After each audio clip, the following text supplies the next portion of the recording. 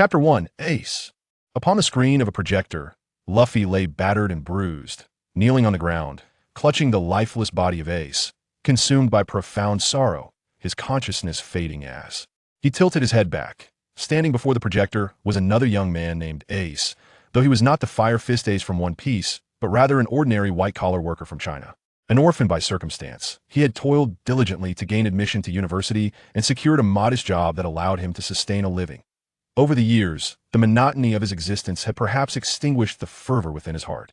Yet, like countless other fans of One Piece, each time he watched the series and witnessed Luffy's anguished cries and the tragic demise of Fire Fist Ace, tears would inevitably flow down his cheeks. Today, Ace had complied with his company's request to dress as Xiao Yan from Battle Through the Heavens for a comic convention. Coincidentally, he stumbled upon a booth screening footage of the Marineford War from One Piece, rendering him unable to move any further. Before he knew it, he had watched for over half an hour. As the video concluded, Ace touched the prop Xian Zhongqi from Battle Through the Heavens in his hand, discreetly wiping away his tears, and gritted his teeth, declaring, "If I were Ace from the world of One Piece, I would surely twist the head off that red dog." No sooner had he spoken than four words echoed abruptly in his mind: "As you wish." Before he could react, darkness enveloped him, and he lost consciousness that in the abyss of darkness, the memories of Fire Fist Ace replayed incessantly in his mind, cycling like a film reel. He felt the happiness and suffering of Fire Fist Ace, and gradually, the two souls began to merge. Amidst an inferno of flames, there lay a clearing the size of a basketball court. A bloodied, battered child suddenly opened his eyes. Instinctively, he attempted to sit up, but searing pain radiated from his fingertips, making him acutely aware that he was unable to move. Greenhead monster. "With me here, you shall not harm Ace." Gazing at a robust woman before him, wielding a large axe to shield him, Ace's consciousness abruptly sharpened. What was happening? Wasn't I at a comic convention? Who was that voice? As he scrutinized the woman before him, memories began to surge within his mind. Dan. This was the woman from One Piece who had raised Fire Fist Ace and Luffy, a bandit named Dayton. Upon hearing Ace's voice, Dayton quickly turned her head. It was then that Ace noticed the numerous wounds adorning her body, blood streaming incessantly, her complexion a ghostly pale. Yet, Dayton managed to muster a faint smile, her voice trembling as she spoke. "Ace, do not fear. I shall defeat that blue sauce greenhead monster and bring you back." Swish! Ace's pupils constricted as he beheld the fearsome pirate clad in a captain's cloak before Dayton, finally recalling the time and place he found himself in. It was 12 years into the era of great pirates, a decade since Luffy set sail in the kingdom of Goya. The Sapphire Pirates set ablaze the uncertain terminus. As the flames erupted, Ace, in a bid to shield Luffy and ensure his safe escape, bravely faced the captain of the Sapphire Pirates, Brujum, alongside his adoptive mother, Dayton. A bitter smile crossed his face as he realized he had indeed become the infamous Fire Fist Ace of the pirate world. In an instant, a spark ignited in Ace's eyes, having been granted a second chance. He vowed to carry forth the dreams and friendships of the original Ace. Onward he would go. However, as he struggled to lift his head and survey his surroundings, he found himself engulfed by flames, confronted by a menacing pirate, while rendered immobile and unable to resist a dead end. What to do? Ace, grappling with excruciating pain, fought desperately to rise, unwilling to embrace death so soon upon entering this world. Ha ha! At that moment, Brujum erupted into laughter. Clearly, Brujum, trapped in the inferno himself, could no longer contain the surge of his savage emotions. His visage contorted as he fixed his gaze upon the two before him. "Do you think you can challenge me, woman?" With a flick of his brow, he launched a brutal kick toward Dayton, who could only hastily defend herself. Bang! Dayton, already no match for Brujum, was further weakened by her injuries and thus rendered powerless, sent crashing into a heap of refuse behind her. Two pitiful Bangsa woman and a child dare to confront me? Brujum licked the blade of his knife, a sinister grin revealing his jagged teeth as he advanced toward Ace. Planting a foot upon Ace, Brujum's temples throbbed with rage as he spat. "Ace, you little brat, instead of nursing at home, you dare to obstruct Lord Brujum. Since I am to perish here, you shall not escape your demise so easily." With a fierce glare, Brujum raised his katana, poised to strike Ace's left leg, intending to inflict torturous blows until death claimed him. The blade sliced through the air, and Ace froze in shock. If this strike landed, the path to power that had yet to commence would be reduced to mere fantasy. Was he to die? Would he perish without understanding? In that fleeting moment of despair, a figure suddenly surged forth before him. Dayton. Thud. The sound of steel-piercing flesh echoed in Ace's ears as a robust silhouette shielded him with unwavering resolve. In that instant, Dodon's face bore no hint of agony. Instead, it radiated warmth and tenderness. Typically, Dodon's demeanor toward Ace and Luffy was one of harshness, feigning reluctance in raising them. Yet at this moment, her true emotions shone through. "I'm so sorry I couldn't protect you." Blood flowed from Dodon's mouth. Yet she smiled. "May I call you my son?" Ace was momentarily stunned, gazing at Dodon's pale visage, as memories belonging to the once fiery Ace surged forth. His solitary existence seemed devoid of the familial affection that parents bestow. But what lay before him? Could this not be the very essence of kinship? "Mother! Mama!" Dodon's blood smeared across Ace's face, mingling with his tears that flowed incessantly. Upon hearing those words, a blissful smile graced Dodon's features, her rugged face appearing extraordinarily beautiful in Ace's eyes. Yet at that moment, bang! Brujum unsheathed his katana, mercilessly kicking the unconscious Dayton aside. A sinister grin plastered across his face. What a touching scene. It's enough to make me weep. He raised the blade once more, his expression grotesque as he aimed it at Dodon's neck. "Don't worry, to ensure you two remain together forever. Once I slay this ugly woman, I will send you to join her." The blade gleamed menacingly, swiftly descending towards Dodon's throat. And oh! Ace's eyes were bloodshot, a cacophony echoing in his mind as he struggled to lunge forward, but it seemed an eternity too late. He had never harbored such hatred for anyone, a tumult of rage and animosity swirling within his consciousness. A powerful yearning seemed to shatter a chain within Ace's mind, a resonant hum emanating from deep within, causing everything around him to come to an abrupt halt. The flames ceased their dance, the blood no longer flowed, and the grotesque expression on Brujum's face was frozen in time. Then, an emotionless voice resonated in Ace's mind. "Do you seek power?" It was the very voice that had transported him to the world of pirates. Observing the blade, now merely a foot from Dodon's neck, the cold steel seemingly grazing her skin, Ace had no time for contemplation. He feared the blade would descend at any moment. He simply wished to save his mother immediately. "Yes, I want it," Ace screamed with all his might. "Welcome to the Yoa Shiton." At that moment, Ace too was suspended in place, unable to move. However, as the voice echoed, his consciousness abruptly retreated, plunging into the depths of his mind. When his awareness regained clarity, Ace found himself in an enclosed space. Before him lay an expansive hall. Yoa Shiton? Yoa? Could it be the unique flames collected by Xiao Yin? Indo Poetongchong? Those were the sovereign flames, formed by the fortuitous convergence of heaven and earth over countless eons, immensely formidable. Within the depths of the hall, a gentle mist wafted, and colossal stone pillars rose from the ground, their summits faintly illuminated by a myriad of flickering flames. At the very center of the hall floated a weapon that Ace knew all too well. The Xianzhong Qi. At this moment, the Xuanzhong ruler was marred with cracks, yet Ace had no inclination to inspect it closely. For that indifferent voice echoed once more in his ears. "The system is currently in protective mode. Space will solidify within a 10-meter radius around the host for 10 seconds. Upon hearing this, Ace's heart raced with urgency as a clear countdown rang in his mind. 9, 8. He hastily shouted, "Where's the power? Hurry!" Sensing Ace's anxious demeanor, the system refrained from speaking in fragmented phrases this time. Instead, it instantaneously transmitted relevant information into Ace's mind.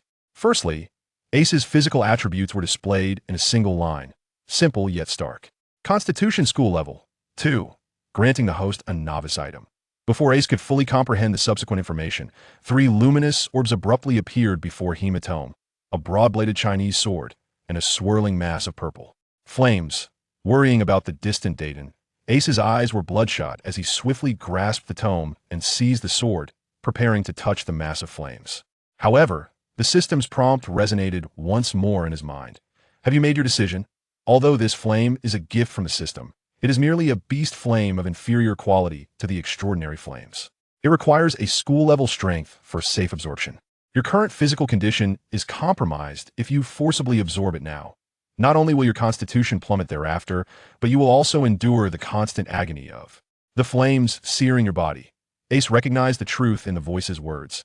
The information just relayed to him had already delineated the power hierarchy within the pirate world into ranks: soldier, school level, lieutenant, captain, rear admiral, admiral, and fleet admiral, with physical strength categorized similarly.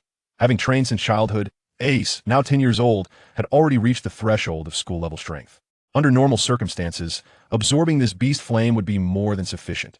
However, after facing Brujum, who already possessed school-level prowess, he was gravely injured. Forcing the absorption of the flame at this juncture would only exacerbate his wounds. Yet Ace understood that neither the tome nor the sword could immediately augment his strength significantly. In the pirate world, consuming a fruit that granted control over fire could instantly obliterate anyone below the rank of lieutenant. Thus, if he could absorb the purple flame, Ace knew he would surely be able to confront Brujum. He had no time to ponder the aftermath if he did not break through now. Once the countdown ended, he would be unable to rescue Dayton, who was not far away. His mother, whom he had just found, would be lost again. With this thought, Ace hesitated no longer. He clenched his jaw, exerted force with his hand, and shattered the final orb before him. The purple flames surged instantly, rushing into his body through his palm. An indescribable agony engulfed him, yet he gritted his teeth and endured. Tendrils of fire erupted from Ace's wounds, as if about to reduce him to ashes in the next moment. That moment, it seemed the system was reluctant to let Ace perish in flames, as a resigned sigh echoed from the center of the Grand Hall. Subsequently, a strand of black energy materialized from the mysterious heavy ruler at the hall's core, drifting into Ace's body. This peculiar energy remarkably subdued the raging flames, allowing Ace to gradually regain control. However, the already cracked heavy ruler at the center of the hall appeared to suffer further damage, developing two new fissures as if it had lost that fragment of energy. After a brief pause, Ace's eyes snapped open, revealing what appeared to be two pulsating orbs of purple flame. Feeling the surging energy within him, Ace instinctively extended his hand forward, and a flicker of purple fire ignited a meter before him, unleashing a terrifying wave of heat. He was certain that anyone below the rank of a major would stand no chance against this inferno. Yet, the searing pain within him reminded Ace that this surge of power was merely temporary. Shaking off the discomfort, he maintained a resolute gaze, recognizing that this fleeting strength was sufficient to confront Brujum. 3, 2, 1, he counted down, and at the moment the countdown concluded, Ace's consciousness surged back, and the world around him resumed its motion.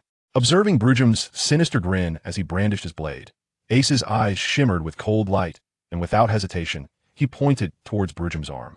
The vibrant purple flames erupted from Ace's will, engulfing Brujum's arm in a sudden blaze. Ah! A piercing scream resonated as Brujum's arm, still gripping the sword, was instantly charred black, causing the weapon to clatter to the ground. Gripping his own sword, Ace rushed forward, positioning himself protectively in front of Dayton. Casting a cold glance at the howling Brujum, he quickly knelt to assess Dodon's condition. Upon confirming that Dayton was not in immediate danger, he let out a sigh of relief. Finally, he had arrived in time. Gently laying Dayton down, Ace rose once more. With a swift motion, he turned, raising his right hand beside him, where a blazing purple flame danced quietly in his palm. Gradually, he advanced towards Brujum. No, it's impossible. Brujum gasped in terror, collapsing to the ground, his legs flailing as he scrambled backward. The unknown is the most terrifying, and in this remote country, few were aware of the existence of the devil fruit. Even those who did, with their limited imaginations, could hardly conceive of someone wielding the dreadful power to control flames. In Brujum's eyes, the once manageable imp had transformed into a demon capable of commanding fire.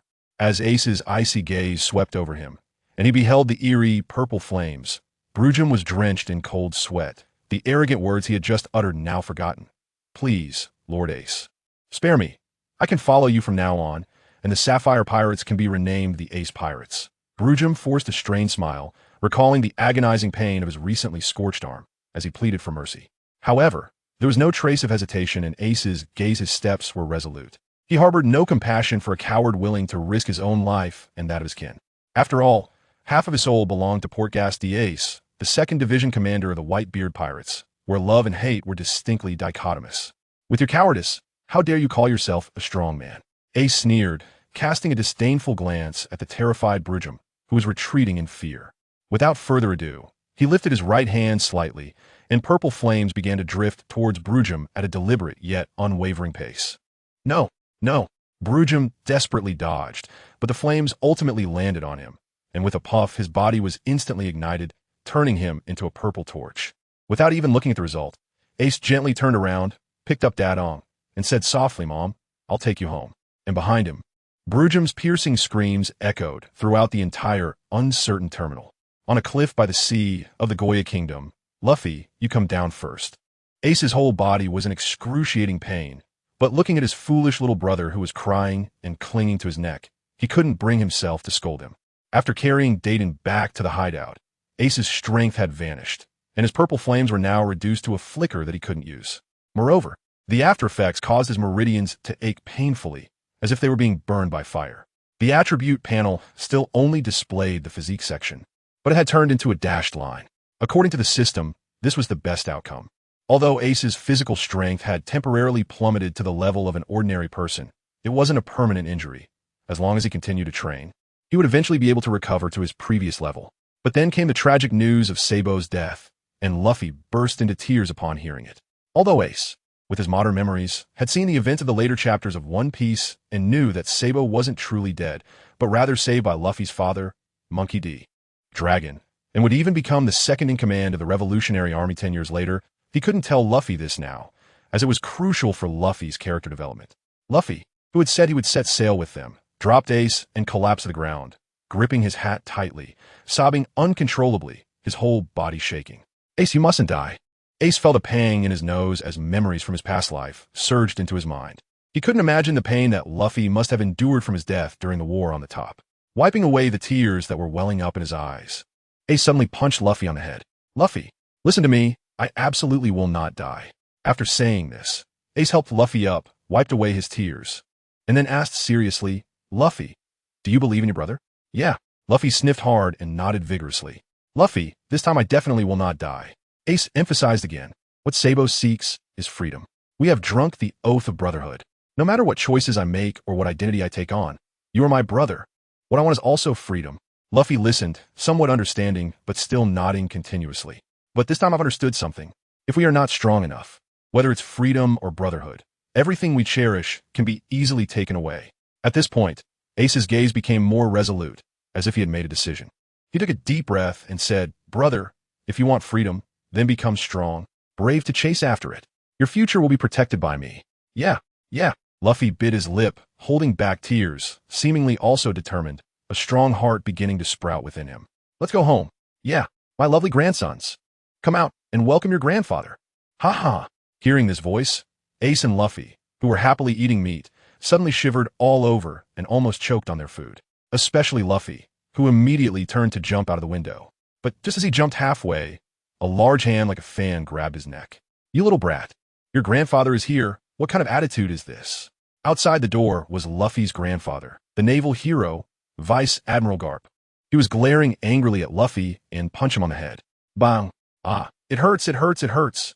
Luffy's head instantly swelled up with a big bump, holding his head and shouting in pain. Ace's eyes lit up suddenly. Garp's fist was wrapped in hockey, which was why it could hurt Luffy, who had eaten the gum-gum fruit. Do you dare to treat your grandfather like this again? Garp seemed still not calmed down and raised his fist again. I'm sorry. Luffy leaned his neck back hard, stretching it a bit longer. He was genuinely afraid of his grandfather. Ace couldn't help but laugh at the sight. Luffy feared nothing in the world, except for his grandfather's loving iron fist. After tossing Luffy back to the dining table, Garp dusted off his floral shirt, casually picked up a big piece of meat, sat cross-legged on the floor, and started chomping down while saying, the training base of the naval headquarters is recruiting recently. I'll send both of you there. I'm not going. I'm going to be the Pirate King, Luffy said, holding his swollen head, tears still at the corners of his eyes. But on this matter, he remained as stubborn as ever. Sign me up. Ace's calm voice came through. You two little brats. Looking for a beating again, huh? Garp's anger flared up again, raising his fist to hit Luffy and Ace. But he suddenly realized that Ace was not refusing this time. What did you say? Garp was stunned, not expecting Ace to not want to be a pirate. Ace, you're not going to see anymore. Luffy, on the other hand, was anxious. This foodie even threw away the meat in his hand. Taking a deep breath, Ace pulled Luffy aside and said with deep eyes, Do you remember what I told you last time? We need to become stronger. I haven't forgotten my dream, and you will always be my brother. Luffy didn't quite understand, but thinking back to their conversation on the cliff, he nodded and replied, Okay, Ace, I still want to be the Pirate King, but you will always be my brother. Hearing Luffy's words, Ace smiled and turned to Garp, saying, Grandpa, help me sign up. I want to join the Navy. This time, Garp heard clearly and burst into hearty laughter. That's more like it. You two will definitely be the strongest sailors in the future. I want to be the Pirate King." Just as Garp was laughing happily, Luffy's voice suddenly rang out again. Instantly, he was choked up, furious, and raised his fist to give Luffy another beating. Meanwhile, Ace ignored the daily antics of the grandfather and grandson and fell into deep thought. His decision to join the Navy was made after careful consideration. If he continued on the path of his past life, in 10 years, he would surely meet an untimely death. Moreover, he was already 10 years old. But due to forcibly absorbing the purple beast fire, his strength had plummeted, and his physical strength had reduced to that of an ordinary person. If he continued to fumble around to start over, he surely wouldn't have enough time. After thinking it over, only the Navy had a systematic training method that could quickly enhance his strength. Furthermore, in his past life, he only learned Haki after entering the New World. This time, he could learn Haki early in the Navy and also learn the Navy's unique martial arts, making his combat skills even stronger. Thus, Ace decided to temporarily join the Navy. As someone who had the soul of a modern person integrated within him, he wouldn't feel any psychological burden about betraying the Navy, and he wouldn't let go of any of the enemies who had killed him and his father in his past life. Akainu? Blackbeard? Just wait. A cold glint flashed in Ace's eyes. At this moment, Luffy had already swollen up like a pig's head, and, after beating Luffy, Garp was in a good mood, waving at Ace and saying, "Ace, I'll take you away now. Ha, that's my good grandson." After bidding farewell to the still recovering Dayton, Ace set off with Garp on the military ship docked at the port. This military ship was indeed imposing, towering 6 stories high, with a row of fierce cannons protruding from both sides. It seemed ready to unleash roaring flames at any enemy, but the ship's bow had a pug-shaped figurehead, which really spoiled the atmosphere. Garp was clearly pleased with this design and hoped Ace would work harder in the Navy. So he proudly pointed at the dog-headed figurehead of the warship and tempted Ace. "Did you see that emblem? That's your grandfather's unique mark, meaning this warship obeys my command completely. As long as you work hard, once you earn a major rank, you can also apply for your own small warship. Although it won't be as big as Grandpa's medium-sized one, you can still set off alone to deal with those nasty pirates." Oh, Ace felt a stir in his heart, finding it somewhat amusing. Wasn't that akin to using public transport for personal use? Could a general have a giant warship? Not bad. Garp saw that Ace seemed very interested and wasn't worried that he was aiming too high. Only with ideals could one have the chance to realize them. Currently, the Navy only had 3 generals, each with a giant warship, hoping you could capture one. Ha. Garp laughed heartily, then suddenly waved to the sailors on the ship and commanded, "Set sail." Destination, the Navy training base in the Calm Belt. The scenery at sea was indeed beautiful. But Ace's desire to become stronger was even more urgent. After looking around for a while, he went straight back to his room to train. 1, 2, 3, 30, 31. Gradually, Ace's face began to turn red, and sweat flowed down continuously. But he still persisted until his arms trembled, and with a thud, he collapsed onto the ground. Turning over and gasping heavily, he helplessly looked at the ceiling, and in his heart, Ace muttered, "I've only done less than 60. And even 7-year-old Luffy can easily do over 300 push-ups. With my original school-level strength, I should be able to do several hundred, right? Although the system says my body will eventually recover, it will probably take a year or 2. I can't afford to waste so much time. I need to think of a way." The room on the ship was small, and on one wall hung the broad-bladed sword gifted by the system. Looking at the sword, Ace suddenly remembered that he still had a manual given by the system. As soon as the thought occurred, the information from the manual flooded into Ace's mind. The Spirit Fire Refining Body Technique? After digesting the information in his mind for a while, Ace's eyes lit up. The Spirit Fire Refining Body Technique is not some mystical skill for cultivating true energy or fighting chi, but it is very suitable for Ace in the world of One Piece.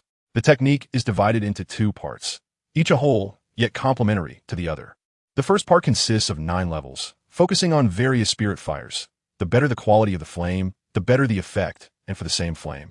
The higher the level of the technique, the effect doubles. The second part is auxiliary, where the Spirit Fire Refining Body Technique integrates the spirit fire into the muscles and bones, exploding outwards. Within an hour, depending on the level of cultivation, it can unleash several times one's own capabilities. This means that if Ace cultivates the technique to the 9th level, he can exert 10 times his strength. How monstrous is that? Of course, after that hour, he would also be weakened for a period of time, with his strength reduced to half, or even a 10th, for 3 to 4 days. But this does not cause any real harm to him, as everything can recover afterward, and even the spirit fire can help refine his body. enhancing his physique, which made Ace even more delighted. Ace was no longer hesitant. He immediately closed his eyes, sat cross-legged, and began to cultivate according to the technique. In the following days, apart from eating, sleeping, and basic physical exercises, Ace was focused on practicing the spirit fire refinement technique.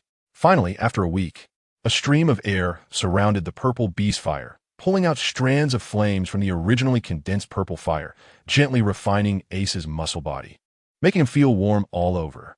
At the same time, with a thought, Ace's attribute panel appeared before his eyes. Attributes: Constitution, School 2 Spirit Fire Refinement Technique. First level refinement energy. 0-10 clearly. This technique was not difficult to learn, and Ace quickly reached the first level. He could feel strands of refining energy being generated in his body. However, the refining energy column remained at 0, which surprisingly pleased Ace. He could sense that the energy had not disappeared. Instead, it was first used to restore the physical strength he had previously overdrawn. In just a short while, although the Constitution column was still a dotted line, Ace knew the characters had become clearer. At this speed, in less than a month, he could restore his original physical strength, or even go a step further. Roar!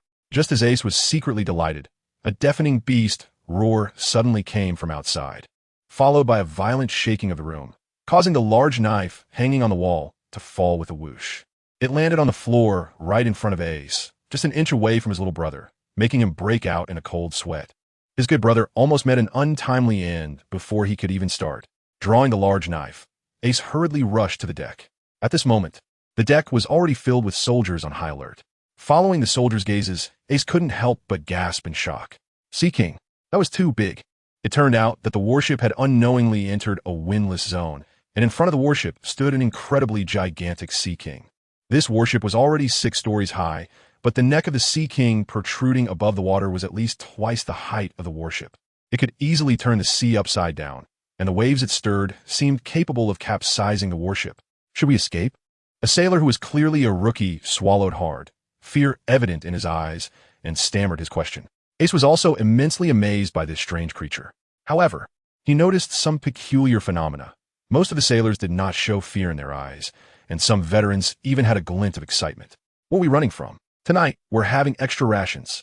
One veteran disdainfully glanced at the new recruit, licking his lips. Just as he finished speaking, Ace saw Grandpa Garp draped in the Navy's justice cloak, slowly walking to the bow of the ship, letting out a hearty laugh, and raising his right hand. Clenching it tightly, buzz! A special aura suddenly swirled around his fist, then quickly shrank, condensing into a layer of shiny black skin that enveloped Garp's fist. Armament hockey! Hardening. In the next moment, as he looked at the Sea King rushing towards the warship, Garp slightly crouched down, and then suddenly propelled himself forward, as if disappearing from his original spot. In front of the massive head of the Sea King, Garp's figure suddenly appeared. Compared to the terrifying form of the Sea King, Garp seemed like just an ant. But in the next second, Garp simply waved his fist lightly at the Sea King's forehead. Boom! This seemingly light punch appeared to the Sea King as less threatening than a mosquito. But the moment the fist landed on its head, an immense force erupted. Under the shocked gazes of the sailors, the Sea King's head instantly vanished, exploding into a rain of blood, staining a large area of the sea red. As the Sea King's corpse fell into the water, creating a massive wave, Garp had already returned to the warship without anyone noticing. Meanwhile, several veterans had joyfully rushed over with the cook and tools to start cutting the meat, clearly showing that this was not their first time doing so. This is the power of a super admiral. Without a devil fruit, he could still take down a giant Sea King with one blow. The sailors on the warship all looked at Garp with expressions of utmost admiration. Ace was also filled with admiration, realizing that achieving this step solely through physical strength was impressive. He secretly resolved to stick to his physical training no matter what. But just then, Ace suddenly saw Garp grinning and giving him a thumbs up, looking like a child waiting for praise after a successful performance. He couldn't help but sigh in exasperation. A goofy is just a goofy, no matter how strong he is. That night, the enormous size of the Sea Kings allowed the chefs to fully showcase their culinary skills, and everyone enjoyed a hearty meal, with Ace eating to his heart's content. He was pleasantly surprised to find that the meat of the Sea Kings had a hint of energy that could be absorbed, allowing his body to recover a bit. It was worth noting that this small recovery would have taken him 3 days of hard training. He had managed to recover just by having a meal. It seemed that an old soldier sitting next to him noticed Ace's astonishment and smacked his lips, saying, The meat of the Sea Kings is a good thing. Eating it regularly can enhance physical fitness. Oh, then why don't the Marines eat more of it? Please enlighten me, Ace asked respectfully. As long as he showed respect, these old soldiers were more than willing to offer guidance. Sure enough, the old soldier was pleased with Ace's attitude and replied, "Who wouldn't want to eat more? But the meat of the Sea Kings cannot be stored for long. Only the fresh meat within 3 days is effective. So, despite their large size, they can't be packed. We only get the chance to indulge occasionally because we're with the Vice Admiral. If you were to buy it yourself, a pound of meat would cost 100,000 berries." Ace couldn't help but open his mouth wide upon hearing this. In the pirate world, the value of berries was not as high as that of currency in his previous life. But the average person's annual income was only about 100,000, and he had just bought a pound of meat? No way. He had to eat more. Once again, a whirlwind of consumption ensued. In the following days, there were no more unexpected events. Ace persisted in his daily training, discovering that the Linghua Cutju could fully exert its effects only during high-intensity workouts. 3 days later, the warship arrived at the naval training base located in the doldrums, and from a distance, he could see the gourd-shaped island. After docking at the military port at the gourd's mouth, Ace was suddenly grabbed by the boisterous Garp and tossed directly onto the shore. "You better work hard." After saying this, Garp surprisingly commanded the warship to leave, leaving Ace, who was disheveled in the sea breeze. This was just too unreliable. At least give him an introduction to the base and show him the way. "Are you Ace?" A somewhat shy voice suddenly came from behind him. Ace quickly turned around and saw a girl with short sea blue hair standing behind him. "That's me. And you are?" "My name is Ein. I'll show you around the base in the morning and explain the rules, and in the afternoon, I'll take you back to your team." The girl, dressed in a Navy uniform, turned red after just saying 2 sentences. Ein is very cute, with a delicate little face that naturally evokes affection. "Wait a minute, Ein? Isn't she the female swordsman with the retreat fruit who followed former Navy Admiral Zephyr and is now the Neo-Navy Vice Admiral?" Ace couldn't help but take another careful look, and indeed, even the hair color was the same. However, the tall and beautiful Admiral was now just a 10-year-old child. Under Ace's intense gaze, Ein's face turned even redder, looking so tender it seemed like water could drip out of it. Ahem, seemingly aware that his behavior was impolite, Ace awkwardly pretended to cough a couple of times, rubbed his chin, and said, "All right, then take me to have a look." Ein led Ace toward the base, and this was her first time seeing peers at the base. Every few steps, she couldn't help but steal a glance, and her cheeks flushed again. After a moment, the two entered the base, and the sound of the Marines' loud slogans filled their ears. As soon as they walked through the entrance, they saw a wide square, with neat rows of Marines running around it, while various training equipment was set up on the square. Huge barbells and stone locks, being wielded vigorously by the Marines. Ace's gaze slightly hardened as he noticed that most of the Marines in front of him were only around 15 or 16 years old. However, they all possessed at least the strength of seasoned soldiers, indicating that they were potential talents for the Navy, future officers. The 2 gigantic screens in the center of the square also caught Ace's attention, displaying a long list of names, at least 200. Sensing Ace's confusion, Ein quickly explained, "This is the ranking list for the first phase of the base's trainees." Seeing the Marines' fighting spirit ignite every time they glanced at the ranking list, Ace felt a stirring in his heart. It seemed this was an effective way to motivate the trainees to work harder. "So how is this ranking calculated?" Ace continued to ask. "This ranking is based on last month's test results," Ein replied. "The tests are divided into 3 categories: strength test, speed test, and physical reaction test. The higher the total score from these 3 tests, the higher the ranking." Sensing that Ace might still have questions, Ein continued, "The base conducts a test every month. And at the same time, the ranking list is updated. The last 20 places are eliminated, while the top 10 enjoy privileges." Hearing this, Ace couldn't help but click his tongue. It was indeed brutal. No wonder these Marines were pushing themselves so hard. Ace then looked toward the top of the ranking list. First place, Gasper D. Strength, 820 kilograms. Speed, 22 ms. Physical reaction, 70 points. Ace raised an eyebrow. This name sounds quite familiar. Isn't it the Navy trader who was later defeated by Luffy? I didn't expect that although this person looks so anxious, they are actually not even 20 years old. This person later ate the gum fruit, and I wonder if they have any devil fruit abilities now. Continuing to scroll down, I was surprised to see the name Ein, this little lowly, in 8th place. Ein, strength, 515 kilograms, speed, 24 ms, physical reaction, 81 points. It seems this little girl is quite impressive. Although her strength is only slightly above average. She is only 10 years old, and her speed and physical reaction ability are even higher than the first place. Seeing Ace's admiring gaze, Ayn immediately blushed and kept waving her hands. I'm just quicker in response since I was little. Many people are stronger than me. Ace doesn't think so. You have to know that these tests are targeted, and if the body's reaction speed is fast, it will be very easy to awaken observation hockey in the future.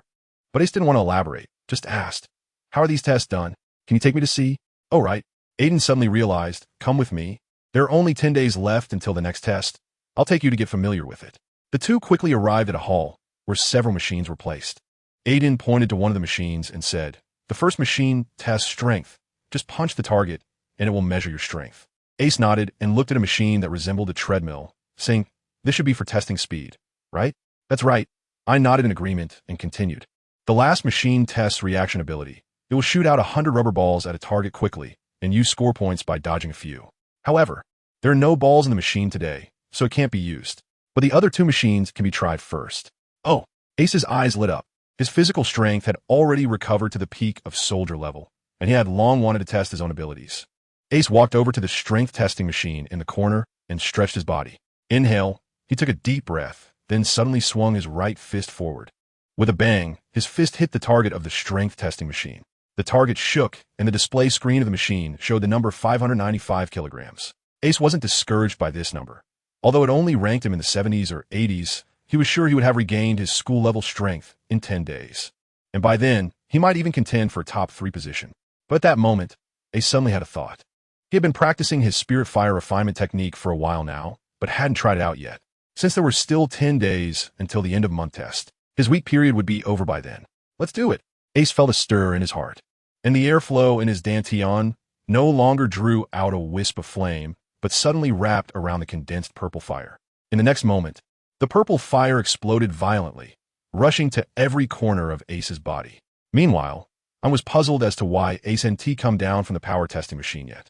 Although a score of 595 kilograms wasn't top-notch, it wasn't bad either. Just as she was about to remind Ace to come down and test his speed, her eyes widened in shock. She saw Ace's skin suddenly turn bright red, and even wisps of heat began to rise from the surface of his skin. He stood in front of the punching target, suddenly exerting force with his feet, his body slightly turning, and the power flowed from his waist along his spine into his arms. With a swift motion, his fist swung out, accompanied by a piercing whistle, and with a bang, it struck the punching target.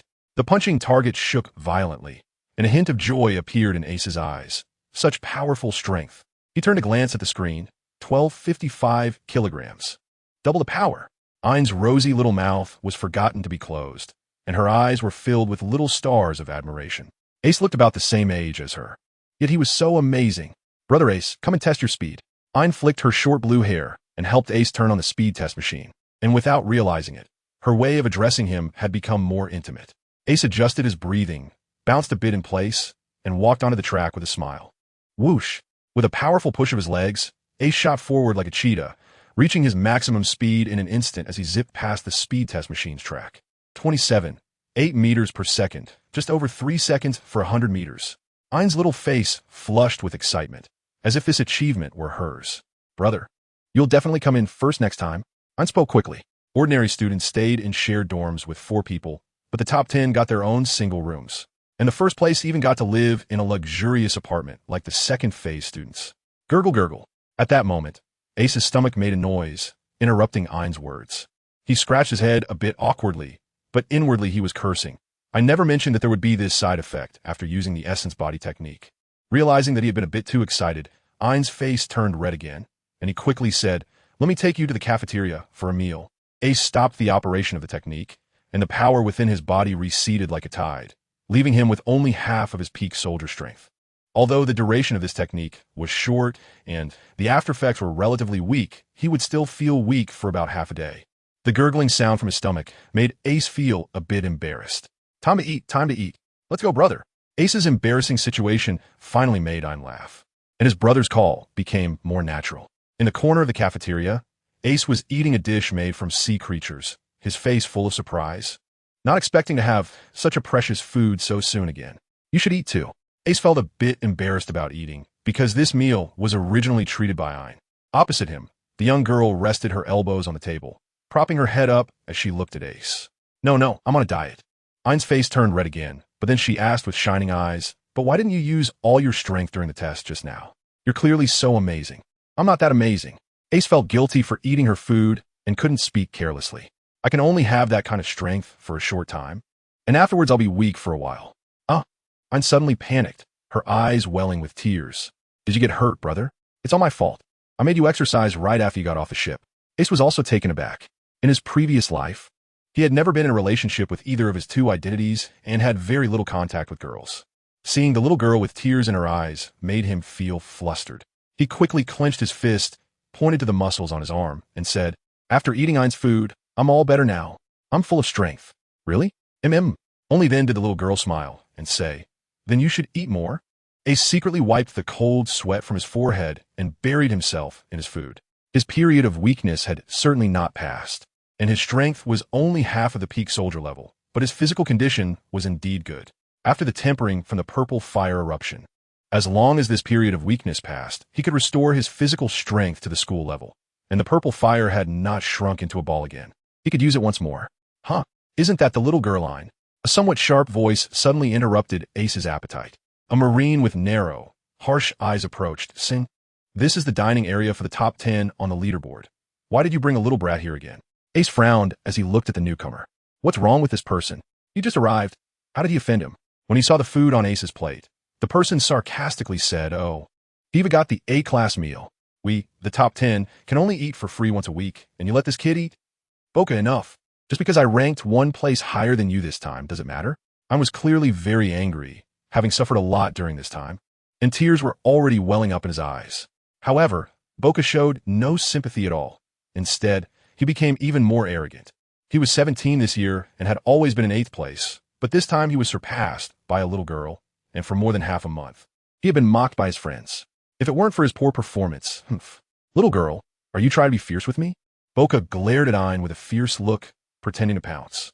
In the past, seeing Ein's fearful expression every time like this would give Boca a twisted sense of satisfaction. Although Ein had some talent, she was still just a little girl. She was startled for a moment, but thinking about how weak Ace was right now, she didn't back down this time. Instead, she gritted her teeth and wanted to stand in front of him. At that moment, a warm hand suddenly grabbed Ein and pulled her behind, smiling gently at her. The person was Ace. Although he didn't quite understand what an Emil was, he was already very touched when he heard Ein offer her only a meal to him. The scum in front of them, who was yelling at the little girl, made Ace feel disgusted. So he stepped forward without hesitation. "Ace, this guy is ranked 9th with a strength of 700 kilograms. He is ranked lower than me only because of his poor speed and reaction. He just came to trouble me." "You're still not well?" Ein said anxiously, not wanting Ace to get hurt again because of her. "Don't worry, trust me." Ace squeezed Ein's hand, his voice full of confidence. Ein felt the warmth in her hand, her face flushed, and her body softened. She couldn't speak, feeling an inexplicable confidence in Ace. Looking for death. Boca initially just wanted to scare them, but seeing two 10-year-old kids actually vying to be his opponent made him furious. Did he look that easy to deal with? After saying that, he raised his fist and aimed it at Ace, planning to knock this little brat out first. However, Ace looked at the approaching fist without any fear. His eyes even glinted with a cold light, revealing a hint of killing intent. With one hand holding Ein, a purple spark had already leaped out from the palm of his other hand. In 2 lifetimes, decisive in killing. Bang! Boca's fist did not hit Ace, but was suddenly blocked by a person wearing a justice cloak who appeared out of nowhere, using one hand. From the military insignia on his shoulder, it was evident that he was a major general. "Boca, are you itching for fight? Dare to make trouble in the base?"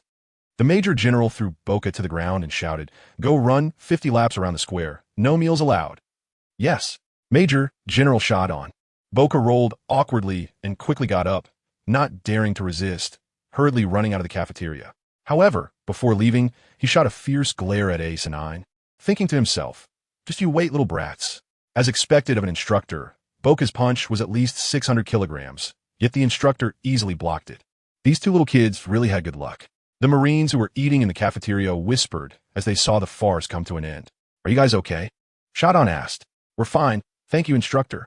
Ein replied respectfully. "That's good. Go eat," Shadon said as he turned to leave. But he cast a deep glance at Ace before departing. The Marines all believed he had helped Ace and Ein, but only Shadon knew that he had just saved Boca. At that moment, he actually felt a killing intent and threat from Ace. This 10-year-old boy could threaten him. A major general? Shaking his head, Shadon smiled. Maybe it was just a hallucination from not being on a mission for a long time. It seemed he would have to resign from his instructor position soon. Ace also let out a sigh of relief, flipping his right hand to extinguish the purple fire. If that major general hadn't come out just now, he might have had to deal with that scum. However, it was also good that he didn't have to expose his trump card now. What does the meal that Boca mentioned mean? Ace asked gently. Feeling her face heat up, Ein gently withdrew her little hand and replied. The cafeteria's meals are divided into 2 grades, A and B. Grade B is provided for free and in unlimited quantities, while Grade A is made from rare ingredients and is beneficial for health. But ordinary students can only eat 1 free A meal per month. If they want to eat more, they have to pay for it, and 1 portion probably costs around 30,000 berries. Ace let out a, realizing he had already taken 30,000 berries from others upon his arrival.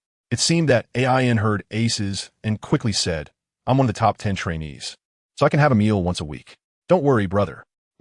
Although he nodded, Ace felt a deep sense of gratitude in his heart. What a good girl she is. In the afternoon, Ace officially joined the 5th Division of the training base under AIN's guidance, and the instructor of the division was the Rear Admiral Shadton, who had helped him at noon. On the training ground, there were a total of 32 members in the 5th Division, with Shadton standing in the front, his justice cloak fluttering in the wind. Ace finally had the time to carefully observe the instructor in front of him. Shadton was a middle-aged man, standing nearly 2 meters tall, with a head of short hair as hard as steel needles, a typical square face, and an imposing expression. When Shadton saw Ace, he was momentarily taken aback, smirking slightly at the corner of his mouth, and said, So you're the transfer student that Vice Admiral Garp sent over? This training base is the highest-level training facility of the Navy, meant for training officers. If it weren't for Vice Admiral Garp assuring the base commander that you're a good prospect, there wouldn't be many precedents for midterm transfers here. You better not let us down. Upon mentioning Vice Admiral Garp, the students around immediately began to murmur. After all, Garp was a hero of the Navy, and many sailors admired him. A student recommended by Vice Admiral Garp must be impressive. Yeah, we all know Garp is very principled. If this kid didn't have any skills, how could he recommend him? Of course, there were differing opinions. I don't think that's the case. He looks only about 10 years old. Silence. Shadton's authoritative reprimand echoed, and the training ground fell silent. When you enrolled, there were 5 squads of first-stage students, a total of 280 people. Our squad has 56 students. And now, 4 months have passed, and we've eliminated 24 people from our squad, more than any other squad. The top 10 only has Ein, a 10-year-old girl.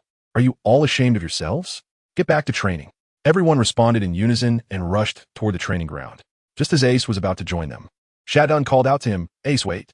Come with me for the entrance test. We need to enter your information into the leaderboard. Huh? Isn't that supposed to be in 10 days? Ace was confused. He was still in a weakened state. Shadton, with his hands behind his back, glanced at Ace and said, Even transfer students must take the entrance test. No one is exempt. The end-of-month test has nothing to do with the entrance test. Let's go. Vice Admiral Crane also recommended a transfer student, and you two will test together. Ace was quite helpless and could only follow Sutton to the testing hall. Fortunately, this entrance exam wouldn't eliminate him. Otherwise, in his weakened state, it would have been unfortunate. As the two passed through the square, a sudden uproar erupted, and all the sailors stopped their training, pointing and exclaiming at the leaderboard in astonishment. The first place has changed hands. Who is this person? I've never seen him before, and he has left Gaspardi behind by so much. It's Drake. I heard he is a transfer student recommended by Vice Admiral Crane, and indeed he has strength. This time, Vice Admiral Karp has also recommended a transfer student. I wonder how strong he is. Ace touched his nose and smiled awkwardly, probably disappointing these people this time. But this Drake, isn't he the 11 Supernova, the ancient Zoan type, and the user of the Tyrannosaurus fruit? Another fallen Navy? Ace had a strange expression on his face. This batch of trainees was indeed interesting. At this moment, the first place on the leaderboard was Drake, with strength, 1,135 kilograms, speed, 25, 1 ms, and body reaction, 91 points. TSK, this body reaction speed, is almost at the level of awakening observation hockey. Shadton also sighed at this score and then waved to Ace, saying with some anticipation, Let's go. I hope you can give me a surprise. Ace had no choice but to keep up, but he felt increasingly uneasy inside. He knew his own situation. Drake's strength had clearly reached the senior school level, while Ace could barely be considered at the beginning of the school level. However, if he used the Spirit Fire refining body technique for a double explosion, he could definitely leave Drake in the dust. But that was only an assumption when he was in good physical condition. Upon entering the testing hall, Ace immediately spotted Drake resting on one side, alongside a naval major. "Oh, isn't that Instructor Shatun?" The major, who had a scar on his left cheek, approached with a smug look and said, "How's your 5th squad doing? There must be hardly anyone left, right? Our 2nd squad still has 42 cadets, and we have 2 in the top 10. No, wait, adding Drake, who has first. We now have 3 in the top 10, haha." Seeing the smug expression on the man's face, Shatun couldn't help but show a look of disgust. "Mondo, is this all you've accomplished? If you keep talking, do you believe I can give you more scars on your face?" Hearing this, Mondo's expression changed, and with a cold snort, he retreated to the corner, clearly realizing he was no match for Shatun. "Ace, you go for the test." Seeing Mondo's reaction, Shatun felt a bit better. All right. Ace reluctantly stepped onto the strength testing machine again, while Drake, who was resting, couldn't help but look over, curious about the strength of this boy recommended by Vice Admiral Karp. Boom! 296 kilograms. Ha ha ha ha ha. Shatun, is your student here to make us laugh? It seems he can only stay in the base for 10 days. Mondo laughed arrogantly again upon seeing the result. Oomph. Shut your mouth. How my student performs is not for you to comment on. Shatun's expression darkened, but in the military, one must protect their own. Only he could train his soldiers. Continue. 10 meters per second. The speed test result was equally poor. Ace licked his lips. Although he had been mentally prepared for it, the result still left him speechless. It was time to test his physical reaction ability. Shatun's expression had already darkened as he went straight to turn on the last machine. Before them, dozens of gun barrels extended from the front of the machine, and with a click, they began to rotate, resembling a Gatling gun, with rubber balls clearly being shot out from the barrels. Standing inside the red circle, he had to dodge the balls. His body could not exceed the upper space of the circle, and exceeding it even once would result in a deduction of 10 points. After saying this, Shatun officially activated the machine. Ace's expression tightened, and his mind became alert. The dozens of gun barrels in front of him began to spin rapidly, and one by one, rubber balls shot out, some fast and some slow, even changing their flight trajectories, heading straight for Ace. In such a situation, an ordinary person would definitely be thrown into chaos. But Ace suddenly found, to his surprise, that he could roughly sketch the trajectories of these rubber balls in his mind. Was this the observation hockey? Or perhaps it was just because Ace had traveled back in time, which made his soul strong. There was no time to think further. He swung his body left and right, and the rubber balls zipped past him quickly. Only a few balls that were too fast were able to hit him because his body couldn't keep up with their speed. Fortunately, these were all made of rubber, so being hit didn't hurt. Soon, 100 small balls were fired. 73 points. Ace breathed heavily, not very satisfied with this score. Because if his body could keep up with his consciousness, he was confident he could dodge all the rubber balls. His physical reaction was not bad. Shatun's expression improved a bit, but he still evaluated it based on the reality. Your speed and strength are simply too poor. If there is no breakthrough in the next few days, it will be difficult for you to pass the month-end test in 10 days. Shatun didn't say it too harshly, but he really didn't have high hopes for Ace. He also felt that Ace would probably leave in 10 days. Not just poor. This is already the last place, haha. Mundo's disgusting voice came over, interrupting Shatun's next words. My student is first, your student is last, ha ha ha ha. Are you looking for death? Are you looking for death? Mundo was really asking for a beating, and Shatun's temper erupted instantly, a wisp of domineering aura wrapping around his right hand, ready to rush forward and beat Mundo up. Seeing the domineering aura wrapped around Shatun's hand, Mundo shivered and couldn't help but feel a bit regretful. Although they were both majors, their strengths were worlds apart. 3 of them were no match for Shatun. Instructor, wait. But at this moment, Ace suddenly held Shatun back. Shatun's anger surged, with nowhere to vent, and his tone inevitably worsened. What are you doing? After all, he was standing up for Ace, but was stopped by him. If this student couldn't even resist insults, how would he face the fierce pirates alone in the future? His evaluation of Ace couldn't help but worsen. But soon, Ace's words changed his attitude. Hello, instructor. Since Major Mundo looks down on me so much, I would like to make a bet with him. Shatun was a bit confused, but suddenly recalled how this kid could bring a sense of threat to him during lunch in the cafeteria. He suppressed his anger and, almost unconsciously, nodded, signaling Ace to continue. Major Mundo, is it? Do you dare to take this bet? With Shatun's permission, Ace turned to face Mundo. his voice devoid of any respect. He wouldn't be friendly to an enemy. Mundo naturally didn't like this attitude, but seeing Shatton's lingering anger, he wisely didn't press too hard. Oof. You say, in 10 days, during the month-end test, let's compare the scores of our entire squad. If I lose, Ace paused for a moment, then raised a finger and said with a smile, I'll give you 10 million berries. What? Mondo's heart trembled. His annual salary was only 500,000 berries. He knew very well what his own strength was and dared not go out to deal with those vicious bounty hunters. So, the money he earned a year was only 500,000, but this kid in front of him was offering 10 million right off the bat. However, Mondo didn't let the huge sum cloud his judgment and sarcastically replied, 10 million? Do you even have that, you little brat? Ace still smiled and said nonchalantly, I was personally sent by Vice Admiral Garp. 10 million berries? That's pocket change. Upon hearing this, Mundo's doubts were mostly dispelled. Garp's strength was well known. As long as this great figure casually dealt with a couple of bounty criminals, he could easily earn hundreds of millions. But little did he know that Garp was a man of integrity and had long since caught the bounty criminals without taking a single penny, sending them all to the underwater prison. Aside from his salary, how much extra money could he have? Of course, Ace was just talking big, but he managed to impress the few people present. Boasting didn't cost him anything. Moreover, Ace was extremely confident that his strength would absolutely skyrocket in 10 days. Since he was sure he would win, why wouldn't he say so? What do you want to bet? Mundo wasn't foolish. Ace was using 10 million as a stake, so he must have wanted something substantial. But he wasn't worried either. With his rank as a major, he could already tell that Ace had indeed given his all. With the weakest strength among the 202 people present, could he really turn things around in 10 days? To him, Ace was just a Na'vi rich second generation. Hearing Mundo's question, Ace's lips curled up slightly, knowing that Mundo was already intrigued. Hooked. Then, Ace no longer held back. A glint of light flashed in his eyes as he pointed to the somewhat surprised Drake at the door and said, I want him. What? Drake suddenly stood up, his expression unfriendly as he stared over. To him, Ace was insulting him. Oh, Mundo, however, didn't get angry. Instead, he raised a hand to stop Drake and raised an eyebrow. You're betting 10 million on this? May I ask why? Seeing Mundo not outright refuse, Drake's expression darkened even more, and he began to dislike Mundo.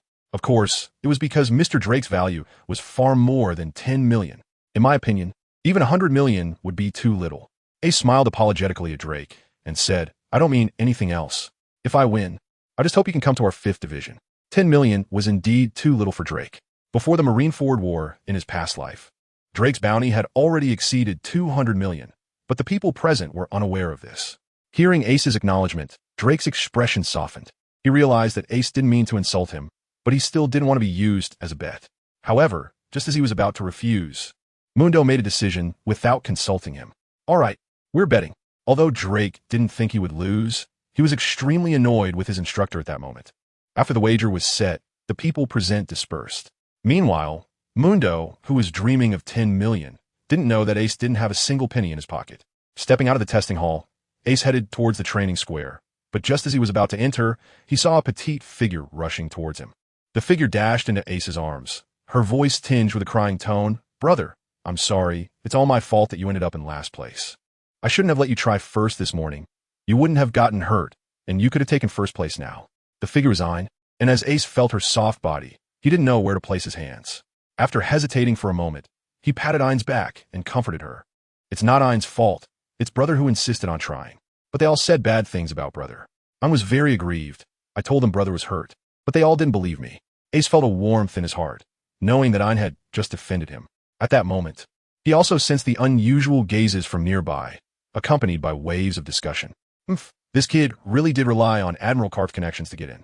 Looking at the leaderboard, TSK, last place. He'll probably have to say goodbye in 10 days. But this kid does have some luck with the ladies.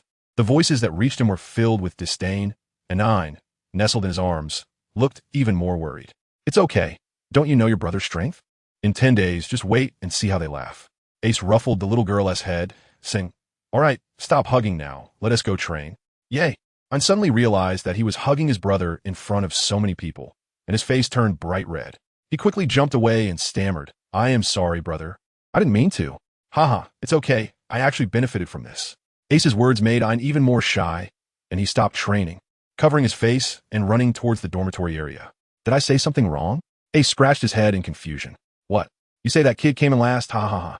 In a luxurious 3-bedroom apartment, Boca was lying on a soft sofa, listening to a report from a little brother, sneering. I thought this kid was something special. But look at this. He still wanted to be a hero at noon today. If it weren't for that old man, Sutton, stopping me, I would have taken care of him long ago. That's right. Big brother, you're amazing, the little brother flattered. Then he had a sudden idea and suggested. That kid made Big Brother run over 50 laps today. How about we go teach him a lesson tonight? I know where his dorm is. Boca's eyes lit up. He laughed heartily and praised. You're not bad. Lead the way. After getting up, Boca hesitated for a moment and said, wait. Go to the left room and bring me my brother's quick knife, blowing snow. All right. The feeling of giving orders was great, and Boca felt quite proud. In fact, with his strength, it wasn't worth it for others to do this. But who made him have a good older brother? This luxurious apartment was his brother's residence, and he moved in while his brother was out on mission. Boca's brother, Barranca, entered the second phase training camp 2 years ago, and his swordsmanship had now reached an extraordinary level. Boca didn't even know how strong his brother had become. He only knew that his brother's matching sword, blowing snow, was no longer worthy of his brother's strength. He had heard his brother mention that once he graduated from the training camp, he would at least hold the rank of colonel, and the little brothers following him were also attracted by his brother. But Boca was also happy to wield such power. Grabbing the blowing snow handed to him by the little brother, full of spirit, he pushed the door open and strode out. At this moment, Ace had already returned to his dormitory because his weakness period had passed, and he needed to check his body. With a thought, the attribute panel appeared before Ace's eyes. Attributes: Constitution, School 2 Spirit Fire Refining Body Technique. First level Refining Energy. 110. The content on the panel hadn't changed much, but Ace was filled with joy, because the Constitution section had completely turned into a solid line. After so many days of effort, his physical strength had finally returned to its original level. And that extra bit of refining energy also told him, from today on, all refining energy could be fully used for physical enhancement. Originally, the recovery period could take several years, yet Ace had recovered so quickly. The Spirit Fire Refining Body Technique played a significant role in this, but it was also inseparable from his crazy training every day. After all, the refining technique could only operate faster during training. Bang! Just as Ace was preparing to continue training, the dormitory door was suddenly kicked open, and 3 naval cadets rushed in from outside. Initially, Ace thought they were the unfamiliar roommates, but when he saw Boca in the middle with his sharp features, he knew the visitors were not friendly. Boca, do you need something? Ace frowned and asked. How dare you talk to our boss like that? A blond little brother arrogantly said to Ace today at noon. You embarrassed our boss, and we are here to solve the problem. Oh really? How do you plan to solve it? Ace's expression was somewhat strange. How petty must Boca be to hold a grudge over such trivial matters? Kneel down and bow 3 times. Boca held his sword, pretending to have the demeanor of a boss, but his pair of slender eyes, no matter how you looked at them, seemed out of place. Ace squinted his eyes. It seemed he was underestimated. What if I say no? With a sharp sound of the sword, Boca drew out the blizzard its cold light was striking. Indeed, a good sword. Then I'll take you down. Boca sneered. Ace was about to respond when suddenly his eyebrows twitched as the system, which had been silent for a long time, suddenly spoke to him. A swift blade has been detected, suggesting the host seize it. Ace knows that in the world of One Piece, swords are divided into 5 grades. Ordinary swords, quick swords, good quick swords, great quick swords, and supreme great quick swords. There are 12 supreme great quick swords, 21 great quick swords, and 50 good quick swords. These 3 grades of swords are limited in number and are the most precious. Quick swords, while not rare, are still considered valuable by people. However, Ace is not a swordsman, so why would he want to acquire swords? It seems that the system sensed Ace's confusion and explained, swords of quick grade and above can be used to repair my main body, and the energy within can be used to enhance the host's physique. Additionally, there are other benefits that will be disclosed after the host acquires them. Upon hearing this, Ace's eyes lit up as he recalled the Xuanzhong ruler in the previous hall, which should be the system's main body. The ruler indeed had cracks all over it, so the system was not lying. The system's enticing tone also indicated that these famous swords were definitely more important to it than it claimed. However, Ace did not want to know the truth immediately. He only needed to know that acquiring a quick sword would allow him to quickly enhance his physique. And that was enough. Instantly, Ace's gaze towards the Paka in front of him changed, resembling a wolf eyeing a sheep, drooling with desire. The communication between Ace and the system appeared to be just a moment to the outside world. Boca only saw Ace freeze for a moment, And then he revealed a somewhat greedy expression, which sent chills down Boka's spine. But he immediately felt something was off, and then, out of embarrassment and anger, he realized he had been scared by the last-ranked person in the entire training camp. Looking for death, Boka didn't dare to actually use a knife in the training camp. Instead, he sheathed the knife with his left hand, clenched his right fist, and suddenly swung his waist, throwing a punch at Ace. All he needed to do was break Ace's arm, and with his brother's connections, he could definitely downplay the situation. But the next moment, Boka was shocked to find that Ace didn't dodge. Instead, he threw a punch right back at him. This kid, who only had a strength of 300 kilograms, wanted to match fists with him, a master with a punch of 700 kilograms? How utterly foolish. You're looking for death, so don't blame me. A cruel smile appeared on Boka's face as he imagined Ace's arm breaking into 3 pieces, screaming as he flew away. Meanwhile, the blonde guy beside them also showed a gloating expression, thinking that this kid was doomed. Bang! In the next moment, both of their smiles froze on their faces, instantly replaced with disbelief. The 2 fists collided, producing a muffled sound, and Ace did not take a step back. Instead, Boka staggered back several steps, and from the trembling of his arm, it was clear he had been injured. Ace didn't stop there. He lunged forward, turned, and kicked, sending Boka's weapon, the snow blade, flying. Thanks. Ace reached out and grabbed the hilt of Fubuki's sword, laughing. Carr wasn't worried that Ace would take the sword away because, in his opinion, his brother was strong enough to retrieve it effortlessly. However, he was still very angry and turned to the blonde guy, shouting, "You tell me this is the last place? A person with only 300 kilograms of strength can fight me? Are you messing with me?" He really was in last place, as clearly shown on the leaderboard. If you don't believe it, just ask him. The blonde guy pointed to another little brother, who also felt very aggrieved, feeling deceived by Ace's pretenses. "You such a master. Why are you pretending? Is it fun?" "Yeah, he really is in last place." The other little brother quickly nodded.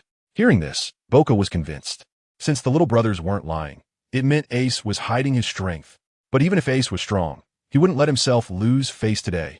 Thinking of this, a fierce look flashed across Boka's face as he waved his hand to the 2 little brothers. "Let's go together." He didn't believe that 3 of them couldn't deal with this guy. But just after they took 2 steps forward, their footsteps suddenly halted, shocked by the scene before them. After Ace obtained the blowing snow, he held the blade with both hands as required by the system. Immediately, he felt a pulling force emanating from his hands. Then, the essence of the swift blade transformed into a strand of black energy, which was absorbed by his hands, traveling up his arms, and ultimately being devoured by the system. After most of the energy was taken by the system, it didn't forget about Ace and still allocated a small portion to him. It was this small portion that brought Ace immense joy. With a thought, the attribute panel appeared again. Attributes: Constitution, School 2 Spirit Fire Refinement Technique. First level refinement energy. 3210, the refinement energy had directly increased to 32. Ace did not hesitate to choose to strengthen his body, and the next moment, the data on the attribute panel changed.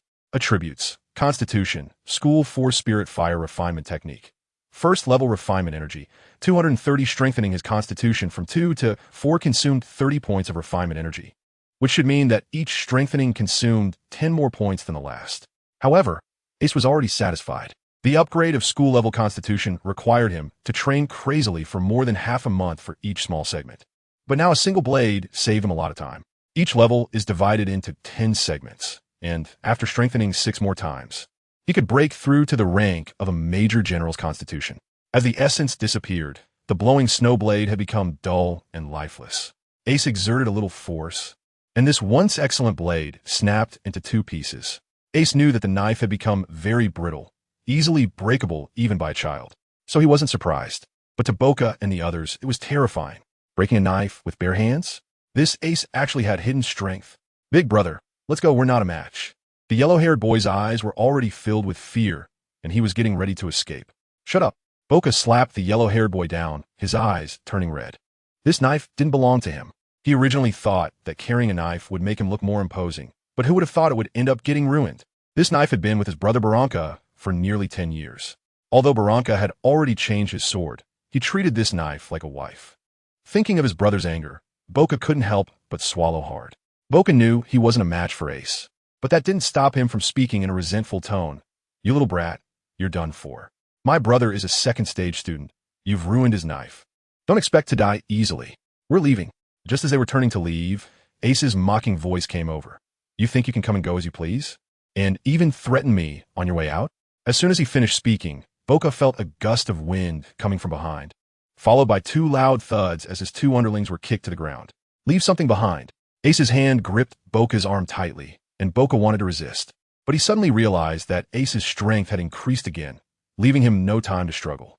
The sound of bones cracking echoed, and Boca let out a terrible scream before collapsing to the ground. The intense pain in his arm told him that his bone was at least broken into 3 pieces. What filled him with despair was that he would be unable to participate in a month-end test in 10 days. The cruel rules of the training base allowed for no exceptions. If you couldn't participate, you were eliminated. Sweating profusely from the pain, Boca dared not stay there any longer and fled in a panic with his 2 subordinates. Ace watched their backs, his eyes narrowing slightly. He knew they wouldn't let it go easily. But after all, this was a naval base. If he killed someone, his desire to learn naval martial arts and hockey would be shattered. Taking a deep breath, Ace decided not to think too much and calmly asked the system, "Now, do you have something to explain to me? For example, what is your purpose? Why did you choose me?" The system fell silent for a moment, and Ace wasn't in a hurry, just waiting for its response. Sensing Ace's determination, the system had no choice but to reply, "I need someone to help me repair my main body, but I'm sorry, I can't tell you my more specific purpose for now." Ace was not satisfied with this answer. The system paused for a moment and continued, "Don't worry, I have merged with you and will not harm you. It's just that the true purpose involves too much. At least you need to have the strength of a major general before I can tell you everything." Hearing the last sentence, Ace frowned, feeling a bit shocked. A major general is already a top figure in the world of pirates, and the fact that this is the minimum requirement to know the system's purpose indicates that this secret is extremely dangerous, something Ace should not know at this stage.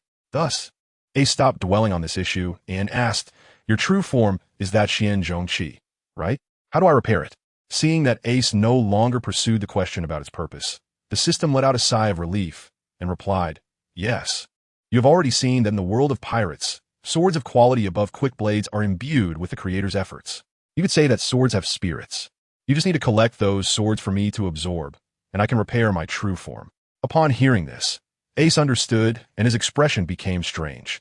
So, he would become the public enemy of swordsmen in the pirate world by absorbing their treasured famous swords?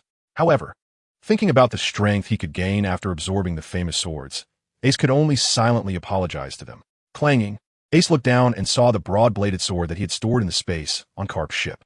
The cold light flashing on the blade told Ace that this sword was already of quick blade quality. This was the other benefit mentioned earlier. It could elevate the broad-bladed sword to the limit quality of the famous swords I absorb. The system did not elaborate further. Compared to the samurai sword, Ace indeed preferred this Chinese-style broadsword. After neatly storing the broadsword again, he said, "Do you have any other information? Just tell me everything this time." The host's application of this system still remained at the beginner stage. When the host reaches the strength of a major, will be obtained, and further information will naturally be provided to you. The system's voice became emotionless again. Ace felt helpless. Well, besides the spirit fire refinement technique, which is likely the core upgrade item of the system, the broad-bladed knife and the purple beast fire he used were indeed beginner items. But just thinking about how strong the beast fire already was, if he had, how violent would that be? Green Lotus Earth Heart fire? Bone Spirit Cold fire? Or pure Lotus Demon fire? It seems he needed to work hard to reach the rank of Major General as soon as possible. Famous blades, here I come. The next day, at the Navy Training Base's instructional department, Ace looked at Polka, who was wrapping bandages, feeling speechless. He had anticipated some kind of retaliation, but he never expected it to come so quickly and in this way. Report to the teacher. On the opposite side of Ace and Polka stood Shadtun and Mundo, with another officer sitting in the seat, likely a staff member from the training department. "Instructor, you must expel this kid who doesn't abide by the base rules." Polka actually took the initiative to complain dramatically. "Ace, is what Polka said true? Did you beat him up for no reason?" Shadtun's tone was very serious. According to the rules, fighting without cause at the base could lead to expulsion. Ace was about to refute when a mischievous thought suddenly popped into his mind. He immediately put on a look of grievance and said, "Instructors, this is unfair. My ranking is actually dead last, while Boca is a top 10 expert on the leaderboard. How could I possibly defeat him?" Ace's exposed strength is indeed far inferior to Polka's, and considering he is only 10 years old, the several officers present actually believed him to some extent. Then he turned to Polka with an innocent look and said, "You didn't break your own arm and frame me, did you?" Polka, that's where you're wrong. How can you wrong your classmate? Surprisingly, it was Mundo who spoke, which took Ace aback since Polka was a student in Mundo's second squad. However, after a moment of thought, Ace understood. If he got expelled, who would deliver $1 million to Mundo for the monthly test in 10 days? Thinking of this, Ace smiled. They're all good people. Instructor, you. Polka looked incredulous, staring at the innocent-looking Ace, feeling like he was about to spit blood. This was not how he had planned it. You all have to believe me. Polka felt extremely wronged. You all have to believe me even more. Ace looked even more grieved. Humph, are you done making a scene? The officer from the Academic Affairs office had a gloomy expression, almost dripping with water. I don't have time to mess around with you. If there are no issues, all of you can leave. Haha, don't be angry, don't be angry. Mundo acted like a peacemaker, smiling as he comforted them, then patted Polka on the shoulder. Polka, take good care of your injury. I still have high hopes for you. After that, several officers got up and left. High hopes for you, my foot. I'm done for. Polka roared in his heart. I have high hopes for you too. Ace also patted Polka on the shoulder and then whistled as he left the office. Woo-woo, Polka cried. At noon, in the training base cafeteria. I heard that today my brother bullied Polka until he cried. Ayn covered her mouth and snickered, then waved her little fist, saying, well done, who told him to always bully me? Huh. Ace was in a good mood and casually asked, I heard Polka say his brother is a second stage student. Can you tell me about him? Huh. Ayn's little face showed a hint of worry. That brother should be careful. The training base is divided into two parts, first stage and second stage. First stage students are already naval elites, and after graduation, they become officers. The second stage is even more remarkable. It consists of the top students selected from the first stage twice a year, the cream of the crop. Graduates of the second stage are at least school-level officers. I've even heard that someone became a major general right after graduation. Ace found it hard to believe after hearing this. In the past few days, he had learned a bit about the graduation system of the base. He knew that to obtain a commissioned officer rank, one must first meet the strength requirements, and then earn military achievements corresponding to the position. That was quite difficult. It seemed he needed to pay more attention to Boka's brother. Moreover, the officer guiding the second phase was none other than the base's commandant, Zephyr. At this point, admiration sparkled in Ayn's eyes. Zephyr. Ace was taken aback. The commandant of this naval base was Zephyr. Does his brother know? Ayn tilted his head and asked. Of course, he knows. The renowned black-armed Zephyr, who has fought countless pirates in his lifetime, but has never killed an enemy, is known as the non-killer and is a former admiral of the Navy headquarters. His powerful armament hockey has become a nightmare for numerous pirates. After resigning from his admiral position, he has taught countless naval officers. It could be said that many of the current admirals and rear admirals in the Navy are Zephyr's students. If he could learn from Zephyr, Ace would certainly be more than willing. With Zephyr's teaching abilities, he would definitely avoid many detours. But that's not the key. Calculating the time and looking at Ayn in front of him, Ace realized he had stumbled upon something significant. In the 13th year of the Great Pirate Era, which is next year, Zephyr would lead his students on a mission at sea and encounter the vicious pirate Edward Weevil. After a fierce battle, nearly all of his students would perish, with only Ayn and Ben surviving, while he himself would lose an arm. Originally, when he only met the little beauty Ayn, Ace had some hope since Ben's and Zephyr were nowhere to be found. But now he understood that as long as he stayed at the base, he would definitely participate in this battle next year. And Edward Weevil was someone capable of severing Zephyr's arm. His strength was undoubtedly at the level of a true admiral. He now knew that among the second phase students, there must be someone whose strength was at the rear admiral level, but that person did not survive that battle. What does this indicate? An ordinary rear admiral was no longer enough for self-preservation. Therefore, if Ace wanted to survive on his own, he had to become an elite rear admiral within a year, just to barely protect himself in the great battle a year later.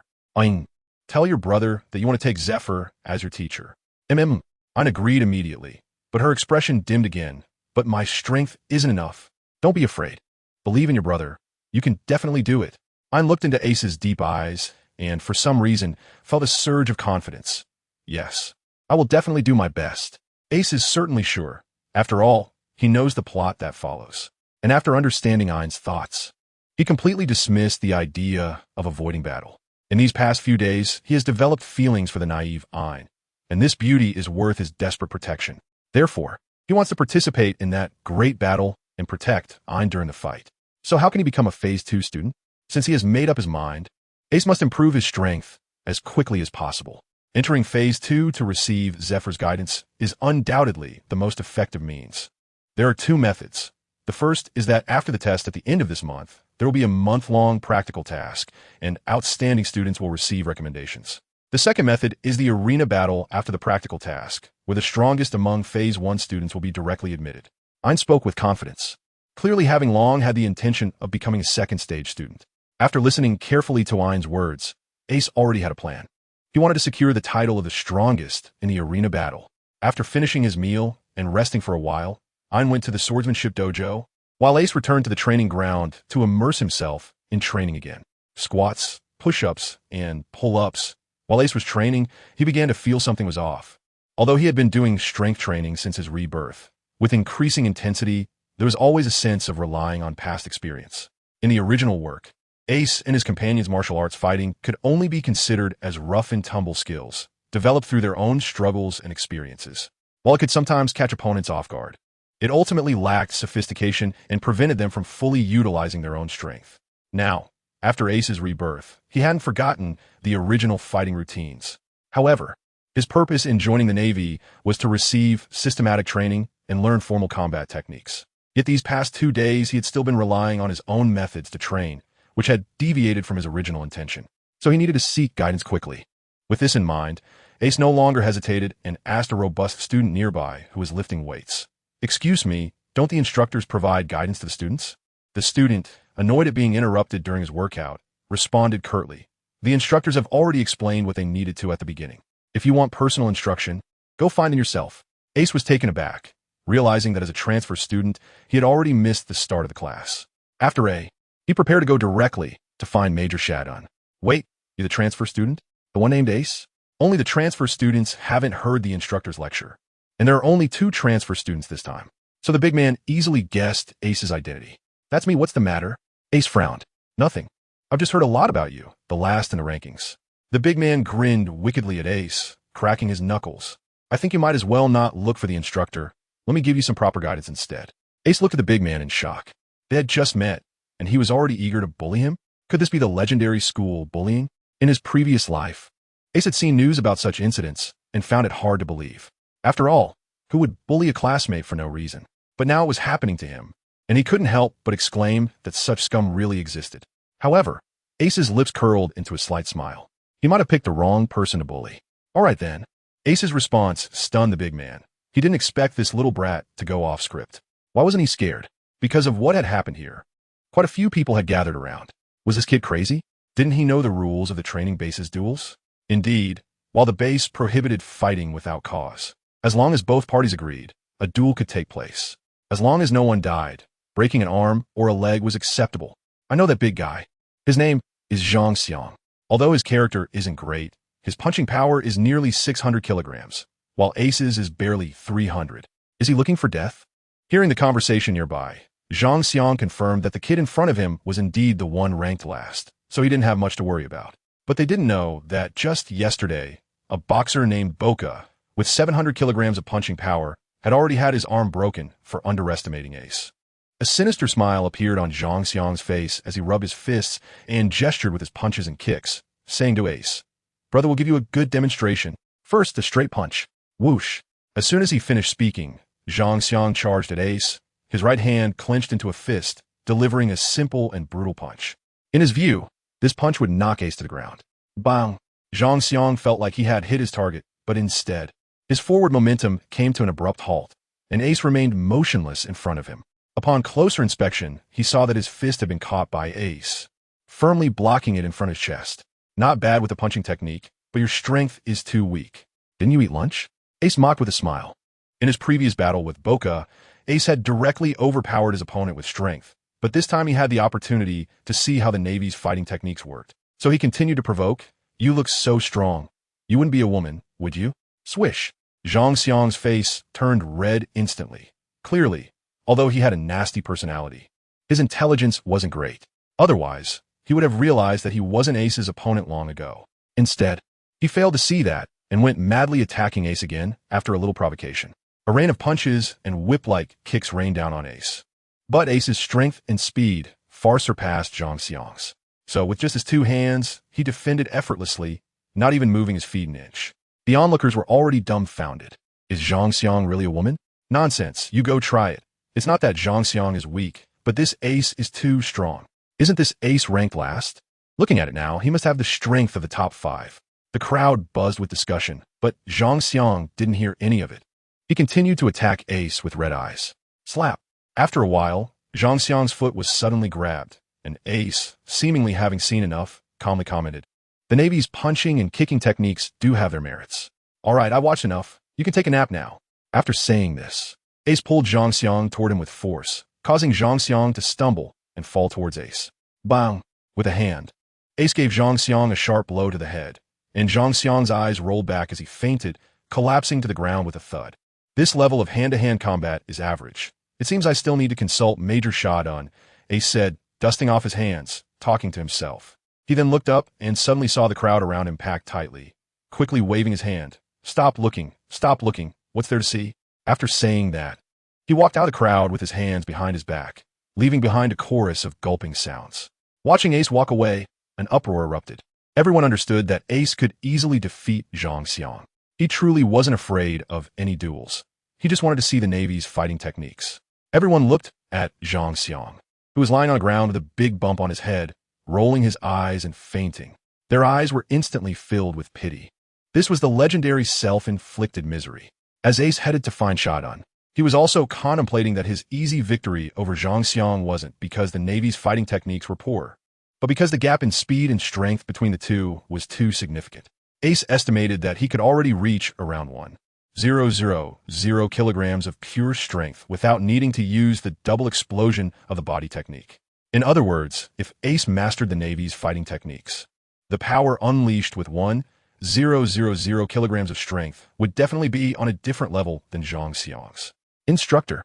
Ace suddenly brightened as he spotted Shadun, who was practicing his punches. Clearly, the punching technique Shadun was using was the same set as Zhang Xiang's. However, his movements were much smoother and more aesthetically pleasing, and the sharp whistling sound generated when his fist struck made Ace realize that this was no mere show. Boom! In front of Shadun was a punching target clearly made of granite, which shattered into 2 pieces under his punch. Ace couldn't help but shiver at the thought. If he dared to take that straight punch head-on again, he would probably be split in half.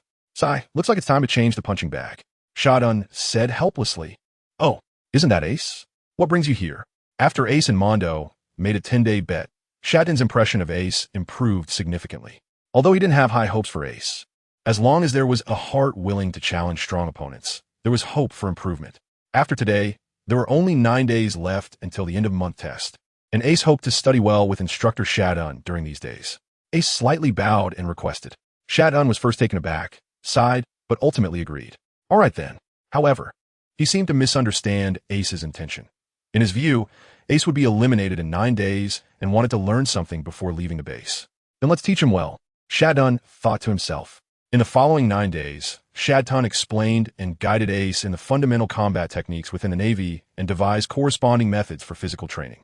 This opened Ace's eyes. He realized that many of the training methods he had been exploring on his own were indeed incorrect. After correcting them, Ace was pleasantly surprised to find that his mastery of the Spirit Fire refinement technique was also progressing rapidly. 9 days quickly passed, and during this time, Ace almost trained from dawn until late at night every day, sweating profusely and pushing his physical limits. Perhaps due to the nourishment of the refining energy, Ace didn't have to worry about overtraining exhausting his body. His physical strength improved almost daily. This made Shadun admire Ace's willpower. He had never seen a student make such significant progress every day. All right, this book covers the basics of swordsmanship. Take a look when you have time. Before you can cultivate armament hockey, weapons are still very important, Shadun said with a smile to Ace. Thank you, instructor. Ace's eyes lit up as he solemnly took the book in his hands. With this book, his wide-back big knife would no longer just be a decoration. Let's go. Today is the end-of-month test, and I can't wait to see how that guy Mundo will cry. Haha. Shadun said with a big laugh. Shadun had been coming almost every day to guide Ace's training, so he was already familiar with Ace's situation and knew that the previous entrance test was not Ace's true level. Ace also showed a confident smile on his face. 10 days ago, he was already strong. Moreover, he had made tremendous progress in the past 10 days. On his attribute panel, the data had changed again. Attributes: Constitution, School 7 Spirit Fire Refining Technique, First layer, refining energy. 1360 Ace's physical strength has increased 3 levels within these 10 days, reaching a senior academy level. This means that, even without the double explosion of the pure body technique, Ace's physical strength is now comparable to Drake's. Outside the testing hall of the Navy training base, the major generals of the 5 squads have led their respective students to stand in formation. The 5th squad, where Ace is, clearly has the fewest members. As the instructor of the 5th squad, Sutton stands calmly at the edge among the 5 instructors, appearing very composed and steady. Sutton, what great composure. I wonder how many of your squad will be left after this month's test? The 2nd squad's Mondo, flanked by 2 major general instructors, looks confident and glances over with a faint smile. However, Sutton completely ignores him and instead turns to remind the students of some precautions, which brings strange smiles to the faces of the remaining instructors. Mondo's Zinanja. Not only does he want to win $1 million, but he also wants to humiliate Sutton. Instructors, I have a request, and I hope you can grant me a favor.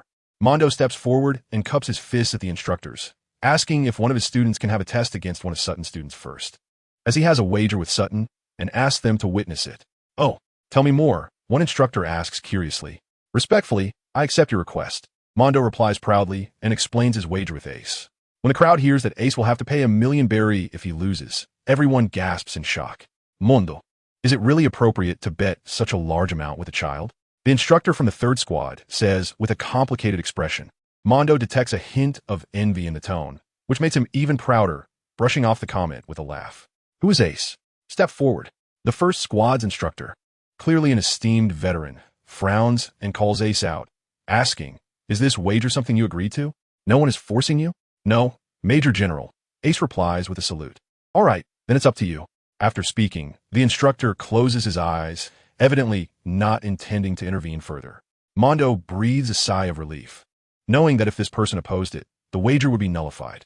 But now, Mondo seems to see $1 million berry beckoning to him. Everyone, once this is over, I will treat you all to a great meal, Mondo says with a smile. Oh, Instructor Mondo, are you saying you are guaranteed to win today? Sutton, who had been silent, finally speaks up. Of course, the first on the leaderboard against the last. Is there any suspense? Mondo replies confidently. Sutton looks deeply at Mondo and slowly says, then, does Instructor Mondo dare to make another small bet with me? If Ace loses, I'll give you 500,000. If Ace wins, you give me 500,000. How about that? The other instructors look at Sutton in surprise, including the 1st squad instructor, who gives Sutton a deep glance. 500,000 is their annual salary. Sutton is surprisingly confident about this last place ace. Hearing Sutton's words, Mondo's expression freezes. He has just been promoted to Major General this year, and his salary in previous years hasn't been that high. So before this year's salary is paid, his assets are only around 5 to 600,000. What? Are you afraid, Instructor Mondo? Sutton laughs at Mondo's silence. Mondo's face reddens. Then gritting his teeth, he says, I accept. This could be a gamble that risks everything for Mondo. Draco, show them your strength. Drake steps forward from the team, but Ace can see that Mondo doesn't care about Drake's willingness and treats him as a stake, making Ace very disdainful of Mondo. We're going to. Sutton leads Ace into the testing hall. You all stay put and keep quiet. The remaining major generals arrange the students and then all walk in together. Among the crowd, a few people have particularly special expressions. A blue-haired Ein looks worried, nervously clenching his pink fists. The bandaged Boca glares at Ace's back with resentment, letting out a cold laugh.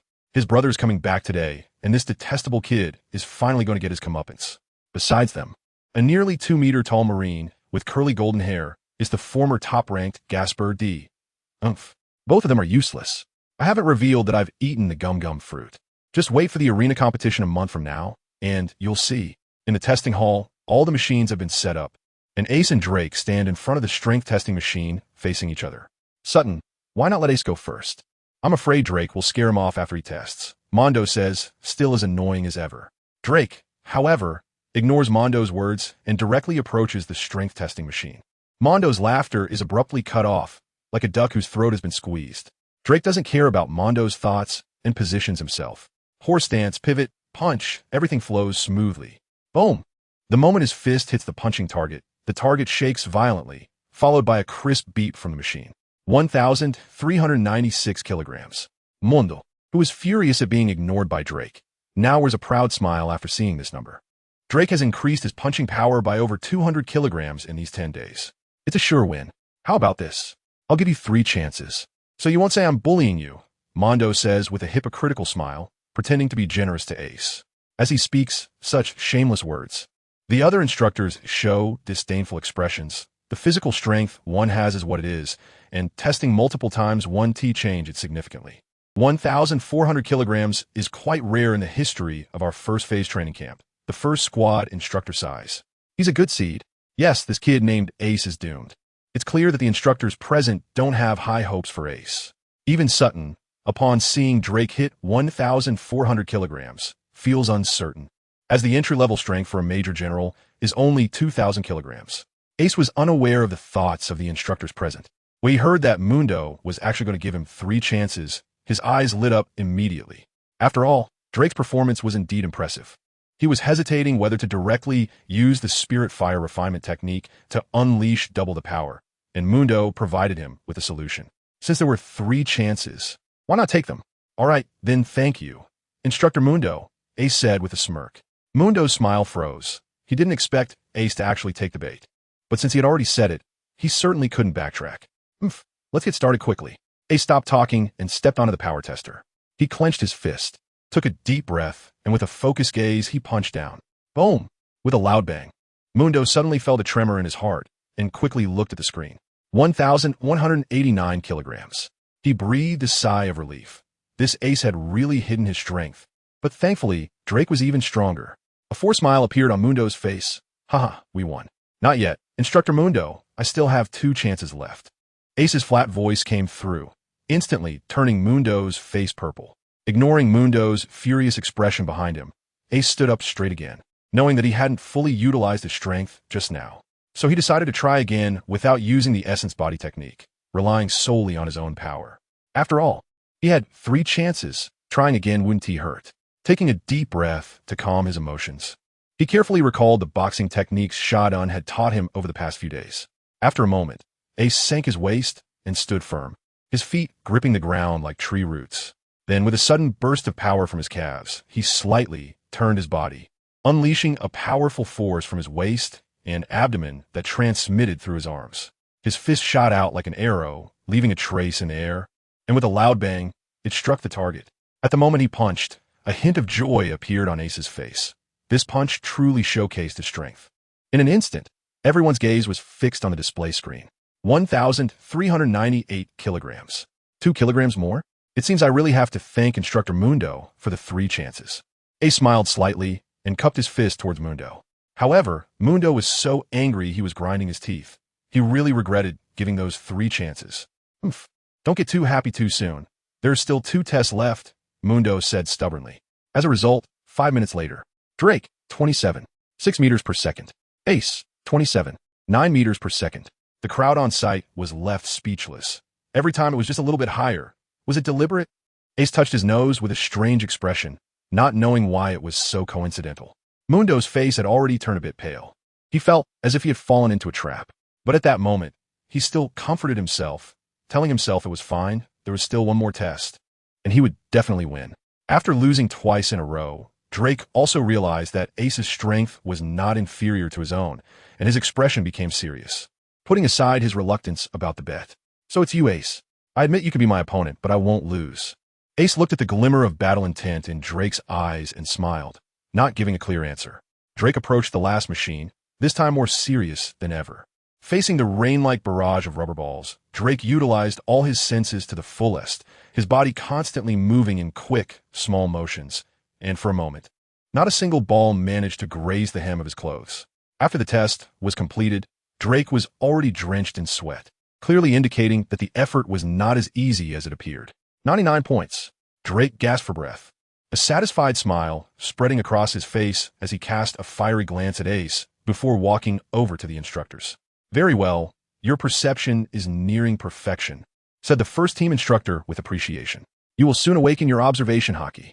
At that moment, Shadun also nodded, not sparing praise for his opponent. Once you can detach from your 5 senses and perceive the movements of surrounding objects with your 6th sense, your observation haki will truly awaken.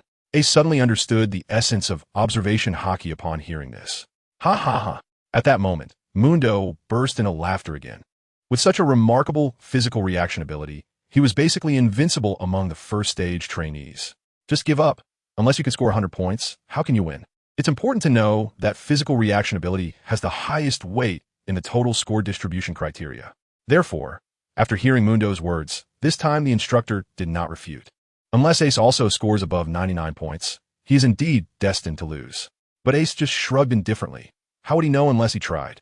After saying that, he slowly walked up to the reaction tester. Click, click. The tester's launcher spun rapidly, and the rubber balls shot out wildly, seemingly sealing off all of Ace's surroundings. But this time, Ace's body could clearly keep up with his thoughts.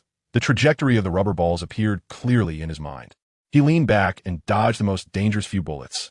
In an instant, 100 rubber balls were fired, and the ground beneath Ace's feet was completely empty, indicating that not a single ball had hit him. Beep. What? 100 points? How is that possible? Mundo was shocked, and his angry voice rang out from behind. Taking a deep breath, Ace also seemed a bit proud. It seemed he was quite lucky. You little brat, you're playing me. Mundo's eyes turned red as he gritted his teeth and shouted. Even if he were to be foolish, he realized at this moment that he had fallen into Ace's trap. Thinking about how he had not only become a laughingstock but also stood to lose everything, Mundo was seething with rage. He moved and charged towards Ace at the tester. Throwing a punch in anger, his arm muscles bulged, even tearing his shirt. The wind from Mundo's punch rushed towards Ace, whose expression changed, ready to unleash his spirit fire cultivation technique within. But just a second before, the always vigilant Shadun suddenly appeared in front of Ace, his fists surrounded by an aura of dominance, sending Mundo flying back with a single blow. Mundo, you can't take a loss? The deep voice was exceptionally cold. Shadun. Mundo's face turned ashen. Although he was furious, he knew he was no match for Shadun. He turned to look at the other instructors for help. All right, let's stick to the bet we made. The words of the old instructor from the first squad completely crushed Mundo's hopes. With a gloomy face filled with murderous intent, he shot Ace a fierce glance before turning to leave. Ace just smiled faintly, not taking it to heart. This person had always targeted him. It was just a small lesson. Mondo, don't forget about that 500,000 berries wager.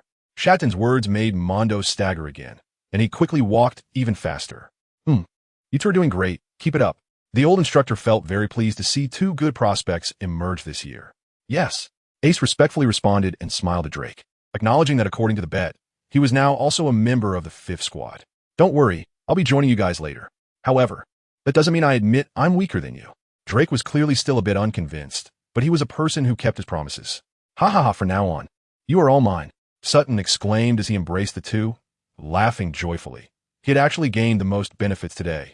Ace and Drake's scores can definitely secure the 1st and 2nd place in a monthly test. Plus, with Little Ein, the 5th squad now has 3 in the top 10, tripling the number. On top of that, after betting, they won 500,000 from Mundo for no reason, and Shadun's grin has stretched all the way to his ears. Ace was grinning in pain as Sutton held him tight, and hearing his words made him even more frustrated. So he didn't hesitate to plan a little trick on the instructor. You don't have to thank me too much. Just treat me and Drake to a meal at a restaurant. And by the way, bring Ain along. Sutton's smile froze on his face. One meal costs 30,000 berries. So 4 meals would be 120,000. It was like a knife to his heart. After the morning test, I'll take you guys there for lunch. Sutton gritted his teeth and agreed. You little brat. On the side, Drake noticed the harmonious teacher-student relationship, and, without realizing it, a smile crept onto his face. After a morning of tests, Ain also finished. Although his results weren't as good as Ace and Drake's, he still made it into the top 10. As soon as they finished, the 3 of them dragged Sutton straight to the cafeteria. What left Sutton dumbfounded was that he had clearly miscalculated. A meal was not just 1 serving. Apart from Ain, who ate relatively little and only had 1 serving, the rest were quite different. Ace ate 3 servings by himself, and Drake also turned his grief into appetite, devouring 3 servings as well. With 250,000 gone, Sutton wanted to cry. After eating and drinking to their fill, Sutton felt tears in his heart as he returned to supervise the afternoon's test. Drake then suggested that Ace move into the luxurious apartment assigned to the first-place winner. To Ace, it didn't matter where he lived. However, Drake was quite stubborn, saying, according to the rules, it's yours, so you should take it. But I will earn it back with my own strength. Ace did not expect that Drake would be so stubborn, unable to persuade him otherwise. He had no choice but to agree to take a look. To be honest, he was also a bit curious about the difference in treatment between the elite students and the ordinary ones. The apartment building and the regular dormitory were not located together. After passing by the dormitory building, the three of them walked east. According to Drake, most of the residents in the apartment building were second-stage students. However, just as they arrived in front of the apartment building and before they could go upstairs, they were stopped by someone. The newcomer was also wearing a Marine uniform. Tall and slender, about 1.8 meters tall. The most striking feature was the katana, sheathed in a blue scabbard at his waist. This was a second-stage student. First-stage students in the base wore blue scarves around their necks, while second-stage students wore green ones. When this person saw Ace, an arrogant expression appeared on his face as he walked straight over. "What do you want?" Ace faced the newcomer and calmly asked. Although this person seemed unfriendly, Ace was not afraid. After all, he was still inside the base, so he was safe. However, what surprised Ace was that this unfamiliar Marine actually dared to provoke him. "Are you the transfer student from Phase 1, the last place waste? I think your name is Ace?" The person's tone was aggressive, leaving Ace quite puzzled, as he couldn't remember when he had offended any Phase 2 students. Ace quickly thought, wait a minute. Ace suddenly remembered that 10 days ago, Boca had come to trouble him, and he had beaten him up in the dormitory, breaking one of his arms and even snatching a knife from Boca. At that time, Boca had said that he had an older brother who was a second-stage student. "Are you Boca's brother?" Ace did not answer the question, but instead asked a counter-question. A look of surprise flashed in the man's eyes, clearly not expecting Ace to guess his identity. "My name is Barranca. Listen carefully. You broke one of my brother's arms and ruined my beloved sword, so you might as well leave both of your arms behind." Barranca's tone was very calm, as if Ace was just supposed to do as he said. Ace's eyes widened. This person must be a fool who would cut off their own arm. "You're too arrogant." The one speaking was Drake, his face looking quite bad. Barranca said Ace was useless. "Then what is he, even more useless? Who are you? If you provoke me, you will pay the price." A hint of anger appeared on Barranca's face. Another person dared to confront him. He stopped talking and directly threw a punch at Drake. Drake, confident and unwilling to back down, met the punch with one of his own. Bang! Drake was sent flying, disbelief on his face, his right arm spasming, and he spat out blood. Flashing forward, Ace caught Drake, feeling the power that had come from him, and his expression turned serious. To be able to hit Drake like this, at least he had the strength of a major general. "Are you all right?"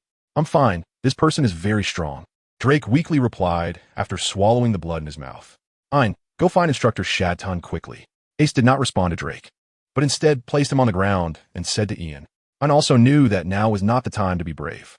He glanced worriedly at the two and said, "Be careful." Then, gritting his teeth, he ran towards the testing hall as fast as he could.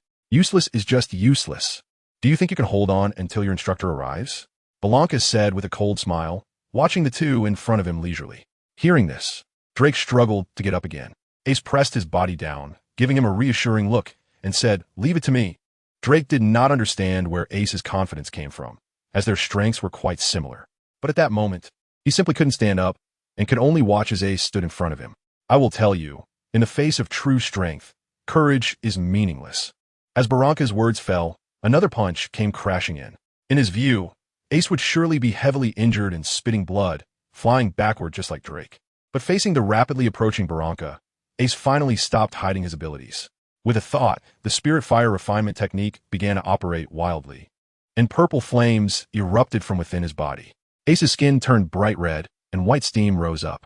Double the power. So what if it's a major general?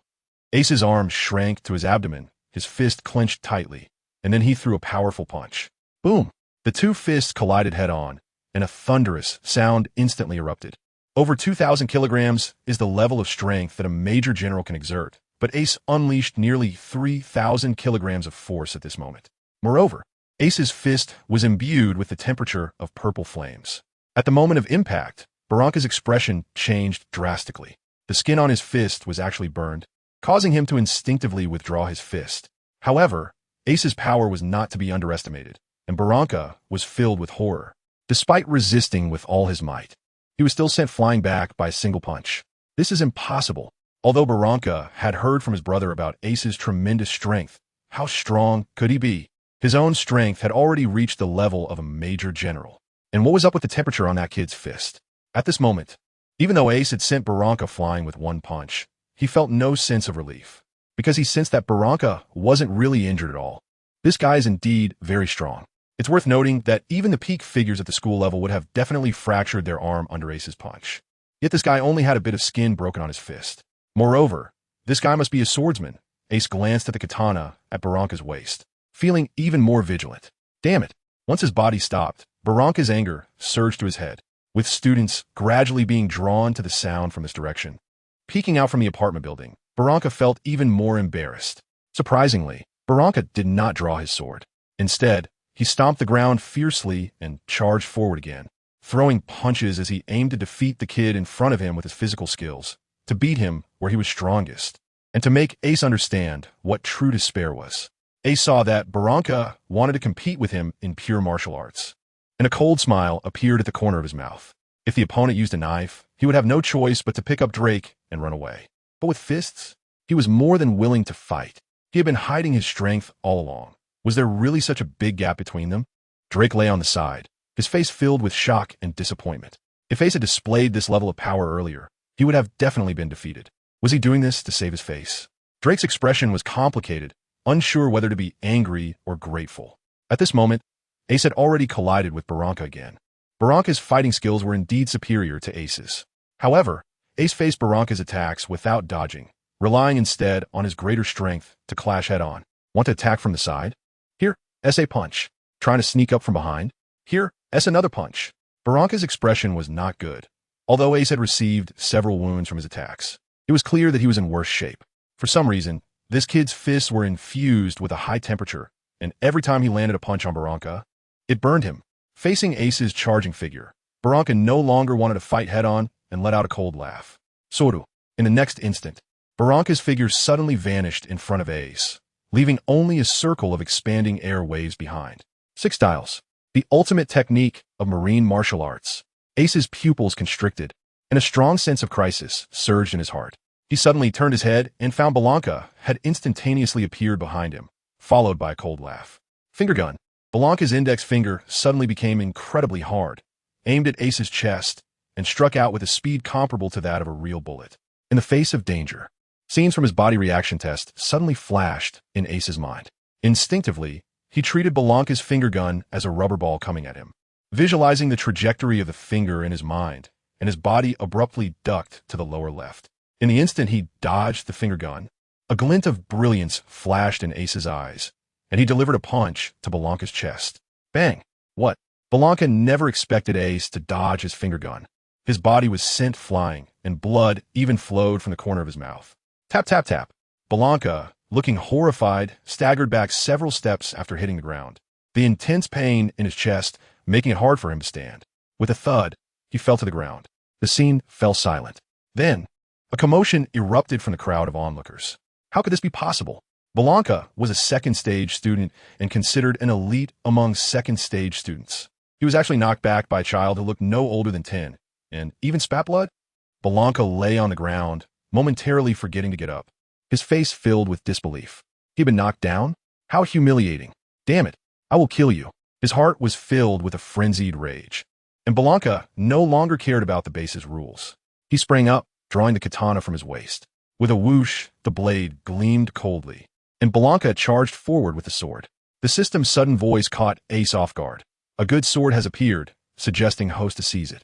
Ace couldn't help but smile bitterly. He was in life-threatening danger, and seizing a sword was the last thing on his mind. With the sword in hand, Barranca's aura completely changed, clearly a Navy swordsman focused on using the blade. He closed in on Ace in an instant, aiming to behead him with a single strike. Not good. Has Barranca gone mad? With his swordsmanship, how could this child survive? Ace's expression also changed drastically. He had no armed haki. How could he possibly face a sharp katana with just flesh and blood?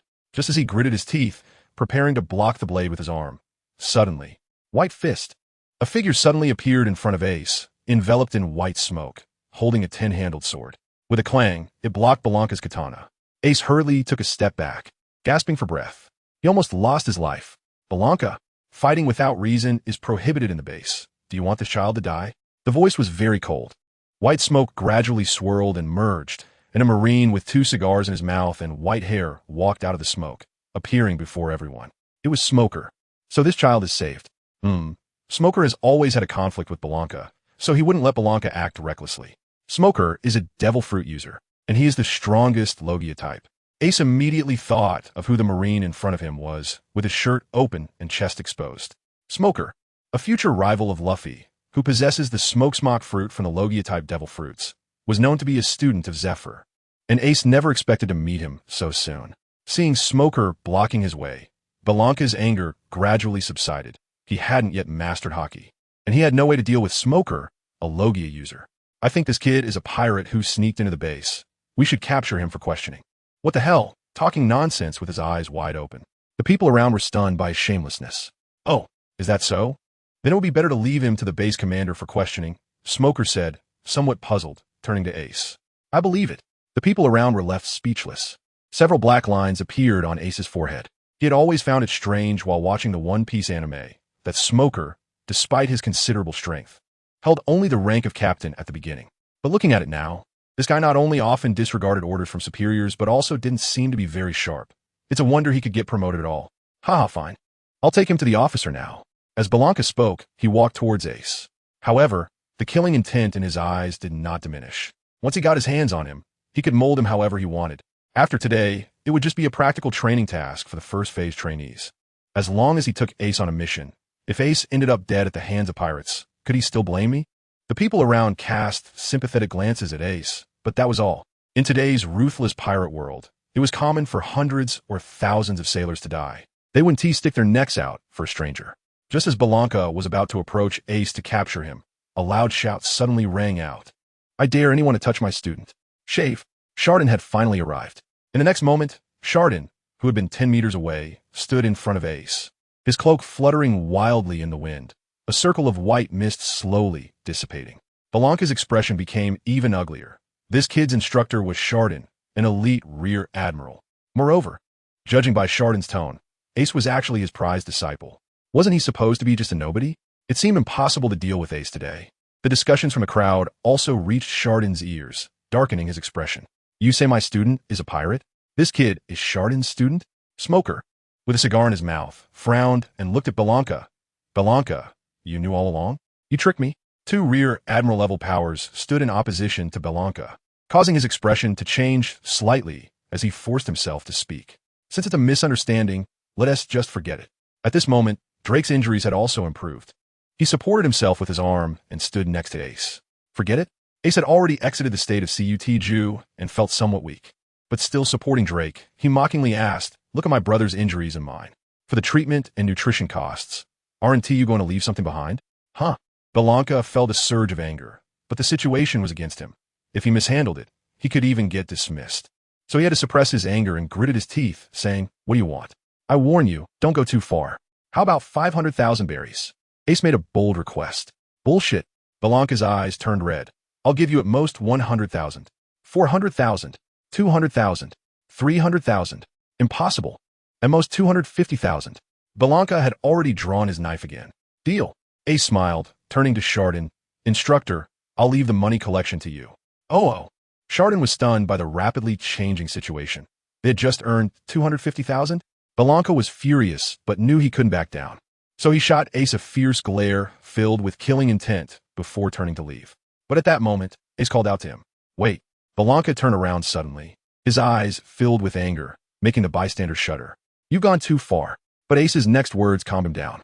3 months later, dare to have a duel with me to determine life and death. Brother Ace. Ein had also arrived at this time, with beautiful sea blue short hair. The sweat from running was sticking to his neck. Ace looked at the anxiety in Ein's eyes and felt a bit of pain. But he still gave her a confident look and said, it's okay. Trust your brother. Ace made this decision after careful consideration. 3 months was enough for his strength to reach a new level. And as long as Belanca agreed to the duel, he wouldn't engage in any small tricks during this period. At least for these 3 months, Ace had one less enemy at the rear admiral level. All right, Belanca revealed a cruel smile. How could he refuse the chance to openly take down Ace? I agree. After saying that, he turned around and walked away, deciding to use his sword next time to let this ignorant kid know what despair truly is. After Belanca left, Smoker, still with a cigarette in his mouth, patted Ace on the shoulder. The Navy permitted duels internally, so he couldn't help this kid at the moment. Go home and say goodbye to your family. After saying that, he transformed into a cloud of smoke and floated into the apartment building. Upon hearing this, Ace couldn't help but twitch his mouth. What do you mean by goodbye? This is too ominous. Hey, kid. Chardon was about to say something when Ace interrupted him. Instructor, don't say anything. I'm hungry again. Let's go for the A meal. Chardon shuddered. My investment. At the Naval Training Base, news spread quickly, causing a stir. Hey, have you heard? Our last place student openly challenged the second phase student Barranca, saying he wants to fight to the death in 3 months. Who doesn't know? It's that Ace kid. I heard he broke Barranca's brother Boca's arm. Just forget it. After the monthly assessment, Ace will be at the top of the rankings. That's just first among the first phase students. What's that worth? Do you know how strong Barranca is? I heard he single-handedly took down Jack the Ripper not long ago. That bounty of 90 million berries pirate? Then Barranca must have rear admiral strength. Poor kid. Unbeknownst to him, the news spread throughout the base, and almost everyone looked down on Ace. But the person involved had already returned to his apartment, leisurely enjoying grilled sea king meat. I'm full. Today's a meal tastes really good. It can be packed too. As Ace spoke, he pressed down on the sofa beneath him, creating a dent before it slowly bounced back up. The apartment environment was indeed nice. No wonder everyone was trying so hard to get stronger. After all, strength determines living conditions. This is the principle of the Pirate King world. Next to him, Drake also patted his belly, collapsing into the soft sofa with a strange expression. In the privileges of being at the top of the rankings, he didn't care about living conditions or reputation. The only thing he valued was the 3 free A meals a month, as they could enhance his strength. But just today, Drake had already eaten 5 A meals.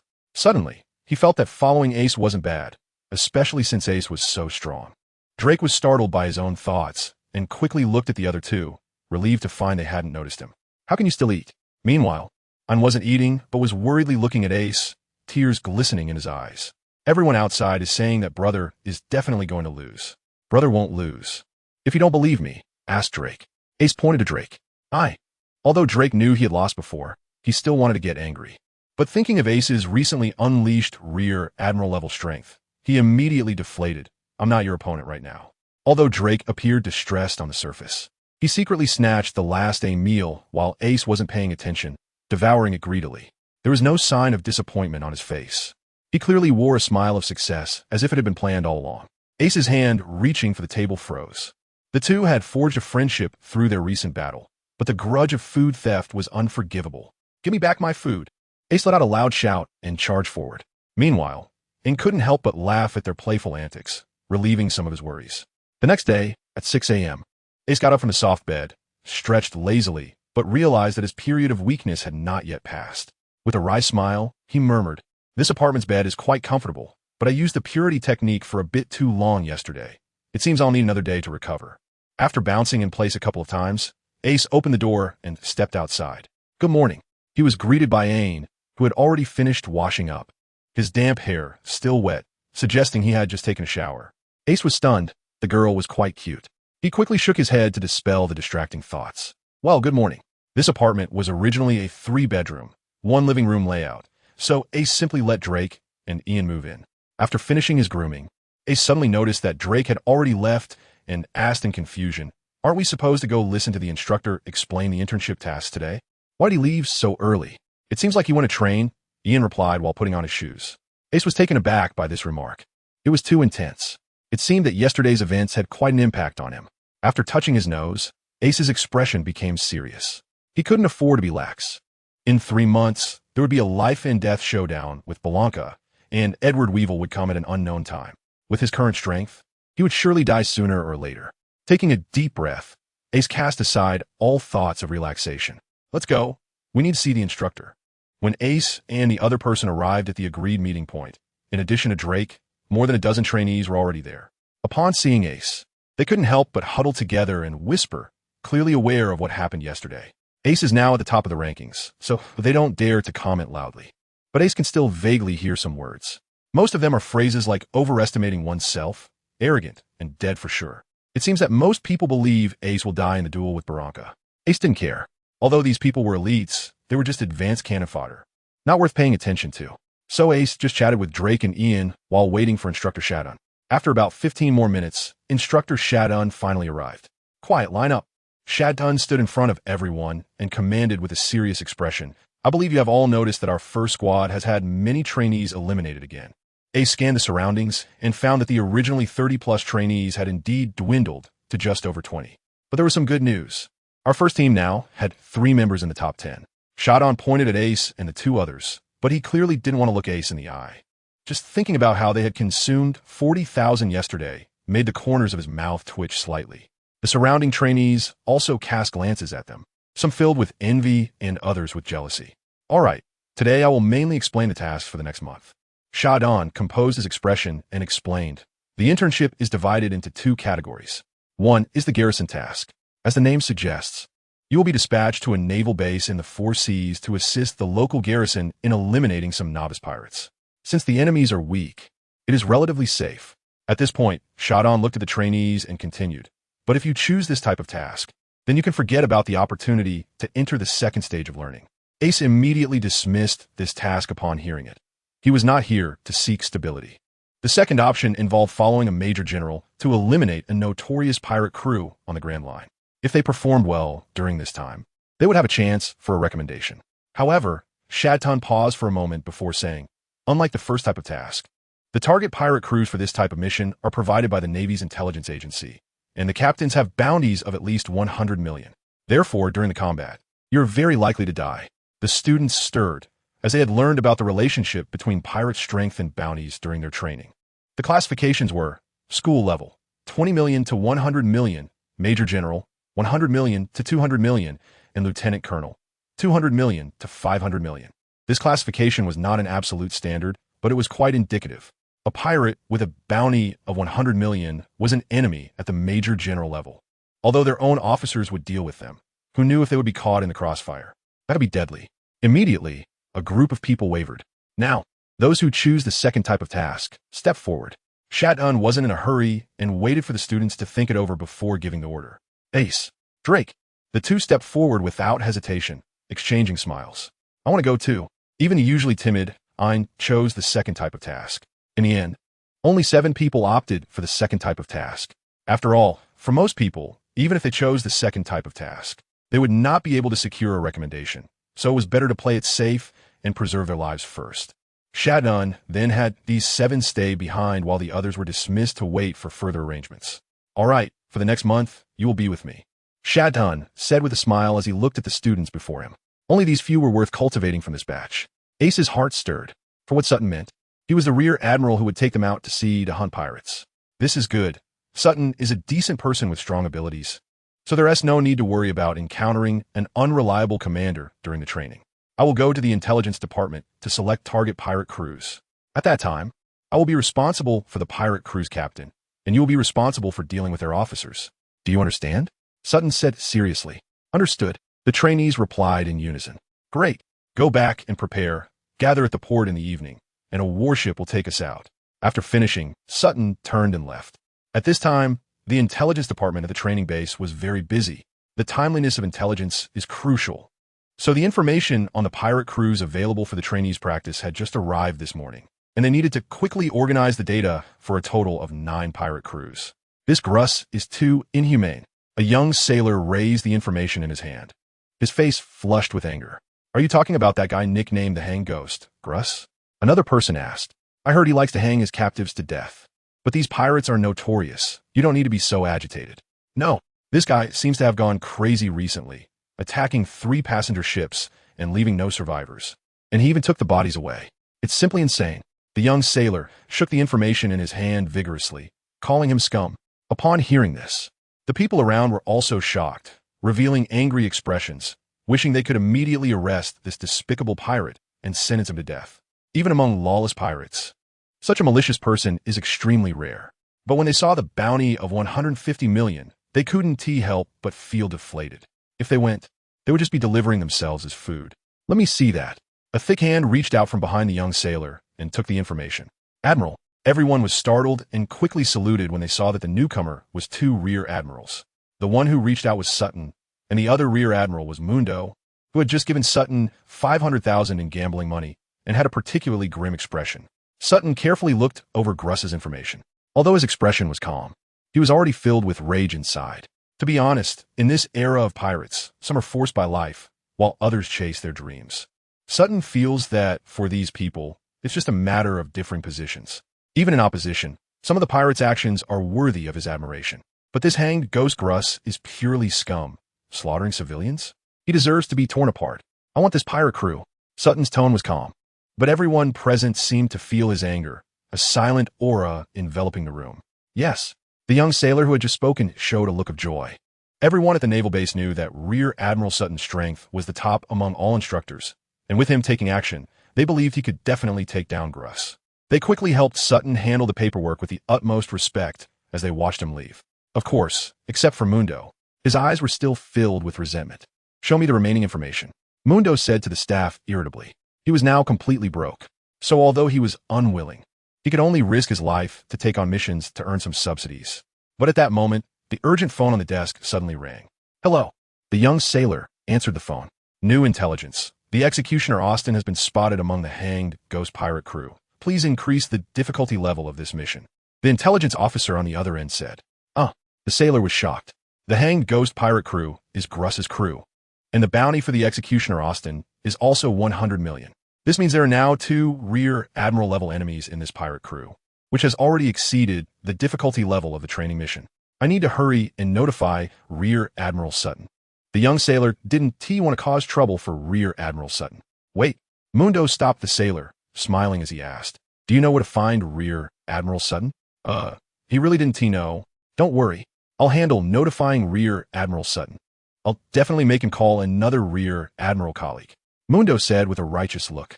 If it doesn't work out, I'll accompany him. I also find this Gruss quite displeasing. You hurry back and organize the information. Other generals still need it. Okay. The young sailor hesitated a bit, but seeing Mundo really leaving, he turned back to continue organizing the information. Mundo walked out of the intelligence department, turned a corner, and seeing no one around, he burst into loud laughter, revealing a resentful smile. Heaven is helping me. You two go die? He certainly wouldn't remind Sutton. He would prefer both Sutton and Ace to die out there. He had been struggling to find a way to take revenge, and now, unexpectedly, such a good opportunity appeared. Dying at the hands of pirates? They can't blame me for that, Mundo muttered to himself, then headed back to his dormitory, no longer planning to take on missions. Just waiting for the good news of Sutton and Ace's demise.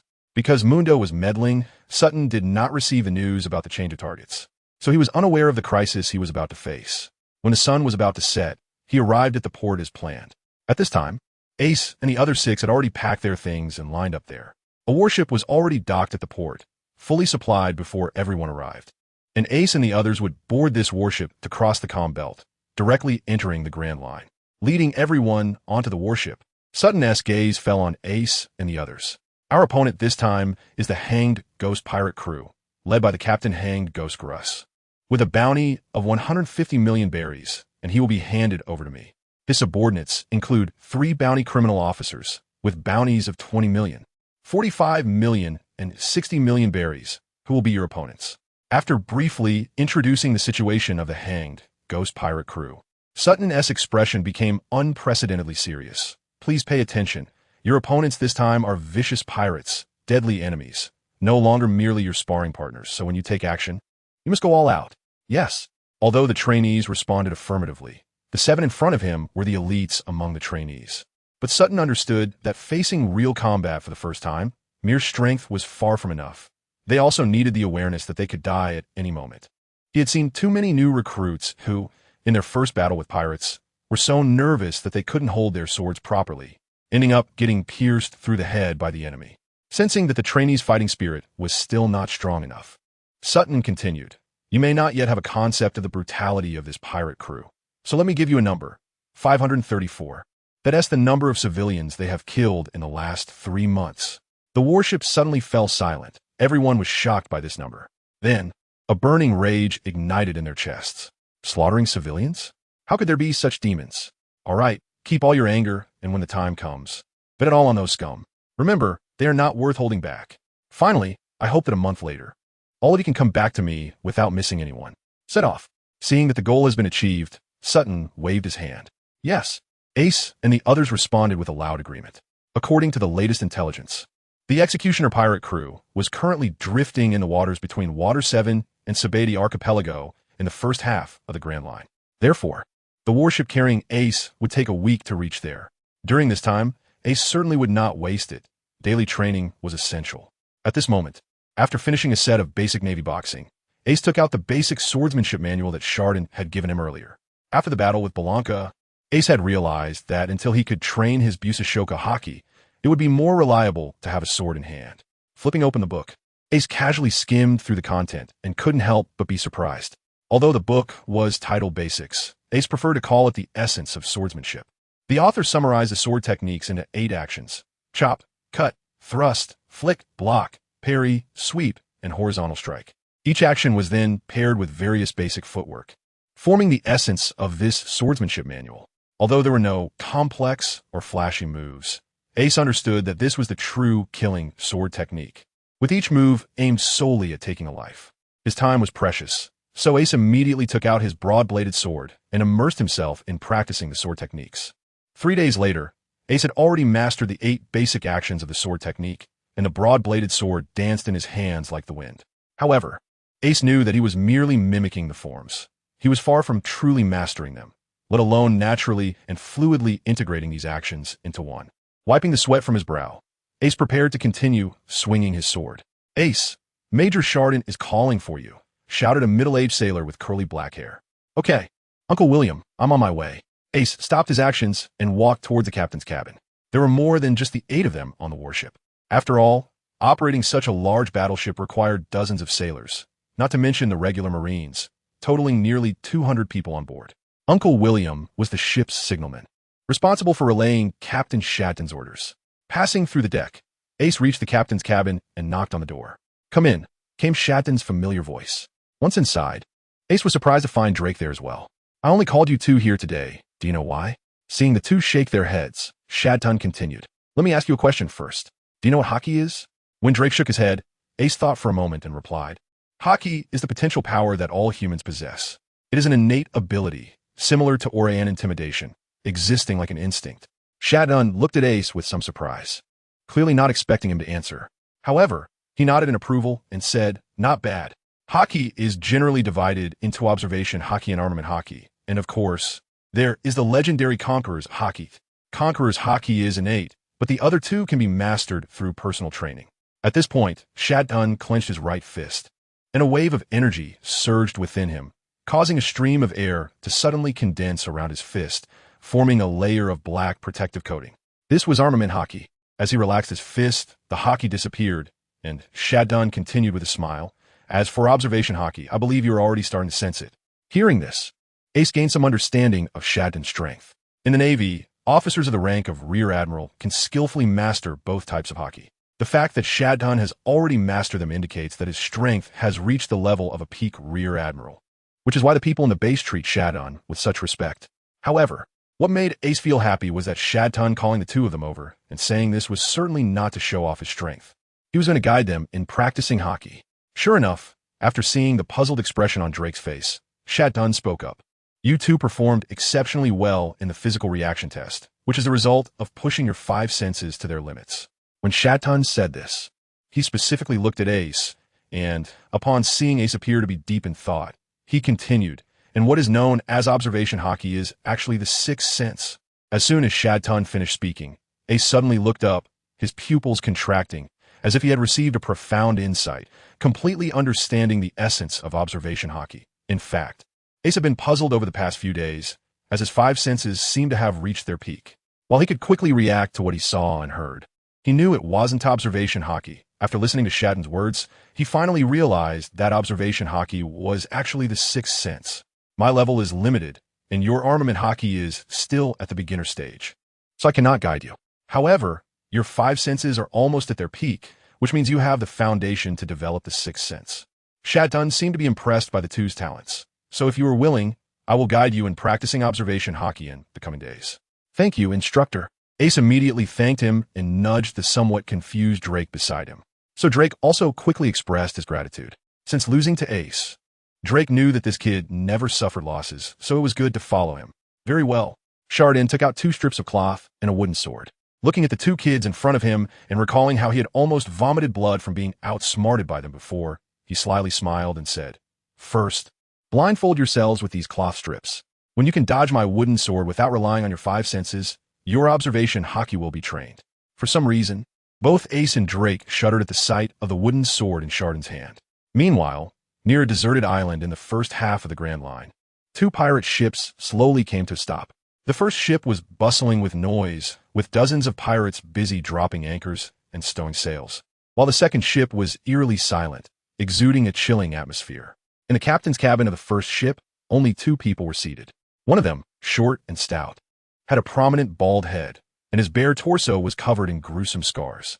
The most striking feature was the giant cleaver behind him, taller than he was, and he was currently looking at the person sitting in the higher position with a grim expression, saying, "Gurus, I've been crazy with you for so long and killed so many civilians.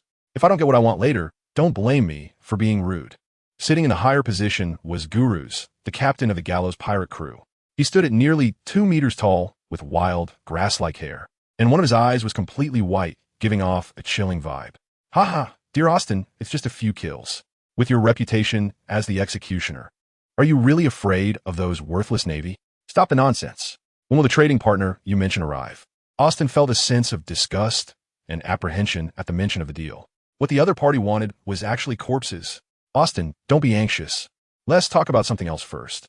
As long as you join our Gallows pirate crew, I can immediately offer you the position of vice captain." Seeing Austin's lack of reaction, Gurus didn't seem worried. Then a crazy smile appeared on his face. "As long as we get the devil fruits promised by the other party, we can make a name for ourselves, even in the new world." Upon hearing this, Austin's face also showed a hint of temptation. The reason he was cooperating with Gurus this time was precisely because of the promised devil fruits. In the black market, a single devil fruit was worth at least 100 million berries, and there was a lack of supply. This price was enough for him to take action. Trading corpses for devil fruits? There was no better deal than that. Gurus cruelly smiled and said, 500 ordinary corpses plus 10 strong. One should be enough to exchange for 2 devil fruits." Upon hearing this, Austin couldn't help but look through the window at the other ship. On that ship, aside from a few sailors operating the ship, the rest were piled high with corpses, including the elderly and children, their faces still showing the despair and pain from before their deaths. The blood that covered the deck had already coagulated, staining it brown. All of this spoke of the brutality and bloodiness of the Gallows pirate crew. 5 days from now, the other party's people will arrive here. Gurus' words pulled Austin back to reality. He heard they were big pirates returning from the New World. He chuckled.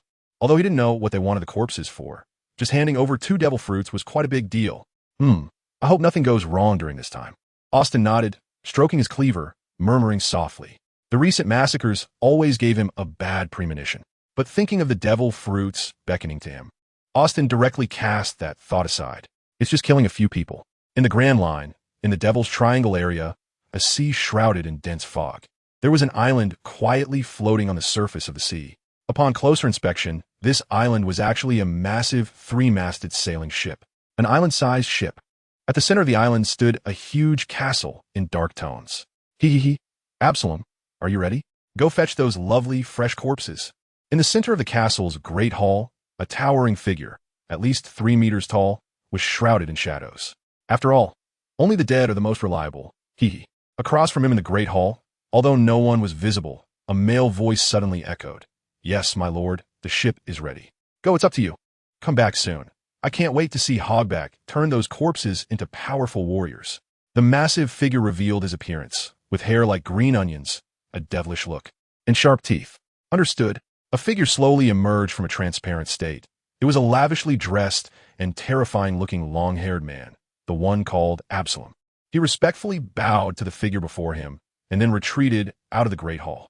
The hall was once again shrouded in shadows. Breath. Thick strips of cloth covered Ace's eyes, preventing him from perceiving everything around him normally. He could only take deep breaths continuously, putting himself in a state of emptiness. The time around seemed to slow down, and the space felt as if it had solidified. In Ace's mind, there was originally a blank space, but now a blurry stripe suddenly appeared, slashing from the left towards his head. Dodge to the right. Ace moved slightly, taking a step to the right, just avoiding that blurry trace. A flicker of joy arose in his heart, but suddenly there was a loud bang, and his head throbbed in pain. Ouch! Ace removed the cloth strip, rubbed his head, and face Chardon, who was holding a wooden sword. "I've told you before. Keep your emotions steady and try to remain calm. Only then can you sense the changes around you." Chardon waved the wooden sword and criticized.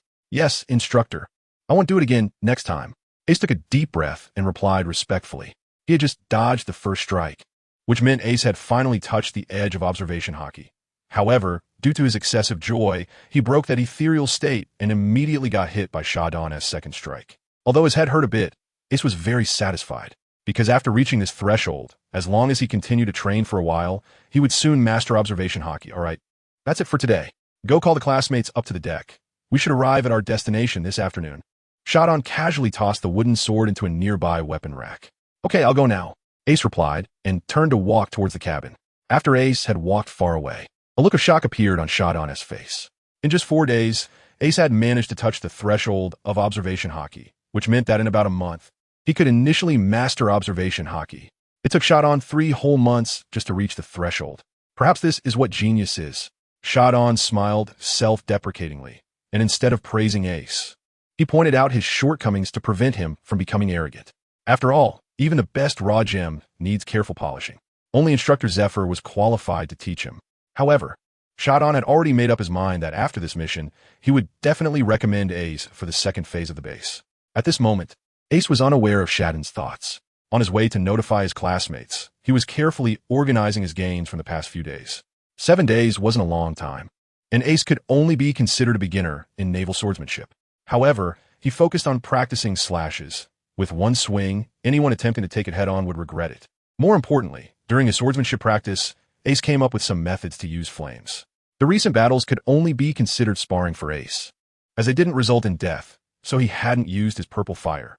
The upcoming battles, however, would be life-and-death struggles where a moment's carelessness could cost him his life.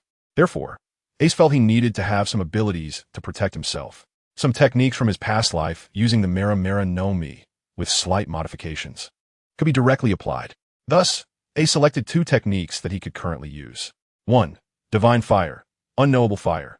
This technique condenses purple flames into 2 long fire spears, which are thrown at the enemy, piercing through their body, while the high temperature of the flames damages the internal organs. 2. Layered Flame Slash. Although Ace had just begun his swordsmanship training and couldn't produce sword energy, he had a flash of inspiration. By layering flames onto his greatsword, couldn't he mimic sword energy? Ace has been on the warship these past few days, so he hasn't had a target to test the power of these 2 moves. However, he has tried them out in the dormitory according to his own ideas. The intense flames on the large sword have already caused the air to slightly distort. Ace is confident that with this trump card, he is already capable of competing with an ordinary major general. In terms of haki, he has already touched the threshold of observation haki and determined his direction for effort. Even without special opportunities, with consistent practice, a month is enough for Ace to get started. As for the advanced application of observation haki, such as hearing the voices of all things and even glimpsing a bit of the future, that is not something Ace can consider at this moment. Finally, with a thought, Ace summoned his attribute panel. Attributes: Constitution, School 7 Spirit Fire Refinement Technique. First level refinement energy, 6460. Since the refinement energy has reached its limit again, Ace chose to enhance without hesitation. A warm current swept through every corner of Ace's body, and his attributes changed once more. Attributes: Constitution, School 8 Spirit Fire Refinement Technique. First level refinement energy, 470. 7 days of training, under Shadon's guidance, proved to be more efficient, allowing Ace's constitution to improve once again, getting closer to the peak of the school level. It seems I will soon reach the physical strength of a major general. Ace thought of this and couldn't help but feel excited, his steps becoming lighter as he jogged towards the accommodation area of the warship. Drake, Ein, and everyone else gather on the deck. The deserted island where the Gallows Pirates are located is outside the main shipping routes of the Grand Line. Without the appropriate sea charts or navigational logs, it is indeed difficult to find. Therefore, this deserted island is a good place for underground trading. At this moment, standing on the deck of the warship that Ace and the others are on, they could already see the outline of the deserted island in the distance. Shardin stood at the bow of the warship, with Ace and the other 7 trainees behind him and behind them. Nearly 100 sailors on the warship were also ready for battle. All right, what I needed to tell you has already been said. There are no civilians on the deserted island ahead, only pirates, so do not hold back. I don't need to teach you how to act. The Gallows Pirates have a captain with a bounty of 150 million, and there are several other pirates with bounties over 10 million. So this will be a tough battle. Now, please check your weapons one last time and prepare for combat. Shardin turned around to face all the sailors, his expression serious as he made the final pre-battle mobilization. After hearing Chardon's words, the sailors immediately began to check their weapons. After all, no one wants their bullets to jam during a fight. That could be fatal. Ace has no gun. His weapon is a broad-backed greatsword, currently strapped to his back. So Ace has the leisure to observe the movements of those around him. On his left is Drake, who is also taking out his weapon for the first time. It is a noble-style side sword and a four-bladed warhammer. On Ace's right, the little girl Ain has drawn two short swords and strapped them to her waist, clearly a bit nervous at this moment. When the time comes, stick close to us, Ace said, patting Ain's head softly. I nodded vigorously and laughed. It always felt reassuring to be next to Ace. At this moment, the warship was getting closer to the deserted island, and everyone could see 3 pirate ships anchored next to it. Chardon's expression changed. According to the intelligence, the Executioner pirate crew should only have 2 ships. Where did the third one come from?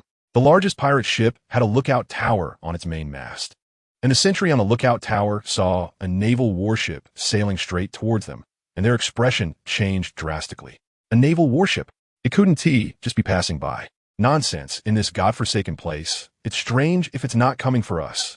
Stop talking. Hurry up and notify the captain.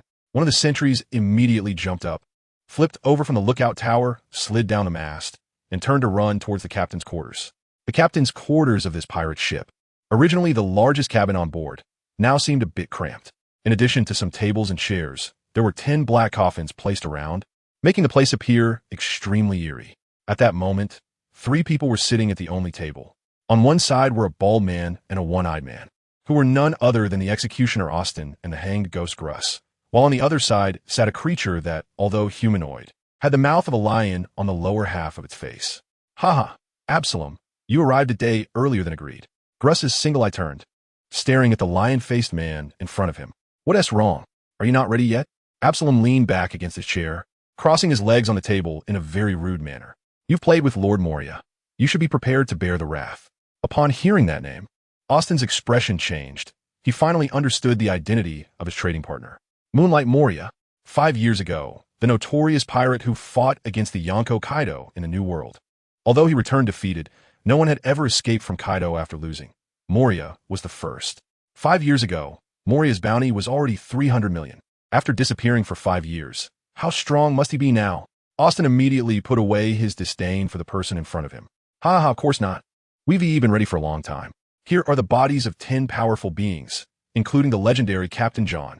Gruss pointed to the surrounding coffins. Pretending to be grand as he said, you can open the coffins to inspect the goods at any time, but if you have something to say, just say it. Absalom waved his hand impatiently. Gruss's eyes flashed with cold light. If it weren't for the fear of Moria behind him, he would have chopped this person down long ago. But he still endured and said, it's just that finding these powerful corpses wasn't easy, and we took a huge risk to keep those 500 ordinary corpses fresh. Gruss looked very emotional. So can we take a look at the devil fruits first? Just as Absalom was about to respond, there was a hurried knock at the captain's quarters door. What is going on? Looking for death? Gruss walked over and kicked the door open, his eyes flashing with fierce light as he said to the sentry at the door, Didn't I tell you not to disturb me? Captain, it's bad. The Navy is coming. The sentry stammered. Hearing this, Gruss immediately frowned and asked, How many of them are there? Only 1 warship, but the specific strength on board is unclear. So the Navy has set their sights on us. Gruss turned and walked to the table, looking at Absalom, but he saw Absalom looking indifferent. Don't look at me. The Navy is here to find you. Once you've dealt with them, we could talk business again. Quickly now. Gruss snorted coldly. Austin, let's go take a look together. After saying that, the two followed the sentry outside. Fire. With the advantage of equipment. Chardon naturally wouldn't be foolish enough to charge in for a close combat fight. Instead, he used the range advantage of the naval cannons to first deplete a wave of the enemy's living forces. Boom! Boom! The main cannon at the bow had the greatest power, and the pirates were just getting ready to raise the sails when they were horrified to see shells raining down. Boom! Crack! Crack! Several shells hit the main mast of the ship, instantly breaking in half, crashing down onto the deck, causing chaos and even killing 2 unlucky lackeys. Boom! Boom!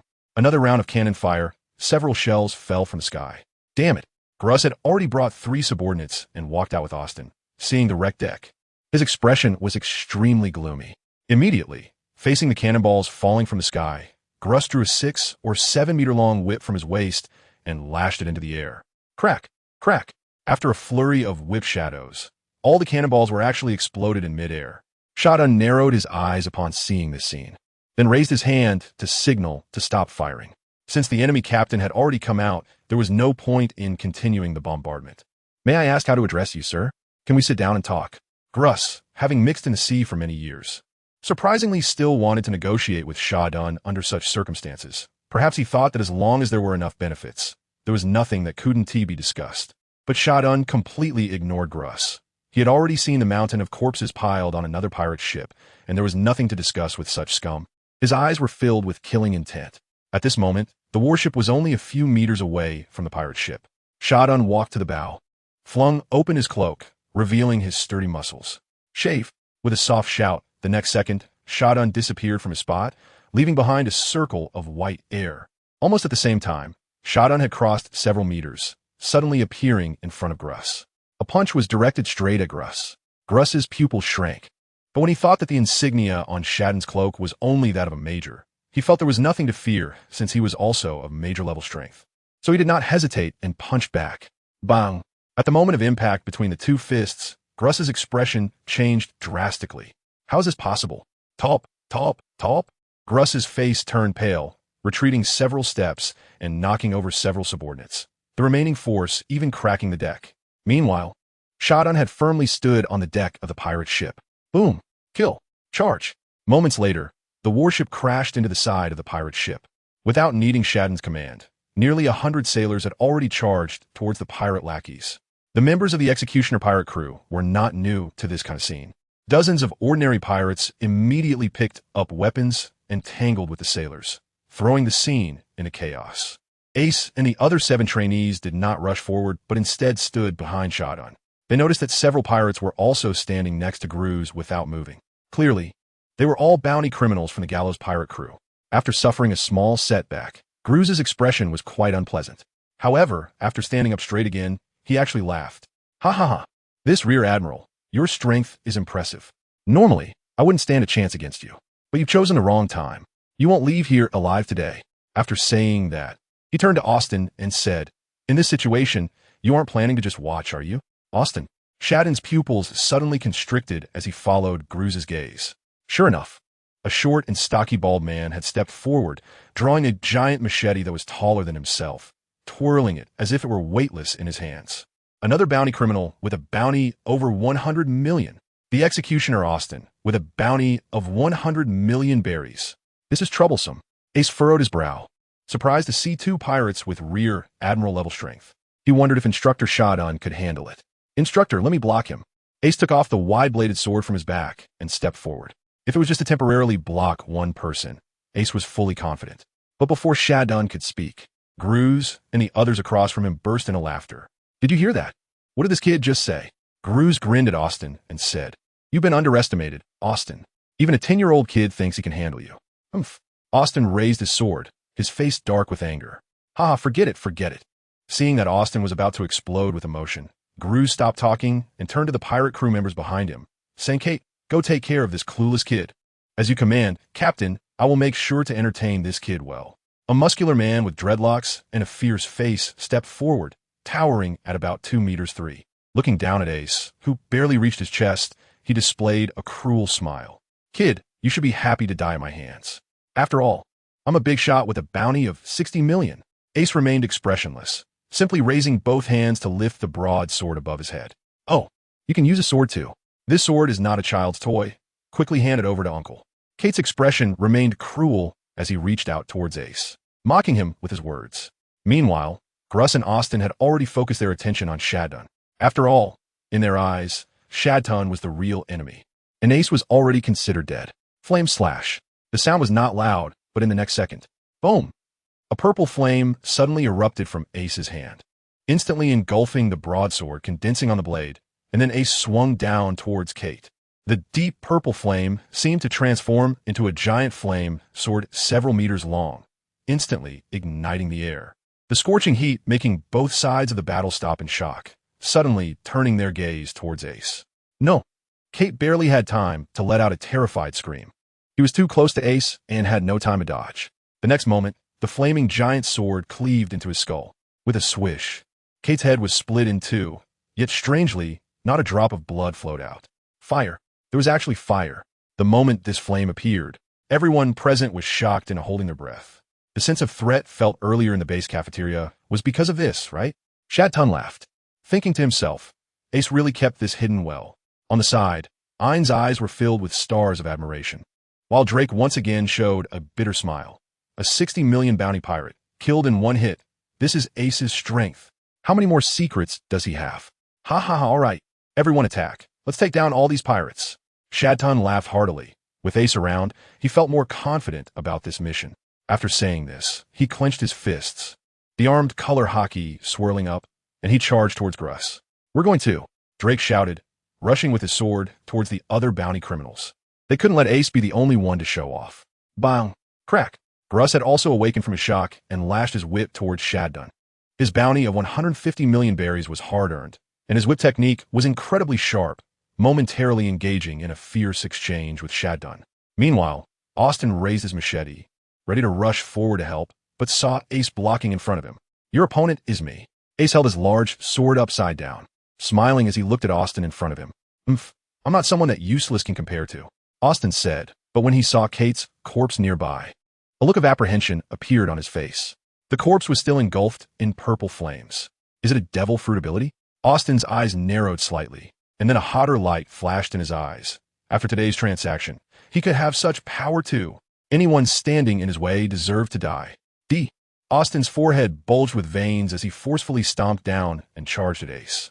The massive sword swung down towards Ace's head, creating a piercing wind that made Ace's expression change. The basic swordsmanship practice over the past few days was paying off. Ace instinctively lifted his sword to deflect Austin's strike to the side. Boom! The sword crashed onto the deck, instantly creating a large pit in the surface. Ace dodged to the side, his expression becoming serious. This was not the kind of power a newly appointed brigadier general should possess. The bounty on Austin was lacking. I said it before, even that kind of waste, I could slice through with a single strike. Austin licked his lips, confident in his power, far surpassing that of an ordinary brigadier general, and the huge blade in his hand could even crush a person to death. Oh, comparing strength, huh? Ace raised an eyebrow, a smile appearing on his face. Spirit fire refinement technique explode, feeling the power surging within his body before Austin could make a move. Ace had already swung his knife and slashed forward. Austin had been on guard against Ace using that purple flame again, but now he saw Ace actually giving up his advantage and directly wanting to compete in strength with him. From the previous strike, he had already understood Ace's capabilities. His strength was even below that of an ordinary brigadier general, and he still wanted to clash head-on. Austin was initially surprised, but then a cold smile appeared on his face. He was still too young. One strike would take him down, so he didn't T-dodge at all, launching a similarly powerful slash toward Ace. Clang! The two large blades collided without any fancy moves, producing a deafening sound of metal clashing. Both of their bodies jolted, and then they both stepped back 2 paces. At that moment, disbelief filled Austin's face. He had never encountered an opponent of the same rank who could clash with him in strength. And what was this before him? A 10-year-old child. What was this explosive power? He had been pushed back 2 steps. Impossible. Austin's face twisted in rage as he swung his knife at Ace, his speed incredibly astonishing, able to strike an unbelievable 3 times per second. Clang, clang, clang, clang. The sound of the large knife and the chopping knife colliding rang out densely. And between the two, one could only see layers of knife shadows, with sparks flying up. The more they clashed, the more intense the shock in Austin's heart became. His previous enemies either dodged his attacks or used skill to deflect his strikes, but never had anyone engage in such a hard clash. And this kid wasn't even at a disadvantage. However, Ace felt increasingly joyful in his heart. The honing of techniques in battle was the most useful. The swordsmanship practiced over these 7 days had become more and more proficient in his fight against Austin. More importantly, he could feel that his body was like a piece of iron, and under the hard-hitting blows, the spirit fire refinement technique was operating even more swiftly, with his physique continually improving, albeit slightly. These improvements might be subtle, but in Austin's eyes, with each passing second, Ace's hands holding the sword became more stable, and the force of his strikes grew stronger. Faced with an enemy who was growing stronger in battle, what could Austin do?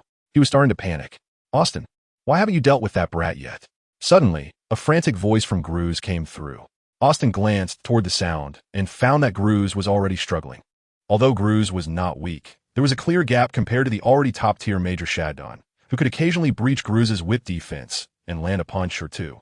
Getting hit by a fist enveloped in domineering aura was not pleasant, and blood was already dripping from the corner of Gruz's mouth. Austin was very anxious. He knew that once Gruz was dead, he would be next, but the brat in front of him was just too difficult to deal with. And it seemed like he was using this opportunity to temper his own body. Is this a joke? I am the infamous executioner. When did I become a child's sparring partner? Suddenly, Austin thought of Absalom, that subordinate of the great pirate Moria. His strength shouldn't be too weak, right? With this thought, he no longer cared about offending Moria. He might die soon, so why worry about that?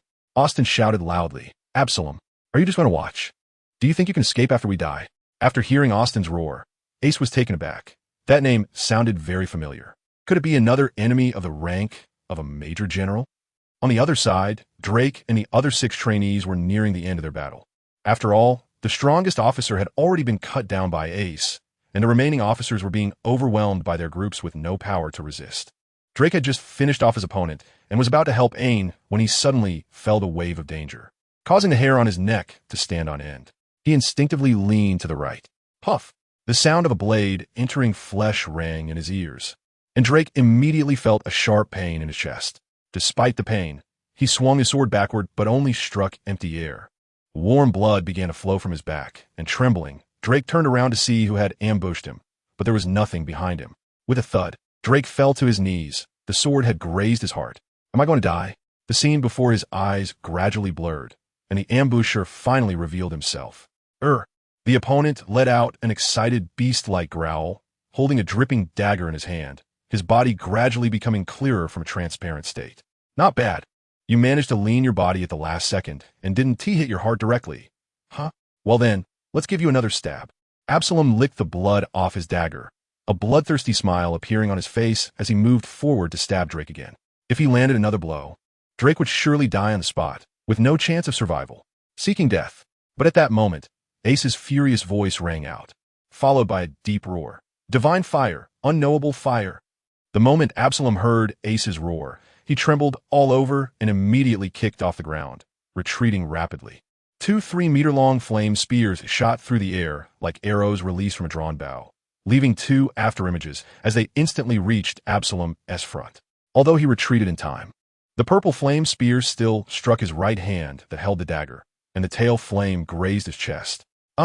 A piercing scream echoed across the battlefield. Absalom's right hand had been burned to a crisp, and his chest was charred black. The intimidation of the flames was overwhelming, causing both sides of the battle to momentarily pause. Shaddon also saw the severely injured Drake on the ground, his expression darkening. In his anger, he instantly closed in on Gruz, unleashing a relentless barrage of punches upon him. Clang! Raising his hand, Ace blocked Austin's strike again. A trace of blood now at the corner of his mouth. He had naturally fallen at a disadvantage in the battle with Austin when he had just used unknowable fire to attack Absalom. Seeing that his attack hadn't taken down Absalom and that the latter's figure had returned to transparency, there was no way Ace could not guess this person's identity. Absalom, who had eaten the transparent fruit under Mariah's command, that disgusting man who had taken advantage of Robin and Nami. Anyone who had watched One Piece would want to take him down. Ain, quickly take Drake back to the warship and find a medic for treatment. Ace ordered as several trainees had already dealt with the officers of the News Pirate crew. Once Ain and the others lifted Drake back, Ace turned his head again, focusing on the executioner, Austin. Ace's eyes were filled with killing intent. With this situation arising, he had lost the mood to train his opponent. He just wanted to quickly deal with Austin and then turn to eliminate Absalom. Silently, a layer of purple flames had already covered Ace's broadsword. Austin felt a chill run down his spine. Initially, when he saw Ace fighting him, he dared to let his guard down and felt angry. But at this moment, he had a sense that once Ace got serious, he absolutely wouldn't be able to block the next strike. Ace raised his arms high, his expression serious. The flames that originally covered the entire blade had all gathered at the edge, condensed into 10 distinct layers of fire. Layered flame slash, tenfold, swish. The muscles in Ace's arms suddenly swelled, clearly indicating that using this move placed a great burden on his body. But even with the veins on his forehead bulging, Ace still swung down with his sword. There were no raging flames this time. Compared to before, this slash did not have such an imposing momentum. only the 10 layers of purple-black flames faintly glowing. However, Austin felt a chill run down his spine, sensing he had no way to escape, and instinctively raised his sword to meet the attack. This time, there was no clang of metal striking metal. It sounded instead like a hot iron ingot being thrown into cold water, followed by a muffled thud. Austin was horrified to discover that his decapitating sword had melted under Ace's strike. Immediately after slicing through half of his sword's blade, the 10 layers of flame condensed on Ace's sword suddenly erupted, crossing over the decapitating sword and directly rushing towards Austin. At such a close distance, there was simply no chance to dodge, and Austin's expression changed drastically. Whoosh! The fiery sword energy swept past Austin's body. The next moment, fear froze on his face. There was no gory scene of blood splattering as he knelt on the deck, staring in disbelief at Ace before him. Only 10 years old, and the Navy was about to have another unmatched powerhouse. His consciousness gradually blurred, the world before him lost its luster, and then he fell completely into darkness. Thud! Austin collapsed onto the deck, purple flames igniting behind him, engulfing his body in a sea of fire. At that moment, Ace, as he executed the strike, felt as if he could clearly sense the trajectory of the blade passing through, seeing the air being sliced apart. When he created the layered flame slash, Ace understood the immense power of this move. But such great power was based on a strong body. So even with his body's strength doubled through the body refinement technique, executing the tenfold was already the limit of his limits. The limit of an explosion meant a breakthrough. Ace's senses seemed to be infinitely amplified. He did not deliberately look, but the entire battlefield scene had already imprinted in his mind. Major General Shadon had already smashed Gruza's head with a punch. The ship's medics were urgently treating Drake, but Drake's life force was very weak. Injured sailors and pirates lay on the ground, wailing. Asaburo, missing a hand, was hiding in a corner, contacting someone with a snail phone. All the information flooded into Ace's mind. But after a moment of daze, Ace calmed his emotions. He knew, under the limit, his observation Haki had awakened. Taking a deep breath, Ace looked at the wide-backed sword in his hand. The high temperature of the 10 layers of flames had already created some notches on the blade, so he raised it and placed it back behind him. Ace noticed with some confusion that Austin's decapitating sword was also nowhere to be seen. Shaking his head and no longer thinking about it, Ace suddenly squeezed his right hand, and the flames surrounding him instantly surged into his palm, condensing into a flame spear. Turning to the corner on the right side of the deck, a glint of cold light flashed in Ace's eyes as he unhesitatingly threw it out. Whoosh! The spear reached its target in an instant. Absalom, in his invisibility state, could not have anticipated that Ace would discover his position. He barely had time to raise his head, his face showing an expression of horror. The next moment, he was pierced by the spear, his insides burned to ashes. No, it's impossible. The snail phone in Absalom's hand fell to the ground, and his eyes lost their luster. Having transformed his body and possessing the skin of an elephant, Ace murmured, scoffing, thinking that taking shortcuts only makes one a weakling. Huh? Ace's expression shifted as he looked over again. After Absalom's death, the power of the transparent fruit gradually faded, and a delicate wooden box fell from his arms. Something that could be hidden in one's bosom must be a treasure, right? Ace thought to himself as he walked over to pick up the box. He opened it casually, and his eyes were immediately glued to the contents, unable to look away, even swallowing hard. Inside lay 2 fruits with spiral patterns, an apple and a banana, quietly resting at the bottom of the wooden box. Des Villefruits, and 2 of them, the most extraordinary items in the world of One Piece. Bringing dazzling superpowers to the strong in this world, Ace felt an impulse to eat one immediately. But thinking about how consuming a devil fruit would make him detested by the sea and lose his ability to swim, Ace suppressed his impulse and tucked the wooden box into his arms. Turning around to look back at the battlefield, the fight was nearing its end. The Navy already outnumbered the execution pirates, and when Chardin finished off Grace and joined the battle, the outcome became even more certain. The Navy soldiers struck mercilessly, showing no intention of taking prisoners, but Ace felt no sympathy for the brutality. Perhaps some in the execution pirates turned to piracy out of necessity, but from the moment they slaughtered civilians, their deaths became undeserving of pity. Ha, Ace, you did great this time. After Chardin dealt with the last pirate, he laughed and walked over to Ace, saying, if it weren't for you, our casualties would have been significant. The Navy soldiers also looked at Ace, their eyes shining with awe and admiration truly shocked by the purple flames Ace had unleashed. In the face of such power, they could only feel their own insignificance. It was also thanks to the instructor's guidance. Ace's words made Shadun laugh heartily, clearly making him feel good. However, Shadun still waved his hand and said, "Stop flattering me. I can't teach you anymore. Once we go back this time, I'll recommend you to join the second phase of training at the base. This flame ability of yours. Is it from a devil fruit?" Ace remained non-committal. He certainly had to guard the secret of the well.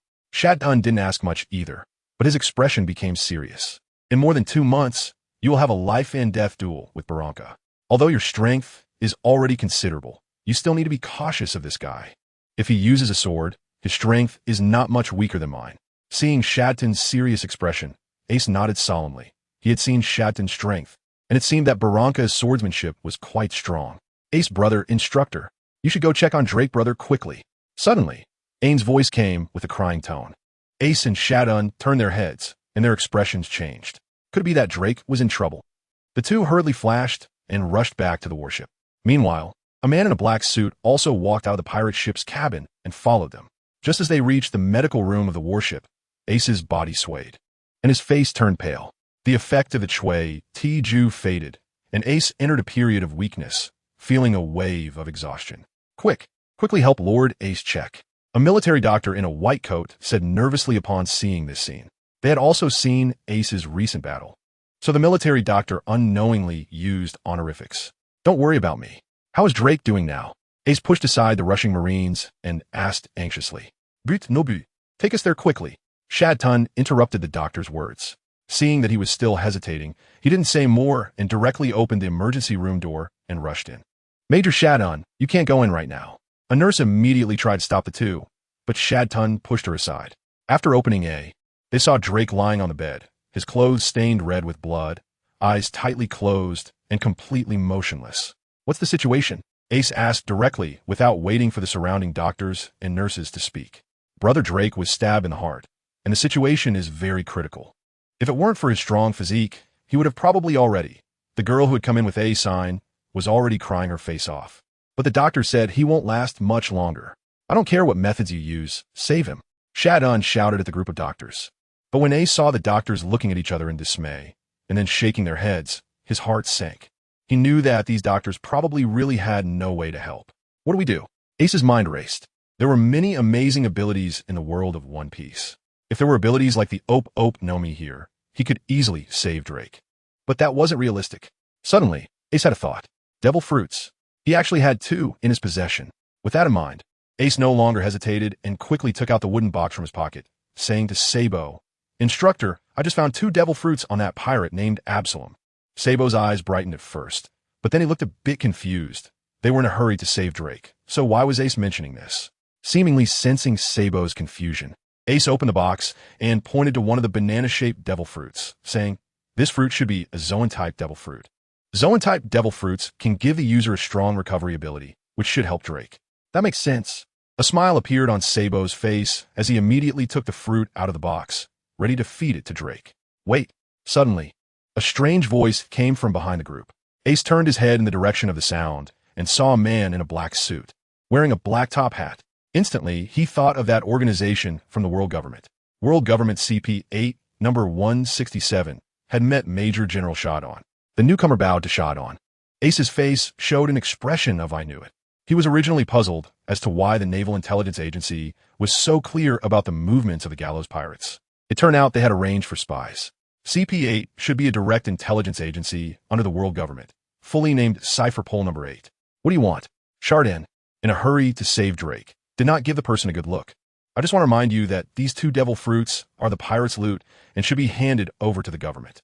You shouldn't handle them privately." The man in black said with a serious expression. "Lord Shadun, Drake is about to die." Just as Shadun was about to reply, a nurse's voice suddenly came over, causing everyone's expression to change. Shadun, holding the devil fruits, rushed toward Drake's bedside. "You can't do this." The man in black's face stiffened, clearly not expecting that Shadun would ignore him. "Shave," the man in black shouted, and his figure suddenly vanished from the spot, almost simultaneously appearing in front of the bedside, trying to block Shadun.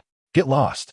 Shadun did not hesitate at all, swinging his hand out with a slap that sent the man flying, severely deforming his face and crashing him into the wall. creating a hole. Without any pause, Chardin had already reached the side of the bed, pried open Drake's mouth, and stuffed a piece of devil fruit inside. As soon as the fruit entered Drake's mouth, it slid down into his stomach. It has to be useful, Chardin murmured. At this moment, Ace, enduring his weakness, leaned closer to the bedside and said firmly, "It will definitely be useful." However, half a minute later, Drake's breath gradually weakened, as if he were about to leave. "You actually gave the devil fruit to a dead man." The man in black came again at this moment, his face swollen to twice its original size, yet he continued to speak nonstop. "But as long as you give me the other fruit, I will report to the organization and let them go easy on you." Ace was already feeling very irritated, and seeing this guy in front of him still thinking about another one made him even more disgusted. Ignoring his words entirely, Ace turned to Ein beside him and asked, "Ein, do you want to become stronger?" Ein was still in tears. This practical combat made her realize her shortcomings. She couldn't even intervene in Drake's battle, let alone help her brother Ace. She wanted to help her brother. She wanted to become stronger, so Ein nodded vigorously. "Yeah, this is for you." Ace reached out and handed another fruit to Ein. "I can't accept this. It's too precious." Ein hurriedly waved her hands. "This was something worth at least 100 million berries. Just take it. Your brother Ace will definitely enter the second phase of training. If you don't eat this fruit, do you want to be separated from him?" Chardin was still staring at Drake on the bed, but at this moment, he couldn't help but speak up. He didn't have a good impression of this so-called intelligence agency either. Why would they let their own people go without? Would they send it back to them later? As soon as Ein heard that she had to separate from Ace, a hint of panic flashed in her eyes. She quickly took the devil fruit and bit into it. The next moment, her little face turned bright red. "What's wrong? Is it very bad?" Ace asked with concern. "No, it's delicious. Everything my brother gives me is delicious," the little girl said, clearly feeling a wave of nausea, but forcing herself to respond. Ace felt a surge of emotion upon witnessing this scene. He knew all too well how terrifying the taste of a devil fruit could be, and that Ein had managed to endure it for his sake. This feeling was something he wanted to cherish. "Damn it, you all can wait to go to jail," the man in black said angrily. "Instructor, this guy is too noisy," Ace said to Chardin indifferently. "Yes, I think so too." Chardin nodded, then suddenly dashed in front of the man in black and slapped him on the back of the head. His palm flickered with a dark light, clearly using hockey. The man in black rolled his eyes and fainted just like that. All right, finally quiet. Everyone turned their gaze back to Drake on the bed. Just when Drake's breath was at its weakest, suddenly everyone heard his heart beat violently. Ace immediately looked over with joy, and, after a few powerful beats, Drake's eyes suddenly opened wide, but his expression was extremely twisted. Everyone's hearts sank again. Could there be another problem? "What the hell did you give me to eat?" Drake's furious roar echoed, causing several doctors to fall to the ground in fear. However, Chardin burst into laughter. It seemed that Drake was definitely fine now. "Haha, the devil fruit really is that terrible." After saying this, he meaningfully glanced at Ein, and it was clear to everyone how the little girl felt about Ace. For her crush, she could endure such a horrible taste. Young people and their beautiful first love. Ein wished she could find a hole to burrow into, her face turning as red as if it could drip water. Devil fruit? Drake on the bed was taken aback. "You should thank Ace properly. If it weren't for this devil fruit, you'd be in a lot of trouble right now," Chardin said with a smile. Having saved Drake, this mission was almost perfect, and Chardin was in a good mood. Upon hearing this, Drake realized that Ace had directly taken out a devil fruit to save him. This was a life-saving grace. The grievances from a month-end test were completely forgotten, and his expression became very serious as he clasped his fists towards Roy and said, "Roy, from now on, my life belongs to you." Roy waved his hand with a smile and said, "Don't say that. We'll all be good brothers from now on. It's just a devil fruit. No life is worth more than a brother's." Hearing this, Drake felt even more moved and silently made up his mind. This brother was someone he was determined to have. All right, Drake and Ein, you two go out and see what your abilities are." Chardin admired Ace a bit in his heart, giving away 2 devil fruits without batting an eye. What a person who gets things done. Next, everyone walked together to the deck, while the man in black was kicked to the corner by Chardin. Once on the deck, everyone curiously looked at Drake, closing his eyes and feeling silently for a moment. A strange expression appeared on Drake's face as he said to everyone, "Mine is a Zoan-type fruit, but the specific ability seems a bit strange." Ace nodded, already sensing something, and led everyone to retreat a short distance. Then he waved his hand, signaling Drake to continue. "Roar." Drake let out a tremendous roar, and in the next moment, his body underwent a violent transformation. His human form gradually disappeared, replaced by an ancient dinosaur nearly 10 meters tall. The king of dinosaurs, the Tyrannosaurus Rex. Thud thud. The sound of sailors falling on the deck echoed, their eyes showing a hint of fear. Drake's tail flicked lightly, creating a crack in the deck. That's enough. Change back. Shadon quickly said, worried that Drake might accidentally destroy his warship. This ability is impressive. T-Rex fruit. Drake, now in human form again, was quite excited. Ancient type. Indeed very rare, but don't get too happy. You won't be able to swim anymore. Shadon joked, and you almost lost control just now. The fruit needs to be developed by yourself. That's right. Moreover, physical techniques in hockey are the foundation of strength. You can't slack off in your training, Ace added. Drake nodded thoughtfully, and then everyone turned their attention to Ein, clearly more curious about Ein's abilities after Drake. I am a Paramecia type, Ein said shyly. Shrinking closer to Ace, the reverse fruit. Ace felt a surge of emotion upon hearing this. Fate truly is remarkable. Despite their own interference, the two still obtained the original devil fruit abilities. Then Ein, please show everyone, Ace said gently. I nodded and walked out, tilting his head as he looked around at the people on site. When he saw Shadon, his eyes suddenly lit up. Instructor, I apologize. After saying that, Ein clenched his small hand, and a burst of pink light was shot onto Shadon. Shadon let out a soft gasp because the moment the pink light touched him, he suddenly felt his body becoming younger. He was already 35 this year, but after a moment, he felt as if his body had returned to 10 years ago. Making people younger. This ability is so incredible. Shadon touched his face, unable to help but exclaimed that it could allow those aging, powerful individuals to return to their peak. Their strength would remain unchanged. Ein quickly waved his hand, saying, the fruit I ate is the reversal fruit. When it touches objects, it can revert them to a certain point in time, but if it touches a person, their appearance will revert to 12 years ago, although their strength and lifespan will not change. Upon hearing Ein's words, Shadon waved his fist, feeling the power within his body. And indeed, he found that only his appearance had changed.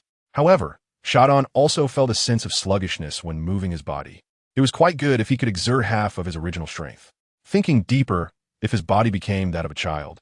Having the original strength, but not being able to adapt to it immediately would be quite challenging. This fruit still has a lot of development potential. All right, turn me back, Shadon said with a smile to Ein. I can't do that yet, Ein weakly replied. Shadon's smile froze on his face. Huh? What's going on? Some Marines around couldn't help but laugh. Instructor, you look very handsome like this. Yeah, being able to return to a younger appearance must make you happy inside. The crow's feet at the corners of Major Shadon's eyes had disappeared. The Major's embarrassing incident immediately sparked a wave of discussion among the Marines, and the gloom brought by the previous battle was somewhat dispelled. After a lively moment, the participating Marines returned to the warship for rest. Meanwhile, the logistics personnel became busy, starting to tally the casualties from the extermination of the Gallows pirate crew and counting the spoils seized from the enemy's pirate ship.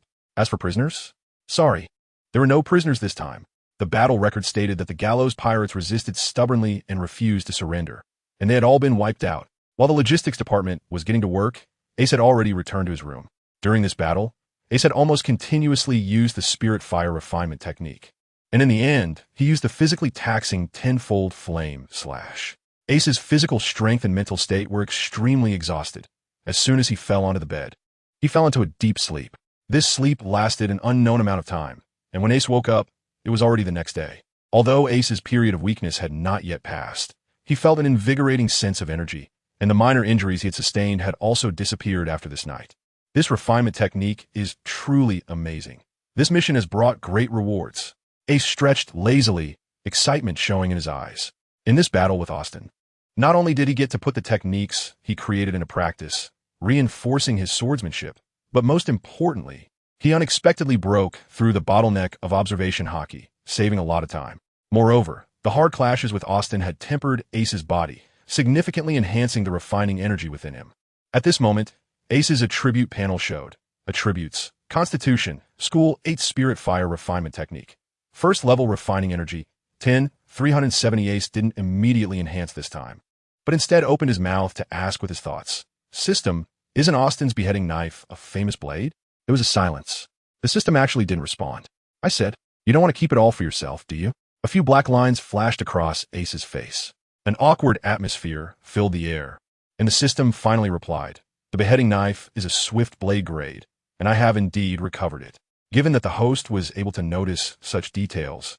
You have passed my test, so I will reward the host with 50% of the energy. Actually, you want to keep it all for yourself, right? Is it really okay to argue so forcefully? Ace rolled his eyes, unable to suppress his inner complaints. But when 50% of the black energy surged into his body, Ace no longer had the mental space to ponder these thoughts. In almost an instant, the refining energy had increased to 150, and Ace could sense that this attribute had temporarily reached its peak.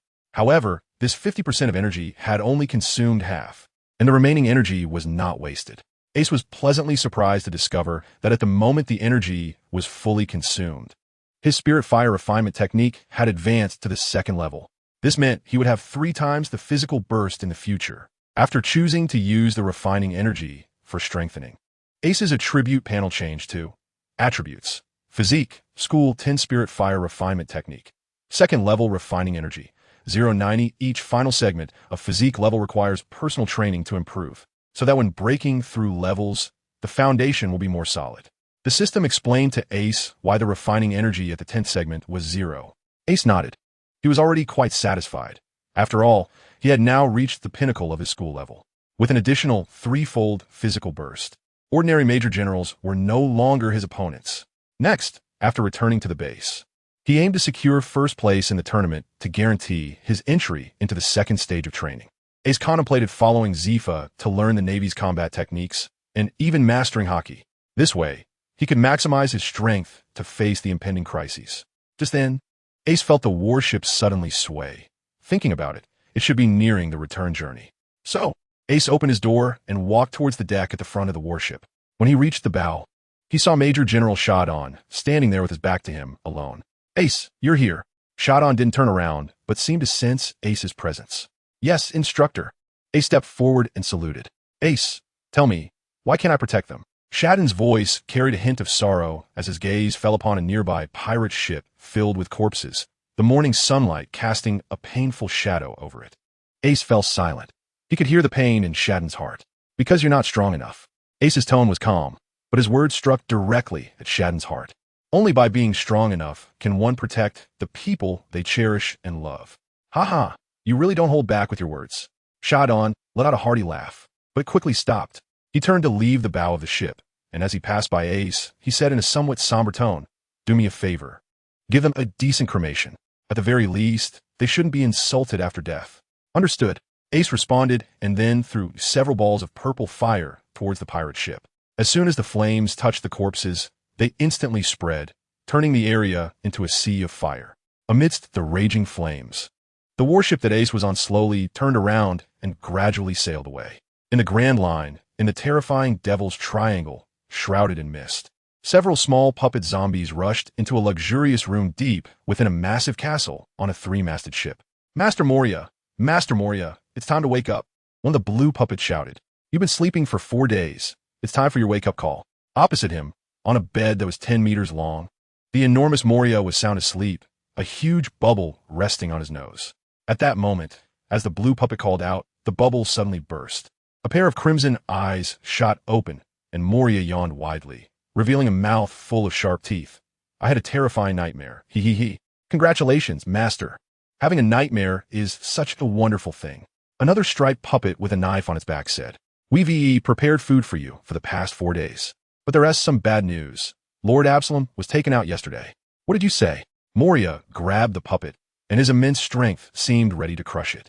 Is it those guys from the Executioner Pirates? How dare they double-cross me, Moria? This time, he suffered heavy losses, losing 2 devil fruits and a subordinate, but got nothing in return. And no, that's not it. The puppet struggled to speak, forcing the words out. It was the Navy. The Executioner Pirates are done for as well. Lord Absalom mentioned it in a transponder snail call yesterday, but he cut off halfway, so we speculate he has been taken out. Which guy? Moria glared at him. Lord Absalom heard the Marines talking about a guy named Ace. Ace, you better pray I don't run into him, damn it.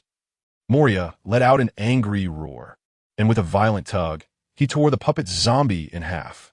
The other zombies immediately trembled and shrank into the corners. At that moment, Ace was at a banquet. It seemed that in the world of One Piece, whether pirate or navy, everyone likes to celebrate victory with a feast. The supplies, food, and drinks seized from the executioner pirates were directly used by Sabo to reward the Navy after their hard-fought battle. Of course, since they were a military force, drinking was still prohibited. After finishing his battle yesterday, Ace went straight back and fell asleep without even having dinner. So his hunger suddenly erupted at this moment. And before long, a small mountain of empty plates had piled up in front of him. Ein kept passing food over, watching Ace eat it all with a happy and contented expression. Eat more. Hey, you two kids should be mindful of your influence. How old are you? Getting all lovey-dovey. Shatun leaned over from the table next to them, teasingly smiling. Instructor, this is called childhood friends. Yeah, Lord Shatun must not have experienced it. Jealousy, pure jealousy. As Ace and Ein hadn't said anything yet, Shatun was met with a barrage of collective mockery from a group of Marines. You bunch of little brats. Are you itching for fight? Shatun laughed and scolded, instinctively reaching for the stubble on his chin, only to find it completely smooth. It dawned on him that Ein's backward fruit ability had not yet been lifted, leaving him with a bitter smile. Meanwhile, Ein's face had turned as red as his ears. Stammering a rebuttal, you guys shouldn't say that. However, he couldn't help but sneak a glance at Ace, only to find that Ace hadn't contradicted everyone. This made his heart flutter with a bit of sweetness. I wonder if Brother Ace likes me? Ein thought, then quickly lowered his head even further. Oh no, this is so embarrassing. All right, Ace, this is for you, Shatun said as he tossed a yellow bag to Ace. Ace paused for a moment, casually taking it over, feeling a bit puzzled. So, he directly opened it and was even more surprised to see the golden berries inside. Don't be surprised, this is 1,000,000 berries. The reward you deserve. Shatun said, a bit proud. Don't worry, everyone has a share, more or less. After the Navy eliminates pirates, half of the spoils must be submitted, and the other half is directly distributed among the soldiers who participated in the battle. This hanging pirate crew turned out to be a fat sheep. Ace nodded upon hearing this. Although Shatun's words were somewhat rough, this policy could indeed motivate the Navy to eradicate pirates. Therefore, Ace didn't hold back and put it away directly. Everyone, remember to go to the logistics department to collect your bonuses, Shatun said boldly. Immediately, the sailors erupted in cheers, and the atmosphere of the banquet became even more lively. Next, the warship re-entered the doldrums from the Grand Line, and after nearly a week of sailing, it returned to the Navy training base. Of course, during these 7 days, Ein finally figured out how to nullify the effects of the backward fruit, thus avoiding giving Shatun's old friend a chance to laugh at him. Upon arriving at the base, the specific handover matters were handled by Shatun and the logistics department, while Ace and the other 6 trainees were dismissed to return to their dormitories for rest, as they still needed to prepare for the arena competition in 3 days. After the sailors dispersed, a nearly forgotten figure in black clothing escaped from the warship, glaring resentfully in the direction where Ace and the others had disappeared. He took out a din mushy hidden in his suit pocket. Report, officer, this is number 167. The mission has failed. A deep voice inquired from the other end. Did the target escape? No, the Gallows pirate crew has been wiped out. But those damn sailors showed no regard for our intelligence department and let 2 sailors eat the devil fruit privately. There seemed to be a moment of silence on the other end, and the figure in black dared not interrupt the other's thoughts but waited quietly. Which sailors were in charge? The officer finally asked after a moment of silence. The highest officer is a Navy major named Shatun. However, there's also a kid named Ace who's been causing trouble. The black-clad figure's eyes lit up as he hurriedly replied. Okay, understood. I will send CP9 personnel to handle the next steps. You've worked hard during this time, so I'll give you a month's vacation. Yes. Thank you, officer. The black-clad figure was overjoyed and repeatedly expressed his gratitude. After that, the other party hung up the phone, and the figure looked back at the Navy base, gritting his teeth and saying, "Dare to offend our intelligence department?" It seems the higher-ups are really angry, even deploying CP9. There are quite a few monsters in there. As he thought of this, a sense of fear crept in, and the black-clad figure couldn't help but shiver. Then, with a flash of his body, he disappeared from the spot. Ace was unaware that he had attracted someone's attention again. After spending a month at sea, he and his companions, Ein and Drake, finally returned to their apartment and couldn't help but collapse onto the soft sofa. There's no place like home, Ace sighed as he stared at the ceiling. Although he had been exercising consistently over the past few days, increasing his energy by more than 20 points, he couldn't fully relax at sea. Drake also sprawled out, feeling that this mission had been a brush with death, so his feelings were even more intense. However, the rewards were considerable. Not only had he gained the power of a devil fruit, but more importantly, he had made a good brother. Meanwhile, Ein was lost in his own sweet thoughts. There are only 5 days left until the arena battle. Do you know the rules? Ace's words interrupted Ein's daydreaming. I know, because the leaderboard in the square only reflects the rankings of the 3 basic tests. It doesn't fully represent the true strength of the students.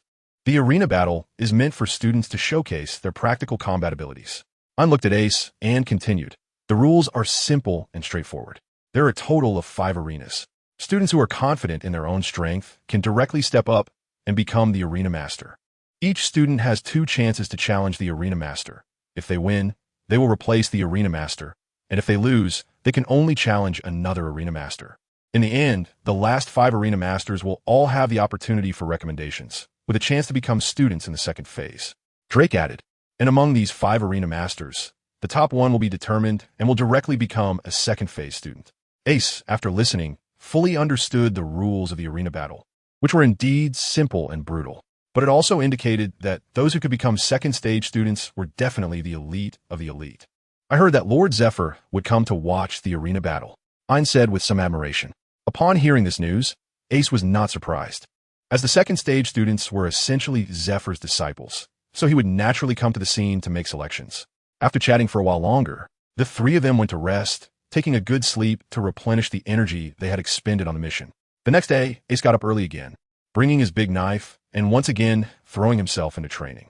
In Ace's heart, the urgency to become stronger never faded. After all, in this vast sea, the strong were as numerous as carp crossing the river.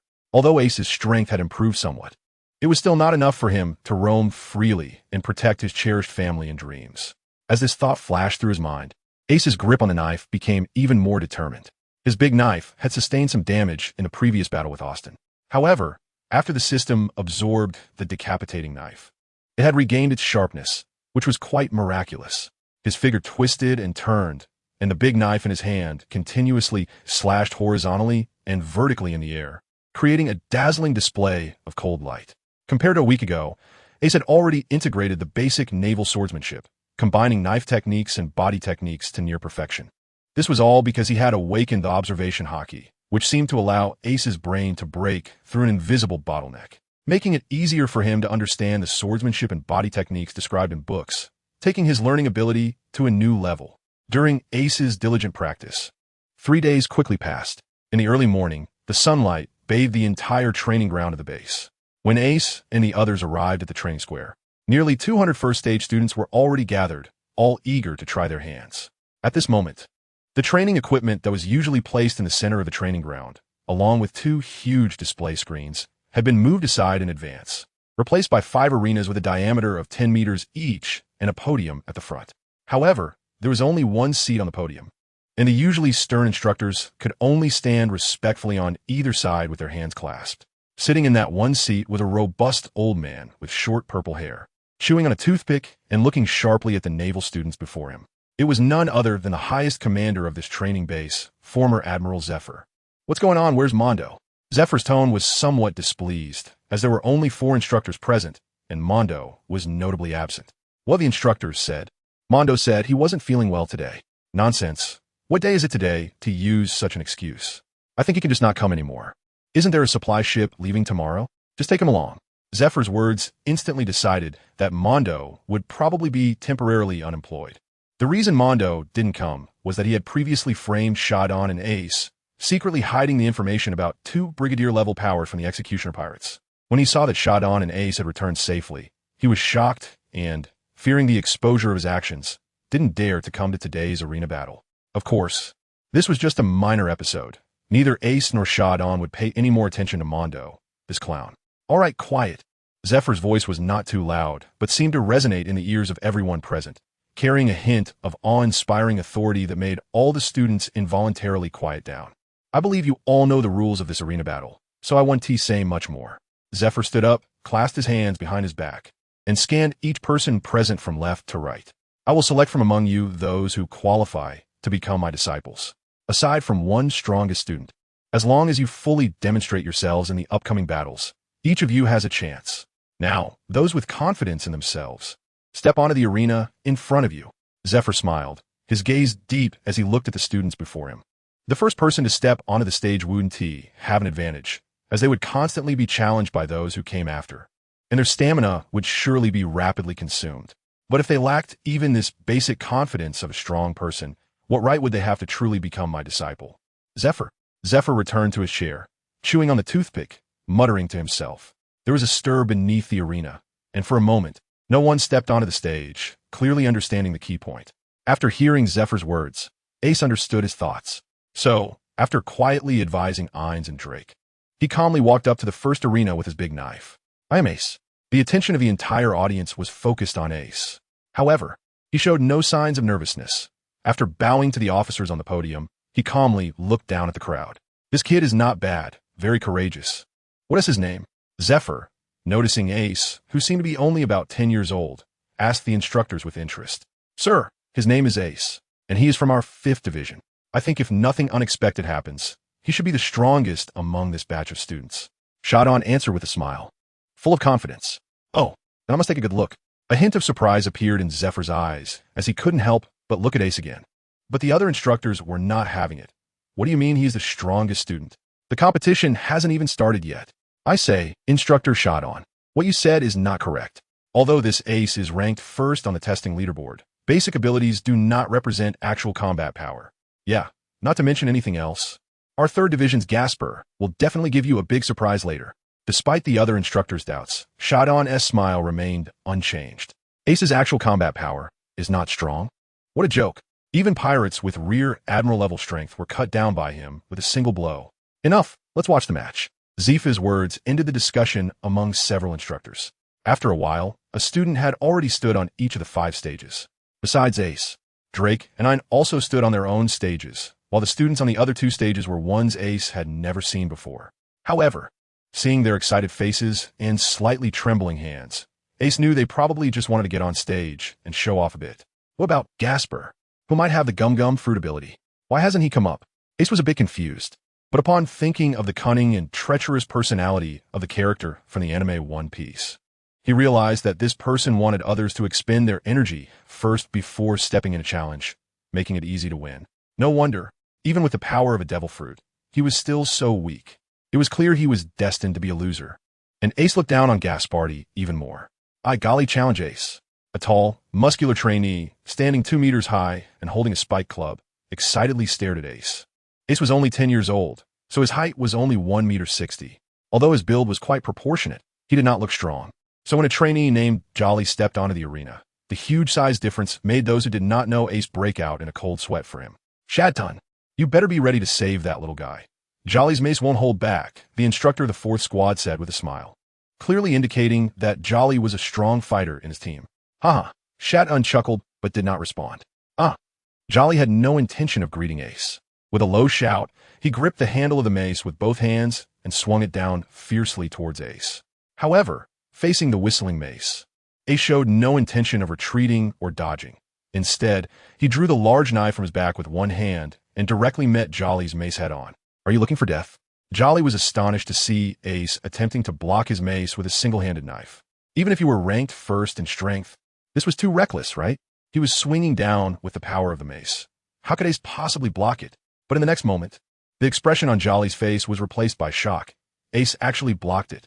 Clang! A crisp sound echoed as Ace's large knife glinted coldly, embedding itself into Jolly's mace. Jolly's veins bulged as he pressed down with nearly all his strength. But he was horrified to find that Ace was holding the knife steady with just one hand, showing no signs of trembling, preventing the mace from advancing even an inch. Most importantly, Ace's expression showed no change, indicating that he was not exerting his full strength at all. How is this possible? This was the kind of strength a first-stage trainee could possess. The scene on the arena left the trainees in the training ground wide-eyed with shock. Zephyr, sitting on the podium, also brightened his eyes. His training philosophy was different from many others. He believed that while the abilities of devil fruits were indeed important, the most crucial were the foundational abilities like Haki and physical skills. Having extraordinary strength would definitely benefit the cultivation of Haki and physical skills. He became even more interested in Ace. You're too weak. Ace held the knife in one hand. His expressionless face and calm tone reached Jelly's ears, causing his complexion to turn exceptionally ugly. Clang! Ace's right arm suddenly swung upward, and Jelly felt a surge of immense power as the huge spiked Mace was sent flying high into the air. Now Ace had reached the peak of the school-level physique, and even without using the Essence Body technique, his strength was already infinitely close to the 2,000 kilograms of a junior major. Therefore, Ace was in a leading position among the first-stage students. Even Drake, when not using the powers of his devil fruit, was no longer his opponent. After knocking the Mace away with a single strike, Ace stepped forward, twisted his wrist, and slapped Jelly with the flat of his blade. Bang! Unsurprisingly, under this strike, the 2-meter-tall Jelly flew off the stage and crashed to the ground, spitting out a mouthful of blood. However, Jelly showed no resentment towards Ace, as he knew that if Ace had struck him with the blade edge, he would already be meeting his grandfather in heaven. Ace wins. As soon as Jelly was knocked off the stage, a staff member immediately announced the result. It was of no significance. Hearing that the result had been announced, Ace sheathed his large blade on his back and returned to the center of the stage, waiting for the next challenger. Looking as if he hadn't exhausted any stamina at all. "Please continue to challenge," the staff member said to the students. "I'll go."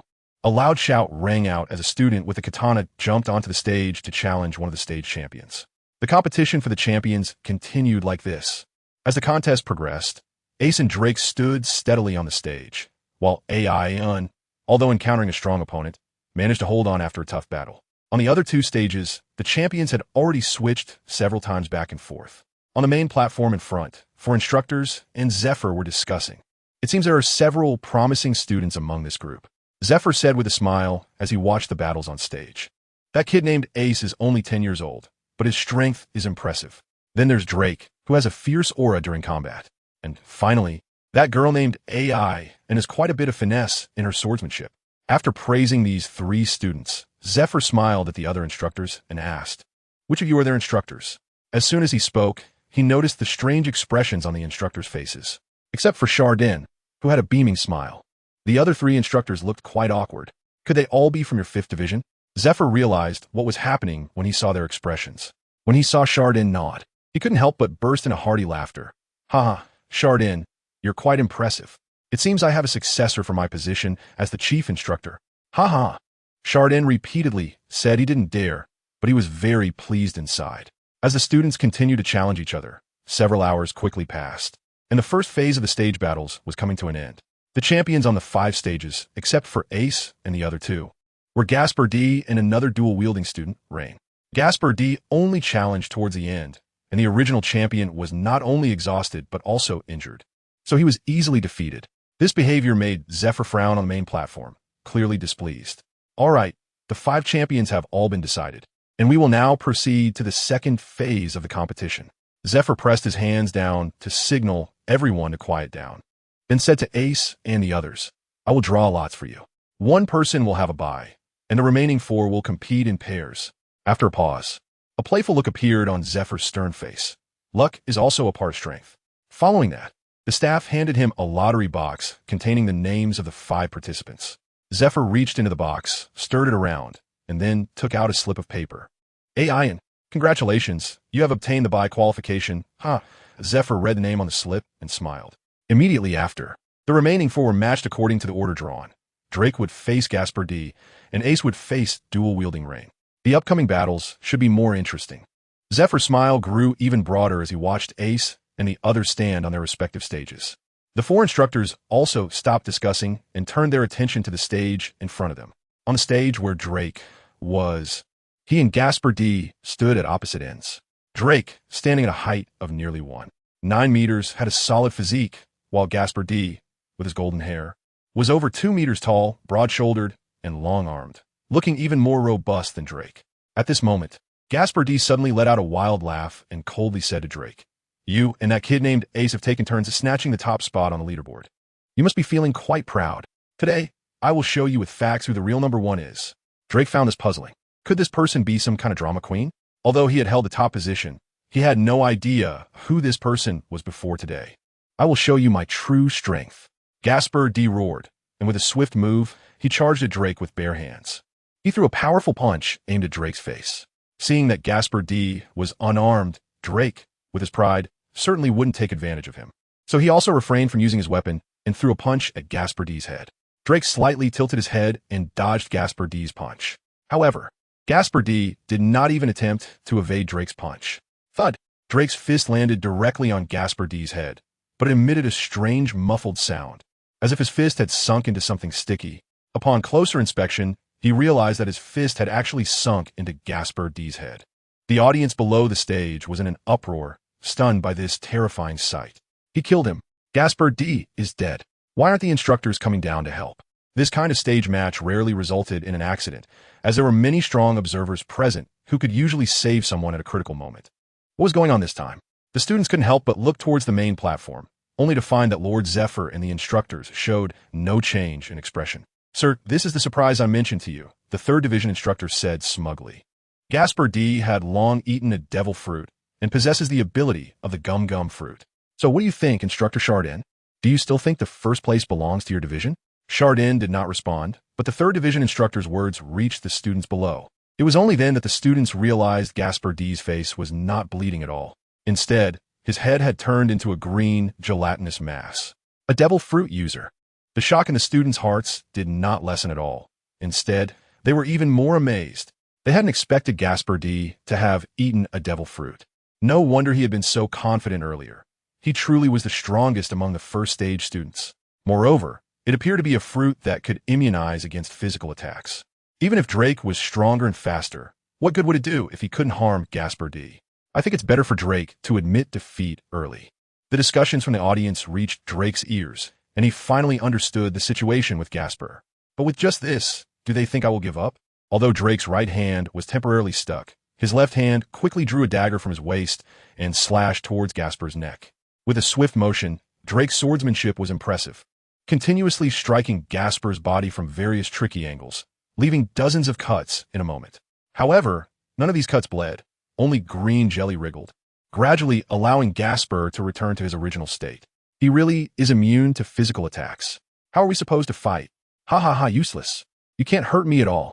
Gasper's head had turned into a jelly-like form, his mouth writhing as he spoke, creating a nauseating feeling.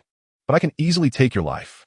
Gasper grinned wickedly and raised his hands, which transformed into jelly, wriggling before suddenly solidifying into 2 hard green spikes. Swish! Taking advantage of Drake's immobilized hands, he suddenly thrust towards his abdomen. Is it about to end? At that moment, the thought flashed through the minds of nearly every spectator. However, in the next instant, roar!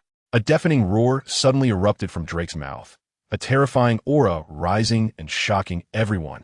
Drake's body suddenly enlarged, ripping through his original clothes, revealing a gigantic monster before the eyes of the crowd. A 10-meter-tall, giant Tyrannosaurus Rex. You say I can't hurt you? The dinosaur-shaped Drake emitted a deep voice. Immediately, Drake effortlessly pulled his claws out from Gasper's body and knocked him to the ground. Pop!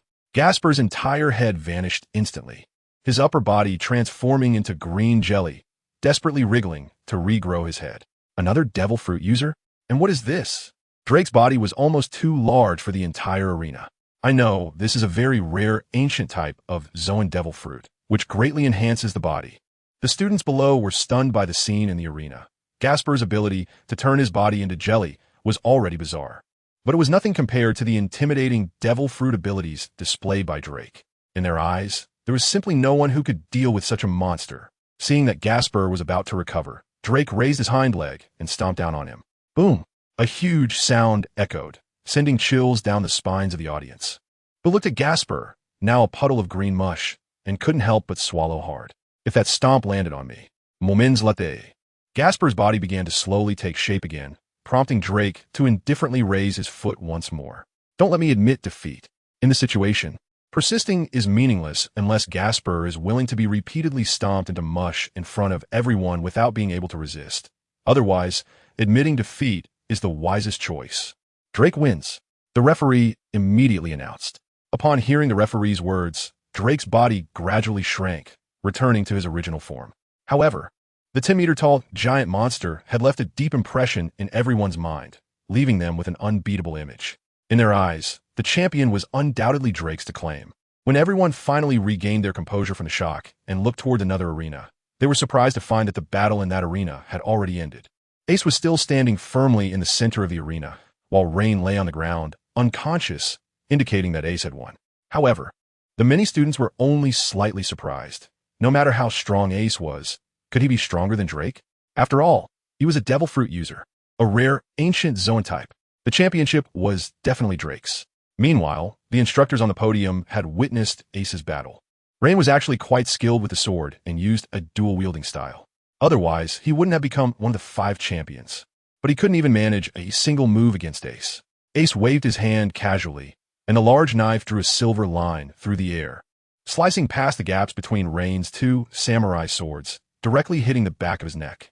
As a result, Rain's eyes rolled back, and he fainted. Shadton, your 2 students are quite impressive. Zephyr tossed aside the toothpick in his mouth and said with a smile, "It's just a pity for this kid named Ace. If he hadn't encountered Drake, I think the championship would definitely have been his." The other instructors remained silent, as the last 3 students left were all from Shatton's 5th squad, and they felt a bit embarrassed. However, judging by their expressions, they clearly agreed with Zephyr's statement. After all, Drake's devil fruit ability indeed gave a crushing feeling. Haha, that may not be the case. Shatton thought to himself. You 3 boys, step forward. There's one last round. Zephyr was in a good mood seeing these potential students in the Navy. Sir Zephyr, I have something to say. Drake suddenly saluted the podium and said respectfully, "Oh, go ahead." Zephyr, in a good mood, granted permission directly. "In the last round, I concede," Drake said calmly but firmly. Upon hearing this, the smile on Zephyr's face gradually stiffened. "I also concede." Ian's words made Zephyr's expression darken, as if he were about to drip water. "Nonsense."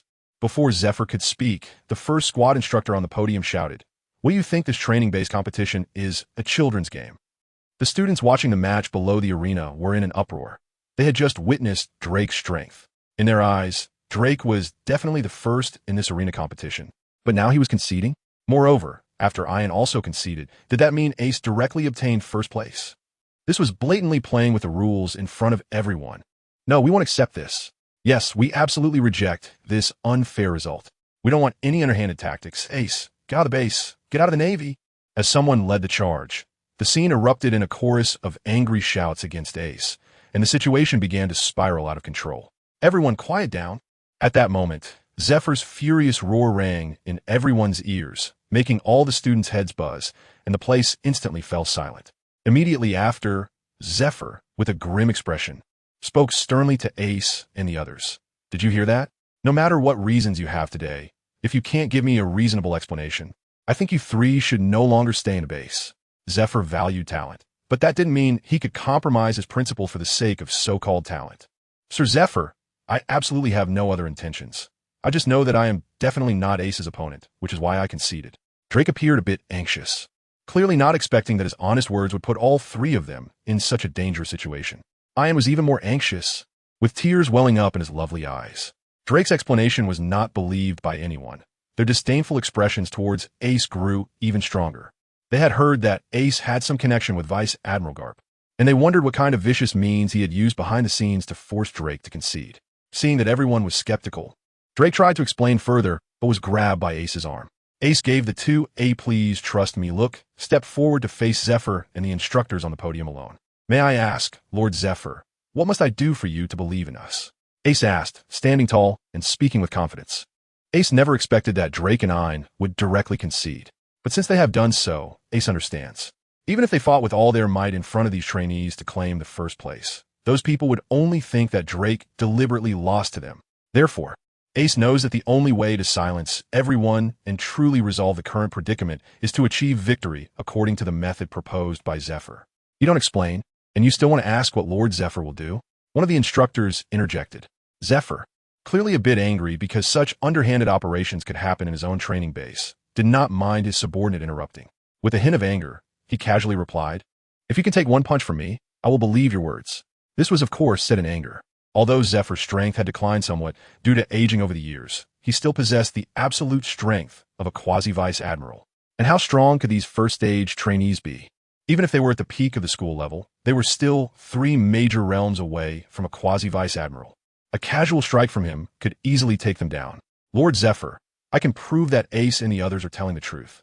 Chardin, seeing that Zephyr wanted Ace to take a punch, could no longer sit still. He didn't want to watch his proud disciple get severely injured by a slap from his future teacher. "Chardin, they are all your trainees. You wouldn't be so biased as to protect them, would you?" The instructor of the 4th Division, feeling a bit down due to Gasper's elimination, Couldn't he help but target him? Enough. I will make my own judgment on this matter. You don't need to teach me. Zephyr scolded sternly. The 4th Division instructor immediately shrank back his neck and fell silent. But Chardin still wanted to explain for Ace and the others. Instructor Chardin, thank you for speaking up for us. Ace sincerely bowed to Chardin and then firmly said, however, I will handle this matter myself. After expressing his gratitude to Chardin, Ace turned to the somewhat surprised Zephyr, straightened his body, and cupped his hands, saying, I ask for your guidance, Lord Zephyr. Don't expect me to go easy on you. Zephyr squinted slightly, seeing that Ace actually wanted to take his punch. I ask for your guidance, Lord Zephyr. Ace reiterated with a firm gaze. Ha, good. Zephyr seemed to sense Ace's determination and laughed heartily.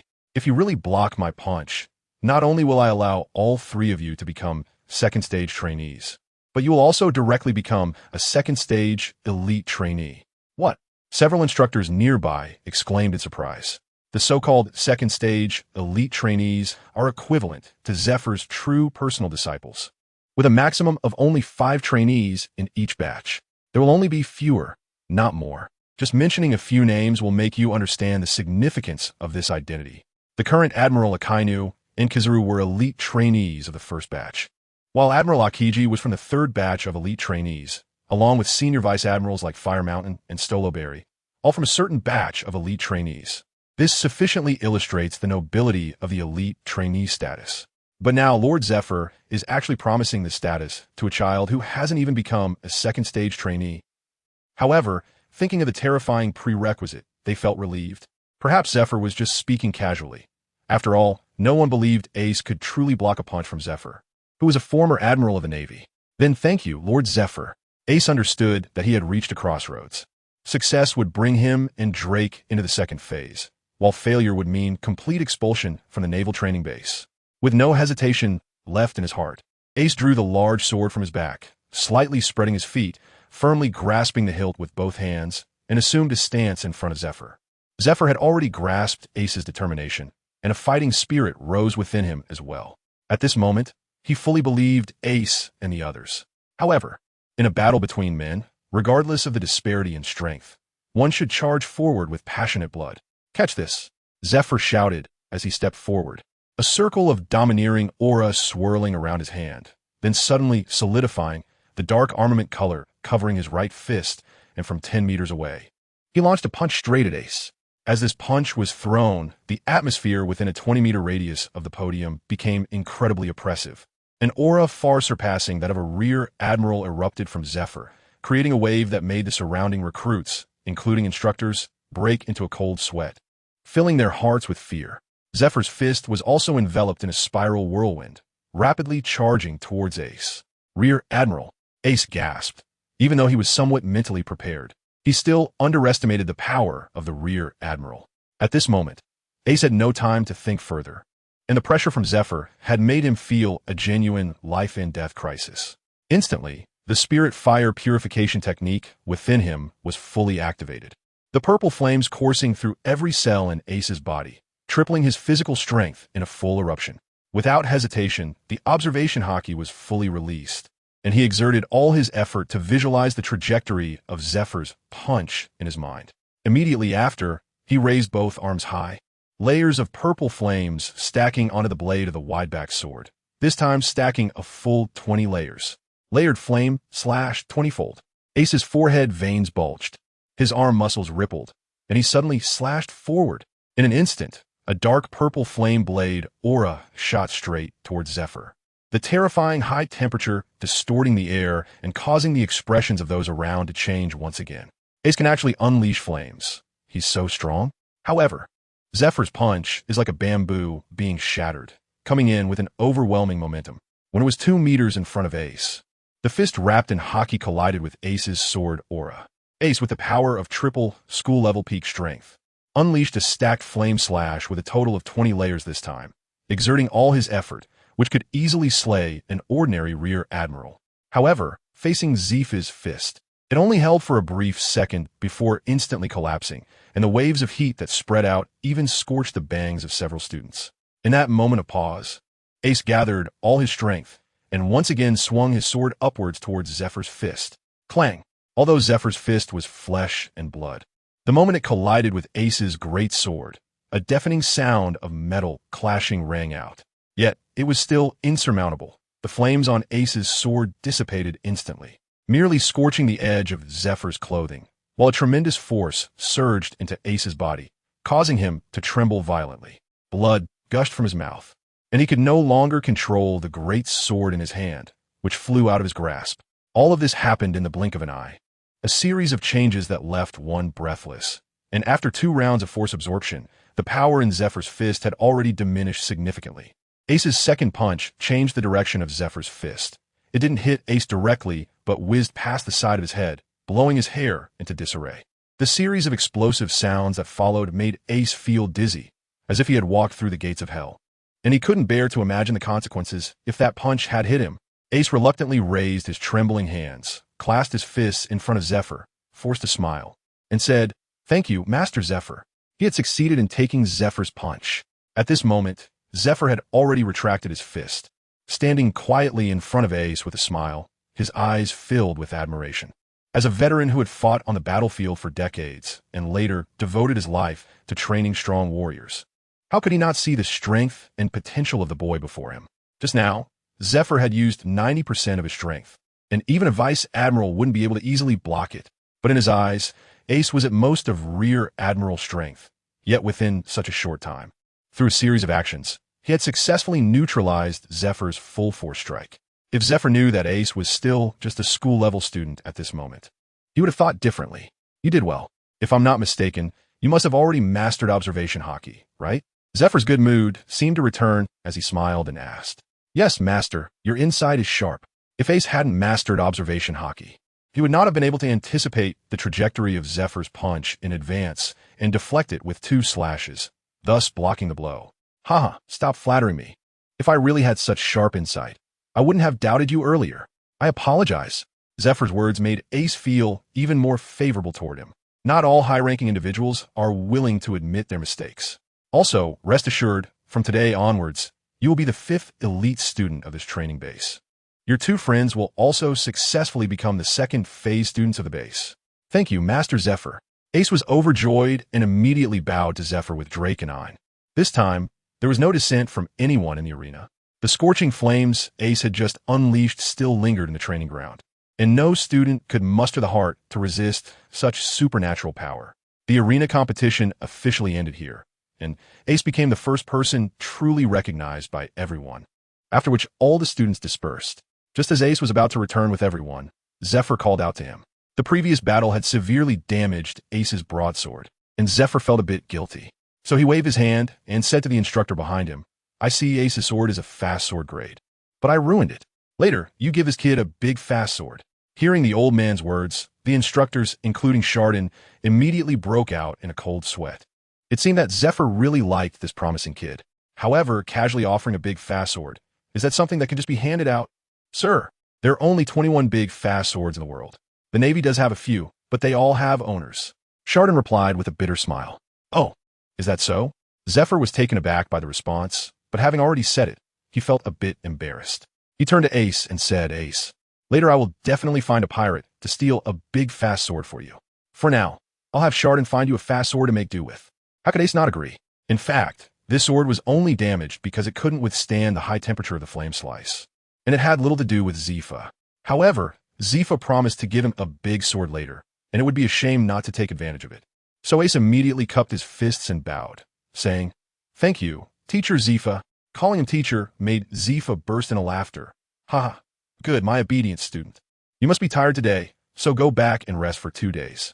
Come to the Vice Island of the naval base the day after tomorrow, and we will officially start class." Vice Island? Ace's heart stirred. When he first arrived at this naval base, he noticed that the island was shaped like a gourd. However, for more than a month, they had only been active on one side of the gourd and had never seen the 2nd stage trainees participate in training. After listening to Zephyr, Ace finally understood that the other side of the gourd was likely where the 2nd stage trainees learned. "Teacher Zephyr, I would like to ask you about the training methods for armament hockey." Ace retracted his thoughts and asked, seeing how eager Ace was to learn. Zephyr felt a wave of relief, but he still replied, "With your current physical strength, you can indeed start learning armament hockey. However, I recommend that you first study the Navy's 6 styles. Six Styles. Ace murmured. He was very familiar with this name. In his previous life, he had recognized the importance of the Six Style series of martial arts in the One Piece anime, realizing that each move could be further developed. During this time, both the enemy Bellamy and instructor Sabo had used through in front of Ace. This technique was one of the Six Styles, and having witnessed the power of these techniques, Ace had long been eager to learn them. However, because Haki was an essential power for the strong in One Piece, Ace had initially placed the Six Styles in a secondary position. But from Zifa's words, it seemed that the Six Styles were also very important. That's right. The Six Styles refer to Soru, Tekkai, Jeppo, Rankyaku, Shurgon, and Kami. Each one is a refined martial art closely related to Haki, summarized by the Navy's predecessors. Zifa said slowly. When he saw that Ace seemed to have something to say, he smiled and encouraged him. If you have any questions, feel free to ask. Is Soru, Tekkai related to armament Haki, and is Shurgon related to observation Haki? Ace said hesitantly. It was obvious that Soru and Tekkai were techniques that hardened parts of the body, and both had already formed the prototype of armament Haki. Shurgon, on the other hand, was a combination of the sixth sense and body movement, which was also closely related to observation Haki. As for the other three techniques, Soru, Jeppo, and Rankyaku, Ace was temporarily unsure of their connection to Haki. However, the special effects they produced were something he was determined to obtain. You are very smart. Zifa nodded appreciatively at Ace and continued. To be precise, mastering the Six Styles will allow you to train Haki with twice the effect for half the effort. Ace, upon hearing this, couldn't help but feel a deep respect for the naval ancestors who created the Six Styles. These six techniques not only represent the ultimate application of the body, but also laid a solid foundation for countless Navy personnel to cultivate Haki, resulting in a plethora of strong individuals within the Navy, making it the largest force on the seas. So, Teacher Zifa, when can we start learning? The desire for the Six Styles had already ignited in Ace's eyes. Haha, don't rush, Kid Ace. You must understand that to become a strong person, a healthy body is essential. Zifa increasingly admired Ace's enthusiasm. However, he continued, you just went through a battle and got a bit injured, so you must follow what I just said. You need to rest for a day, and the day after tomorrow, I will officially teach you the Six Styles. Yes, Ace felt somewhat helpless, but his growling stomach reminded him that he indeed needed to head to the cafeteria to replenish the energy he had just expended. After saying his goodbyes, Ace dashed straight to the cafeteria. Watching Ace's departing figure and then glancing at the satisfied Zifa, Shadon couldn't help but speak up. Lord Zifa, there's a second stage student named Blanca. Do you know him? There are only about 30 students in the second stage. How could I not know him? That kid has decent swordsmanship, but Ace has even greater potential. If it weren't for Ace this time, the 5th elite student spot would probably have gone to him. What's the matter?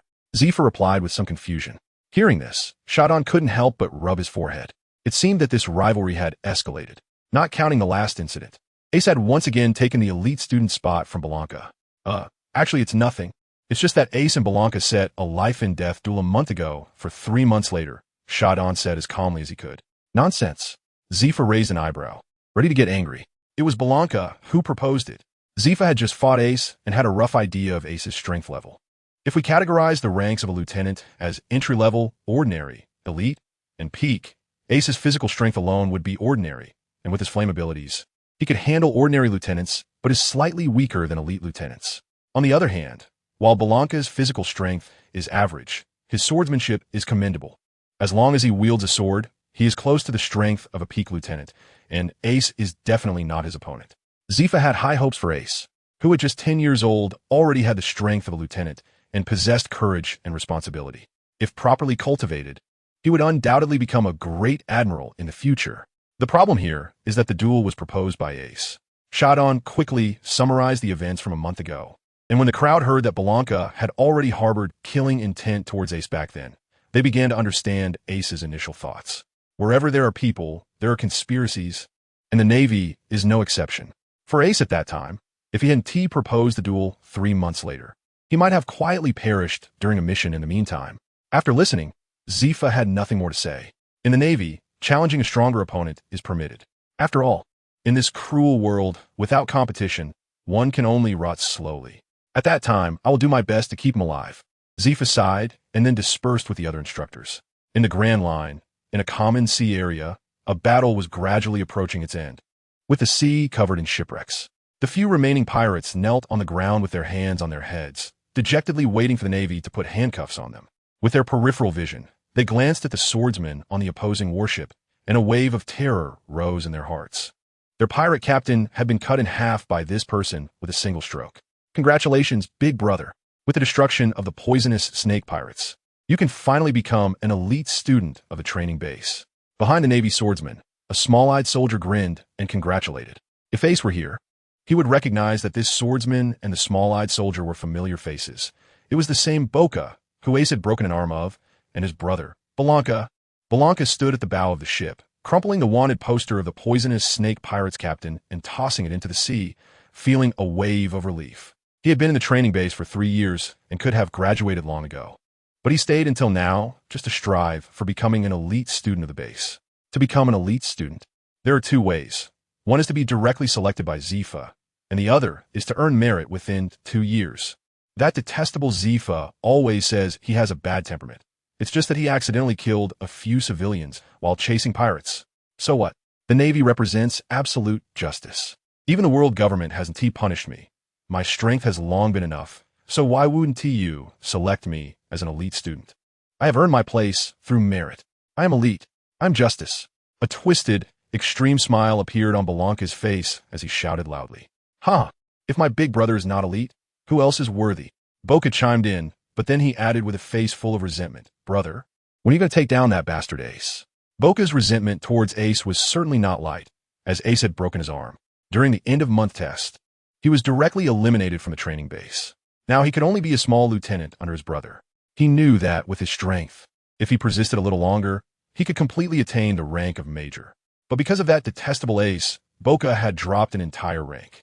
After leaving the training base, every small promotion would require 10 times the effort.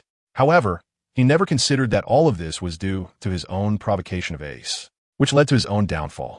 He did not reflect on his mistakes at all, only fixating on eliminating Ace, who had offended him. You don't need to say, since that kid ruined my sword, of course, he has to pay the price.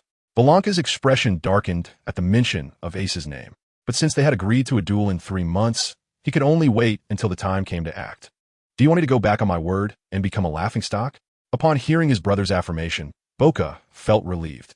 These days, following Blanca on missions, he had seen his brother finally master the armament hockey this month, and he definitely already had the level of a peak lieutenant. Killing Ace in 2 months would be a piece of cake. At that moment, Brew, who is calling me? Blanca was surprised when the sound of a transponder snail came from his pocket. Boss, it's bad.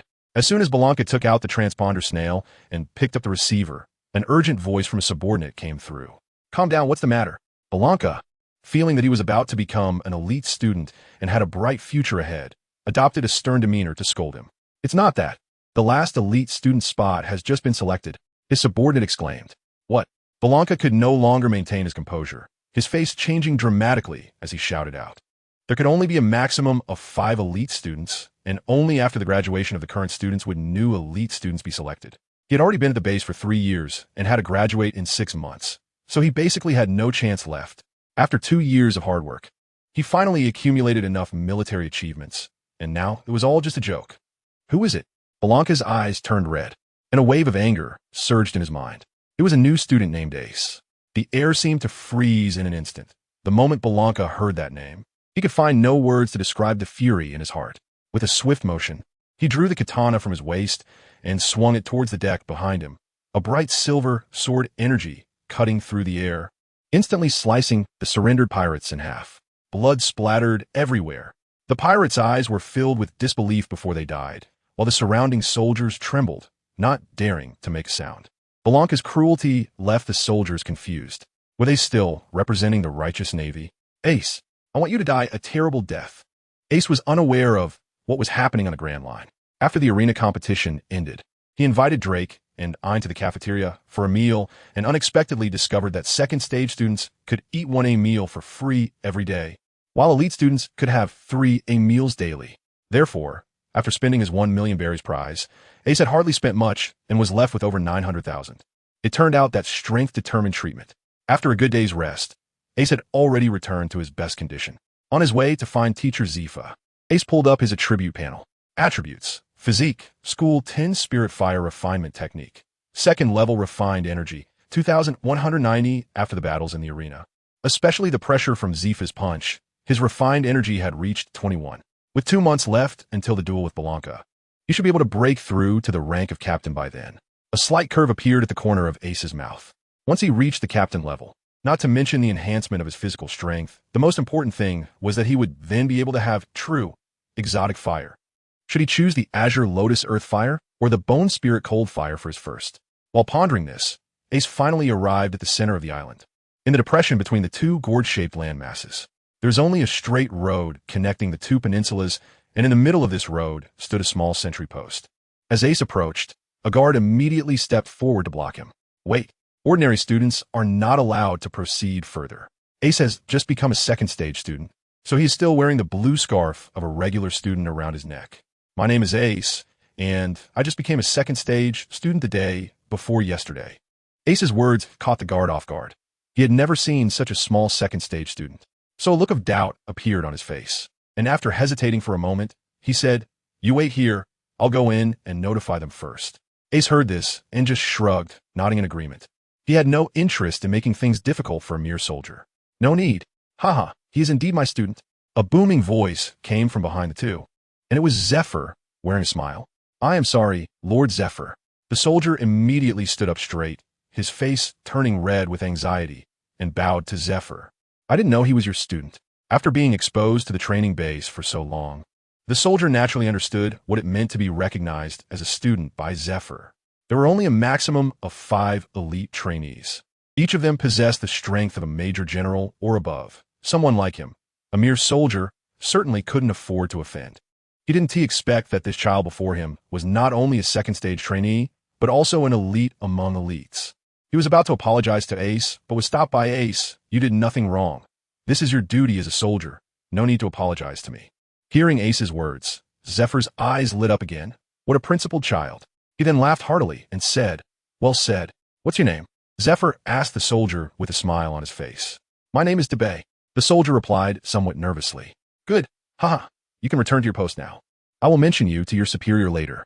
Zephyr patted the soldier on the shoulder. Ignoring the soldier's excited feelings, he turned to Ace and called out, "Let's go. I know you can't wait any longer. Once we find a training ground, I'll teach you 6 styles." Upon entering this peninsula, Ace found the buildings surprisingly simple. Apart from the various training grounds, there were only a few villas standing in the corners of the island. As if sensing Ace's confusion, Zephyr smiled and said, "Don't look at that. Second-stage trainees spend their days doing tasks outside.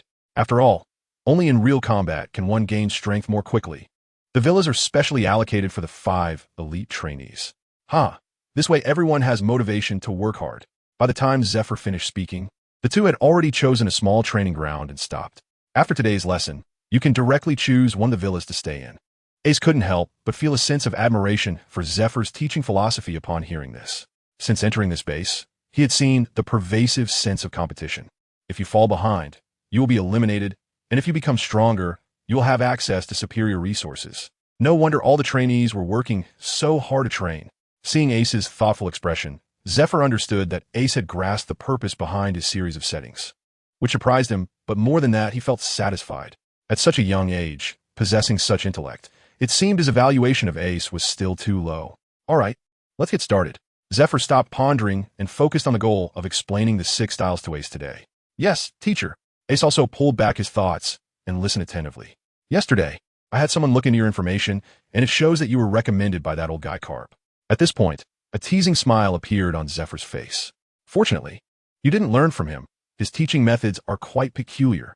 Ace couldn't help but nod silently in his heart, his mouth twitching. Grandpa Garp was the man who pushed Luffy off a cliff and tied him to a balloon to let him fly into the sky. He called it a special training for love, and his thought process was quite unique. After mentioning Garp, the teaching atmosphere inexplicably relaxed. Next, Ace experienced Zifa's powerful teaching abilities. No wonder he was the instructor who trained half of the Navy. Zifa first designed a series of exercise and diet plans based on Ace's current physical condition, systematically organizing a training schedule for Ace for the upcoming period. Ace also brought up some issues he encountered during previous training, and Zifa was able to clarify them in the simplest language, instantly helping Ace understand thoroughly. After today, Ace felt more confident about becoming a major in 2 months.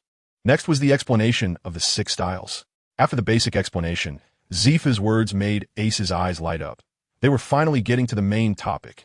The 6 styles are 6 techniques that surpass human physical capabilities. Mastering them in the Navy means you are half a step into the realm of the strong. Previously, he had mentioned iron block, finger pistol, and finger gun.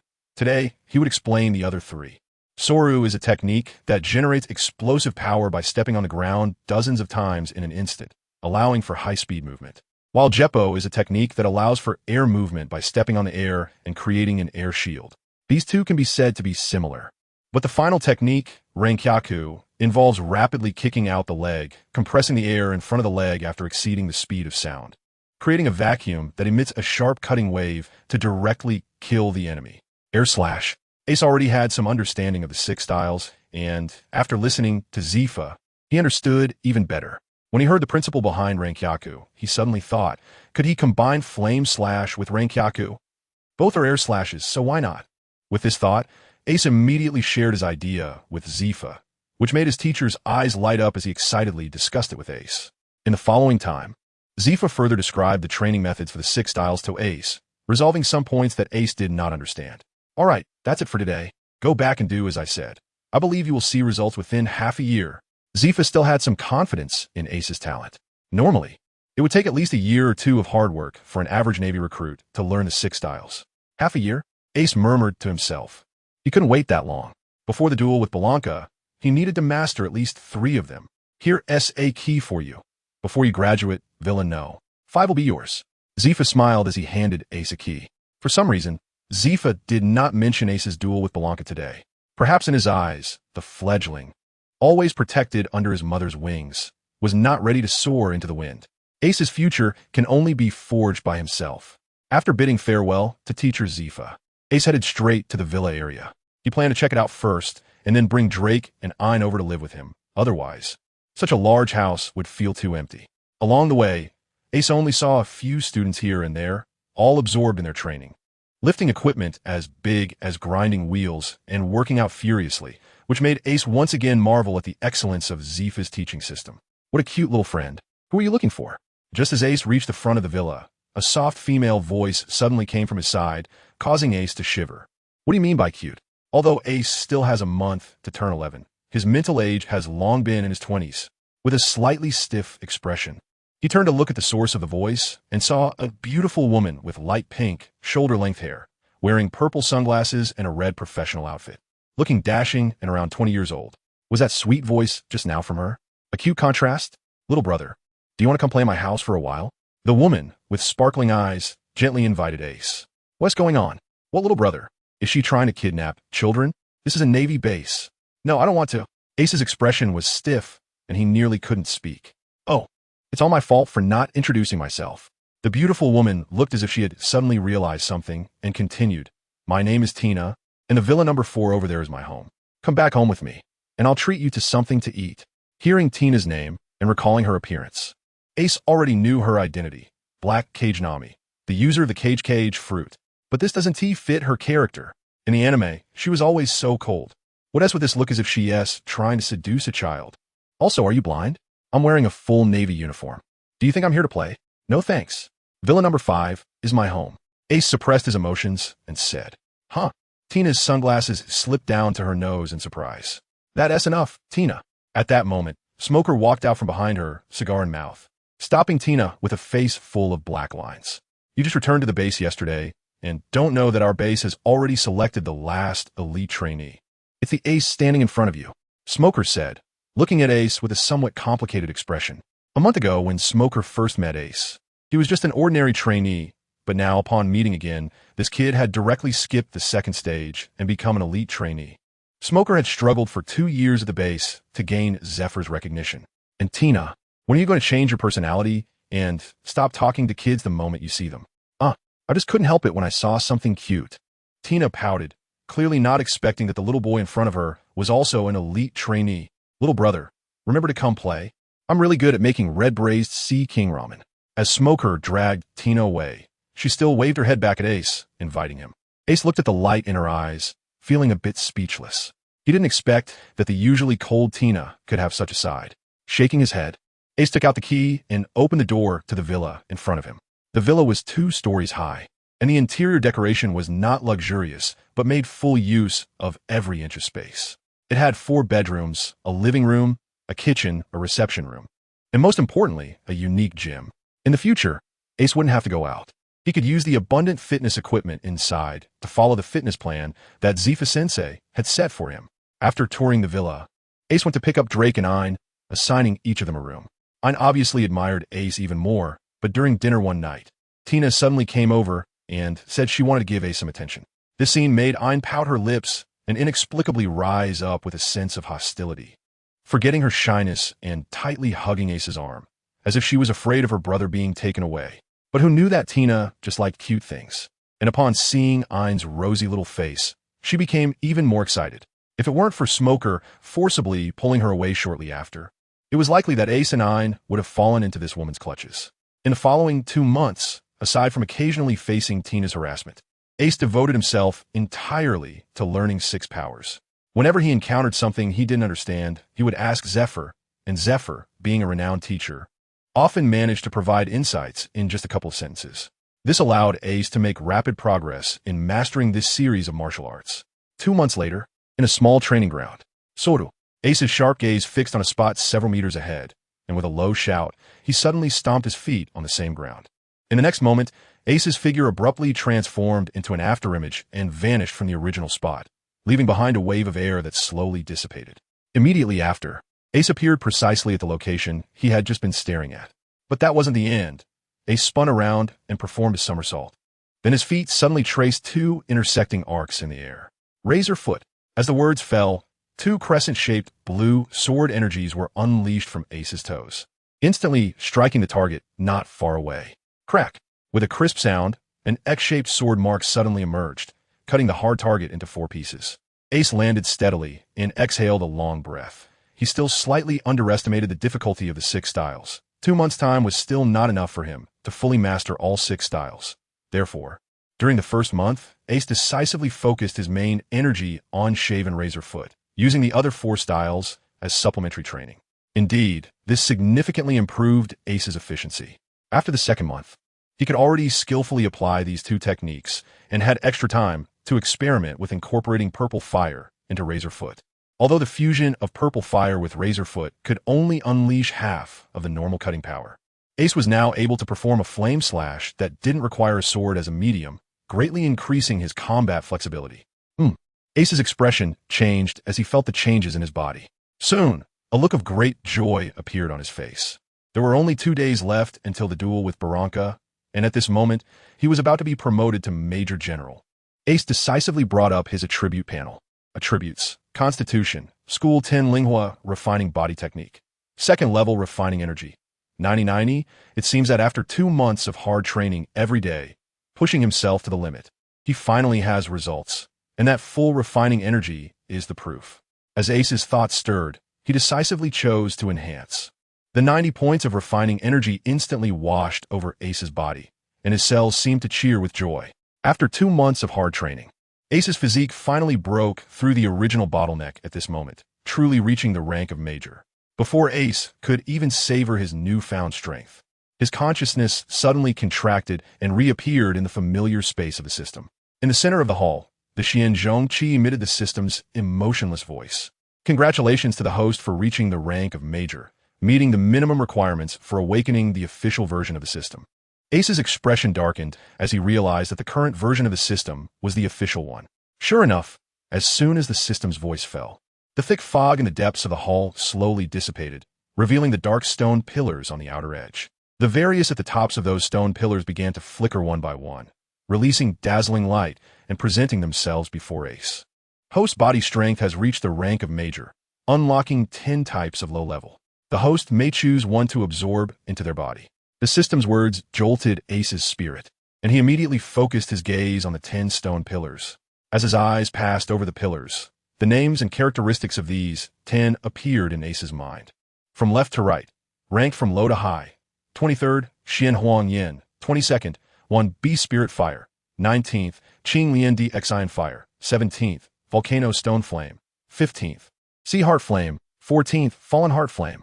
Familiar names appeared in Ace's mind, making him feel a sudden dryness in his throat. He wanted them all. What to do? No, you can only choose one. The system's timely words interrupted Ace's fantasies. Why can you hear what I'm thinking? Ace exclaimed. The system didn't want to explain. I'll only tell you that subduing is not that easy. During the major rank, you can only endure one type of low level. Once you reach the rank of Lieutenant Colonel, you can choose 2 additional types of low level. Ace understood that the system was telling the truth because the novel Do Pa Song Xiong had introduced that exotic fire is inherently domineering and extremely destructive, and that 2 types are fundamentally incompatible like archenemies. If 2 types of coexist within one person's body, it seems that the only possibility is to explode and die. Xiao Yin was able to simultaneously devour several types of thanks to the unique fighting technique of the burning formula. From what the system said, it seemed that he could also help Ace incorporate multiple types of into his body after reaching the mid-general level. This is incredible. It seems that the title of Flame Emperor is going to belong to me, Ace. After realizing that he could continue to choose in the future, Ace made up his mind after a brief contemplation. I choose the Blue Lotus Earth Heart Fire. Blue Lotus Earth Heart Fire. As the name suggests, it is born deep within the earth, undergoing countless tempering, merging, compressing, and shaping over 10 years to become spiritual, 100 years to take form, and 1,000 years to become a lotus. When fully developed, it appears bluish with a cluster of blue fire at its heart, known as the Blue Lotus Fire, also called the Blue Lotus Earth Heart Fire. This was the first that Xiao Yin subdued in Do Pa Song Xiong, but that was not the reason Ace chose it. Although the strengths vary, the Blue Lotus Earth Heart Fire is only ranked 19th, and Ace could clearly choose the 14th ranked Fallen Heart Flame instead. The reason Ace chose it was a piece of information that surged into his mind. This fire must accompany the treasure, the Blue Lotus Seat, and during cultivation, it allows one to maintain a calm mind, enhancing the understanding of flames to a higher level.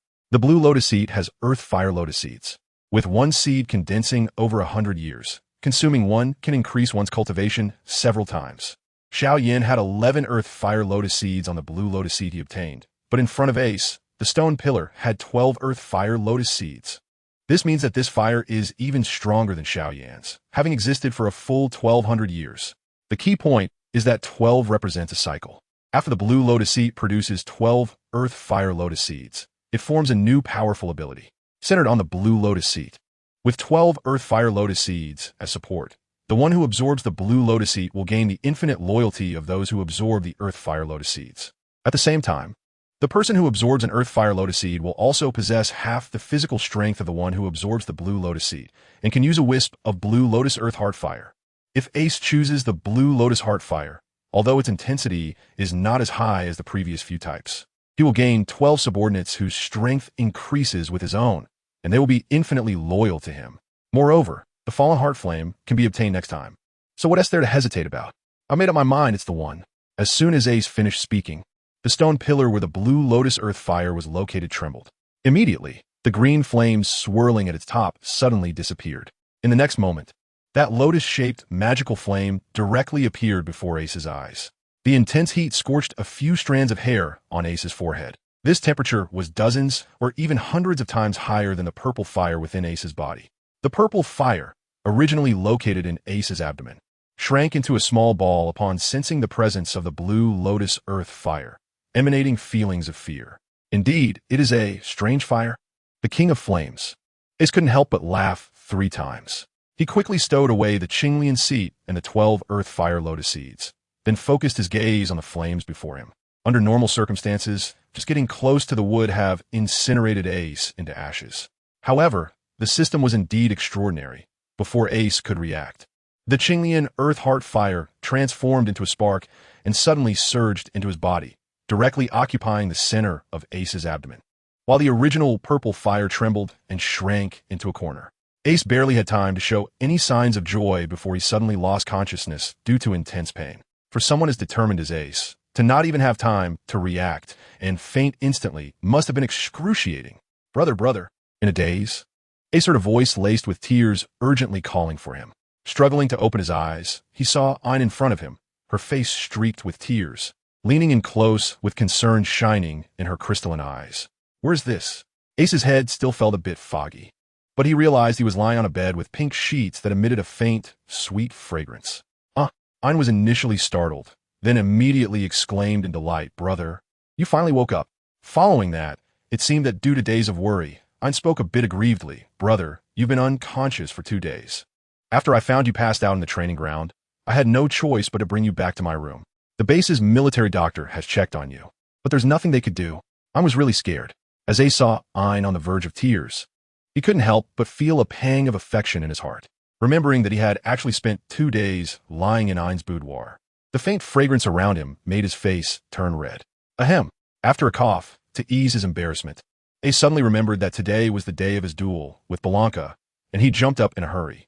"Ein, quickly tell your brother, how's the duel situation?" Ein pouted her lips, and seeing that Ace was still thinking about the duel made her a bit unhappy. "Brother, you just woke up. You need to rest more." Ace felt a bit helpless. He couldn't bear to harshly criticize Ein for his little whims, so he could only gently say, "Ein, be good. Since your brother has set a duel, you must fulfill it. Otherwise, you will be laughed at. Besides, you need to believe in your brother's strength." Ein tilted his head and thought carefully for a moment, hesitating before responding. "Okay, I'll tell my brother. Barranca just returned to the base yesterday, and today he has already set up a ring in the woods at the corner of the training base. However, Brother Drake has already gone to help you refuse the duel, so you don't need to worry." "What?" Ace stood up upon hearing this, then picked up Ain with one arm and pushed the door open, rushing outside.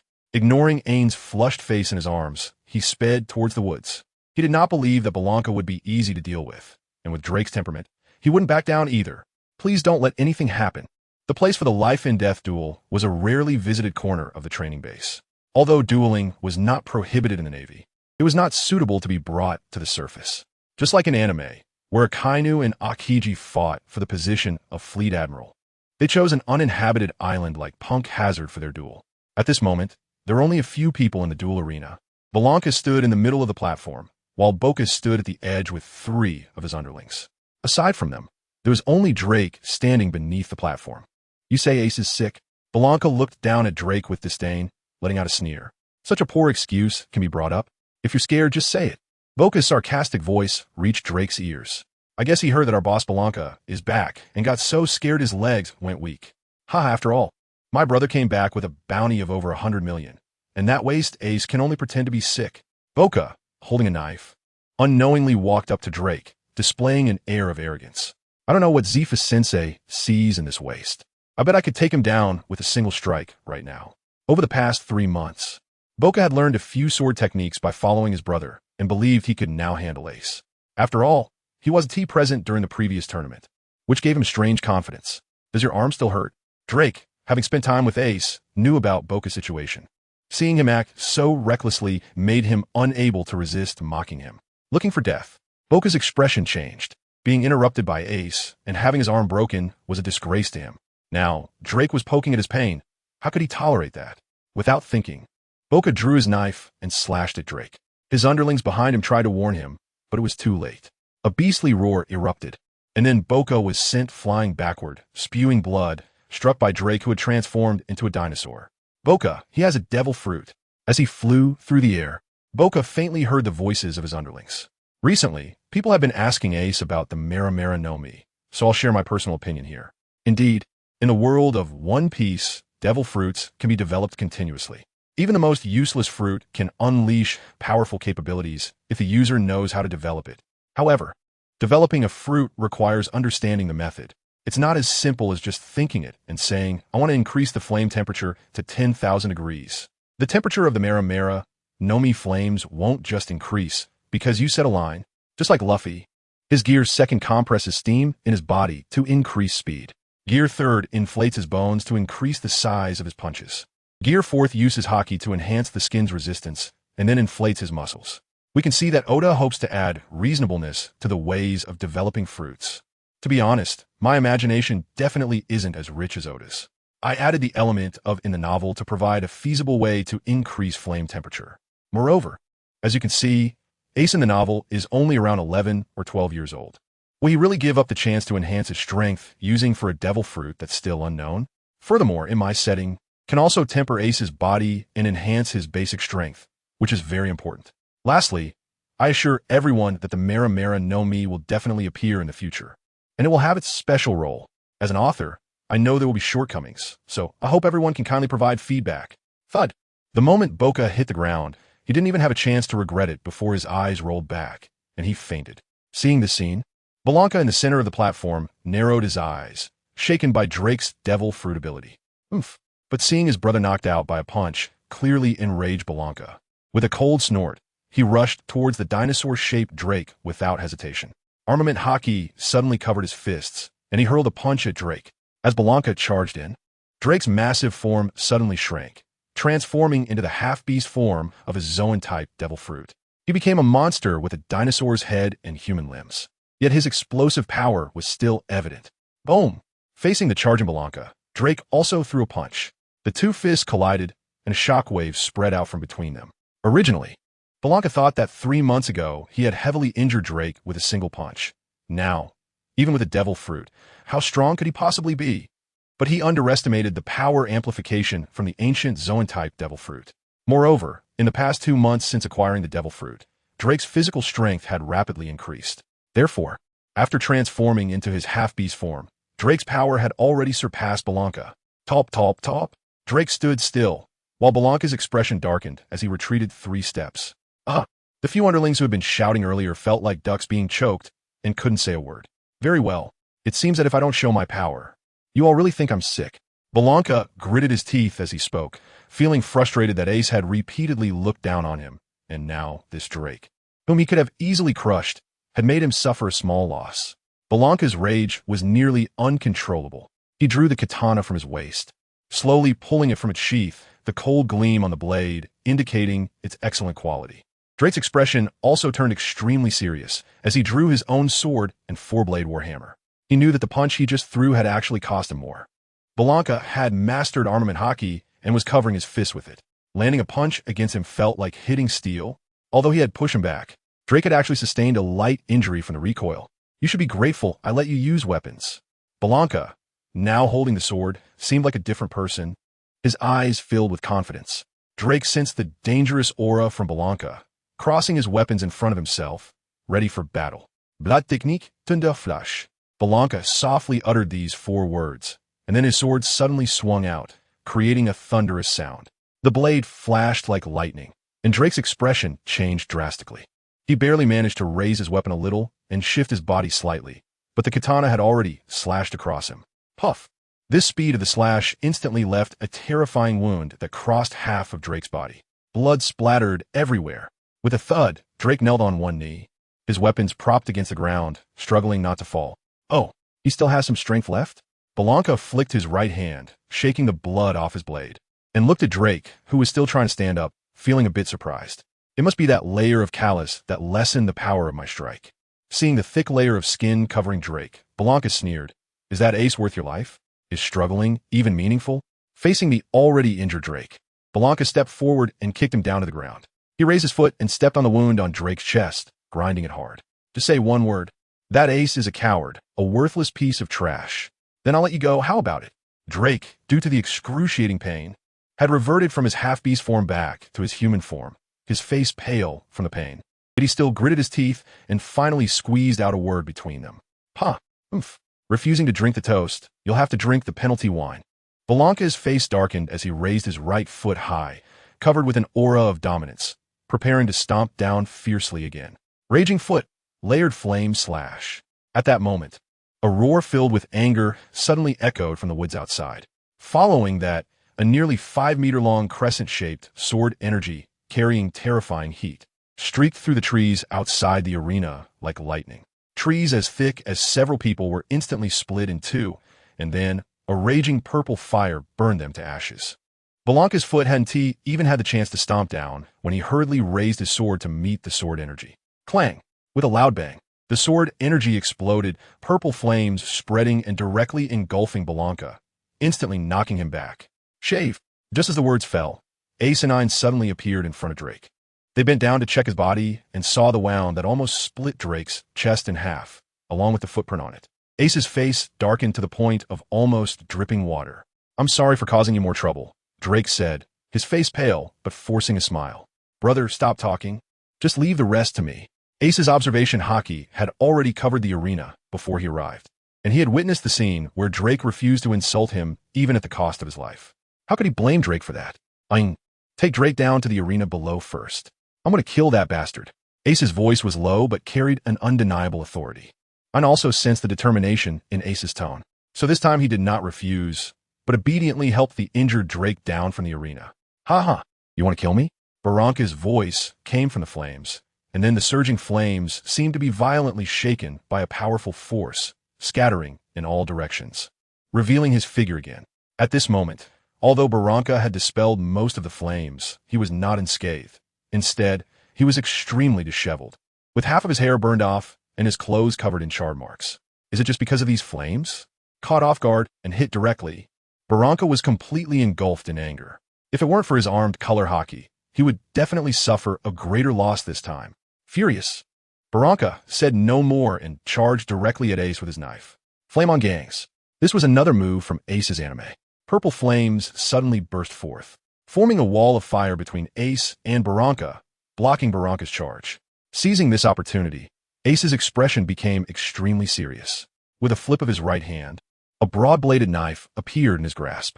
Shatdun had previously given Ace a fast knife, so after absorbing it, the broad-bladed knife had now returned to its original form. The reason Ace took out the big knife was that after only 2 days, he hadn't yet mastered the Blue Lotus Earth Core fire firmly. Only by relying on weapons like swords could he fully unleash the power of the... His gaze slightly narrowed. Holding the knife with both hands, Ace looked at Barranca, who had already charged out of the firewall. He murmured softly, "Blue Lotus stacked flame slash." The blue flame burst from Ace's palm, climbing up the knife handle and enveloping the entire broad-bladed knife. The terrifying temperature distorted the air, and the blue flames even melted the big knife into liquid. Ace's forehead was bulging with veins, and he exerted all his strength to maintain the shape of the flames. Without hesitation, his arms swung down fiercely. This time, the melted liquid mixed with the blue, forming a tangible sword energy that seemed to cut through the air, directly slashing towards Barranca. Before the sword energy arrived, the sharp crescent shape and the terrifying high temperature already revealed fear on Barranca's face. He didn't dare to think too much, and immediately covered his arms and the good knife in his hand with armed color hockey. Completely unwilling to take it head-on, Barranca swung his knife diagonally, trying to deflect the sword energy while moving his body to the right, intending to evade the edge. Bang! The moment the good knife made contact with the sword energy, a blue light burst forth, and the sword energy exploded directly. Metal liquid beads carrying blue suddenly shot towards Barranca, leaving him no time to react. It was like countless bullets shooting towards him, and the next second, they penetrated into the left side of Barranca's body. Pfta! The sound of cold water being thrown into hot oil, mixed with Barranca's piercing scream, instantly echoed throughout the entire forest. Ace was left with only a knife handle in his hand, forcibly controlling which had exhausted a lot of his stamina, causing him to gasp for breath. On the opposite side, Barranca looked utterly miserable, with dozens of bullet holes covering the left side of his body, and blue flames occasionally leaping out.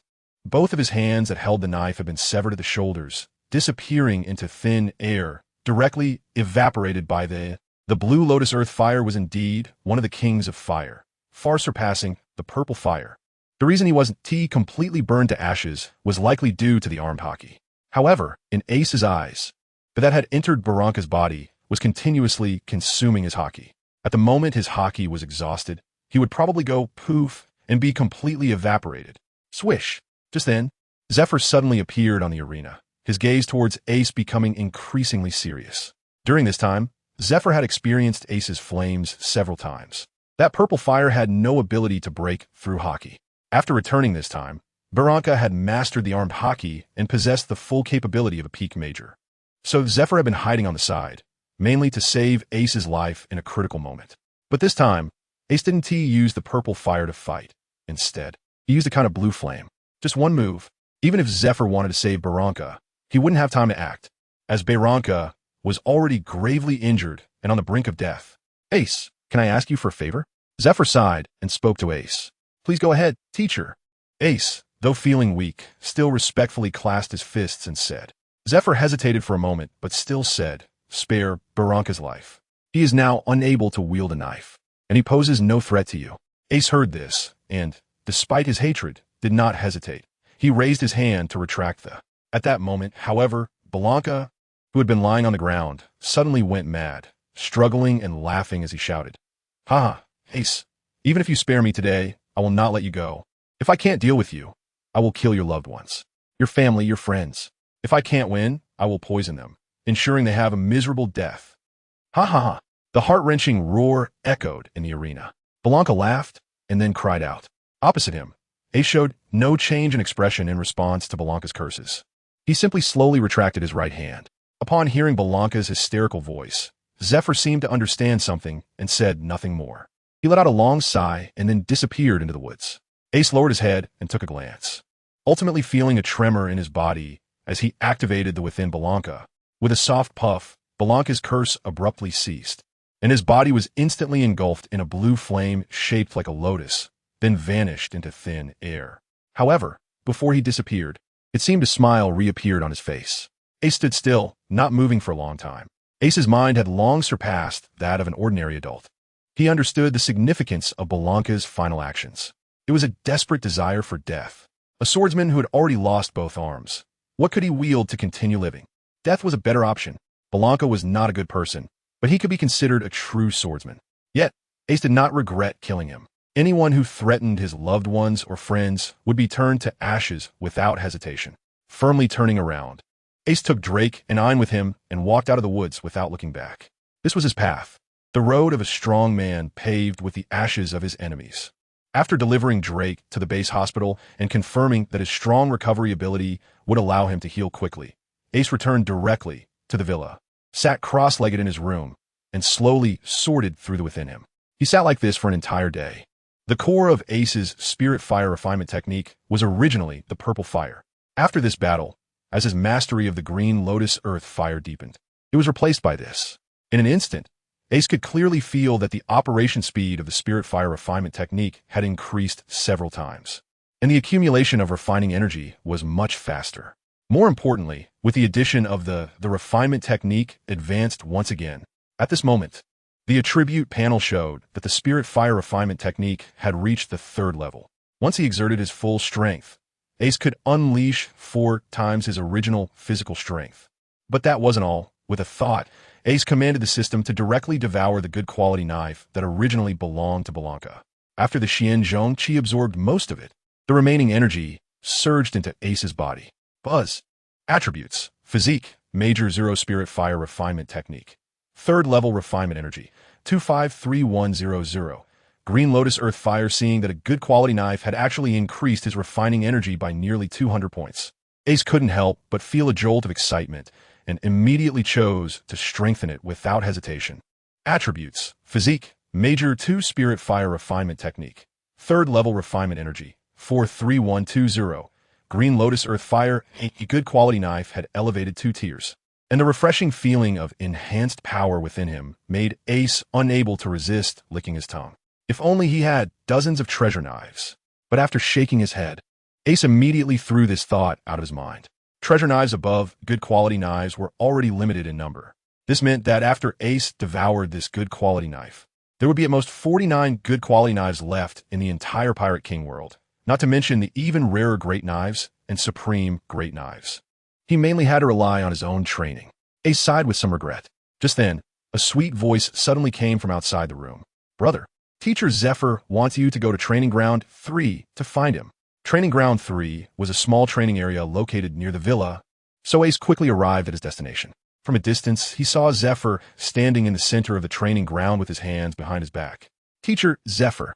Ace stood before Zephyr and greeted him calmly, showing no signs of anxiety due to the Blanca incident. I wouldn't say much about the Blanca matter. Ace was somewhat surprised. He didn't expect Zephyr to bring it up himself. In the Navy, duels mean life and death. Moreover, I understand the course of events, and this matter was indeed Blanca's fault. Zephyr paused here and continued, but you know, the act of killing a colleague will definitely be recorded in your resume, and it will have a significant impact on your future promotions.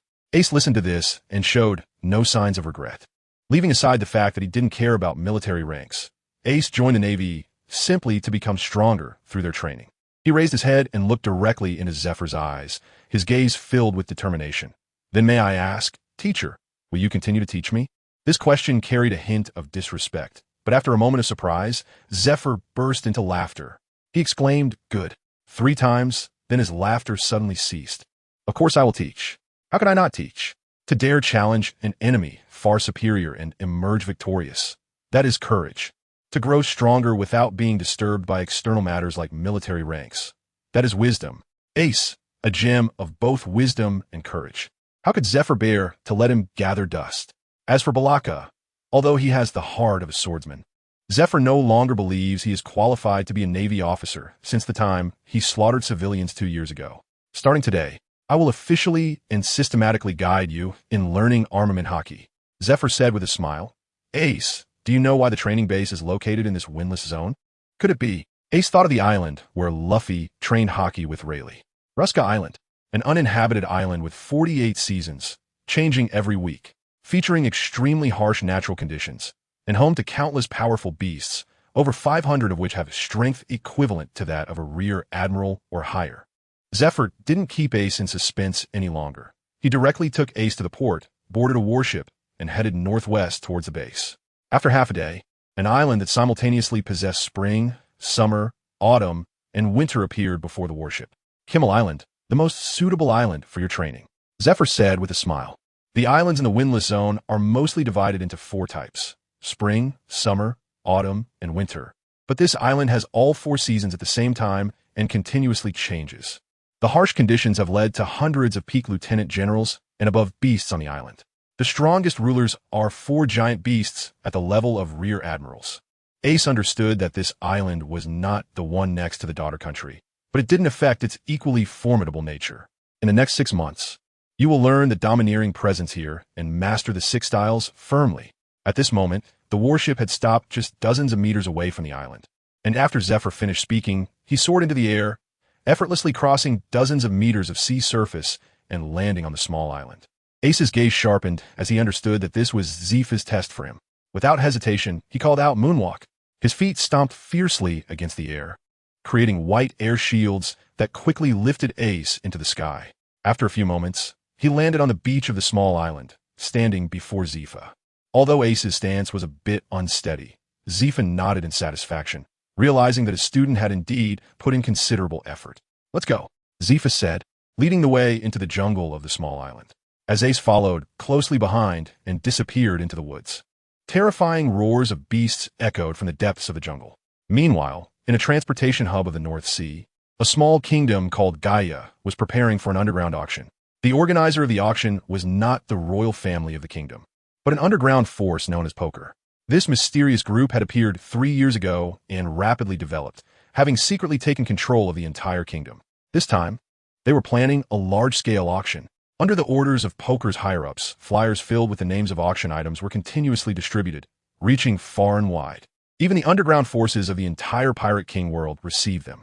Among the disclosed auction items were great swords and even devil fruits, not to mention a mysterious grand finale item, with the vastness of the seas and lands, to give potential buyers enough time to arrive. The auction was promoted 6 months in advance. In other words, the official auction would begin 6 months later. Soon, the flyers for this auction found their way to the desk of the head of the world government's intelligence organization. Tap, tap, tap. The commander's face was shrouded in the shadow of his hat as he tapped his fingers on the desk, rapidly contemplating. The kingdom of Gaia was located on a vital transportation route, but had refused to join the world government. Therefore, Poker's control over Gaia might not be without the shadow of the world government behind it. Although their methods were not above board, they had done similar things multiple times before. After suffering losses, wouldn't those foolish royals be eager to join the world government? However, this time, things seemed to be slightly out of control. This Poker did not appear simple. The commander's fingers suddenly halted as he ordered in a deep voice, "Come in." As soon as his voice fell, a figure in black pushed open the office door and stood before him, hands at their sides. "Who in CP9 has no missions recently?" the commander asked casually. The figure in black respectfully replied, reporting to the commander, "Rob Lucci is currently on leave." "Oh, is that the genius?" A hint of a smile appeared on the commander's lips as he instructed, "Tell him his vacation is cancelled. He is to immediately head to the North Sea's Gaia Kingdom for a reconnaissance mission." "Yes," the figure in black acknowledged and was about to leave. "Wait." The commander seemed to recall something and called him back, continuing, "Some time ago, Zifa sent someone to inquire about the whereabouts of the great sword. Right? Yes. It's meant to be a gift for that kid named Ace, isn't it? The commander sneered coldly. The last time they sent someone to deal with him. That kid had been hiding in the Navy training base, thinking that I couldn't do anything about him. You also passed the news of the auction to Zifa, saying there will be a great sword at the auction. I don't believe this kid won't come out this time. Yes. The figure in black slowly retreated with the orders, while the commander muttered to himself, I still have to give Zifa face. This time, let Lucci give that kid Ace a small lesson. 4.5 months later, Zifa boarded a warship and arrived at the beach of Khmer Island. The jungle ahead trembled as several huge beasts charged wildly. All the massive trees blocking their path were directly smashed and scattered. When they burst out of the jungle, Zifa could finally see that these 4 beasts were the 4 rulers of Khmer Island, all possessing the strength of mid-level vice admirals. Zifa was somewhat puzzled. These beasts were evenly matched and had always kept to themselves. So why were they all gathered together this time? The beast had already charged close, letting out earth-shattering roars, ready to attack Zifa. Stop right there. Suddenly, a youthful voice rang out from behind the 4 beasts, followed by a buzzing sound. A wave of dark green aura swept across the entire beach, causing the beast lords to suddenly halt as if their necks were being choked, and they broke into a cold sweat. Zifa was also swept by this aura, and a look of shock finally appeared on his face. Conqueror's Haki. Ace's talent truly pleased Zephyr. Originally, Zephyr planned to teach Ace the armament Haki in 6 months, but a month ago, Ace had already grasped the basics of it. So, Zephyr returned to the base to handle official business, intending for Ace to stay on the island for another month to further refine his armament Haki. However, a month later, Ace unexpectedly awakened the Conqueror's Haki. This is a power unique to kings. It cannot be obtained through training, and only 1 in a million possesses it. It is the qualification of a king. Teacher, I'm sorry, I still can't fully master the Conqueror's Haki, Ace said, stepping forward with a hint of apology on his face. Ha ha, no need to apologize. I'm just happy, teacher, Zephyr said, showing no sign of blame, instead bursting into laughter. And what about these 4 guys? Ace heard the teacher say this and laughed, saying, This month, I have been following the teacher's advice, challenging these guys purely with physical skills instead of relying on flames. Fighting has indeed been beneficial for honing my Haki. Half a month ago, I was able to fully master armament Haki. Coincidentally, in the midst of continuous battles, I awakened Conqueror's Haki. What Ace didn't mention is that he actually awakened his Conqueror's Haki for the first time at the Uncertain Terminus a year ago, but he couldn't release it freely at that time. Haha, I see. Conqueror's Haki really has a miraculous effect on these not-so-intelligent beasts. After you released your Conqueror's Haki, these guys probably didn't want to fight you at all, right? Zephyr looked at Ace and became more and more satisfied. Ace nodded with a smile, while the 4 fierce beasts let out a whimper towards Ace, as if they were being affectionate. All right, I came back this time to take you away, Zephyr said as he handed Ace a piece of paper. 2 months ago, the World Government's Intelligence Organization informed us that the Kingdom of Gaia in the North Sea will hold an underground auction 3.5 months from now. Ace lowered his head to look at the information above and found it to be true. In other words, the auction would take place in a month and a half. At this point, Zephyr paused and said with a smile, Do you remember the big knife I promised you before? There S1 at this auction. This time, I'll take you to raid this auction and snatch it away. When Zephyr said this, he had an imposing look on his face, as if he didn't take the poker cards thieving power at all seriously. No wonder he was a former Marine Admiral. Ace silently thought to himself. After briefly browsing through the information, Ace boarded the giant ship with Zephyr and set sail towards the base. On Khmer Island, the several beast lords actually waved goodbye humanely, shedding tears of parting. This left Ace speechless and somewhat moved. Upon arriving at the base, Zephyr got off the ship and instructed Ace to go to the Gaia Kingdom, first to scout the area and confirm the location of the auction items. 2 days before the auction started, Zephyr would lead all the second stage trainees to take down the poker card group, seize the auction items, and eliminate the underground forces attending the event. Ace wiped the cold sweat from his forehead, wondering who the real pirate was. With a quasi-admiral and a luxurious lineup of peak majors, this poker card would probably be crushed into dust no matter how strong it was. At that moment, the Kingdom of Gaia's ordinary residents, and even the army, were unaware that their country had already changed hands. The kingdom was small, so it only had a city guard of 500 soldiers, led by a sergeant named Base, who had the strength of a newly appointed major, but was already over 50 years old. At this moment, Base was standing in a training room within the military camp, facing a red-haired boy.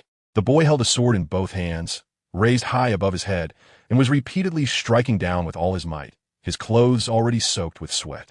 After watching for a long time, Base sighed and said, "It's about time to take a break. You've been training for half a day. Pushing yourself is meaningless, Villy." Villy stopped and respectfully replied, "You are right, Lord Base." However, Base did not see a hint of wanting to give up in his eyes, so he smiled and said, "If you truly feel that way, I hope you won't make me say it repeatedly." "I apologize." Villy slightly bowed. As Base said this, he had already taken a long sword from a nearby weapon rack. "What do you say? Do you want to have a match with me?" Villy was startled and did not understand what the sergeant meant. After all, he was just a small squad leader in the city guard, with strength that barely reached the school level. A bitter smile appeared on Base's face as he said, "Recently, I feel like our country has undergone some bad changes. The poker cards are becoming more rampant, yet there seems to be no intention of curbing it in the palace. As the sergeant of the kingdom, I have a responsibility. I plan to go and eliminate the poker cards alone in a couple of days. Before that, I want to find someone capable to spar with. Are you willing?" Villy straightened his legs, feeling the determination in Base's voice. "I am willing to accept Lord Base's guidance. However, I want to accompany you and lend you a hand. First, this is not guidance. I hope you can treat this as a real battle. How much you gain from the fight depends on yourself. Second, your current strength is too weak. Going with me would only be a burden. All right, let's begin." Base raised the sword with one hand and stood still. Villy cleared his mind of distractions, holding a shield in one hand and a sword in the other, spreading his legs and preparing for battle. He knew Base was telling the truth. His strength was too weak. Even if he wanted to help his benefactor in front of him, he was just powerless. Since that was the case, he would give it his all in this battle. Villy's gaze suddenly sharpened, his right foot pushing off the ground forcefully as he raised the shield to his chest and charged directly at Base. "Not bad." Base laughed heartily, his raised long sword coming down with force, striking directly against Villy's shield. Clang! With a crisp sound, Villy's momentum came to an abrupt halt, and he was pushed slightly bent over by the force of Base's long sword. Villy gritted his teeth, holding up the shield and straining against it, and for a moment, Base could not overpower him. After a brief stalemate, Base suddenly lifted his sword upward. Villy did not react in time and stumbled. Before he could regain his balance, Base kicked him out. Thud! Villy fell heavily to the ground with a muffled grunt, but immediately sat up, holding the shield high and resetting his stance to face Base again. Base did not rush to attack, but spoke slowly. "Even if the enemy only has a sword, you cannot focus all your attention on it. Otherwise, you'll end up like just now, being kicked out by the enemy." "Yes." Villy felt a sharp pain in his chest, but stood firm again, pointing his sword at Base. "Oh, not bad. If it were an ordinary soldier, that blow just now would have ended it." A hint of appreciation appeared in Base's eyes. "I must become stronger to help Lord Base." Villy's tone was filled with determination. Hearing this, Base was also moved. He did not expect this young man to have such a firm belief for his sake. Thus, for the first time, he took it seriously, holding the sword with both hands and standing ready against Villy. "All right, come on, Villy." "Yes," Villy shouted, immediately swinging his sword towards Base. Clang! Base flicked his sword upward, directly deflecting Villy's attack. Then, he swiftly brought it down again, striking Villy's shield once more. Unfortunately, Villy, it's the same result as last time. After saying this, Base lifted his foot and kicked towards Villy's abdomen. In this critical moment, Villy let out a low roar. With his left arm holding the shield, he moved at a speed surpassing his limits, suddenly slashing the shield diagonally to protect his abdomen. Block! Bang! Base's kick struck the smooth surface of the shield, sliding away, causing him to lose some balance. "Did you predict my move?" Base exclaimed in surprise. "Yes." Villy tossed aside the shield without hesitation, stepping forward and pushing off the ground, leaping high into the air. Then, using the downward momentum, he brought down the sword with both hands. Slash! The series of moves flowed seamlessly, seemingly about to strike down on Base's head. Clang! At that moment, it seemed Base's arm had only left an afterimage as he raised the sword at the last second to block Villy's attack. Swish! With a flick of his hand, Villy was sent flying again, crashing against the wall and then falling to the ground. Pant, pant! Villy gasped for breath, lying on the ground, unable to stand up for a moment. "Ha ha ha, quite impressive." Base laughed. "You did well. I made sure not to let your bones get hurt while swinging my sword. Just some superficial injuries." Villy struggled to stand up, finding he was not in too much trouble. Lord Base was indeed formidable, but why did Villy feel a bit disappointed? "I only have a little talent. Compared to those true strong ones, I'm still far off." Base returned the long sword to the weapon rack, but your combo just now was quite good. You just need to think more about the follow-up moves. Yes, I will. Vili was indeed filled with enthusiasm, immediately responding with renewed determination.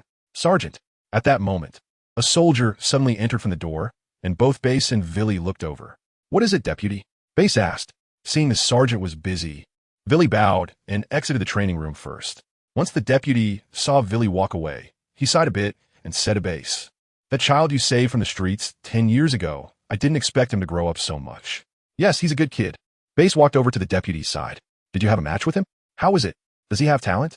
The deputy asked with a smile. "No." Base's words shocked the deputy. "This kid, no matter how hard he tries, can only barely reach the school level." Baston paused for a moment and then said, "However, his talent has limits, but through constant honing of his skills, he might still reach greater heights." Upon hearing this, the deputy sighed, realizing that sometimes strength cannot be gained solely through effort. "What a pity for this child. Help me prepare the weapons and equipment. I'm going to settle accounts with those bastards from the playing cards." Baston's words interrupted the deputy's thoughts. However, the king's orders had not yet come down, and the deputy worriedly stopped him, saying, "But we haven't fully investigated the enemy's strength yet. Go now. This is an order. I cannot watch our country be destroyed by these scum." Baston's command was still resolute. "Yes." The deputy understood Baston's determination and immediately withdrew to make the final preparations for him. An hour later, Baston, carrying his long sword, arrived near the only hospital in the city. The sword was exceptionally long, with a black sheath engraved with a pattern from top to bottom, and the guard was decorated with fluffy ornaments. If Ace were here, he would surely recognize that this was the later signature weapon of the death surgeon, Law, known as the Grim Cry. Coincidentally, at that moment, in the library of this hospital, Trafalgar Law, wearing a speckled velvet hat, was eagerly absorbing medical knowledge. The headquarters of the playing cards was right behind this hospital. Baston's eyes were filled with killing intent as he charged in that direction with his sword. 1 hour, 2 hours, 1 day, 2 days. It was as if Baston had completely vanished, a brigadier general and the strongest in Gaia, silently losing track of him. The entire city guard frantically searched for Baston's whereabouts, but was suppressed by the palace after half a day, leaving only Willie still tirelessly searching the city. Half a month later, Ace arrived at the kingdom of Gaia on an ordinary merchant ship. The moment he set foot on the ground, he let out a long breath. Although life on the ship was relatively convenient, Ace couldn't train openly due to the need to hide his identity. Thus, his progress had significantly slowed over the past half-month. His current attribute panel was Attributes, Physique Brigadier General 6 Linghua, Chui Tiju, 3rd Layer Chui, T Energy, 23160 Strange Fire, Blue Lotus Earth Fire in this half-month. He hadn't leveled up even once. Reaching level 6 was still the result of the previous 4.5 months. Let us go.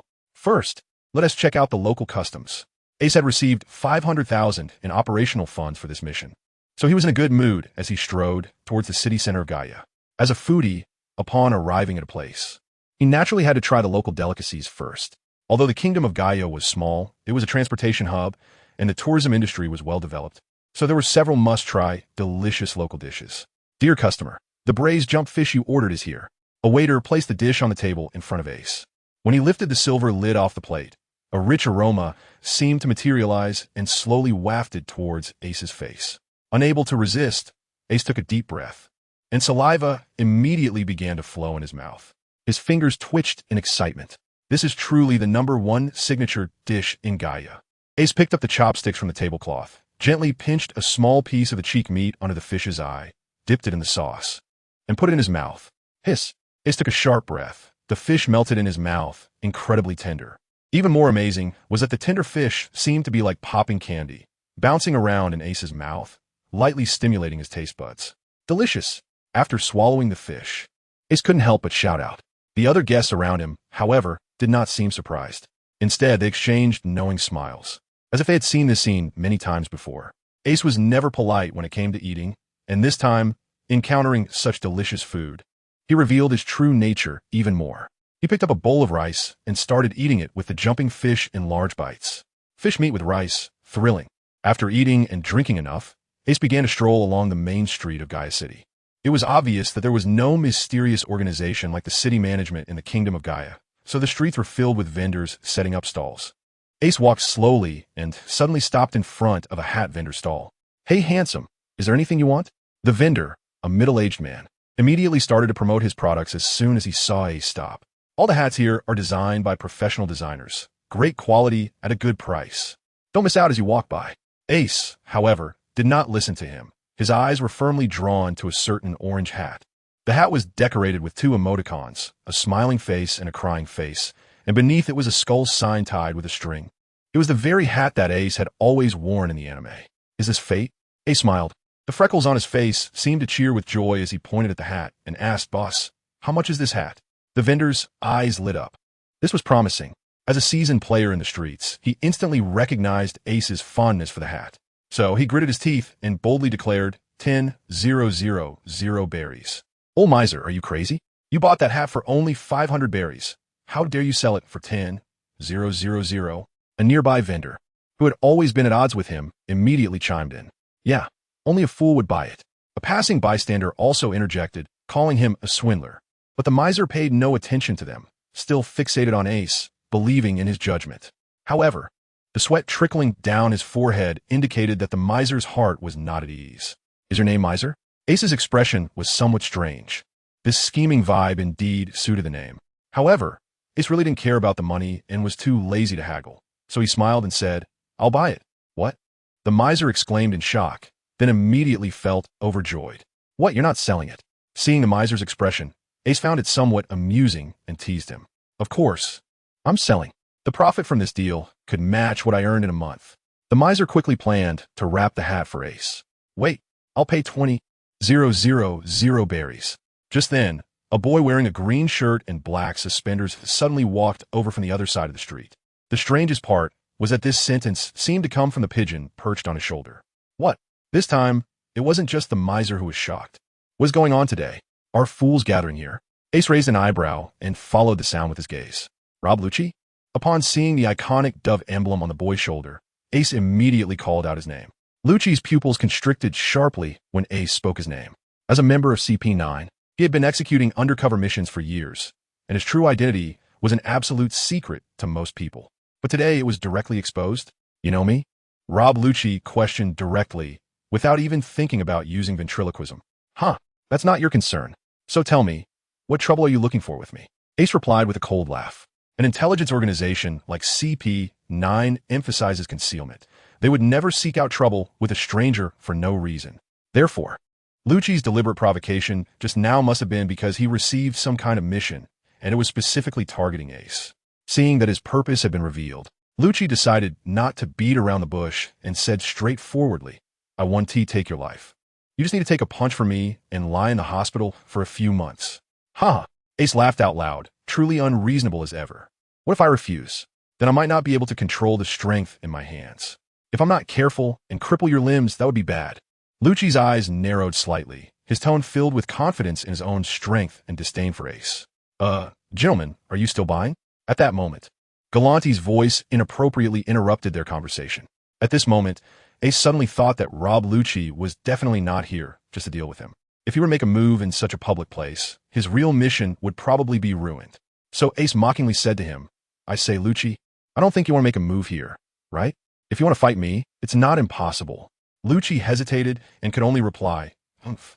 You say, weren't you just going to buy a hat? It's simple, you help me pay, and I'll go with you." Seeing the defeated expression on Lucci's face, Ace felt even more pleased. Lucci was indeed very displeased, but could only snort coldly and tossed 1,000 berries on a Garen stall. "Hey sir, sorry. You just said it was 20,000 berries. That's not enough." Garen's old face had already blossomed into a smile, but his words made Lucci's body tremble. Clearly, a raging anger had ignited in his heart. "What's wrong? Mr. Lucci, didn't he bring enough money?" Ace timely added fuel to the fire. Crack, crack. The bluestone road beneath Lucci suddenly cracked with a web-like pattern of fissures. "Take it away."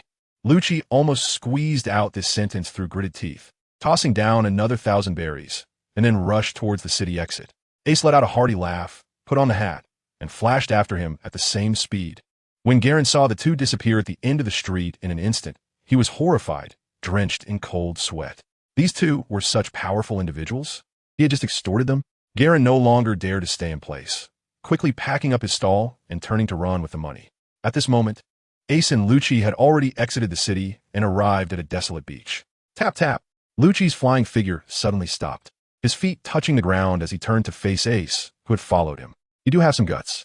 I'm a bit impressed that you actually dare to follow me. Lucci waved his hand, letting the pigeon on his shoulder fly to a nearby tree, then coldly laughed. But you should expect me to go easy on you. Ace was now firmly positioned opposite Lucci. Upon hearing this, he shrugged indifferently. He had become immune to Lucci's daily show-off, and with a smirk, he said, "Why should I be afraid to come? It's just right for me to test the results of my hard training over the past 4 months." Arrogant. Lucci, seeing that Ace still intended to use him as a sharpening stone, no longer wished to say more. With a low shout, he charged straight at Ace. In an instant, he closed the distance, his right hand suddenly raised, and his index finger extended, seemingly releasing a layer of black metallic sheen. Finger gun. Lucci's finger shot forward like a bullet, breaking the sound barrier as it flew toward Ace. But at that moment, he heard Ace shout the same technique name. Finger gun. Bang. Lucci's finger collided with Ace's finger gun, and although they were just 2 fingers, a metallic clashing sound rang out. Huh, you can use finger gun too? Lucci was momentarily taken aback by the blocked attack. Well then, let's see how you handle this move. Storm leg. Lucci leaped into the air and performed a spin, his right leg suddenly kicking out in an arc. A crescent-shaped blue sword aura sliced through the air, aiming at Ace. Storm leg. But Ace remained unflustered, kicking out a leg of his own, sending a massive sword aura, twice the size of Lucci's, soaring upward. In Lucci's astonished gaze, it first shattered his storm leg, and then, without losing momentum, it slashed directly at Lucci in midair. Moonwalk. Lucci kicked out to the left, using the rebound force of his air shield to move his body a few meters to the right, narrowly avoiding Ace's storm leg. The sharp sword aura surged upward, scattering several white clouds before slowly dissipating. Is it your level? Ace taunted with a smile, thinking that he could teach me a lesson like this? Dream on. Ha ha. Lucci, furious, laughed maniacally, his expression turning fierce.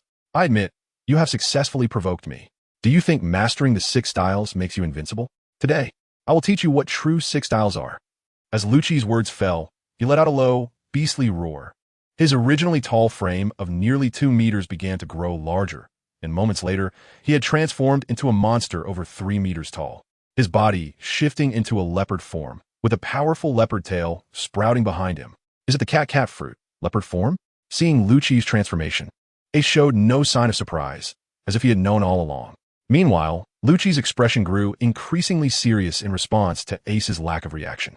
The feeling of having everything about him grasped by the other was certainly uncomfortable. Shave. Unable to comprehend, Lucci decided to annihilate Ace with absolute strength. With a low growl, he exerted force beneath his feet and charged at Ace at high speed, his feet slicing through the air, leaving behind a sharp trail. Ace faced this move without being overly confident, covering his right hand with a layer of black armament hockey, and, with a flash, Lucci's figure zipped past Ace, and the sharp mark left by his foot collided with Ace's right hand in a straightforward clash. Sparks flew instantly. At this moment, Lucci had already flashed behind Ace, his body spinning rapidly. Renjiki, leopard tail. Lucci's tail behind him shot straight out, unleashing a spiral slash that cut through the air with a hissing sound, aimed at Ace's waist. At this moment, Ace was dazzled by Lucci's moves, yet he felt incredibly happy inside.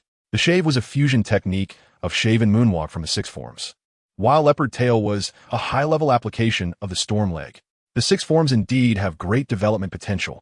Facing the sword energy that was already slashing towards him, Ace was thrilled and did not dodge. Instead, he shouted out a move he had just thought of.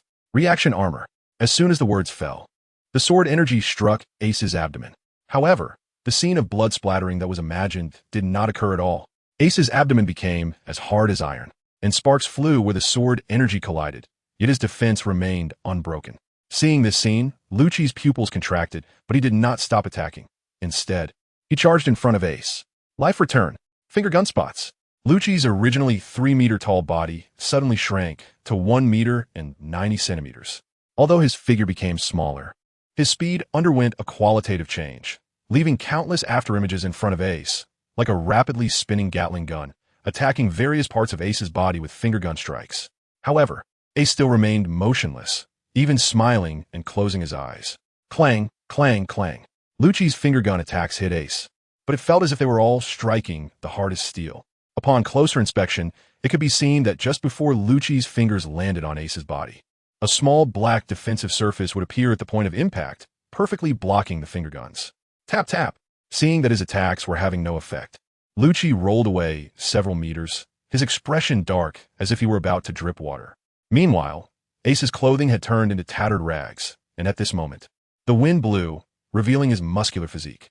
Haha, just as I thought. Ace adjusted his hat, feeling a bit excited inside. The so-called reaction armor is a fusion technique that combines iron blocks and finger drawings, relying on the body's instinctive reaction to sense attacks through finger drawings at the moment an attack is about to land.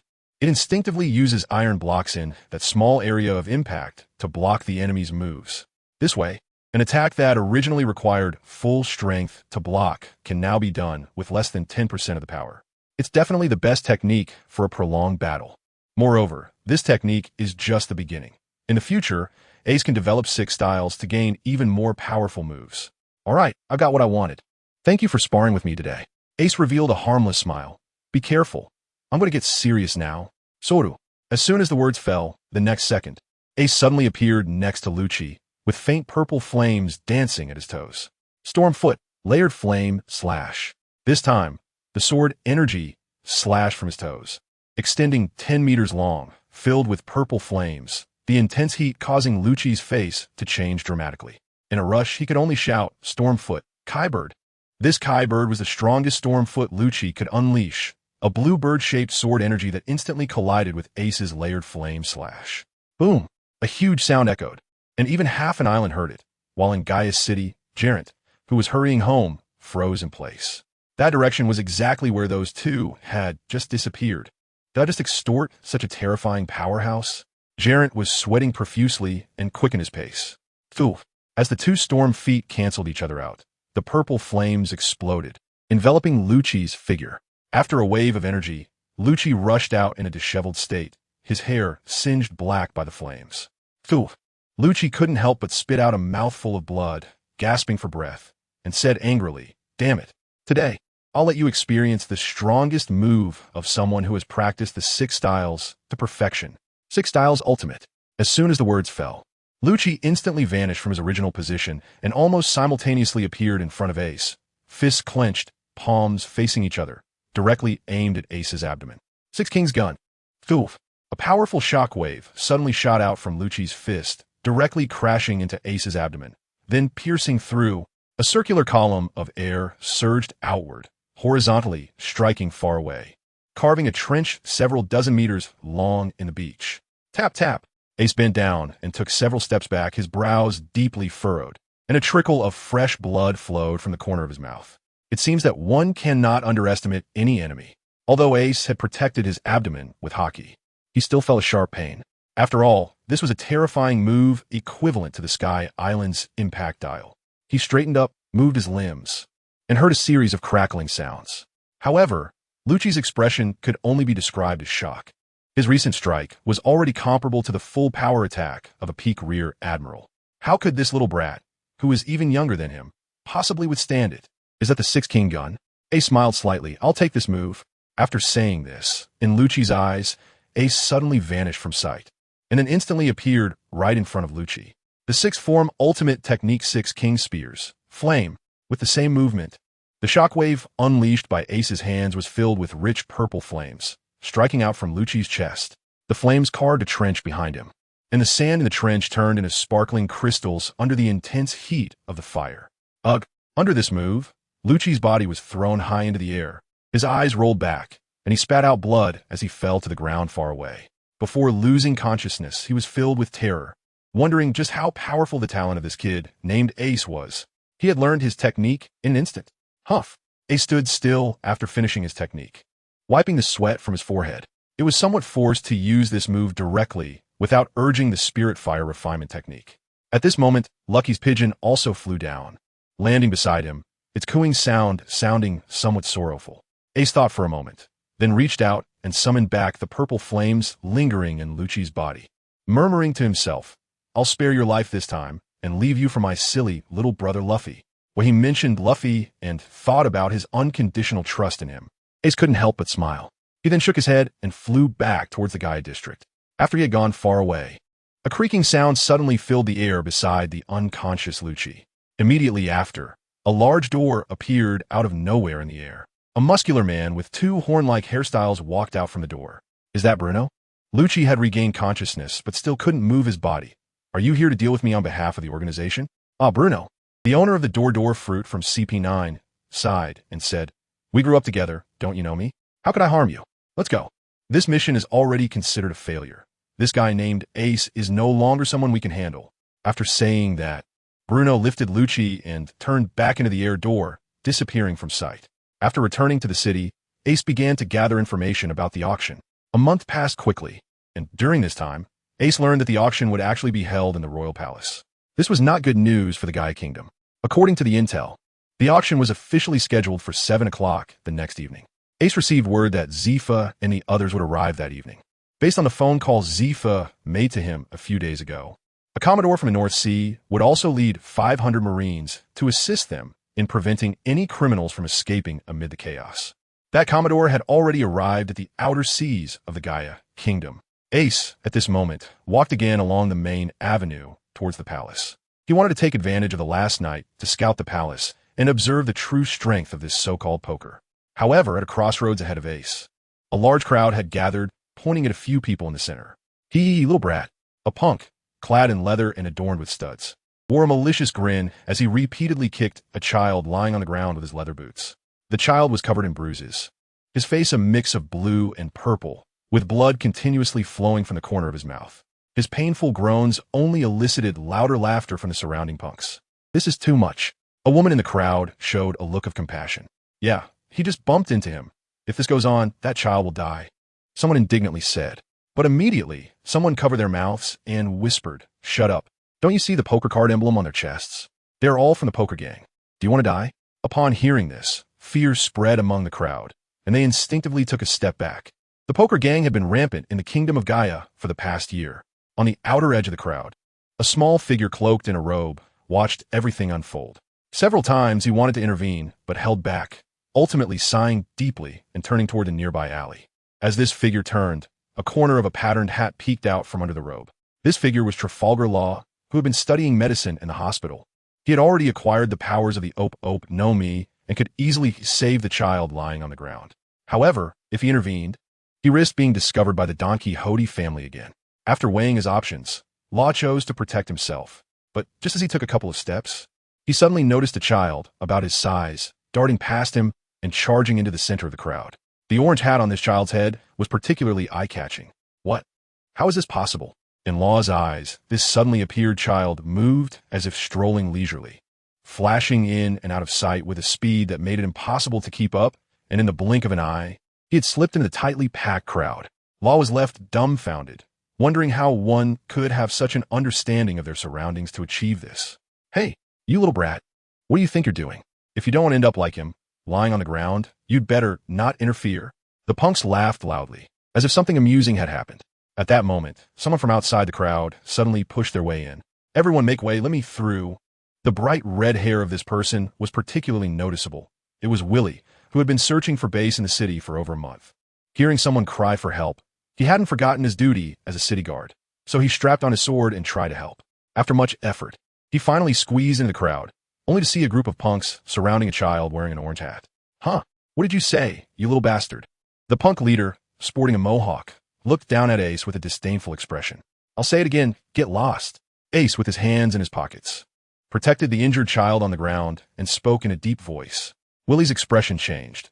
This group of punks was not known for their good temper. This is bad. Sure enough, the punk leader swung his fist at Ace without another word. Are you seeking death? You. But before he could finish, his fist, still in midair, was sent flying back at an even faster speed. With a thud, he fell to the ground, unconscious. The onlookers hardly saw Ace make a move. His hands remained in his pockets. The remaining punks, who had intended to join in, were now frozen in place, afraid that they would be the next to fall. Among the crowd, Law, who had returned, couldn't help but let out a low gasp, his eyes widening in shock. In that instant, this boy, who was the same age as him, executed a kick and retracted his leg in one fluid motion. Even he could barely catch a glimpse of Shadow. So, what's it going to be? Do you want to fight? Ace's gaze swept around, and the remaining thugs immediately panicked. Monster! He's a monster! The thugs scattered in all directions, not even bothering to pay attention to their fallen leader. At that moment, Willie also ran over and immediately crouched beside the injured child. Are you okay? Pull yourself together. Willie quickly checked the child's body, then exhaled a sigh of relief. Fortunately, no bones were broken. Is there a doctor around? Willie stood up, holding the child, and shouted toward the crowd. After a moment, a middle-aged man finally gritted his teeth and ran over. I'm a doctor. Let me see the child. After briefly treating the wound, the doctor said to Willie, There's no problem for now. Hand the child over to me, and I'll take him to the hospital. Willie carefully handed the child to the doctor's arms and immediately looked up to find Ace. However, he discovered that people had spontaneously cleared a path for Ace, who was now walking further and further away with his hands in his pockets. Ace pulled his hat down and walked through several alleys, trying to get as far away from the incident site as possible. He was on a mission this time, although he couldn't help but intervene and save that child. There was only one day left until the operation, and he didn't want to attract more trouble. After walking for a while, Ace noticed that someone had been following him. After turning another corner, he heard a shout from behind. Excuse me, please wait a moment. Willie gasped for breath as he ran over. Ace frowned and turned to look at Willie. Is there something you need?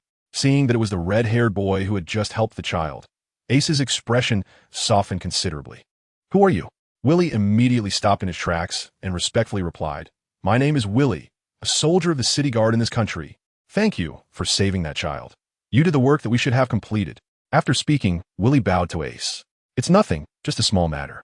Ace smiled and said, If there's nothing else, then I'll take my leave. Please wait a moment. Willie suddenly raised his head and called out to Ace eagerly. If possible, could you teach me the technique you just used? What do you mean? Ace turned back, raising an eyebrow. I've been working hard to become stronger. After seeing you in action just now, I was impressed by your strength. So I hope you can teach me some of your techniques, even just a little. Willie's tone was filled with sincerity. Ace turned back around and fixed his gaze on Willie's eyes, feeling a determination from Willie's gaze. Ace let out a breath and took a few steps forward. Then first extend your hands. Ace moved closer to Willie. Upon hearing Ace's words, Willie immediately raised his hands without hesitation.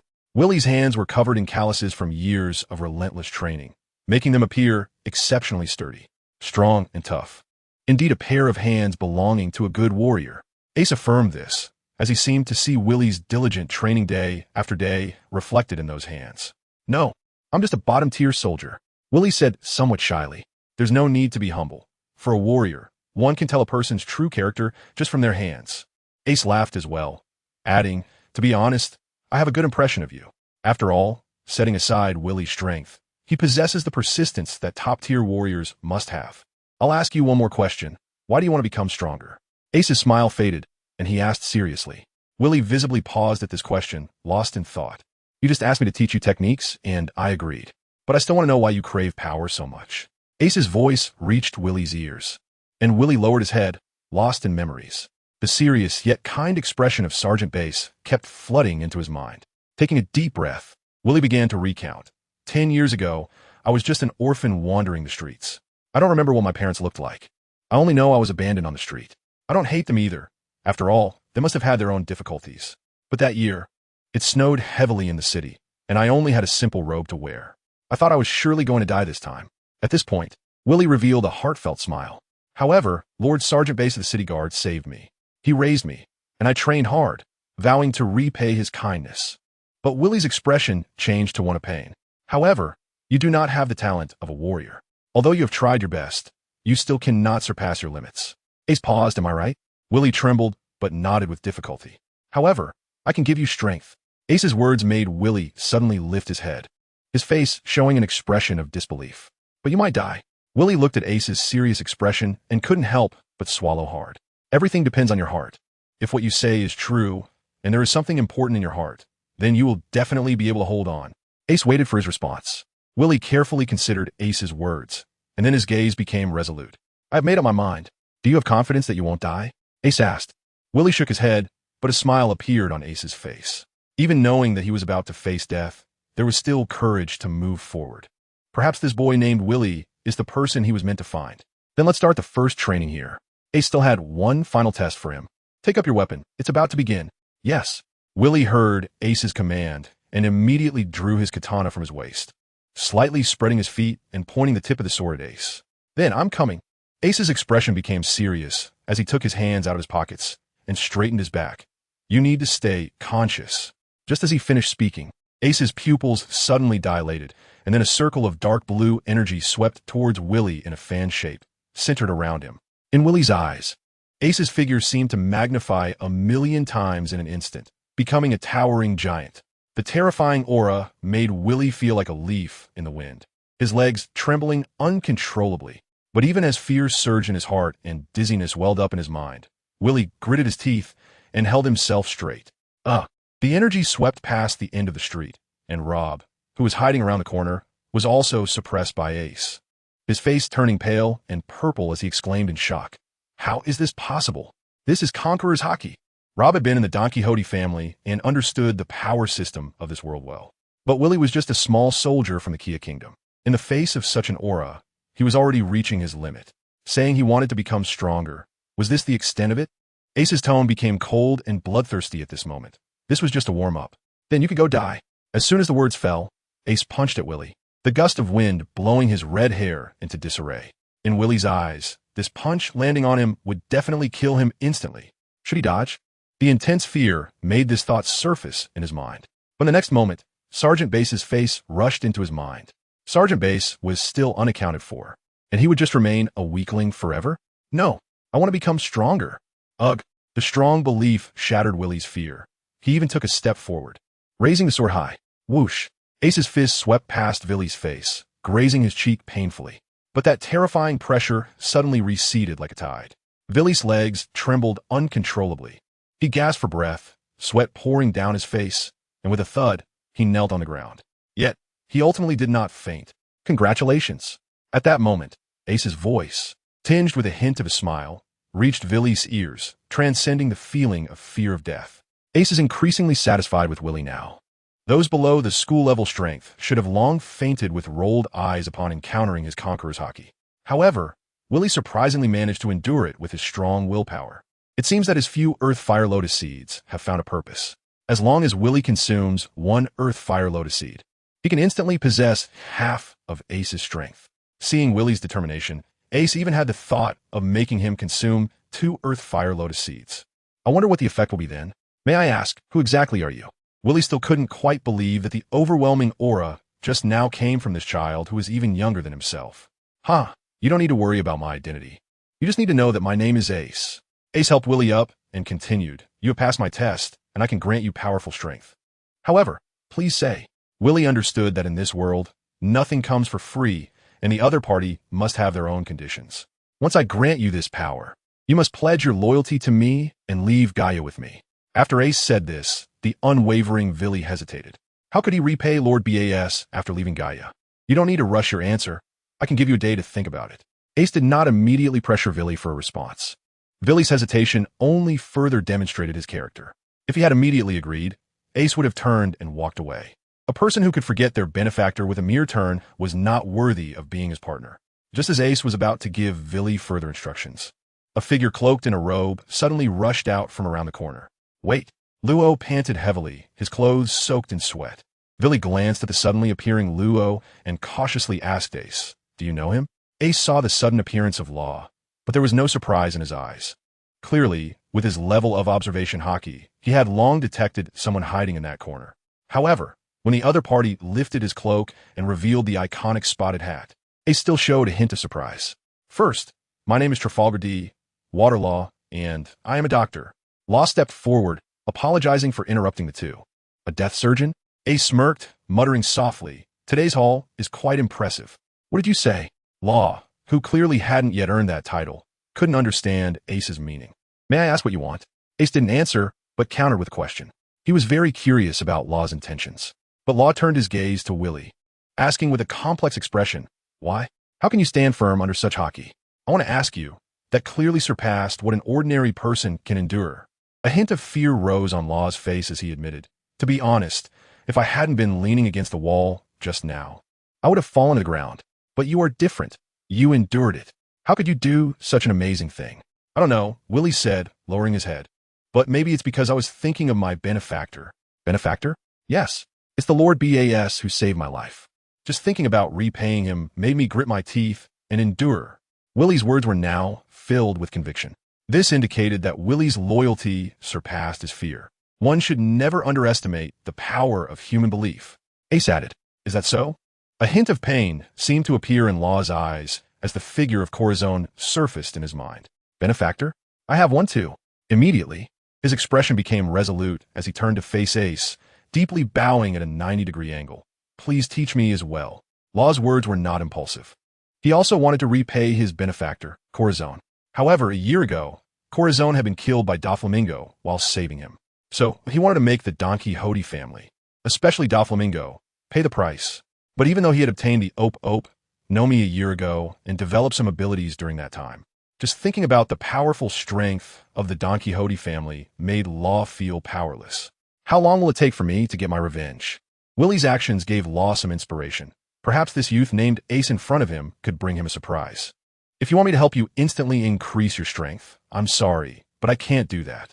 But Ace's answer completely surprised Law. Law glanced at Willie and urgently asked, "But just now you are not the same as Willie." Ace shook his head and continued, "Willie is like a blank sheet of paper right now. He can completely follow the path I give him, but you—" Ace paused here, his eyes revealing a profound light.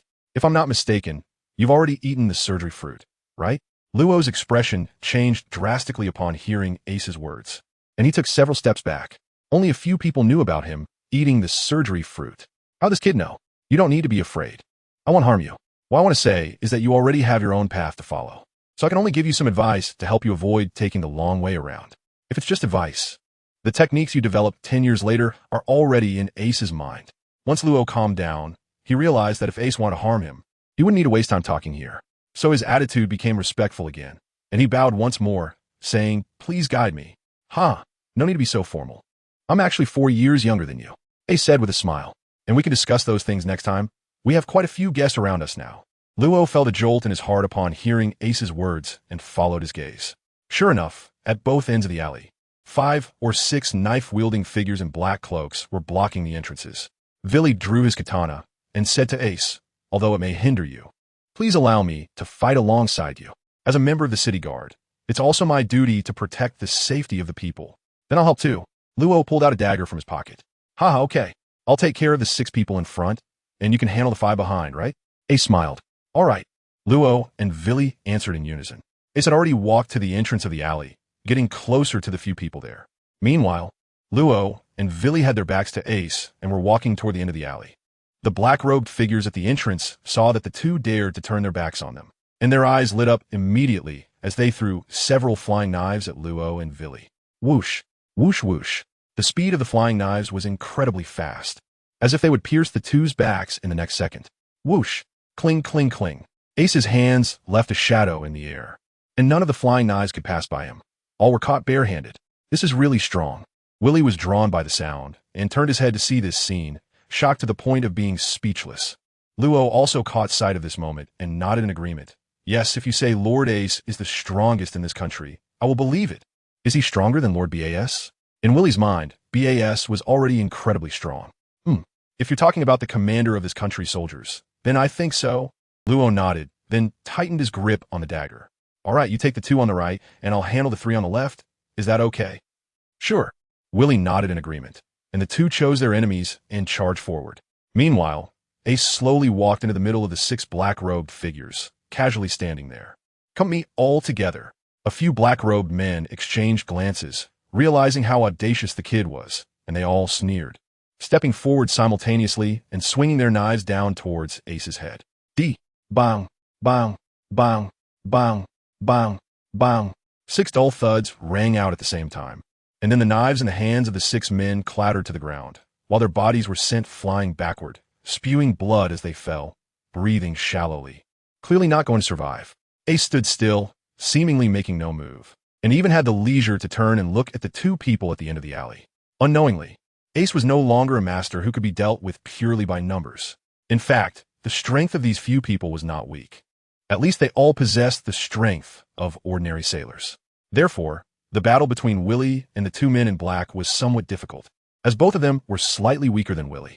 But at this moment, with their combined efforts, it was Willie who fell into a disadvantage. "Don't be timid in battle.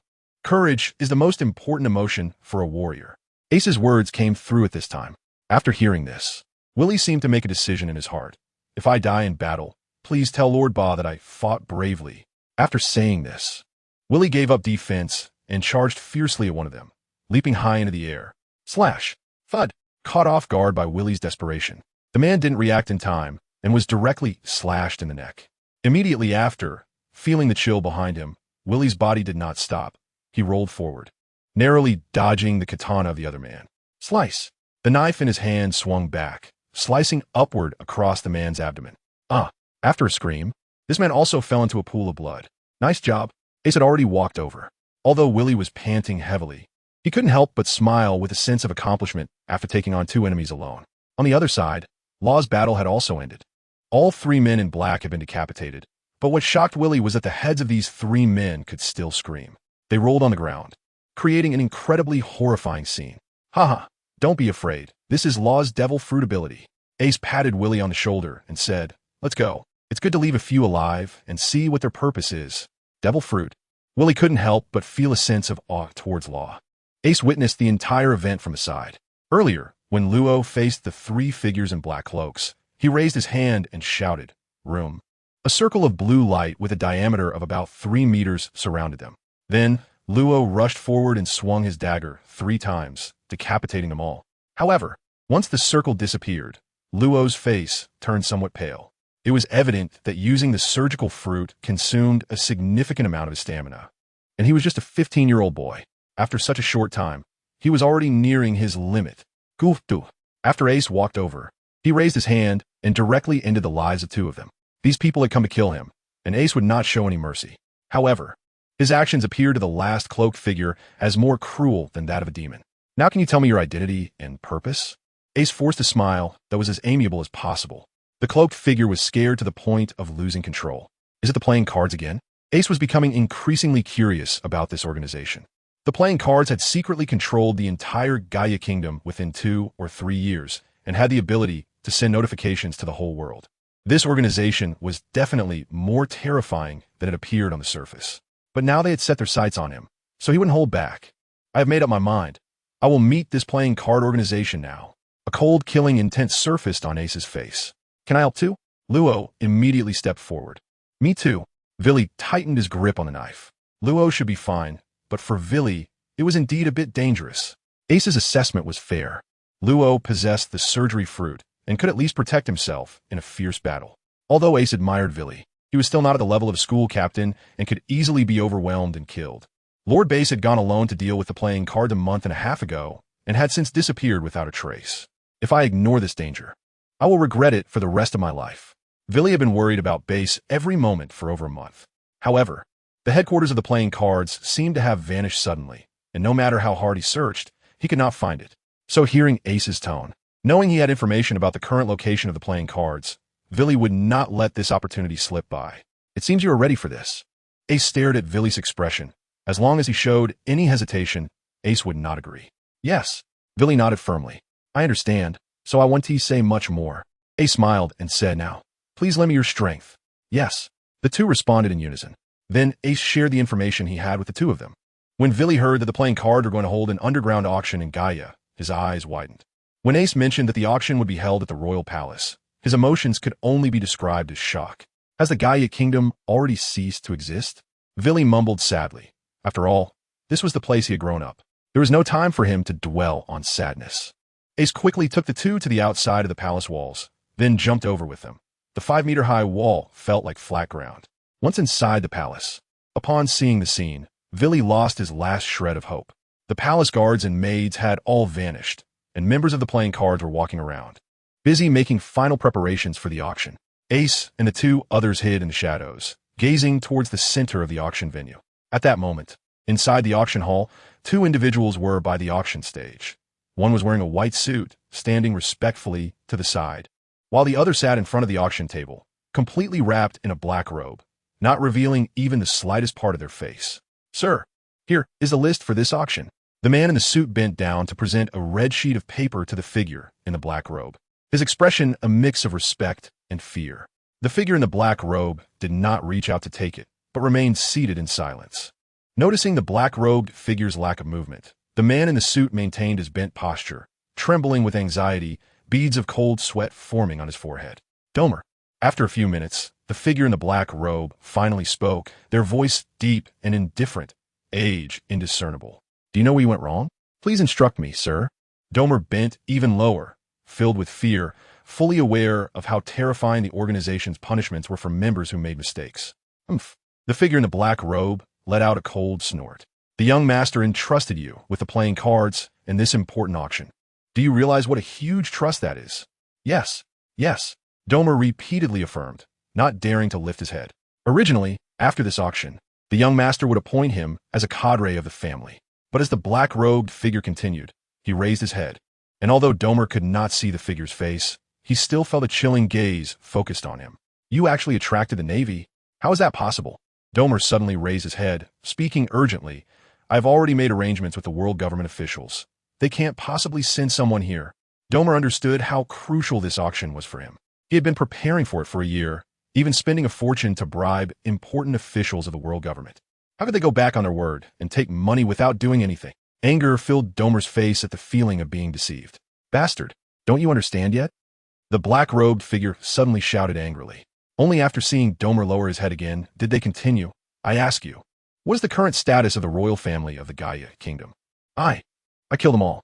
Domer finally realized something, his voice growing smaller. You really are something.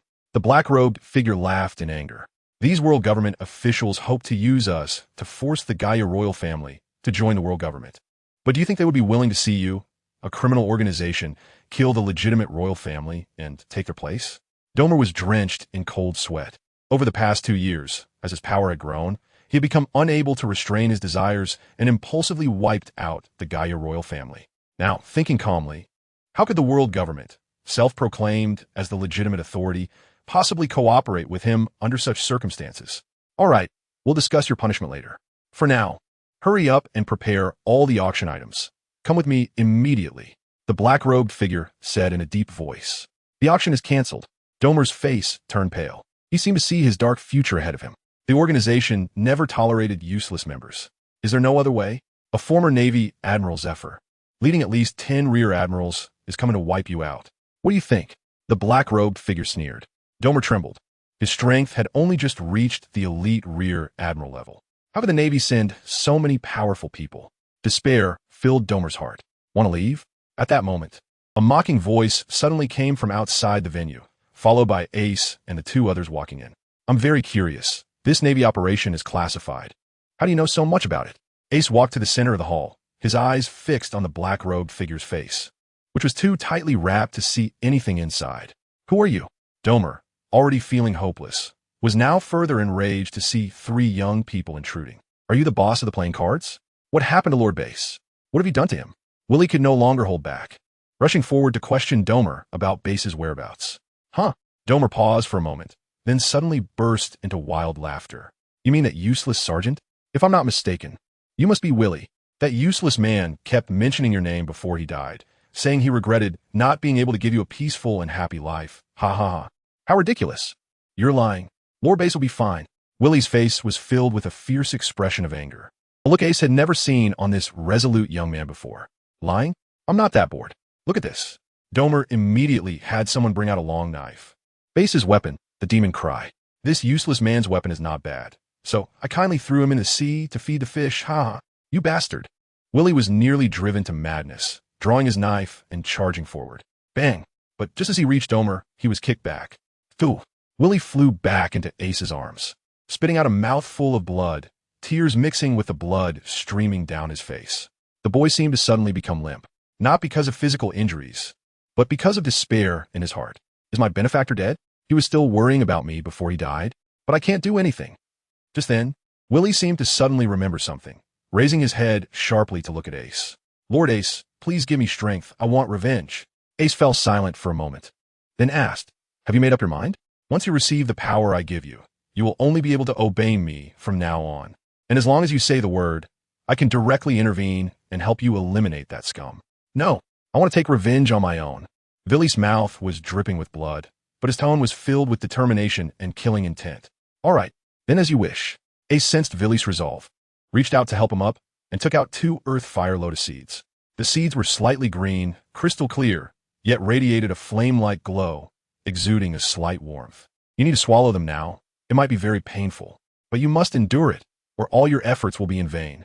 After Ace finished speaking, he saw that Vili was already sitting cross-legged and stuffed the 2 lotus seeds into his mouth. As soon as the seeds entered, they transformed into 2 streams of blue liquid, flowing down Vili's throat and rushing into his dantian. Soon after, it seemed to turn into a blazing fire within his dantian, burning and refining Vili's body from the inside out. This kind of pain was something ordinary people could hardly bear. Before long, blue flames even burst out from Vili's 7 orifices. Ace couldn't help but be moved after watching. He was sure that even a mid-ranking general would be turned into a fool by this flame without a strong will. But Vili was able to grit his teeth and endure, not even making a sound. He really didn't misjudge him. As long as Vili could hold on, he might directly gain the same physical strength as himself. Do you think I don't exist? After seeing Ace give Vili 2 lotus seeds, Domer could no longer hold back and finally spoke up about the strange phenomenon surrounding Vili. Stop wasting time. Are you in such a hurry to die? Ace didn't even lift his head. Ha ha ha, a little brat who hasn't even weaned yet. So, arrogant? Domer laughed heartily and then leisurely walked over, throwing a punch at Ace. Now that Domer was going back, he would have to face the organization's punishment. So he couldn't care less about anything else, and his inherent brutality emerged fully. So what if he's a kid? It's not like he hasn't killed before. Iron block hollow wood. Ace still did not raise his head, only letting out a soft grunt. In the next moment, Domer's fist had already struck Ace's back. Boom! Domer's face changed dramatically as he felt the force he had thrown out come back at him completely, and his fist immediately bent in a terrifying way. He had actually suffered a fracture from the recoil. 6 dials? You really are a Marine. At this moment, the figure in the black robe at the auction stage finally spoke. Then, he immediately dashed toward the back of the venue. Oof. Don't think you can escape. Shave. Seeing the figure in black trying to flee, Ace immediately sprang up, suddenly appearing in front of the black-robed figure and throwing a punch. The black-robed figure had no choice but to throw a punch back. Boom! In the center of their clash, it sounded as if thunder was roaring, and a wave of air swept through the venue, creating chaos. Tap tap. Ace took 2 steps back, unexpectedly suffering a setback. He said in surprise, "Is that your armament hockey? Oof, don't you have it too?" The man in the black robe wrapped his cloak tightly, clearly having gained the upper hand with that last strike. However, he didn't dare to act rashly again. If his cloak fell off and his identity was exposed, all his years of effort would be in vain. Besides, that brat Law is still alive. It seems I need to inform the young master when I return. The man in the black robe glanced at Law, who was standing in the venue, and thought to himself, let's postpone our confrontation for a while, and let them settle their grievances first. Ace put his hands back in his pockets, looking at Willie, who had already stood up, with a look of satisfaction in his eyes. Willie truly did not let him down. Ace can now sense Vili's presence through the Qinglian seat in his body. He has completely broken through his original limits, reaching a physical strength equal to his own, and it will continue to increase with his future improvements. Master. Vili's forehead is marked with a blue lotus, and the first thing he does upon standing is bow to Ace. Feeling that Vili has not become a mindless puppet who only knows loyalty, Ace is even more satisfied. No need for excessive courtesy. That bastard is right there. Go take revenge. Yes. Vili suddenly turned his head and stared at Domer, who, for some reason, felt a chill in his heart despite the intense pain in his right hand. Ha ha ha, just a little brat. Yet, as he repeated this phrase, Domer inexplicably felt a twinge of guilt. This time, Vili didn't wait for Domer to make a move. Instead, he acted first, unleashing the unprecedented power within him, allowing him to fully release his inner anger. Whoosh! Without a word, in an instant, Vili rushed to Domer's front, the blue lotus mark on his forehead glowing brightly, and a thin layer of blue flame enveloped his palm. The flames were minimal, but seemed capable of igniting the air. It turned out to be the blue lotus earth fire. With a single strike, Domer barely had time to raise his left arm to defend himself. Sizzle! Vili's hand, wrapped in blue flames, was sharper than a great knife. Domer could only let out a scream before his left arm fell to the ground with a thud. Thud! With another muffled sound, Vili's palm pierced directly through Domer's chest, abruptly silencing his scream. Thud! Vili retracted his hand, watching as Domer's corpse fell to the ground, silent tears streaming down his face. The few people in the auction hall did not disturb Vili, while Ace kept a watchful eye on the man in black, preventing him from making a sudden move. Vili stood in place for 10 minutes. Then the blue lotus mark on his forehead shone brightly, and the flames flickered and vanished, completely drying the tears on his face. He bent down to pick up the ghost cry beside Domer and respectfully handed it to Ace. "Ice Dew, this is the relic of BAS and should be handled by you." But Willie shook his head, saying, "I have avenged my great grievance, and from today on, everything of mine belongs to Lord Ice Dew." Ace understood Willie's intentions, and after taking the ghost cry, his expression became serious. "All right, since that's the case, I want to establish a Flame Guard squad. From now on, you will be the captain of this Flame Guard." Saying this, Ace flipped his right hand and took out 10 Earth Fire Lotus seeds, handing them to Willie. "These 10 seeds will be entrusted to you. You can select 10 determined young men and distribute the seeds to them to officially form the Flame Guard." Willie felt touched by Ace's trust in him. After accepting the seeds, he stood with his legs together and replied, "Flame Guard Willie, at your command."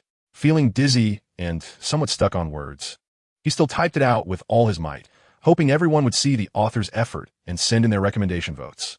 Ace, the captain.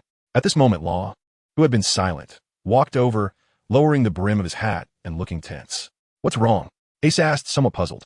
"We need to hurry and leave." Law first glanced at Domer's corpse and then nervously glanced at the figure in the black cloak, urging. Ace's brows furrowed. It seemed that Luo had discovered something. Ignoring Luo's urging for the moment, Ace looked carefully at Domer's corpse on the ground again.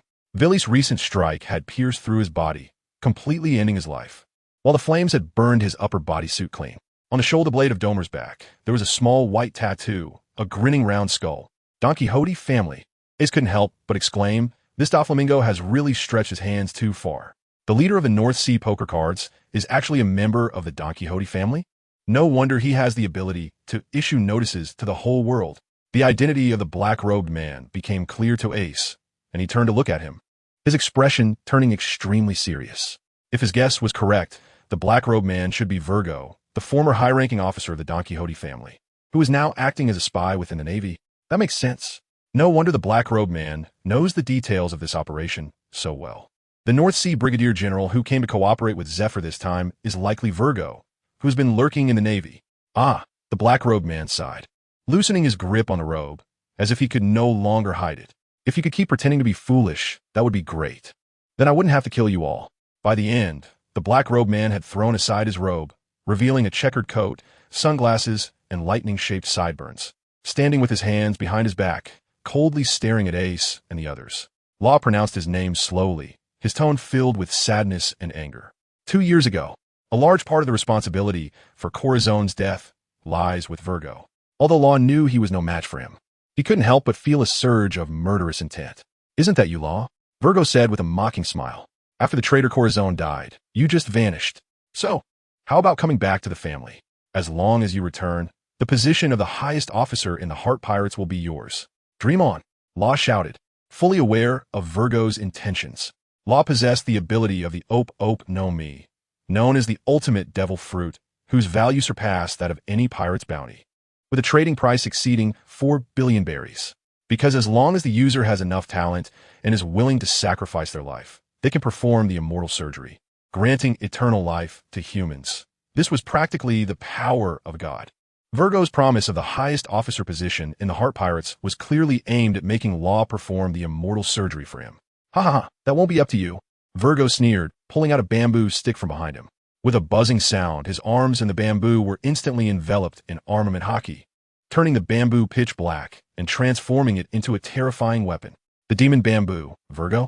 Ace understood the terrifying power of what looked like an ordinary bamboo. 11 years later, Smoker had already become a rear admiral, but even his sea stone weapon, covered in armament hockey, was easily broken by Virgo's demon bamboo. This indicated that Virgo's strength at that time had already surpassed the level of an ordinary rear admiral. And now, at the very least, he was probably at the initial stage of the rear admiral level. Was he currently the strongest enemy Ace had ever encountered? Although Ace's physical strength barely reached that of an elite captain, he felt no fear facing Virgo, but rather a hint of excitement. With hockey, he tossed the demon cry to Law and laughed. "You'll be the first to face this weapon of mine." After saying that, Ace reached behind him and suddenly drew forward, causing a fiery red large sword to appear in his hand out of thin air. Everyone's gaze was drawn to the sword, which emitted waves of heat. The crimson blade was 3 feet long, imposing from a distance, with a 1 centimeter thick spine, smooth and flawless, and a 2-inch wide blade that sparkled, making it hard to look directly at. The blade's surface was adorned with intricate ancient patterns. Running his fingers along the edge, Ace's eyes shone with admiration. The last wide-bladed sword was nearly destroyed, and the system had upgraded it to a fine sword grade using special energy combined with other flames, transforming it into its current formidable form. The sword's name was Demon Slayer. Ace smiled at Virgo and announced the name of the great sword. To be honest, Ace didn't know the meaning of this name either. However, the system firmly established this name and told him that this was the destiny of the sword. Oof, Demon Slayer? It looks like just a mediocre knife, just for show. Virgo said disdainfully, "Watch me break your broken sword with this little bamboo stick in my hand." As he spoke, Virgo charged at Ace, the bamboo in his hand spinning rapidly, accumulating enormous centrifugal force with increasing speed, combined with the hardness achieved through armament hockey. The next strike would definitely be terrifying. Demon Bamboo. Virgo was afraid that Zephyr and the others would arrive, so he immediately used his trump card. As the spinning speed of the bamboo reached its limit, Virgo also reached Ace's front. The bamboo in his hand drew a horizontal arc by his side and directly struck at Ace's chest and abdomen. "Ace, you can't take it head-on." Law's urgent voice sounded. Virgo's armament hockey is incredibly strong. Virgo also heard it in his ears, and a cold smile appeared on his lips. "Now you remind me?" It's too late. The ace in front of him actually thought he could block his demon bamboo with that broken sword. Seeking death. Let this sword break in half. Oomph. Let me see how strong your hockey is. Ace suddenly shouted in his heart. Spirit fire purification technique 4 times. Explode. Armament hockey, harden. At that moment, facing an unprecedentedly powerful enemy at the rear admiral level, Ace finally unleashed all the results of his training during this time. He saw that the Demon Slayer he held in both hands was suddenly wrapped in a pitch-black layer of armament hockey. The quadrupled physical strength brought him endless power. Facing the whistling Demon Bamboo, Ace struck down without any fancy moves. Ace did not use any strange fire. This time, it was purely a contest of strength and dominance. At the moment when Ace's big sword collided with Virgo's ghost bamboo, no sound was produced, only a circle of invisible waves radiated outward. Both Vili and Luo couldn't help but turn pale, their bodies continuously retreating until they hit the corner of the wall, feeling slightly better. "How can it be this strong?" A look of disbelief appeared on Vili's face. After consuming the Earth Fire Lotus Seed, he had established a mysterious connection with Ace. Therefore, he knew that their physical strengths were equal. But with this strike from Ace, even he couldn't withstand it. This is already the strength of a Navy Vice Admiral. Right. Luo couldn't help but be shocked as well. He could guess Virgo's strength to some extent, but how old is Ace? He's 4 years younger than me. Ace and Virgo's strike was clearly evenly matched, and they immediately separated, jumping back at the same time. Suddenly, the auction platform beside them shook and turned into gunpowder. Ace's hand, gripping the Demon Slayer, was trembling continuously. But his expression was incredibly excited. After 4.5 months of special training, he finally encountered an opponent he could fight with all his might. Bring it on. Ace had no intention of stopping, disregarding Virgo's thoughts, and charged forward again with his blade. Slash! Slash! Ha ha ha! The pitch-black demon-slaying sword faintly emitted a red glow as it struck down repeatedly toward Virgo's head. The frantic speed of the slashes made Virgo appear somewhat flustered. On the side, Law watched in astonishment. He had actually guessed Virgo's identity from the beginning. That's why he urged Ace to leave, as he had some understanding of Virgo's strength. But what was happening now? Ace had never seen this state before. He actually suppressed Virgo, who had the strength of a vice admiral. "Willie, pinch me. Let me see if I'm dreaming," Luo said to Willie beside him, somewhat dazed. "Oh," Willie replied, and honestly pinched a small piece of flesh on Luo's arm, suddenly twisting it. "Hiss!" Luo gasped in cold air. "You really twisted it." Willie was a bit confused, thinking, "Didn't you ask me to twist it?" The two of them continued their battle without pause, all straightforward collisions, and time kept passing. "Stop!" Virgo's once neat coat had become disheveled as he swung Ace's large sword away, shouting in exasperation. Ace seemed to not hear anything and continued to release his power without restraint. Do you think I have no way to deal with you?" Virgo suddenly tore open his coat and threw it under the auction stage, saying, "Let me show you what true hockey is." After removing his coat, Virgo was left with only a pair of jeans, revealing a muscular physique with well-defined lines. incredibly strong. Buzz. After a light sound, a pitch-black haki suddenly wrapped around him, quickly covering Virgo's entire body and emitting a dark glow. Haki enveloping the whole body. Although Ace had previously known about Virgo's strength, seeing him cover his entire body with haki still shocked him deeply. I'll let you see how powerless it feels to face a haki user stronger than yourself. Virgo, holding his ghost bamboo, had veins bulging on his forehead, and he said, "Even if I stand here and let you strike, what can you do?" Is that so? Ace admitted that when it came to haki and strength alone, he truly had no way to deal with Virgo. After all, this guy's armed haki was indeed used to perfection. Facing Virgo, who had raised his full-body defense, Ace's armed haki on the Demon Slayer slowly faded away, revealing its crimson blade once more. The system had previously said that although he was currently just a good sword, because it was forged with different fire, it could now fully withstand the. Ace gently caressed the blade, a smile appearing in his eyes. "This time, let me test your power." After speaking, Ace suddenly lifted his head, raised Demon Slayer high with both hands, and shouted, "Qinglian Daiyan /20 layers." The Qinglian Earth Fire surged out for the first time without reservation, instantly wrapping around the blade of Demon Slayer, layering up to 20 layers. With his body enduring the tremendous recoil force, Ace gritted his teeth and suddenly swung down. Slash. The crimson blade flickered with blue flames and directly chopped toward Virgo. Virgo had not expected that Ace had such a trump card, and in a hurry, he raised the ghost bamboo covered with haki from below to meet it. At the moment of contact, Virgo was horrified to find that his haki could barely hold for less than a second. The next moment, Demon Slayer had already severed his ghost bamboo, and the scorching blade aura was suddenly before him. Iron block. In panic, Virgo used 6 styles, instantly concentrating his haki on his left arm to block it. Clang. Demon Slayer was first blocked by Virgo's left arm, holding for a moment. However, seconds later, it broke through his defense in his desperate gaze. The fiery blade cut into Virgo's left arm muscle with a sound that made one's teeth ache, ultimately severing it completely. The momentum of Demon Slayer was not yet exhausted, still heading towards Virgo's head, and at that moment, he felt the taste of death. Suddenly, the blue flames retracted and surged back into Ace's body. Although Demon Slayer, now devoid of the flame's enhancement, remained incredibly sharp, it could only barely break through Virgo's haki and could not advance further. Clang! Ace staggered back 2 steps, kneeling on one knee and propping himself up with his large sword to avoid falling. His face was pale, and he felt that his body could hardly move. Ace chuckled bitterly and murmured to himself, "Has the time for the spirit fire refinement technique finally come? One inconvenient time." Virgo's left arm had been severed and lay on the ground, blood pouring out continuously. Yet a sinister smile spread across his face. Although he was also on the brink of collapse, killing a motionless person was still well within his capability. "You little brat, I'm going to tear you into pieces."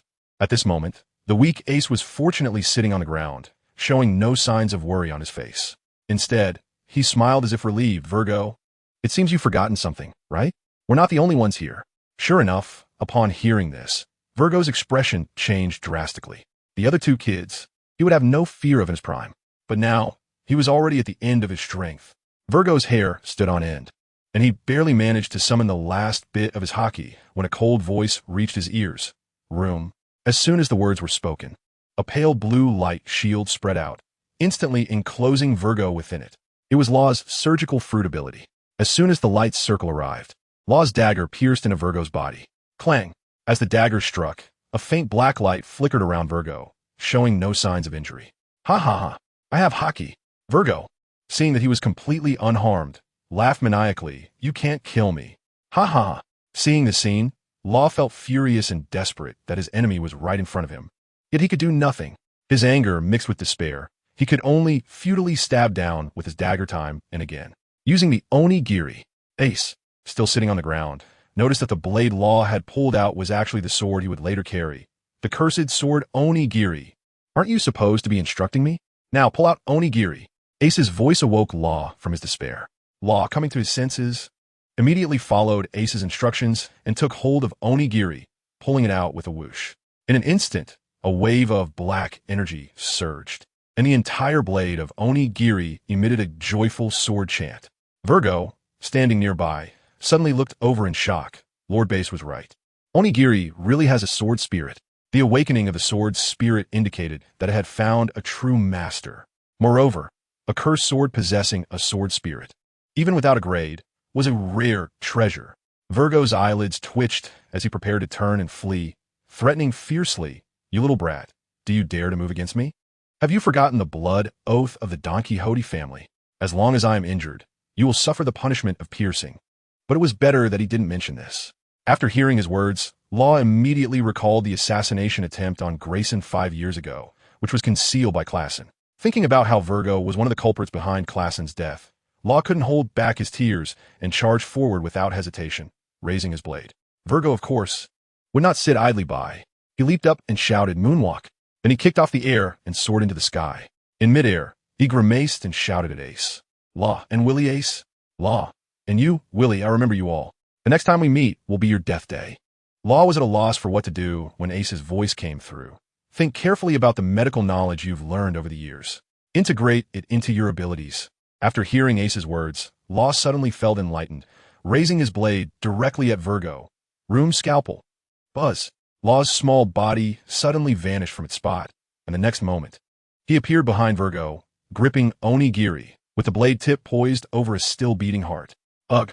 Virgo felt the excruciating pain from his heart and the newly formed hole in his chest, freezing in the air.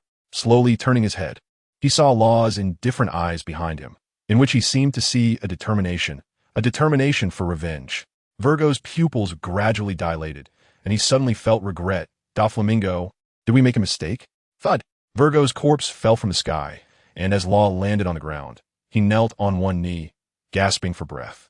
But his eyes revealed a sense of relief, and 2 tears streamed down his face as he turned to the direction of the new world and shouted, "Doflamingo, I will eventually use your head to honor Klassen." As soon as his voice fell, Law also collapsed to the ground with a thud. Whoosh! Willie rushed to Law's side, lifting him and bringing him to Ace, asking, "Ace, what's wrong with him?" Ace's face was also a bit pale, but he endured the weakness and stepped forward to check. After a moment, he let out a breath and said, "It's fine, he's just exhausted. His devil fruit requires physical stamina, and that move just now was still too much for him at this moment." I also felt that Law's move just now was really impressive. Willie exclaimed sincerely, "Ha ha ha." Ace couldn't help but burst into laughter. Of course, he was a death surgeon, and you were quite good too. Willie, at this moment, having avenged his great enmity, was eager to follow Ace wholeheartedly. So when he heard Ace's praise, he felt delighted and shyly scratched his head. Just then, a piercing alarm suddenly rang outside the palace. Then a butler-like person rushed in, running and urgently shouting, "Lord Domer, it's bad. A group of Navy has entered Gaia's city. We can't hold them off. You hurry." Before he could finish, his voice abruptly stopped. The scene in the auction house terrified him, causing him to fall to the ground. Glancing at Domer's corpse, and then at Ace and the others who were staring at him, he stammered, Who are you? What happened to Lord Domer?" Ace has regained some strength at this moment, standing up and retracting the demon-slaying fire back into the... He humorously retorted, "What's wrong with Domer? Didn't you see? As for us, we are the Navy." Ace bared his teeth and leaned closer to the man. "The poker boss, Domer, is guilty of heinous crimes and has already met his end. Now, please cooperate with us and hand over the stolen goods." Although fear was evident in the man's eyes, he stubbornly replied, What stolen goods? I don't know, Willie. It seems someone is determined to resist to the end." Ace's expression turned serious, his hands clasped behind his back as he stood up straight. "Yes, master." Because he shared a mutual understanding with Ace, Willie immediately grasped Ace's intention. He saw a flash of the mark on his forehead, and blue flames enveloped his right hand as he gently swiped it across a large marble table beside him. The marble, an inch thick, instantly split in half, making it seem easier than cutting tofu. The butler lying on the ground was so frightened that he was flailing his legs, retreating to the corner of the wall, his face filled with terror. He couldn't even imagine what would happen if that hand struck him. "Now, you should know where the stolen goods are, right?" Ace once again displayed a harmless smile, and Willie cooperatively walked slowly towards the butler, the flames in his hand flickering slightly. "If you don't come over, I know.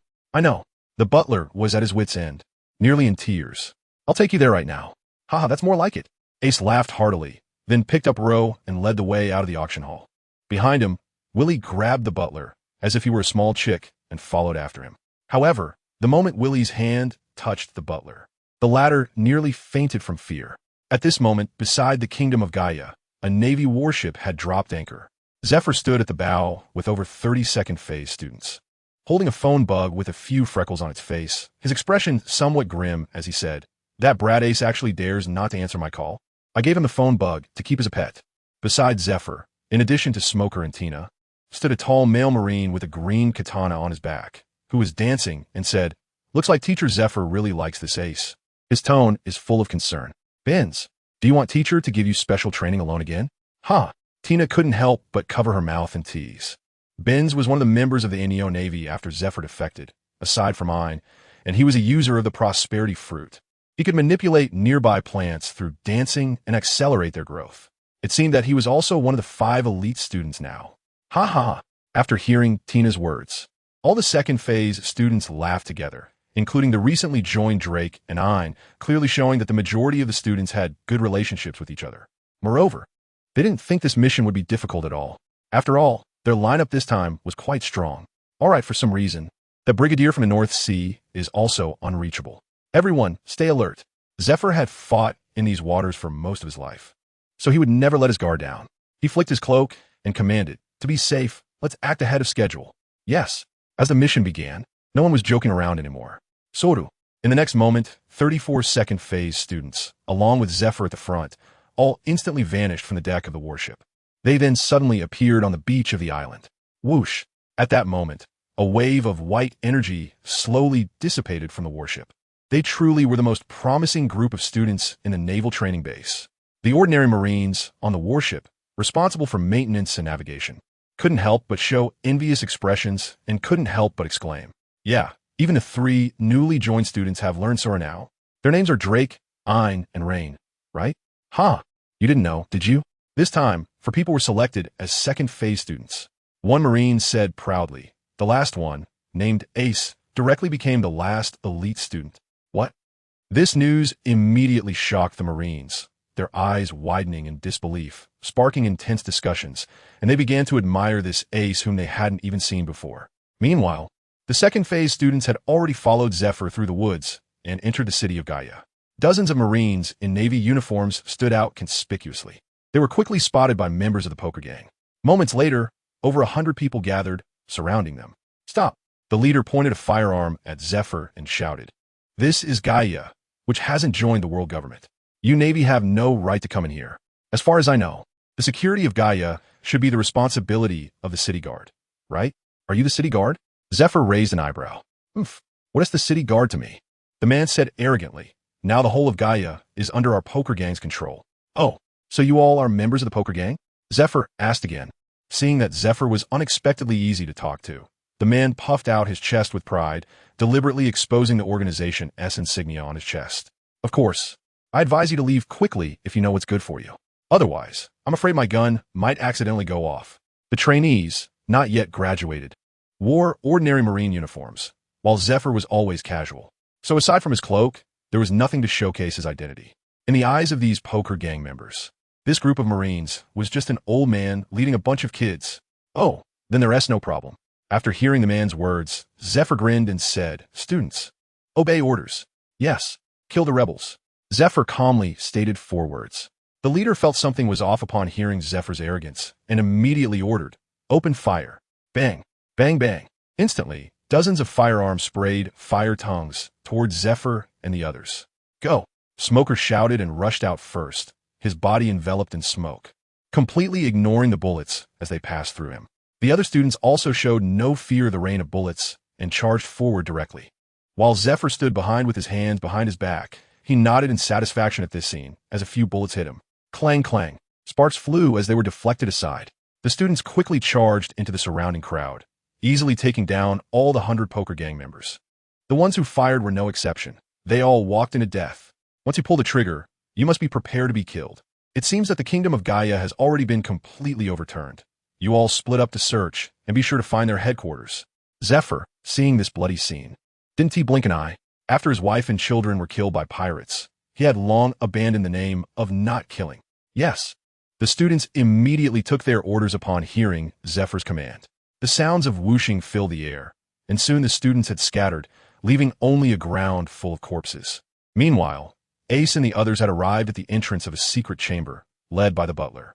The butler somewhat obsequiously handed a key to Ace, having realized that these three were mainly focused on this child. Master, this is the key to the storage room. All the auction items are here. Such an important place. If there were no guards, Ace didn't reach out to take it, but instead asked, is Lord Domer not at ease with others watching over it? The butler, for some reason, would break into a sweat whenever he spoke with Ace. He wiped the cold sweat from his forehead and said, it's just that only he and I know about it. Oh, he trusts you that much? Ace asked teasingly. No, it's because I'm weak, and my family's lives are in his hands, so I dare not be greedy. The butler was sweating profusely. Huh, don't be nervous, I mean no harm. Ace chuckled, patted his shoulder, took the key, and inserted it into the lock of the main door. With a firm twist, there was a click, and the mechanism inside the lock sprang open. Ace and the others did not hesitate, raising their hands to push the door open and walk in. The heavy door creaked as it was slowly pushed open, and the light from outside illuminated the dark chamber. After Ace walked into the secret room, he found that it was not very large, probably only about a dozen square meters.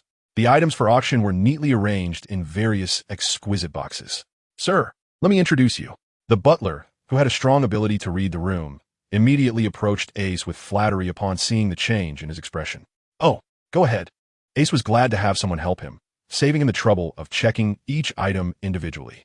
The butler quickly walked to the far left of the secret room, proudly pointing to an oil painting and said, first, we have this painting my son, created by the famous painter Kapos 10 years ago.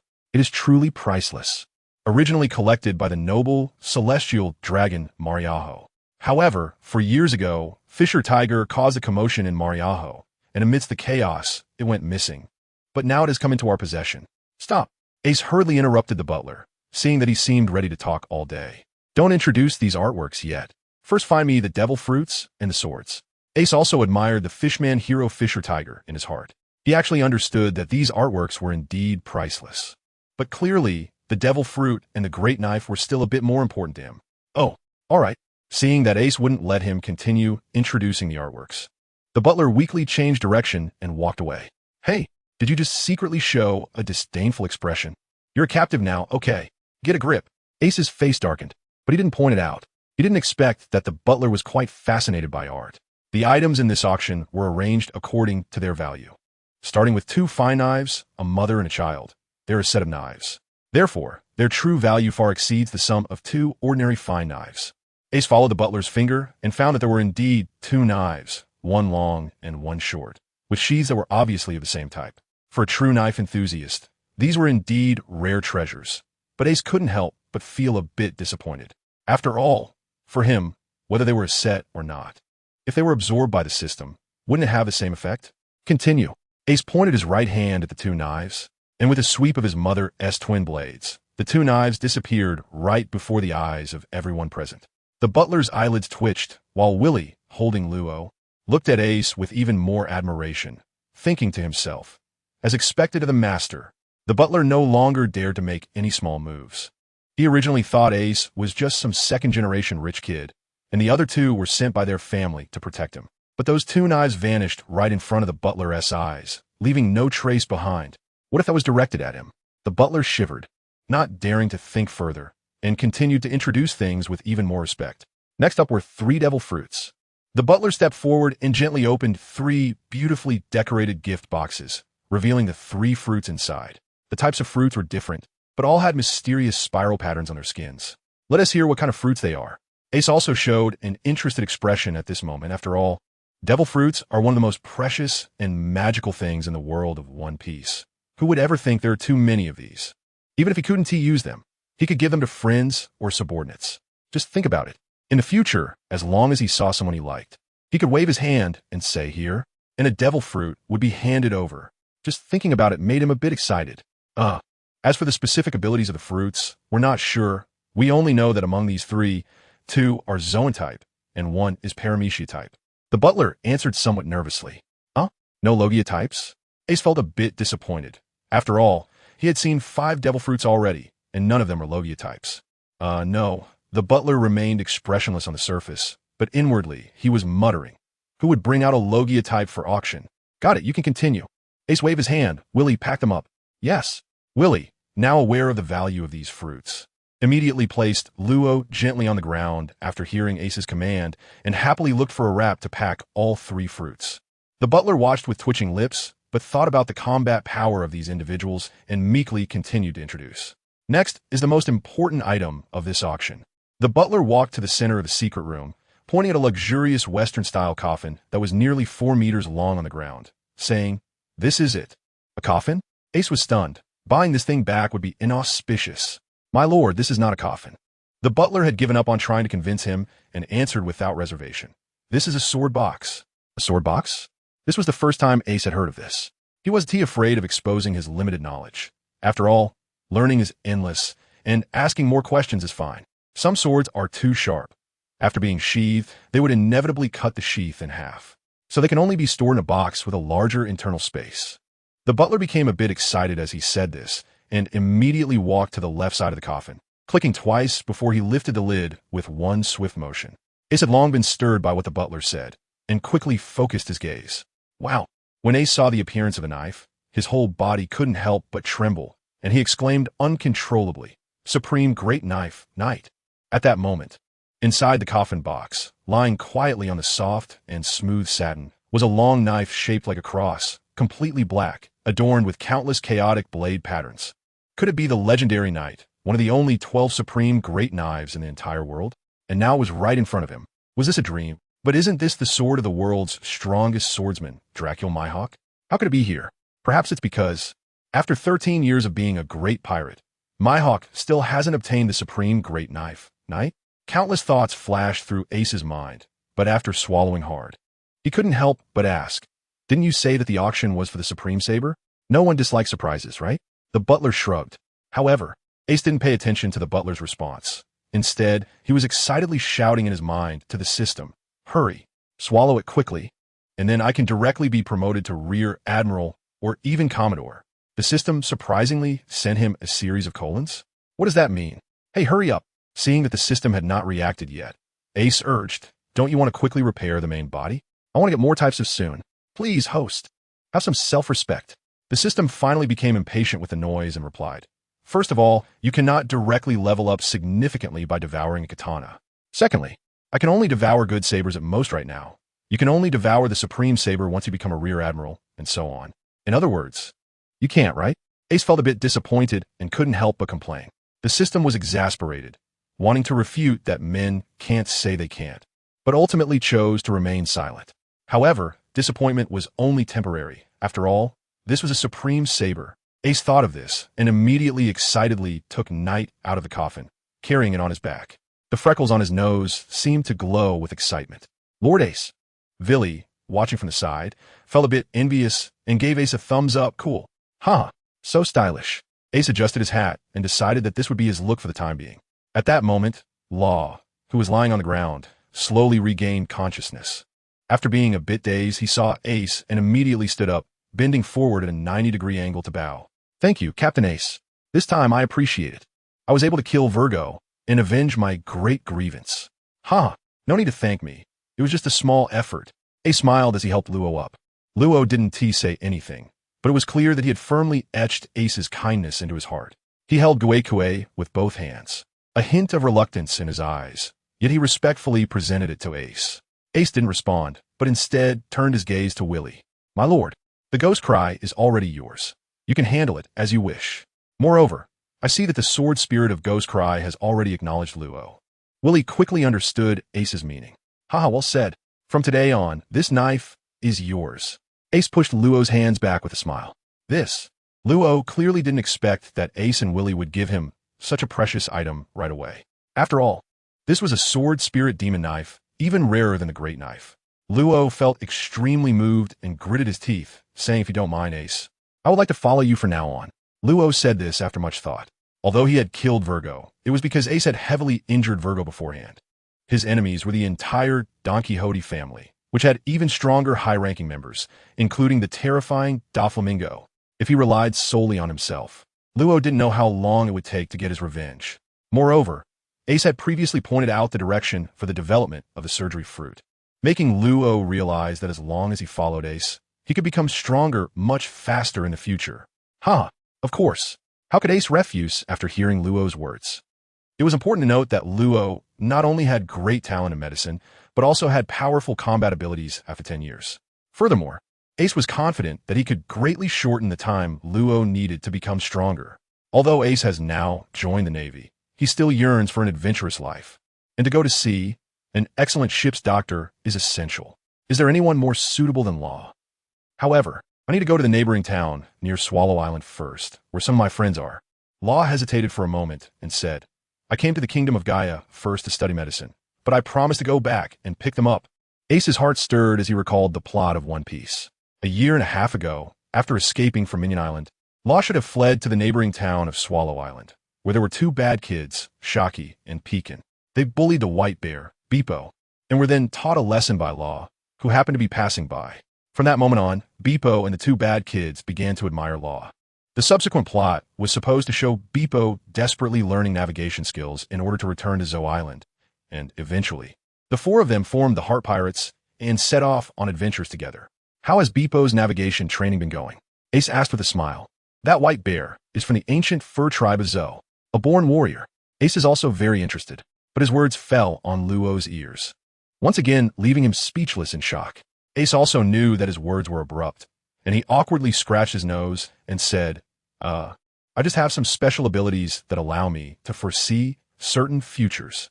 Luo did not fully believe Ace's words, but his awe for Ace deepened in his heart. Sir, can I leave now?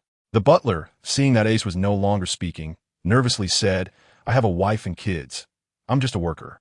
Today, Ace not only acquired 2 good knives, 3 devil fruits, and a supreme great knife called Knight, but he also gained the loyalty of Willy and Law. One could say he struck it rich. Therefore, Ace was in a good mood and didn't dwell on the butler's ambiguous words. After patting him on the shoulder, he said, All right, it's none of your business now. You can go. Upon hearing Ace's words, the butler felt as if he had been pardoned, immediately nodded and thanked him profusely before turning to leave in a hurry. My lord, are we just letting him go like that? Willy said with some concern. Domer trusts him so much. His identity must be more complicated than he claims. Don't worry. That pat on his shoulder just now has already planted a spark in his body. As long as he doesn't have any ulterior motives, it'll naturally dissipate within a month. But if he shows any signs of trouble with a cold glance from me, he could forget about leaving in one piece. Willy understood Ace's thoughts. Ace didn't want to wrongfully kill an innocent. Although this made Willy admire Ace's character even more, he still felt inexplicably worried. I hope nothing goes wrong. Willy thought to himself. All right, now I'll make some arrangements for you. Ace said, You must already know my identity. I am a Navy officer. Willy's expression didn't change. Regardless of Ace's identity, he had already decided to follow him. Law's expression was somewhat complex, but thinking about Ace's noble qualities displayed in front of him today, he quickly let go of his worries. The expressions of the two fell into Ace's eyes, and he nodded in satisfaction before smirking and saying, My identity isn't important. What matters is that you both are my partners from today onward. Willy, here are 500,000 berries. You take it first and go to Swallow Island with Law to pick up Beepo and the others.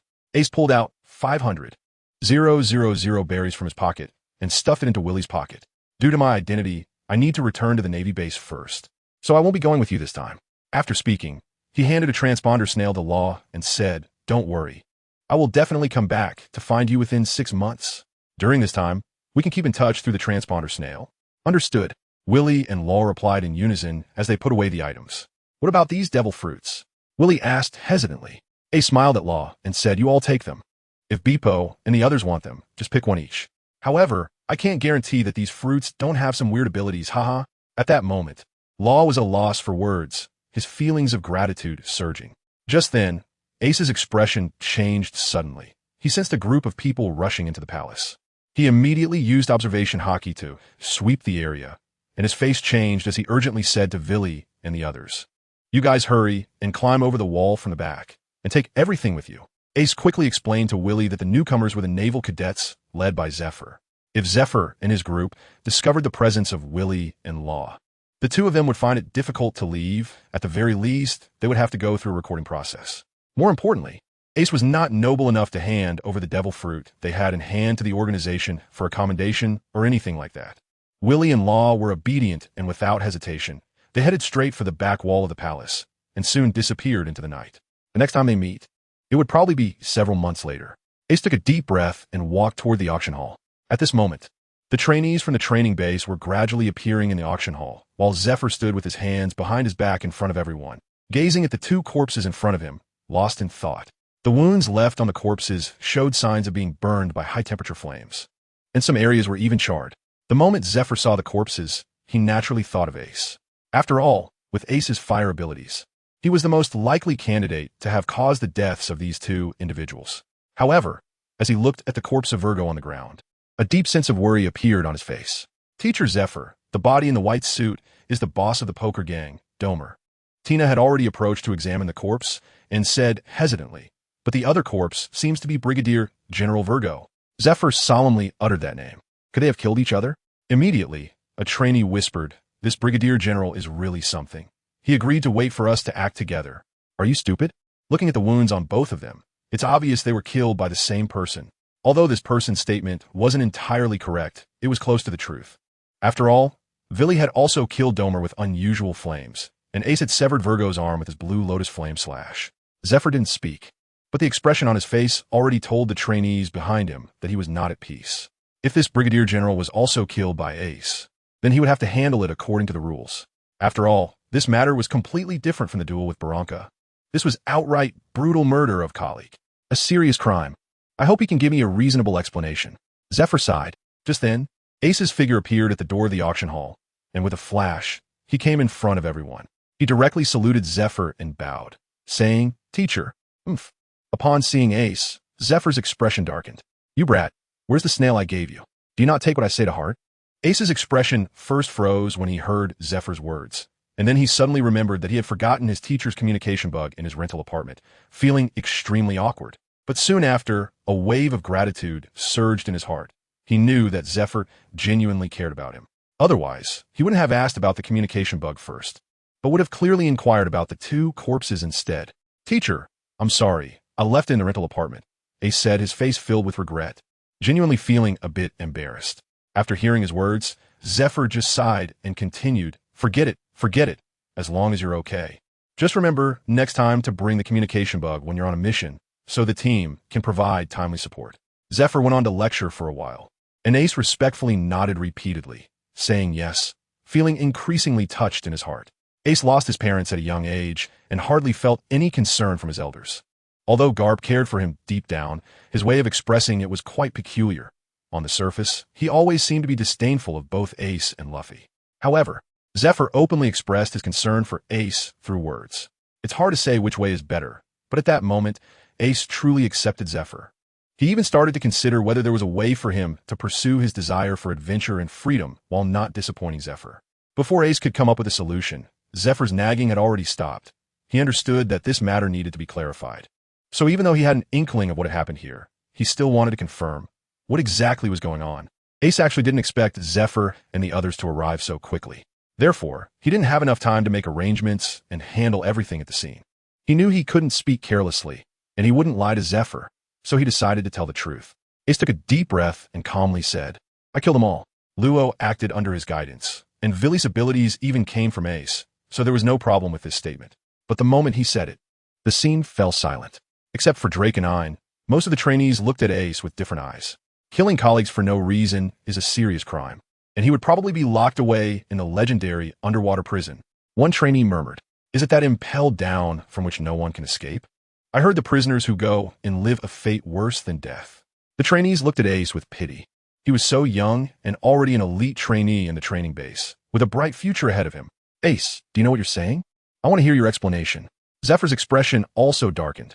He liked Ace very much, but that didn't mean he would bend the law for him. Even if it were his own son, if he committed a serious crime, Zephyr would personally send him to prison. "I understand," Ace said seriously. "I believe you all know the identity of this Domer. As the leader of the poker gang, I think his death is completely unregrettable. Moreover, he has another identity.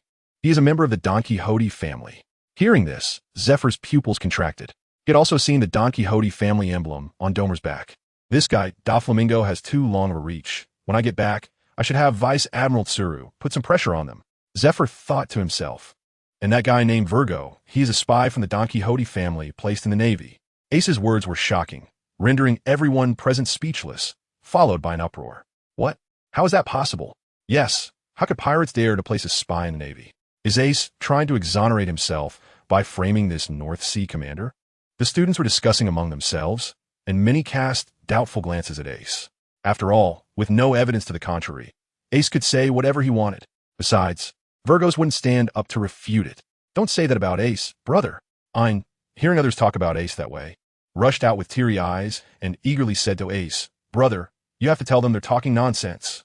Ace looked at the tears in Ein's eyes and couldn't help but feel a sense of pity in his heart. He quickly reached out to wipe away the tears from the corner of her eye and smiled to comfort her. "Silly girl, why are you crying? Brother is definitely speaking the truth. They can say whatever they want. I'll be fine. Ace is my brother Drake. I believe in him." Drake also stood up immediately. Ace felt touched, but was somewhat surprised to find that 3 others had also chosen to believe in him. Smoker, Tina, and Rain? Wasn't he the dual-wielding student from the tournament, the one he had defeated in the 5-3 match? He didn't expect him to become a second-phase student as well. Surprising that a good person would emerge.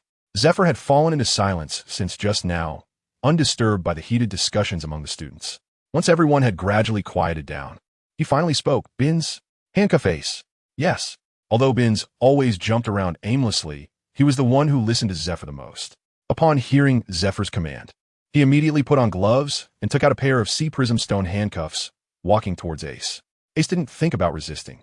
He knew Zephyr must have his own concerns, so he extended his hands forward, ready to be handcuffed. "I won't allow it. I won't let you treat my brother like this." A small figure suddenly rushed out, arms wide open, standing in front of Ace, crying as she said, "Brother Ace is such a good person, he wouldn't lie." This figure was Ein. After saying this, seeing that Zephyr still had no reaction, she could only cast a pleading look at the other students. "Please help Ace." However, this time, even Smoker, Tina, and Rain chose to remain silent, standing still since Zephyr had already given the order. Only Drake remained silent, standing alongside Ein, positioned in front of Ace, gripping his weapon tightly and staring intently at the approaching Binz. Clearly, he was ready to act at any moment. Ace looked at the 2 people standing resolutely in front of him and suddenly felt a wave of happiness rise in his heart. With such a group of partners who unconditionally trusted him, what more could he want? Hey, Zephyr had been watching quietly, and at this moment he finally sighed, realizing that he had to explain himself. "Ein, Drake, you 2 are great. I also believe that Ace is telling the truth, but you need to understand, rules are rules. Ace is currently a suspect, so he must be restrained." At this point, Zephyr's tone softened considerably as he continued, "I promise you, I will investigate the truth as soon as possible and restore Ace's freedom. But before that, he needs to be taken back to the Navy headquarters along with the captured criminals. No, I don't want my brother to be arrested." But this time, Ein unexpectedly stood her ground, completely ignoring Zephyr's words. Biting her lip, her eyes slightly red, she firmly stood behind Ace. In her heart, she believed Ace was being wronged. So Ein felt very wronged herself. The next moment, however, Ein suddenly felt someone wrap their arms around her from behind. Ace's gentle voice reached her ears. "Ein, thank you." At this moment, Ein's mind was blank. She didn't understand why Ace suddenly hugged her, so she could only shyly bury her head in Ace's arms. The reason Ace did this was that, whether in the world of One Piece or in the Soul of the Earth, he had always been alone. For the first time, he felt the unconditional care from the opposite sex. He didn't know if this could be called love. He just knew it was very warm. "Don't worry. I promise I will take good care of myself," Ace said softly, seeing Ein lift her little head with a worried expression. Ace raised his pinky finger in front of her and said with a smile, "Come on, let's make a pinky promise." Ein wrinkled his little nose, finally nodded, raised his hand to place his pinky finger on Ace's finger, shook it vigorously, and said, "It's a promise." After saying that, he reluctantly wriggled out of Ace's embrace. His little face flushed as he stepped back. Perhaps the way they made a pinky promise was a bit childish, but Ace still took this promise seriously to heart, determined to cherish and protect this beautiful relationship. However, their actions dazzled the onlookers. Even Drake and Zephyr were somewhat dumbfounded. What was this? Was this atmosphere suitable for showing off their affection? And both of you are only 11 years old. Early romance, dear. Only Tina in the crowd had sparkling eyes, thinking how perfect it was for childhood sweethearts, innocent and pure. Ahem. Zephyr didn't know what to say, as the originally heavy atmosphere had inexplicably turned bizarre. He could only clear his throat and urge, "Binz, what are you staring at? Hurry up." Binz reluctantly stepped forward and handcuffed Ace's hands. He thought to himself, "I don't want to be the bad guy. Why is it me?" Next, Zephyr ordered Smoker and Tina to lead half of the students to stay in the Gaia Kingdom to deal with the mess left by the poker game. After all, they still needed to clean up the underground forces that had come rushing in, and with the royal family of Gaia having been wiped out, maintaining stability in the entire kingdom was a significant challenge. Zephyr then led the remaining students, escorting Ace and other prisoners onto the warship, heading straight for the Navy headquarters. Meanwhile, in a remote civilian house in the Gaia Kingdom, the butler released by Ace was holding a snail phone, contacting someone. "Young master, Lord Virgo is dead," the butler shouted, crying desperately, yet not a single tear fell from his eyes. The snail phone he held wore a pair of red sunglasses with white frames, and after hearing his words, it suddenly emitted a strange laugh. "Fufufu, grr, are you joking with me?" Daring to curse the highest officials of the family. "Do you want to experience the taste of the piercing punishment?" Hearing that term, the butler Gur immediately shrank his neck in fear. The piercing punishment involved 72 1-meter-long steel needles piercing through the body. No one would want to experience that kind of pain, but he could only grit his teeth and continue. "Young master, it's true. Lord Virgo came to inform Domer to retreat, but was encountered by a navy named Ace and was killed by him. Lord Virgo was so unfortunate. Young master." "Woo-woo, shut up." The smile on Doflamingo's face had long since disappeared, a vein bulging on his forehead. "Tell me everything that happened. If you say one more useless word, I guarantee you will die a miserable death." Gur trembled in fear. He knew his young master was a man of his word, extremely cruel. He immediately recounted everything he knew in detail. After listening to Ger's account, Doflamingo immediately hung up the phone.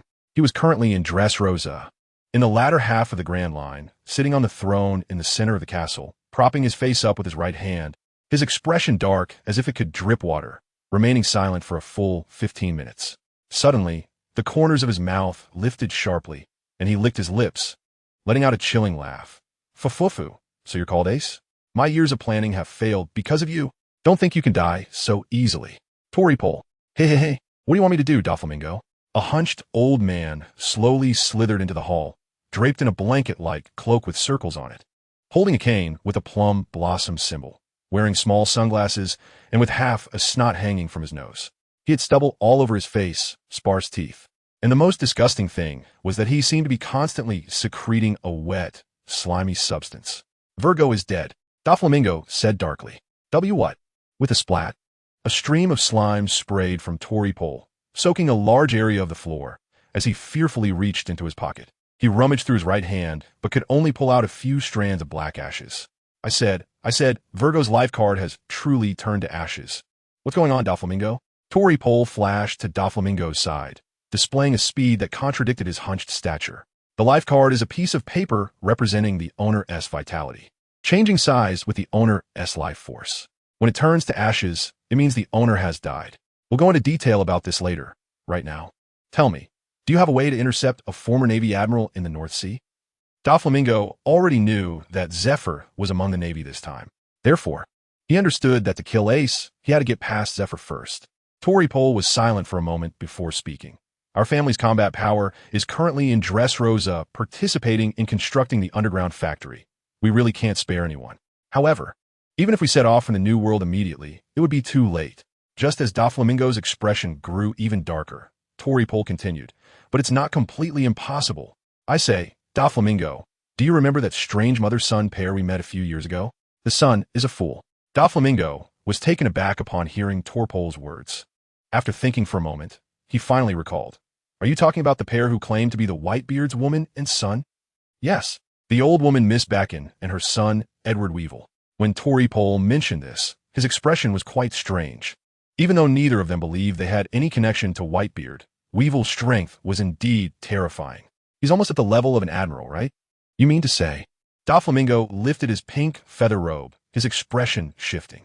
"You want them to take action?" "Exactly. According to the intel, these two are currently in the North Sea, and that old woman Miss Backen is very greedy. As long as you pay enough, they will definitely take action." Toripole hesitated for a moment before adding, "However, if we let them take action, the price won't be cheap.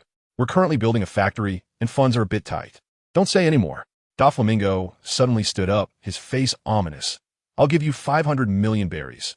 We'll just rob the funds for the underground factory later. How could I let them go after killing my family?" "Yes, I'll go do it right away."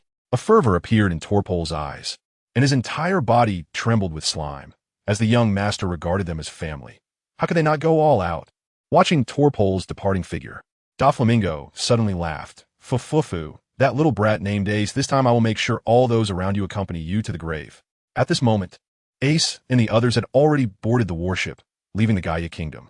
The sea was unexpectedly calm, and Ace was currently sitting cross-legged in the separate cell arranged for him, eyes closed, feeling the changes in his body. This was due to using the spirit fire refinement technique during his battle with Virgo. So Ace is still in a state of weakness, but he has already allowed the system to devour the two good knives, which has caused a steady stream of black energy to flow into his body. Before this mission, the content on Ace's attribute panel was Attribute, Physique, Major 6 Lingua, Refining Body Technique, 3rd Level Refining Body Energy, 23160, Qinglian Earth Fire. At this moment, after devouring the two good knives, the refining body energy suddenly increased by 350 points, directly reaching a level of 373. Ace chose to enhance without a second thought, and he felt a powerful sense of comfort surge within him as his attribute bar instantly changed. Attributes: Constitution, Major 8 Spiritual Fire Refinement Technique, 3rd Level Refinement Energy, 43180 Special Fire, Blue Lotus Earth Heart Fire. His body strength had increased by 2 small segments, and as Ace felt the power gradually reviving within him, he estimated that what was originally a week-long period of weakness had now been reduced to 2 days. He couldn't help but exclaim that indeed, the greater the risk, the greater the reward. In the previous months, he had pushed himself to the limit in training, barely improving by 4 small stages, but now with just 2 blades, he had saved himself over 4 months of time. However, in the current world of One Piece, there were at most only 47 good blades left. Ace's mouth twitched. What a sin, what a sin. Hey, kid, what did you do? A scar-faced bald man leaned casually against the iron bars of the adjacent cell, asking in a sarcastic tone. While other prisoners were crammed into a cell with a dozen people, Ace had a spacious cell all to himself, which inevitably stirred jealousy in some dimwits. They didn't even think about it. They were all locked up, yet they still had the energy to think about such nonsense. So Ace rolled his eyes at the bald man and completely ignored him. You little brat, I'm talking to you. The bald man's face darkened when he saw Ace's reaction. He picked up a stone from the ground and threw it at Ace, but it missed, bouncing a couple of times before landing next to him. The other prisoners in the surrounding cells showed interested expressions upon seeing this. They were all desperate people looking for some amusement in prison. At this moment, Ace was already feeling displeased. He cast a cold glance at the bald man. The bald man, seeing that so many people were focusing their attention on him, became even more excited. He knocked on the iron cage twice and mockingly said to Ace, I say, little bastard, why are you so rude? Someone's talking to you, and you don't even know how to respond? You must have been born without a mother, huh? As soon as he laughed, he saw Ace, who had been sitting cross-legged, suddenly disappear from his spot. The next moment, a foot came kicking at high speed towards him. Boom! The bald man's body was violently sent flying, spinning 3 or 4 times in the air, spitting out a mouthful of teeth, before crashing against the opposite iron cage with a clang and slowly sliding down. The entire cell fell silent in an instant, and one could hear a pin drop. No one could talk about my mother like that. Ace slowly retracted his fist, his eyes radiating a murderous intent. He adjusted his hat and sat back down cross-legged, while the other prisoners in the cell no longer dared to utter a single word, not even daring to look at the bald man, who was now unconscious. To be honest, Ace didn't have much emotional attachment to that pirate king father of his, but he loved his mother, whom he had never met. From the bottom of his heart, Ace's full name is Port-Ghast Ace, and he chose to take his mother's surname. His mother was named Port-Ghast Rouge. After Joel D. Rogers' death, the Navy conducted island-wide hunts for the bloodline of the Pirate King, arresting all children born within 10 months of Rogers' death in an attempt to eradicate his bloodline from history. However, Ace's mother, this great woman, endured for a full 20 months to protect her child, desperately delaying his birth. She gave birth to Ace on Batarilla Island 1 year and 3 months after Rogers' death. Unfortunately, she died from exhaustion shortly after giving birth to Ace. Ace had never seen his mother and didn't even know what she looked like. However, he understood that even though his mother was already dead, she was one of the people who loved him the most in this world. No one could insult that. One day later, on a deserted island beside the kingdom of Gaia, the butler Gel was guarding a small steamship, idly staring at the sky. Last night, the young master called again, ordering him to prepare a fast ship and a life card for the captured members, then to wait for reinforcements on this deserted island. In terms of intelligence, the Don Quixote family was doing quite well. To be on the safe side, some members of the organization would prepare life cards in advance, so that in case of unexpected events and capture, they could provide their location to the reinforcements. As long as a small piece was torn from the main card and placed on a flat surface, it would slightly move towards the direction of its owner, which was truly miraculous. And now, Gel was lying on the boat, watching the life card in his palm tremble and move towards the northeast, passing the time. Boom! Suddenly, the island shook violently, startling Gel into quickly putting away the life card and springing to his feet. Looking in the direction of the sound, Gel was dumbfounded to see a pirate ship crash directly into the reef at the edge of the deserted island. Following a loud, cracking sound of wood, it slowly sank to the seabed. A burly, overweight man leaped out from the wreckage, holding a long-handled crescent moon knife in one hand and a short, blonde old lady in the other, and jumped directly onto the deserted island. Boom! Another loud noise, as the man stomped on the hard reef, causing countless cracks to appear, and countless boulders fell into the sea, splashing waves nearly 10 meters high. Mom, our ship sank. The strong man had a mane of golden hair, with two long braids hanging down to his chest and a crescent-shaped white beard pointing skyward under his nose. The blonde old lady wore a fur cloak and was adorned with jewels all over her body. At that moment, she jumped to the ground, her height barely reaching the man's knees. But she vigorously struck the man's calf with her cane. It's all your fault for falling asleep while steering the ship. How could you be so foolish, child? Mom, it hurts. The strong man, sniffling, said foolishly, I'm sorry, Mom. Suddenly, the old lady stopped her actions, and her whole body seemed to shimmer with little star-like lights. But I won't blame you, because I love you, she said to the strong man. Mom. The strong man wiped his nose, nearly moved to tears. Can I ask who you are? Gel had to interrupt their performance. After all, he still had a mission to fulfill. Huh? Upon hearing Gel's question, both of them suddenly turned towards him, their eyes sparkling. Since you asked that question, we must reveal our identities. The person next to me is the true heir of the world's strongest pirate, Whitebeard, his biological son, Edward Weevil. The old lady slammed her cane onto the ground, and then, with a serious expression, her wrinkled lips moved as she said, And I am the woman loved by Whitebeard, Miss Bakken. Huh? Gel was shocked, his eyes wide open. Who in the sea didn't he know Whitebeard's name? He was the legendary strongest pirate in the world. His son is this snot-nosed idiot in front of him, and that ugly, old blonde lady is Whitebeard's lover? Gel felt his head wasn't working properly today. He could only temporarily set aside his confusion and asked, Are you the reinforcements sent by the young master? If the young master you're talking about is Don Quixote, then that is correct. I'm getting paid for my work. Bakken replied, That is good. The fast ship has been prepared for you. You just need to follow the direction indicated by this life card. Gel took the life card out of his pocket. But before you go, you can first eliminate the Navy left on Gaia. Oh, sure. Miss Bakken's eyes lit up, and she smiled as she reached out her hand to Gel. Add 200 million berries. What? Gel thought he hadn't heard correctly. It's very simple. The money we receive is to eliminate all the sailors on that warship. If you want us to take out the sailors on Gaia Island too, of course. It will cost more. Miss Bakken said matter-of-factly. Mom is right. More money. Weevil forcefully sniffed. Gel, feeling a headache, quickly handed over the life card. Forget what I said. You guys hurry and take the life card to chase the warship. If you don't catch up, the young master won't pay. All right. Bakken took the life card but still stared intently at Gel. What do you want to do? Don't mind me. Someone will come and pick me up later. Gel suddenly felt something was wrong. Ha ha ha. Son. Bakken suddenly turned and walked towards the steamship, but her voice still reached Gel. Take that guy with us. Let him drive the ship for us. You can't do this. Gel stepped back in fright. He was just an ordinary person without any combat power. If he got caught up in a fight, he definitely wouldn't survive.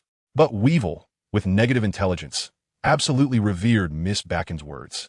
So he didn't give Gel a chance to escape at all, grabbing Gel tightly in his hand and walking towards the steamship. Gel struggled continuously, but couldn't shake Weevil even a little. In the end, he could only resign himself to starting the machine on the ship and carrying Weevil and Miss Bakken as they chased after the warship where Ace was. Ace had been sitting cross-legged alone in his cell for the past few days. Due to the previous example of the bald man, no one dared to provoke Ace.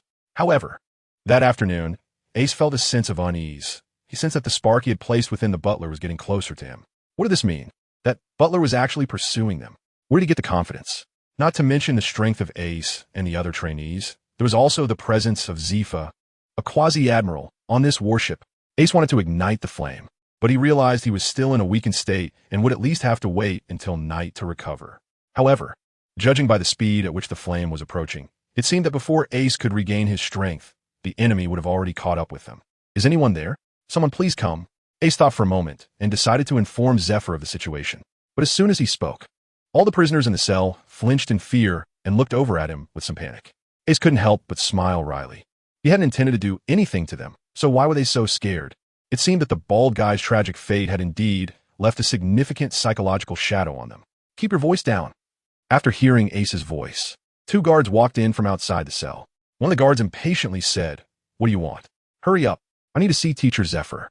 You guys go notify him. Just tell him Ace has urgent news to report." Ace, feeling a bit anxious, said without caring about the guard's attitudes, "Ha, you want to see Lord Zephyr? So do I, ha." The guard mocked. "You criminals just stay put and don't disturb me while I rest." Stop talking." The other guard suddenly remembered something after hearing Ace's words.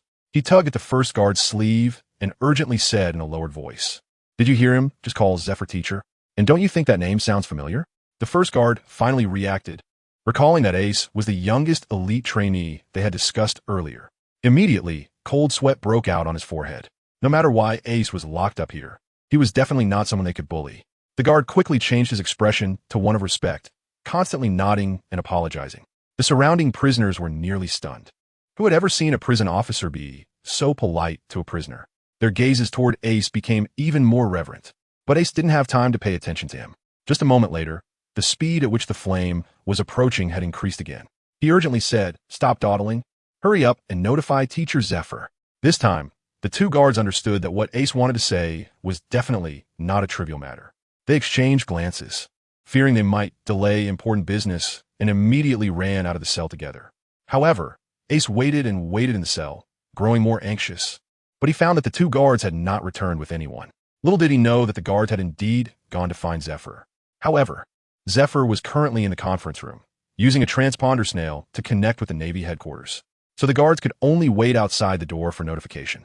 At this moment, in the naval ship conference room, Zephyr was sitting in the middle, a toothpick in his mouth, holding a transponder snail. "Hey, Zephyr, I'm now a fleet admiral. Can you give me some face?" On the other end of the transponder snail was the current fleet admiral, Sengoku. "Stop the nonsense. I'm busy." Zephyr showed no intention of giving Sengoku any face. They were comrades who joined the military together. There were no formalities between them. Sure enough, Zephyr's attitude did not irritate Sengoku. Sengoku was currently at Navy headquarters, with a plaque of absolute justice hanging behind him. He reached out to stroke a goat beside him and replied, "You know the Don Quixote family's affairs have always been under Crane's responsibility. The day before yesterday, as soon as you called me, I immediately informed Crane to investigate. The results weren't very ideal. There's no sign that Virgo has acted within the Don Quixote family." Hearing Sengoku's words, Zephyr's heart sank. Didn't he think Ace was lying? But without evidence, some people in the Navy might not easily let Ace go. However, this Virgo was indeed suspicious. He joined the Navy 6 years ago, and his previous record was perfect, but it was too perfect, as if it had been meticulously designed. Sengoku's voice became heavy as he continued, and a year ago, Rosinante's death was too strange. It was as if someone had leaked the Navy's operations to the Don Quixote family in advance. Zephyr did not respond immediately. He had heard about Rosinante and knew the position this person held in Sengoku's heart. For Sengoku, this person was like a son. Rosinante, also known as Corazon, was the brother of Don Quixote da Flamingo and the benefactor of Trafalgar Law.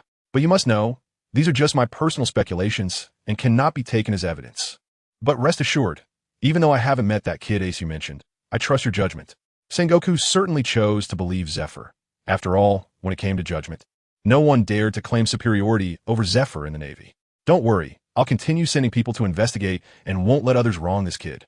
Zephyr could only nod in agreement, and didn't he discuss Ace any further, continuing to talk with Sengoku about other military affairs. Little did he know that 2 guards had already been waiting outside for nearly 2 hours. But the one who was more anxious was Ace in the cell. He saw that he still had an hour left in his weakened state, while the flame was only half an hour away from catching up to him. He couldn't afford to delay any longer. Gritting his teeth, he walked to the iron bars of the cage. Ace had been wearing sea stone handcuffs all along, but his flame ability did not come from a devil fruit. Suddenly, the The small puddle of water on the ground began to rise in white mist due to the high temperature. Thin blue flames rose from beneath Ace's feet, gradually spreading to the iron bars in front of him, turning dozens of bars into pillars of fire. The surrounding prisoners looked at Ace enveloped in flames, their eyes wide with terror, constantly retreating to try to distance themselves from him. Oh my God, is this a demon? Ace did not care about the thoughts of these prisoners. He was currently in a weakened state, with only 1/10 of his original strength, and controlling that was already very strenuous. The veins on his forehead were bulging, and his eyes were fixed intently on the iron bars in front of him, watching as they gradually changed from deep red to bright yellow, and then slowly melted away. Ace understood that these iron bars had been heated to at least 1500 degrees. It should be noted that ordinary flames are only around 600 degrees, and only powerful flames, like the Azure Lotus Hellfire, can reach such high temperatures without insulation. It was unclear how much time had passed, but the blue flames retreated back into Ace's body. The once sturdy cage now resembled a fierce beast's claw, with pieces broken off or being burned by the flames. The prisoners around were all unable to stand, and some had even wet their pants out of fear from this terrifying scene. Ace gasped a few breaths, unexpectedly finding that the sea stone handcuffs on his wrists remained unchanged, secretly marveling at how incredibly hard this mysterious material was. However, this was not important. Ace's expression hardened. He exerted force beneath his feet, and in the next second, he whooshed away, vanishing from his cell. At this moment, there were still 15 minutes before Weibel and the others would catch up. The commotion in the cell had long alerted the guards, and seeing a prisoner with handcuffs on both hands rushing out, several Marines immediately blocked Ace's path. Don't move. Furthermore, a Marine drew his rifle, aiming at the speeding Ace. Bang, bang, bang. Seeing that Ace had no intention of stopping, the Marines did not hesitate to open fire. Boom! Ace kicked the deck hard with his right foot, suddenly accelerating and knocking over several Marines in a flash, breaking through their defense line, while the bullets aimed at him lost their target and hit the wall instead. Feeling anxious, Ace didn't have time to get entangled with these Marines. Without slowing down, he charged straight towards the captain's cabin, and before long, he reached the door of the captain's room. Due to the urgency of the situation, Ace kicked the cabin door open. Zephyr-sensei, I have important news to report. Ace looked anxious, but halfway through his words, he realized that there was no sign of Zephyr in the captain's room, only a group of second-stage trainees staying here. Ace, Binns frowned. Brother? Ein and Drake were initially delighted, but then they both became worried. Would Ace be okay after escaping? Where's teacher Zephyr? Please tell me. Ace's expression was urgent. In the conference room, one trainee said, stunned. Ace said nothing and turned to leave. Suddenly, Binns abruptly blocked Ace's path, his expression serious as he said, Ace, after all, you're still in custody. I hope you can go back for now. We will help you convey any messages to teacher Zephyr. Get out of the way. I don't have time to talk to you right now. Ace said sternly, knowing that there were only 10 minutes left before the fire fist caught up. With a clang, Binns didn't speak, but drew his katana from behind, clearly not intending to step aside. Ace paused, his gaze turning somewhat cold. The group was about to face a crisis, and he had no time for idle chatter. Suddenly, a wave of purple flames surged from Ace's body. Although he couldn't control the due to his current physical condition, using the purple fire was still more than enough. Get away. What? How is that possible? Binns's eyes widened in disbelief. He had clearly put the Sea Tower Stone handcuffs on you. How can you still use your abilities? Surprised as he was, Binns wasn't ready to give up just like that. He raised his hand and scattered a handful of densely packed seeds toward Ace. Then, he began to perform a strange dance, shouting, flourish, flourish. In an instant, those seeds sprouted and grew in midair, quickly forming a mass of vines several meters long, wrapping around Ace. Ace understood that this was the ability of the flourishing fruit. With a frown, he was about to use his purple flames to spread over. But at that moment, Ein rushed between Ace and Binns, and the pink light in his hand struck the plants that were already growing wildly. Step back, step back. To their surprise, these plants shrank down, transforming back into seeds, and ultimately vanished into thin air. But that wasn't the end. Drake instantly unleashed the power of the Tyrannosaurus fruit, transforming into his half-beast form, and armed with weapons, he confronted Binns. Brother Ace, we're here, you go quickly. After saying this, Ein also rushed over to help Drake. Ace felt a warmth in his heart, but he understood that now was not the time to waste. He immediately turned and rushed into the ship's cabin, sprinting towards the conference room as fast as he could. Upon arriving, he found that the two guards from the cells were still waiting at the door. With no time to reprimand them, Ace pushed open the conference room door and, upon raising his eyes, immediately saw Zephyr holding a Den Mushi. "Teacher Zephyr," Ace exclaimed with joy on his face, quickly saying, "Teacher, I sense that enemies are approaching. Please prepare quickly." Zephyr hung up the phone and looked at Ace, who was still wearing sea-stone handcuffs, frowning as he asked, "What happened?"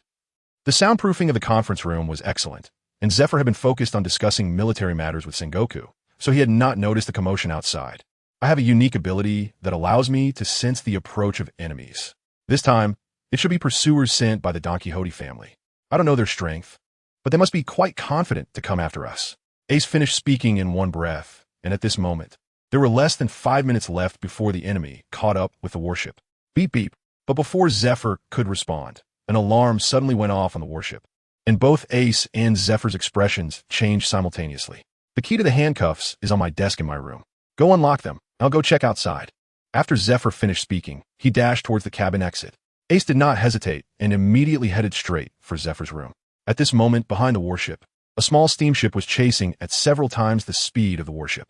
Weevil was standing at the bow of the steamship, holding his huge crescent blade, sniffing and grinning foolishly. "Son, 500 million berries are waving at us. Ha ha ha." Miss Bakken displayed a cruel smile on her face, tapping the deck with her cane, and said with a wide grin, "Go ahead. As long as you kill everyone on the ship, I'll take you to eat your favorite octopus balls and stuff yourself." "Thank you, Mama." Weevil's eyes lit up as he replied with a lisp. Then, across several dozen meters of sea, Weevil slashed fiercely towards the warship. The tip of the blade instantly sliced through the air, followed by a massive blade aura of several meters that cleaved through the waves, heading straight for the warship. The originally calm sea surface was split apart by the blade aura, forming a dark trench, and moments later, the blade aura struck the tail of the warship directly. Crack! Crack! With a series of teeth-gritting cracking sounds, the blade aura embedded itself in, and it seemed unstoppable, likely able to split the warship in half. "You dare!" Suddenly, a thunderous roar erupted from the warship, and Zephyr's figure appeared at the tail of the warship, his fist already covered with a layer of glossy black hockey. Faced with this terrifying blade aura, Zephyr did not hesitate and punched forward. Boom! The blade aura finally halted before Zephyr's fist, and the collision released a massive shockwave, sending dozens of sailors flying into the sea. Zephyr's eyes widened with rage, and after a loud roar, he unleashed even more terrifying power from his fist, finally shattering the blade aura. Landing back on the deck, Zephyr looked at the chaotic warship and then at Weevil, who was holding the large blade, and squeezed out 5 words with an angry tone. "Vice Admiral Peak, are you sent by Don Quixote da Flamingo?" Mama said as long as we kill you, we'll have money." Weevil completely ignored Zephyr and just said with a silly grin. Zephyr realized their intention and thought to himself that Ace was indeed telling the truth. He was determined to compensate Ace well later. At this time, the steamship was already close enough to the warship. Weevil then slightly bent his legs, jumped up, and leaped onto the warship, slashing down at Zephyr in midair. Oof! Zephyr saw that the other side was ignoring him completely, and with a sullen face, he punched forward, colliding violently with Weevil's large blade. However, Zephyr underestimated Weevil's strength. His blade was also covered with a layer of black hockey, which pushed Zephyr back 2 steps, even leaving a bloody mark on Zephyr's fist. "You!" A look of shock appeared on Zephyr's face. He did not expect that this silly-looking guy in front of him would have strength and hockey stronger than his own. "Son, take care of those minions first." At this moment, a disgusting voice from Miss Bakken came from the back of the warship. "Oh!" Weevil scratched his head in confusion, but still replied. Then, he swung his crescent blade and charged into the ordinary sailors, and after a few slashes, dozens of sailors fell into pools of blood, even laughing foolishly while continuously dealing finishing blows to the injured sailors. "You bastard!" Zephyr could not bear to watch his sailors being slaughtered and rushed forward with bloodshot eyes. Boom! Boom! Zephyr punched Weevil again and again, his arms' hockey becoming even darker, and his frenzied momentum made him feel as if he had returned to the days of Black Arm Zephyr. However, he was already 65 years old, and after a moment of competition, he was already panting, clearly at a disadvantage. At this moment, several students from the naval base had arrived due to the commotion at the tail of the warship. Teacher Zephyr. Seeing their teacher in crisis, the students rushed over anxiously, drawing their weapons to help. "Don't come over!" Zephyr's voice was filled with fear. He had lost his family long ago, who had been killed by pirates over a decade ago. He devoted the rest of his life to teaching these students, who were his hope. But this enemy was not something these inexperienced students could handle. He did not want to see these kids die in front of him. However, due to the roar of battle, the students did not hear Zephyr's words clearly and had already rushed to the edge of the battlefield. Among them was the dual-wielding Rain, who held a sword in each hand and slashed at Weevil's back. Clang! The sharp katana struck Weevil, but it didn't even leave a white mark. Huh, why does it feel a bit itchy? Weevil scratched his head and turned to look behind him. When he saw Rain and the others, he grinned and said, "Mama told me to kill all the minions first."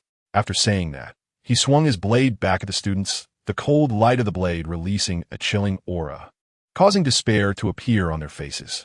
No, in this situation, Zephyr unexpectedly regained some of his former Vice Admiral speed, suddenly blocking in front of the students, raising his arm and pushing Haki to the limit, attempting to withstand Weevil's blow with his arm. Crack, accompanied by the sound of metal clashing. Weevil's large blade once again broke through Zephyr's Haki, leaving a gruesome wound on his arm. The aftermath of the collision sent the students behind Zephyr flying high into the air, spitting blood as they fainted. One student was even cut in half by the blade aura. Zephyr was filled with grief and anger, but still exerted all his strength to shield against the aftershocks, trying to buy a little more time for the remaining students to survive. But this gave Weevil enough time to gather all his strength, and in an instant, the tip of the blade condensed a blade aura 3 feet thick, crashing down towards Zephyr. This strike was clearly Weevil's full power. Zephyr even sensed a hint of Admiral-level might from this blow, but he didn't think to evade. He just gritted his teeth and once again activated his Haki, desperately throwing a punch at Weevil. He understood that he could not block this blade, but how could he let the students behind him be exposed under this madman's blade? Just when Zephyr thought he was about to lose his arm this time, suddenly, a woman's hoarse, crying voice came from the back of the warship. "Baby son, I'm dying. Come save your old mother." The knife aura on the Wu-Wei sword suddenly dissipated, and the silly smile on his face vanished without a trace. He looked back towards the rear of the warship with some fear. Oh no! Then, ignoring ZFA, he directly ran to the back of the warship, stretched his neck, and looked towards the steamship behind. At that moment, there was an extra figure on the steamship. It was Ace, who had already unlocked his handcuffs with the key. As Ace saw Weibel's obese figure, he immediately thought of his identity and understood that with Weibel's intelligence, it was impossible for him to act independently. There must be that old woman named Miss Bakken directing him from behind. So without hesitation, he rushed onto the steamship from the side. Now, he held the crimson demon-slaying sword in one hand and was lifting the struggling Miss Bakken with the other, calmly staring at Weibel at the rear of the warship. Beside Ace, a pile of black ashes was slowly being dispersed by the sea breeze. It was the butler gal who had led Weevil here. Without this guy, this crisis would have never happened.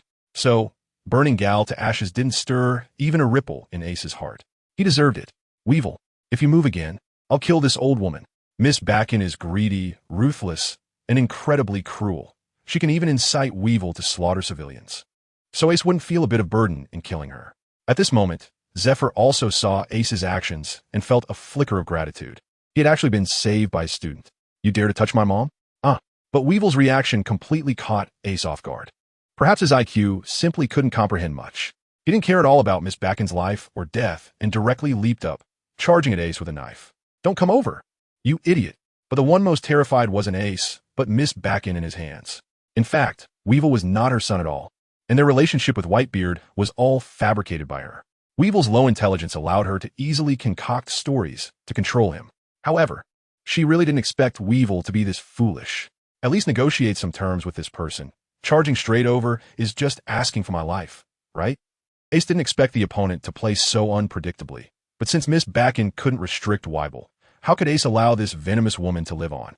Weibel might not be inherently evil, but he has a wicked woman like Miss Bakken behind him. Who knows how many innocent lives this woman has already cost? Go! Ace suddenly raised his hand and threw Miss Bakken towards Weibel's large sword. Although Weibel was powerful, his reaction time was a bit slow. Seeing the dark figure rushing towards him, he thought it was a hidden weapon and instinctively swung his sword. "No!" Miss Bakken cried out in despair. But it was all too late. The large sword instantly cut Miss Bakken in half, and bright red blood fell from the air. Miss Bakken's corpse dropped into the sea, while Weibel landed heavily on the deck of the steamboat. Ace had already sprung up and retreated to the rear of the steamboat, putting distance between himself and Weibel. At this moment, he had 1 minute left until he could regain his strength. Weibel stood frozen, staring at the blood on his sword, momentarily unable to move. At the moment he struck, he already knew it was Miss Bakken. He lowered his head slightly, his pupils dilating, appearing even more foolish. Mumbling softly, "Mama, mama," thump, thump, thump. Weibel's heartbeat grew stronger, and his body expanded and contracted with each beat. Ace's expression turned serious as he realized Weibel's momentum was gradually increasing. What power lies above the peak of a vice admiral? Without needing to say, Ace knew it was an admiral. "Zephyr-sensei, we can't wait any longer. Let's strike together." Ace shouted anxiously. He suddenly remembered that Weibel was actually a devil fruit user. But now, judging by his displayed abilities, could it be that the more foolish he was, the stronger his physical abilities became? There was no time to dwell on that.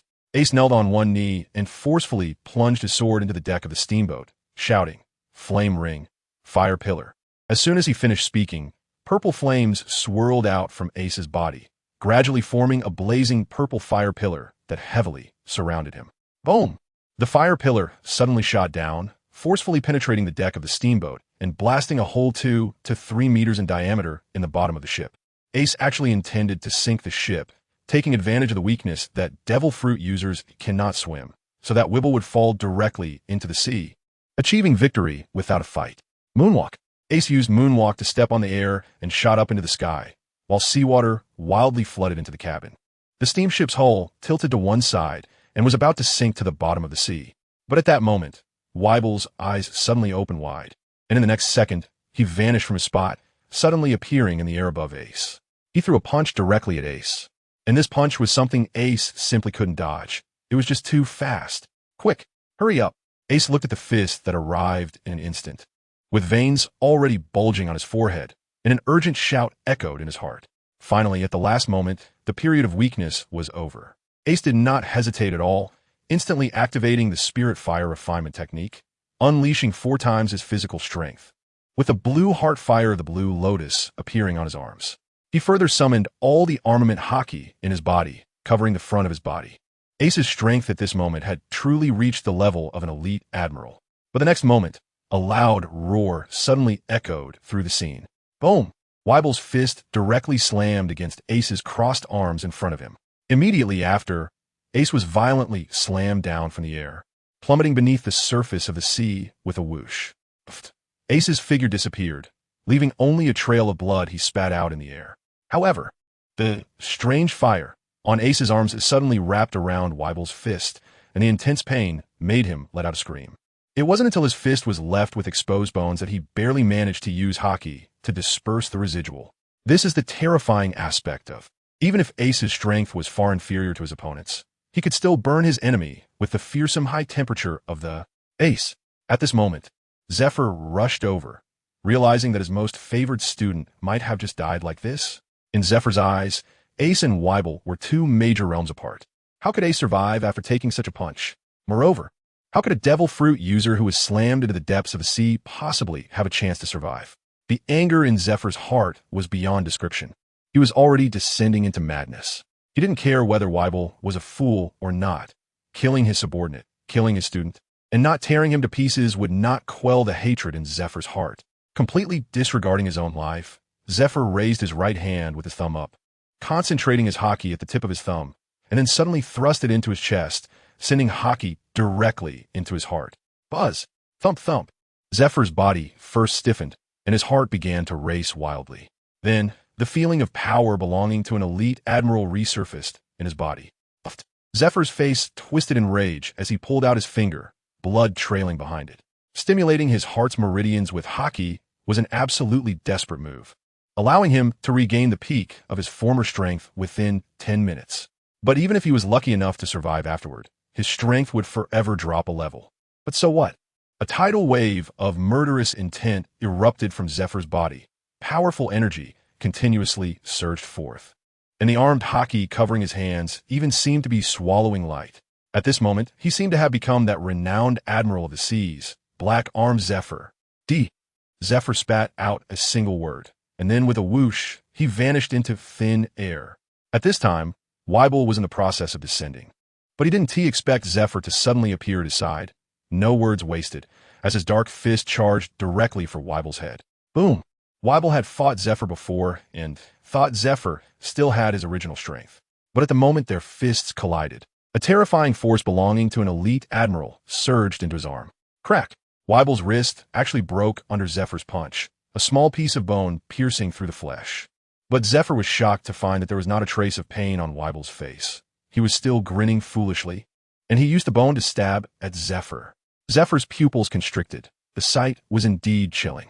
However, having experienced numerous battles, Zephyr quickly deduced that it might be the opponent's devil fruit ability, so he certainly wouldn't be frightened. After dodging, he unleashed a series of rain-like punches that hammered down on Weibel. Weibel was shaken by the immense force, his body trembling, blood constantly flowing from the corner of his mouth. Yet he continued to grin foolishly, allowing Zephyr to pummel him for 5 minutes. Aside from occasionally raising his hands to block vital points, he made no further moves. Huff huff, Zephyr panted heavily, a shadow of gloom appearing on his face. He understood that as long as he kept attacking like this, it would eventually lead to his opponent's collapse. But how long would that take? He had only 5 minutes left of his admiral-level strength. Whoosh!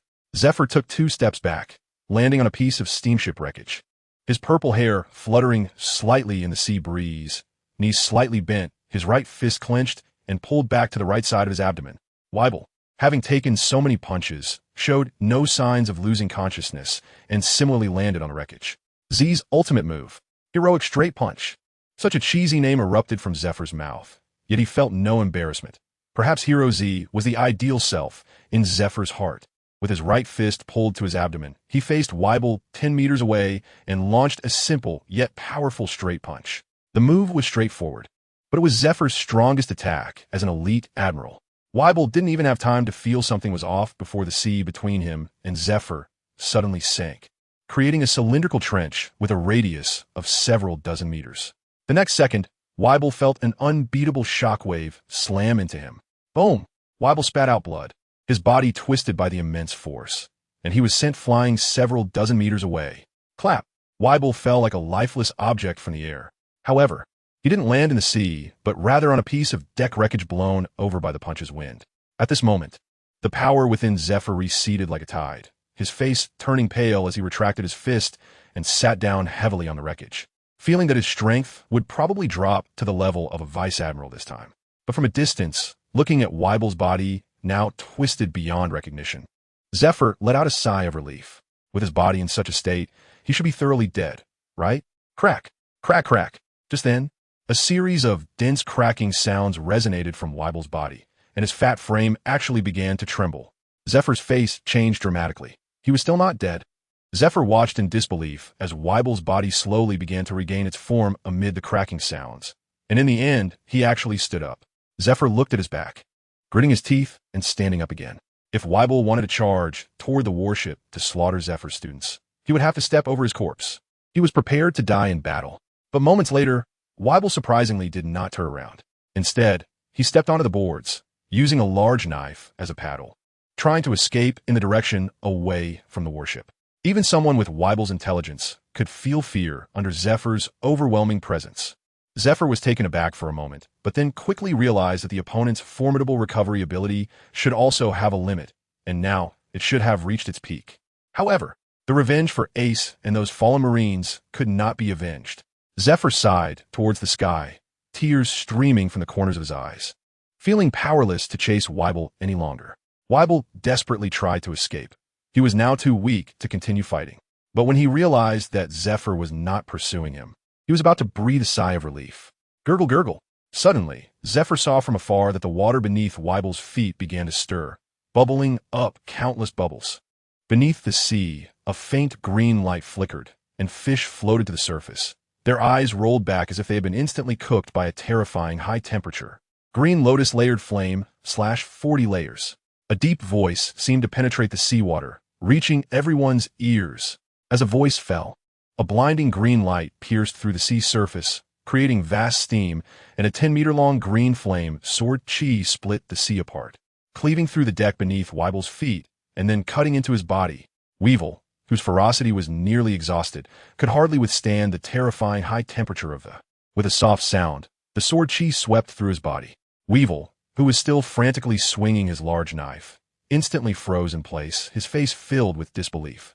Suddenly, a clear sword mark appeared in the center of his body, splitting him in two. Blue flames suddenly ignited, and in an instant, he was burned into a flame lotus, which slowly turned to ashes. Splash! Under the sea, Ace awkwardly emerged, jumped onto a piece of wreckage, and immediately lay down. After coughing twice and spitting out a mouthful of blood, Ace bitterly smiled and murmured to himself, "I just recovered from my weakened state, and it seems I'll have to lie down for another week. But at least I finally avenged those Marines." Moreover, the crisis that had been tense for over a year has finally passed. Ace let a long sigh. "Ace," Zephyr struggled to leap over, surprised as he asked, "how can you use your abilities underwater?" Ace can certainly do it. After all, the flame ability he is currently using comes from the system, not the devil fruit from the world of One Piece. Although he doesn't have the ability to elementalize his body, he doesn't have to fear the sea. Just survive. Just survive. Zephyr saw that Ace didn't respond and didn't ask further. He just seemed to have exhausted all his strength and collapsed beside Ace. This incredibly strong old man, because of Ace's survival, smiled and shed a tear. However, in the blink of an eye, he secretly wiped it away, and no one saw it. The intense fatigue after the fierce battle caused the two to lie on the wreckage and fall into a deep sleep.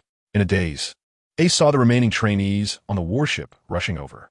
After counting the losses from this encounter, there were 156 sailors on the warship, 32 dead, 54 injured, among which 12 were severely injured and would definitely lead to disability. 19 trainees from a naval base, 1 dead, 6 severely injured. After the fierce battle, both Zephyr and Ace remained unconscious, suffering heavy losses. However, they left the bounty of over 300 million pirates, Weibel, forever in this sea. Looking at the bodies covered with white cloth, each companion had a pale complexion but still gritted their teeth, enduring the excruciating pain. And the remaining sailors on the ship harbored deep hatred for Weibel. When they heard that it was Ace who finally cut Weibel in half, they all admired and adored this kid who was even younger than them from the bottom of their hearts. The nurses in the medical room were more careful while treating Ace's wounds, and seeing his somewhat pale face, they couldn't help but feel pity. If they knew that according to the original script, everyone on the warship except Dine and Binz would have been killed by Weibel, including Zephyr, who would have lost an arm, their admiration and gratitude towards Ace would have been even stronger. Of course, Ace wouldn't proactively say such things. After he fell unconscious, Dine stayed by his bedside, taking care of him meticulously, showing a level of attentiveness that could only surpass that of professional nurses. After receiving the news of Zephyr's attack, the Navy headquarters immediately dispatched 3 warships from the nearest base to escort him. So a week later, they finally arrived safely at the Navy headquarters, Marineford. The Navy headquarters has always been a symbol of power and justice, located in the central position of the Grand Line, adjacent to the Sabeti Archipelago, the Red Line, and the Holy Land, Mariewa. 4 warships slowly sailed into the vast harbor in front of Marineford. Even with such large warships, this harbor could accommodate nearly 50 warships. At this time, Ace had already awakened, but due to a punch from Weibel, he still felt a slight pain in his chest. Beside Ace, Ein carefully helped him to the bow of the warship, both looking towards the Navy headquarters. In front of them stood a massive military fortress at the center of the island, with the words Navy written in grand characters on the fortress walls. Ace looked for a while and couldn't help but feel a surge of emotions. In his previous life, he was executed right here. His father, Whitebeard Little Oz, and countless brothers lost their lives because of him. Could he forget such feelings? Never. The time until he left the Navy was getting closer and closer. Ace thought to himself that he had already learned what he wanted in the Navy, and according to his original plan, it was time to leave. However, when he looked down at Ian, who was holding onto his arm, and thought of his teacher Zephyr, who had fought hard for him, as well as Drake, who had unhesitatingly stood in front of him when he was in danger, he couldn't help but sigh. How could he just say he would throw away these bonds? While he was contemplating, the warship had slowly docked at the port, and the wooden gangway was already set up on the shore. Once the ship was stable, Zephyr and all the cadets walked out of the cabin. A few days ago, at Ace's bedside, Zephyr led all the sailors on the ship to bow deeply to Ace. It was not only to thank Ace for slaying Weevil, but also to apologize for misunderstanding Ace's actions before. At the moment Weevil came to hunt them down, everyone understood that Virgo was indeed a spy for the Don Quixote family. Ace didn't know that Zephyr had already planned a big surprise for him. As Ace and Zephyr walked up the escalator, he suddenly noticed several familiar figures waiting for them on the shore. The first person in line was the current Marine Admiral Sengoku, dressed in a white suit, with a cape adorned with the unique insignia of an admiral on his shoulders. What was particularly special was that a white seagull with its wings spread was perched on his head. However, Ace's gaze was not on him. To Sengoku's left, a man in a red suit, with a pink rose pinned to his chest, had his hands in his pockets and was looking over at Zephyr and the others. I suddenly noticed that Ace was trembling all over, and she could even feel a strong, killing intent emanating from him. Red Dog, Ace, what's wrong? Ayn raised her little head and asked with a worried expression. Ace took a deep breath, then slowly exhaled, suppressing the gloom on his face and burying the killing intent towards a kind of deep in his heart. Having experienced life and death once, Ace was no longer the impulsive person he used to be. There was no greater cost than losing someone he loved dearly. So, until he had enough strength, he would not actively provoke Akainu. This was not cowardice, but rather prudence. However, one day, Ace would personally take down his head. I'm fine, let's go. Ace smiled, his expression completely returning to normal. With Ain's support, he walked up the escalator to the dock. Teacher Zephyr, besides Sengoku and Akainu. The other several vice admirals who came to welcome him were all Zephy's students, and they all stepped forward to greet him with concern. Teacher, your strength? However, Akainu's face showed no respect. Instead, he frowned at Zephy's diminished power. In his view, without strength, how could one uphold absolute justice? Perhaps he should suggest to the higher-ups that the teacher retire early. Zephy's expression turned somewhat unpleasant. Although the 3 admirals of the Navy were all his students, only Akiji had the best relationship with him. Kizuru always acted lazily, overly reliant on his devil fruit ability, while Akainu was a ruthless individual who would stop at nothing. Enough, Sakazuki. Zephyr is your teacher. Sengoku frowned and stopped Akainu from speaking further. I still have official business to attend to, so I'll be leaving now. But Akainu, unfazed, stuffed his hands into his pockets and turned to walk towards the base. Since Zephyr no longer had enough strength to uphold justice, he felt there was no need to welcome him here anymore. Sengoku's face darkened, but for now, he couldn't do anything about Akainu. After all, he had just been appointed as the fleet admiral and hadn't established strong authority yet, and Akainu was directly commanded by the 5 elders from the government, which was why he dared to be so arrogant. Zephyr, Sengoku turned to apologize to Zephyr, already regretting bringing Akainu along to welcome him. It's fine. I'm used to this guy's temperament. He treats those he deems useless like this. Zephyr waved his hand generously, then smiled as he pulled Ace beside him, introducing him. This is Ace, the one I told you about last time. If it weren't for him in this attack, we would probably have faced total annihilation. Oh. Sengoku turned his gaze to the boy wearing an orange hat, his eyes sparkling with amusement. He had a good impression of this little monster who saved his old friend's life. Kid, what's your full name? Zephyr's eyes lit up, knowing that his old friend had developed an appreciation for talent. With Sengoku backing Ace, at least there wouldn't be any hidden rules applied to him in the future. Polgadies. Ace thought there was nothing to hide about his name. A real man doesn't change his name or surname. D? Sengoku's pupils constricted. Could he be from the D clan? Those were all a group of lawless individuals, the enemies of the gods. Hey, Sengoku, you don't have a prejudice against the D clan, do you? Zephyr saw Sengoku's expression and knew what he was thinking, so he immediately said, if you do, I'll report you to that old guy Garp later. Sengoku's face darkened at the mention of Garp's name.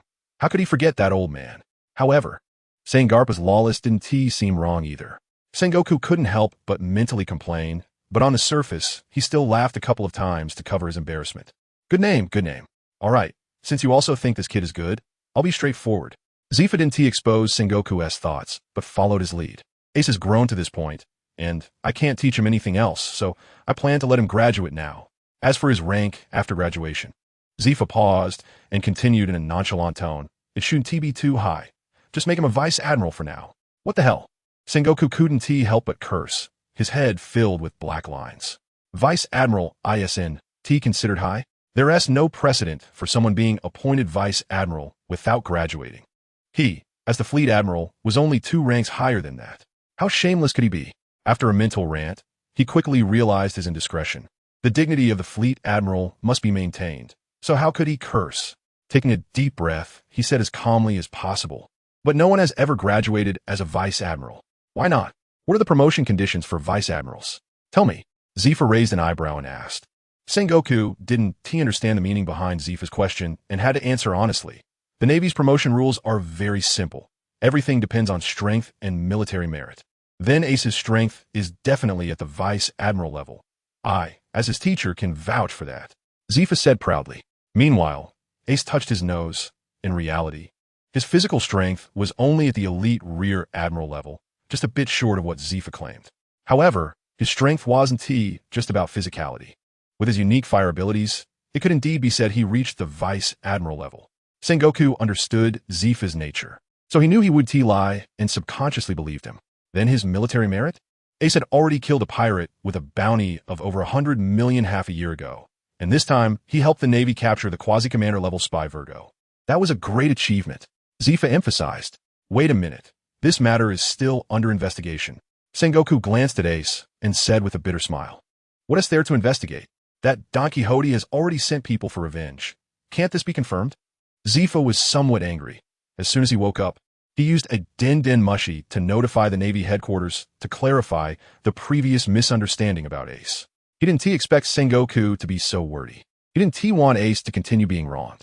So he resolutely said, "The one who came to assassinate us this time is called Weevil. His bounty is 320 million. Although I think that bounty doesn't match this guy's strength. It should be enough for Ace to have enough military merit for promotion." Sengoku could only smile wryly upon hearing this, but he admitted that Ace's strength was indeed sufficient for the position of Vice Admiral. All right. Why are you still angry with me? I agree to it, but positions above Vice Admiral must be directly appointed by the world government. And there will definitely be a strict background check. It will probably take some time before I can give you a response. Ha. That is more like it. Come on, I'll treat you to a drink. Upon hearing Sengoku's words, Zifa burst into laughter, wrapping his arm around his neck as they headed toward the fortress. Watching the two generals gradually walk away, the remaining people couldn't help but focus all their attention on Ace, including the vice admirals, who were filled with envy and jealousy. How long did they take to become vice admirals? How old is Ace? 11 or 12? It's really infuriating to see someone so young. Ace, you're going to become a vice admiral. Ein's eyes sparkled like little stars, her face full of excitement, as if she were the one about to become a vice admiral. Haha, you have to take us along in the future. That's right. I didn't expect our group of trainees to break history. Ace is definitely going to be an admiral in the future. A group of trainees surrounded Ace, chattering and joking. Ever since Ace risked his life to defeat Weevil and save the lives of everyone on the ship, these Navy trainees regarded him as a brother from the bottom of their hearts. All right, let Ace rest for a bit. He still hasn't fully recovered. Drake smiled as he pushed through the crowd surrounding Ace and went ahead to ask everyone about their accommodations. Ace could only smile awkwardly and followed along. However, he began to feel troubled inside. He had accidentally gotten himself into big trouble. In fact, he didn't want to be in the middle of this. He wanted to slip away. He wondered if others knew his thoughts. Would they beat him up? Crack. Doflamingo's forehead muscles bulged, and the wine glass in his hand was crushed into pieces, red wine flowing slowly down his palm, resembling fresh blood. Useless. This useless fool. After extreme suppression, Doflamingo finally couldn't control the anger in his heart and shouted out. The news of Weibel's death had just come in, and Doflamingo didn't expect to stumble again at the hands of the same person so soon. It should be known that he had already paid half the deposit to let Weibel take action, which meant that 250 million berries had just gone down the drain. But the death of Virgo was the root of Doflamingo's fury. He originally thought he could kill the opponent for revenge, but it ended up being another empty victory. Zephyr? He didn't expect that at 65 years old, he still had such strength.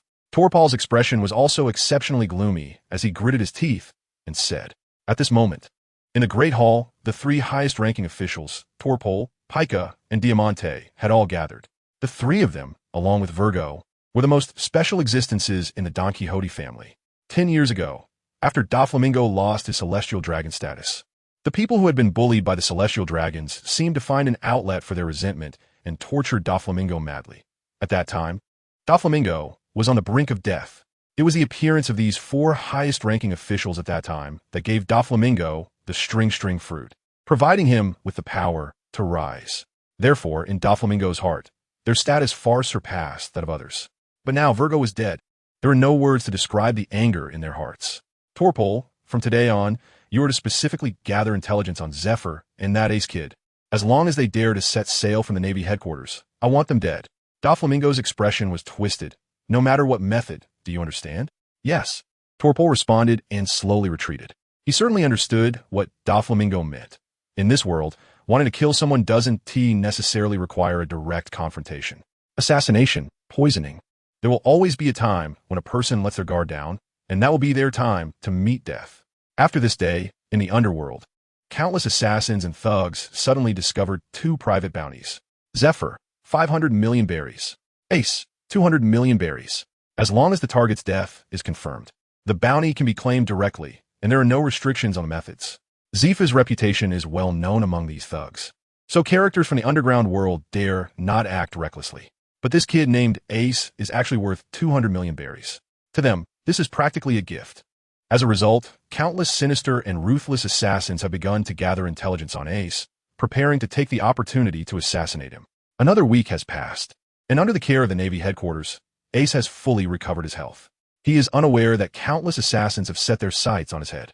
During this week, he also contacted Law and Willie through the snail phone he gave him earlier, instructing them to cross Reverse Mountain first and find an old man named Kurokas at the entrance of the Grand Line in the Twin Cape, and stay there until Ace comes to pick them up.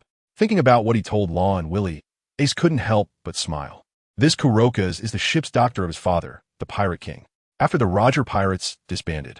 He has been guarding the lighthouse and taking care of the giant whale Laboon. Laboon's story is very touching, but that's a topic for another time. I just wonder if Law and Willie will drive the old man crazy with their antics. Knock knock. Ace, your appointment news has come out. The higher-ups have already approved it. Drake knocked on the door and shouted excitedly. Ace reached out to open the door, but there was no excitement on his face. Instead, he had a strange expression, thinking that he had accidentally mixed in with the high-ranking officials of the Navy. If he left later, he wondered if those government officials would be cursing in their hearts. Let's go take a look first. Ace thought for a moment, realizing he didn't have to leave right away, so he decided to go take a look first. Meanwhile, on the top floor of the headquarters fortress, Akainu was walking out of his office, preparing to use the special transponder snail to contact the Gorosei Eye and discuss Zephyr's position. Just as he stepped out, a brigadier general's aide came rushing over with a pile of documents. Seeing the brigadier general about to run past him, Akainu grabbed him by the collar and said in a deep voice, "When you see your superior, you don't salute? As a brigadier general, is this how you conduct yourself in a hurry?" The brigadier general, realizing he was being stopped by Admiral Akainu, was already sweating profusely and immediately saluted respectfully, saying, "Sir, I apologize.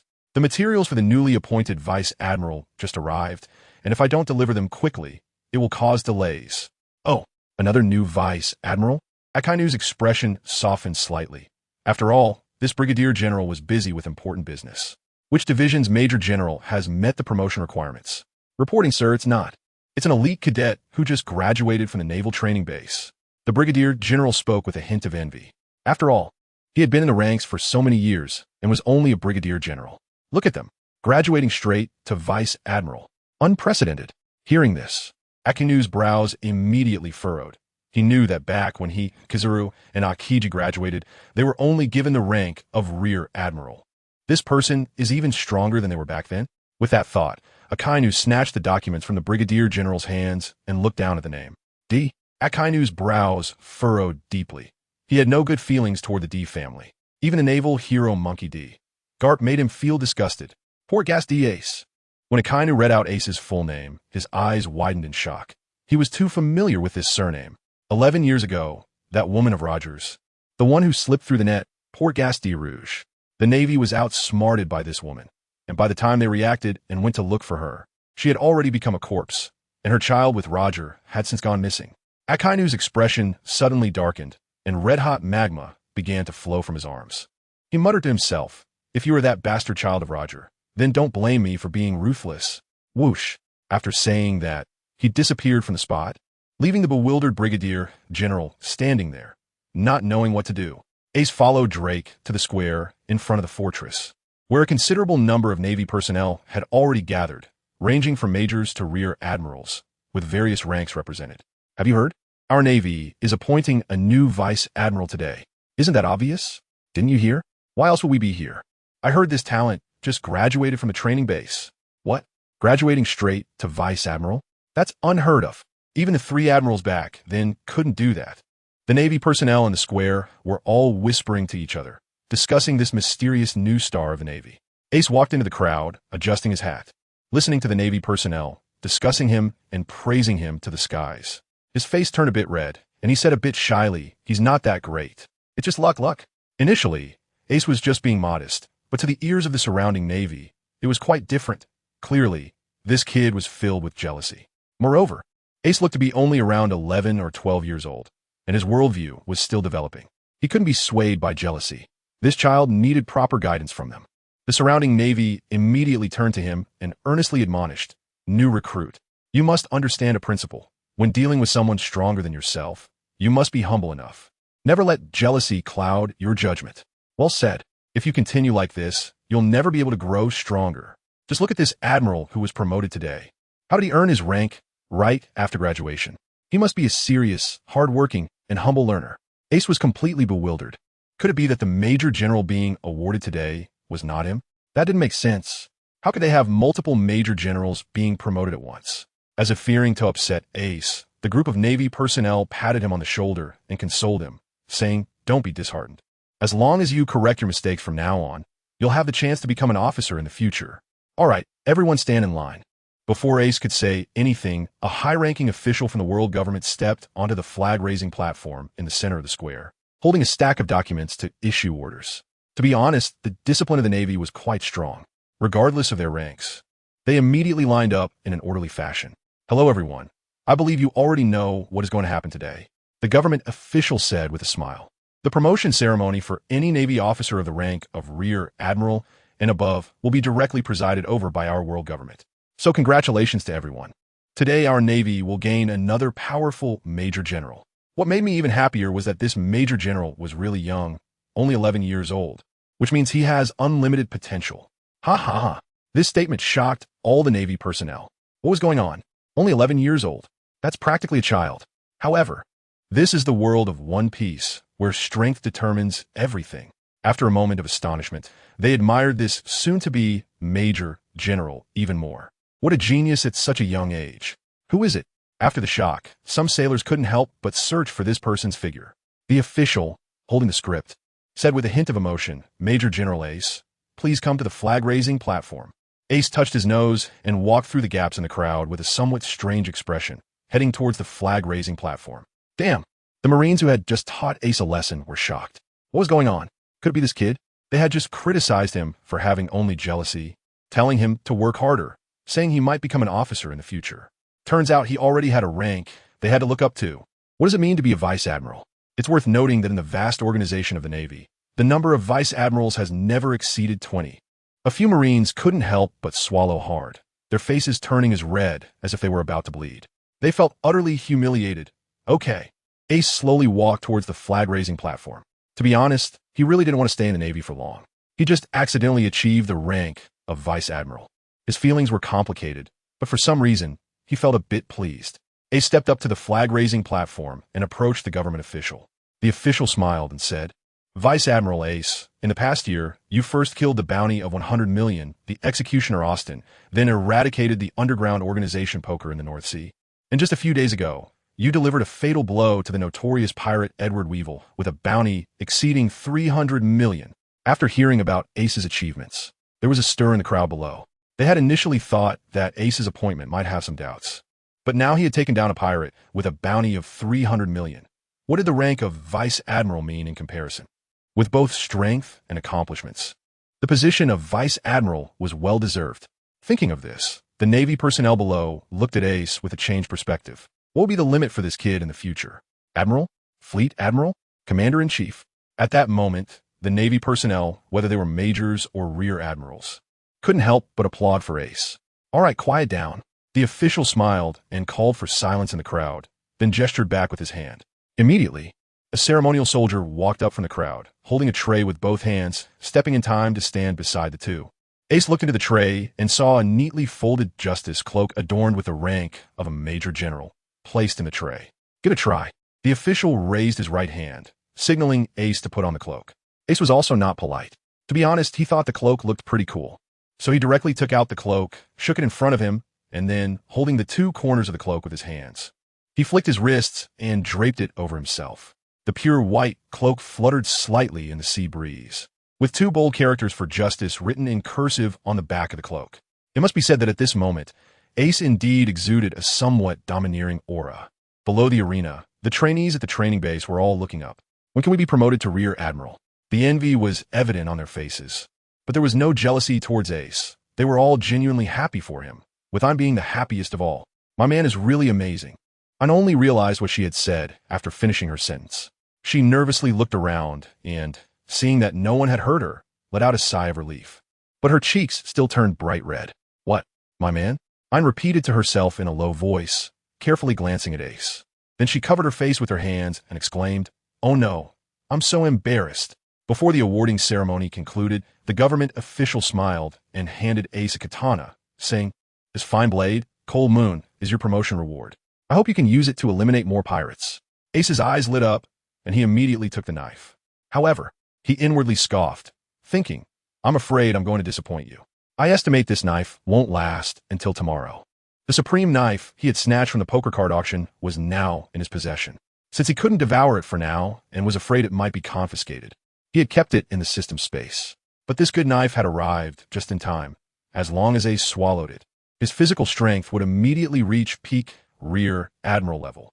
It said that although his physical strength was only at the Rear Admiral level, he already held the rank of Vice Admiral. It seemed he needed to improve his strength quickly. With this thought, Ace felt a bit restless, eager to let the system devour the Cold Moon right away, but there were too many people around, making it difficult to act. "All right, Ace, you are now officially a Vice Admiral of the Navy headquarters. The awarding ceremony ends here." An official smiled and patted Ace on the shoulder. Just as he was about to turn and leave, a piercing sound of something cutting through the air suddenly rang out. Whoosh! A mass of red magma fell from the sky, crashing onto the square and sending waves of heat that made several nearby sailors scream in pain. The center of the magma was bubbling, and then it slowly gathered together, gradually forming a figure dressed in a red suit. Admiral Akainu, the Navy personnel, seeing the figure, all looked tense and saluted respectfully. Akainu emerged from the magma, but ignored the sailors, casually flicking his cloak and directing his icy gaze at Ace on the flag-raising platform. "Are you Roger's son?" The scene suddenly fell into an eerie silence, and Ace's expression gradually darkened. Meanwhile, a medium-sized warship was currently sailing toward the Navy headquarters, with the ship's bow featuring a gray dog head holding a bone. On the dog head's bow, there was an old man wearing a dog head hood, holding a fishing rod and fishing.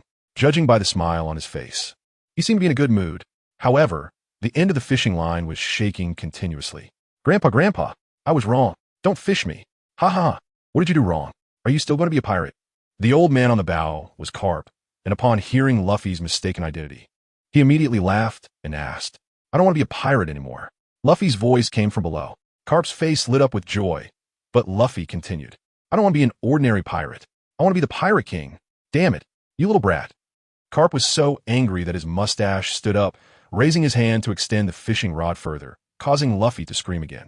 Suddenly, the surface of the sea ahead began to boil, and then a sea king with a dinosaur head suddenly leaped out of the water, opening its mouth full of sharp teeth and swallowing Luffy in one bite, then crashing onto the deck with a loud bang.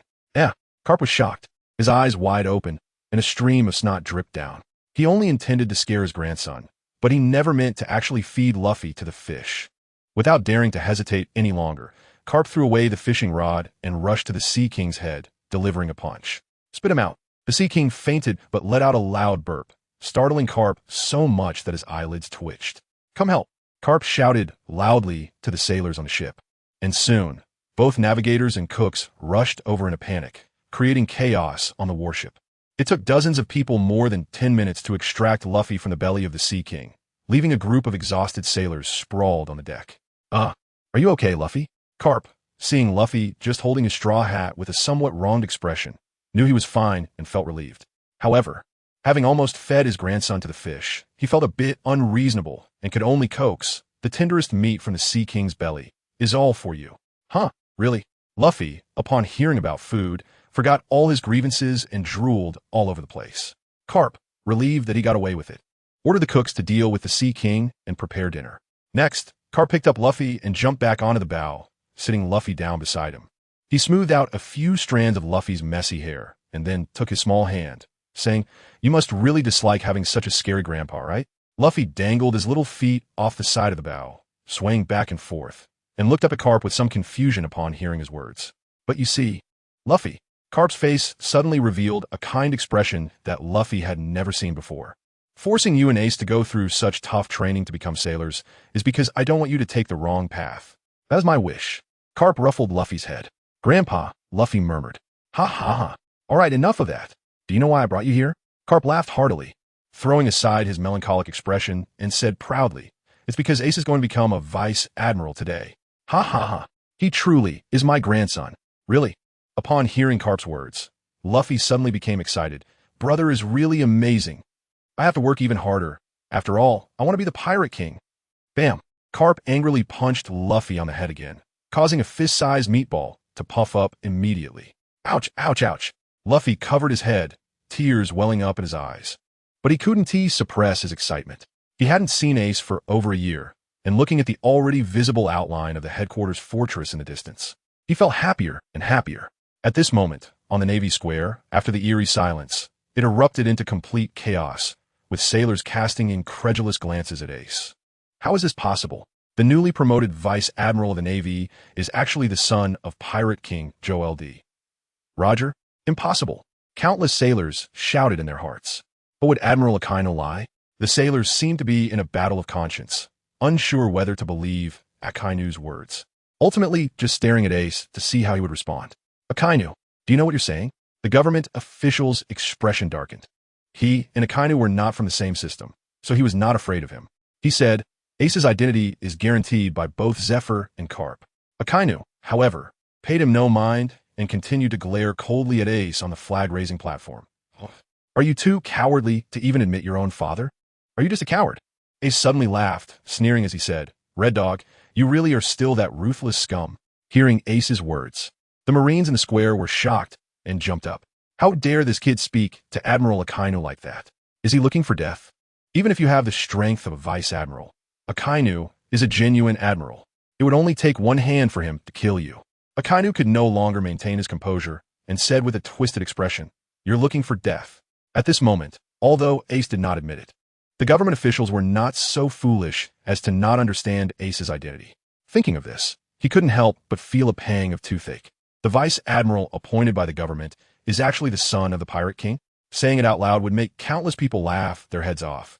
So when he saw Akainu preparing to make a move, he quietly walked down from the side of the flag-raising platform, tacitly allowing Akainu's actions. The government's scandal must be buried here today. The moment Ace saw Akainu, he understood that there was no way to resolve this peacefully today. He knew Akainu's nature. He was the kind of person who would rather kill an innocent than let a guilty one go. So Ace didn't even prepare to defend himself. Since he had been exposed and couldn't escape, then it was time to fight. Ace looked down at Akainu, raising an eyebrow as a surge of fighting spirit suddenly erupted from him. Although he had become more profound in this life, deep down he was still that fearless fire fist Ace. With a flick of his right hand, the cold moon was instantly absorbed by the system, which seemed to sense the crisis Ace was facing at that moment. Therefore, without him needing to say anything, it directly absorbed and devoured the blade. In the next second, a tidal wave of power surged into Ace's body, and this time the system was generous, transferring most of the energy into Ace, directly enhancing his physical strength to its peak. The remaining mysterious energy further elevated the Spirit Fire Refinement Technique to the 4th level. Attributes: Physique, Major 10 Spirit Fire Refinement Technique. 4th level Refinement Energy, 0-200. Blue Lotus Earth Core Fire retrieving his thoughts from the attribute panel. Ace swiftly took out the Supreme Great Blade Knight from the space. The several-meter-long blade gleamed with a pitch-black light. The unique sharp chill of the Supreme Great Blade causing the Marines below to widen their eyes involuntarily. The Supreme Great Blade. A knowledgeable Marine couldn't help but shout out. What? Is it the Emperor among the 12 blades in the world? This Ace actually has such a treasure. Moreover, where did you just pull out this blade from?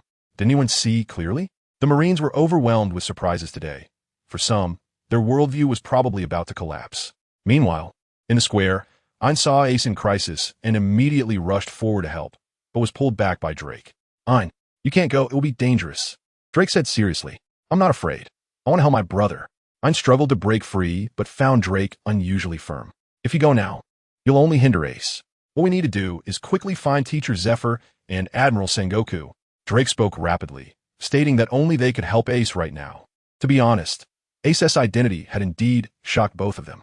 But just for a moment, they unhesitatingly stood by Ace's side. This is true camaraderie. You go find a teacher, I'll find the admiral. After Drake finished speaking, he leaped towards the edge of the square, even using the shave technique to gain speed.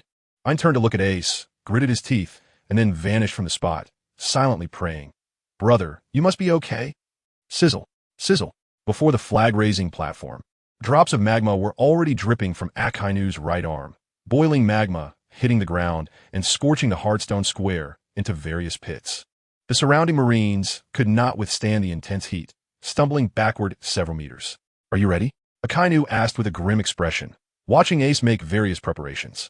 It wasn't tea out of kindness. He felt nothing but disdain for Ace deep down. His true purpose was to defeat Ace, who had prepared for so long, with a single punch, causing him to collapse both mentally and physically. Ha ha ha!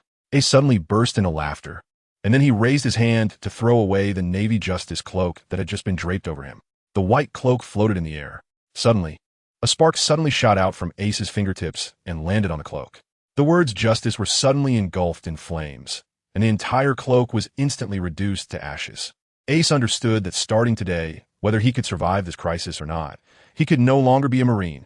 Neither the government nor the high-ranking officials of the Navy would allow the existence of a demon child like him in the Navy. "Come on." Ace stared intently at Akainu, a smile on his lips, his hands gripping his sword, his fighting spirit boiling. He was not a hesitant person. Having made his decision, he had completely bid farewell to his Navy identity at that very moment. Akainu's expression darkened as he saw Ace burn the Navy cloak without hesitation and could no longer hold back, attacking first. "You little bastard. I'll make you regret being born in this world." Boom! With a casual swing of his fist, Akainu's right arm suddenly transformed into a massive magma fist, carrying a terrifying heat, and slammed towards Ace on the flag-raising platform. Before the fist arrived, the splattering magma created a heat wave that directly destroyed the flag-raising platform beneath Ace's feet. Faced with Akainu's strike, Ace took a deep breath, his expression becoming serious. Yet he showed no intention of retreating. Spirit Fire Refinement Technique Explode. Reaching the 4th level of the refinement technique had boosted Ace's physical strength 5-fold, causing his muscles to swell in an instant. Looking filled with explosive power, the Blue Lotus Earth Fire burst forth from Ace's body, instantly wrapping around the blade of his sword. The Supreme Great Sword was indeed one of the strongest weapons in the pirate world, shrouded in such terrifying flames. It showed no signs of melting at all. Blue Lotus, layered flame / 80 layers. Even though Akainu's attack was casual, Ace had no intention of testing the waters. Facing an opponent nearly 3 major stages above him, if he still thought about holding back, that would simply be courting death. Ace's knight suddenly slashed down.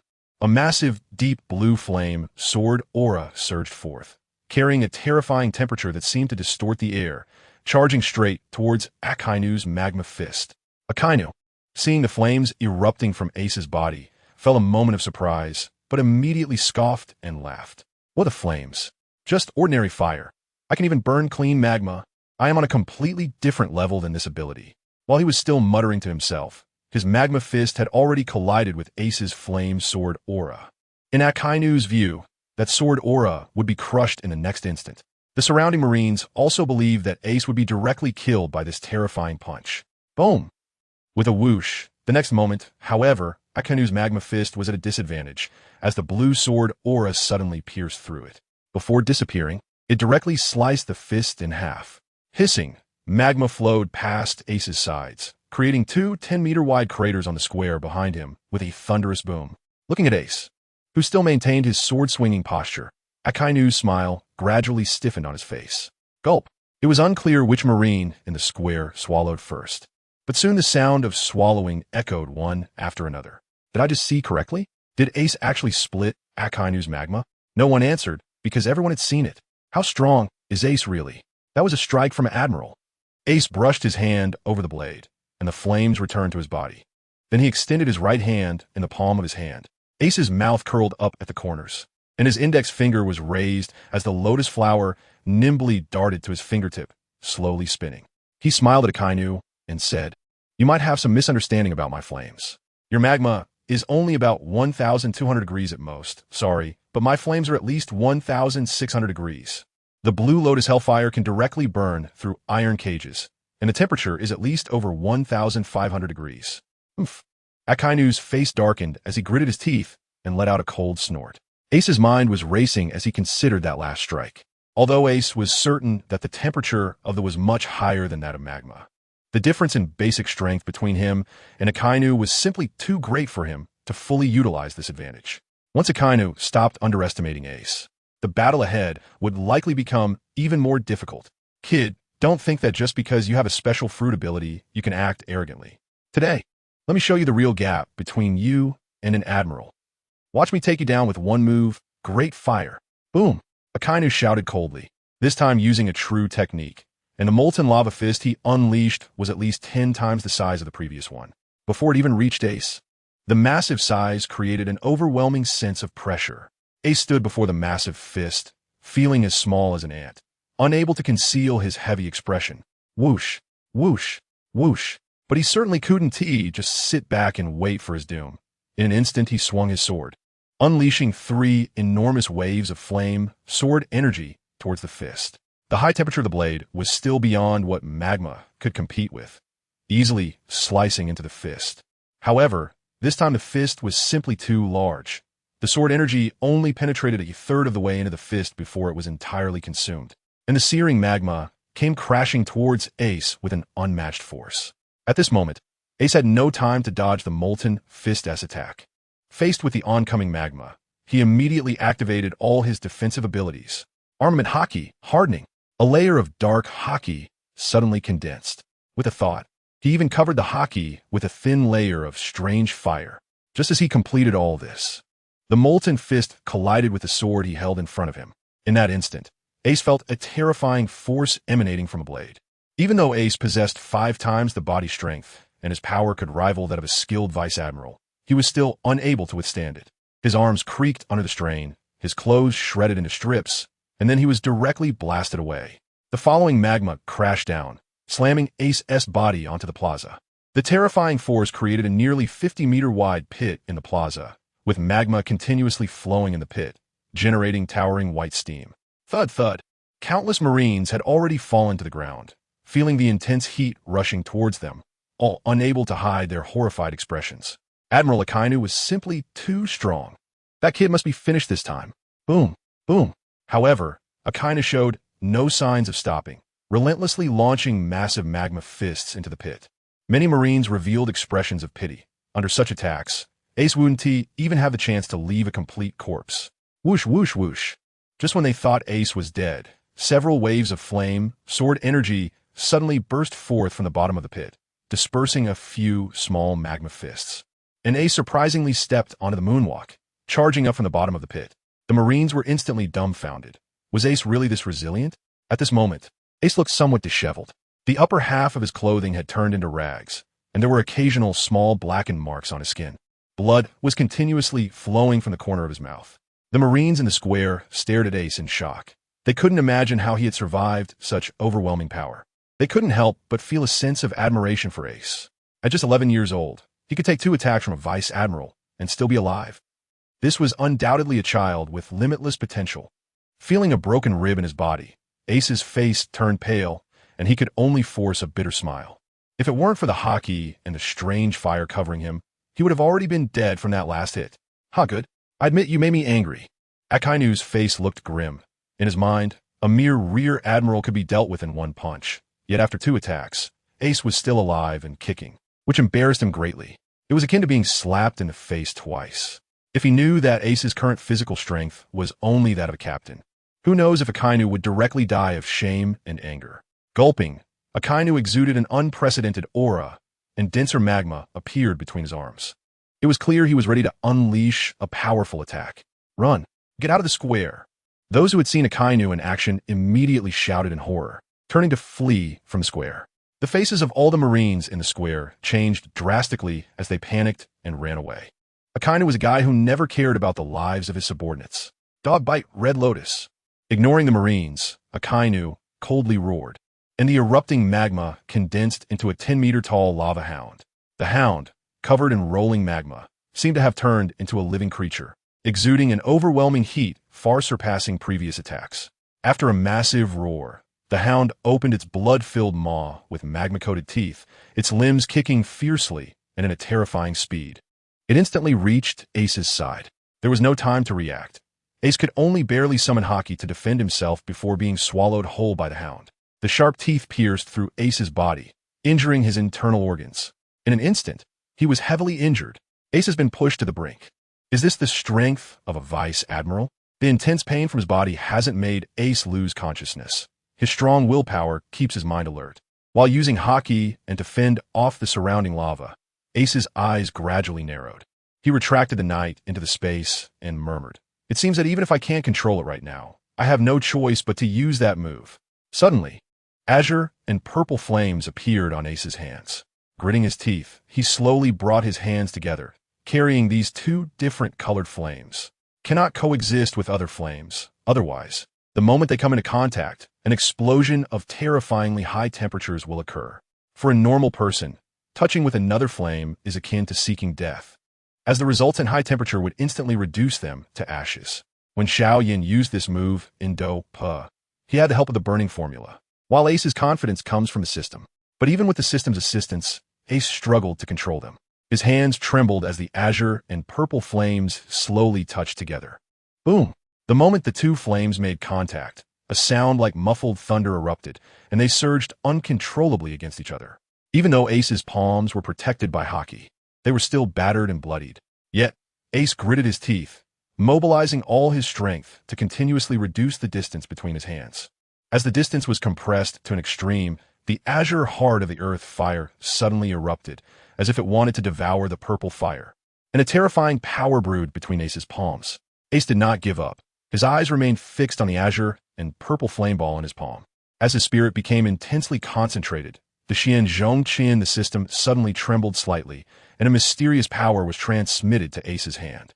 With the infusion of this energy, the two-colored flame ball, which had already begun to go berserk, gradually calmed down, slowly forming a palm-sized azure and purple lotus under Ace's gaze. It was finally done. The Buddha's Wrath Fire Lotus. At the moment the lotus took shape, a hint of joy finally appeared on Ace's face. Carefully cradling the two-colored lotus, Ace felt that he could hardly withstand the surging magma around him. So he no longer hesitated and instantly kicked out 3 azure lotus storm kicks towards the same spot in front of him.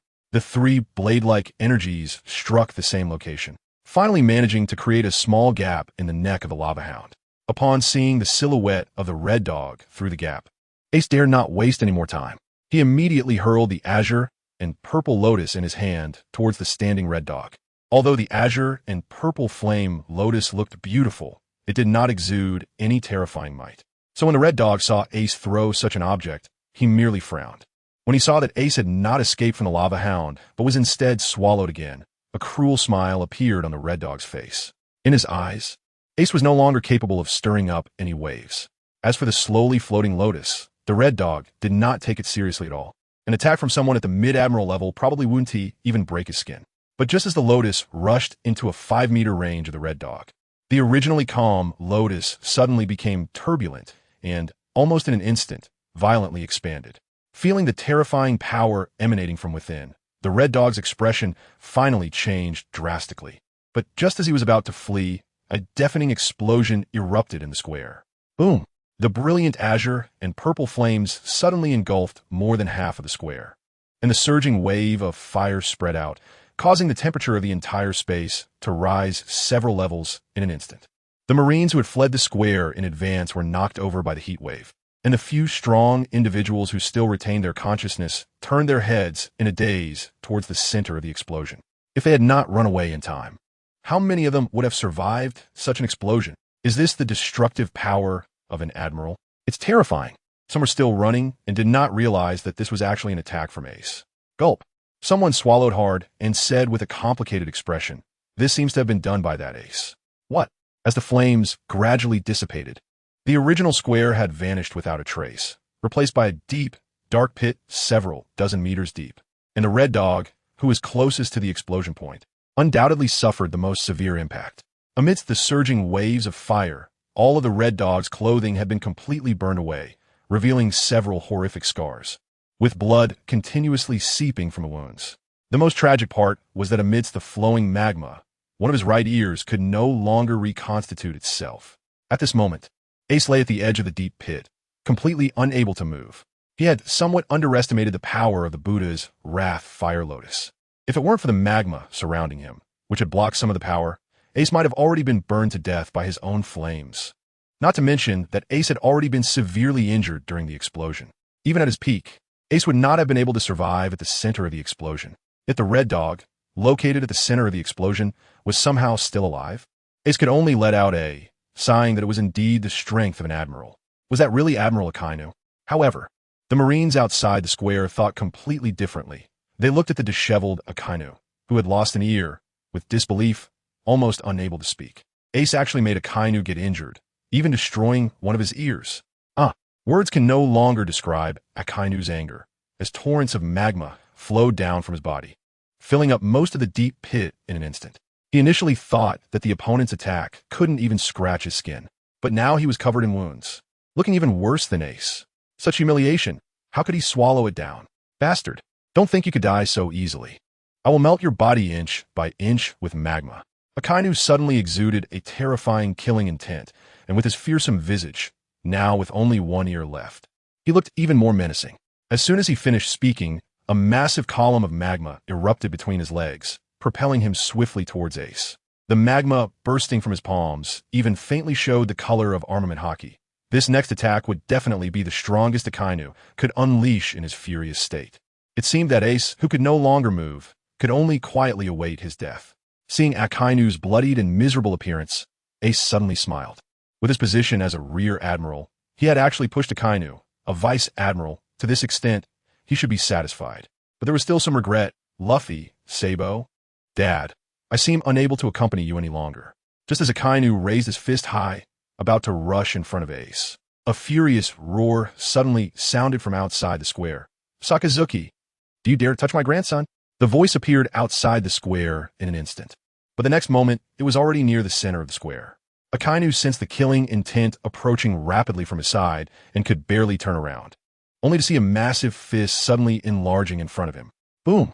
With a loud bang, the fist made intimate contact with Akainu's head. Normally, a Logia-type user should be immune to physical attacks. But this punch had no effect. The immense force twisted Akainu's face in an instant. Whoosh! Akainu was blasted away at a speed even faster than before, leaving a human-shaped pit on the side of the deep hole. Ace.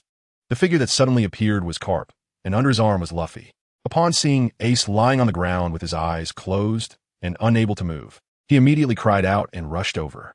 Ace, don't die. Luffy shook Ace's body, tears pouring out like a tide. Sabo is gone.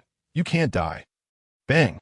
Ace opened his eyes, enduring the pain in his body, and punched Luffy on the head, weakly saying, Cough. Stop shaking. I'm not dead yet. Ace, you're fine. Luffy sobbed, and upon seeing Ace was all right, he gently laid him down on the ground, a bit nervous, afraid of hurting Ace. Ha! I said I wouldn't die. Luffy, you have to believe me. Hiss! Ace smiled to comfort Luffy, but a pang of pain shot through his abdomen, making him break out in a sweat. Crackle! Suddenly, stones beside the deep pit fell all over the ground, and Akainu crawled out of the pit with a dark expression, ominously saying, Carp, do you know what you're doing? That kid is Roger's son. All I see is you want to hit my grandson. Carp, seeing Ace seriously injured, was already filled with immense rage and didn't want to waste words with Akainu. With a raised eyebrow, he unleashed a powerful aura that Ace had never seen before and charged straight at Akainu again. Boom! Boom! Boom! Akainu never expected Carp to completely disregard his face, launching a flurry of punches and kicks. In a hurry, Akainu quickly felt overwhelmed. He was horrified to discover that Carp's strength was not just at the Vice Admiral level. It exceeded the Vice Admiral level. What kind of level is that? Punches fell on Akainu like raindrops, splattering thick magma that sizzled on the ground. The nearby Marines were already stunned. What on earth was happening today? First, Akainu the Vice Admiral wanted to deal with Ace the Rear Admiral, but ended up having one of his ears destroyed by Ace. Then, the Navy hero Carp suddenly appeared and beat up Akainu the Vice Admiral. Huh, no wait, it seems that the one having the worst day today is actually Akainu the Vice Admiral. Boom, boom, boom. Carp showed no mercy. In a short time, Akainu had been beaten to a bloody pulp, looking utterly miserable. Just then, Ein and Drake finally arrived with help. Zifa and Sengoku rushed to the edge of the square, only to be stunned by the scene in front of them. Their movements halted. Isn't that Carp? Wasn't he supposed to come save Ace? Given the situation, it seems they should be saving Akainu first. Sengoku's face was the most terrible. He felt like crying without tears. He had just become the fleet admiral for a year. The Navy headquarters was almost being demolished. How was he supposed to report this to the higher-ups? Carp, stop it right now. Watching Carp and Akainu destroy another section of the square, Sengoku started to get anxious. Boom! Boom, boom. Carp seemed not to hear, still obsessively punching Akainu. Do you hear me? I command you to stop. Boom, boom. The rhythm was different this time, but Carp still didn't stop. Sengoku understood now.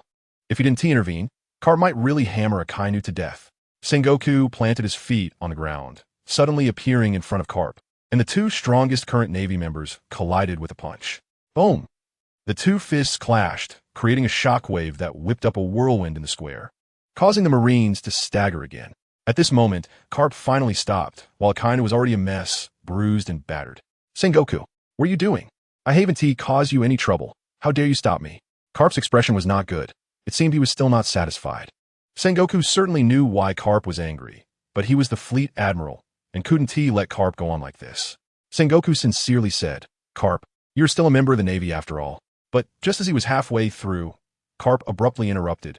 Is my grandson not a member of the Navy? Are you going to let Sakazuki treat Ace like this? If I had come a step later today, As Carp said this, a murderous intent appeared on his face, ready to charge at Akainu again. Sengoku wanted to say that Ace was actually different. He was the son of the Navy's greatest enemy, Roger. But seeing Carp's gloomy face, he swallowed those words. All he could do was change his tone and say, Carp, you should take Ace to the hospital quickly. This sentence indeed had an effect, and Carp forcibly stopped his movement. However, after a moment, he suddenly kicked out, sending the unprepared Akainu flying, which seemed to release some of his anger, and he then rushed over to Ace's side. He lifted Luffy with one hand and gently picked up Ace with the other. Carp didn't look back, leaving only one sentence. Sengoku, from today on, I resign from my position as a rear admiral. With an incredibly firm tone, he immediately headed towards the base hospital without any hesitation after finishing his words. Sengoku's expression changed. This was going to be a big problem. Garp was not just a simple vice admiral of the headquarters. He was a hero of the Navy, a symbol of its spirit. It could be said that if Garp resigned, it would be a huge blow to the reputation of the entire Navy. I'm old too. It's time for me to retire. Just then, Zephyr glanced over here and said in a flat tone before chasing after Garp with Ein and Drake. Sengoku could only smile bitterly this time. Had these two old comrades, who had made great contributions to the Navy, already lost hope in it? Two old fools. If you want to leave, then go. At this moment, seeing that Garp had already walked far away, Akainu dared to speak coldly. Shut up. Sengoku's brows shot up, and he suddenly released a pressing aura towards Akainu, causing his expression to change dramatically. Akainu dared not linger any longer, quickly retreating while resentfully saying, just wait. Don't think that Ace can easily escape this calamity. Sengoku's expression grew darker. He knew that Akainu had connections with the 5 elders of the government. As long as he reported Ace's identity to the world government, the high-ranking officials would definitely not tolerate the bloodline of Roger surviving in this world. Sigh, Sengoku sighed deeply, then disappeared from the spot. After all, he was just a pawn under the government's command. He could only do his job well and try to spare as many civilians as possible from his fortune. As for Ace, he could no longer manage the situation. After being treated by the base doctor, Ace was now lying in an intensive care unit. It must be said that the people in this world indeed have extraordinary physiques. Not to mention that Ace's physical strength had already reached the peak of a rear admiral. In just a short while, Ace felt much better. The few broken ribs in his chest had started to itch slightly, clearly beginning to heal. However, a circle of people had already gathered around Ace's bedside. Garp, Zephyr, Ein, Drake, and even Luffy, who was hanging over the edge of the bed with his hands propped up. This made Ace feel a bit helpless, but more than that, he felt touched. Unknowingly, as an orphan who had lost his parents, he now had so many people who cared about him. Ace, how are you feeling? The first to speak was Ein, with a concerned expression on her face, and there was even a hint of guilt hidden deep within her expression. I'm fine now. Ace waved his fist with all his might, but this movement pulled at his injuries, causing a bead of cold sweat to appear on his forehead. Nonetheless, Ace's expression remained relaxed. You little brat, why are you trying to act tough? Garp punched Ace on the head, angrily saying, you've broken 2 ribs. It's strange that you're getting better so quickly. Hey, why are you hitting my disciple? Zephyr was displeased and rolled up his sleeves to push Garp. Oh, you old man. I'm just disciplining my own grandson. What does it have to do with you? Garp frowned and pushed Zephyr back. All right, you're hitting me now? Do you remember who carried you back when you got seriously injured on the battlefield for the first time? Zephyr stepped forward and grabbed Garp's beard. Ouch, ouch, ouch. As if I Haven T shielded you for knives before. Garp was not to be outdone, grabbing Zephyr's purple hair. The two powerful Navy figures began to bicker and tug at each other. Who's causing a ruckus in the hospital? A doctor who looked like the hospital director suddenly burst into the room. Upon seeing the two unruly old men, he immediately shouted, You two, there are so many patients in the hospital. What if you disturb their rest? Get out. Upon hearing this, Zephyr and Garp instantly became obedient, bowing 90 degrees to the doctor and saying in unison, Sorry. Ace and the others were speechless. Such proficiency indicated that this was clearly not the first time. The director snorted coldly and turned to leave the ward. Zephyr and Garp also obediently walked out.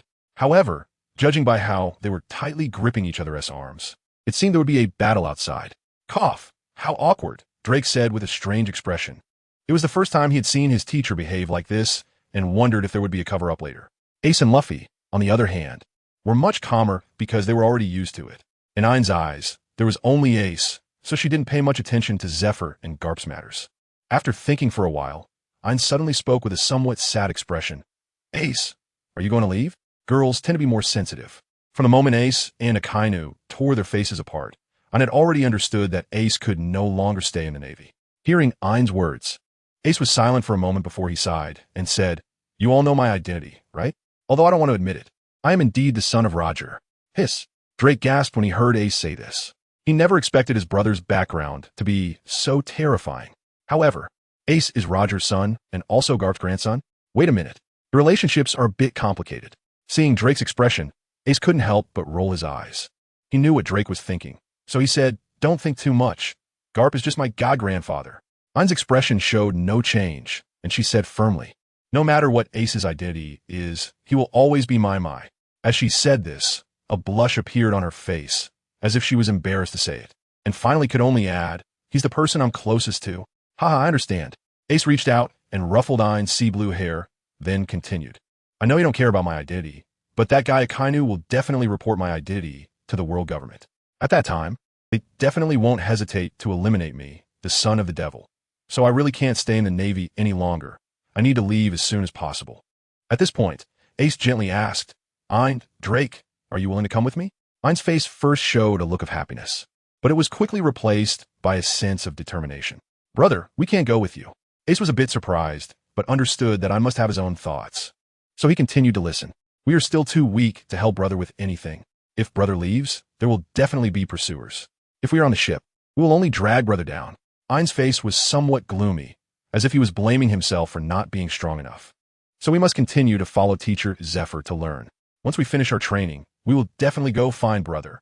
At this point, Ain suddenly took out a white card from his pocket, carefully tore off a small piece, put it back into his pocket, and then blushingly handed the larger portion to Ace. Brother, this is a life card I had someone make for you. In the future, we can use this to find you. Ain seemed to see the confusion on Ace's face and stammered. I secretly left a nail behind when I was taking care of you last time to make this. Ace accepted the life card and suddenly stepped forward to gently kiss Ain on the forehead. He understood that Ain was right.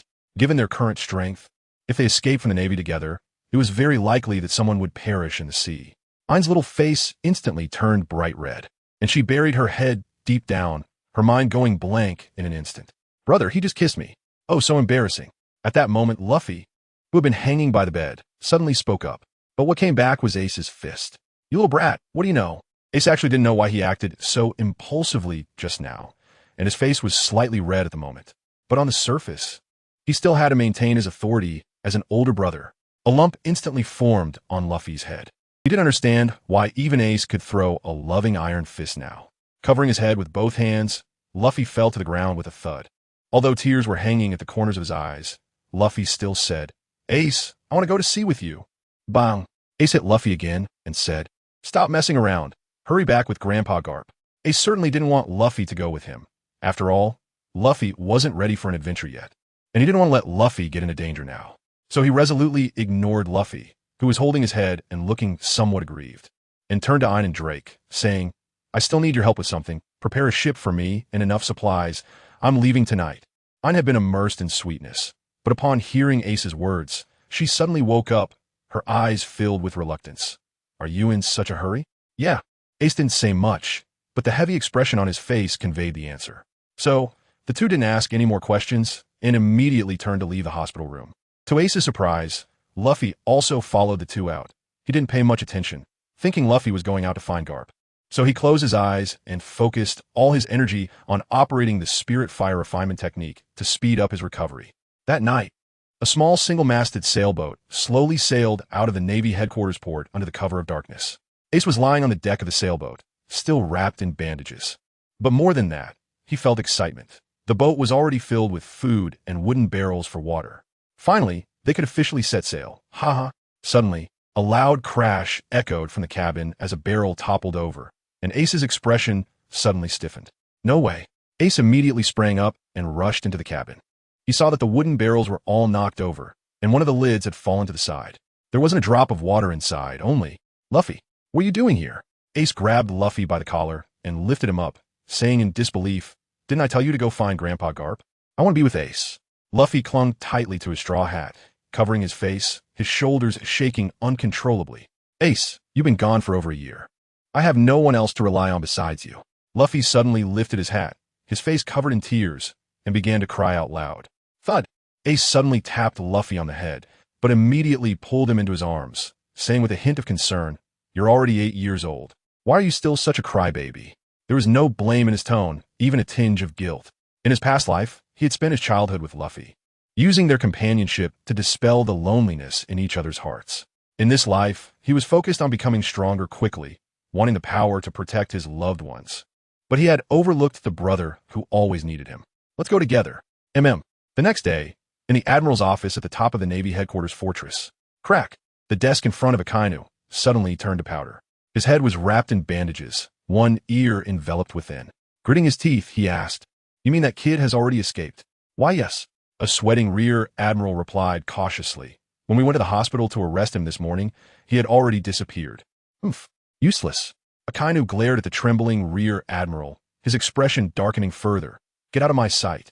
The Rear Admiral felt as if he had received a reprieve and immediately rushed out of the room. Akainu sat in his chair, his expression constantly shifting. He touched the bandaged area on his ear, revealing a cruel look on his face. Taking a deep breath to adjust his expression, Akainu took out the Den Den Mushi that could directly contact the Gorosei. Brew brew, click. The other end picked up the phone. Sakazuki, what is it this time? Didn't we already agree to let you capture that kid named Ace?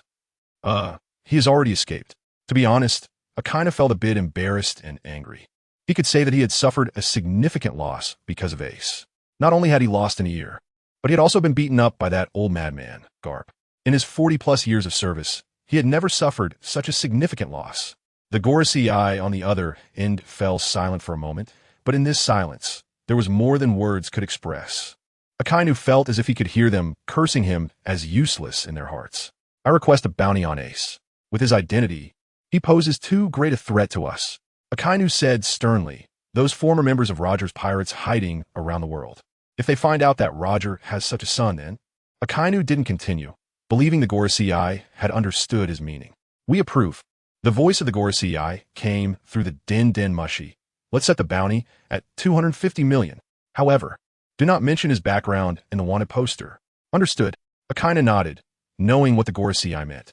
They were afraid that those monsters from Roger's pirates would gather again because of Ace's identity. Click. A busy tone sounded as the other end hung up. Akainu put away the Den Den Mushi, sneered, and immediately set off to prepare for Ace's bounty. With a direct order from the Gorosei, Garp and the others couldn't stop Akainu at all. Half a day later, Ace's wanted poster was printed and sent out across the seas. Garp, furious, resigned and returned to the East Blue with his direct subordinates. While Zifa also chose to no longer serve as a Navy instructor and left the Navy headquarters with Ein and Drake, intending to teach the two wholeheartedly in the days to come. On the pale yellow wanted poster, Fallen Navy, Fire Fist Ace, bounty, 250 million. Meanwhile, with the release of the wanted poster, Ace's name echoed across the entire sea for the first time. In Dressrosa, Doflamingo held Ace's wanted poster, and suddenly let out a chilling laugh. Foo-foo-foo. This kid is really unlucky. Treble, let's add some fuel to the fire. He added a condition to their private bounty. Whoever could kill this kid named Ace would not only receive a Navy's bounty, but also unconditionally take our 200 million bounty. Yes, Treble respectfully replied, stepping back. He understood that once this order spread, Ace's total bounty of 450 million would drive all bounty hunters insane. This kid named Ace was in for some bad luck. In the new world, a pirate hurriedly handed a wanted poster to Whitebeard. Whitebeard's crescent-shaped mustache trembled as he said to his crewmate, Marco, Kua, another vibrant young man has appeared on the seas, in the Devil's Triangle of the Grand Line. Moria looked at Ace's wanted poster and suddenly became excited. This kid has been hiding in the Navy, and I couldn't do anything about him. Now, he has become a Navy-wanted criminal with a bounty of 250 million. If I capture this kid and steal his shadow, I can activate special zombie number 900, right? Hee. Somewhere in the Grand Line, a coffin-like small boat was constantly moving forward on the sea. Behind the small boat, a massive pirate ship was cut in half and slowly sinking. On the small boat, Dracula Mihawk stared at the Black Blade Knight in Ace's hand on the wanted poster. Feeling incredibly excited, the Supreme Great Sword Knight is actually in the hands of this kid named Ace. Thinking of this, Mihawk shifted his gaze to Ace's face, the corner of his mouth slightly curling up. It seems I need to meet you. Ace, are we lost? Luffy, wearing his straw hat, stood at the bow of the ship, tilting his head to look at Ace. In that moment, the atmosphere was somewhat awkward. Looking at the thick fog that had surrounded them, Ace's expression darkened, unsure of what to say. In fact, after Zifa learned that Ein was helping Ace prepare the ship, he had given Ein many permanent pointers, covering most of the islands in the first half of the Grand Line. But Ace still underestimated the difficulty of sailing and accidentally rushed into what appeared to be an endless fog. Cough, cough, don't worry. Everything is under control. After hesitating for a moment, Ace decided to maintain his brotherly authority. Ace is really impressive. Luffy grinned, immediately believing Ace's words. Ha ha ha. To cover up the embarrassment, Ace urged Luffy to go train quickly. Seeing Luffy obediently enter the cabin, Ace wiped the cold sweat from his forehead, almost letting his perfect image go to waste. He had to find a way out quickly. Thinking of this, Ace immediately extended his observation haki outside the ship, and the scene in the fog became clear in his mind. There's hope. Ace's eyes lit up as he focused on using his haki to find a way out of the thick fog. The sailboat had been sailing in the dense fog for half a day, but within Ace's haki range, there was only endless seawater. Just as his expression grew increasingly grim, a series of eerie singing voices suddenly emerged from behind their ship. Yo-ho-ho-ho! Accompanied by the singing, a massive pirate ship slowly approached Ace's sailboat, its tattered appearance resembling those ghost ships said to drift upon the sea. Wow, a ghost ship! Luffy had already burst out from the cabin, looking at the terrifying ship with no hint of fear. Instead, he excitedly jumped onto the railing on the side of the sailboat. The ghost ship gradually came alongside Ace's sailboat, sailing parallel to it, and on the side of the ship stood a shadowy figure holding a cup of red tea, singing an unknown song. Yo-ho-ho-ho, Bink Sake, this will send him off. Luffy watched the ghost ship slowly pass by and grinned excitedly. Ace, did you see that? The skeleton is singing. Indeed, the figure singing was actually a skeleton. Ace's expression had already turned strange. At first, he didn't react when he saw the thick fog, but now he finally realized where this place was, and, of course, he also knew who that skeleton was. This was clearly the Bermuda Triangle, and that singing skeleton, with that iconic afro, was none other than Brook. Ace, there really is a living skeleton. Luffy's eyes were filled with twinkling stars as he excitedly bounced around, ready to set off immediately. After saying that, Luffy grabbed the railing next to the sailboat with both hands, stepping back and stretching his arms out, preparing to launch himself toward the ghost ship. Whoosh! Luffy let go with both hands and flew out. However, this kid hadn't fully controlled his strength yet, and he veered off course halfway through, looking like he was about to fall into the sea. Ace helplessly patted his own head and muttered, "This brother is still so unreliable." Moonwalk. Although he was complaining about Luffy, Ace immediately used Moonwalk and leaped into the air. After a few agile movements, he had already grabbed Luffy by the collar, and then their figures rose higher and higher until they landed on the deck of the ghost ship. Watching Ace and Luffy fall from the sky, the skeleton with an explosive hairstyle was nearly speechless. Whoa, you guys are really something.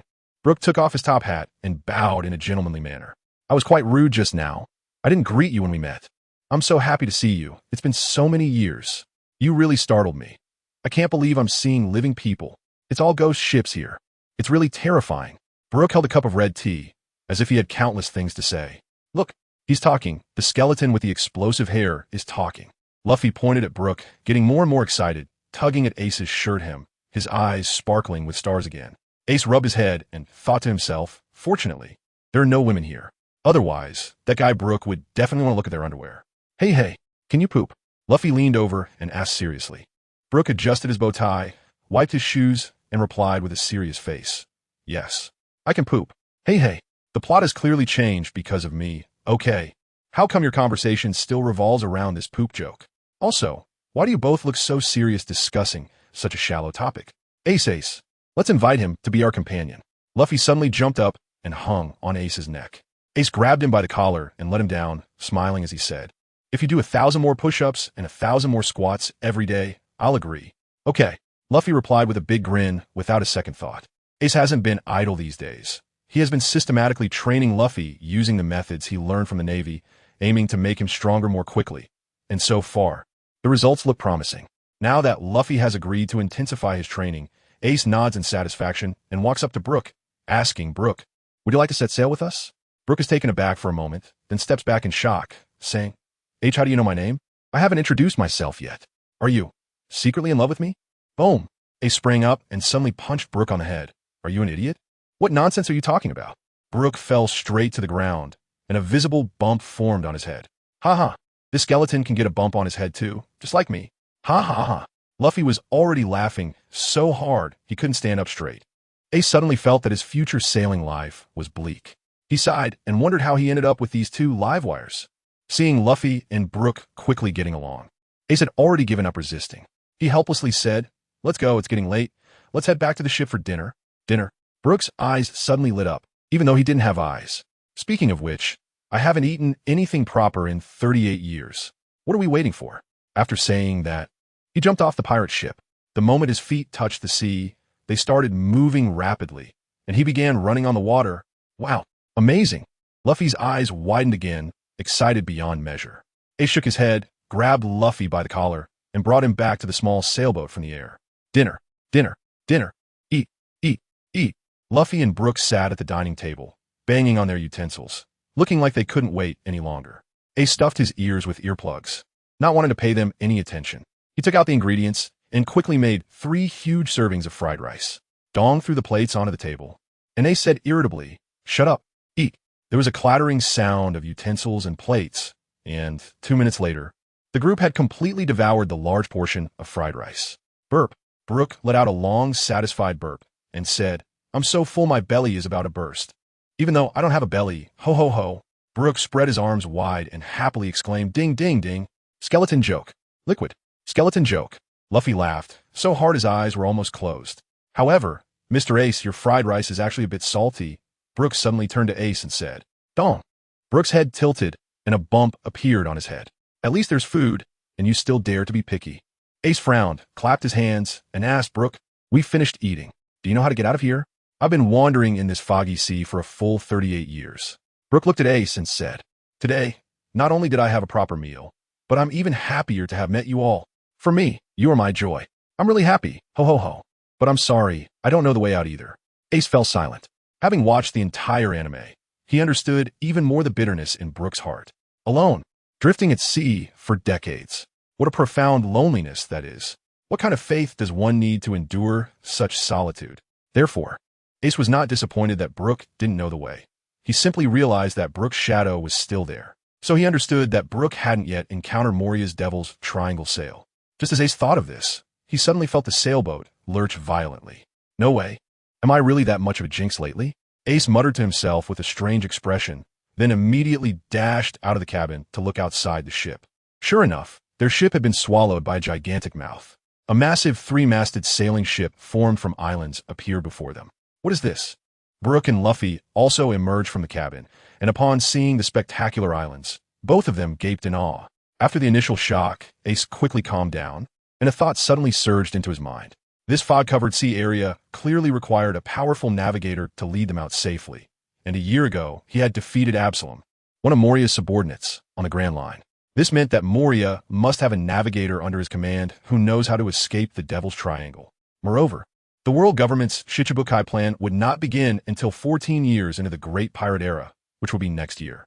So, Moria was just a slightly stronger pirate at this point. Why not go meet Moria and find that navigator? With this thought, a smile appeared on Ace's face as he turned to Luffy and said, "Luffy, do you want to go on an adventure?" I do. Luffy's eyes lit up, and he quickly pulled out his backpack, which was already filled with ready-to-eat canned food. "Ha, then let's go." Ace lifted Luffy again, but before leaving, he said to Brook, "I'll leave the ship in your care. I'm taking Luffy out to have some fun. You can rest assured and leave it to me." Brook replied, gripping his cane tightly. Ace nodded, knowing that the cane was actually a rapier.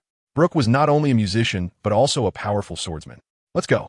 The sea surface, several dozen meters wide, posed no challenge for Ace at all. Even with Luffy tucked under his arm, after a few steps of moonwalk, the two had safely reached the main island in front of them. Crack, crack. As Ace and the others landed, they stepped onto a patch of somewhat weathered white bones. Upon closer inspection, the ground around them was actually paved entirely with bones. In the face of such a terrifying environment, neither of their expressions changed at all. Ace was unyielding because he had already experienced numerous battles, so his heart was as tough as iron. But that kid Luffy, on the other hand, was completely carefree. After landing, he picked up a skull and put it on his head as a mask. "Hey Ace, do I look like Brook?" Ace looked at him, fell silent for a moment, and finally managed to squeeze out a sentence. "As long as you're happy." This island was also shrouded in a layer of faint mist. Just as Ace and Luffy were examining the bones on the ground, 6 blood-red pupils suddenly lit up within the mist beside them. A low growl from a beast rumbled in their ears as a creature with 3 heads slowly emerged from the fog. Upon closer inspection, those 3 heads were clearly 3 dogs. Wait, why is there a fox head mixed in with 2 dog heads? The originally eerie atmosphere was ruined by this hybrid head. Ace, it's a 3-headed dog. Let's invite it to be our companion. Yo-ho-ho. Luffy, wearing a skull mask, even imitated Brook's laughter. Ace rolled his eyes. He knew that the strange creature in front of him was just a zombie created by Moria. So how could it be taken away? "Luffy, stop messing around. I won't have a zombie as a partner. But if you can defeat him, within the boundaries of this small island, I can let you play with him for a while." Ace wanted to test Luffy a bit. "All right, just watch me." Luffy was easily satisfied, and upon hearing Ace's words, he immediately looked at the 3-headed dog with stars in his eyes. Meanwhile, the 3-headed dog, which had just been aggressive, felt a cold sweat trickling down its head upon seeing the light in Luffy's eyes, and an ominous premonition rose in its heart. "Gum Gum Pistol. Boom. Gum Gum Battle Axe. Boom. Gum Gum, that's enough, Luffy. If you keep hitting, there will be nothing left to play with." Ace was shocked to see Luffy still wanting to continue, and quickly grabbed him from behind. Sure enough, Luffy's thinking was still so incomprehensible. The 3-headed dog was wagging its tail, looking extremely wronged. When it took the first hit, it wanted to surrender, but this kid on the opposite side completely gave it no chance. I noticed it had 3 heads, and if I didn't hit each head once, it wouldn't count as defeating it. Luffy tilted his head and said innocently, "Wait a minute, just one more." That seems somewhat reasonable." The 3-headed dog, scared, tucked its tail between its legs. Seeing Luffy raise his fist again, a sudden flash of inspiration struck its mind in despair. Bang! Bang!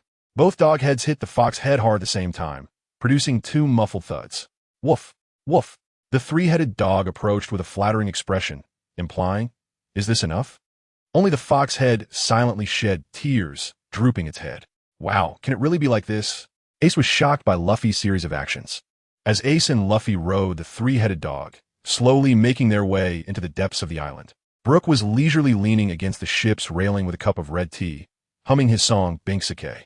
Although he only had a skull for a face now, it was clear that he was filled with joy. After taking a sip of his red tea, Brook comfortably remarked, "What a lucky day." But just then, his expression suddenly stiffened, quickly replaced by fear. He stumbled back a few steps and bumped into the other side of the ship's railing, stuttering a ghost. "No, I'm most afraid of ghosts." He seemed completely unaware that his own skeletal face was far scarier than any ghost. Right in front of Brook, a white, transparent ghost circled above the small sailboat, then drifted slowly into the depths of the island. As Brook saw the ghost float away, he finally breathed a sigh of relief and stood up with the support of his cane. But the next second, the small sailboat was pushed by the surging waves and crashed into a huge spiderweb. What's going on?" Brook exclaimed, raising his hands in shock. What happened? He had sworn to keep an eye on the ship, and in just a short while, how did it get ensnared in a spider web? Wait. What the hell is this spider web? Who has ever seen a spider web that can trap a ship? Brooke, feeling a bit flustered, walked to the bow of the ship, drew the sword from his cane, and swung it at the spider web. However, he found that not only was the web strong, but it was also covered in slime, making it impossible to cut through. But Brooke was someone who valued promises greatly.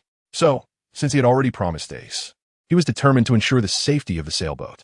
Even if he couldn't quickly clear the web, Brooke persistently used his sword to try to sever it. Just as he focused all his attention on the spider web in front of him, 3 or 4 spiders with mouse heads suddenly descended from above the sailboat. The spiders prepared to shoot webs at Brooke, but only managed to see Brooke's silhouette as he swung his sword past them. The spiders were puzzled because they clearly saw Brooke's sword strike their bodies, yet they felt no reaction at all. Have you heard that old saying? Without waiting for them to answer, Brooke continued. Some say that if you swing your sword fast enough, the person struck will be completely unaware. Brooke's calm words sent shivers down the spider's spines. No song, 3-ding tail slash. With a swift motion, Brooke sheathed his sword. At that moment, a sword mark suddenly appeared simultaneously on the midsection of the 3 spiders, splitting their bodies in 2. In that instant, Brooke, who was now just a skeleton, exuded a chilling aura of a master. When he looked up at the bizarre spiders that were preparing to charge, they all suddenly halted in their tracks, seemingly afraid of Brooke. You have a beautiful lady behind you. One spider, fearing being cut by Brooke, instinctively blurted out, hoping to distract him. Where? To Brooke's surprise, he actually turned around quickly to look behind him, his face showing an eager expression like a seasoned pervert, searching for that beautiful lady. The aura of a master vanished in an instant. Swish, swish. The spiders, who had initially planned to escape, saw Brooke's reaction and seized the opportunity to swarm him, wrapping him tightly in webs. Although Brooke struggled continuously, he couldn't break free from the sturdy webs and was dragged into the misty depths of the island. You liars. Brooke's voice was melodious, mixed with disappointment and pain from not seeing the beautiful lady. At that moment, deep within the terrifying 3-masted ship, in the castle that served as the main mast, a transparent ghost emerged from the castle wall and merged into the body of a 12 or 13-year-old girl. The girl had pink pigtails and a small crown was tilted on her head. She held a red little umbrella in one hand and a cute teddy bear in the other, as if receiving some interesting information from the ghost that merged with her. The girl bounced happily to the front of the castle's great hall. Knock, knock, knock. The little girl knocked hard on the palace door, shouting, Moria, Moria, open the door. The heavy door creaked open slowly, and the little girl skipped inside. In the center of the hall, Moria was lounging on his huge throne. Hee, isn't this my lovely Princess Perona? If any of Moria's enemies were present, they would be shocked at his expression, questioning their lives. The man with a kind smile was the same Moria they thought of as cruel and bloodthirsty. Moria, you said last time you would give me a giant teddy bear that could move. Where is it? Perona placed her hands on her hips, pouting angrily. All right. Don't be angry. That wouldn't be pretty. Moria stood up to comfort her. I'll have Hogback make one for you today. Someone. Yes. Immediately, a puppet zombie stepped forward and knelt down respectfully, not daring to make any extra movements. It should be noted that just a few days ago, Lord Moria had torn apart a few subordinates due to a bad mood. Go inform Hogback that before noon today, he must make a teddy bear for me. Moria's sharp voice carried an inexplicable authority. Yes, master. The puppet zombie retreated from the hall, finally letting out a sigh of relief. I say, brother, I see that Lord Moria treats Lady Perona very well. Why are you all so afraid of him? Just as the puppet zombie was about to leave the hall, someone immediately asked, Shoo, brother, are you new here? How did you know? I just arrived today. The puppet zombie showed an expression of I knew it, then whispered, Lady Perona is different from us. We are just zombies after all, and if the master is unhappy, he can dispose of us at any moment. And Lord Moria adopted Perona when she was very young, practically raising her himself.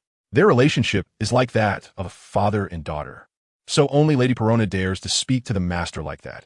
Even Lord Hogback's status doesn't compare to Lady Perona's in our pirate crew. Hearing this, the new zombie nodded solemnly, preparing to be more cautious in the future and not offend Lady Perona. First of all, I have already mentioned that Ace had experienced this once in his previous life. Because of my own lack of strength, I had to witness the pain of watching Whitebeard die before my eyes. Therefore, when I said that Ace deserves another chance, my desire to become stronger in order to protect the people I cherish grew even stronger. I don't think anyone would disagree, right? Secondly, In the power system of One Piece, strength relies on the development of devil fruits and the practice of physical techniques, with Haki being the most important among the physical techniques. From reading the manga, we can see that during the Marineford War, Ace did not show any Haki techniques. We shouldn't hastily conclude that Ace couldn't use Haki at that time, but at the very least, we can say that his Haki was not strong enough. And I don't think anyone would disagree with that either. Ace was already 20 years old at that time. Everyone reading this book is a fan, so they surely know that learning Haki can only be mastered more quickly and effectively with guidance. So the question arises, Ace returned to when he was 10 years old, and he was eager to become stronger.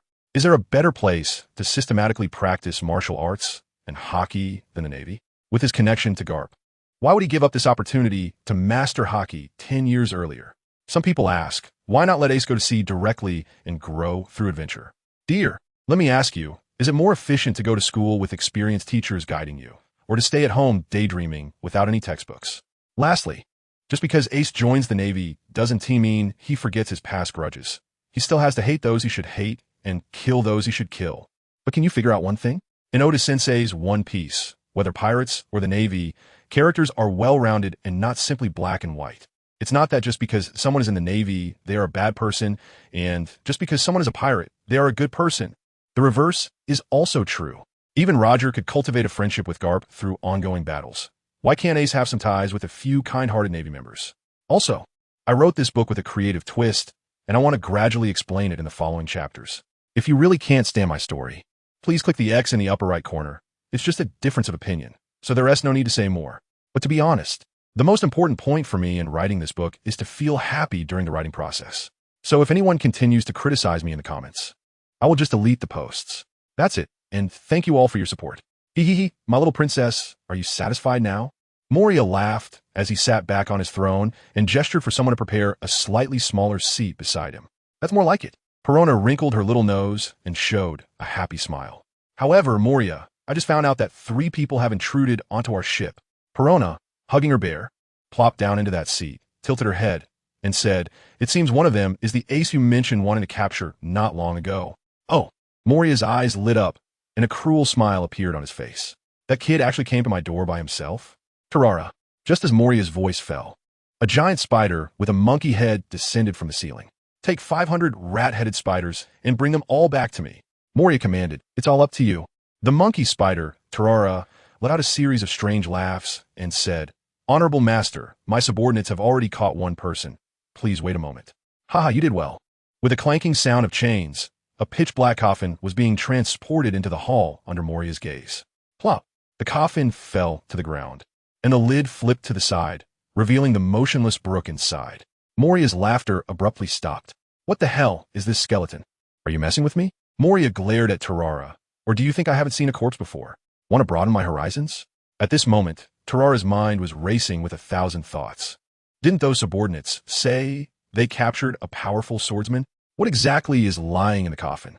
He knew that if he couldn't explain clearly today, he might end up on his knees. Number 236. Get out here, Tarara shouted angrily. Immediately, a rat-headed spider number 236 rushed out, nervously saying, Master, to wake him up, we need to recite a spell. Huh? Moria's expression darkened. The rat-headed spider dared not keep him in suspense any longer, cleared its throat, and shouted at Brook. There are beautiful women outside. What kind of spell is this? Moria was about to explode. Where? Where? Although Brook was tightly bound by spider silk, he began to wriggle and jumped out of the coffin. When he remembered that he was still pretending to be dead, everyone's gaze was already focused on him. The scene was a bit awkward. Being exposed so easily, his acting was somewhat stiff. Ha! Brook chuckled dryly a couple of times, then plopped back down on the ground, pretending to be a corpse again. Still pretending? Too late. Moria was furious and grabbed Brook, lifting him high, shouting, Turn on the lights. As soon as he finished speaking, a spotlight shone from behind Brook, casting a long shadow on the ground. With a pop, to Brook's horror, Moria actually ripped his shadow right off the ground, followed by pulling out a giant pair of scissors. With a snip, he directly cut off Brook's shadow. At the same time, Brook's head tilted, and he fainted, while his shadow struggled in Moria's hand. Hee. Is he a swordsman? Then the corpse of Ryuma that I brought back from Wano can finally come in handy. Moria grinned widely, revealing sharp teeth, and ordered, Tarara, it's up to you. Take this skeleton away, and then bring the other two as well. I can't wait to activate number 900. Yes. This time, Tarara and the rat-headed spiders quickly carried the unconscious Brook and swiftly disappeared into the shadows. Hey, Moria, Perona wants to go too. I'm strong as well. Perona said seriously, flexing her little arms to show her muscles, but found her arms were just soft. A bit embarrassed, she still insisted, I don't care. I want to go play. Perona, behave. Those people are fierce. While Moria stuffed Brook's shadow into Ryuma's corpse, he advised. The corpse of Ryuma, which was originally just a corpse, suddenly opened its eyes, picked up the large knife Tsushuei beside it, stepped out of the coffin, and exuded an imposing aura belonging to a great swordsman. Ipsilono ho ho ho. Perona's eyes lit up, and she immediately said, Then let him follow me. That way I'll be safe. Moria hesitated for a moment, but thinking that Ryuma was once the strongest swordsman in Wano, strong enough in life to slay real dragons, he nodded in agreement, saying, All right, but you need to bring 3 zombie generals with you. If you really can't capture that ace, and it threatens your safety, Moria's eyes flashed with a ruthless light, and he said ominously, Then just kill them all. Moria only showed a kind expression when facing Perona. To others, he was still that ruthless pirate. Okay, Perona happily responded and, with the resurrected dragon horse, bounced out towards the castle. Meanwhile, Ace and Luffy had already ridden into a graveyard that exuded a gloomy atmosphere on their 3-headed dog. Ace, there's so many tombstones here, Luffy said, sitting on the 3-headed dog with his legs hanging off the side, swinging them back and forth, filled with curiosity about everything on the island. Ace understood that although the graveyard appeared calm, it was already filled with zombies beneath the surface. So he suddenly had an idea and smiled at Luffy, saying, Luffy, do you want to see zombies dance? I do. Huh. Luffy's eyes lit up immediately, and he shouted, Dance. Dance. Ace's lips curled up slightly, and silently, purple flames spiraled outwards from them, quickly spreading across the entire cemetery. The high temperature of the flames scorched the ground, and before long, the zombies underground could no longer resist, crawling out of their graves one by one. Hot. So hot. The flames licked at the zombies, causing them to panic and jump around, transforming the originally eerie cemetery into a dance floor. Real graveyard dancing. The 3-headed dog was sweating profusely, trembling in fear, wondering what kind of contestants were sitting on him. How could each one be more terrifying than the last? The 3-headed dog just wanted to ask, Hey, are you 2 demons? The burning flames ultimately turned the zombies to ash, and countless shadows shot up from the ashes, breaking through the mist and scattering away. Huh, little 3? Why are you shaking? Luffy had already given the 3-headed dog a rather unflattering name, and then showed a suddenly enlightened expression, laughing. I got it. You must want to dance too. Huh. After hearing Luffy's words, the 3-headed dog's eyes widened in shock, using all its strength to stop shaking. I want to dance? What a joke. Didn't you see those dancing guys? All of them have ascended to heaven. The 3 heads of the dog shook vigorously, one more than the other. Ace was watching with a mix of amusement and frustration. He didn't really want to see zombies dancing. He just wanted to do a good deed because those whose shadows had been taken by Moria could only live in darkness, never seeing the light of day. All right, let's go a little third. Ace patted the 3-headed dog on the head. The 3-headed dog, as if granted a pardon, didn't mind Ace's choice of words at all, and immediately wagged its tail in friendliness, carrying the 2 of them out of the cemetery. It also breathed a sigh of relief, thinking that it wouldn't have to dance after all. How nice. After exiting the cemetery and passing through a forest, a hospital overgrown with weeds appeared before them. When the 3-headed dog reached this point, it deliberately slowed its pace, knowing that this hospital was the territory of Hogaback. Normally, it wouldn't even dare to come near here. If discovered, it might be reprocessed. 1 step, 2 steps. It was about to cry, wishing that the pair of brothers on its head could understand its meaning and make it stop. Little 3, I see that your steps are quite graceful. You make a great dancer. Ace's calm voice floated from behind him, reaching his ears. Damn dancer. The 3-headed dog instantly shrank back. If it went to the hospital now and got caught by Hogback, that would be another story. But if it continued to dawdle like this, it believed that Ace would probably send it to the skies right then and there. Tap, tap, tap. The 3-headed dog took small, hurried steps and directly pushed open the hospital's large door, rushing into a corridor filled with murals. As they stepped into the corridor, the figures in the murals suddenly burst out of their frames, simultaneously lunging at Ace and Luffy with sharp teeth and claws. The 3-headed dog mourned for them. A flash of fire passed, and the corridor instantly became spotless. Ace, you're really amazing now, Luffy said with admiration. When his little brother praised him, Ace felt a surge of happiness. But he still had to maintain the authority of an older brother, saying, if you train according to my requirements, you will become just as powerful. Okay, I will definitely become stronger, and then I'll become the Pirate King, Luffy declared firmly. Ho ho ho. What a dreamer you are. Suddenly, clear footsteps echoed from the depths of the dark corridor, and a blurry figure appeared at the end of the hallway. Haha, Brook, is that you? Luffy instinctively thought it was Brook upon hearing that unique laugh. But Ace's expression gradually became serious. In his observation haki, the person opposite was dressed like a Japanese samurai. Although the laugh was the same as Brook's, it was clearly someone else. Longma? Ace recognized the black knife, Chiou Shui, in this person's hand at a glance. Who else could this person be but the Dragon Slayer warrior, Longma? And his presence here indicates that Brook's shadow has already been cut by Moria. I was careless. Ace rubbed his nose, realizing he had just forgotten to give Brook some instructions. However, as long as he took care of him, the shadow could go back, right? Ace stood up, jumped off the three-headed dog, and landed lightly several meters away, as if his body had no weight. With a smirk, he murmured, I also want to see just how strong you, the legendary swordsman, truly are. Luffy, those little spiders are all yours.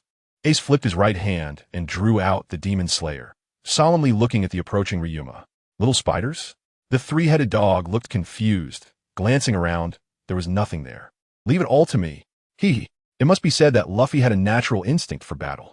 Without a second thought, he swung his fist toward the shadows in the corridor. Rubber, rubber, machine gun. The moment the dense shadows of his fists rushed forward, a sudden rustling sound erupted from the shadows. In the next moment, countless rat-headed spiders suddenly crawled out from the previously empty corner, their dense appearance making one's scalp tingle. But Luffy's fists were faster. Several of the slower rats were instantly overwhelmed by Luffy's punches, unable to even struggle before turning into mush. Several black shadows emerged from their bodies and flew out the window. Boom, boom, boom. Luffy showed no signs of stopping, unleashing a barrage of attacks on the spiders, causing them to scatter in all directions. Seeing Luffy's performance, Ace smiled with satisfaction. It seemed that the special training over the past few days had started to take effect. Then, Lord Ryuma, shall we begin? As Ace spoke, the armament haki had already covered the blade of the Demon Slayer, turning it into a hard black sword. Yaharoro, Lama was my name in life, right? Seeing you brings back familiar feelings, and my body seems to be getting excited. One of Lama's eyes was wrapped in a bandage, and at this moment he slowly drew out the autumn water, finally showing a serious expression on his face. Lama, do you need my help? Yaharoro. Little lowly Perona was followed by 3 fully armed zombie generals, twirling her little red umbrella, and surprisingly floated in the air. Although I really want to see your underwear. You're still too young for that. It's inappropriate. Pervert. I didn't mean to ask you for that. Perona was extremely angry. She just wanted to help Longma deal with Ace, not to let him see her underwear. Yaharoro, that's really unfortunate, but this is a battle for me alone. After saying this, Longma no longer hesitated and instantly rushed in front of Ace, striking down with his sword. Clang! Asti's knife met the attack, and the 2 black blades suddenly clashed together, unleashing a powerful wave of air, causing the blue brick floor to seem as if it had turned into soft cotton, shaking like ocean waves. Crack! Crack! In the instant they separated, countless cracks suddenly appeared on the walls of the corridor. Nightingale's song-piercing strike. Readjusting his stance, Lama held the autumn water blade level, the tip aimed at Asti, and suddenly thrust forward. A streak of sword energy instantly shot towards Asti. And in response to this attack, Asti's arm seemed to vanish completely, the Demon Slayer slashing down on the sword energy at the last moment. Boom! The sword energy abruptly changed direction, shooting straight up and piercing through the hard bluestone roof. The cold moonlight poured down from the hole, illuminating the faces of the 2. You're pretty good. Lama had no lips, his teeth exposed to the air, looking somewhat ferocious, but now he wore a smile of appreciation. Hey, Lama, you're clearly the stronger one. Why are you praising that kid? Perona floated in the air, hands on her hips, somewhat dissatisfied. Lama did not respond to her, but Perona suddenly widened her eyes. Behind Longma, an X-shaped sword mark suddenly appeared on what had been a smooth roof. Following that with a rumble, a hole nearly 10 meters in diameter appeared on the once solid roof. That last move was clearly evenly matched. This kid can also unleash sword energy. Perona couldn't help but exclaim. She had heard from Moria that a swordsman capable of unleashing sword energy was definitely a master who had immersed themselves in the way of the sword for many years, even worthy of being called a sword hero. But this kid in front of her looked even younger than herself. How'd he do it? Revolutionary dance, charge, attack. The battle between Ace and Ryoma will not stop so easily. Ryoma moved like the blade, instantly closing the distance to Ace with incredible speed. A layer of sword aura formed at the tip of the autumn water sword, and before the katana even reached him, Ace could already feel a stinging sensation on his skin. As soon as Ace saw Ryoma, he had already decided to engage in a pure duel of swordsmanship with this swordsman. It was precisely because he had this spirit of constant challenge that he could achieve such great progress in just over a year. Pierce, a simple word, yet seemed to contain all the sweat from Ace's monotonous daily practice, enduring the drudgery.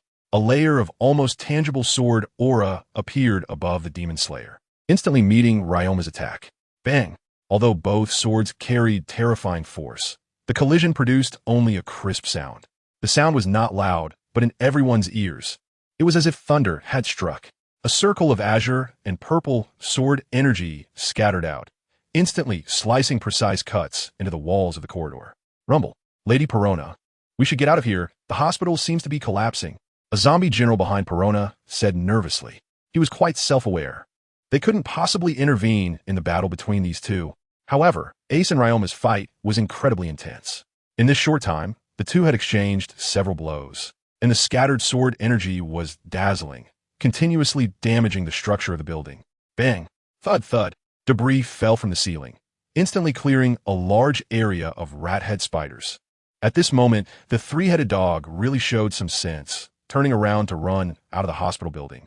But as it turned, it hesitated for a moment, then gritted its teeth and actually picked up Luffy, who still wanted to fight, and dashed out without looking back.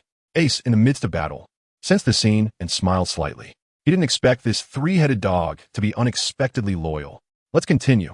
The Demon Slayer in Ace's hand swung faster and faster, and the traces it carved through the air became increasingly smooth and beautiful. Clang, clang, clang. Ace and Longma's figures had long become indistinct. Only the dazzling sparks from their clashing swords indicated to onlookers how fierce their battle was. Boom! The structure of the hospital had finally been destroyed to its limit, collapsing into a heap of ruins, with dust rising up to 10 meters high. Whoosh! Whoosh! In the next moment, two figures suddenly burst out from the dust. It was Ace and Longma, who had been fighting for dozens of rounds. Huff! Longma gasped for breath, but a satisfied smile appeared on his face. Thank you for allowing me to experience once again the joy of fighting for my past life. Can you tell me your name? Ace's swordsmanship is actually not as good as Ryoma's, but his physical strength is significantly greater than Ryoma's. Therefore, he does not feel exhausted. You deserve my respect, Ryoma. My name is Ace. All right, Lord Ace, the next move will be my full power strike, so please take it seriously. Ryoma flipped his wrist and leaped into the air. No song, 3 beats, tail cut. At that moment, Ryoma seemed to become the warrior who had once severed a dragon in two, and the autumn water in his hand let out a jubilant sound. Facing a swordsman with a strike full of conviction, if Ace does not use his true strength, it would undoubtedly be an insult to his opponent. Ace couldn't do it. Flame slash 40 layers. With a package of flames, Ace's figure shot into the sky, colliding instantly with Ryoma. The two landed simultaneously, the scene seemingly frozen in place. In the next moment, a cut suddenly appeared on Ryoma's abdomen. Immediately after, purple flames erupted from the wound, engulfing his entire body in an instant. Ryoma still stood firm, spitting out a mouthful of blood. But amidst the flames, a wry smile appeared on his face. Have I really lost after all? Is this the first time my warrior's body has tasted defeat? So sad. With a casual flick, Ace absorbed the flames from the Demon Slayer back into his own body. He didn't comfort him, but paused before saying, I really wish I could meet you in your living era. This sentence was sincere, representing a strong person's recognition of another strong person. Ha ha. This time, Ryoma's hearty laughter surprisingly came from his own voice. He hadn't felt this happy in a long time. Consider this knife a gift from me to you, Ace. Whoosh. Ryoma raised his hand and directly threw the great knife, autumn water, towards Ace. Ace casually took it, feeling somewhat emotional, as he knew Longma was about to leave. Sure enough, with a satisfied laugh, Longma tilted his head back and opened his mouth, and a black shadow drilled out from his mouth, flying towards the east of the small island. Oomph! Useless. In the ruins, Perona seemed like a true ghost, completely unfazed by physical obstacles, directly emerging from the rubble. Behind her, several zombie generals were dazed, swaying as they pushed aside the stone slabs and barely stood up. It seems we still have to rely on the invincible Perona.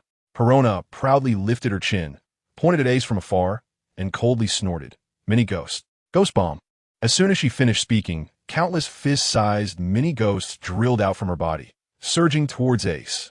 Bang, bang, bang, bang. The moment the mini ghosts gathered around Ace, Perona snapped her fingers, and then a series of explosive sounds suddenly erupted, engulfing Ace in a cloud of smoke. "See, I'm really strong, right? I easily took this guy down. Moria doesn't even need to send you to protect me," Perona said proudly. Yes, yes, yes. You're the strongest." The generals understood Perona's status in Moria's heart, so they could only flatter her. But the last zombie general standing at the back swallowed hard, poked the back of the few in front, interrupting their attempts to continue flattering her. "What are you doing?" Perona said unhappily, as she was enjoying herself. The zombie said nothing, only fearfully pointed ahead. Everyone turned to look, and their bodies stiffened simultaneously. After the smoke dissipated, Ace stood there completely unharmed. Not even a wrinkle in his clothes. "Impossible!" Perona screamed. Her ghost bomb could blast through city walls, and just now dozens had exploded at the same time. It was one thing for the opponent not to be blown to pieces, but how could he be completely unharmed? "Girl, it's useless. Your attacks can't break my defense at all." Ace shrugged. "Impossible, I don't believe it." Perona floated up high and shouted, "Take this. Super large ghost. Divine wind bomb." A super large ghost, nearly 2 meters in diameter, suddenly drilled out from Perona's body, then opened its mouth wide and charged straight at Ace. "I told you it's useless." Ace faced the oversized bomb and calmly delivered punch. Boom! The violent explosion ravaged the ruins of the hospital once again. But when the dust settled, Ace still stood unharmed in place. Ace was no longer in the mood to wait for Perona to make a move. After retracting the autumn water he raised the Demon Slayer and walked step by step towards Perona. A few zombie generals felt a deep sense of fear, but they had no choice but to obey Moria's orders and step forward to protect Perona behind them. Swish! Swish! Ace's large knife flashed with cold light as he struck, cutting each of the zombie generals in half simultaneously. "Don't come over here," Perona said, a bit scared, instinctively floating back a little. She deliberately put on a fierce expression, waved her small fist, and stubbornly said, "I'm not afraid of you. I still have even stronger moves. But it's too cruel, so I've decided to let you go. Just leave. I've already forgiven you for what happened before." Ace was amused by Perona's antics, but of course, he wouldn't be foolish enough to believe her. He lunged at her, but to his surprise, his hand passed right through her body as if she didn't exist at all. "Ha ha!" Perona exclaimed, initially taken aback by the scene, then bursting into arrogant laughter. "I am the invincible, beautiful girl. You can't even touch me. What do you have to win against me?" Ace's lips curled into a teasing smile. If it were someone else here, they really wouldn't know how to deal with Perona. After all, who could harm an intangible ghost? However, Ace understood the principle of Perona's fruit, so he didn't hesitate at all. His observation hockey instantly scanned everything around him into his mind. "Can I do anything about you?" Ace smiled, and with a sudden movement, his body vanished from the spot. When he reappeared, he had already dashed to a small grove on the left side of the hospital. Perona, who had originally been full of herself, could no longer maintain her composure upon seeing Ace rush over there. Her soul could exist outside her body, ignoring physical attacks. However, her body, devoid of soul, was utterly defenseless against external attacks, and her body was right there in that grove. Perona instantly panicked and flew towards the small grove with all her might. But Ace was faster. In her desperate gaze, he leisurely walked into the woods. Bang! A muffled sound came, and Perona suddenly felt a wave of dizziness rush to her head, followed by her soul being uncontrollably pulled in her body, plunging her into unconsciousness. In a final second, what flashed through Perona's mind was, "I still have a trump card. I haven't had the chance to use my negative ghost yet." At this moment, Ace suddenly felt a bit awkward. Facing Perona, who lay before him with no power to resist, he didn't know how to proceed. Men and women should not be too close. He was quite traditional. Should he just eliminate her? After thinking for a while, Ace couldn't bring himself to do it. After all, aside from having a bit of a princess complex, Perona hadn't done anything heinous. So Ace ultimately decided to leave her there, turn around, and left the grove, calling for Luffy and Cerberus to continue deeper into the island. Meanwhile, Tura, the monkey-head spider, had emerged from the ruins. He had judged from the beginning that he was no match for Ace, so he immediately decided to play dead in the ruins. The outcome proved his decision was correct. Didn't he see those zombie generals had been cut in half? But when he saw Perona lying motionless on the ground, terror filled his eyes, and misunderstandings arose in his heart. Has Lady Perona been killed? Tarara couldn't imagine the fury that Lord Moria would unleash upon hearing this news, although Tarara was scared that Moria would vent his anger on him. His absolute loyalty to Moria deep within made him rush towards the castle in the center of the island at full speed. Master! Master! Tarara was very familiar with the terrain of the island, so he arrived at the castle before Ace and the others. Tarara, did you bring back that kid named Ace? Moria lay on his throne, a look of excitement on his face. Once he had Ace's shadow, he could activate number 900. No. Tarara's face showed signs of struggle, but he ultimately said, Lady Perona was killed by that kid named Ace. What? Moria's eyes instantly filled with bloodshot rage, an unprecedented killing intent emanating from his body, as he asked each word slowly. Gulps. Tarara swallowed hard. Lady Perona is dead. How are you still alive? In Moria's view, regardless of the reason, Tarara must prioritize protecting Perona and die before her. Puff, puff. Moria's own shadow suddenly extended beneath Tarara, transforming into dozens of shadow spears that ripped him into countless pieces. Although Tarara was a zombie, he felt a terrifying, real pain before dying. This was the special effect that the shadow fruit could inflict on zombies. Looking at the dismembered body before him, Moria's rage did not diminish in the slightest. Perona, don't worry. I'll make them accompany you in death soon. Directly stepping down from the throne, Moria walked straight to the ice storage door deep within the castle. Seeing Moria's gloomy face, a zombie guarding the ice storage hurriedly ran forward and pushed open the heavy door in a panic. Puff! The cold air from the ice storage surged out instantly through the door. A few beams of light shone into the ice storage, faintly illuminating the massive head of a terrifying giant at the end of the ice storage corridor. Moria walked through the corridor and entered the ice storage. This giant, with a mouth full of fangs, was several times larger than an ordinary giant. Moria looked at the terrifying giant before him, finally revealing a sinister grin. Ors, today is the day you are resurrected. Unfortunately, I still haven't found a powerful shadow to control this body, so I can only use a shadow mage as a substitute. Moria, filled with hatred for Ace due to Perona's death, no longer cared about the consequences of doing so. Using a shadow mage created from the shadow fruit, once it entered a zombie's body, it would gain even greater power. However, there was a drawback. The shadow mage might break free from Moria's control. A few years ago in the New World, it was precisely because of the combination of shadow mages and powerful zombies that Moria could fight against Kaido a few times. But since that time, Moria dared not do so again. He found that the shadow mage had developed a bit of its own consciousness after that incident. But it should be fine for just a while, right? Although Moria had concerns, hatred ultimately prevailed. As long as Ors turns that Ace into mush, I can immediately retract the shadow mage. Thinking of this, Moria immediately summoned the shadow mage, and his shadow slowly stood up from the ground. Then, instead of letting it transform into a clone as usual, he pulled out a pair of scissors from behind and, with a snip, separated himself from the shadow. In that instant, although Moria felt a wave of dizziness, since he was an ability user, he could still maintain his clarity. He awakened. The legendary demon, Ors. Moria's face was filled with excitement as he shoved his shadow into the ice-encased body of Ors. After a moment, Ors' body suddenly shook, countless shards of ice falling from him.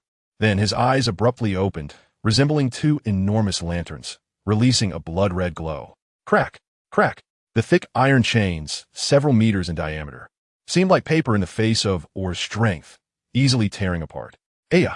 Ors pounded his chest and let out a loud roar, as if releasing the excitement within. Is this what a demon is? The two zombie guards who followed were already dumbfounded. That massive iron chain had been effortlessly broken. Haha, what a spectacle. This is the art of zombies. Another legend has awakened under our command. Just then, someone suddenly walked in from outside the cold storage and spoke. Such momentum. Oh, is that Hogback? Moria glanced at the newcomer. He was in a bad mood, and didn't he want to talk much with the subordinate? Yes, Lord Moria. I heard about Perona and rushed over immediately. Hogback grinned, bowed, and said, however, if you are truly saddened, I can help you turn Perona's corpse into a zombie. Swish! Moria's eyes suddenly turned blood red, and without saying any nonsense, he directly grabbed Hogback in his hand, gradually increasing the strength in his grip. The intense pain in Hogback's body was instantly overtaken by fear.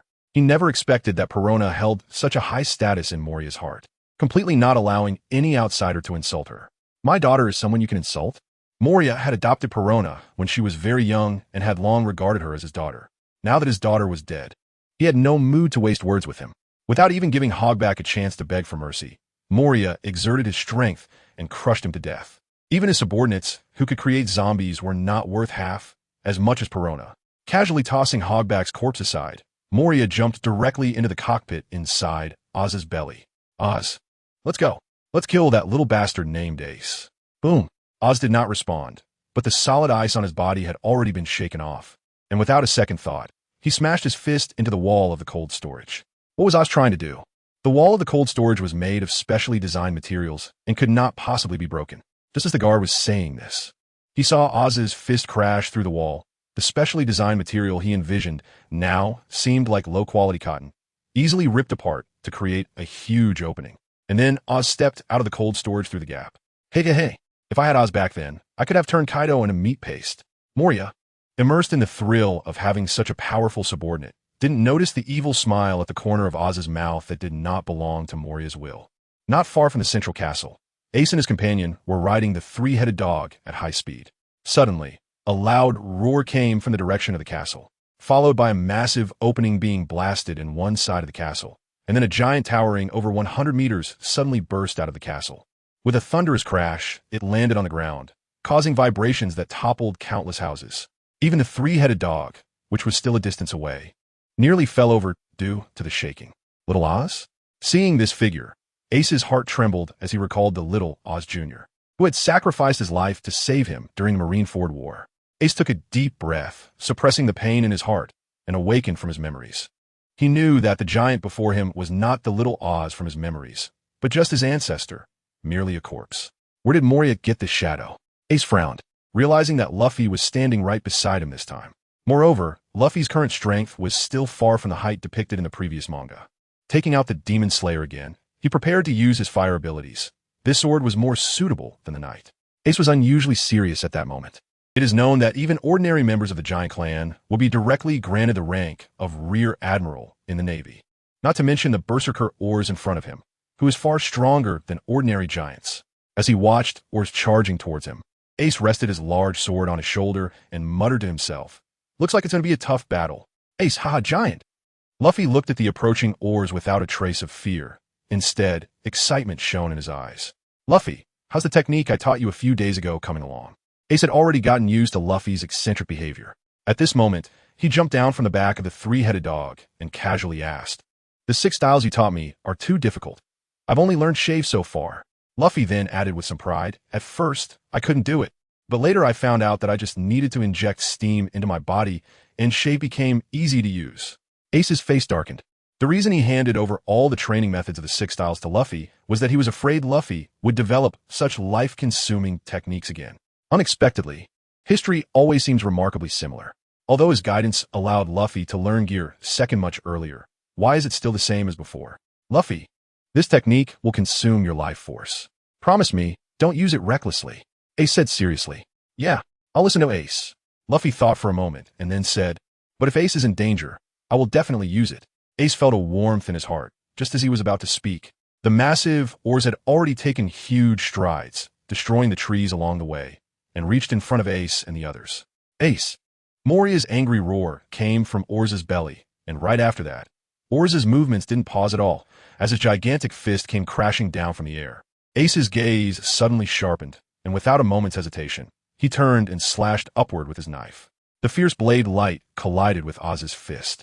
As if a thunderous explosion had erupted, sending shockwaves through the air, Oz's strength was absolutely terrifying, capable of lifting a warship with his bare hands. Yet, even with such horrifying power, his fist was deflected by Ace's strike. Boom! Oz's fist crashed into the ground beside Ace, causing the entire forest to tremble violently. After the dust settled, a massive fist imprint appeared abruptly on the ground. Buzzing, Ace dodged to the side, his expression growing more serious. as the demon slayer in his hand continued to tremble for the immense power. Hey hee, Oz, hurry up and stomp them to death. Moria's sharp voice rang out. I want to use them as a burial, for Perona. Oz remained silent, ignoring Ace, and instead slightly turned his body, raising his foot to stomp towards Luffy and the three-headed dog. Bastard! Ace shouted in anger and rushed over immediately, but the distance between them was now impossible to catch up. Boom! Oz's foot stomped down hard on the ground, sinking deeply into the earth. No! Ace's eyes turned red as he unleashed 5 times his physical strength without hesitation, charging forward and slashing at Or's leg. Swoosh! Even though Ors was a giant warrior with incredibly tough skin, he couldn't withstand Ace's fury. The demon slayer easily sank into Or's calf, severing a third of it before being stopped by the bone. The force transmitted through the blade ripped Or's leg apart, causing him to lose his balance and stumble, crashing down onto a patch of forest. Ace didn't have time to care about him. He immediately waved his hand to disperse the dust and looked into the footprints left by Ors, only to find them empty. Woof! Woof! But he discovered that it was the three-headed dog who had already grabbed Luffy and pulled him aside. Ace finally felt a weight lift off his chest. Having a loyal zombie subordinate was quite interesting. Damn it! Moria pulled aside the curtain that Ors had taken alone, his face dark as he glared over. Number 82. How dare you help the enemy? The three-headed dog was clearly zombie number 82, and upon hearing Moria's words, it immediately broke out in a cold sweat. Snap! The three-headed dog instinctively loosened its jaw, and Luffy fell to the ground. Traitors have no reason to exist. Moria waved his hand coldly, accompanying Moria's movement. The three-headed dog's eyes rolled back, instantly revealing only the whites, and then 3 shadows were pulled out of its body by Moria. Little 3. Luffy looked at the motionless three-headed dog on the ground, recalling how it had accompanied him all the way and saved him twice. And now was dead, just like that, his heart filled with rage. Bastard, I'm gonna beat you up. Luffy suddenly turned to Moria, glaring at him angrily. Goma Goma no Gatling gun. Without thinking, Luffy unleashed a flurry of punches towards Ors not far away. However, his attacks couldn't harm the tough-skinned Ors at all, leaving him helplessly roaring in anger, swinging his fists again and again. Ors was enraged by Luffy's attacks, and threw another punch. Oomph! Ace snorted coldly, and the blade was enveloped in blue. With a single slash, he struck forward, and before Oz's fist could hit Luffy, the fiery blade energy pierced into his fist. The terrifying heat turned the flesh on the fist to ashes, forcing Oz to retreat several steps. Ace, I'm still not strong enough. Luffy was blown back by the shockwave, unable to take revenge for the three-headed dog himself, leaving his anger nowhere to go. Ace sighed. He understood Luffy's personality and knew he had to give him a chance to fight this time. Luffy, I will give you my power this time, but from now on, you must train even harder and become strong enough. This way, your friends and family won't disappear like they did this time. Okay. Ace's words motivated Luffy, and he responded with unwavering determination. Ace nodded, then turned to look at the forest behind him and said expressionlessly, How much longer are you going to hide? Bring out all the shadows you've collected. As soon as Ace's words fell, a group of ragged people emerged from the woods. Their eyes filled with hope as they looked at Ace. They were all individuals whose shadows had been taken by Mariah. Now, they could only despairingly hide in the eerie woods to avoid being turned to ashes by the sunlight. At this moment, Ace's strength gave them hope for recovery. How could they hesitate? They immediately followed Ace's instructions, taking out one shadow after another and stuffing them into Luffy's body. Moments later, a total of 70 shadows had been inserted. Suddenly, Luffy's body swelled up, his skin turned a dark blue-black, and his arms became incredibly strong, giving him the power close to that of a vice admiral. Nightmare Luffy. Luffy, your current strength can only be maintained for about 2 minutes. During this time, let us brothers fight side by side. Ace looked at Luffy, a satisfied smile appearing at the corner of his mouth. Yes, Luffy replied, his blue face incredibly resolute. In the next moment, his body abruptly vanished from the spot, and he threw a punch at Ors. Spirit Fire Refinement Technique. Erupt. Haha. Azure Lotus Flame slash 80 layers. Ace let out a loud laugh and swung a blazing sword of flame, following Luffy's attack on Oz. In fact, their movements were very quick, so only a short time had passed. Oz's palm had already been burned to white bone by the flames. Just as he steadied himself, he saw the 2 attackers coming at him. After transforming into Nightmare Luffy, his strength instantly surged to a whole new level, suddenly appearing right in front of Oz. and delivering a massive punch the size of sandbag directly to his chin. The towering giant, nearly 100 meters tall, was actually lifted off the ground by Luffy's punch, momentarily losing his ability to move. In the next second, Luffy shifted sideways 10 meters to make way for Ace's sword chi. Oz, suspended in the air, had no way to dodge the rapidly approaching sword chi. Thud! The sword chi pierced into Oz's body, and waves of blue smoke continuously poured out from the wound. Even though he was a zombie and couldn't feel pain, he was fully aware that he was at a life-and-death moment. With a forceful push of his abdomen, his body suddenly sank down, trying to stabilize himself and attack Ace, who was coming at him with a sword. But just as he clenched his fist and aimed a punch at Ace, Luffy suddenly appeared in front of him, delivering a punch of his own. Boom! Luffy's fist, significantly smaller than Oz's, managed to block the punch. Meanwhile, Ace had already flashed to Oz's right side and slashed down with his sword. Unsurprisingly, Oz's arm was cleanly severed in two. A foul-smelling rain of blood poured from Oz's arm, and in the air, it was evaporated into gas by the high temperature of the flames. Boom! Oz's arm crashed down, flattening a large area of forest as it rolled. At this moment, Luffy took a deep breath, twisted his body into a corkscrew shape, and then shouted, "Goma Goma no Storm!" Luffy's fists rained down on Oz like raindrops in a storm, causing the one-armed Oz to tremble all over, with countless blood pouring from his wounds. Meanwhile, Moria, who was trapped inside Oz's belly, couldn't escape Nightmare Luffy's fists and was beaten to a pulp. Ace and Luffy's cooperation seemed to have been rehearsed countless times in advance, showing an extraordinary tacit understanding. Wow, the victims hiding in the woods all widened their eyes in disbelief. That Moria is also inside this zombie, right? He has actually taken a beating? These two kids look like they're only around 10 years old. They're already this strong. Does that mean we have a chance to see the sun again? After the shock, they all fell into a frenzy of joy. As long as Ace and Luffy could defeat Moria, they would be able to return to a normal life. Boom! With the final punch, Oz's massive body was suddenly sent flying, crashing down and collapsing half of the castle, his body sinking deeply into it. Buzzing, the black shadows began to pour out from Luffy's body, and Luffy fell from the sky, returning to his original size. Ace stepped on a moonwalk, pulled Luffy over gently, and placed him on the ground. Looking at Luffy, who still wanted to struggle to get up, he said with a hint of pity, "You've done very well. Now, just leave the rest to your brother." Damn it! Damn it!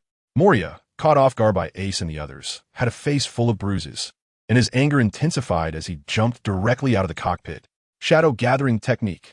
But at that moment, when Moria unleashed this powerful move, something unexpected happened that surprised everyone. Suddenly, the Shadow Master burst out from Oz's body, sporting a wicked smile, and appeared right behind Moria. The Shadow Master's hand suddenly reached out and plunged directly into Moria's chest. Moria spat out a mouthful of blood, his eyes widening in shock as he barely turned around, his expression completely replaced by horror. "Why you? How could your own clone attack you?" He. The Shadow Master grinned widely, letting out a chilling laugh. The Shadow Master withdrew his hand, blood spraying everywhere. Moria's body became heavy, and he fell helplessly from the air, smashing into a giant tree and crashing heavily to the ground. His consciousness became a bit hazy, and Moria let out a bitter laugh, realizing he had underestimated the side effects of the Shadow Master, which had caused him to lose control at a critical moment in battle. What a pity, he hadn't even had the chance to avenge Perona. Moria glanced at Ace, his expression twisted with resentment for not being able to exact revenge. "Moria, what's wrong with you?" Suddenly, a little girl in a pink dress ran out from the nearby woods. Seeing Moria lying on the ground, she threw aside her beloved umbrella and rushed over anxiously. Moria's fierce expression was completely replaced by shock, his eyes nearly popping out as he stammered. "Perona? Moria, don't move. You've lost so much blood." Perona cried as she rushed to Moria's side, clumsily trying to treat his wounds and wrap him in bandages. She didn't care at all that she was covered in blood. "That Ace didn't try to kill you?" Moria carefully observed Perona, wanting to know if she had been hurt.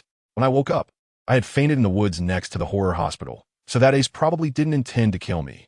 Perona's words made Moria's expression turn complicated. Did that mean that his current predicament was entirely his own fault? Because he wronged Ace, his anger had caused the Shadow Master to slip out of his control, ultimately giving it the opportunity to ambush him. Ace stood by expressionlessly, although he was somewhat surprised by the Shadow Mage's betrayal. He wouldn't be bored enough to sympathize with Moria. Hey, shadows gather. The Shadow Mage's voice attracted the attention of everyone present, and all the zombies on the Devil's three-masted ship fell to the ground almost simultaneously. The shadows, as their souls, quickly moved along the ground, drilling into the Shadow Mage's body. This is impossible. Moria saw this scene and spat out a mouthful of blood. This Shadow Mage not only gained self-awareness, but could also use his own abilities. Although the Shadow Mage had already broken free from Moria's control, there was still a faint connection between them. Therefore, he understood that if he didn't stop the Shadow Mage, once he absorbed all the shadows on the island, he would definitely kill everyone on the island, including Perona. As for himself, after losing all his companions in the New World, he had already died half inside. But Perona cannot die. Moria had already experienced the pain of losing a daughter once, and absolutely did not want to go through it a second time. Thinking of this, Moria pushed Perona away and shouted, "That Ace, I know in your eyes I deserve to die, and I don't expect you to help me deal with the Shadow Mage. But I hope you can protect Perona. The things I did have nothing to do with her." Ace's expression changed slightly.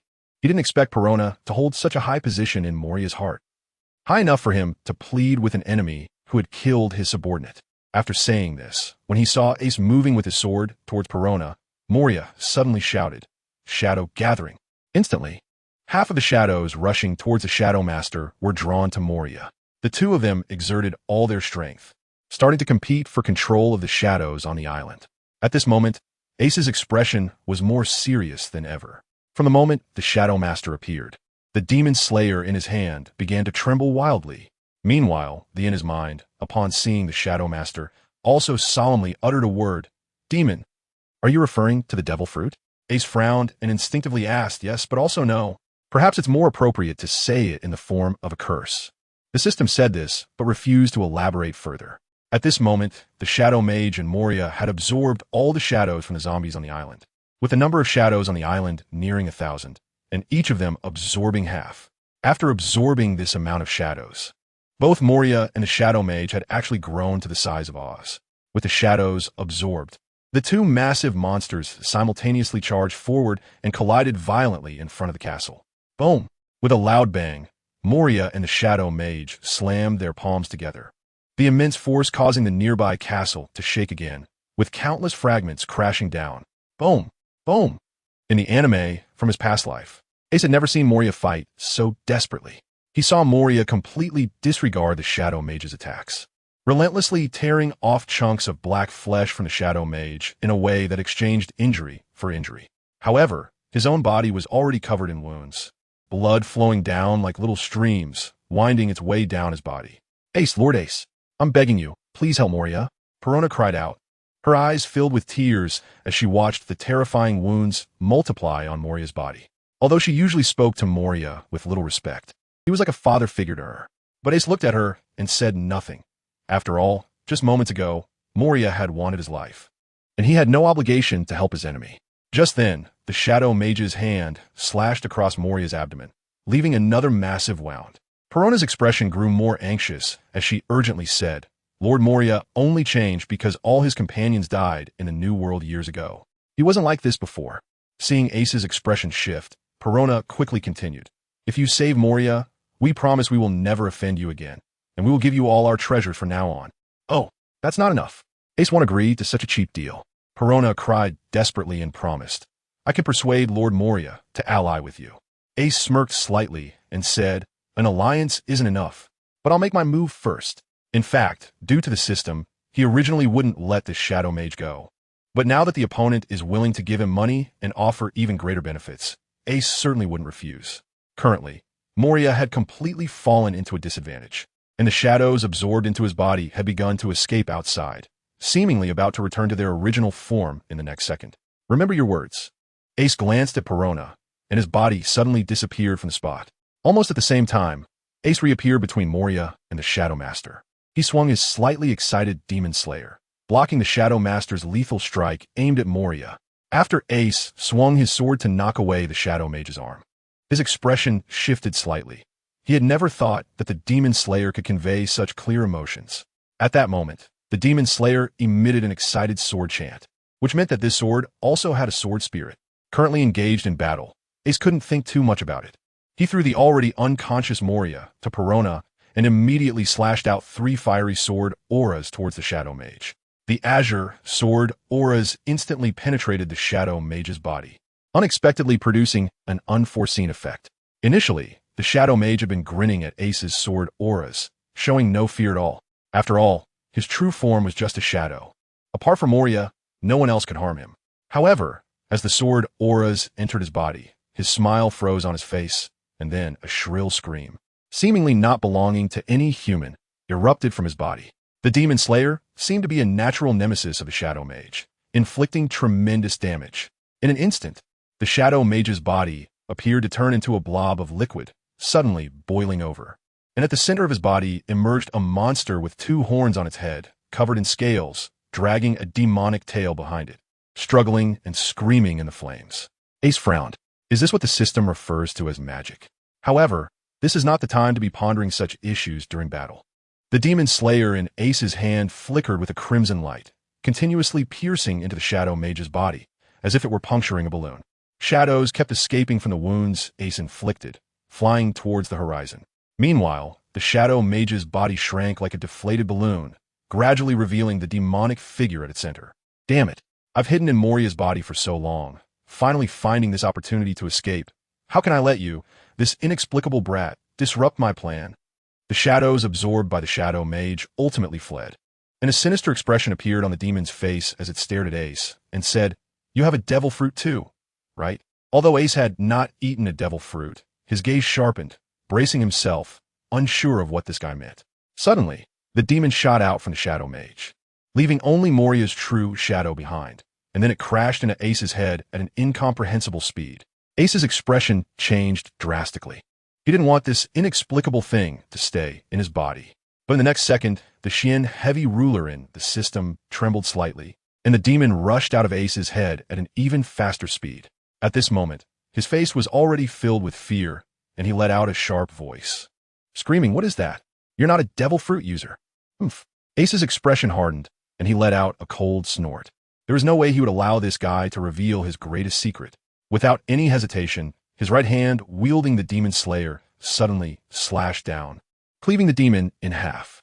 Black smoke continuously poured out from the demon's body, and his facial expression seemed frozen, as if he were a melting snowman, dissolving into smoke and disappearing into thin air. At that moment, the Demon Slayer, which had just slain the demon, suddenly emitted a crisp sound, directly upgrading its grade to a superior blade.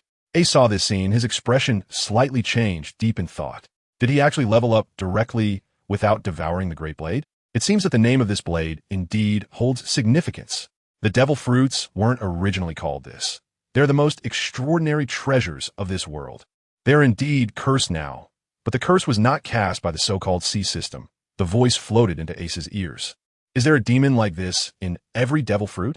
Ace's expression turned a bit ugly. After all, he had made Ein and the others consume the devil fruits. No, usually it's just an ordinary curse. This is clearly a special case. Hearing the system's words, Ace's expression improved a little.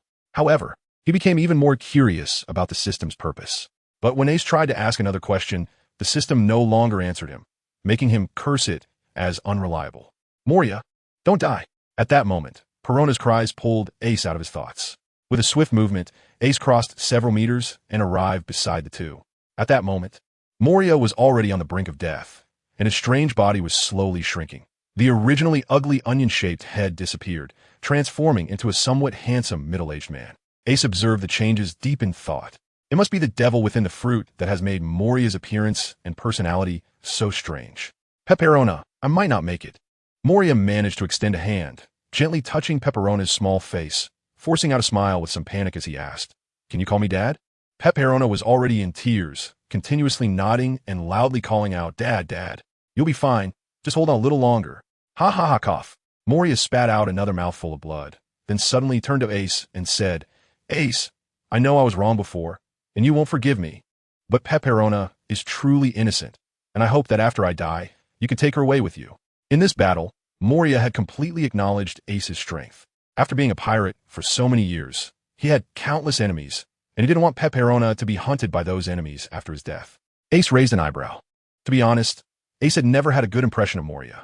This person had a powerful devil fruit ability, but preferred to rely on the strength of others. Arrogant and ruthless, cruel to his enemies. However, after witnessing the scene today, Ace had to admit that human nature is complex. There are no absolute villains, nor are there absolute good people. Moria is a true villain, but he also has moments of genuine emotion.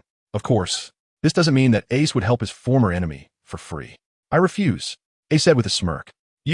Moria was furious, and a few mouthfuls of blood spat out. But he couldn't say anything to Ace. After all, just half an hour ago, he was thinking about how to eliminate Ace. If you want to take care of Perona, come yourself.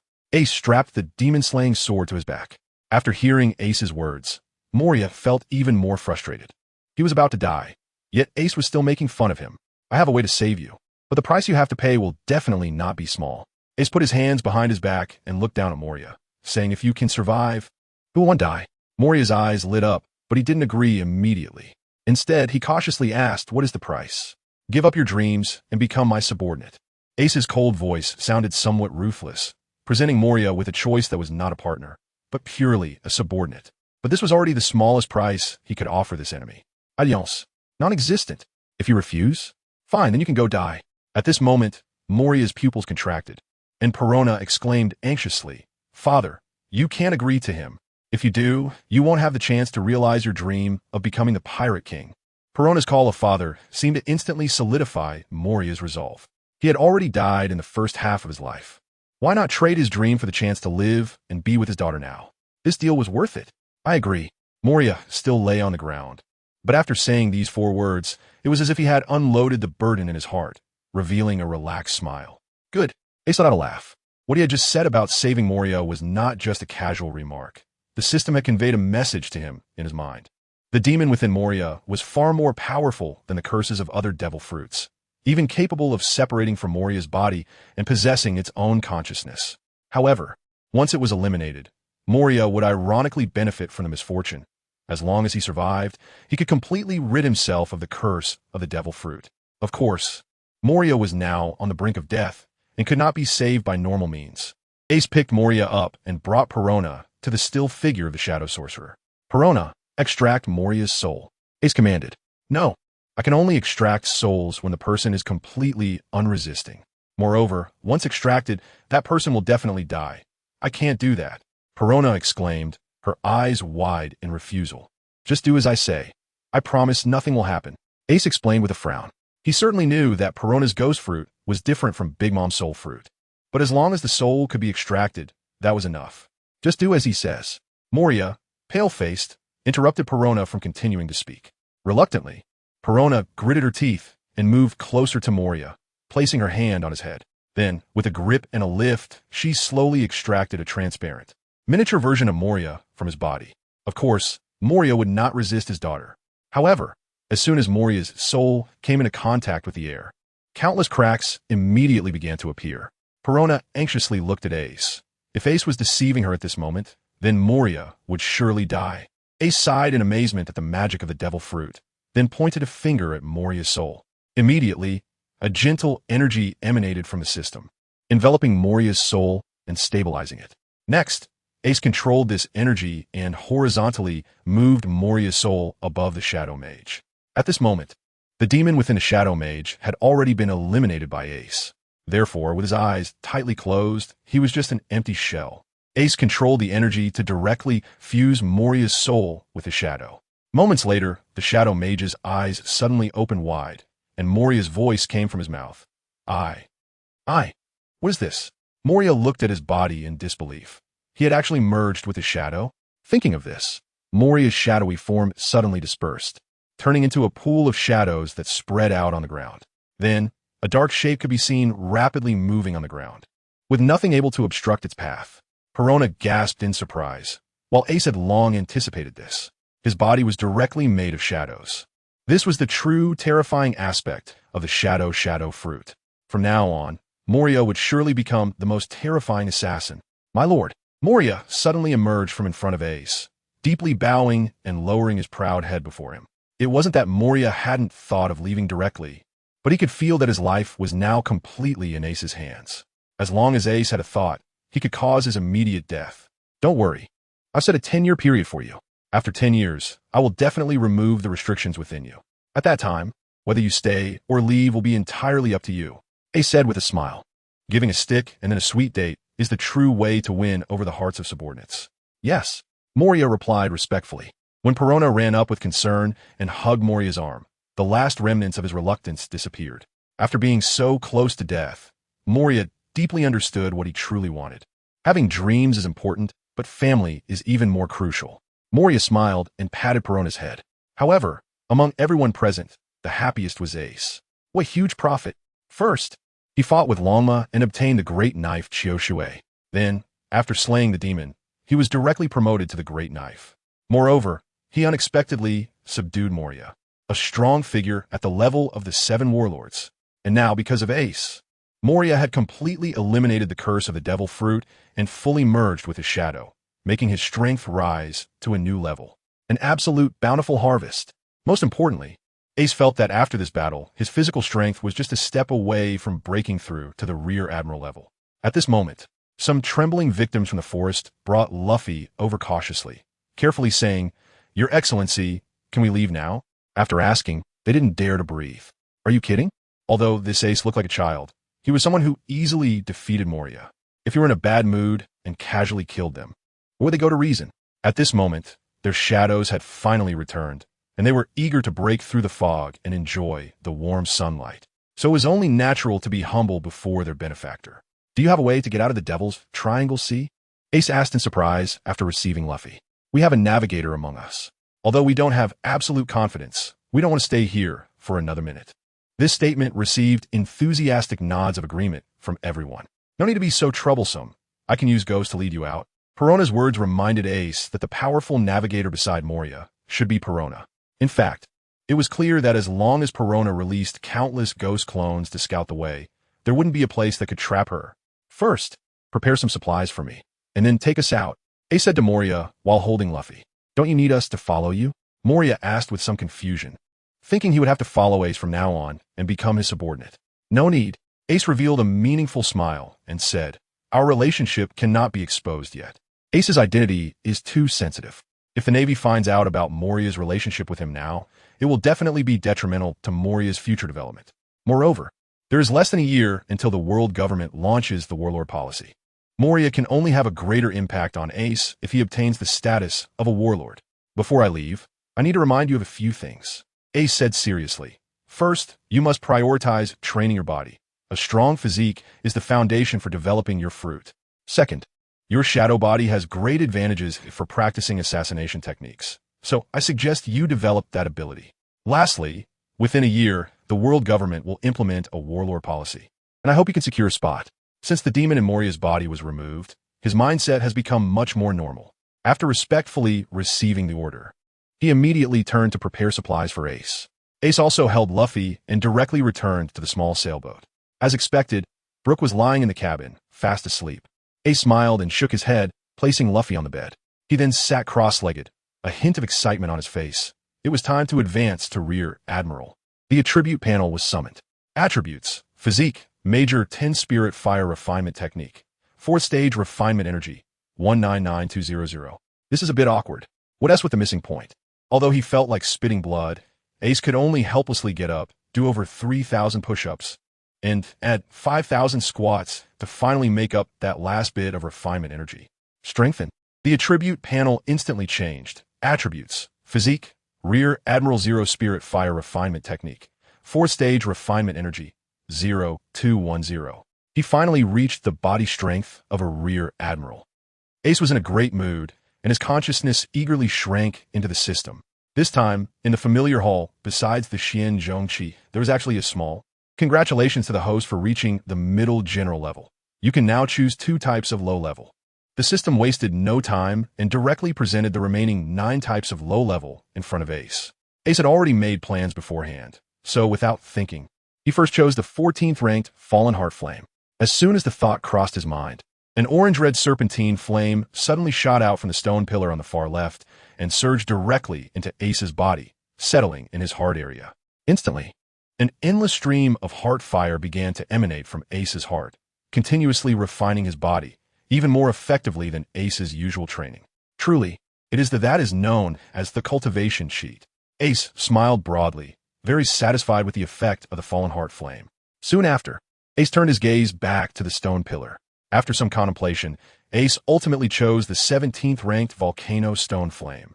This strange fire itself isn't particularly special, but it can be fused with the 7th ranked Intermediate Strange Fire, the 9 Nether Golden Ancestor Fire, to form a new type of strange fire that can compete with high-level strange fires. Therefore, the cost-performance ratio of choosing the Volcano Stone Flame can be said to be very high. After Ace made his choice, the deep red volcanic flames trembled and surged directly into his body from the stone pillar. Feeling the 3 types within him, Ace let out a long breath and smiled with satisfaction. He wondered if the 4-colored Buddha's Fury Fire Lotus could leave a deeper impression on the Red Dog. As long as Ace could completely master the 3 types with the strength of a mid-admiral level body, he could control the Buddha's Fury Fire Lotus formed by them. Even when facing an enemy at the quasi-admiral level, he would still have a fighting chance. Just as Ace was about to leave the system space, the small cauldron in the center of the hall suddenly opened, and a pill the size of a longan floated in front of Ace. Ace reached out to take the elixir, feeling the overwhelming spiritual energy emanating from it. He waited with some confusion for the system's explanation. This is a 6th grade elixir, the Qingming Longevity Pill, which can extend a person's lifespan by nearly 10 years, and one can only consume one in a lifetime. The system paused for a moment and added, "This is the reward for your first kill of a demon." Ace's expression was genuinely moved at that moment. The value of this elixir was simply too high. In the world of One Piece, countless powerful beings had already passed away, and their strength was far from their peak. But if he took this elixir, it would mean being 10 years younger. If outsiders found out, countless strong individuals would surely go crazy over it. However, aside from these benefits, Ace had even more thoughts in his mind. The weapon provided by the system was called Demon Slayer. After slaying the so-called demons, the system offered such a precious reward. These events revealed a glimpse of the system's true purpose. These demons must be the real enemies of the system. A scream interrupted Ace's thoughts as Brook suddenly rolled around the room. My shadow was cut off. How terrifying. Then, he suddenly seemed to remember something, first grabbing his hair, and when he found his fro still intact, he breathed a sigh of relief. Then, he lifted his skull and pulled out a sound snail from inside. After carefully examining it and confirming that it was unharmed, Brook's anxiety finally eased. Ace quietly walked up behind Brook's side and asked, "Do you still want to see Laboon?" Upon hearing Ace's words, Brook suddenly turned to look at him. His face filled with tension, and his jaw trembled slightly, as if he wanted to confirm that he hadn't misheard. He cautiously asked, "Lord Ace, were you just talking about Laboon?" "You didn't hear wrong. I was indeed talking about that island whale named Laboon." Ace had not finished speaking when Brook suddenly stood up, excitedly jumping in front of Ace. "Have you seen Laboon? Is he okay?" Ace hesitated for a moment, but ultimately decided to speak the truth. The bond between Brook and Laboon was too deep. This feeling made Ace think that even a kind-hearted lie would be unnecessary. "I have never seen Laboon, but I know that for all these years, it has been waiting day and night in the Twin Cape, waiting for you to come over the upside-down mountain to meet it." Ace paused and continued, "I think if it can't see you, it will keep waiting like this until death." At this moment, Brook was already in tears. It turned out that he was not the only one who had been waiting in loneliness. It's been 40 years. The sea has changed with the passage of time. But on the other side of the distant ocean, there is still a companion who has been silently waiting for them for a promise. "I'm not lonely at all."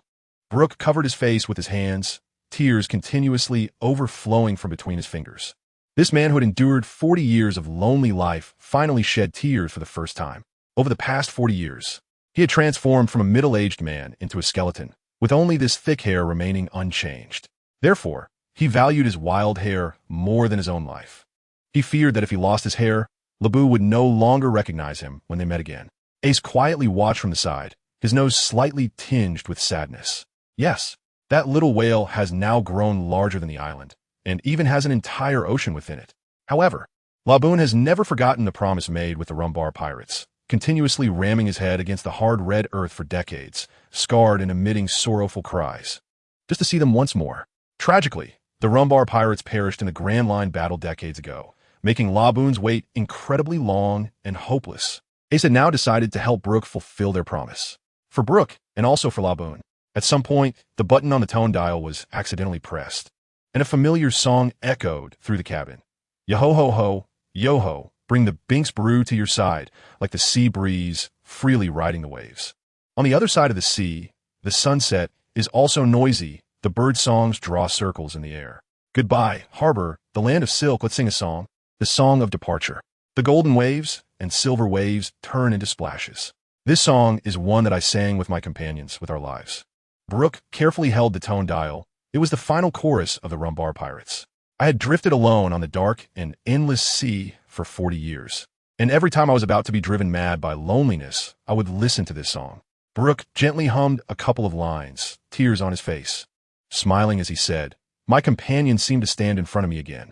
But they are all gone, all gone." Brooke repeated, "Only I, the living dead, remain. I see no hope." Ace did not interrupt. He could feel Brooke's pain. "But, Lord Ace," Brooke placed the sound shell back into his skull. "I have never been more grateful for the ability of the Yomi Yomi know me than today, and I have never been more relieved to be alive than today. I hope to personally deliver the Rumbar Pirates chorus to Laboon." Brooke suddenly bent down and gave a 90-degree bow to Ace. "Lord Ace, please let me follow you." "Why not?" Ace smiled and helped Brooke up. Next, Morii, following Ace's orders, prepared some fresh water and food for him, and also stuffed gold and jewels worth 200 million berries into Ace's small sailboat. With this, Ace's small boat now contained 210 million in wealth. What a little tycoon. With this money, the next step should be to go to Water 7 to get a better ship. Once the supplies were ready, Ace, along with Luffy and Brooke, set sail beyond the Devil's Triangle under the guidance of Perona's ghostly clones. Morii, however, remained there, training his martial arts according to the methods Ace had left behind while developing his assassination skills. Splash! Ace forcefully unfurled the black flag in his hand, which featured a menacing skull wrapped in various flames. After admiring his creation with satisfaction, Ace hoisted the homemade pirate flag up the main mast of the small sailboat. Luffy's body had completely recovered, and after this battle, his physical strength had significantly increased. Upon seeing Ace raise the pirate flag at the bow of the ship, his eyes sparkled with excitement as he enviously asked, "Ace, have you formed your pirate crew?" "Ha, the Fire Emperor pirate crew." Ace replied with a smile. "What do you think, Luffy? Why don't you join my pirate crew?" "No, I'm going to be the Pirate King," Luffy said stubbornly, adjusting his straw hat. Ace didn't take it to heart. He had anticipated Luffy's response long ago because he knew his brother too well. However, as a man, he should have his own dreams. The Pirate King, huh? Ace's eyes narrowed slightly. If his brother liked that title, then he might as well give it to Luffy, as his ambitions were far greater. Standing at the bow of the ship and gazing at the boundless sea, Ace smirked. After finally coming to this world, how can I not create a great upheaval? Suddenly, a loud roar came from the horizon, and Ace instinctively looked over. He saw the waves surging several miles away, and a small ship resembling a western coffin was racing toward them. On the small boat stood a man wearing a black top hat adorned with white fur and a wine-red patterned coat. His eyes, sharp like a falcon's, radiated two intense beams of light as they fixed on Ace from a distance. Eagle-eyed, Ace's pupils suddenly constricted. How could this world-renowned swordsman recognize him at this time? However, despite his confusion, Ace still felt a sense of anticipation for meeting Mihawk. After all, as a swordsman, Mihawk's formidable strength and elegant demeanor were truly admirable. The distance of several miles was just a blink of an eye from Mihawk's swiftly sailing small boat, and he instantly arrived beside Ace's small boat, appearing by Ace's side in a flash. "Are you Ace?" Mihawk looked up at Ace and asked with a slightly trembling voice. "That supreme greatsword, Yoru, is in your hands?" Ace was taken aback, only then realizing that the long sword on Mihawk's back was just an ordinary large knife. Seemingly understanding the purpose of Mihawk's visit, he flipped his right hand, and the knight was taken out from the... In that instant, a black streak of light flashed by, and the air let out a piercing whistle, revealing the unparalleled sharpness of the large knife. Mihawk's face immediately showed signs of excitement. The pitch-black, shining blade, along with the dense array of chaotic blade patterns on the edge, must be the legendary unparalleled large knife knight. However, unsure of Ace's intentions, Mihawk still placed his right hand on the hilt behind him, as long as Ace showed the slightest hostility. Even though the knife in his hand was far inferior to Knight, Eagle, I had absolute confidence in taking Ace down. "It's a gift for you," Ace said with a smile. "What?" Mihawk's cautious expression froze on his face. He even thought there was a problem with his hearing. "I said, I'm giving you Knight." Ace repeated his words again, feeling a bit puzzled. Could it be that Dracula Mihawk's weakness was his hearing? This time, Mihawk really heard him clearly, but his mind was even more conflicted. Who would willingly give away their supreme greatsword? This was a supreme greatsword, not just some ordinary cabbage. Mihawk had anticipated that this journey would come with some costs. The other party might ask for a lot of money or for his assistance. He could choose to agree or refuse, and there would always be a way to obtain the knight. But now, what if the other party didn't want anything at all? Mihawk was momentarily stunned. He didn't know how to respond. Ace really didn't think too much about it. Although he could enhance his strength by devouring famous swords, he had just recently attained the body strength of a vice admiral and had no idea when he would be able to devour the supreme great sword. However, in his memory, Mihawk and Yoru were one entity. Only when Mihawk bore the supreme great sword Yoru could he be considered the complete Dracula Mihawk. Therefore, Ace decided to give Yoru to Mihawk. As for the famous swords he could use to enhance his strength in the future, wasn't there still 11 other supreme great swords? He could just find another opportunity to snatch one later. Don't you have any conditions? Mihawk still wasn't giving up, wanted to extract some hints, but he was destined to be disappointed, as Ace simply shook his head. There must be a conspiracy. No, I can't owe him anything. Mihawk was very certain in his heart. With his pride, if years later Ace used this matter to blackmail him, he might have to give in. Thinking of this, Mihawk raised his head, his yellow pupils fixed firmly on Ace, and said seriously, I will stay by your side in the coming days. I will help you 3 times. After saying this, Mihawk then took Yoru from Ace's hand.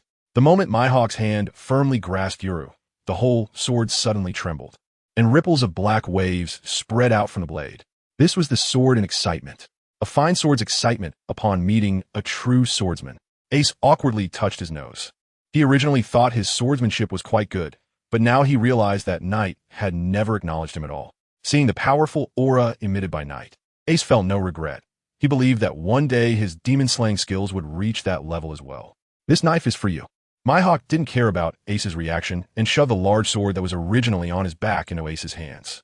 It seemed that in Mihawk's eyes, only by giving Ace a large sword, along with his 3 opportunities to strike, could it barely compare to the value of the supreme large sword knight. Ace certainly wouldn't refuse. After all, Mihawk is a powerful warrior who can spar with Shanks. Although he only made a move 3 times with Mihawk's strength, it might mean 3 more lives for Ace.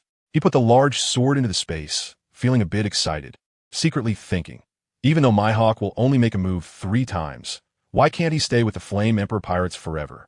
Since Mihawk has already decided to stay by Ace's side for now, he won't be leaving temporarily. So he moved his coffin boat onto Ace's sailing ship. Seeing Ace controlling the ship to sail straight ahead with a clear goal, Mihawk asked, Where are you going? Oh, the captain is heading to Water 7. A skeleton figure holding a straw hat-wearing child walked out from the cabin. That's right. Ace said he wants to change to a bigger ship.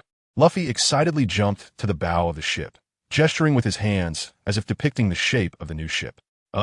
Mihawk, although curious about Brook's appearance, still had a serious expression and said, Do you know which direction Water 7 is in? Ace was a bit confused and took out a permanent pointer from his pocket. Brook and Luffy leaned in to join him, and after observing for a while, they pointed together at the direction the ship was heading, puzzled, saying that's right. We're going this way. Mihawk, not knowing what to say anymore, thought to himself, is this a gathering of people who are bad with directions? He helplessly extended a finger and pointed towards the stern of the ship. To Water 7. We need to go this way. The 3 of them stared in disbelief, realizing that they had been drifting further away all this time. Get out of the way, Mihawk said with a dark face as he pushed Ace aside and stepped forward to take the helm. He had been wandering alone on the ocean and possessed decent sailing skills, controlling the small boat with ease. But how did it come to this? Mihawk controlled the sailboat while watching Ace and the others start discussing how to fish, feeling suddenly bewildered. He had clearly come to search for the supreme Blade Yoru. So why had he ended up as a laborer? No, he must quickly make that kid ask him to make a move 3 times, so he could leave here quickly. Mihawk squinted his eyes and muttered to himself. Just then, Ace's fishing rod suddenly jerked up, and a 2-meter-long shark broke the surface of the water. But before Ace could get excited, a sea beast with a 2-meter diameter head came and swallowed the shark in one bite, also biting off Ace's fishing rod. Bastard! Ace looked extremely angry and punched the beast's head, causing a large bump to swell up visibly. The next moment, the entire sea surface shook as a gigantic sea monster, measuring dozens of meters long, surged up from beneath the waves. Its size was already approaching that of a small sea king. Ace's mouth was agape, and he didn't expect that he had provoked such a colossal creature. Meanwhile, Mihawk on the ship suddenly brightened his eyes. a faint smile appearing at the corner of his mouth as he murmured to himself. It seems this kid is asking me to make a move. Bang! Mihawk's smile froze on his face because Ace's hesitation lasted only a moment, and then he threw a punch at the monster before him. The dozens of meters long creature actually soared into the air with that punch, leaving the surface of the sea. Stormfoot. Two blue blades soared into the sky, slicing through the monster's body. One grazed its neck, while the other cut off the tender flesh beneath its most delicate fin. With a splash, the monster's corpse fell back into the sea, while a large piece of fresh beast meat landed on their small sailboat. Once everything was over, Mihawk regained control of his facial muscles and suddenly remembered that Ace in front of him was also a bounty criminal with a reward exceeding 200 million, possessing considerable combat power. It seemed that the deadline for his freedom would be a long way off. Lunch could improve the food quality. Ace happily raised the beast meat, and both Luffy and Brooks' eyes lit up, drooling. However, he was puzzled to find that the usually calm Mihawk had a face full of frustration. Doesn't he like seafood? 3 days later, Ace in the other sailboat was still slowly sailing on the sea. Hey, Uncle Mihawk, when will we arrive? Luffy ran around Mihawk, pouting. I'm tired of eating canned food. I want a big meal. Mihawk's forehead twitched. For the past few days, Luffy had been pestering him every few hours, driving him crazy. Usually, as the world's greatest swordsman, who would dare speak to him like this? Yet he found himself helpless against Luffy. After all, with his status, he couldn't argue with a child. In the end, he could only take a deep breath and helplessly say, Soon, we'll be there in half a day. Luffy, stop messing around. There's still half a piece of roasted sea beast meat. You take this first. Ace came over at that moment. Meat. Luffy's eyes instantly brightened, and all complaints were thrown out of his mind as he eagerly grabbed the meat Ace handed him and began to devour it. Ace smiled knowingly, thinking that this younger brother was actually quite easy to take care of. You've worked hard these past few days. Ace walked over to Mihawk and thanked him with a smile. Hawkeye merely snorted coldly, not wanting to engage in conversation. He had been the one steering the ship for the past 3 days, almost becoming a professional helmsman. When had he ever done such a thing? Ace awkwardly touched his nose and turned to walk in the other direction. He couldn't help it. After all, the few people on the ship were almost all bad with directions, so he had to let Mihawk take the helm. However, Ace didn't see that after he turned around. A faint smile appeared on Mihawk's face. Mihawk had always been alone, and this was the first time he had to spend day and night with others. Although it could be annoying at times, more often than not. The straightforwardness of Luffy and the others made him feel a sense of relaxation that he hadn't experienced in a long time. Yo-ho-ho, Captain, come quick and take a look. Brooks stood by the edge of the ship, pointing at the surface of the sea and shouting in amazement. Ace followed his finger and immediately saw a pitch-black railway extending into the distance beneath the surface of the sea, rising and falling with the waves. Is it the railway for the train on the sea? Ace looked at the marvelous creation and couldn't help but exclaim in admiration for the shipwright Tom's superb craftsmanship. Just then, a distant sound of a train whistle suddenly echoed from the front of the sailboat. Ace and the others turned to look in the direction of the sound. But instead of seeing a sea train, they spotted a young man with a cannon on his back, standing alone on the tracks. Inside the train carriage, Spandam was lying on the sofa, his face wrapped in bandages, with half of his teeth missing. Damn it, that brat named Carter Flam. I will never let him go. Spandam cursed bitterly, covering his eyes. That kid dared to hit me, the CP5 commander. He has committed a grave sin. Once this matter is settled, I will definitely come back and execute him. The 3 intelligence officers sitting across from him exchanged glances. Although they had to strictly follow their superiors' orders, they could still make basic judgments. Their commander, Spandam, was incredibly malicious. In order to obtain the design for the ancient weapon from Tom, he had schemed to frame Tom and his apprentices Iceberg and Frankie, leading to Tom, who had already been acquitted, being sentenced to death again. Now that poor Tom was severely injured, lying in the next carriage. Mr. Spandam. At that moment, a guard intelligence officer burst through the cabin door, panic-stricken. What now? Spandam shouted impatiently. It's Carter Flam. The officer suddenly pulled open the window beside the carriage and pointed toward the front of the train. He has chased us here and is standing on the tracks, armed. What? Spandam's eyes widened in shock. Is Flam crazy? This is a high-speed train. How can anyone stand in front of it? They will be crushed to pieces. What do we do, Commander?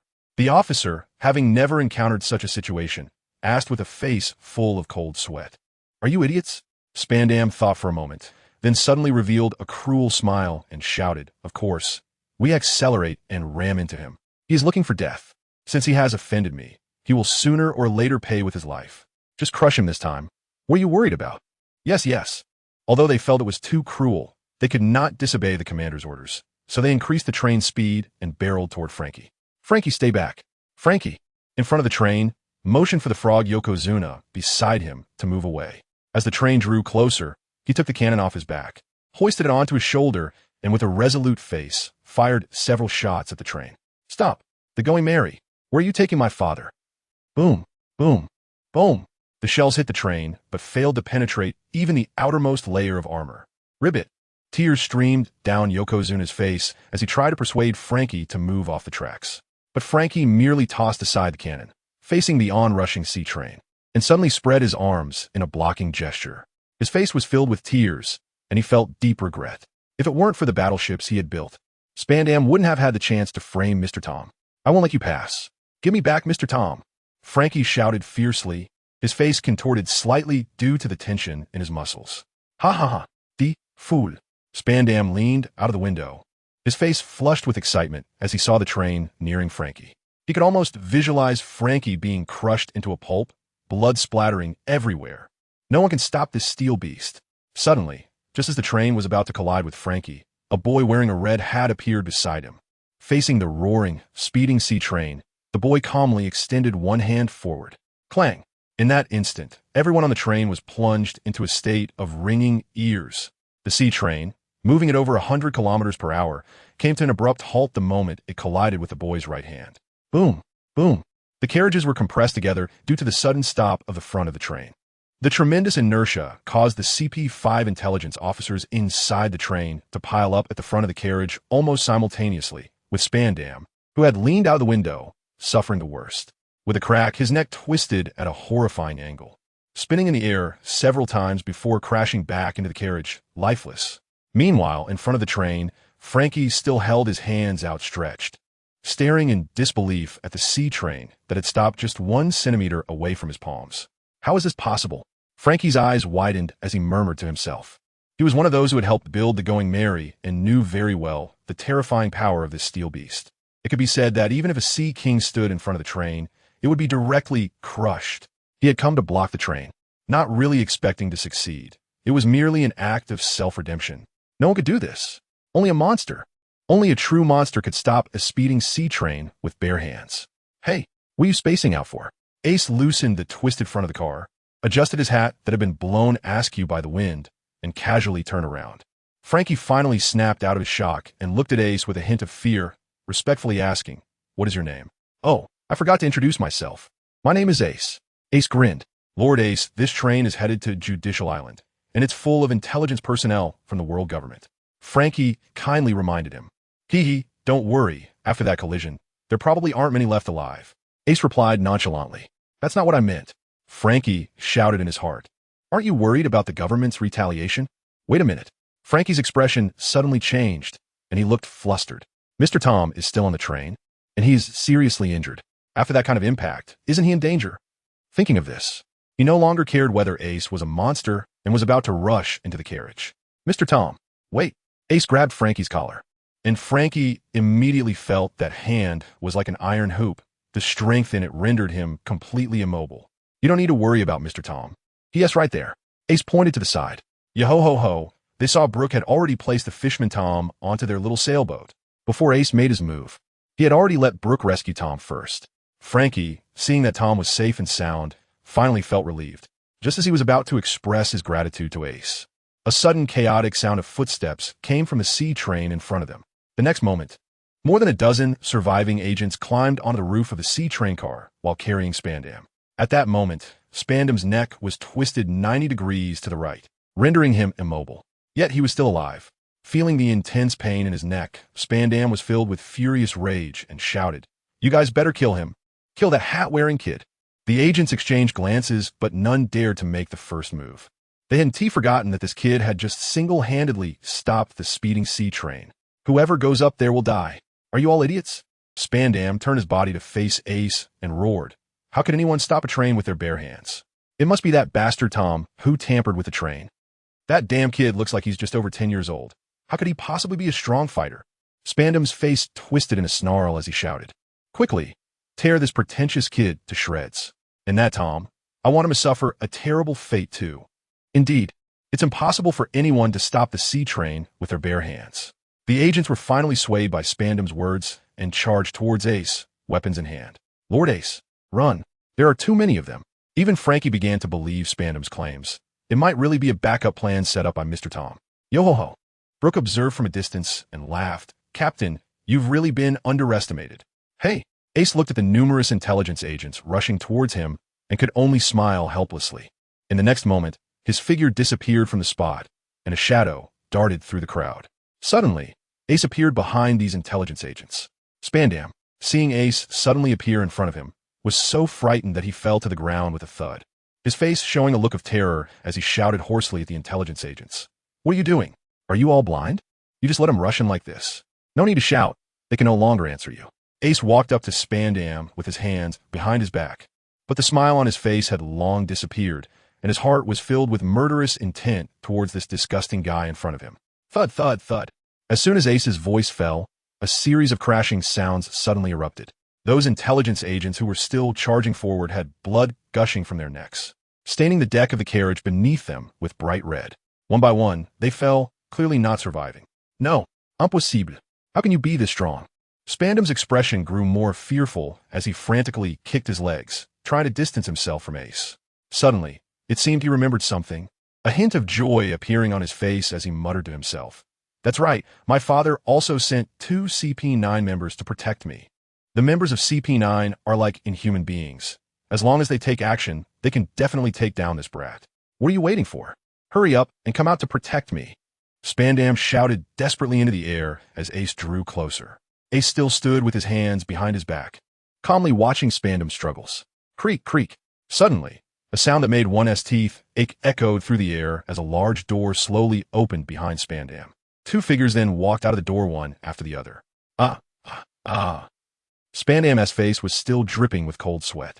But upon seeing the 2 CP9 members appear out of nowhere, he seemed to regain his courage. You little brat, I will never let you escape. You will definitely regret ever meeting me. Go, hurry up. Spandam shouted for a long time, but the 2 people showed no signs of moving. Turning around, he found that their expressions were incredibly serious. Ace was surprised to see the 2 people. They were actually acquaintances. Oh, we meet again, Rob Lucci. Hearing Ace's words, Spandam's head seemed to be overwhelmed. After all, CP9 is a secret intelligence agency directly under the world government, and the identity of each member is absolutely confidential. Even he only knew there were 2 people protecting him, but he had no idea who they were. How could this kid possibly know? Impossible. He must be making it up. Well, we meet again. Rob Lucci, still dressed in his overalls, with a white dove perched on his shoulder, replied with a complex expression.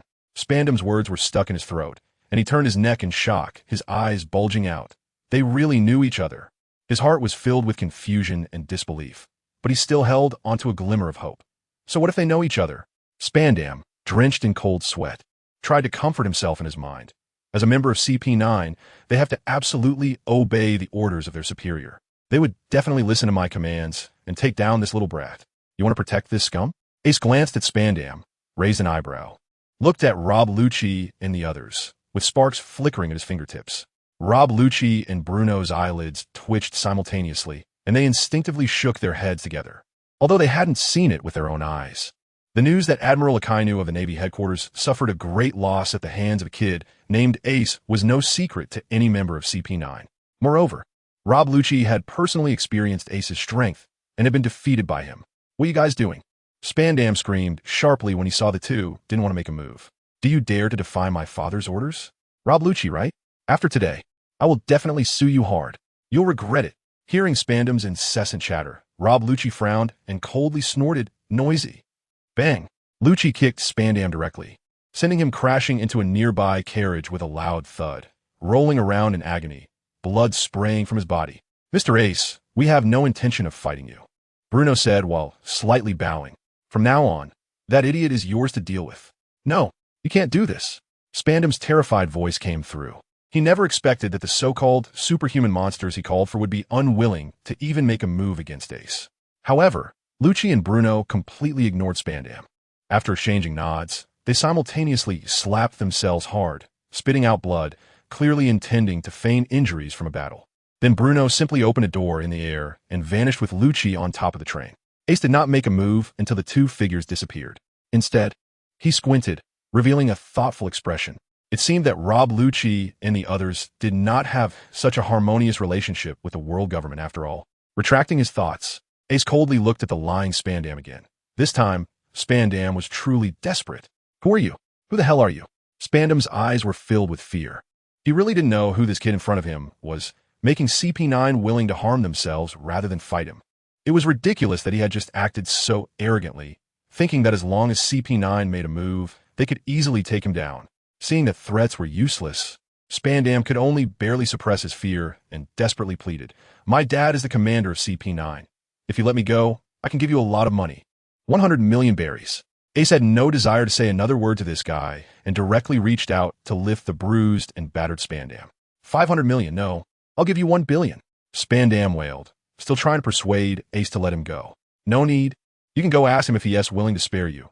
Ace finally spoke, casually tossing Spandam to Frankie beside him. No. Spandam was completely desperate. He had previously set up Tom and his apprentices and was even prepared to kill them. Being handed over to Frankie, how could he possibly have a good outcome? But Ace paid no attention to his pleas and turned to admire the scenery around him. The next moment, Spandam's shrill scream echoed behind him. A few minutes later, all that remained was a pool of blood slowly spreading, and Spandam's mangled body sank to the seabed with the currents. Frankie looked at the blood on his hands and let out a triumphant roar, but tears involuntarily streamed down his face. If Ace hadn't intervened today, Tom would surely have been lost forever, and he would have spent his life in regret. Frankie suddenly turned around, dropped to the ground, and bowed deeply to Ace, saying, "Thank you very much, Mr. Ace. If it weren't for you, I really wouldn't know what to do." Ace hurriedly stepped forward to help him up and said, "You don't have to do this. I just did it out of convenience. Regardless, you are the savior of our master and apprentice." Frankie's expression remained sincere. Ace could no longer persuade Frankie and could only say, "Let's go to Water 7 first. I see that Mr. Tom is seriously injured and needs to heal quickly." Ace's words reminded Frankie, and he immediately rushed onto the ship to check on Tom's injuries. When he saw that Tom's breathing was steady and there was no immediate danger to his life, he finally felt relieved. Soon after, under Frankie's guidance, a few of them set sail on a small sailboat straight towards Water 7. Ace's action this time was quietly observed by Hawkeye, who saw everything. Suddenly, he had an inexplicable feeling that this kid's future achievements would definitely be limitless. Perhaps he could lend him a helping hand? The next moment, Hawkeye immediately shook his head, dismissing this ridiculous thought. He should quickly help him 3 times, so he could go home and train those baboons. Half a day later, the small sailboat carrying 6 people and a frog arrived at the abandoned ship island on the side of Water 7. As soon as the boat docked, Frankie hurriedly carried the unconscious Tom and rushed towards Tom's workshop. After Ace and the others secured the boat, they also went ashore and followed. At this moment in Tom's workshop, Granny Kokoro was drinking strong liquor with Tom's eldest disciple, Iceberg. Iceberg's face was expressionless, but tears kept flowing down. His master had been falsely accused by that damned Spandam, and he could only watch helplessly as he was taken away by CP5. While his junior brother Frankie was also missing. "Granny Kokoro, I want to change this city. I want to become the mayor of Water 7. Iceberg said, taking a big gulp of liquor, his eyes filled with determination. "You can definitely do it. After all, you are the eldest disciple of the world's #1 shipwright, Tom."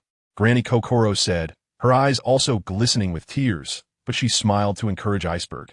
Suddenly, with a crash, the workshop door was slammed open, and a blood-soaked Frankie rushed in, carrying Tom. "Quick, save my master!"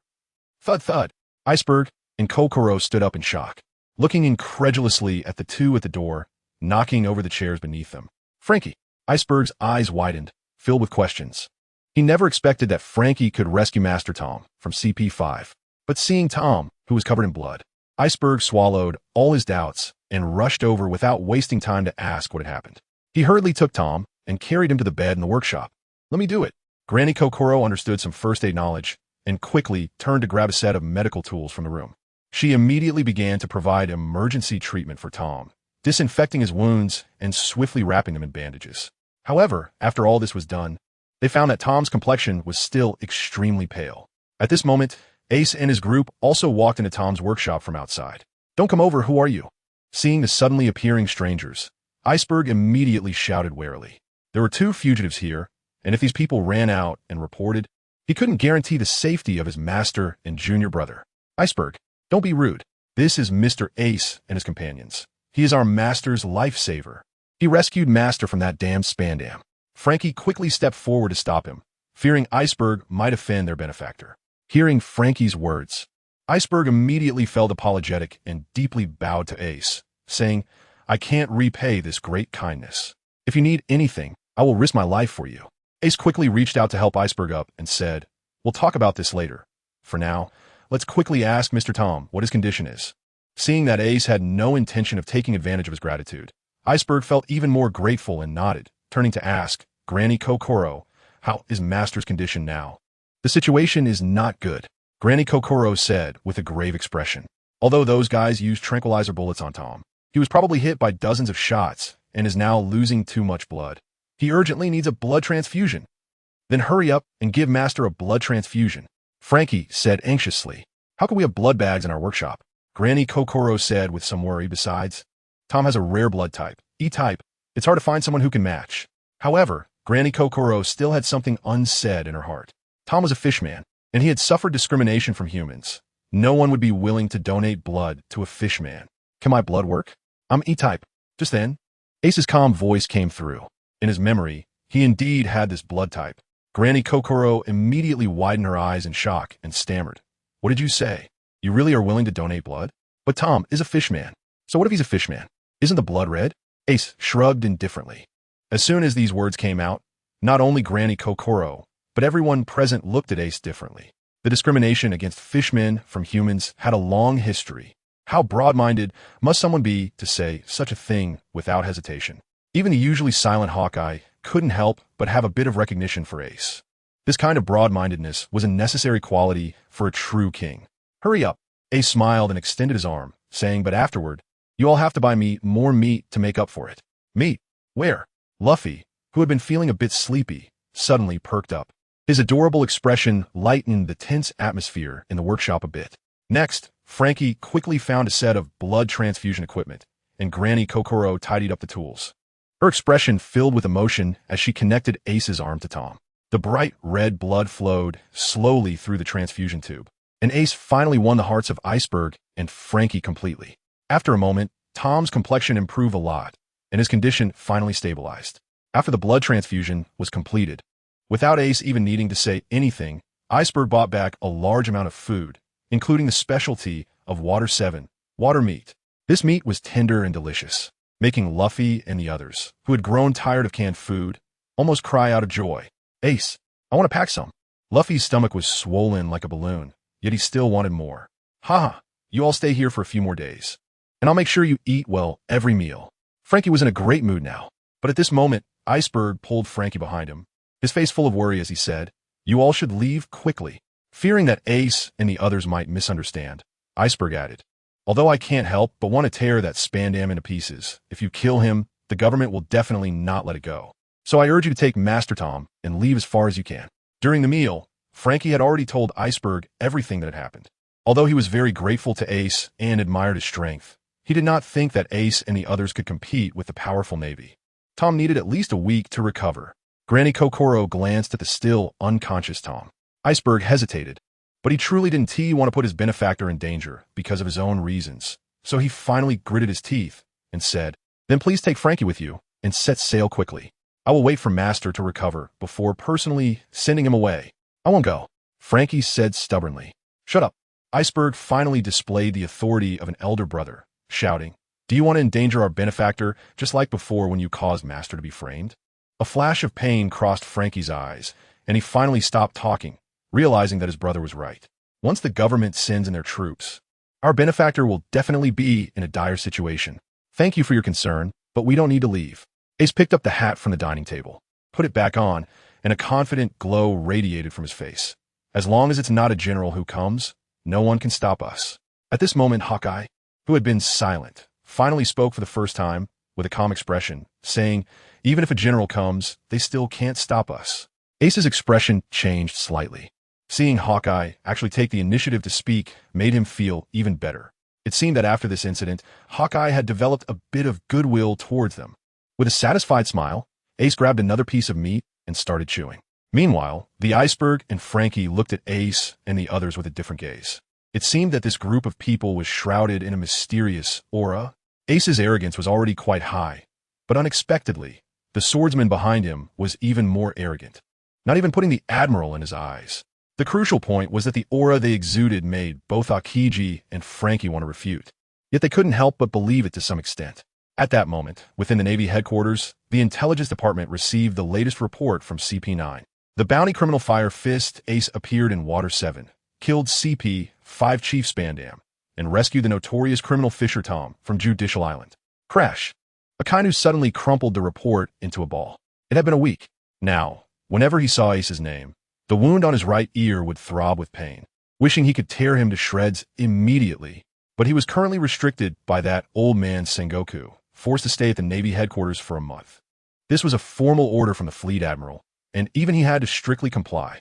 But how could Akainu let Ace go like this? He immediately shouted, "Someone!"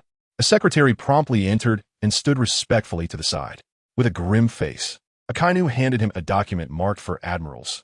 "Take my orders and have the military send 3 senior vice admirals to Water 7 immediately to capture the fugitive Ace, no matter what it takes." After eating and drinking enough, Ace pulled Akiji aside and smiled, asking, "Mr. Akiji, I heard you want to reorganize the shipbuilding industry in Water 7? Akiji, feeling a bit embarrassed, waved his hands repeatedly, saying, "Those were just words after drinking, and now that my master is back, my shipbuilding skills are far inferior to his." "Haha, Mr. Akiji, you mustn't underestimate yourself," Ace said. "I have great faith in your abilities." What a joke. Akiji had only spent 4 years integrating all the shipbuilding companies in Water 7 and had become a talented mayor.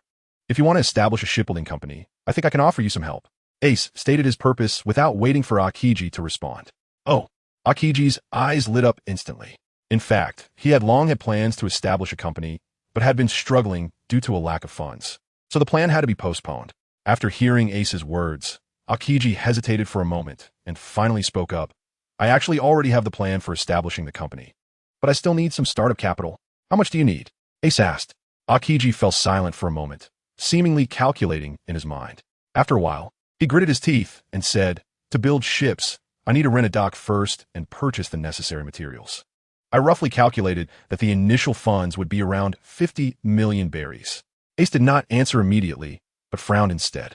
Iceberg thought he had quoted a high price and nervously said, "If we rent a smaller dock, we can save another 10 million berries."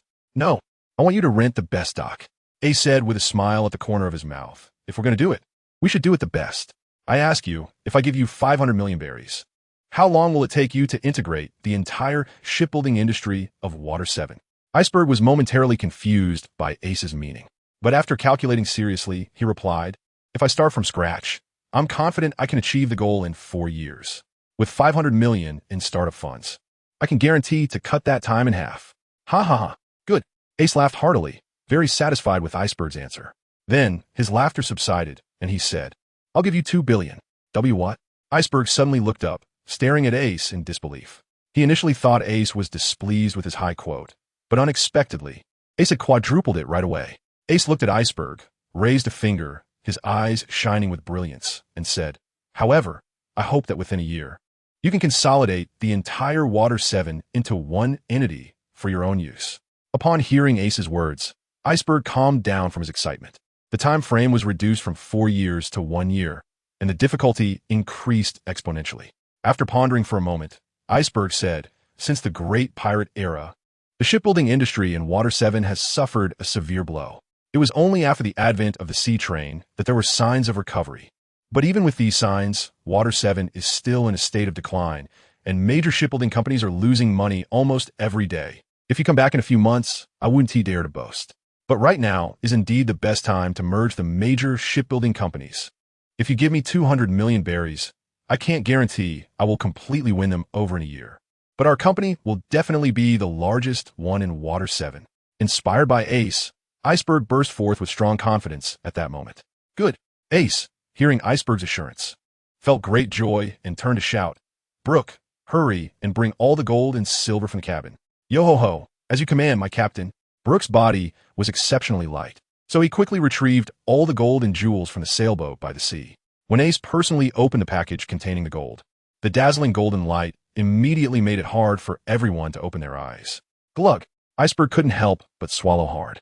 Although he had mentally prepared to see 200 million berries, seeing it in the form of gold still shocked him. Master, from now on, can I follow you? Frankie exclaimed with wide eyes, forgetting to bicker with Iceberg. No, you must leave Water 7 with me. At that moment, Tom, who was lying in bed, finally opened his eyes and weakly spoke. Master, Frankie and Iceberg immediately exclaimed in surprise and rushed to Tom's bedside. Although Tom was a bit surprised to find himself lying on the studio bed when he opened his eyes, he quickly calmed down and inquired about what had happened. Iceberg promptly recounted the events in detail, and when Tom heard that Ace was willing to give him a blood transfusion, he could no longer maintain his composure, and tears streamed down his face. Master, what's wrong with you? Iceberg and Frankie had never seen Tom cry before, and this time they were genuinely worried. Are you okay? I'm fine. Tom wiped away the tears on his face and said, Tiger, my friend, if only there had been someone willing to give you a blood transfusion 5 years ago. Ace certainly knew who Tiger was, the symbol of liberation and freedom, the hero of the Fishmen, Fisher Tiger. However, as far as Ace knew, Fisher Tiger died from excessive blood loss because he refused to accept human blood, not because no one was willing to give him a transfusion. Of course, it was meaningless to talk about this now. Ace said seriously, Mr. Tom, humans and Fishmen can coexist. We all share the same red blood. Tom looked at Ace's earnest expression and suddenly struggled to stand up, placing his right hand on his chest and bowing to Ace. Mr. Ace, I will surely remember your words. Iceberg, from now on, you will do as Mr. Ace says. This was the first time Tom spoke to Iceberg in a commanding tone, feeling the hope for peaceful coexistence between humans and Fishmen from Ace. Yes, I will definitely integrate Water 7 within a year. Iceberg replied respectfully. Tom nodded in satisfaction after hearing Iceberg's response, then turned to Ace again and said, Mr. Ace, I apologize for the trouble this time. In a couple of days, I will take Frankie and leave Water 7 to avoid retaliation from the government. You can come with us, Ace urged. But Tom shook his head and said, as a Fishman, my goals are too great, and I've been away for so long that I also want to return to Fishman Island to see my old friends. Old friends? Ace's brows furrowed slightly. Yes, he is the current captain of the Sun Pirates, Jinbe. Ace couldn't help but smile upon hearing that name. Jinbe was indeed an old friend of his. So Ace no longer insisted, as Jinbe Sun Pirates were truly a good place for Tom. Mr. Tom, could you help me send a message to Jinbe? Ace suddenly remembered something and said seriously, tell him to protect Princess Odoheim and be careful of Hody Jones from the Royal Army. Although Tom didn't know who Hody Jones was, he still solemnly agreed. Mr. Ace, I'll go rest now. After sitting for so long, Tom's face showed signs of fatigue, especially since he was still injured. Ace saw that it was getting late, so he arranged to meet with the Ice Mountain the next day to exchange gold for usable berries in the commercial street. After that, he took Luffy and the others back to rest. At the Navy headquarters, 3 warships were already ready to set sail in the military port, with a senior vice admiral standing at the bow of each ship. The leader was a giant from the giant race, towering over 60 meters tall, with his chest adorned with numerous medals and a 20-meter-long giant cleaver resting on his shoulder. Just standing there, he exuded immense pressure. Who exactly is our target this time? They actually dispatched 3 vice admirals all at once. Some of the duty soldiers in the military port spoke incredulously. Even the legendary demon-slaying order only consists of 5 vice admirals, right? Don't you know? Another sailor whispered. This time the target is that Vice Admiral Ace who defected from the Navy a week ago. Seeing that the duty soldiers still looked puzzled, he cautiously glanced around and added mysteriously, have you seen the bandages wrapped around Admiral Akainu's head these past few days? That was Ace's doing. I heard he completely blew off Akainu's ear. What? The duty soldier couldn't help but shout. This Ace managed to injure Admiral Akainu. Lower your voice. If Admiral Akainu hears you, do you want to keep your job? Another sailor said nervously. All right, no more talking. Let us get back to work. Hith. This is interesting. After the 2 sailors left, suddenly 2 people walked to their original position. The leader, with a face full of flesh, hands behind his back, wearing a square mask and a thick jacket, excitedly said, coming down from Mariewa this time was indeed the right call. Ha! I'm very interested in this Ace. I want to make him my slave. Respectful Charlemagne, how can you, with your precious life, face such a dangerous person? The person behind Charlemagne, dressed in black, knelt down on one knee in a panic, pleading, please think it over, my lord. Humph. I am the greatest celestial dragon. No one in this world dares to touch me. Charlemagne said arrogantly. If you dare to refute me again, I won't mind having another slave. Although the man in black had vice admiral level strength, he trembled with fear. In this world, the power of the celestial dragons was supreme, so he didn't dare to show any dissatisfaction. Charlemagne, with his hands behind his back, was quite pleased with the fearful expression on the black-clad man's face, and excitedly said again, "Let us go, we'll board the ship and capture that kid named Ace." The next day, on the rooftop waterways of Water 7, two arrow-shaped ships swiftly moved forward. Ha! In front of Ace, Luffy was sitting on the seat ahead, feeling the sea breeze blowing towards him, his face flushed with excitement. The Brew is a unique water transportation tool in Water 7, and sailing on it is indeed a magical experience. Stuffing a piece of meat into his mouth while speeding along. So refreshing. Although Water 7's economy is currently sluggish, the scenery on the island is unique in the entire world. Iceberg was sitting on another Brew, with a whole package of gold behind him, smiling as he acted as a tour guide for Ace and Luffy. After about half an hour, they arrived at the commercial street of Water 7. However, Ace was somewhat surprised to find that about 5 or 6 out of 10 shops were tightly closed.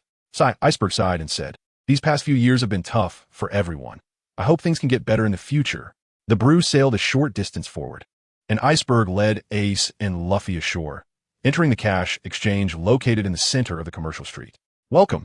As soon as the three entered, a sweet-looking waitress greeted them with a big smile and asked, "What service do you need? We have a lot of gold and need to exchange it for berries." Luffy waved his arms excitedly. The hall fell silent for a moment. Then it erupted into laughter, as other customers in the hall couldn't help but burst out laughing upon hearing Luffy's words. Luffy looked to be only 7 or 8 years old. Who would let a kid shout around if they had a pile of gold? They all thought it was a joke, but since children speak without filter, they didn't pay much attention. Luffy, without any ulterior motives, saw that they didn't believe him and directly opened the package. "Look, wow." The dazzling gold and jewels immediately blinded everyone in the hall. "Is this for real?" This kid actually wasn't bragging. Ace smiled broadly as he watched Luffy cause a commotion, while Iceberg broke out in a cold sweat. It's important to know that Water 7 is not a peaceful place right now, with pirates and ruthless bounty hunters lurking everywhere. "My little ancestor, you shouldn't show off so easily." Iceberg hurriedly wrapped the gold back up. "Why not?" Luffy tilted his head, asking in confusion. Looking won't make it less. Iceberg was momentarily speechless and, feeling a bit frustrated, shouldered the package and walked deeper into the shop. Meanwhile, Ace couldn't help but laugh heartily. If Luffy wasn't so out of touch, he wouldn't be Luffy. "Luffy, let's go." Ace wasn't too concerned about the greedy eyes coveting their gold. After all, with his current strength, he could easily take out those small-time thugs. As soon as Ace and the others entered the VIP room of the store, the customers in the entire shop started to stir, hastily rushing out one by one. It had been a long time since Water 7 had seen such a big prize. Clearly, the gold that Ace and the others possessed had attracted a group of wolves that had caught the scent of blood. In a corner of the shop, however, 2 figures cloaked in black robes did not take action. They waited for a while. Instead, they pulled out a Den Mushi. "Respected Mr. 5, we have discovered Ace's whereabouts." On the other end of the Den Mushi, a man's slightly excited voice could be faintly heard. "Ace? A bounty of 450 million, huh? I won't be polite. Keep your eyes on him. I'll be there soon." "Yes." The two hung up the Den Mushi and retreated back into the shadows of the corner, intentionally or unintentionally casting their gaze toward Ace and the others' VIP room. Half an hour later, the door to the VIP room finally opened. Ace and the Iceberg each carried 2 briefcases, and behind them were a somewhat aggrieved Luffy and the shop owner. Luffy felt wronged because Ace wouldn't let him take any money. But even though Luffy put on a pitiful expression, Ace resolutely refused his request. What a joke. Letting Luffy take money was like throwing it away. The owner, on the other hand, was scared. Originally, he thought he could swindle Ace and the others since they looked unfamiliar, appraising the gold and jewelry worth 200 million berry as only 100 million berry. Ace didn't say anything at that moment. He just reached out and lightly tapped the coffee table in front of him, and the next second, it turned entirely to powder. This time, the boss was completely honest and ordered his men to bring 210 million berries, offering the highest exchange rate. Heartbroken and wronged, the boss wanted to cry. But Ace couldn't care less about his feelings. As for Luffy, there was nothing that a piece of meat couldn't solve. If there was, then just give him 2 pieces. Ace and the iceberg each held a suitcase in one hand, while Luffy grabbed a piece of water meat with the other. The three of them walked out of the cash exchange office, satisfied. However, as soon as they stepped out the door, they found a large crowd had already gathered outside. Besides some onlookers, there were two groups of people standing on either side of the entrance, confronting each other with tension. Bose. This fat sheep was discovered by our scorpion pirates first. The leader on the right was a heavily made-up woman who kept striking poses while she spoke. Bullshit. Stinky Scorpion. I tell you, this money is mine today. The big man on the left, with two samurai swords at his waist, retorted sharply against the woman on the right. With a clang, as soon as he finished speaking, the lackeys behind both of them drew their weapons, seemingly ready to start a brawl at any moment. Isn't that Alice, the captain of the Scorpion Pirates, and Bose from the Crab Pirates? What are they up to? A nearby citizen whispered. Yeah, Alice has a bounty of 41 million, and Bose's bounty is even 50 million. If those two fight, this place will be destroyed. Someone said anxiously. You don't know anything. I heard that just now at the cash exchange office. Two fools made a big scene exchanging 200 million berries. And these two lords have caught the scent. Someone said mysteriously. After this was said, everyone immediately turned their gaze to the three standing at the entrance. And upon seeing that only the iceberg was among them, their eyes were already filled with sympathy. Ah, someone sighed and said, I hope they just hand over the money honestly. At least that way, they might save their lives. After all, I've heard that the captains of these two pirate crews are ruthless killers. Ace's senses were so acute that he could hear all the discussions around him. It became clear that the guys at the door were actually here to rob them, and that was something he couldn't tolerate. Hey, if you want to fight, take it to the side. Don't block my way. The battle between the two pirate crews was on the verge of breaking out when suddenly Ace's voice interrupted, causing everyone to stop their movements, their faces displaying disbelief. Was this kid crazy? Kid, you might not know who this esteemed gentleman beside me is, but he's the infamous Cancer Bossai with a bounty of 50 million berries. One of the subordinates wanted to remind Ace and also flatter his captain. Bossai proudly puffed out his chest, feeling proud of his bounty, and cast a glance at Alice, not missing the chance to hit on his old rival. 1,000 more than that stinky scorpion. Huh. Alice spat at Bossai, and the two sides were about to clash again. At this moment, Iceberg pulled Ace back and whispered, Mr. Ace, let's leave. These two guys are the two major powers of Water 7 right now. We can't afford to provoke them. Want to leave? At that moment, the two pirates turned their gazes toward them, not forgetting their real purpose this time. Leave the money behind for me. Instantly, a group of pirates looked greedily at Ace and the others, as if they were about to rush forward to snatch their briefcase. Ace raised an eyebrow, extended a finger, and said, I'll give you one last chance. Disappear from my sight within a minute, or none of you will leave. As soon as he finished speaking, a wave of uproar erupted around him.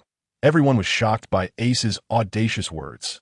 How could this kid be so unaware of the situation? Those are two big pirates with a combined bounty of nearly 100 million. Does he want to get himself killed? Ace couldn't hear their thoughts, or else he would have burst out laughing. A bounty of nearly 100 million? Or is it the total of the two combined? He had already taken down several pirates with bounties over 100 million. Well, ha, I haven't been this angry in a long time, you little brat. Bors, filled with rage, cruelly said, Now, I've changed my mind. You and the money stay with me. After saying that, he took a step forward, and during his movement, his body began to change continuously. At the same time, Alice seemed afraid that Bors would keep all the money for himself, and stepped forward as well, her body emitting a series of painful cracking sounds from her joints. Moments later, the two humans who were originally present had disappeared, and in their place appeared a gigantic crab and an ugly scorpion with a purple shell, a devil fruit user.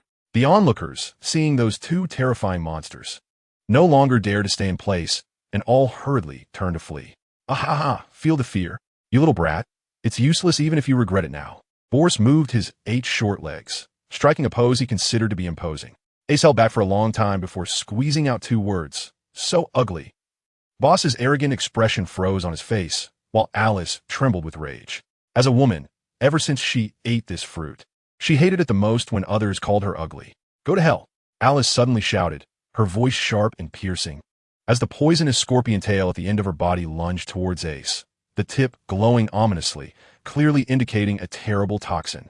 A malicious smile appeared on Alice's face.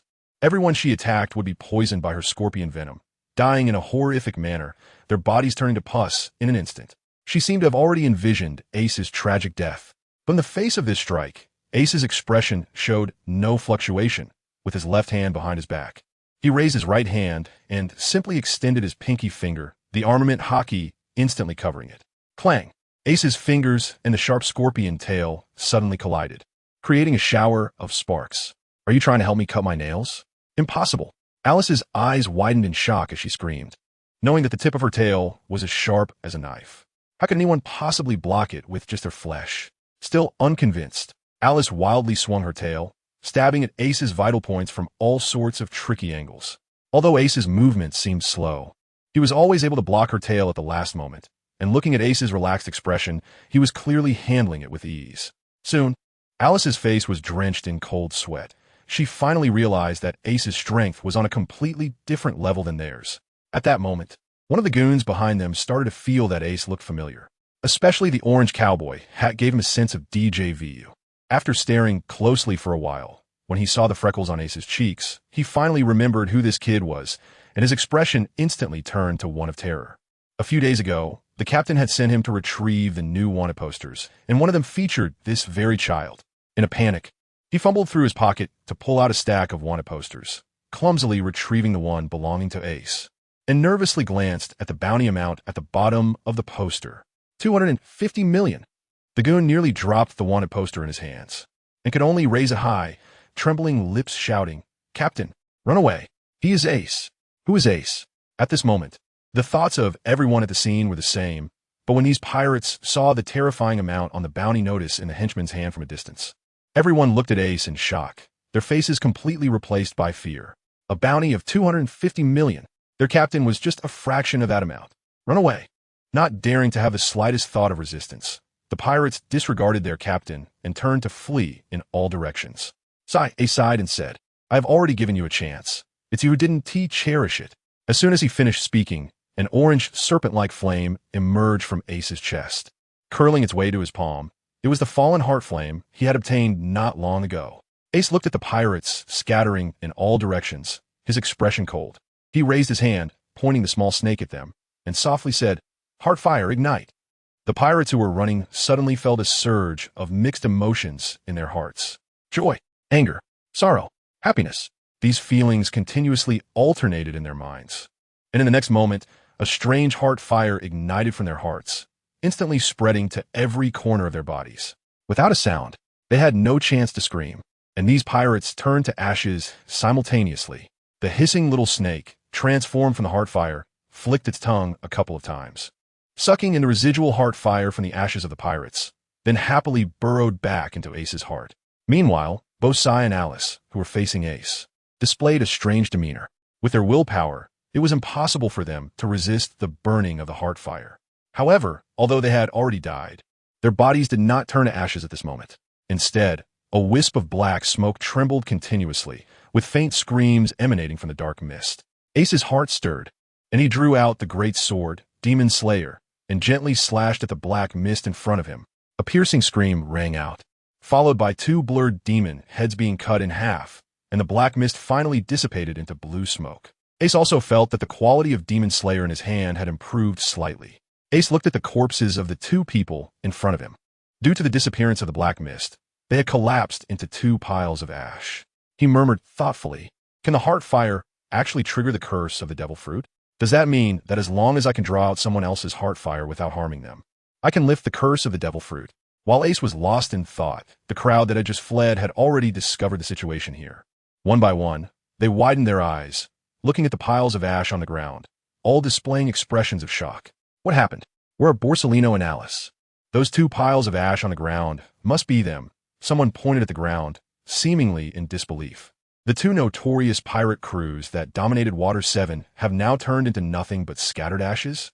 At that moment, Ace's wanted poster floated before them.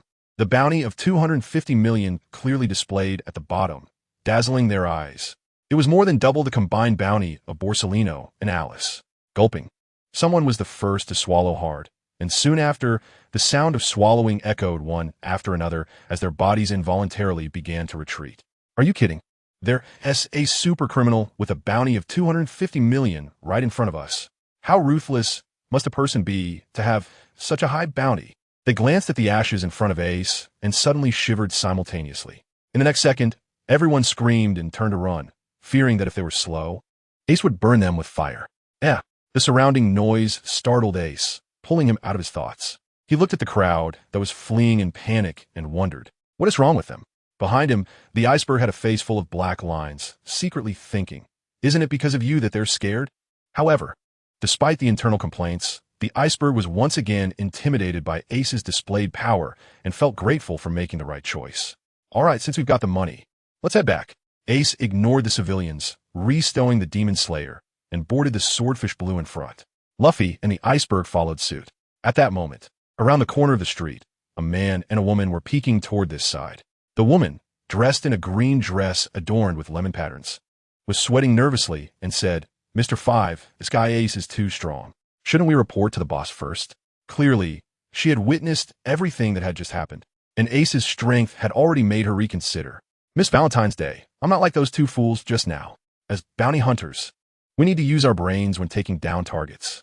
Don't worry, my plan is foolproof. The man in a brown robe, clearly Mr. Five, said confidently, you have to trust my exploding fruit ability. I've already filled the explosives under their blue. As long as it's not my finish, it will. Ace's cold voice suddenly echoed behind them. Swish! Mr. Five and Miss Valentine instinctively jumped apart, looking at Ace, who was almost within arm's reach. Their clothes almost instantly soaked with cold sweat. W, when did you get here? Mr. Five, drenched in sweat and with a terrified expression, stuttered. Anyone would feel a chill in such a situation. They were just discussing assassinating someone, and the person was right behind them listening. Just thinking about it was terrifying. But when Mr. Five saw that his bomb was now in Ace's hand, a sudden surge of malice arose within him. Since you're looking for death, don't blame me, Mr. Five sneered darkly, and then with a flick of his right hand, he suddenly snapped his fingers. Boom! The bomb exploded instantly, and a huge fireball kicked up a cloud of smoke, causing Ace's figure to disappear inside it. Ha ha ha! Mr. Five wiped the cold sweat from his forehead and laughed out loud, thinking that a pirate with a bounty of 250 million was nothing special. Miss Valentine opened her umbrella at that moment, her body seeming weightless as she soared up on the blast wave of the explosion. She said excitedly, besides the Navy's bounty, we can also collect the private bounty from the underworld, totaling 450 million berries. Suddenly, the smoke that enveloped the alley vanished in an instant, and to their astonishment, they found that there was not a single person there. Who are you looking for? Ace's voice reappeared behind Mr. Five, now filled with killing intent. If he hadn't discovered those bombs in advance, after they exploded, he might have been fine, but Luffy wasn't as strong as him and could have been in danger this time. For this reason alone, Ace would not let Mr. Five off the hook. Swish! A cold glint flashed by, and the horrified expression on Mr. Five's face froze forever. Torrential blood gushed from his neck, and moments later, he fell to the ground, completely lifeless. In the sky, Miss Valentine's Day saw Ace instantly kill Mr. Five, and her legs went soft with fear. She could only desperately ride the airwaves to try to fly away, hoping to avoid Ace's pursuit from the air. Moonwalk! But she was destined to be disappointed. Ace quickly ascended using the moonwalk and directly grabbed her by the throat, yanking her down from the sky. Miss Valentine's Day was held up in the air by Ace with one hand, feeling as though she was about to suffocate. She struggled and shouted, Kilo, kilo fruit, 10, 0, 0, 0 kilos.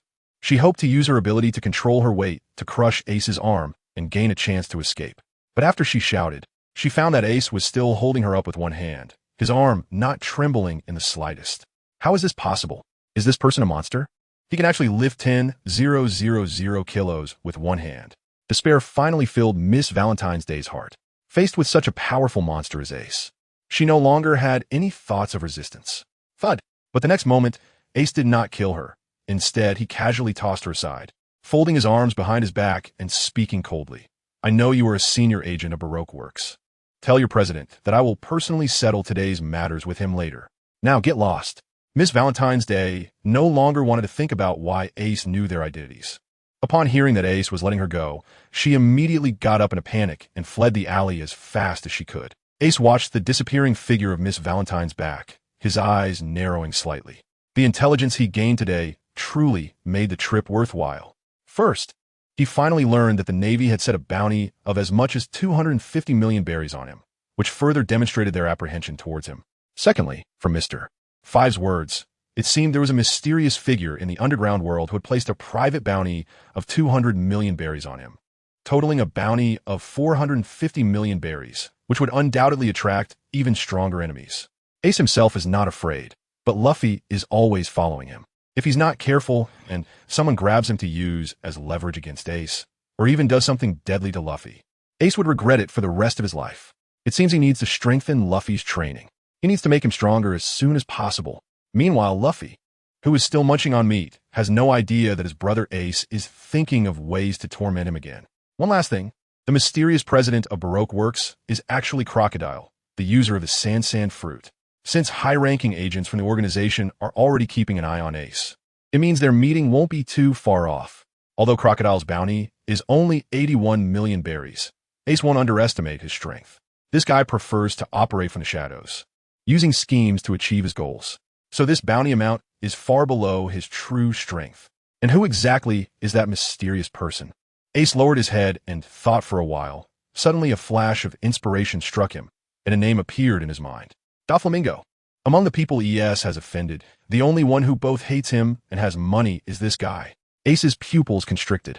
If his guess was correct, he would eventually erase the entire Don Quixote family from this world. Ace, it's time to go home for lunch. At that moment, Luffy's voice came from afar. Ace listened in speechlessness, thinking to himself, "Dear brother, haven't you been eating all along? Why are you still thinking about lunch?" However, Ace only complained his heart, casually throwing out a ball of flame, turning Mr. Five's corpse to ashes. As he walked, he shouted, "I'm coming." After running through more than 10 streets, Miss Valentine finally stopped, panting heavily, her face still showing signs of terror. That Ace was actually powerful to such an extent. He could probably kill her with a flick of his hand. Moreover, it seemed he was also planning to cause trouble for the organization. But Miss Valentine wouldn't worry about those emotionless colleagues. Her heart was now a tangled mess. The organization's rule was that failure in a mission would result in being disposed of, so she couldn't return to the organization now. After thinking for a while, it seemed she made up her mind. Miss Valentine seized the opportunity to write down what Ace wanted to tell the president on a note and stuffed it into the pockets of the 2 lower-ranking members of the organization. Then, she left Water 7 without looking back. As for when Mr. Zero would receive this news, that was no longer something she cared about. In the Windless Zone, on Daughter Island, the 9 snake pirates were preparing to set sail. On the pirate ship driven by 2 giant snakes, the Boa sister stood at the bow. "Sister, this is your first voyage since becoming the Empress of Amazon Lily." The second sister, Boa Sandersonia, said with some concern, "Please don't let anything unexpected happen." "Huh." Hancock replied with a proud attitude. "What a joke. Anything I want, they will rush to give me, because I am as beautiful as a celestial being." Now, 9 snake pirates set sail. The physical abilities of the Fishman race were indeed abnormal. 3 days later, Tom's injuries had healed by 50%, and he could get out of bed and move freely without any issues. "Mr. Ace, my body is fine now. I asked Iceberg to prepare some supplies for us. Let's set off tonight."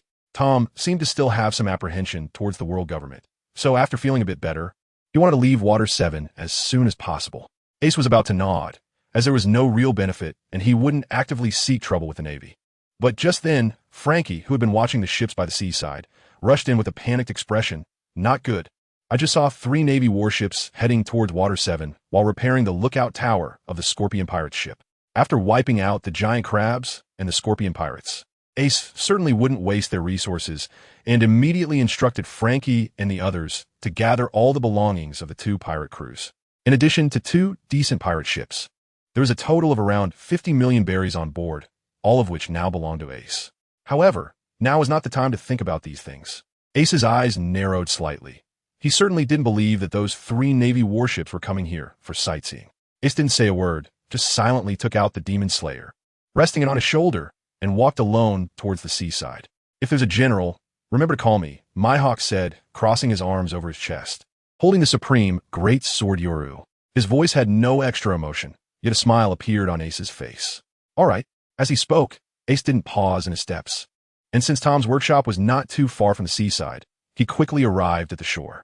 He swiftly jumped up to the lookout tower of a pirate ship, and the massive silhouettes of 3 warships were already reflected in Ace's eyes. The giant Vice Admiral, nearly 60 meters tall, on the central warship was particularly eye-catching. "Is the one leading them just a Vice Admiral?" Ace raised an eyebrow, and among these people, there was only a lieutenant general.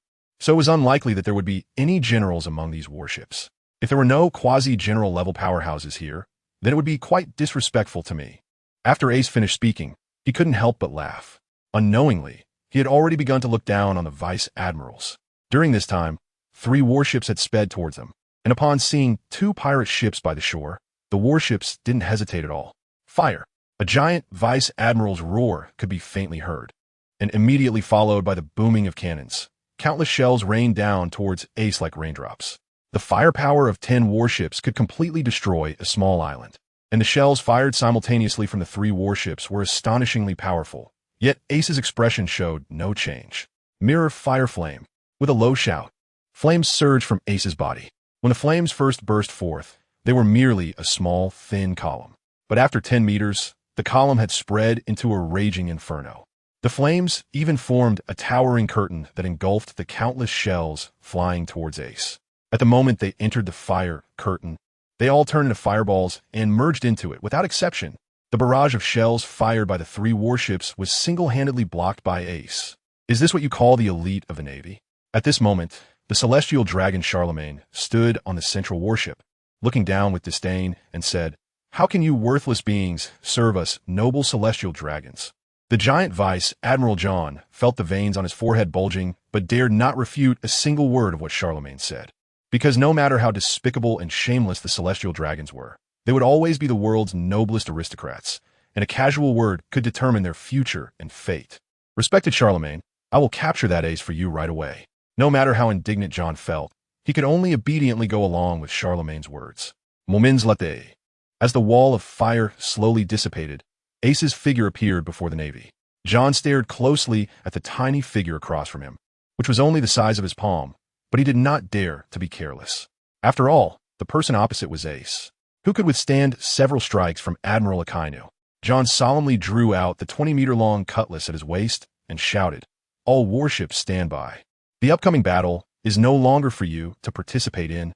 After a pause, seeing the warships slowly coming to a halt, John continued to shout, "Mark Andy, we're going." After speaking, John's figure suddenly sank, and the next second he leaped up. His 60-meter-high form was surprisingly agile, crossing dozens of meters of sea in an astonishing speed, swinging the giant blade towards Ace. Behind him, 2 figures draped in vice admiral cloaks followed closely after John, clearly the other 2 headquarters vice admirals, Mark and Andy. At the moment the 3 vice admirals shot out, the sea beneath the warships shook violently, evidently due to the massive recoil from their launch, making the huge warships unable to maintain stability. When Ace saw that it wasn't just 1 vice admiral coming, but 3 headquarters vice admirals, his pupils shrank at first. Then he murmured, "You really do think highly of me." His tone held no fear, but rather a hint of excitement. Now, this is more like it. How interesting. John's giant blade was already crashing down, and the 20-meter-long blade could directly split the pirate ship beneath Ace in half. The flame refinement technique erupted instantly, and feeling the 5 times the power of an ordinary vice admiral within his body, Ace's eyes sparkled, and with no frills. He swung the Demon Slayer straight towards John's giant blade, looking for death. John's eyes flashed with fierce light, a smile appeared on his lips, and the strength in his hand increased by 3-fold. No one dares to compete with the giant race in terms of strength. The Demon Slayer was not even 1/10 the size of John's cutlass, but at the moment of collision, the overwhelming force emanating from it made John's smile freeze on his face. His giant blade couldn't advance even an inch. Impossible. How could a mere human possess strength to rival mine? Boom. Crack. Crack. Moments later, the sound of blades clashing erupted, and the pirate ship beneath Ace shattered into pieces, directly turning into powder. The force transmitted to the sea created towering waves reaching 10 meters high, roaring outward. "You dare to destroy my ship?" Ace looked at the sawdust scattered across the sea beneath him, feeling immense heartache. This was already his ship. It seems that he can only take your warships as compensation. Ace's face was filled with anger, and his right arm, holding the knife, suddenly bulged up a circle. Then, with a swift upward motion, he directly sent John flying with a single strike. How could you have such immense strength? John's massive figure was lifted into the air, and he shouted in shock. Ace only sneered. When his physical strength hadn't yet reached the rear admiral level, he was able to exchange 2 blows with Oz, let alone now that he had broken through to the Rear Admiral level. Without responding to John's intentions, Ace flipped his hands and blocked the attacks of the other two Rear Admirals with his sword. As Rear Admirals of the Navy headquarters, Mark and Andy had mastered the two-color hockey. However, they were horrified to discover that Ace's hockey strength was actually above theirs. Attacked together, John exerted force in his abdomen, and his body suddenly sank, stabilizing himself after being thrown out. Coordinating with Mark and Andy, he wielded his machete and charged at Ace again. Mark and Andy also attacked from the left and right, their fists wrapped in armament hockey, targeting Ace's abdomen. The combined strike of the three Rear Admirals was such that even a Quasi-Admiral level powerhouse could only temporarily avoid their onslaught. Ha ha, bring it on. But in the face of the imminent crisis, Ace threw his head back and let out a hearty laugh.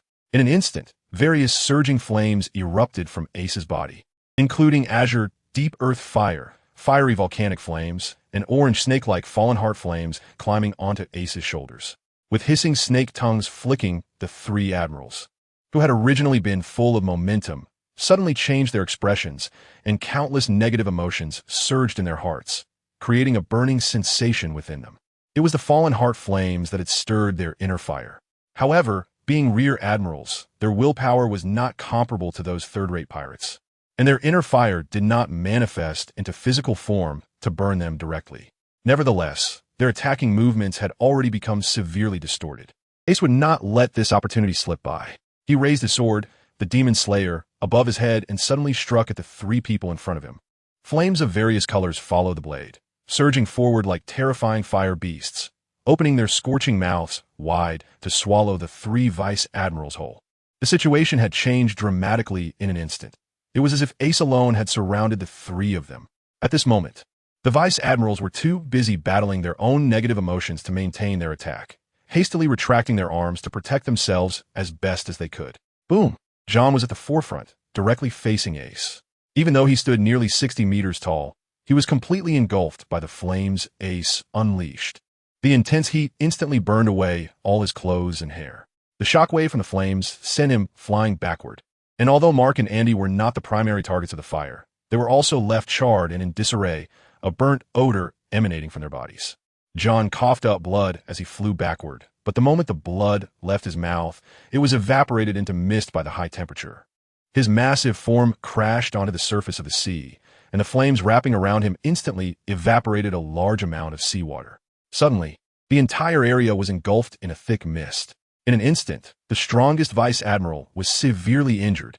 The other two Vice Admirals were also unable to spare any effort, their faces pale as they desperately used their hockey to resist the flames engulfing them. Ace stood with his sword sheathed, his feet in a moonwalk stance, surrounded by swirling flames of three colors, exuding an overwhelming aura akin to a king of fire. How could he be this strong?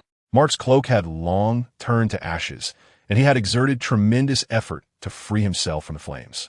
Yet, his full strength had diminished to just 30%. He looked at the giant John, who had fallen onto the sea, his body charred black by the flames, his expression darkening considerably. Wasn't it said in the intel that this Ace could only use two colors of flames? One purple and one blue. Andy exclaimed angrily. Why are there also red and orange flames?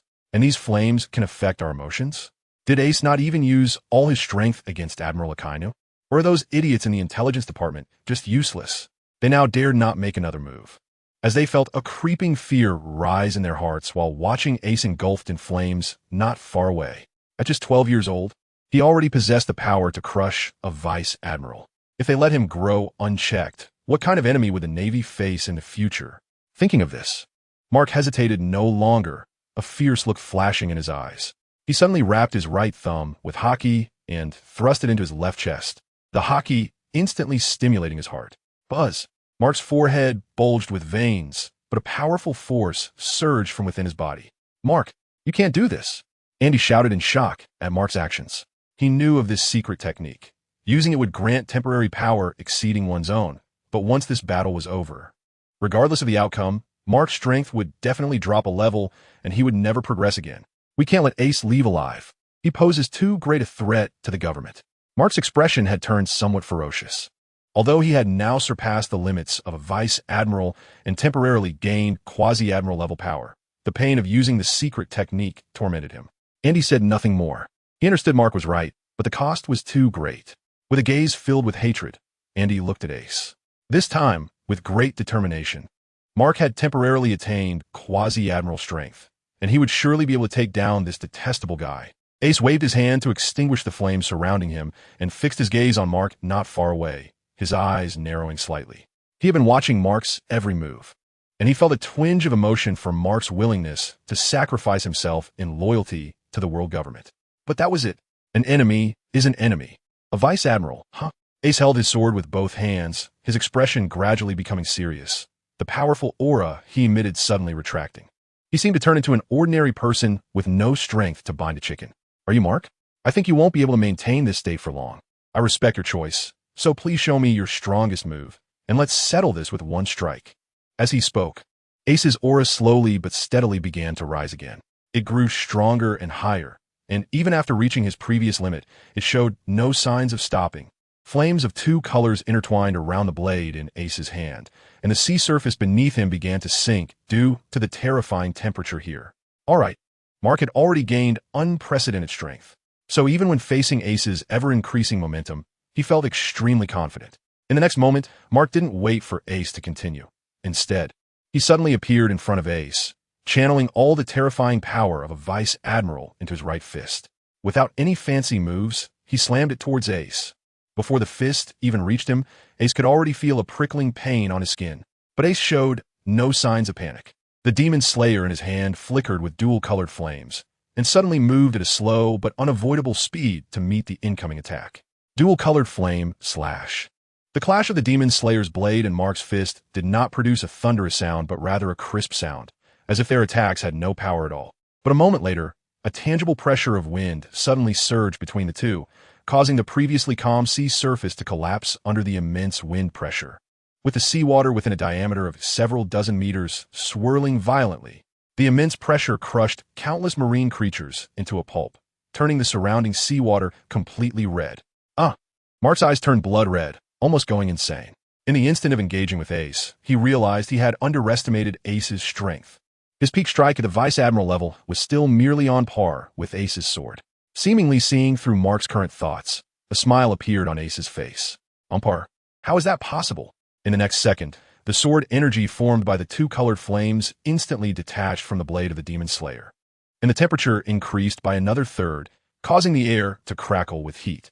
The air beneath the sword energy surged like waves in a storm, crashing against Mark's body time and time again. Crack!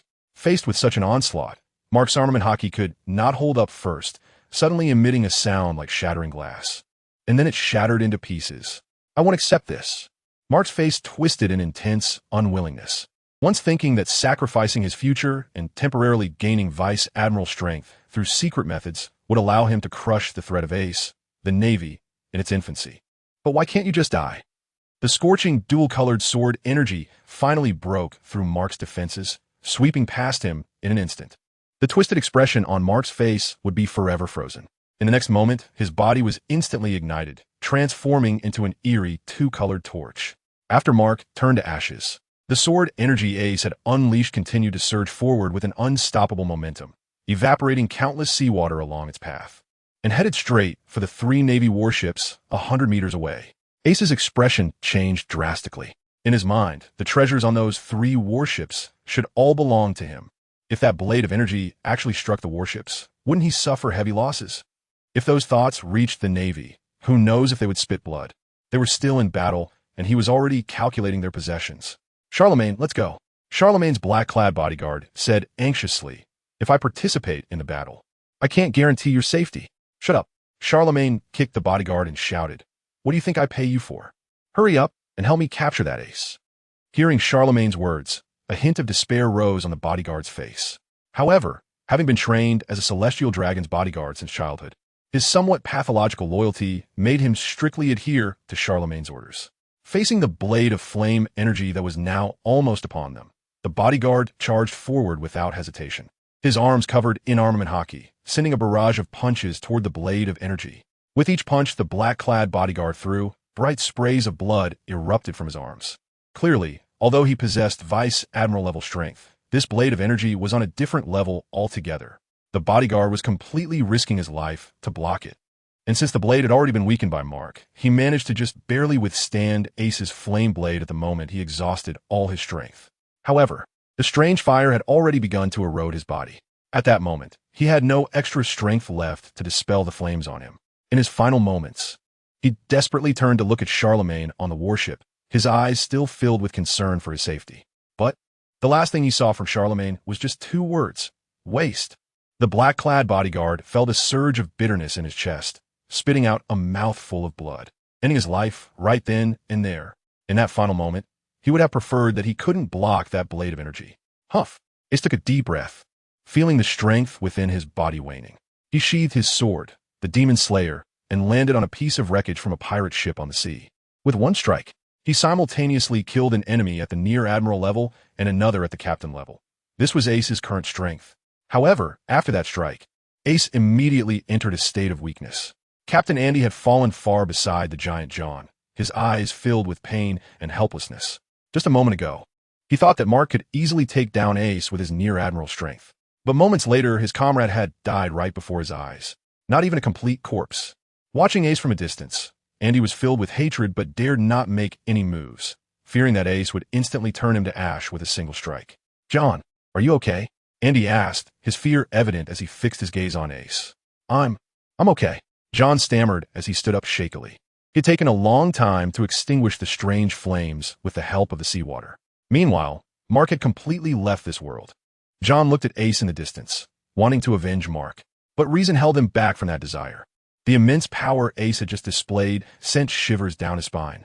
An ordinary near admiral was no match for him. So in the end, John could only grit his teeth and shout, "Retreat." After saying that, he turned around and fled towards the direction of the warship along with Andy. Ace watched from a distance, appearing to be filled with fighting spirit on the surface, but secretly he let out a sigh of relief. He was currently in a weakened state. Both Generals John and Andy could easily take him down. However, their current panicked escape unexpectedly pleased Ace.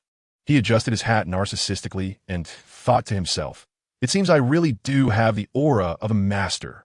Just a slight display of my presence is enough to scare them away."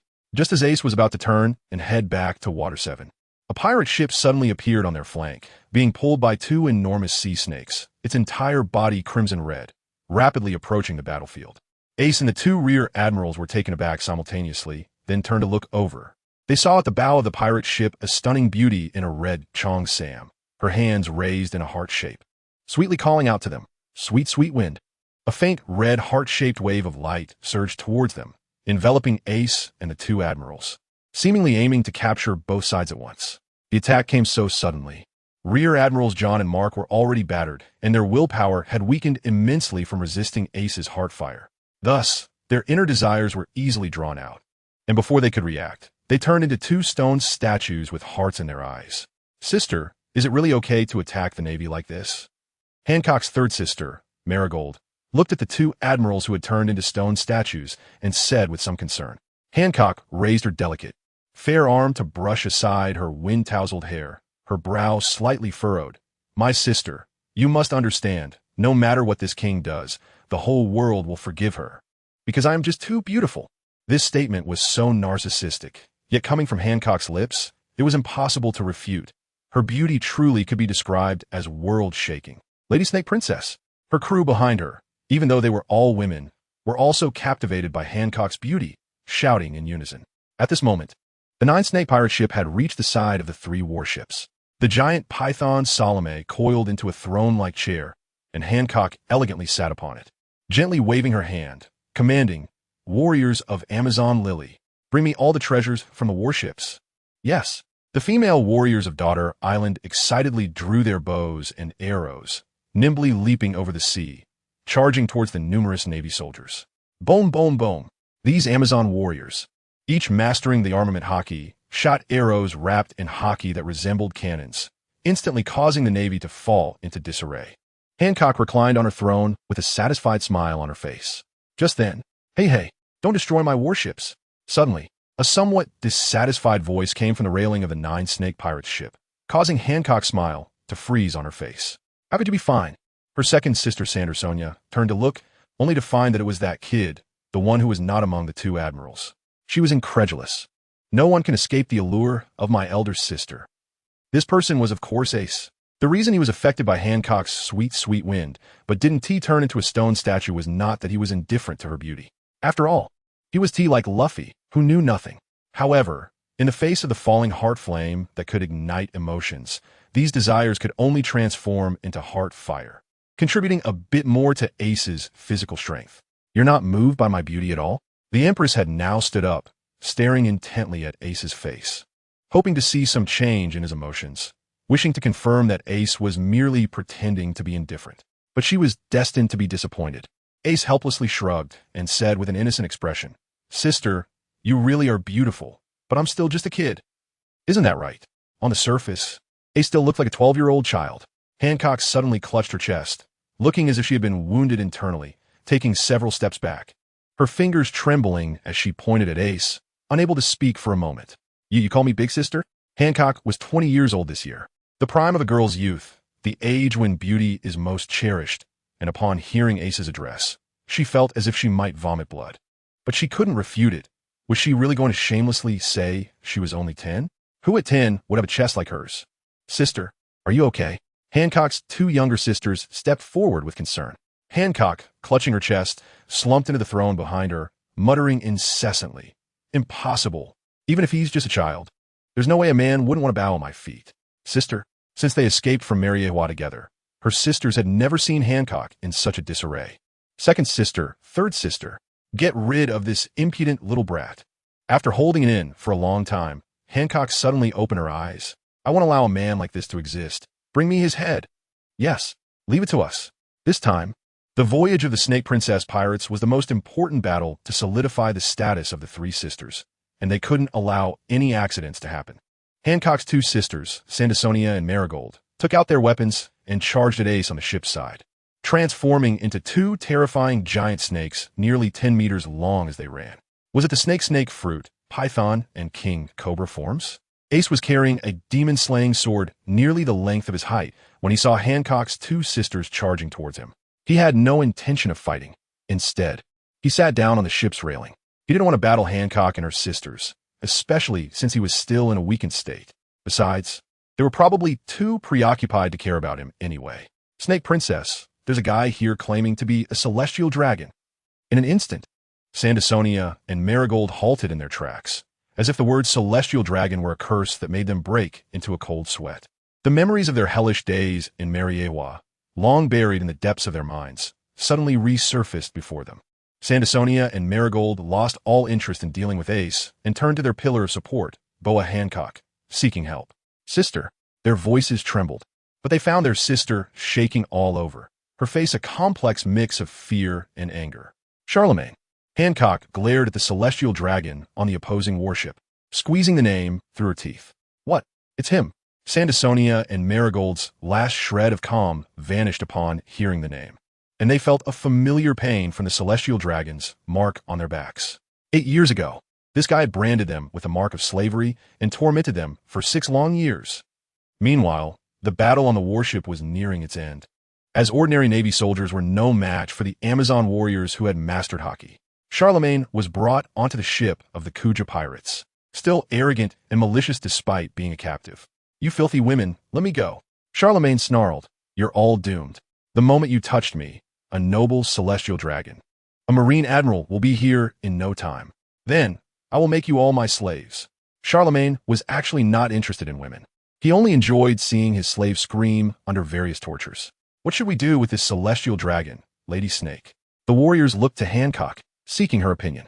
But at that moment, Hancock was trembling, her body curled up as if she had turned into a little girl, her face filled with helplessness. When Charlemagne saw the Boa sisters, his eyes widened in recognition. "You are." Hancock's two sisters felt a wave of despair wash over them. If he revealed their status as slaves, all their efforts in Amazon Lily would be in vain. Charlemagne, noticing the sisters' expressions, suddenly seemed to understand something. He hadn't expected that his slaves would become the empress of a nation after escaping Mariewa.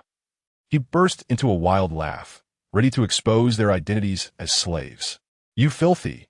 But as he uttered those words, he suddenly felt a sharp pain in his chest. Struggling to look down, he saw a large blade piercing through his chest, blood gushing out. "Ah!" Such pain was unbearable for this pampered celestial dragon. He collapsed to the ground, losing control of himself, wailing in agony.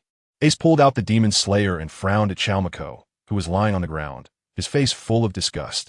He casually threw a purple flame at him, which instantly engulfed Chalmako, silencing his wretched screams and finally restoring quiet to the scene. Hancock's helplessness hadn't faded yet when she saw Ace kill Chalmako with one strike. After all, he was a celestial dragon. So what? Ace raised an eyebrow, the flames evaporating all the blood from the demon slayer. He rested it back on his shoulder, thinking that killing this disgusting guy was the best choice, wasn't it? The three Boa sisters' expressions changed slightly. They suddenly felt that this child seemed to know a lot about their background. Moreover, they had to admit that the measures Ace took were indeed the best solution. However, the shadow that Chalmako cast over the three sisters during their 6 years in Mariewa was too great, making it difficult for them to summon any thoughts of resistance upon seeing him. Today's death of Chalmako undoubtedly relieved the sisters of a significant burden. Can you tell us your name? Hancock stood up, her expression towards Ace filled with gratitude. She and her two sisters slightly bowed to Ace in respect. My name is Ace. Ace replied casually. Lady Snake Princess, how could you? The Amazon warriors were somewhat displeased to see their empress bowing to a child. Shut up, all of you. From today onward, Lord Ace is our esteemed guest of Amazon Lily. Hancock sternly reprimanded. Forget everything that happened today, understand? Yes, Lady Snake Princess. In this imperial nation of Amazon Lily, the empress's command was supreme, and all the warriors respectfully complied. After hearing the response from her warriors, Hancock dismissed them all. When only Ace and the three sisters remained, she looked back at Ace, appearing somewhat hesitant at first. But after biting her lip, she gathered her courage to ask, Do you know about our identities from years ago? It might cause you trouble. As she spoke, she began to remove her chi-pao, wanting to show Ace the celestial dragon's hoof on her back. Wait, Ace quickly stopped her. He wasn't like Luffy, a true gentleman who remained unperturbed. He couldn't handle such stimulation. It's just the celestial dragon's hoof. I already know what it looks like. Besides, I've already killed a celestial dragon. Why should I be afraid of this? The third sister, Marigold, hesitantly asked, Do you know what the consequences of killing a celestial dragon are? Are you saying that a marine admiral will come after me? Ace shrugged nonchalantly. So what? It's not like I haven't fought with them before. What? You fought with an admiral? The second sister, Sandasonia, widened her eyes in shock, asking incoherently, Then how are you still alive? No, I mean, how old are you this year, Lord Ace? Ace was somewhat speechless but coughed and replied, I'm 12. 12 years old, and you already have the ability to fight against a marine admiral? Hancock's two sisters looked at Ace with more respect. How can you be only 12? Hancock's face flushed slightly, seemingly disappointed by the age difference with Ace. But she still asked with some anticipation, Are you willing to face an admiral for us? Huh? What's going on? Don't jump to conclusions, okay? It's not for you. Ace was actually just responding to a system prompt, sensing the presence of a demon within that celestial dragon. That's why he took action and killed Charlemagne. Helping Boa and her sisters was just a side note. But little did Ace know, in Hancock and her sister's eyes, Ace, who killed Charlemagne, was far more handsome than any prince on a white horse. Moreover, although Ace is still young, his physical strength has already reached that of a rear admiral, and he now stands close to 175 meters tall, with a physique resembling that of an average young man, which made Boa and her sisters not completely see him as a child.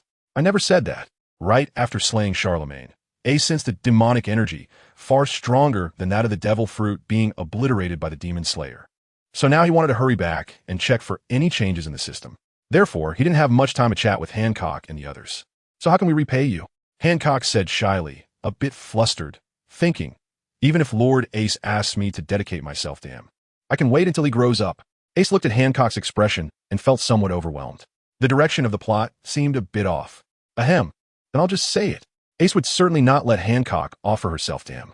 After coughing a couple of times, he pointed to the 3 warships nearby and said, These 3 warships and the things inside originally belonged to me.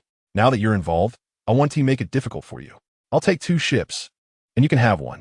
How about that? All of them for you. Hancock replied gently and without hesitation, which made Ace feel a bit awkward. Cough. Then that 1 be necessary. Just organize the things on the 2 ships and send them to the shore. I'll be leaving now, Ace said in a bit of a panic, afraid that something might happen if he stayed any longer. He then sheathed his sword and jumped down from the side of the Kuja pirate ship. Hancock watched Ace's figure grow distant, covering her mouth with a light laugh, murmuring, "I thought you had no reaction to me all along. I didn't expect you to be shy after all. Sister, what about those Navy soldiers?" The second sister asked, pointing at the bound Navy soldiers nearby. After hearing this, Hancock's smile faded, her brow furrowing as she regained the imposing aura of the Empress. Casually waving her hand, she said, "Just kill them all."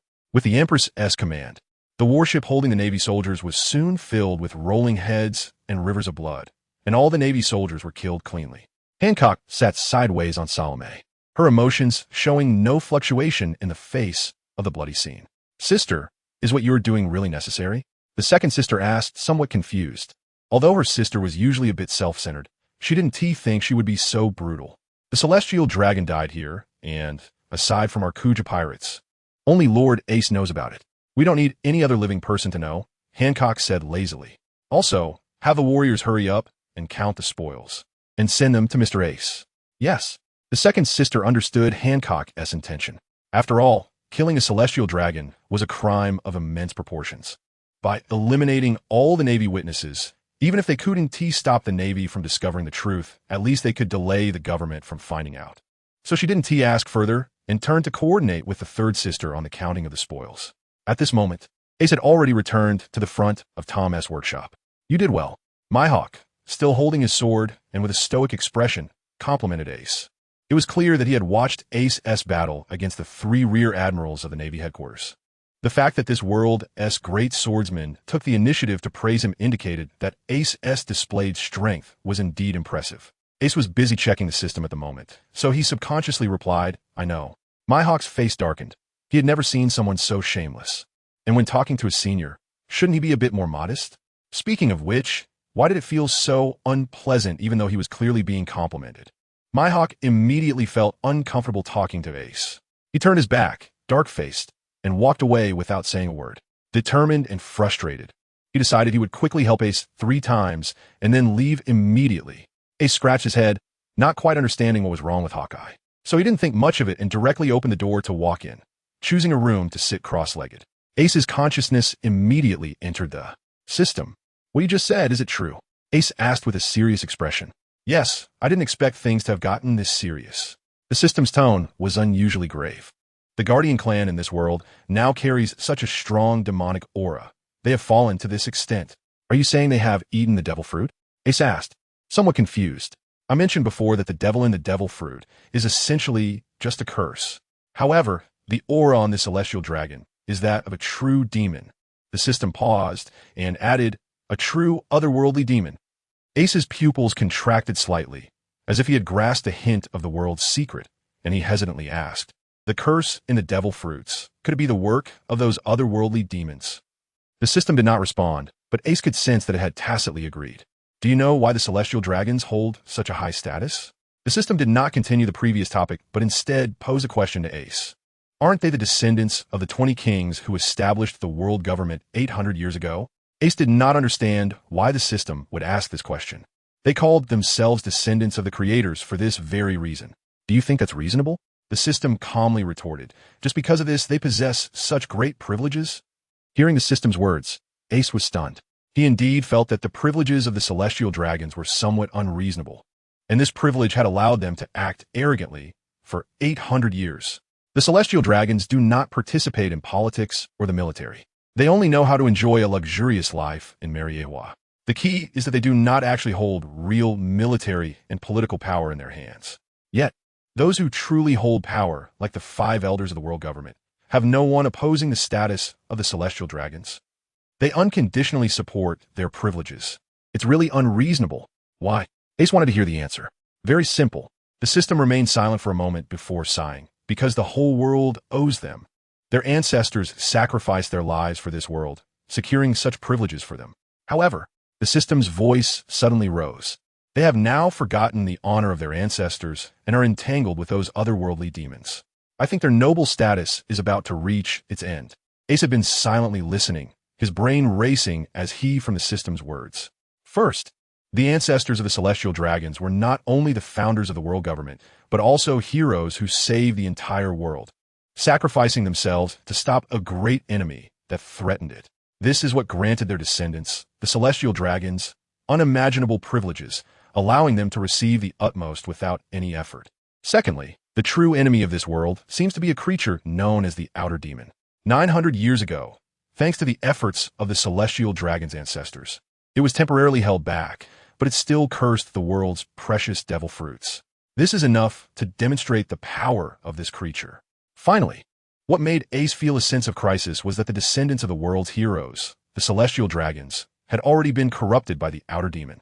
Although those heroic ancestors had nothing to do with these arrogant celestial dragon descendants, it was enough to indicate that, after 900 years, the Outer Demons had returned. With this in mind, Ace asked the system several questions, such as where the Outer Demon actually came from and the true name and origin of the devil fruits. However, the system seemed unwilling to elaborate on these deeper matters, only emphasizing that once Ace's physical strength reached the level of a general, it would reveal everything to him. Ace saw that the system was not responsive, so he decided not to ask any more questions. Instead, he turned his attention to the small cauldron in the space of the. This time he had killed a celestial dragon, and the demonic energy he had eliminated was even more intense than during the previous encounter with Moria. He wondered what good items the system would extract this time. Ace felt a bit excited. First, what floated out from the cauldron was still the Qingming longevity pill. However, this time it was 2 pills, followed by a red pill that floated out. The spiritual energy released by the red pill was far beyond that of the Qingming longevity pill. Choose one, the reviving pill. A 7th grade pill could save a life as long as the person wasn't directly decapitated or had their heart shattered. The system, I want to remind you, host, that the last time you were rewarded with a 6th grade pill was because you eliminated the demon curse for the first time. This time, the reward is particularly generous because you discovered the anomaly of the celestial dragons. So if you want to receive rewards in the future, you must follow the rules. After the system finished speaking, it transmitted a redemption table into Ace's consciousness. 6th grade pill. Eliminate 100 points of demonic energy. 7th grade pill. Eliminate 1,000 points of demonic energy. 8th grade pill. Eliminate 10,000 points of demonic energy. Ace first chose the life-returning pill without hesitation, not noticing that the demonic energy required to exchange for a 7th grade pill was 10 times that of a 6th grade pill. A mid-general level extraterrestrial demon has 100 points of demonic energy, a quasi-general level has 1,000 points, and a general level has 10,000 points. The system added. After hearing this, Ace pulled up his attribute panel. Attributes: Physique, Vice Admiral Zero Linghua, Refinement Technique. 4th level Refinement Energy, 83210 Elimination of Demonic Energy, 112, Fallen Heart Flame. Blue Lotus Earth Heart Fire, Volcanic Stone Flame. Ace had not yet devoured those 2 large sabers, and during these days he had been at sea, so the training conditions were not very good. Therefore, this 83 points of refinement energy were almost entirely the result of the Fallen Heart Flame spontaneously refining Ace's body. Truly a cultivation cheat. It's like lying in your own bed, doing nothing, yet the balance in your bank account keeps growing. Ace thought to himself that he had indeed made the right choice when selecting. In the attribute panel, the added line should be the points required for exchanging pills. After taking a glance, Ace roughly understood the origin of these 112 points. The demon formed by the curse within Moria was stronger than the curses in ordinary devil fruits, but weaker than the authentic demonic energy within a celestial dragon's body. Therefore, the one within Moria should be worth 10 points, while the 2 extra points should be from the curses within the Scorpion and Crab Pirate Captain's bodies.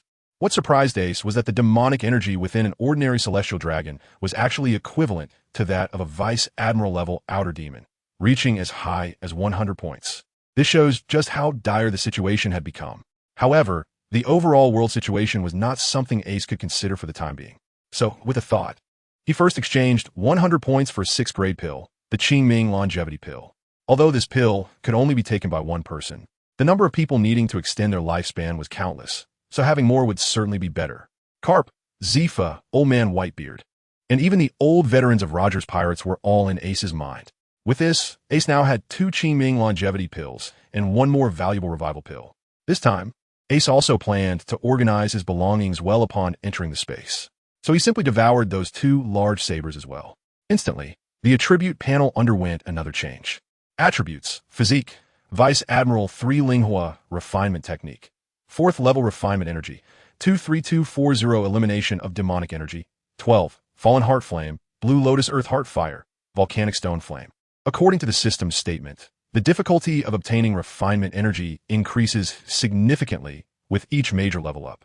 Therefore, each large saber contributed approximately 300 points of refinement energy.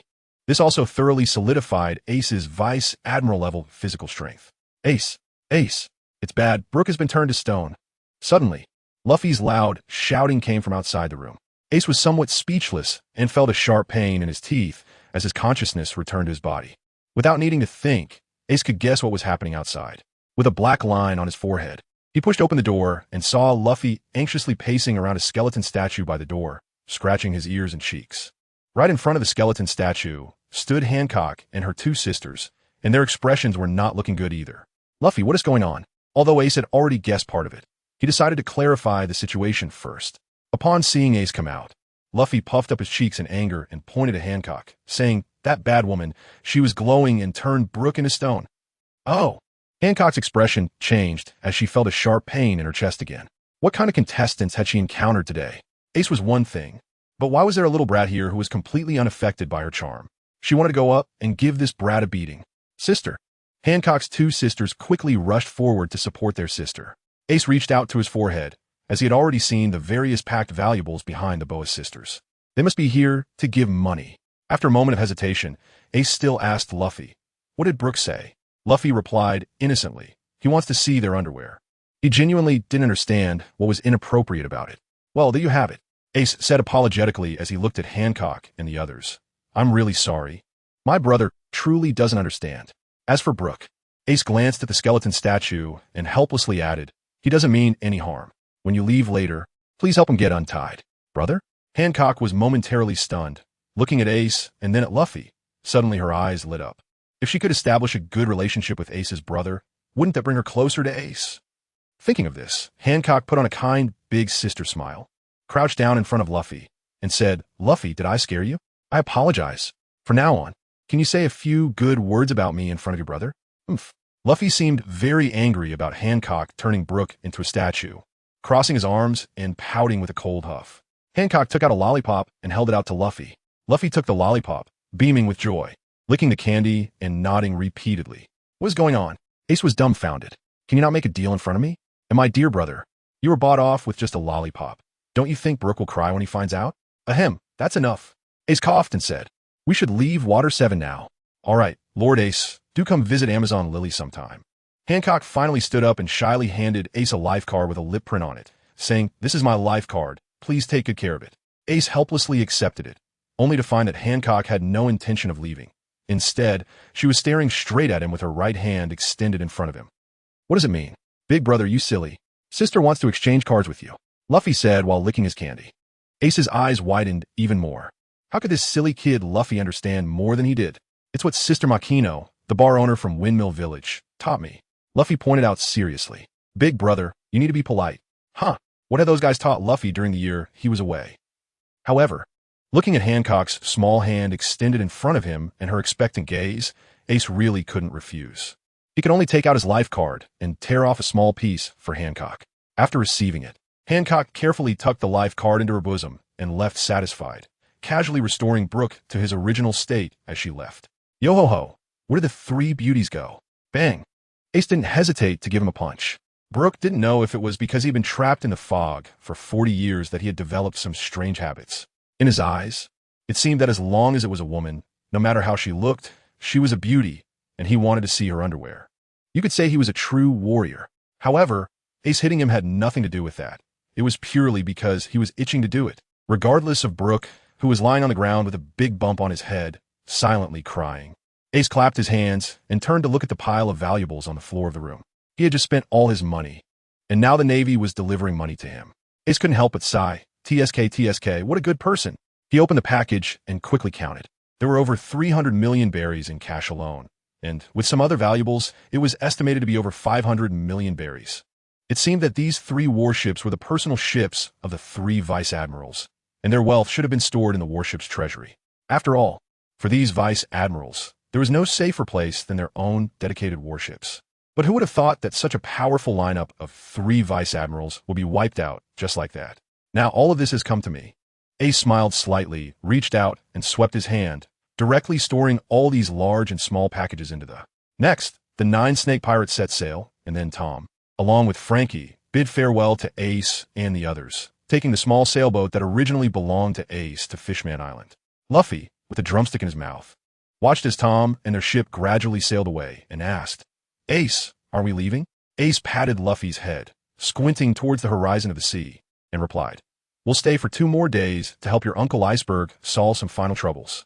Iceberg had already followed Ace's orders to acquire a medium-sized shipbuilding company, renaming it Carrera, and was beginning to integrate the entire shipbuilding industry of Water 7. With sufficient funds and Iceberg's exceptional shipbuilding skills, Ace believed that as long as Iceberg was given time, he could definitely achieve this goal. But this was based on the premise that no one would interfere. Therefore, Ace planned to leave a deeper impression on the world government here. After completely diverting their attention to himself, he would then leave Water 7, creating a better environment for Iceberg to flourish. At this moment, the Navy headquarters was in chaos. News had just arrived from Mariewa that the noble celestial dragon Charlot Marco's life paper had suddenly burned out, with the place of death being Water 7, and the murderer identified as Portgas D. Ace. No one doubted the authenticity of this news, and no one dared to question how they knew so clearly, because this message came directly from the Gorosei. The Gorosei directly designated Akainu and ordered him to rush to Water 7 as quickly as possible to execute Portgas D. Ace on the spot. Just the corpse, no live capture allowed. This time, even Sengoku could no longer stop it. A celestial dragon had died on the Navy's warship under his command, and, as the fleet admiral, he could hardly escape responsibility. If it weren't for the protection of the 3 armed forces commander, Steelbone Kong, Sengoku might not even be able to keep his position as fleet admiral. Sigh. Sengoku stood at the port, watching Akainu sail out of the harbor on a warship, full of vigor, and could only let out a helpless sigh. In the eyes of those world government officials, the importance of his position as fleet admiral seemed to be less than that of a disgusting celestial dragon. Feeling somewhat desolate, Sengoku turned around and walked back into the headquarters fortress. Even if there was so much darkness within the government, Sengoku would not leave like his old friends Carp and Zephyr. He would do his utmost to protect more innocent civilians. This is Sengoku's justice. Ace, oh Ace, I wonder how you plan to escape from my grasp this time. Akainu stood at the bow of the fast warship, a brutal smile on his face, pondering how he could find an opportunity to kill that detestable Ace. Unexpectedly, Ace committed such a grave crime of murdering a celestial dragon. The heavens are helping me. At this moment, Akainu's right ear was left with only a hole, the ear completely gone. He touched the hideous scar on his right ear, and his expression turned malicious again, secretly swearing that this time he would definitely capture Ace. 2 days later, Iceberg's Carrera Company had completely gotten on track. Both the shipyard and various workers were in place. It was impressive that the first phase of the goal was achieved so smoothly. One must say that the timing of the company's establishment was excellent. Water 7 had been famous for its shipbuilding industry for a long time. In recent years, however, it had been severely affected by the era of great pirates, with merchant ships transporting materials constantly being robbed by pirates, and the shipbuilding industry suffering heavy losses. Although Tom's invention of the sea train had emerged in the last 2 years, many shipbuilding companies were on the brink of bankruptcy, unable to even pay their employees' wages. Therefore, after the establishment of Carrera, it easily recruited many skilled workers, with some even offering to work as long as meals were provided. At this time, Ace stood side by side with Mihawk on the beach, gazing at the sea. What exactly do you want to do? Mihawk broke the silence first. Over the past 2 days, he had witnessed Ace and Iceberg establish a shipbuilding company, recruiting, acquiring, and merging. When Mihawk saw these two skillfully stabilize the new company in Water 7, he had to admit that he had underestimated Ace. Starting a company, making money, Ace replied casually. Of course. Mihawk rolled his eyes. That wasn't what he was asking. Mihawk had been in the Grand Line for decades, encountering countless pirates. Most pirates carried bounties and lived day by day, spending money as soon as they got it. Who would take the trouble to start a company? Any pirate who did such a thing had ambitions that ordinary pirates could hardly imagine. Lord Mihawk, this is the first time Ace spoke so seriously to Mihawk. Have you ever considered that even if a person's strength is formidable, the things one can do in this vast sea are very limited? Only by establishing a force, having partners, and sufficient funds can one truly grasp freedom in their hands. Ace said, smiling as he invited. So, how about it? Lord Mihawk, are you interested in joining our Flame Emperor pirate crew? Mihawk's golden pupils slightly contracted. The ambition displayed by the young man before him made even his ironclad heart stir slightly. However, Mihawk did not agree, but instead turned to look again at the horizon, watching a warship gradually reveal its outline, saying, "You should first deal with the trouble at hand." At the bow of the warship, Akainu stood with his hands behind his back, and in front of him, Water 7 had come into view. "Sir, I have investigated as you requested. Vice Admiral Karp is still in the East Blue," the secretary reported behind Akainu. "Moreover, we have also sealed off the news. So Vice Admiral Karp will not know about the situation here for the time being." Hearing this, Akainu's furrowed brow relaxed considerably. The last time Karp showcased his strength, it had instilled a sense of fear in him, which is why he had made arrangements in advance. Now that he knew Karp was not here, Ace had no strong backing. Such a small vice admiral was nothing he couldn't handle. Last time, it was that old guy Karp who let you escape. This time, let's see how you die." Akainu laughed with a twisted expression. The scars on his right cheek caused by Ace seemed like squirming worms, making Akainu's expression even more ferocious. "Sir, you will surely succeed," the secretary timely flattered, making Akainu's mood even better. On the beach of Water 7, Ace and Mihawk saw Akainu at the bow of the warship. "It seems a Marine Admiral has come." Mihawk's expression showed no signs of fear, instead smiling as he asked, "Do you want me to take action?" In Mihawk's view, Ace might have decent strength, but in front of a Marine Admiral, he might not even be able to withstand a single blow. Ace smiled non-committally at Hawkeye's words and did not respond. Instead, he flipped his hand and took out the Demon Slayer. Hawkeye's pupils slightly constricted as the world's strongest swordsman could sense the power of this large knife. The quality of this blade was already infinitely close to the supreme Great Blade. This kid in front of me really has a lot of secrets. After unhesitatingly giving Knight to himself, he can casually take out such a precious good knife. Let me give it a try first. Ace held the knife with both hands, yet did not refuse Mihawk's help. However, if possible, he still wanted to keep Mihawk as a trump card for a while longer. Additionally, he wanted to see how much he had closed the gap with Akainu during this time.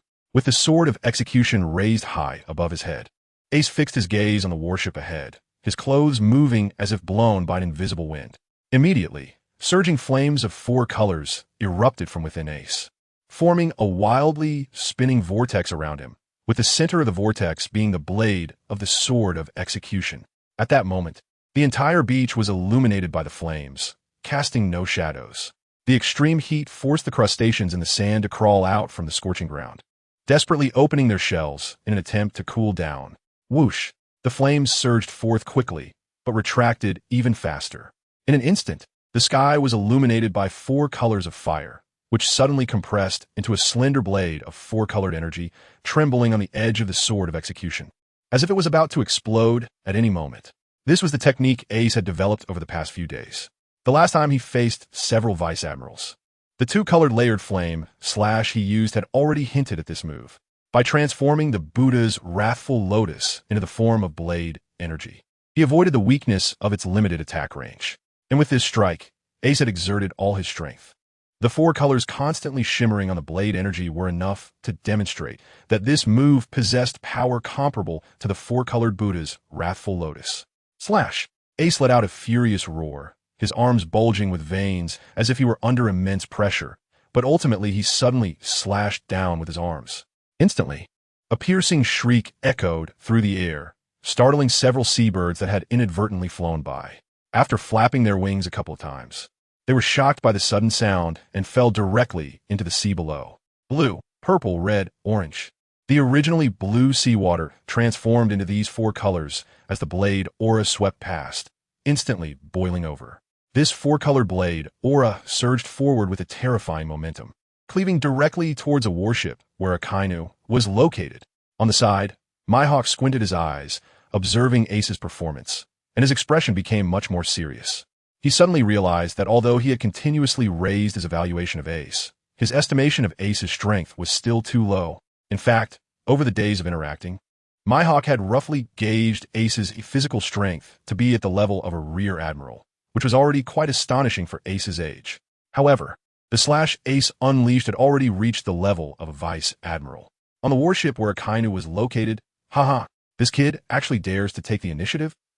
Akainu's secretary, seeing the impressive momentum of Ace's slash, couldn't help but sarcastically remark, seeing our Admiral Sakazuki, shouldn't he turn around and run?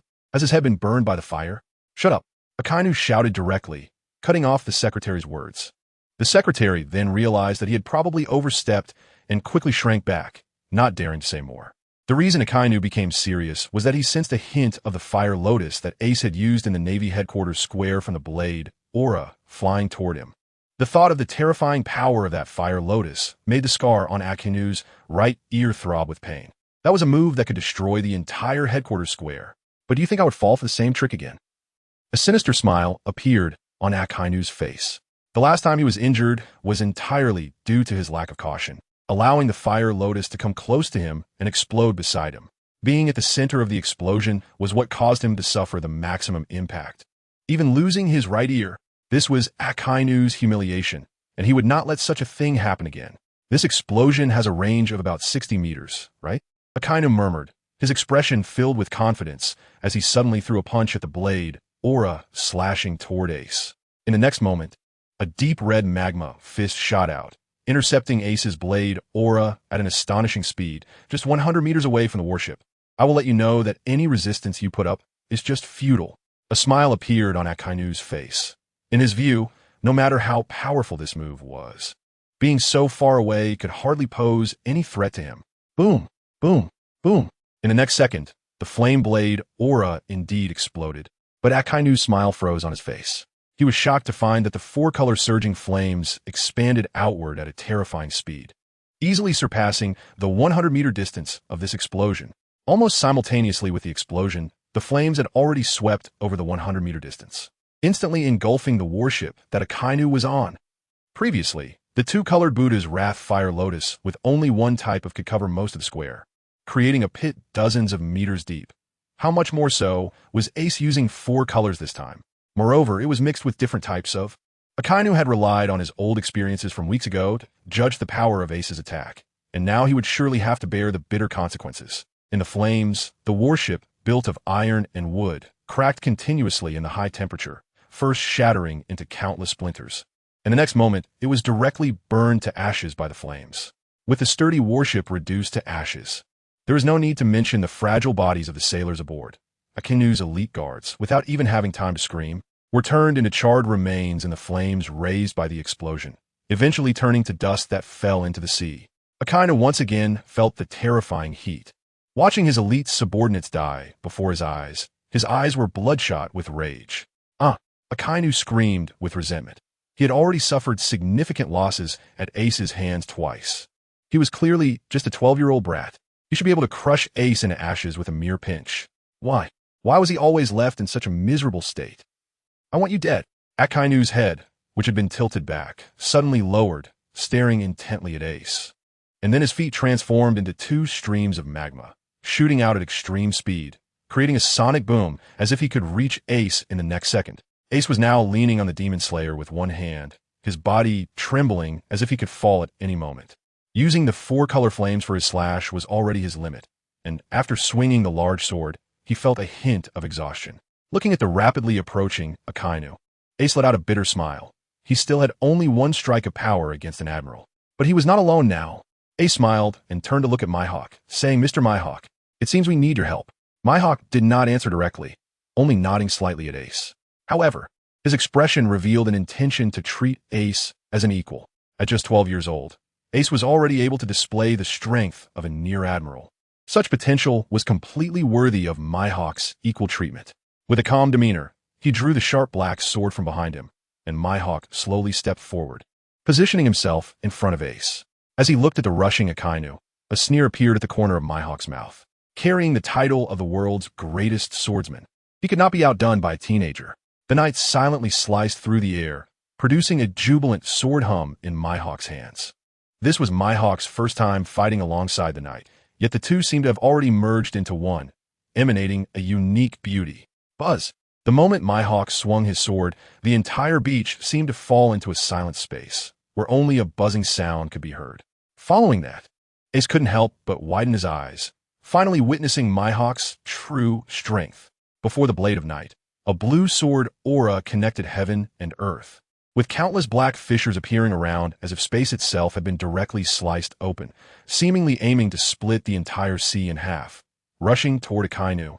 On the opposite side, Akainu, who had been fixated on Ace, suddenly noticed a somewhat familiar swordsman wielding a massive black sword, stepping in front of Ace. Although he found the figure familiar, Akainu was solely focused on eliminating Ace at that moment. He didn't think much of it, intent only on taking both of them down. However, when the swordsman locked his golden hawk-like eyes onto Akainu, a feeling of dread suddenly washed over him. He felt an instinctive urge to evade. How could this be? He was a bona fide Marine admiral. As the terrifying sword aura that seemed to connect heaven and earth was unleashed, a dreadful name suddenly appeared in Akainu's mind. Mihawk. Dracula Mihawk. The moment the name surfaced, Akainu wanted to dodge the sword aura. But he was horrified to find that the space around him seemed to freeze under that sword aura. In the end, when the sword aura was about to strike him, he could only barely tilt his body to the right. He watched helplessly as the sword energy swept past the root of his right leg. Puff! Blood rained down from the sky, mixed with the minced flesh of Akainu's right leg, shredded by the sword aura. Ace looked on from a distance.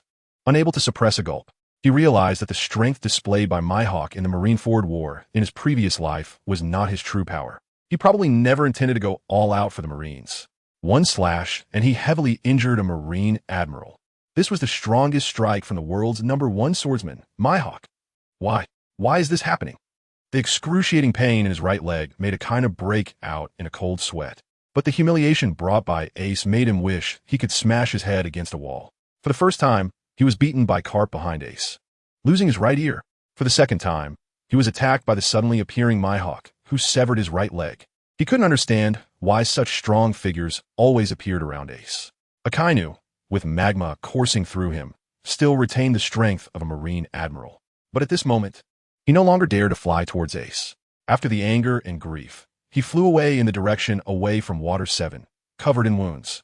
He came in with great momentum, but ended up with all his subordinates wiped out and dragging his severed leg, fleeing the scene in a disheveled state. Mihawk, holding his sword knight, was about to pursue but was called back by Ace, who had regained some composure. Ace spoke calmly but firmly. No need to chase. Next time, I will personally take him down. Upon hearing Ace's words, a glimmer of appreciation flashed in Mihawk's eyes, and he nonchalantly returned Knight to his back. If Ace wanted to rely on him to deal with his enemies, Mihawk might no longer have any interaction with him during the 3 times he agreed to help Ace. However, Ace's current display of determination and desire to deal with his enemies personally made Mihawk think of an idea. Why not stay by this kid's side for a while longer and see how far he can go in this era of rising powerful pirates? Mihawk's intense gaze left Ace feeling somewhat puzzled. However, he didn't think much of it, nor could he realize that Mihawk's attitude toward him had changed significantly without him noticing. Thank you for your help, Mr. Mihawk. Although there was an agreement between the two, Ace understood the gravity of the situation. The target this time was a Marine admiral. No matter how rampant the pirates were in this great pirate era, the Marines remained the most powerful maritime force in the world. So although Mihawk had agreed to help Ace 3 times if the target was a Marine, even if he had just chosen to stand by, no one would blame him. But Mihawk acted without hesitation, heavily injuring Akainu and placing himself in opposition to the Marines. Therefore, Ace had to thank him. You don't need to thank me. What I said I would do, I will do. Mihawk frowned slightly, seemingly displeased with Ace's gratitude, and headed toward the studio first. Just when Ace thought Mihawk would leave without looking back, Mihawk suddenly paused, and a faint voice came. Let's go back for dinner together. Bring Luffy. We should leave. After saying that, Mihawk continued to walk forward, and after hearing this, a barely noticeable smile appeared on Ace's face. As he unconsciously developed a sense of belonging with Mihawk, sighing inwardly, Ace felt extremely relaxed, hurried a few steps to walk alongside Mihawk, and returned to Tom's workshop. At this moment, a pirate ship was slowly sailing towards Water 7. The ship's bow was unique, resembling a crocodile with a banana on its head. In a conference room aboard the pirate ship, a large man dressed in an orange plaid suit and a deep black cloak, with a meticulously combed, slicked-back hairstyle, puffed a cigar that continuously emitted smoke. President. Miss Valentine knelt beside him, her face filled with terror. She ultimately couldn't escape. But she never expected that the one coming to capture her was the president himself. The president of Baroque Works had always hidden behind the codename Mr. Zero, and this was her first time seeing his appearance. However, looking at the golden hook on his left hand that shimmered ominously, Miss Valentine wished she had never entered this room. The president took a deep puff from his cigar, exhaling a large cloud of smoke. which instead highlighted a scar that crossed his entire face from left to right. "The message Ace asked you to deliver. Repeat it back to me." The president's voice was deep, carrying an inexplicable authority, making Miss Valentine break out in a cold sweat. "He said he would personally come back to settle the score with you." Miss Valentine trembled, her head deeply bowed, not daring to look up at the president. The room fell into an eerie silence as the president smoked a cigar, his eyes slightly squinted, seemingly deep in thought. This environment made Miss Valentine increasingly fearful, terrified that she would die at the hands of this cruel man at any moment. That's right.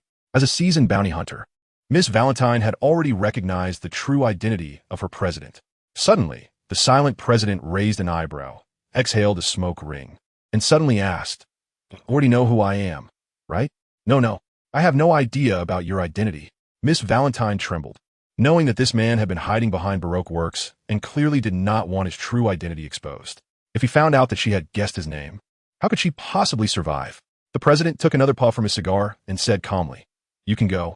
Miss Valentine suddenly looked up, her face filled with joy, quickly standing up and rushing toward the door. As she ran, she was still relieved that the legendary brutal sand crocodile was surprisingly easy to talk to. In an instant, she reached the door, yanked it open, and looking at the boundless sea outside, a smile of relief appeared on her face. As long as she could rush out of the room, she could ride the sea breeze and escape the ship. Puff! The golden hook pierced through Miss Valentine's body. Her smile froze on her face, and soon after, the moisture from her body rapidly evaporated, her delicate face shriveling quickly until it turned into a dried corpse. Just before dying, Miss Valentine saw golden sand swirling around her, drifting past and piling up on the deck to form the body of the sand crocodile once again. With a thud, Miss Valentine's corpse fell onto the deck. But none of this moved Crocodile at the bow of the ship. The sea breeze fluttered his cloak. Ash fell from his cigar, and Crocodile grinned. "Ace, huh? Interesting." At Mary Geos, the headquarters of the world government, the curly-haired elder among the 5 elders put down the phone with a solemn expression. After a moment of silence, he finally spoke. "Akainu has been defeated." The words of the curly-haired elder made the faces of the other 5 elders turn extremely grim, and the swordsman elder spoke. "Was it Ace? If it's really that kid, then it's too terrifying. At just 12 years old, he could defeat a Marine Admiral? No, it's Dracul Mihawk." The curly-haired old man's eyes flashed with a dangerous glint. He couldn't understand why the world's greatest swordsman would be entangled with Ace. The 5 elders let out a sigh of relief. It seemed Ace wasn't that abnormal after all. But what they didn't know was that Akainu had hidden the fact that Ace had split a warship in half with one strike for the sake of his own reputation. If they found out, they would likely have to reassess Ace's threat level. Upon hearing the name Mihawk, the swordsman elder's pupils contracted. No wonder Akainu lost a leg there. That man's swordsmanship was something even he had to take seriously. If that Mihawk stayed by Ace's side and was determined to protect him, unless we intervene, there wouldn't be many other options left. The tallest of the 5 elders furrowed his brow. "Impossible," the swordsman elder said with certainty. "I've seen that Mihawk. That guy is very proud and would never willingly settle for being a kid's bodyguard. The most likely scenario is that he owes Ace a favor. In that case, Mihawk should only be temporarily staying by Ace's side." The curly-haired old man looked thoughtful, but as long as Mihawk was around, we wouldn't have many options. After all, the new world hasn't been peaceful lately. Akiji and Kizuru are both tied up. The high-end combat power we can use is still too limited. The bearded elder also said, "It seems the Shichibukai plan must be expedited." The 5 elders nodded slightly in agreement, deciding to select 7 powerful pirates to use their reputations to intimidate the rookie pirates in the first half of the Grand Line. This way, the Navy could free up more resources to deal with those who would soon stir up trouble in the New World. Although we currently don't have the extra strength to bypass Mihawk to deal with Ace, we still can't let him off easily. The curly-haired old man's eyes flashed coldly. Have the Navy increase Ace's bounty by another 200 million. With such a high reward, someone will definitely be tempted. We mustn't underestimate the world. There are still many strong individuals hidden in every corner of this world. At this moment, Ace was unaware that due to the conversation among the 5 elders, his bounty in the Navy had already risen to 450 million. Ace and his group of 4, or rather 3 people and a skeleton, are now sailing away from Water 7 on the ship of the Baroque Works pirate crew. Originally, Ace intended to take a warship directly, but Hawkeye, with a dark expression, split one of the warships in half. Ace's forehead was dripping with cold sweat as he realized that the one who had been steering the ship for the three of them, who were all directionally challenged, was Mihawk. Steering a ship had nothing to do with strength. How could Mihawk manage a warship that required dozens of people to operate all by himself? So Ace couldn't care less about feeling sorry anymore. He scratched his head awkwardly and ultimately chose a smaller pirate ship. The warships were not wasted either. Ace simply chopped them into wood with a few strikes, giving the materials to the iceberg for free. Uncle Mihawk, thank you for your hard work. Here's some fruit for you. Luffy walked over to Mihawk, who was at the helm, and innocently raised his little head, handing him a bright red apple. Mihawk, who had been looking gloomy from being forced to steer the ship, finally smiled a bit after receiving the apple. He was starting to really like this little Luffy. Mihawk reached out and ruffled Luffy's hair, smiling as he said, "Thank you, Luffy. You're welcome," Luffy replied, tilting his head and smiling cutely, looking very polite. As they approached the cabin, Ace and Brook exchanged strange looks at Luffy and Mihawk. Ahem, Brook, do you think I should tell Mihawk that Luffy is actually a carnivore and just doesn't want to eat fruit? Ace cleared his throat and twitched the corner of his mouth. Yo-ho-ho. Brook tried to hold back his laughter and replied, "Forget it. I think Mr. Mihawk and Luffy are having a great time together. No need to disturb them." Suddenly, a crunching sound of food being chewed reached Ace's ears. He turned his head towards the kitchen, his smile gradually fading. Had someone sneaked onto the ship without him noticing? How embarrassing. It seemed that the creature in the kitchen sensed Ace's murderous intent as the chewing stopped. After a while, the door was pushed open a crack, and a creature the size of an ant stealthily walked out, heading towards the side of the pirate ship. Ace's observation, Haki, swept through the kitchen, and his face darkened instantly. Over half of the canned goods in the kitchen had been wiped out. None of the four of them could cook, so they relied entirely on these cans to survive at sea. Now, someone had the audacity to steal the cans. This was intolerable. With that thought, Ace no longer hesitated. Without even looking at how he moved, his body suddenly vanished from the spot and instantly appeared next to the creature. He then swung his hand to grab. Unsurprisingly, he caught the creature in the palm of his hand. Trying to run? A panicked female scream suddenly came from Ace's palm. This caused Ace's expression to change abruptly, and his face became somewhat stiff. The sensation in his palm was soft. Pervert. The voice sounded soft and cute, but at that moment, it carried a hint of crying. Ace felt a bit awkward, and the killing intent that had originally emanated from him receded like a tide. He slightly opened his palm and looked down at his hand. In the center of his palm lay a girl the size of a fingertip, with green hair, slightly dark skin, and an exceptionally curvy figure, radiating the vitality of youth. However, at that moment, the girl was hugging her chest with both hands, tears streaming down her face, looking as if she was about to cry. Are there really little people? Brook also leaned in, looking shocked. My eyes are about to pop out, even though I don't have eyes. Ace ignored Brook's cold joke, looking at the girl in his palm with some confusion in his eyes. He always felt that she looked somewhat familiar, but he couldn't remember where he had seen her before. Let go of me, or I won't be polite. The green-haired girl wiped her tears, picked up a fork-shaped weapon next to her, pouted her lips, and said in a delicate voice, I'm really strong. Ace was taken aback when he saw the girl pick up the fork, and finally remembered who she was. Lily Instermark, a mini-fruit user. How could this be a little person tribe? Ace raised his hand and brought the girl closer to his eyes. After taking a careful look, he was even more certain of his judgment. She is of the giant race. Huh. Brook was startled by Ace's words and asked with a worried expression, Captain, are you feeling all right? Are you saying that this tiny little thing about the size of an ant is a giant? Ace rolled his eyes and thought, if a skeleton can run around here, what else is impossible? However, even though he was complaining in his heart, Ace still explained, it's because of the devil fruit. But perhaps it was because Ace was too close, or maybe it was because he had accidentally taken advantage of Lily before. Lily's pretty face turned red as she shouted, Mini fruit, maximum recovery. Now there was no need for Ace to explain to Brook, as under his astonished gaze, Lily, who was only a few millimeters tall, suddenly grew in size. In an instant, Ace could no longer hold on to her, and after Lily landed on the deck, she transformed into a giant towering several dozen meters high in just a moment. At this time, Mihawk and Luffy's attention was also drawn over. Wow! Luffy gave his fruit to Mihawk, his mouth stuffed with the leftover meat. Now he was excitedly watching the enlarged Lily, amazed at how big she had become. Oof.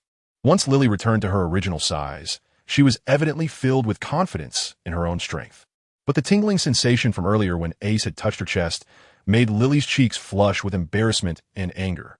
She had never had such contact with the opposite sex. So she looked at Ace by her feet, raised the gigantic fork in her hand, and without hesitation, stabbed it down with a hint of shame and annoyance. The tip of the massive fork shimmered with a dazzling cold light, and as it aimed at Ace, it even whipped up a gust of wind. It seemed that even ordinary women from the giant race had strength that could not be underestimated. But Ace appeared frozen in shock in the face of the giant fork descending from the sky, showing no intention of dodging, while Brooke and Mihawk had no intention of intervening either. At that moment, it seemed that Ace had no power to resist. On the contrary, it was Lily who was taken aback. She had only wanted to teach Ace a lesson out of impulse, because she felt taken advantage of. Moreover, from what the skeleton had said, Ace in front of her should be the captain of this pirate ship. How could he be so weak that he couldn't even react? As she watched her fork about to smash into Ace, Lily now felt regret, even forgetting the earlier incident where Ace had taken advantage of her. She wanted to stop her attack, but because she had used too much force at the start, she couldn't hold back now. Lily couldn't bear to see Ace turned into mush by her attack, and just before the fork hit Ace, she suddenly closed her eyes tightly. Boom! Lily felt her fork tremble violently in her hand, clearly having hit the target, causing her to shake in fear and scream, repeatedly mumbling, "I'm sorry. I'm sorry. I'm sorry." Brooke watched from the side, speechless, thinking, if you don't dare to kill, then don't make a move. What were you doing at the start? In the next moment, Lily suddenly felt the fork being pulled from her hand, along with a child's voice saying, Hey, wah. Lily didn't dare to open her eyes, scared to tears, thinking, oh no, I'm sorry, I won't do it again. Dad, I want to go home. I'm not dead, Ace said with a dark expression, pulling the fork from Lily's hand and jumping up to give her a whack on the head, saying, stop crying. If saying sorry were useful, why would we need the police? Lily sobbed, cautiously opening one eye, and when she saw Ace still standing fine in front of her, her crying finally subsided. Are you really not a ghost? What nonsense are you talking about? Ace was furious. Clearly, this girl had barged onto the ship, stolen their rations, and even attacked him. Yet in the end, she looked like the one being bullied. I'm not dead, Ace emphasized again, then squinted and asked, so, tell me, you ate our canned food. How are you going to compensate? In just this short 10 minutes, Lily's emotions had swung wildly, leaving her completely flustered. So, upon hearing Ace's words, she could only weakly say, I got separated from my dad, and I was just too hungry, so I couldn't help but eat your canned food. What do you want to do? Ace's eyes flickered, and he quickly thought in his heart, Lily's father is the giant chef who can create heavenly cuisine. With such an amazing father, his daughter must also be a cooking expert. With this in mind, a spark of determination flashed in Ace's eyes as he declared firmly, I want you. Huh? Brooke exclaimed in surprise, Captain, you're still just a kid. Lily also let out a startled cry, hugging herself in fear, seemingly recalling the feeling of being in Ace's palm just moments ago, her cheeks turning bright red. Ace's face darkened. Pa, what the hell? She's just a kid. Is that what I meant? I meant for you to become my partner, to be the chef of our Flame Emperor pirate crew. Ace gritted his teeth and explained, that way we won't have to keep eating canned food. Yeah. Lily realized she had misunderstood Ace and felt a bit embarrassed. But after hearing Ace's words, her eyes lit up and she became excited. I can cook? Then I want to join you guys. Lily's statement suddenly gave Ace a bad premonition, and his expression became somewhat stiff. However, Ace wasn't the type to go back on his word, so he could only nod. Thank you. My dad never lets me cook. Having just received Ace's agreement, Lily transformed in her 30-centimeter form in an instant and eagerly dashed into the kitchen. Brooke gulped and turned to Ace. Captain, I don't know why, but I'm a bit scared. What are you scared of, Brooke? Luffy asked innocently, filled with anticipation. Now that we have a chef, does that mean I can eat delicious meals every day? Not at all. Ace's mouth corner twitched madly as he struggled to control his urge to rush into the kitchen. The situation was clearly off, right? Didn't he see that even Lily's own father didn't allow her to cook? Ace was just about to speak when his expression suddenly changed. No way, that was too fast, right?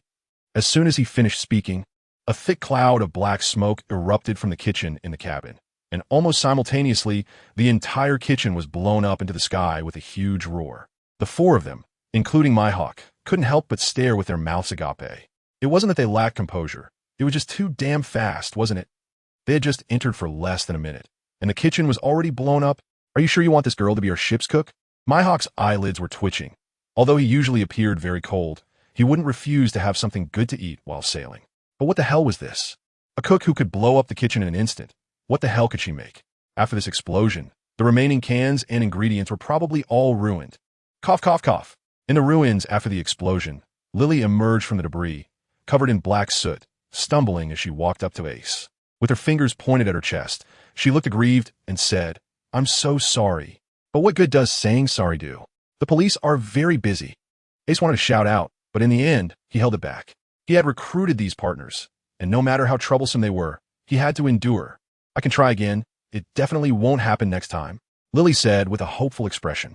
"No," Ace and the others exclaimed in unison, having never been this in sync before. "Oh." Lily felt even more wronged and secretly started drawing circles with her fork. Ace looked at Lily, who seemed so wronged, and felt it was not appropriate to criticize her too harshly. So after sighing, he changed the subject and asked, "Lily, where's your dad?" "Yeah." Lily seemed to remember that she still had a father and immediately became anxious. "Right, I need to hurry and find my dad, or he will worry." Ace was at a loss for words. This girl was not small in stature, yet she was so oblivious. It took Lily over 10 minutes to recount her experiences from the past month and a half. It turned out that she and her father, Pans Fry, had entered the Grand Line and had been seizing food from the government, the Navy, and pirates to cook for the starving civilians. Along the way, they had helped many unfortunate souls, but also led to their bounty skyrocketing. Recently, Lily's father, Pans Fry, had a bounty of 100 million berries. They were constantly pursued by the Navy and bounty hunters. If it were through fair means, it would be one thing, but a little over half a month ago, just after leaving Alabasta, bounty hunters took advantage of their sleep and blew up their pirate ship with bombs. Fortunately, after the explosion, Lily found a whole glass bottle nearby and quickly dove inside, avoiding drowning in the sea. However, after that, she was completely separated from her father, drifting at sea for over half a month without food or water. If it weren't for Lily being a mini fruit user, able to reduce her consumption by shrinking, she wouldn't have survived to this point. "Captain Ace, can you take me to Alabasta? My dad might still be there." Lily looked at Ace with big, watery eyes, pleading. Lily's father was a volcanic chef capable of making heavenly dishes and was, at heart, a kind giant. So even without Lily's request, Ace would have stepped in to help. But just as Ace was about to agree to Lily, suddenly a few golden grains of sand floated around them, carried by the sea breeze. Ace frowned, and a trace of doubt rose in his heart. How could there be sand on this endless sea? "Brother, there's sand in my eyes." Luffy's voice came over, and Ace looked down to see Luffy rubbing his eyes, tears almost spilling out. "Don't move." As soon as Ace spoke, Luffy obediently stopped and tried hard to suppress the discomfort in his eyes. Ace felt a bit heartbroken, quickly reaching out to pick up Luffy, gently prying open his eyelids and softly blowing away the sand in Luffy's eyes. On the side, Mihawk saw the warm scene between the two brothers and was slightly moved. After all, he had witnessed Ace's coldness when facing enemies. What a richly developed character. Ace didn't know what Mihawk was thinking, but he saw more and more sand grains around him and thought of a person's name. The power of sand. Ace narrowed his eyes at the direction the sand was blowing from. Could it be Crocodile? At that moment, a pirate ship twice the size of theirs was rapidly approaching on the waves. On the bow of this ship stood a tall figure with a cigar in his mouth, his black cloak billowing in the wind. Looking at this man, Ace was completely sure of his identity. However, in the face of the enemy, Ace instead revealed a smile. "I was just worried about not having food. Here comes someone to deliver supplies to us." Lily blushed upon hearing Ace's words. All of their rations had been eaten by her, but when she saw the man standing on the bow, fear immediately showed on her face. She anxiously jumped onto Ace's shoulder and said, "Captain Ace, we should run away. That man is Crocodile, the notorious pirate with a bounty of 80 million berries." However, after she spoke, not only was Ace unfazed, but the expressions of the other people on the ship didn't change at all either. Thinking that her words weren't understood, Lily's face turned red with anxiety. She tugged at Ace's hat and said, "My dad once told me that if he saw Crocodile, he would definitely run away immediately, because that man is a terrifying Logia user. My dad has a bounty of 100 million berries, but he doesn't consider himself a match for Crocodile. We should escape quickly." Lily thought she had made herself very clear, but Ace just extended a finger, rubbed her little head, and smiled to reassure her. "Don't worry. I'll handle him, but I have a task for you." After a pause, Ace leaned closer to her and whispered a few instructions. After that, he gently set Lily down from his hat onto the deck. Then Ace took a few steps forward, walked up to the bow, and naturally exuded a domineering aura, standing in stark contrast to Crocodile. Crocodile also noticed Ace's movement, took the cigar from his mouth, flicked off some ash, and with a smile, blew out a smoke ring. his deep voice calling out. So you're Ace, huh?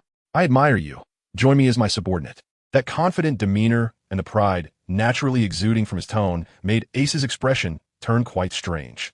He never expected the first thing the other party would say was to want him as a subordinate. Seeing Ace silent, Crocodile sighed to himself and continued. You know, I've been wandering these seas for many years, and the thing I regret the most is that my subordinates are all a bunch of useless fools. They don't have the qualifications to conquer these seas with me. So Ace, your flames combined with my sand, even in the new world, I can take you to wreak havoc together. Crocodile lifted his left hand with a golden hook, his eyes shining with madness and hatred. Huh.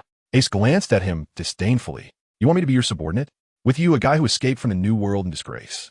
Ace's words made Crocodile's pupils shrink suddenly, and the veins on his forehead bulged. This sentence hit him right at his sore spot. Back then, he had entered the new world with tremendous ambition, intending to make a name for himself by taking Whitebeard's head, but he was easily defeated by Whitebeard and later lost his left hand during his voyage. He was a Logia user. Remembering that person's name, the wound where his hand was severed throbbed again. Joker, shaking that name out of his mind. A hint of killing intent flashed in Crocodile's eyes. His right hand slowly raised, countless grains of sand quickly appeared, and in the blink of an eye, they formed a small sandstorm in his palm. It seems we can't talk anymore. Crocodile said coldly, I originally didn't want to kill you, but now I've changed my mind. As soon as he finished speaking, his cloak swirled behind him, and the pirate ship beneath his feet shook violently. A large amount of sand drilled out from the cabin, floating above the sea surface as if it had completely defied gravity, swirling madly around Crocodile. His pirate ship had actually stored a large amount of sand to facilitate the use of his abilities. Sandstorm. Crocodile pointed his golden hook at Ace and the others, and a massive sandstorm surged forward with an unstoppable momentum, sweeping across the sea directly towards Ace and the others. The sandstorm blotted out the sun, completely blocking Ace and the others' line of sight, forming a dim curtain of yellow sand in front of their pirate ship. The sand pelted down on their ship with a crackling sound, and the swirling speed of the sandstorm was so fast that it stripped away a layer of wood from the sturdy ship's surface. As the raging sandstorm struck, Ace was completely engulfed, surrounded by countless grains of sand. Ace narrowed his eyes slightly, activating his observation haki. Suddenly, from the midst of the sandstorm, a golden hook shot out from Ace's side, glinting with a cold light, and directly aimed for Ace's neck with a vicious hook. D. Crocodile's voice reached Ace's ears. At the same time, the golden hook swept in, seemingly about to leave a gruesome blood hole in Ace's neck. Clang! But in the next moment, the golden hook seemed to strike against a layer of hard steel, and Crocodile's pupils shrank sharply as he realized that a layer of pitch-black armament haki had already covered Ace's neck. Unable to land a hit, Crocodile's body transformed back into countless drifting grains of sand, merging once again into the surrounding sandstorm. I don't believe you can defend against all my attacks. Crocodile's voice was cold as the golden hook continuously emerged from the sandstorm, attacking Ace's vital points from all sorts of tricky angles. But every time the golden hook struck Ace's body, that small patch of skin would turn into a deep pitch black color, blocking Crocodile's attacks. It was Ace's created technique, reaction armor. After feeling several rounds of Crocodile's attacks, Ace raised his eyebrows, thinking, this sand crocodile really relies too much on his fruit powers. After one trip to the new world, he still hasn't mastered the two-color haki. After a sigh, a ring of flames wrapped around Ace's fist. He smiled and murmured to himself, I don't know why, but my name on the bounty notice is still Fire Fist Ace. Since that's the case, I'll make this title truly worthy. Fire Fist. The flames on Ace's fist suddenly swirled and expanded, instantly forming a massive fiery fist. In the next moment, as Ace swung his fist, it slammed down onto the sandstorm surrounding him. Boom! The fiery fist, carrying a tremendous impact, suddenly blasted open a huge gap in the sandstorm, continuing its momentum. After breaking through the sandstorm, it brushed past Crocodile's pirate ship and crashed straight into the sea, creating a wave as high as 10 meters, which pushed the pirate ship away by several dozen meters. Although it merely brushed past, it directly smashed away almost half of the ship's hull, and flames were continuously burning at the cracked parts of the ship. If the fire wasn't put out in time, the pirate ship would definitely be completely destroyed. Hurry! Put out the fire. Immediately, pirate lackeys grabbed water buckets and rushed to the burning area, tried to extinguish the flames quickly. Bucket after bucket of water was poured onto the flames, but it was merely a drop in the bucket. The fire spread rapidly, showing no signs of being extinguished at all. Ace's flames are not something that can be extinguished by ordinary liquids. At the same time, the sandstorm surrounding Ace collapsed under this punch. Crocodile spat out a mouthful of blood, reappearing and landing on the side of the deck with a gloomy expression. Although his fruit ability was limited to its weakest form due to the lack of sufficient land to turn into sand above the sea, he never expected that not only could he not harm Ace, but he was also beaten to the point of spitting blood by Ace's punch. How long has it been since I was last injured? Crocodile's face darkened, looking as if he might drip water from it. Since leaving the New World, no one had been able to hurt him, a Logia-type fruit user. But today, he experienced the taste of pain again, glancing at his pirate ship, which had become damaged, and seeing the panicked expressions of his subordinates made Crocodile's forehead bulge with veins. Bunch of useless trash. However, Crocodile would not just watch as his pirate ship was burned to ashes by the flames. He glared fiercely at Ace, raised his right hand high, and the sand particles in the air quickly gathered together. Desert Sword. The sand particles formed into a knife-like weapon about 4 to 5 meters long, which Crocodile swung down toward his pirate ship with a low shout. Crack! The sound of it being cleaved echoed as the area ignited by Ace's fire punch was severed from the main body of the ship by the Desert Sword, turning to ash in midair as it fell. Quite clever. Ace smiled at Crocodile's actions and returned Crocodile's earlier words to him. Crocodile, is it? I admire you. Come be my subordinate. Crocodile's face instantly turned ashen. The other party actually repeated his words back to him, and even suggested he become his subordinate. Crocodile had great ambitions. Ever since he set sail, he aimed to become the Pirate King. He wanted wealth, status, and fame. He wanted his name to resonate throughout the sea. Even after suffering great losses against the monsters in the New World, he never forgot his dream. Those guys in the New World, especially that Joker who cut off his left hand, he believed he would eventually step on them himself. But now someone wants to take him as a subordinate. Crocodile laughed in anger, his voice seeming to squeeze out from deep within his throat. Low and hoarse. Very well. I want to see what gives you the courage to say such things. He tore off a layer from the cover of the golden hook on his left hand, revealing the silver hook inside, which was covered in a layer of purple venom. Once it dripped onto the deck, it would corrode a small pit. Ace looked at Crocodile's actions and shook his head in disappointment, saying, You rely too much on external things. The improvement of strength should be based on the enhancement of your own body. Oomph. Crocodile merely snorted coldly, completely ignoring Ace's words. His lower body instantly transformed into a swirling sand tornado, propelling him towards Ace at an astonishing speed. Upon reaching Ace's side, the hook in his hand turned into a series of phantoms, simultaneously launching dozens of attacks at Ace. A cruel smile appeared on Crocodile's face. Before this, over 100 people had died under this move of his. However, facing the silver hook covered in venom, Ace remained calm, with his hands in his pockets, and merely shifted his feet left and right, completely evading Crocodile's attacks. Why don't you listen to what I say? As he spoke, the armament Haki enveloped Ace's fists. Without a second thought, Ace suddenly struck out with his dark fist toward the direction beside him. Under the observation Haki, Crocodile's position was completely exposed. Bang! The sound of metal clashing rang out as it struck the rapidly moving silver hook, and to Crocodile's shock, the tremendous force actually distorted the hard hook. This golden hook had been crafted from precious metals that Crocodile had collected, meticulously made by skilled craftsmen. Yet unexpectedly, in Ace's hands, it was as malleable as clay. Ace's fist struck with full force after smashing through Crocodile's hook, not slowing down in the slightest, and landed directly on Crocodile's body. Bang! Crocodile's expression changed drastically. His previous ability to ignore physical attacks, due to his Logia fruit, was now completely ineffective. A sharp pain surged through Crocodile's mind, and he quickly dispersed into a cloud of sand, trying his best to mitigate the damage from Ace's punch. However, once he reformed into his human shape, he still felt the punch injure his internal organs and coughed up a mouthful of blood. Crocodile's eyelids twitched violently. He had realized that Ace's strength was unexpectedly greater than his own. At the same time, he couldn't help but start to reconsider the validity of Ace's words. Have I really been wrong all along, relying solely on my fruit's abilities? But the pain in his chest reminded Crocodile that this was not the time for such thoughts. His body rapidly turned to sand, and he fled back to his pirate ship without looking back. Get the ship ready. We're leaving. Crocodile's command startled the pirates on board, who rushed to their posts in a panic, trying to get the ship moving. Hey, if you don't want to join our pirate crew, you can't just leave like this. Ace smirked, flipping his hand to reveal his sword, Enma, and looked at Crocodile from a distance, faint sparks of fire already beginning to emanate from his body. But just as Ace was about to make his move, he suddenly frowned. A connection with 10 unfamiliar individuals formed in his mind, a sudden and complex influx of information. Therefore, Ace had to put down Enma for the moment and sort out his thoughts. Ace thought for a moment and realized who these 10 people were.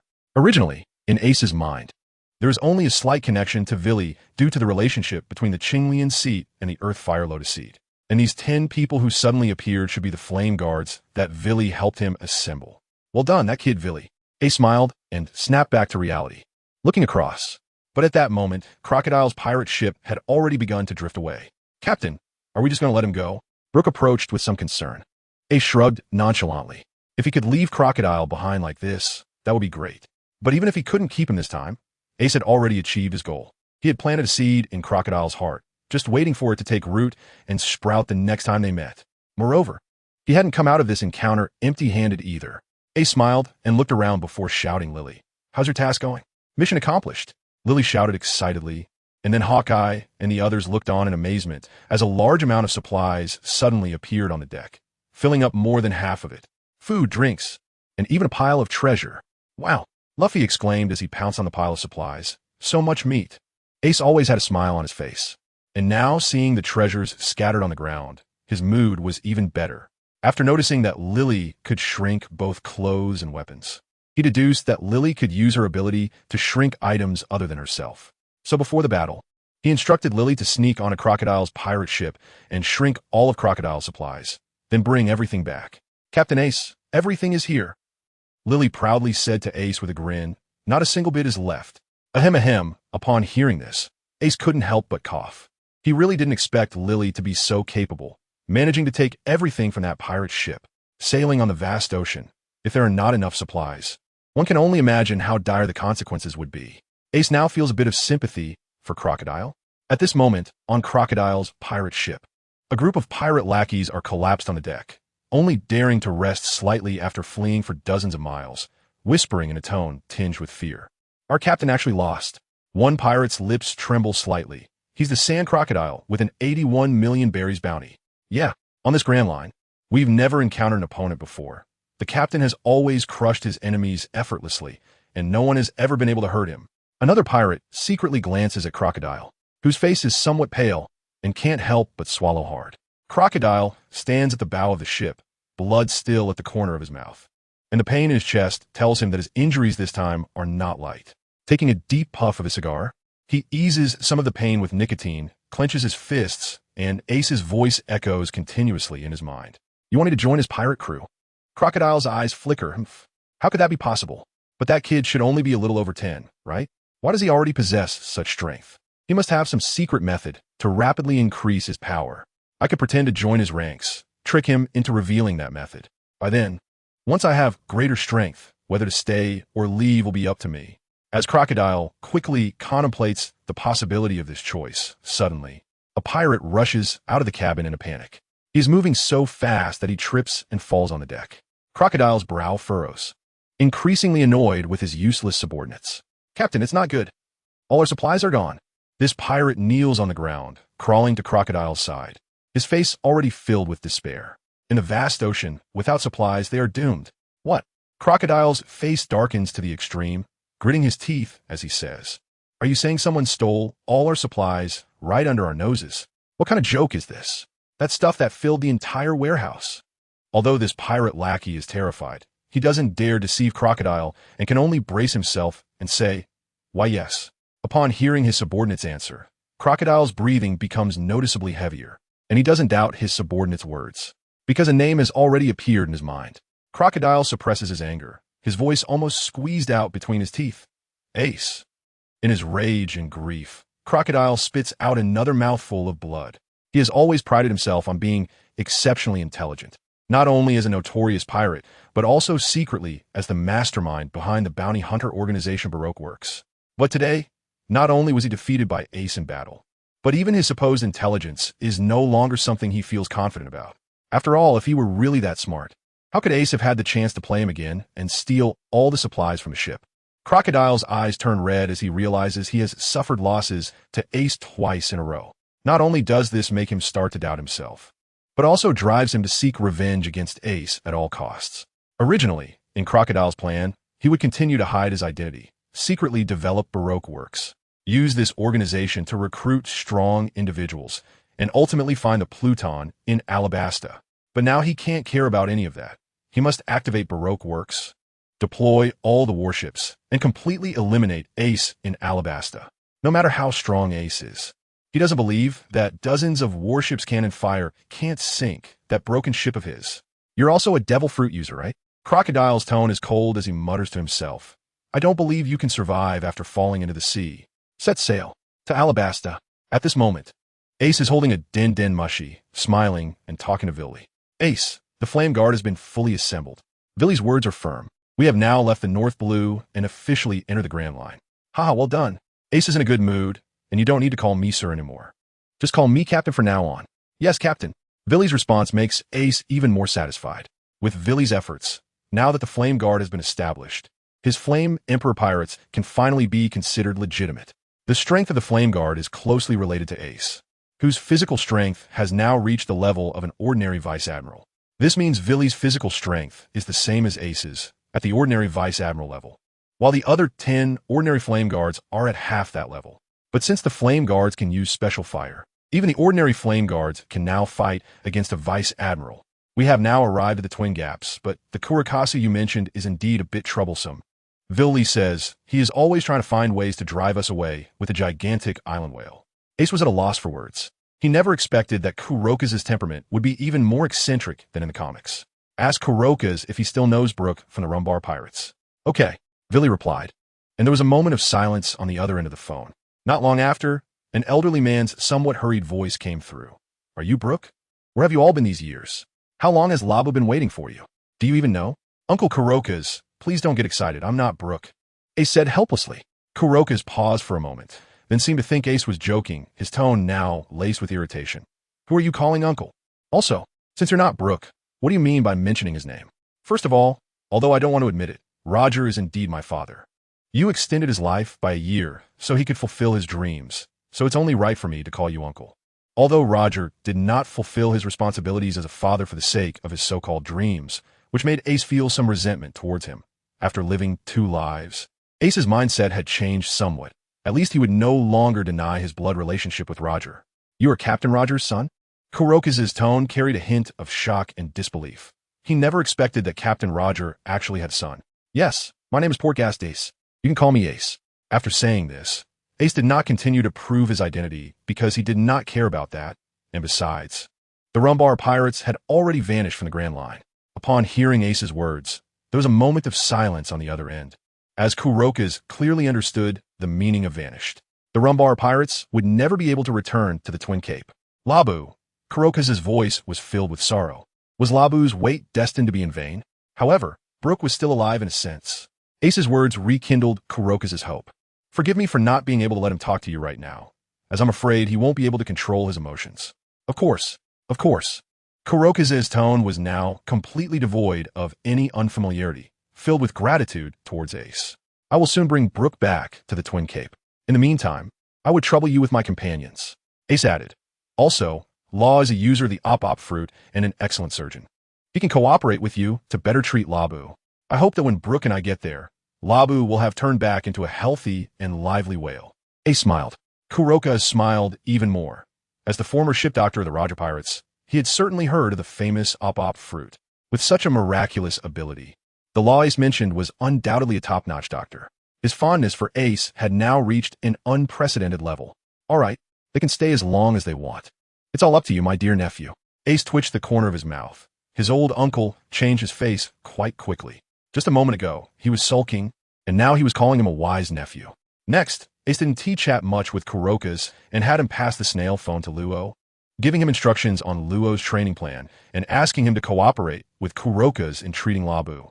Meanwhile, Villy followed Ace's orders and headed straight to Alabasta with the newly established Flame Guard. Ace's next destination is there, not only to find Lily's father, but also to collect some historical texts of Alabasta and take a look at what the ancient weapon Pluton is like. 3 days have passed in the blink of an eye. The The morning sun shines on the sea, and a pirate ship is slowly advancing with the waves. At this moment, Ace is leading Luffy in intense physical training. The two figures, one big and one small, have clearly defined muscle lines, and sweat drips down from their muscles. Yo-ho-ho-ho! Brook walked out of the cabin with his violin, and upon seeing the two drenched in sweat, a look of envy appeared on his face. The captain really is hard-working. The kind of muscle training that Ace and the others do is destined to have nothing to do with Brook.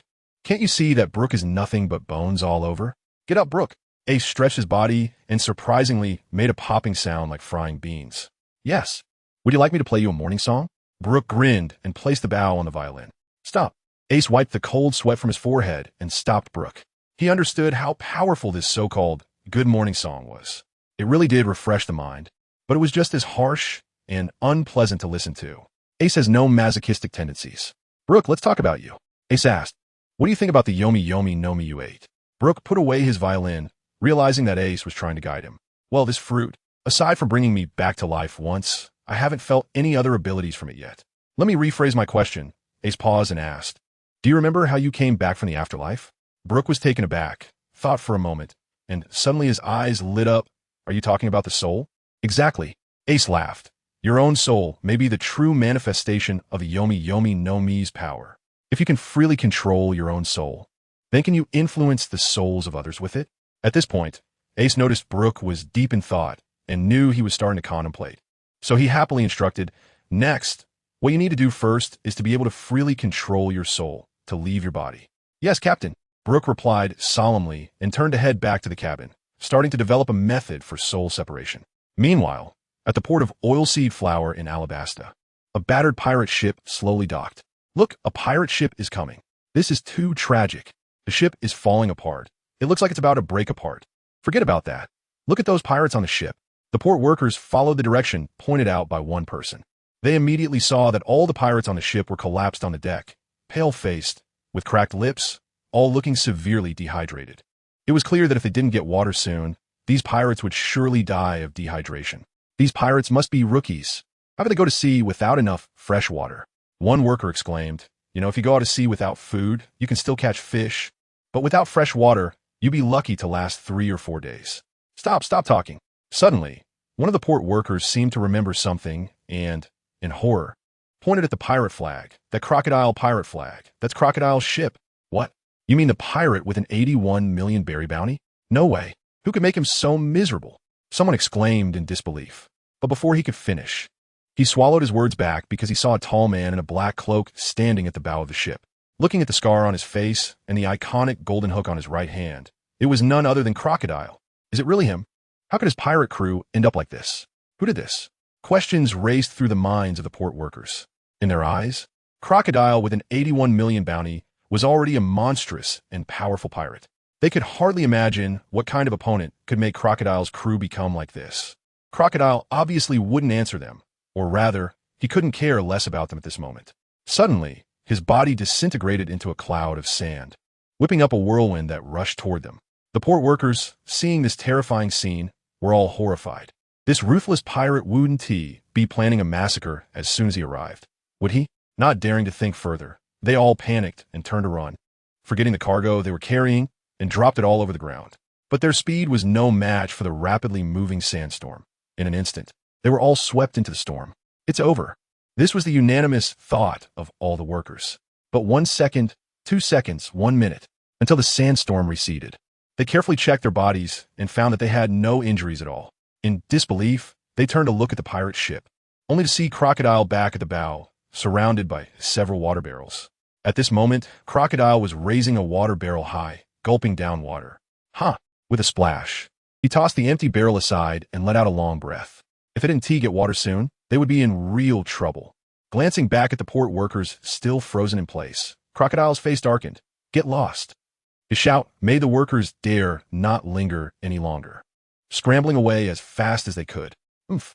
Crocodile coldly snorted, glancing at his subordinates lying on the ground, his expression even more unpleasant. He casually tossed the remaining water barrels to them, cursed them as useless, and then took out the transponder snail from his pocket. Miss All Sunday, have all the agents gathered? A graceful female voice came from the other end. Yes, Mr. Zero, except for Mr. Five and his partner, Miss Valentine. The rest of the agents have arrived one after another, with 200 billionaires and 1,800 millionaires. They will arrive with 26 warships before tonight. Crocodile's eyes narrowed slightly. The members of Baroque Works had no idea that their president was Crocodile. But Crocodile no longer cared about exposing his identity this time. He issued a gathering order to all members of the organization, intending to ambush Ace and the others near Alabasta. The female voice on the other end seemed to hesitate for a moment, but still spoke. Mr. Zero, what you are doing now does not align with our deal. The establishment of Baroque Works was to prepare for seizing the entire Alabasta, and exposing it now does not benefit us. Miss All Sunday held the position of vice president in Baroque Works, but was not under Crocodile's command. They were in a cooperative relationship. They developed Baroque Works in secret together, with Crocodile seeking the ancient weapon Pluto rumored to be hidden in Alabasta, while Miss All Sunday sought the historical text of Alabasta. Their partnership was more like a transaction, each fulfilling their needs. Therefore, Crocodile's decision to prematurely expose Baroque Works indeed infringed on Miss All Sunday's interests. Ha, my vice president. Don't worry. After we take care of that, Ace, our deal will still stand. Crocodile's eyes flickered as he prepared to reassure Miss All Sunday first. All right, I hope so. After the call ended, Crocodile stood at the bow, gazing out at the distant sea, his lips curling into a smirk as he murmured to himself. This time, I'm staking everything on this ambush. If you still manage to get through safely, what does it matter if I join your pirate crew? After saying this, Crocodile no longer cared about these useless subordinates, transforming into a whirlwind of sand and flying towards the depths of the kingdom. He still needed to meet the senior agents of Baroque Works in person. At this moment, in the waters surrounding Alabasta, dozens of warships flying the Baroque Works flag were rushing towards the assembly point in Alabasta from all directions. On one of the warship's sails, there were two giant numbers, 7 and 11. Ha, Mr. 7, our luck is really good this time. An excited man with a polite hat and the number 11 tattooed on his cheek said, we actually found such a big guy at sea. Oh ho, that's right. Mr. 11, a man with both eyebrows shaped like the number 7, holding two yellow pistols, also focused his gaze on the center of the warship's deck. I didn't expect the giant pirate Panzerfly to be drifting at sea, too weak to put up a fight. This is a pirate with a bounty of 100 million berries. If we capture him, we might even advance in the organization. In the center of the warship's deck, the giant bound with thick iron chains was none other than Lily's father, Panzerfly. And these two excited men were the mid-level agents of Baroque Works, Mr. 7 and Mr. 11. With their strength, it would have been impossible for them to capture such a powerful giant. However, since Panzerfly had been searching for his daughter after being separated from her, he had been drifting at sea for nearly half a month, and now he was completely exhausted, which made it possible for these two to take advantage of the situation. Mr. 11, dreaming of his bright future, turned to Mr. 7 and said, Mr. 7, I don't know why, but the usually mysterious president has summoned all the members this time. I heard even the senior agents are all here. Moreover, I have insider information that Mr. 5 and his partner have died on a mission. After a pause, he flatteringly added, as long as we present this pirate, you might have a chance to get the senior agent position. Mr. 7's eyes lit up, but after taking a deep breath, he suppressed the desire in his eyes and said, let's put my becoming a senior agent aside for now. We should focus on safely completing this mission first. Have you thought about what kind of enemy would require our entire organization to act collectively? Mr. 11's expression stiffened at Mr. 7's words, a hint of fear appearing on his face. An enemy that could mobilize their entire team would at least be on par with their organization's strength. In such a large-scale battle, even mid-level agents like them couldn't guarantee their own safety. Haha. Mr. 11 forced a smile and said, don't worry. Maybe the president just wants to hold a meeting with us? Mr. 7 curled his lip. Such words could only fool children. He was already nearly certain that they would face an unprecedentedly powerful enemy. Lily. While the two continued to think, Panzerfly, who had been in a coma, suddenly moved, mumbling his daughter's name. In a daze, he swept his hand to the side. Boom! Just one move from the giant was enough to send the crew members flying. A few crew members who couldn't dodge in time were immediately struck by Panzerfly's right hand. They were thrown back, bones broken, blood pouring out, their bodies twisted and collapsing on the deck, unconscious and possibly dead. Seeing the tragic state of those crew members, the two agents were frightened and jumped back several steps, shouting in a panic, quick, bind him with more iron chains. If this giant breaks free, he could wipe out our entire ship with ease. However, no crew member dared to approach Panzerfly's body. After all, no one wanted to risk their life. Bang! Don't you understand my words? Mr. Seven's face twisted in anger, and with a quick shot, he killed the one who retreated the farthest. Get over here. The death of a crew member sent chills through the others, and they no longer dared to retreat. After seeing Panzerfly stop moving, they hesitantly retrieved a few thick iron chains and carefully approached to bind him. Once the crew members stepped back, Mr. Seven carefully inspected chains. After confirming that Panzerfly had fallen back into a coma and that the chains were tightly secured, he finally dared to approach. Damn it! Mr. Seven's forehead was beaded with veins, still feeling humiliated after being scared by Panzerfly. To regain his authority, Mr. Seven first lightly kicked Panzerfly. Seeing that Panzerfly was in a deep coma and showed no reaction, Mr. Seven finally dared to kick harder. He kicked Panzerfly in the face, grinding his foot down while continuously cursing. Huh? You still want to see your daughter? Dream on.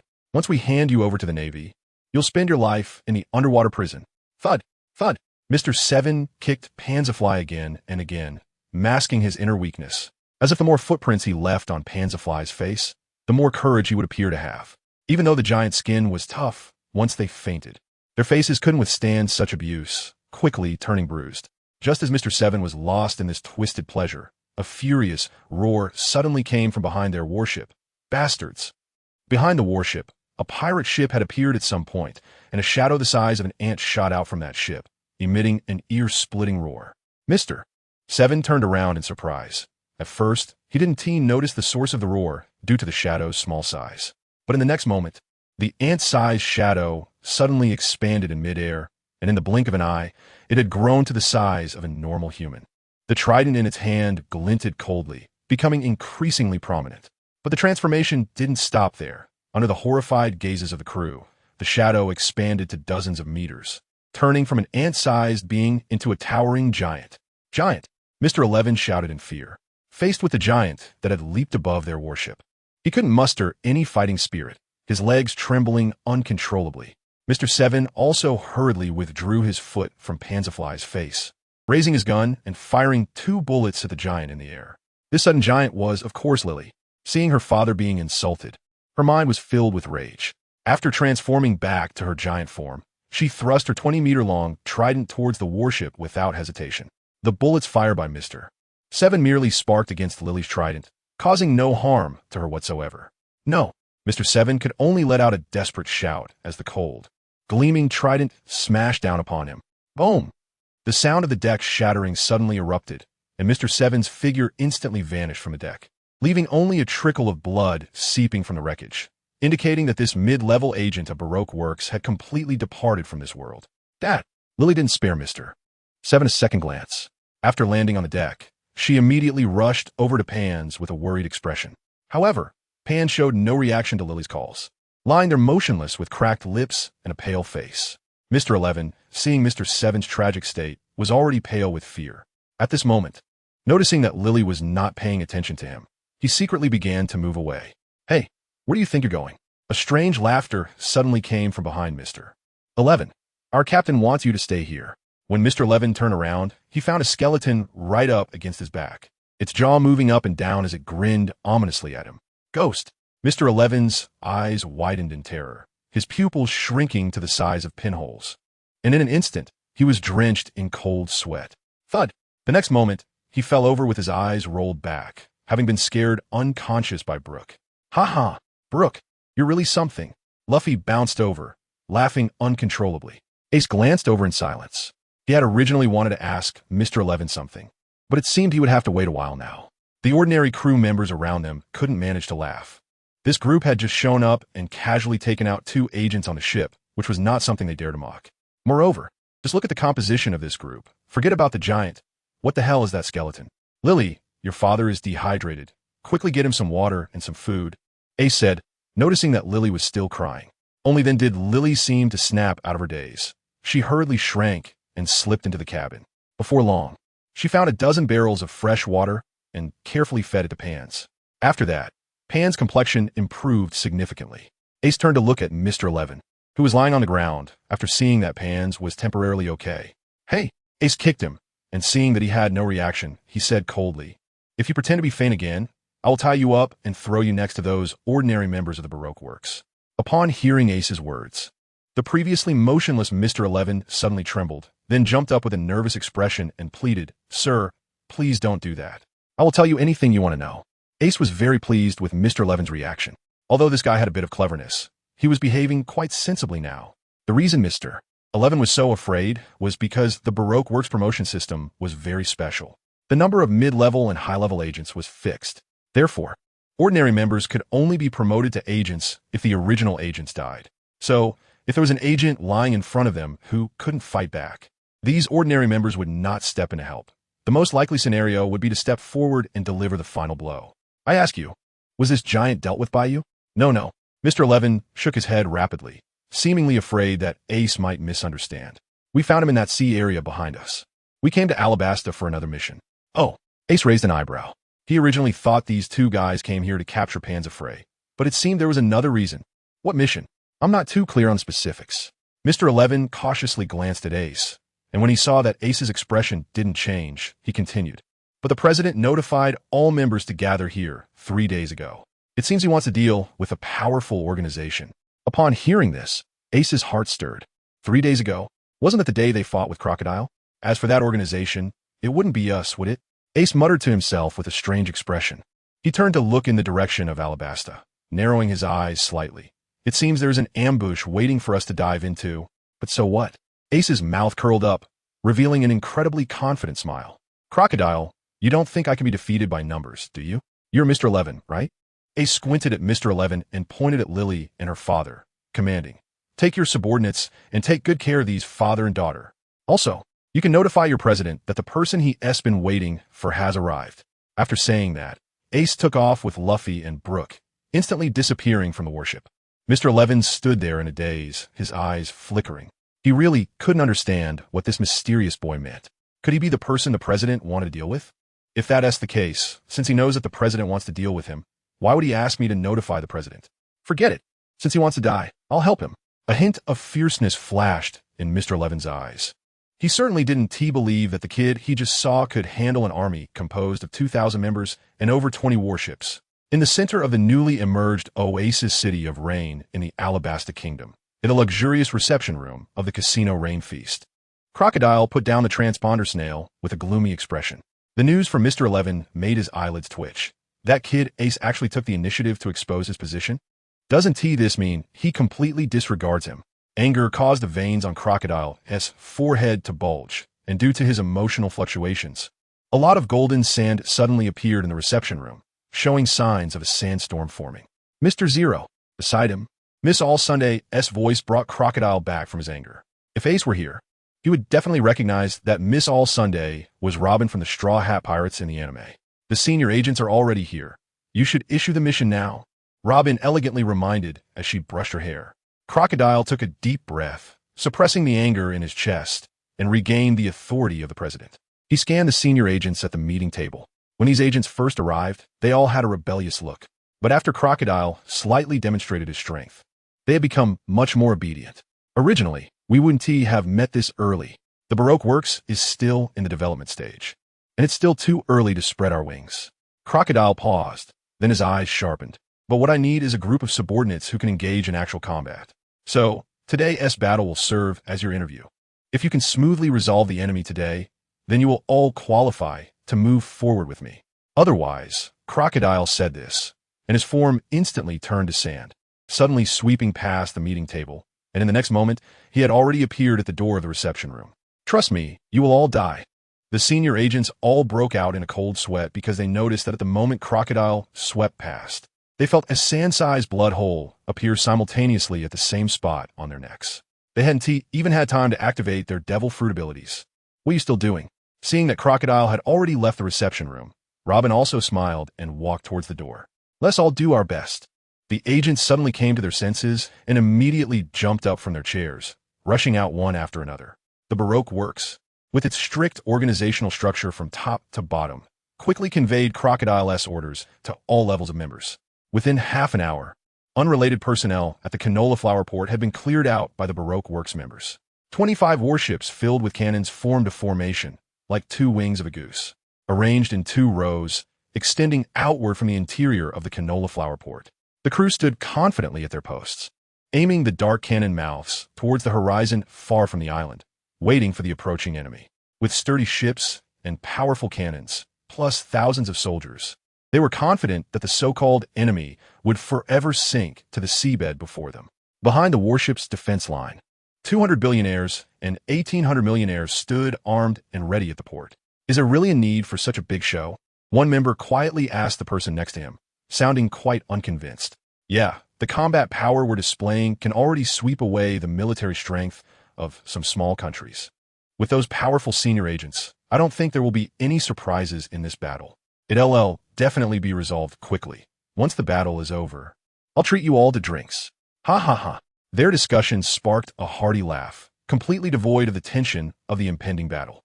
At that moment, a small black dot appeared on the horizon, which slowly grew larger, revealing a small pirate ship in the eyes of the Baroque Works members. The crew adjusted the cannon muzzles, looking past this pirate ship towards the back. This small boat couldn't even be considered an enemy. The real enemy's main force must be following behind this ship. After waiting for a moment, they found that no other ships appeared behind. Only that pirate ship was slowly approaching on the waves. Seeing the situation, the crew exchanged glances, somewhat puzzled. What is going on? Where's the enemy? What are you all doing? Hurry up and get ready. As the sand swirled, Crocodile's figure suddenly appeared at the forefront of the canola flower port. His roar was instantly transmitted to all the warships through the transponder snail. Haven't you seen that ship approaching? Are you going to wait until they are right in front of you? Although the president had never shown his face, they were all familiar with his voice. They immediately understood the president's meaning. Was the enemy really that pirate ship? Now the distance between the two sides had closed even further, and they could even see the ruins on the pirate ship caused by the explosion. Was such a wrecked ship worth the entire Baroque Works mobilizing? It should be noted that each of their warships was equipped with more than a dozen cannons, and there were a total of 25 warships here. If these warships fired in unison, the falling shells could probably drown that small ship directly. Although all the members were filled with doubts, Baroque Works had a brutal rule. Therefore, the president's order was strictly executed. The 25 warships simultaneously activated, forming a half-circle formation, like an open pocket, surrounding the slowly approaching pirate ship. Judging by their posture, they had no intention of giving the enemy any chance. Meanwhile, on the pirate ship, Ace and the others had all gathered on the deck at the bow. Looking at the Baroque Works fleet, which almost blocked their line of sight, Brooke exclaimed, "Captain, there are quite a few enemies. Even you would have to exert quite a bit of effort, right?" Ace's lips curled slightly as he clasped his hands behind his back. "Maybe, but I think I won't need to make a move." Huh? Brooke didn't understand Ace's meaning. Mihawk pointed to a small cannon at the bow of the ship and unexpectedly made a joke. "You won't make a move. Are you relying on that thing?" Just as he finished speaking, before Ace could respond, Mihawk's brow furrowed as if he sensed something, turning to look at the sea surface beside the ship. There was nothing there now, but Ace smiled as he looked in that direction, and in the next moment, the calm sea suddenly rose into an astonishing arc, followed by a bright yellow submarine abruptly breaking through the water. "Is this a ship?" Brooke and Luffy's eyes widened as they leaned over the side of the ship, stretching their necks to see more clearly. Wow, this ship can move underwater. Luffy was already standing on the ship's railing, as if he would jump over it any moment. Just as Luffy was about to leap, Mihawk pulled him back. "Little Luffy, don't go over yet." Mihawk's eyes narrowed slightly. He sensed several strong auras from the submarine. The owners of these auras certainly couldn't threaten him, but Luffy's strength might not be enough to handle them. Click! The hatch of the submarine was pushed open from the inside, and a boy dressed in a black suit stepped out, two katana sheathed at his waist. But what stood out the most was that he had 3 black spears, each over 2 meters long, strapped to his back. That wasn't all. Following him, 10 more boys in suits emerged from the cabin, lining up behind the first boy, each carrying 3 black spears as well. Mihawk was slightly moved. He didn't expect the owners of those strong auras in the submarine to be so young. Moreover, the lotus mark on their foreheads. Was it a symbol of their organization? What kind of organization, aside from the Navy, could train such a group of powerful young people? At this point, they were getting closer to Baroque Works battleships, less than 100 meters away, almost within the range of their cannons. The crew on the battleships had already begun loading cannonballs, and the torches for ignition were already in the hands of the gunners.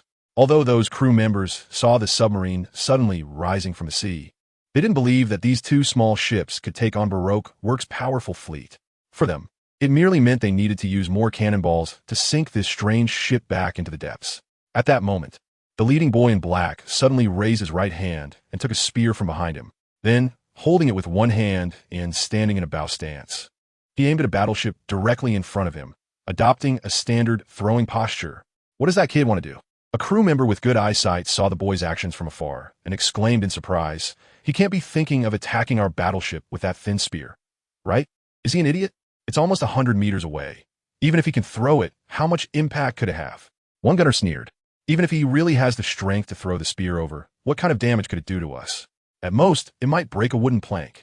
But soon they saw that the 10 boys behind the first one had also taken out a spear, pairing up and adopting the same throwing posture, aiming at 5 other battleships. What's going on? Are idiots gathering together? At this moment, Mihawk's expression became serious. He did not think that these mysterious boys in black were posing for fun. Sure enough, in the next moment, the lotus marks on the foreheads of these boys flashed simultaneously, and then azure flames suddenly erupted from their right palms, instantly melting the black spears in their hands. The flames extended out, forming massive spears nearly 4 meters long, as thick as arms. The temperature radiating from the 11 gigantic spears caused the surrounding seawater to tremble. Yet, the boys' faces remained expressionless. More flames? Mihawk's expression changed slightly as he glanced at Ace, only to find him still smiling and looking in that direction.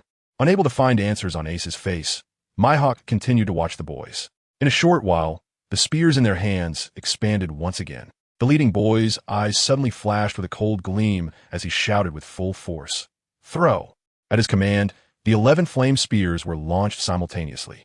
They transformed into 11 azure dragons surrounded by flames, cutting through the sky at incredible speed, leaving behind 11 trails of white smoke.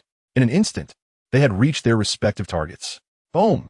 At that moment, a massive explosion occurred, and 6 battleships were engulfed in a sea of flames. The tremendous impact from the spears tore the ships apart into countless fragments, and the flames engulfing those fragments turned them to ash.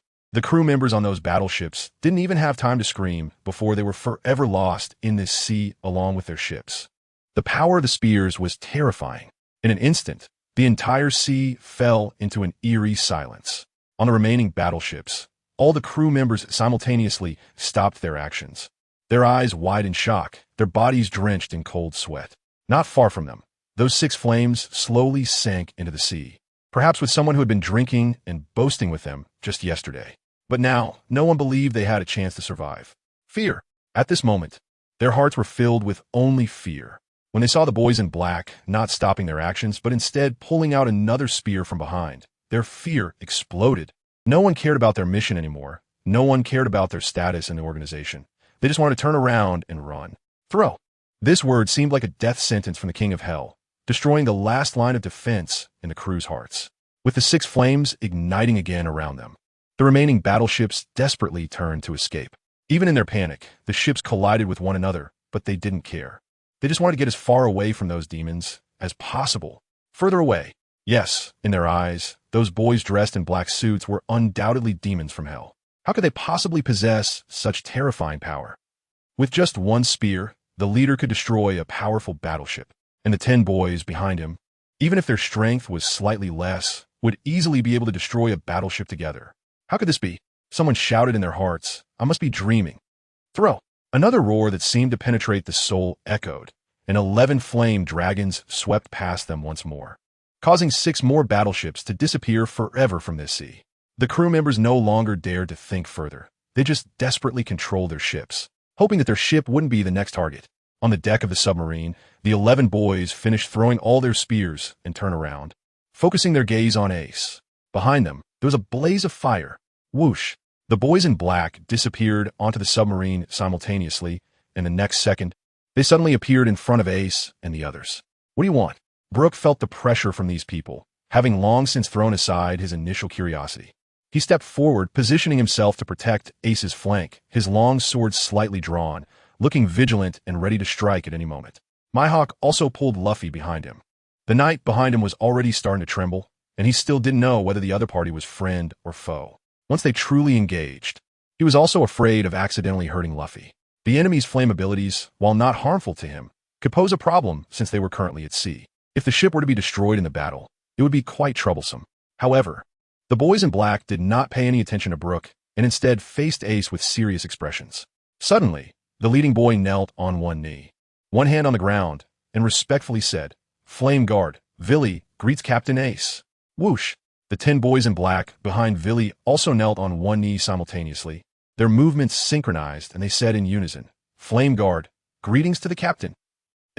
Brooke, who had initially felt like he was facing a formidable enemy, was now left dumbfounded. The respectful figures of the boys in suits kneeling contrasted sharply with the earlier imposing figures that had thrown fire spears and bombarded warships, making Brooke feel as if he were dreaming. These terrifying boys were actually the captain's subordinates? Mihawk narrowed his eyes and took another look at Ace. How many secrets does this guy have? In a blink, Ace's subordinates had revealed these 11 powerful boys, judging by the power they displayed in their previous attacks. These boys all had at least Vice Admiral level combat strength. "Get up. You don't need to be so formal," Ace said helplessly. "Yes, Captain," Villy responded and then stood up, followed by the boys in suits who also stood up. "What do they go by?" Ace asked, pointing at the 10 boys behind Villy. "They're orphans I selected, and after joining the Flame Guard, they completely abandoned their original names." Villy respectfully replied, "The captain can call them by their code names from left to right. They are Flame 1 to Flame 10. Ace nodded, which made things much more convenient. "Huh, why are you all looking at me like that?" Ace turned around and saw that Brooke and Mihawk were both staring at him with strange expressions. "Ace, does your pirate crew have other members?" Mihawk's expression was somewhat complicated. Every time he thought he had Ace figured out, the reality would prove that he had underestimated him. We do have more," Ace replied with a smile. "So, how about it? Our pirate crew is so strong. Are you interested in joining?" Mihawk rolled his eyes, his mouth twitching. This guy was really relentless in his attempts to recruit others. However, although Ace's pirate crew was not as terrifying as the most fearsome ones in the New World, Mihawk had to admit that this crew indeed had immense potential. Brooke, on the other hand, nodded in agreement. He knew that at least the Ember Emperor pirates had a bounty of over 300 million on Moria in the Devil's Triangle Sea. "All right, Willy, you all head back to your ship first. Don't worry about those fleeing enemy ships. Head to Canola Flower Port at full speed." A glint of determination flashed in Ace's eyes. "It's time for me to settle things with Crocodile once and for all." "Understood." Willy respectfully bowed and, in response, led the Ember Guards back to the submarine, controlling it to rush towards the port at maximum speed. At this moment, in Canola Flower Port, 2,000 members were already in a state of panic. The towering flames on the sea seemed to penetrate deep into their hearts, causing their fighting spirit to near collapse. Initially, when they saw only 2 small enemy ships, they were dismissive and even thought they didn't need to intervene. With just 25 powerful warships, a single broadside would sink the enemy instantly. But now, in just a few minutes, more than half of those 25 warships had vanished, turned to ashes in the flames, and the remaining few were all fleeing in disarray. Who were the enemies? They couldn't see clearly because their fleet was blocking their view, but one by one, the warships turned into seas of fire before their eyes. And this fear made them not even want to know how the enemy had done it. As long as they weren't part of that sea of flames, that was enough. The members began to stir, pushing against each other as they tried to move back, and the few with the least courage had already started to run frantically towards the port. But at that moment, Crocodile, with a darkened face, suddenly transformed into a swirling sandstorm, instantly sweeping past the fastest runners. In an instant, these members turned into dry corpses, collapsing on the path they had fled. "Who else wants to run?" Crocodile's chilling voice came through, causing the restless members to stop in their tracks. "There are only a few of them. We have a force of 2,000. Can't we handle them?" Crocodile first tried to calm them down, then with a dark expression ordered all high-ranking agents, "Keep an eye on them. If anyone dares to run again, you have my permission to take them out." As soon as he finished speaking, 8 high-ranking agents stepped out from the crowd, each with a murderous look, standing guard at the back of the group. No one doubted that these cold agents would deliver a fatal blow if they tried to escape. After struggling for a moment, the members ultimately chose to turn around and return to their positions. Such is human nature. Although the enemy had shown their strength, these members had not yet faced it personally. Only the unfortunate crew members on those warships had died. If they were to defy their president now, they might immediately become part of those dry corpses. Crocodile reappeared at the forefront of Canola Flower Port, with Robin, the vice president, standing beside him. "You don't even believe those words yourself, do you? There are only a few enemies? The point isn't really a few, is it? You must have seen how powerful those guys are. Can you destroy a warship in one blow?" "I certainly can." Crocodile's voice was deep. "What about in 5 minutes? Destroying 18 warships? Robin's tone had become somewhat impolite, but Crocodile surprisingly fell silent, clearly knowing he couldn't do it. You should go. Crocodile suddenly spoke, catching Robin off guard. This battle has exceeded the scope of our cooperation. Robin had been a wanted criminal since she was very young, living all these years by betraying her companions. Logically, she should have left without looking back, but as she looked at Crocodile at this moment, she fell into silence. Seeing that Robin did not leave immediately, Crocodile's expression softened a bit, and he said, I must face this battle.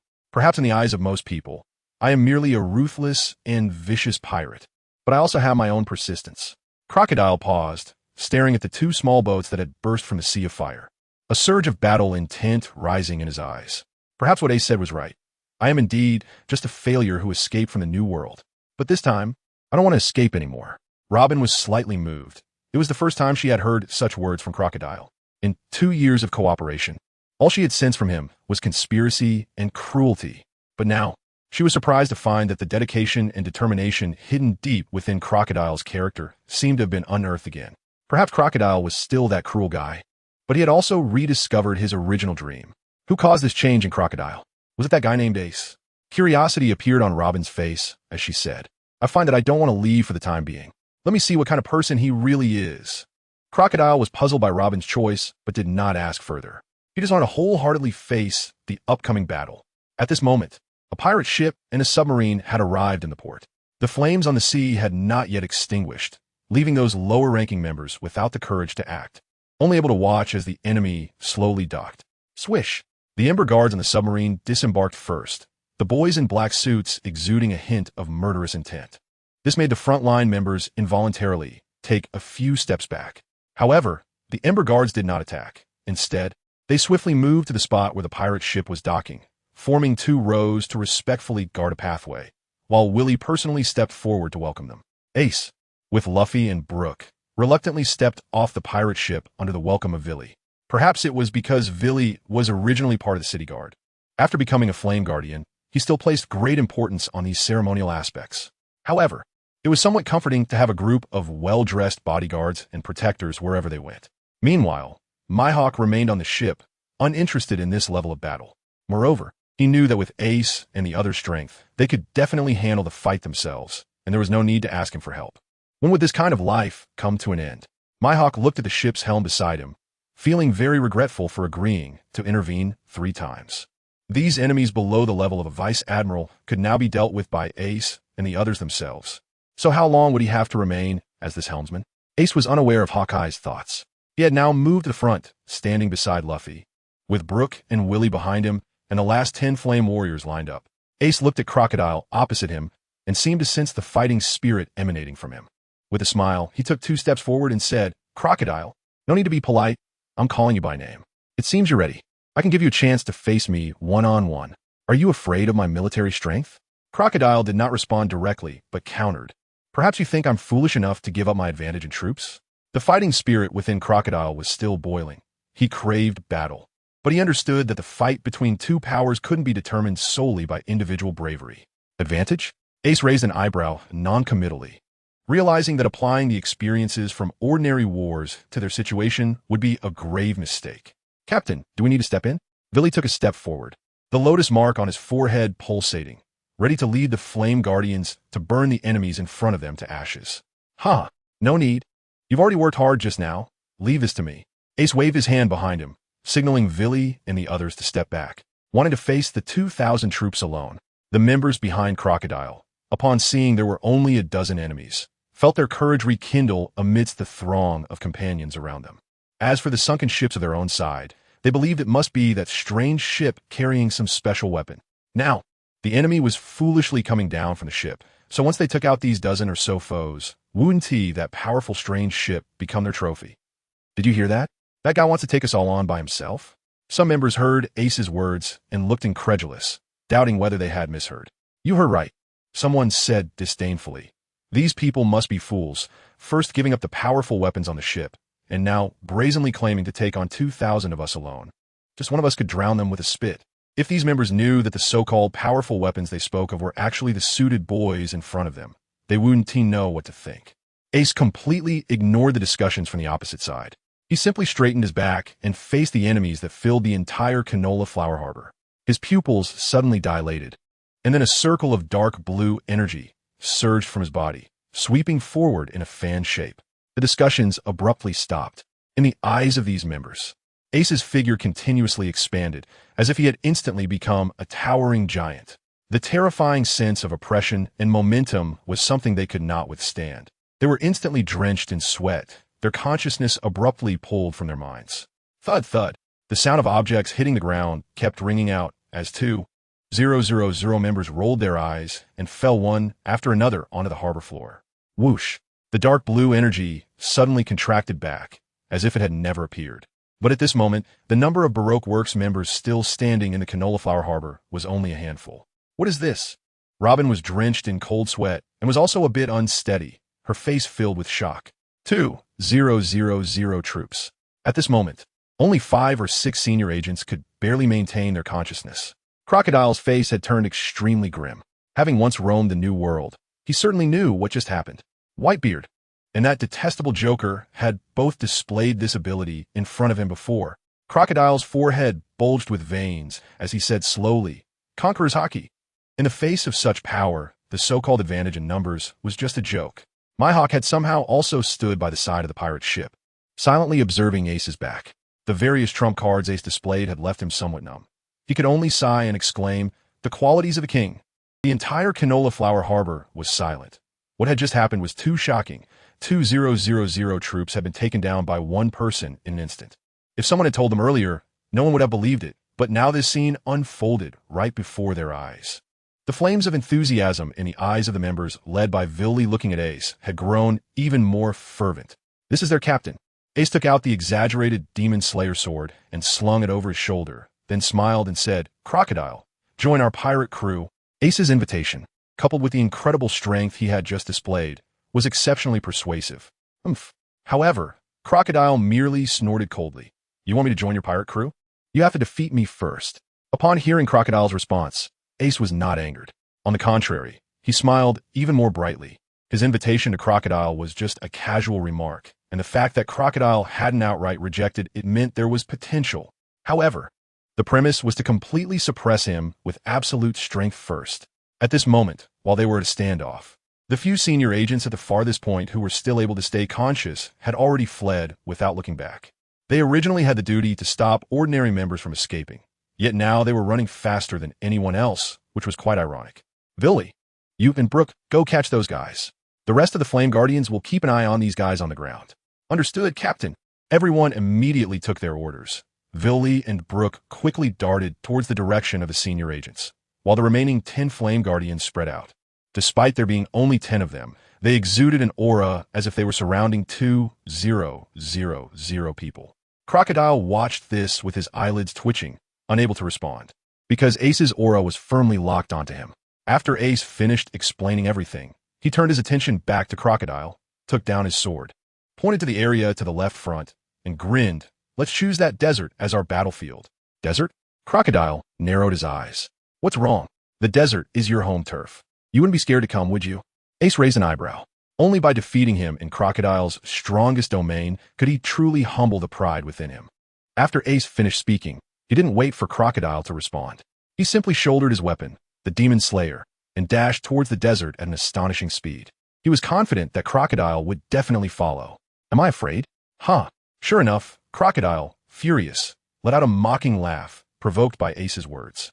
He stopped talking and, with a spin of his body, transformed into a whirlwind of sand and chased after Ace.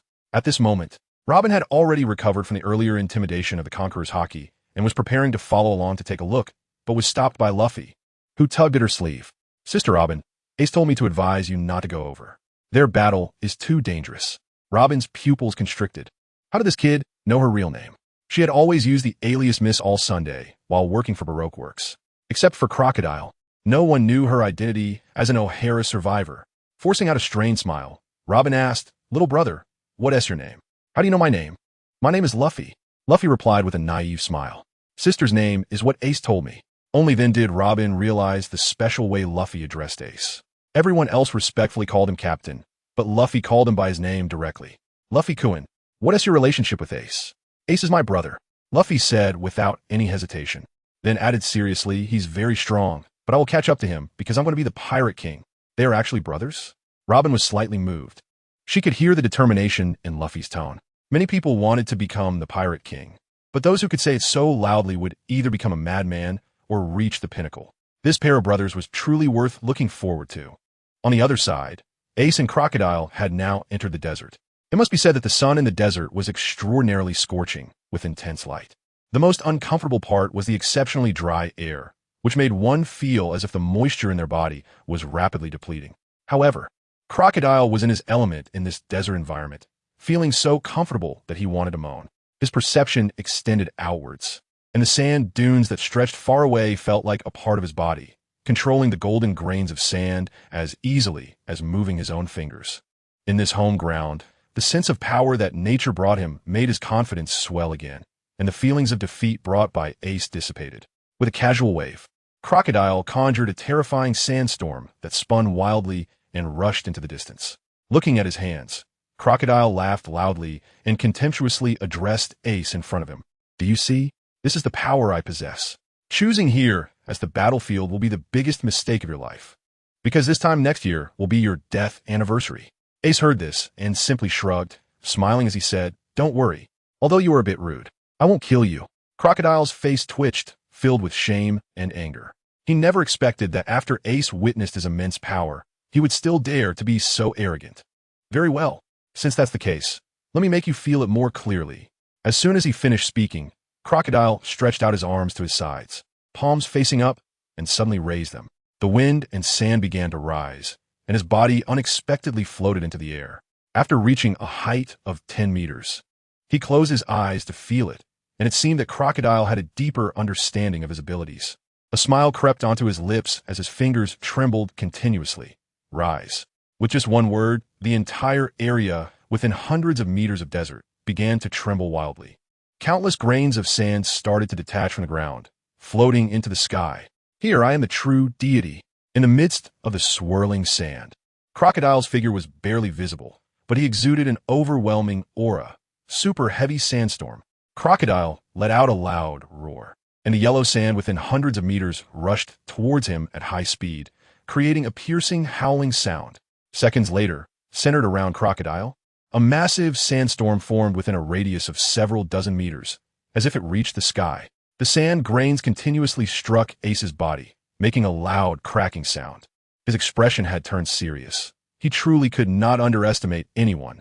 Ace looked at the roaring yellow sand in front of him and realized the terrifying aspect of nature-type abilities. Perhaps their powers were at their most terrifying when they truly harmonized with the forces of nature. The scene was filled with yellow sand, and the scale of the sandstorm was unprecedentedly massive. The howling winds made it impossible for Ace to hear anything. Meanwhile, Crocodile's figure had long since vanished into the storm. Ace casually slashed out a 10-meter-long sword chi, cutting a huge opening in the sandstorm. However, the rotation speed of the sandstorm only paused for a moment, and the opening was quickly filled with swirling yellow sand that began to rotate even faster. Clearly, this attack had no effect at all. In fact, if Ace continued to struggle against the sandstorm, he might not even harm Crocodile in the end.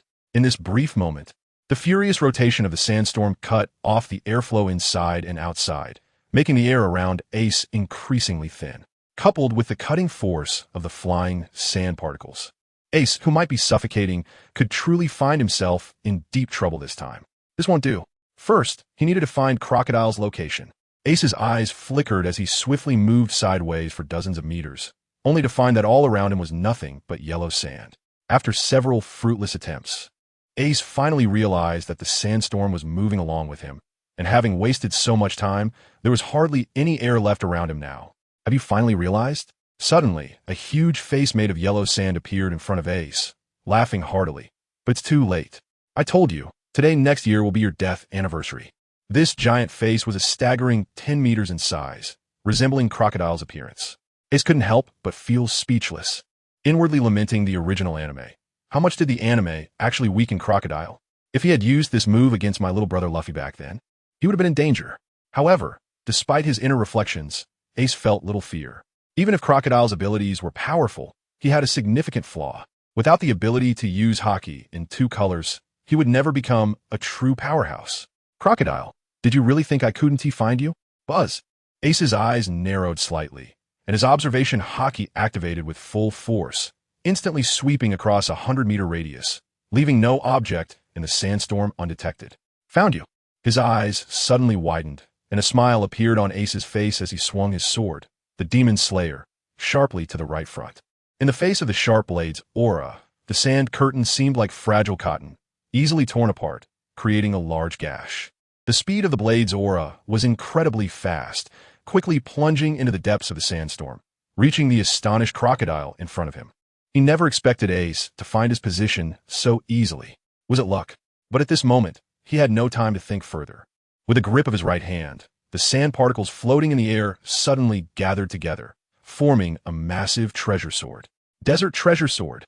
The giant blade suddenly faced Ace's blade aura, the sand particles on the blade's edge spinning rapidly, like a fully powered chainsaw, creating immense cutting force. Zzz. The two clashed, producing a piercing sound that made one's teeth ache. The yellow sand treasure sword in Crocodile's hand continuously shattered and reformed under the impact of Ace's blade aura, forcing him to retreat several dozen meters before he barely blocked the strike. Crocodile's face quickly turned ashen. He never expected Ace's casual strike to possess such immense power. If it weren't for being in the desert, where the yellow sand was nearly endless, just this casual move from Ace could have cleaved him in half. Although he had the ability of a Logia fruit, making him immune to physical attacks ever since he lost his left hand, he no longer dared to easily withstand others' attacks with his body. Regaining his composure, Crocodile quickly retreated, merging back into the sea of yellow sand. Only by blending into the surroundings and waiting for the right moment to strike could he maximize his advantage. I don't believe you can still find my position. Crocodile transformed into swirling sand, moving rapidly through the sandstorm, his speed almost akin to teleportation. I really didn't know. Learning from hardship brings wisdom.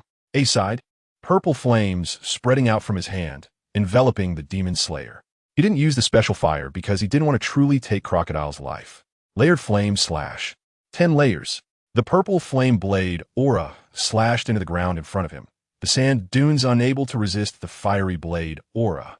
The intense heat causing the sand to begin to vitrify, penetrating a meter deep underground. At the bottom of the glass passage, Crocodile's shocked face appeared. He now knew that Ace could truly sense his position. He even knows observation haki? Crocodile wasn't a fool. If he still didn't realize that Ace had mastered all forms of haki, he wouldn't be in this line of work. But now he deeply regretted relying too much on his fruit abilities. Until now, he had failed to cultivate his two-color haki, or he wouldn't be so passive now. The blade aura suddenly struck Crocodile's body, blood splattering as his form abruptly turned into scattered sand particles. Ace raised an eyebrow and murmured in admiration, "Not bad. You actually knew to elementalize in advance to dodge the slash." But the blade's energy moved too quickly, judging by the blood left at the bottom. It seems Crocodile still couldn't completely avoid it and got a bit hurt. Desert Sunflower. Crocodile's roar sounded somewhat weak, but he immediately counterattacked Ace. His perception extended to the bottom of the sand dune, controlling the flow of underground water, which allowed him to create a sand vortex beneath Ace's feet. An area of over 10 meters turned into quicksand that devours everything without leaving a bone behind, exerting a powerful swallowing force on Ace's feet, aiming to directly bury him alive in this quicksand, turning him into a desert coffin that claimed his life. Useless.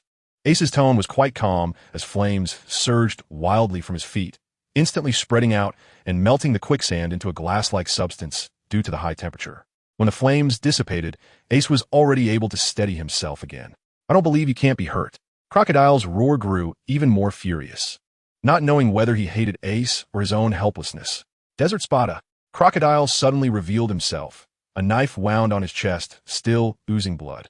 But he paid no mind to it.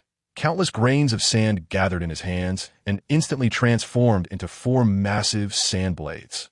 The blades' edges casually sliced through a rock that was 5 meters thick, effortlessly splitting it in half. Without any hesitation, Crocodile summoned all his strength, simultaneously swinging the 4 sand blades towards Ace. The speed at which the massive sand blades came down was extreme, sealing off all 4 directions around Ace. It was like a pair of pincers made of sharp blades, suddenly tightening towards the center while striking at Ace's body. Ace didn't use fire this time. but looked at Crocodile not far away and sighed. Actually, your ability is really strong, but you don't deserve it yet. Ace's words made Crocodile's pupils constrict suddenly, filled with disdain for him. However, Crocodile couldn't refute it because, right in front of him, Ace was completely covered by a layer of black Haki. It was indeed the final type of armament Haki. Clang! Four sand blades struck Ace simultaneously, yet instead of the expected splatter of blood, it produced a loud sound of metal clashing. Why? Crocodile shouted inwardly, feeling a bit desperate. Why does the 12-year-old Ace already master all forms of Haki? Bang! The four massive sand blades couldn't break through Ace's Haki and shattered into countless grains of yellow sand. Crocodile, with a face full of anger and frustration, wanted to blend back into the surrounding sandstorm. But Ace had clearly finished assessing Crocodile's abilities and was not planning to wait any longer. Shave! With a low shout, Ace flashed to within a meter of Crocodile, his sword quick as lightning, the blade shimmering with the dark glow of Haki, heading straight for Crocodile's neck. Crocodile's expression changed drastically. Had Ace already developed the intent to kill? He dared not hesitate any longer, pushing off the ground with force, retreating while dispersing into a cloud of yellow sand. Whoosh! The large sword swept past, only hitting the yellow sand in front of him. Yet the Haki still inflicted damage on Crocodile, a line of blood appearing in the air. Ace's eyes narrowed, and the attack did not stop. He moved with the blade, getting closer to Crocodile's position. In his hand, the Demon Slayer instantly unleashed several blossoms of blades, and in an instant, he slashed through the writhing mass of yellow sand in the air several times. Immediately, Crocodile, who wanted to reassemble his body, collapsed into countless grains of sand once again. Ace swung his sword relentlessly, the blade's momentum unending, like spring rain, like flashes of lightning, leaving Crocodile completely unable to escape Ace's attack range. Minutes passed, and Crocodile still remained in his elemental state, unable to revert back. The surrounding sandstorm gradually transformed into a sea of yellow sand falling back to the ground, as Crocodile was too preoccupied to control it. At this moment, Ace finally halted his assault, sheathing his sword. Only then did Crocodile find a chance to barely return to his original form, his face exceptionally pale, staring at Ace in fear, gasping for breath. The two scars on his chest reminded him that Ace had just shown mercy. Apart from the initial strike, Ace had not used Haki in his subsequent attacks. Yet even so, it was enough to leave Crocodile gasping for air. This battle revealed to me the potential of the Sansan fruit, and I believe in your future. Therefore, I solemnly invite you to join our Ember Pirates. Ace, holding the Demon Slayer, extended his invitation for the third time, his expression more serious than in the previous two instances.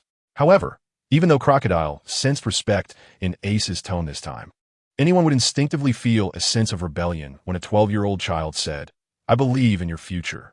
Thus, Crocodile still coldly laughed and replied, "What if I refuse?" Buzz!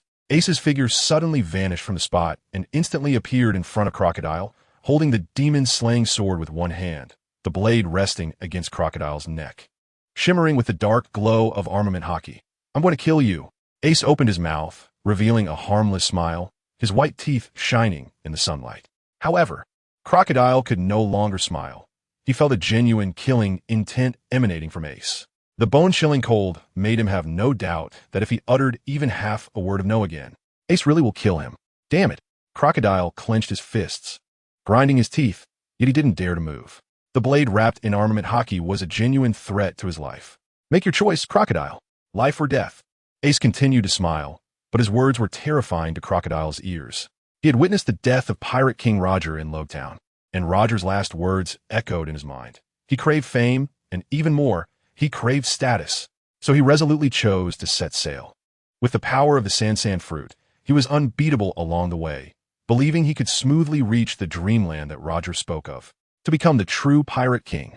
However, there were too many strong individuals in this world. After entering the new world, he faced defeat after defeat, ultimately having to flee back to the first half of the Grand Line in embarrassment. This time, he wanted to rise again. He wanted to defeat Ace and once more walk the path to the peak. But he lost again, defeated by a 12-year-old Ace. Perhaps he really couldn't stand out among the myriad of powerful beings in this sea. "All right, I agree." Crocodile held back for a long time and finally said this. After saying it, he revealed a look of relief and even took out a cigar from his pocket. He lit it, took a deep puff, blew out a smoke ring, and pointed to the knife resting on his neck, can you take the knife away now? Of course. Ace smiled, flipped his right hand, and put the demon slayer back into the space of, noticing Crocodile's surprised expression. However, Crocodile, having reined in his ambition, had no other thoughts. Trust me, you'll be glad for today's decision in the future. Ace brushed the sand off his hat, sounding quite confident. What? Are you so confident you can become the Pirate King? Crocodile said, taking a puff from his cigar, his tone somewhat playful. With the pressure off, his personality had changed a bit. Pirate King? Ace chuckled, his tone calm. My goal is not just that. As he spoke, Ace darted off towards the direction of the canola flower port, seemingly not worried about Crocodile turning around and fleeing. Not just the Pirate King? Crocodile's eyes flickered intensely, his tone filled with shock. The cigar between his fingers had already gone out, and he didn't move. It wasn't until Ace had gone far that he murmured to himself with a complex expression. Perhaps he really can forge a new era? Facing the best opportunity to turn and leave, Crocodile ultimately chose not to escape, but instead transformed into a cloud of yellow sand and followed Ace's direction. A few minutes earlier at the canola flower port, aren't you worried about your brother? Robin pointed towards the desert direction, where a sandstorm was raging, seemingly blocking out the entire sky. Robin couldn't help but marvel at Crocodile's devil fruit ability, which had reached its peak in this desert, truly approaching a godlike level. So looking at the terrifying sandstorm in the distance, even though Robin had just witnessed Ace's strength, she did not believe Ace could withstand Crocodile's power. However, upon hearing Robin's question, Luffy looked at her in confusion. Why worry? Ace already said he'd handle it, so Ace will definitely solve it. Robin was left speechless. Are you that confident in your brother? Didn't you see that your brother has already been completely engulfed by the sandstorm, disappearing over there? With doubts about Ace's strength, Robin suddenly saw the sandstorm in the desert abruptly disappear and murmured, has it ended? In her mind, it should mean that Crocodile had already dealt with Ace.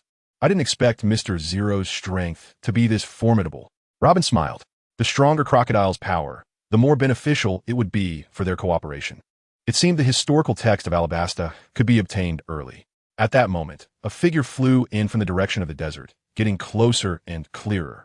But Robin's smile slowly froze on her face. It's not Crocodile. Ace. I kept an eye on his sister. Luffy bounced over, full of eagerness for praise. Haha, Luffy. You're amazing. Ace smiled and ruffled Luffy's hair, praising him. Then he turned to look at Robin, only to find her expression very stiff. Nico Robin? Ace asked. Robin's pupils constricted. She was now completely certain that Ace knew her true identity. Taking a deep breath, Robin tacitly acknowledged Ace's question, making an effort to restore her calm demeanor, and asked, Where's Crocodile? Ace did not expect that Robin actually cared about Crocodile. He casually pointed behind him. He's over there. Whoosh! At that moment, a gust of yellow sand swept in, condensing into Crocodile's form. Robin gasped again. The two blood marks on Crocodile's chest were particularly conspicuous. Compared to Ace's relaxed demeanor, it was clear who had won the recent battle. Moreover, after Crocodile materialized, although he still held a cigar in his mouth and wore a smug expression, he consciously stood half a position behind Ace. What does this indicate? Robin didn't want to believe it, but she had to. Perhaps Crocodile had already been tamed by this guy named Ace. Nico Robin, you don't need to be nervous. Although Crocodile has joined our Flame Emperor pirate crew, our cooperation can still continue, Ace said with a smile, signaling Robin to relax. Robin glanced at Crocodile, who was smoking his cigar and showed no intention of refuting Ace, and she understood that Ace was not lying. An inexplicable sense of awe for Ace rose in her heart. He had actually tamed the unruly Crocodile. I know that your collaboration with Crocodile is for the poneglyphs of Alabasta's history. Speaking of which, Ace smiled and made a 6 gesture with his hand, continuing, the condition I offer you is at least the whereabouts of 6 poneglyphs. So what do you think? Have you considered it? Robin was initially taken aback, showing an expression of interest, but she immediately replied, How can I trust you? The 6 pieces of historical text that Ace mentioned are located in Sky Island, Fishman Island, Zoe Island, and 3 pieces in Big Mom's possession.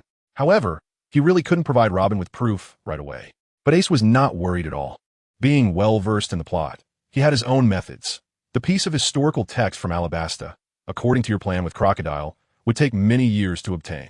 But I can find it right now and give it to you. Hearing Ace's words, even Crocodile's eyes sparkled. After all, he had been coveting this piece of historical text that recorded the ancient weapon Pluton.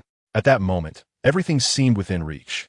But the next moment, he suddenly recalled Ace's earlier words. He had been too reliant on external factors, which had hindered his own strength from advancing. So after taking a deep puff of his cigar, Crocodile truly gave up his desire for Pluton, his expression relaxing as he secretly decided to embark on the right path to enhance himself. Meanwhile, Villy and Brooke returned to Canola Flower Port with several unconscious high-ranking agents in tow. None of these capable agents managed to escape their capture. Seeing this scene, Robin finally made up her mind, seemingly conquered by the strength of the Ember Pirate crew. All right, if you can really find this piece of historical text, I will join you. Haha, great. Ace felt a surge of joy if he wanted to find the location of One Piece. A historian capable of reading historical texts was absolutely essential. After all, the location of the final island, Raftel, is determined by the direction indicated by the 4 road poneglyphs. Crocodile, you stay here and handle your organization's members. After today, the Baroque Works will continue to exist independently and develop towards an intelligence organization. Ace commanded. Also, 2 giants will arrive later, one of whom is injured, so send someone to take care of him. Ace's words made Crocodile squint his eyes. He had originally thought that Ace would order him to disband Baroque Works directly. Even if he ordered him to kill all the members, he wouldn't have frowned. However, Ace's command still allowed the organization to continue existing and turn it into an intelligence agency, which made Crocodile fall into rapid thought. This was not something an ordinary pirate would do. Such great ambition, but interesting. A smile returned to Crocodile's lips. Perhaps following Ace would indeed allow him to see a higher view. At your command, my captain. Ace was a bit surprised when he heard Crocodile address him, raising his eyebrows slightly. He didn't expect this rebellious guy to adapt to his new role so quickly. Smiling, Ace waved to Robin and the others, saying, "The members of the Flame Guard stay to help. The rest come with me." In the direction of the royal city of Alabasta, soldiers had long conveyed the terrifying scene of the port of Canola Flowers and the raging sands to the palace. The serious-looking captain of the guard, Ikaram, reported, "Your Majesty Cobra, according to the soldiers, our kingdom may be facing a real crisis this time." Huh, is it that dangerous? Without any outsiders present, Cobra looked quite comical with wide eyes, showing no signs of authority. Yes, that terrifying ability to control the sands must belong to the fearsome pirate Crocodile from the New World. Ikaram said solemnly, "I request you to urgently seek help from the Navy. If they attack, Ibel and Gaka probably won't hold out for long. But you are the strongest warriors of the kingdom. Can't you handle him?" Cobra said in disbelief. "Yes, once such a strong person comes to assassinate the royal family, no amount of troops can stop him. Therefore, even for Princess Vivi's safety, please seek help immediately." Ikaram bowed deeply. Upon hearing Vivi's name, Cobra finally became serious. As a father and a king, he must now fulfill his responsibilities. He took out an exquisite transponder snail from the throne beside him and dialed the number, saying, "Please connect me to the marshal's office." The next day, I hope everyone will subscribe to my updates. I aim for 3 updates. And my motivation is simply my dreams and all of you. Tomorrow at midnight, 2 chapters will be released, followed by another chapter. I hope everyone can subscribe and support me, adding some motivation for me to keep going. Lastly, I thank all the readers and editor Xingye for the opportunity to sign and publish. At that moment, the palace doors were suddenly pushed open, and a blood-soaked figure burst into the great hall. "Gaka, what happened?" Cobra and Ikaram rushed forward to support him. "Your Majesty, I'm so sorry. I couldn't protect Princess Vivi." Gaka was weak, blood seeping from his mouth as he spoke. "What?" Ikaram shouted in anger. "You're a devil fruit user. The kingdom's strongest warrior. Who did this?" Gaka's right hand trembled slightly as he pulled out a note and a special transponder snail from his pocket. This is what the kidnappers left behind. Cobra took the note and the transponder snail. The note read, "Dear King Cobra, we will take care of your daughter for the time being. You need not worry. We absolutely will not harm her a hair in 2 days. However, we have a small request. We hope you can inform us of the location of the ancient weapon Pluton. If we do not receive your reply within 2 days, or if you seek help from the Navy, I fear your daughter may encounter some danger, and we won't be able to protect her." Cobra's forehead was bulging with veins, and his heart tightened. Bastard. At that moment, a voice came from the transponder snail he had dialed. "Hello, King Cobra. This is Admiral Sengoku from the Navy headquarters. May I ask if you have an emergency?" Cobra's expression showed signs of struggle, but thinking of the kidnappers' threats, he took a deep breath and finally said, "I'm sorry, Admiral. I dialed the wrong number." Without waiting for Sengoku to respond, he hurriedly hung up the transponder snail. On the other end of the call, Sengoku squinted at the transponder snail in his hand, his years of experience telling him that it was definitely not just a wrong number. After thinking for a moment, Sengoku dialed another transponder snail, ordering all personnel from the Navy G3 branch to immediately head to Alabasta. Also, let Vice Admiral Smoker lead the team. Vice Admiral Smoker was an elite vice admiral from the Navy headquarters, whose fighting power had already reached the level of a quasi-admiral. Meanwhile, in the southeastern desert of Alabasta, Rob Lucci was quickly moving towards the sea while carrying Vivi with one hand. Vivi had closed her eyes, clearly in a coma, but for some reason, the kidnapper Rob Lucci looked even more grim. Upon reaching the seaside, Lucci stepped onto a pirate ship with a dark expression, carrying Vivi into the cabin. I have completed the task, as you requested. Where are Bruno and the others? Rob Lucci stared fiercely at Spandam, who was in front of him. Spandam, the father of Spandam, was the current highest commander of CP9 and the mastermind behind the O'Hara incident. After his son was killed by Ace, he seemed to have fallen into a kind of madness, and, at this moment, he was working with pirates to seize Alabasta's ancient weapon, Pluton. Haha, Lucci, my dear subordinate. You've always been so reliable. Although you couldn't protect my son, Spandam wore a black suit, a fake smile on his face, but hatred lurked in his eyes. Even though my son died in front of you, look, I have still forgiven you. Rob Lucci took a deep breath, placing Vivi beside Spandam, suppressing the anger in his chest. Sir, I regret your son's death. But since I have now captured the Princess of Alabasta and fulfilled our agreement, I ask you to honor your promise and release Bruno and the others. No, no, no. You are mistaken. Only when Pluton is truly in my hands will our agreement be fulfilled, Spandam said with a malicious smile and a hint of cruelty. And now, they will stay in the water prison for a few days. What? Lucci's eyes widened in shock. Bruno and the others were actually locked in the water prison, which was specifically used by CP9 to torture prisoners. You are looking for death.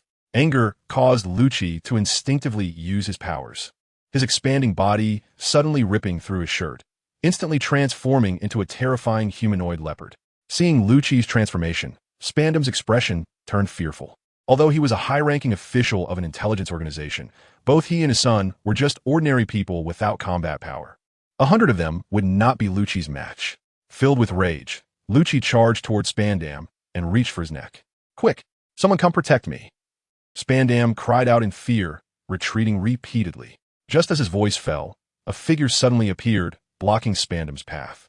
Wearing a fringed hat, with 2 lines on his face, and a red cloak, he abruptly lifted his red cloak, colliding with Lucci's claws.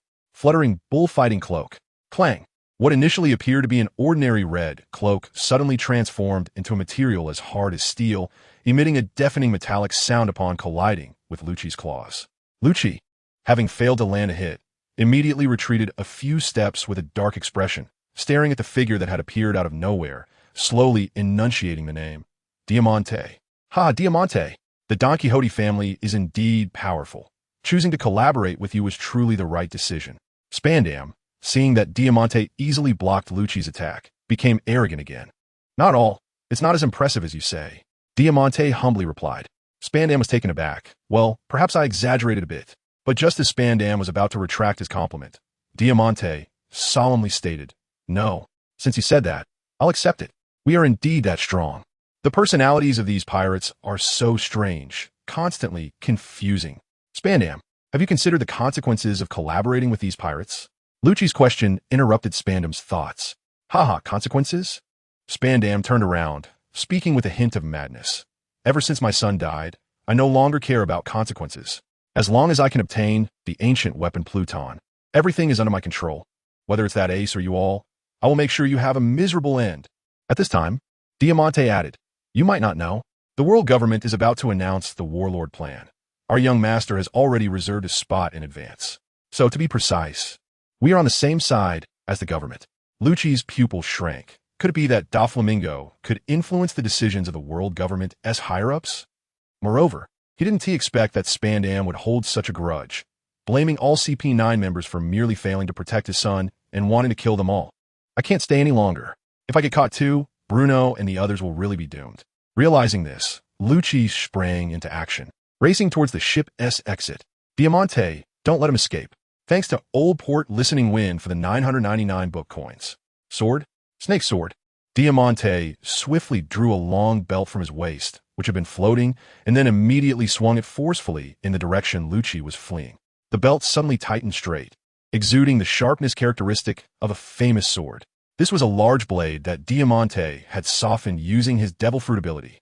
At this moment, the large blade struck like a venomous snake, darting towards Lucci's back at an astonishing speed. Iron block. In a moment of danger, Lucci shouted loudly. The Zoan-type devil fruit granted Lucci extraordinary physical abilities, and combined with the enhancement of iron block, his body was now close to real steel. However, the long sword was enveloped in a dark hue, wrapped in Diamante's haki. The tip of the sword was barely blocked before it violently pierced into Lucci's body. With a muffled sound, blood splattered from the wound. A single strike injured Lucci's internal organs, causing him to suffer serious wounds.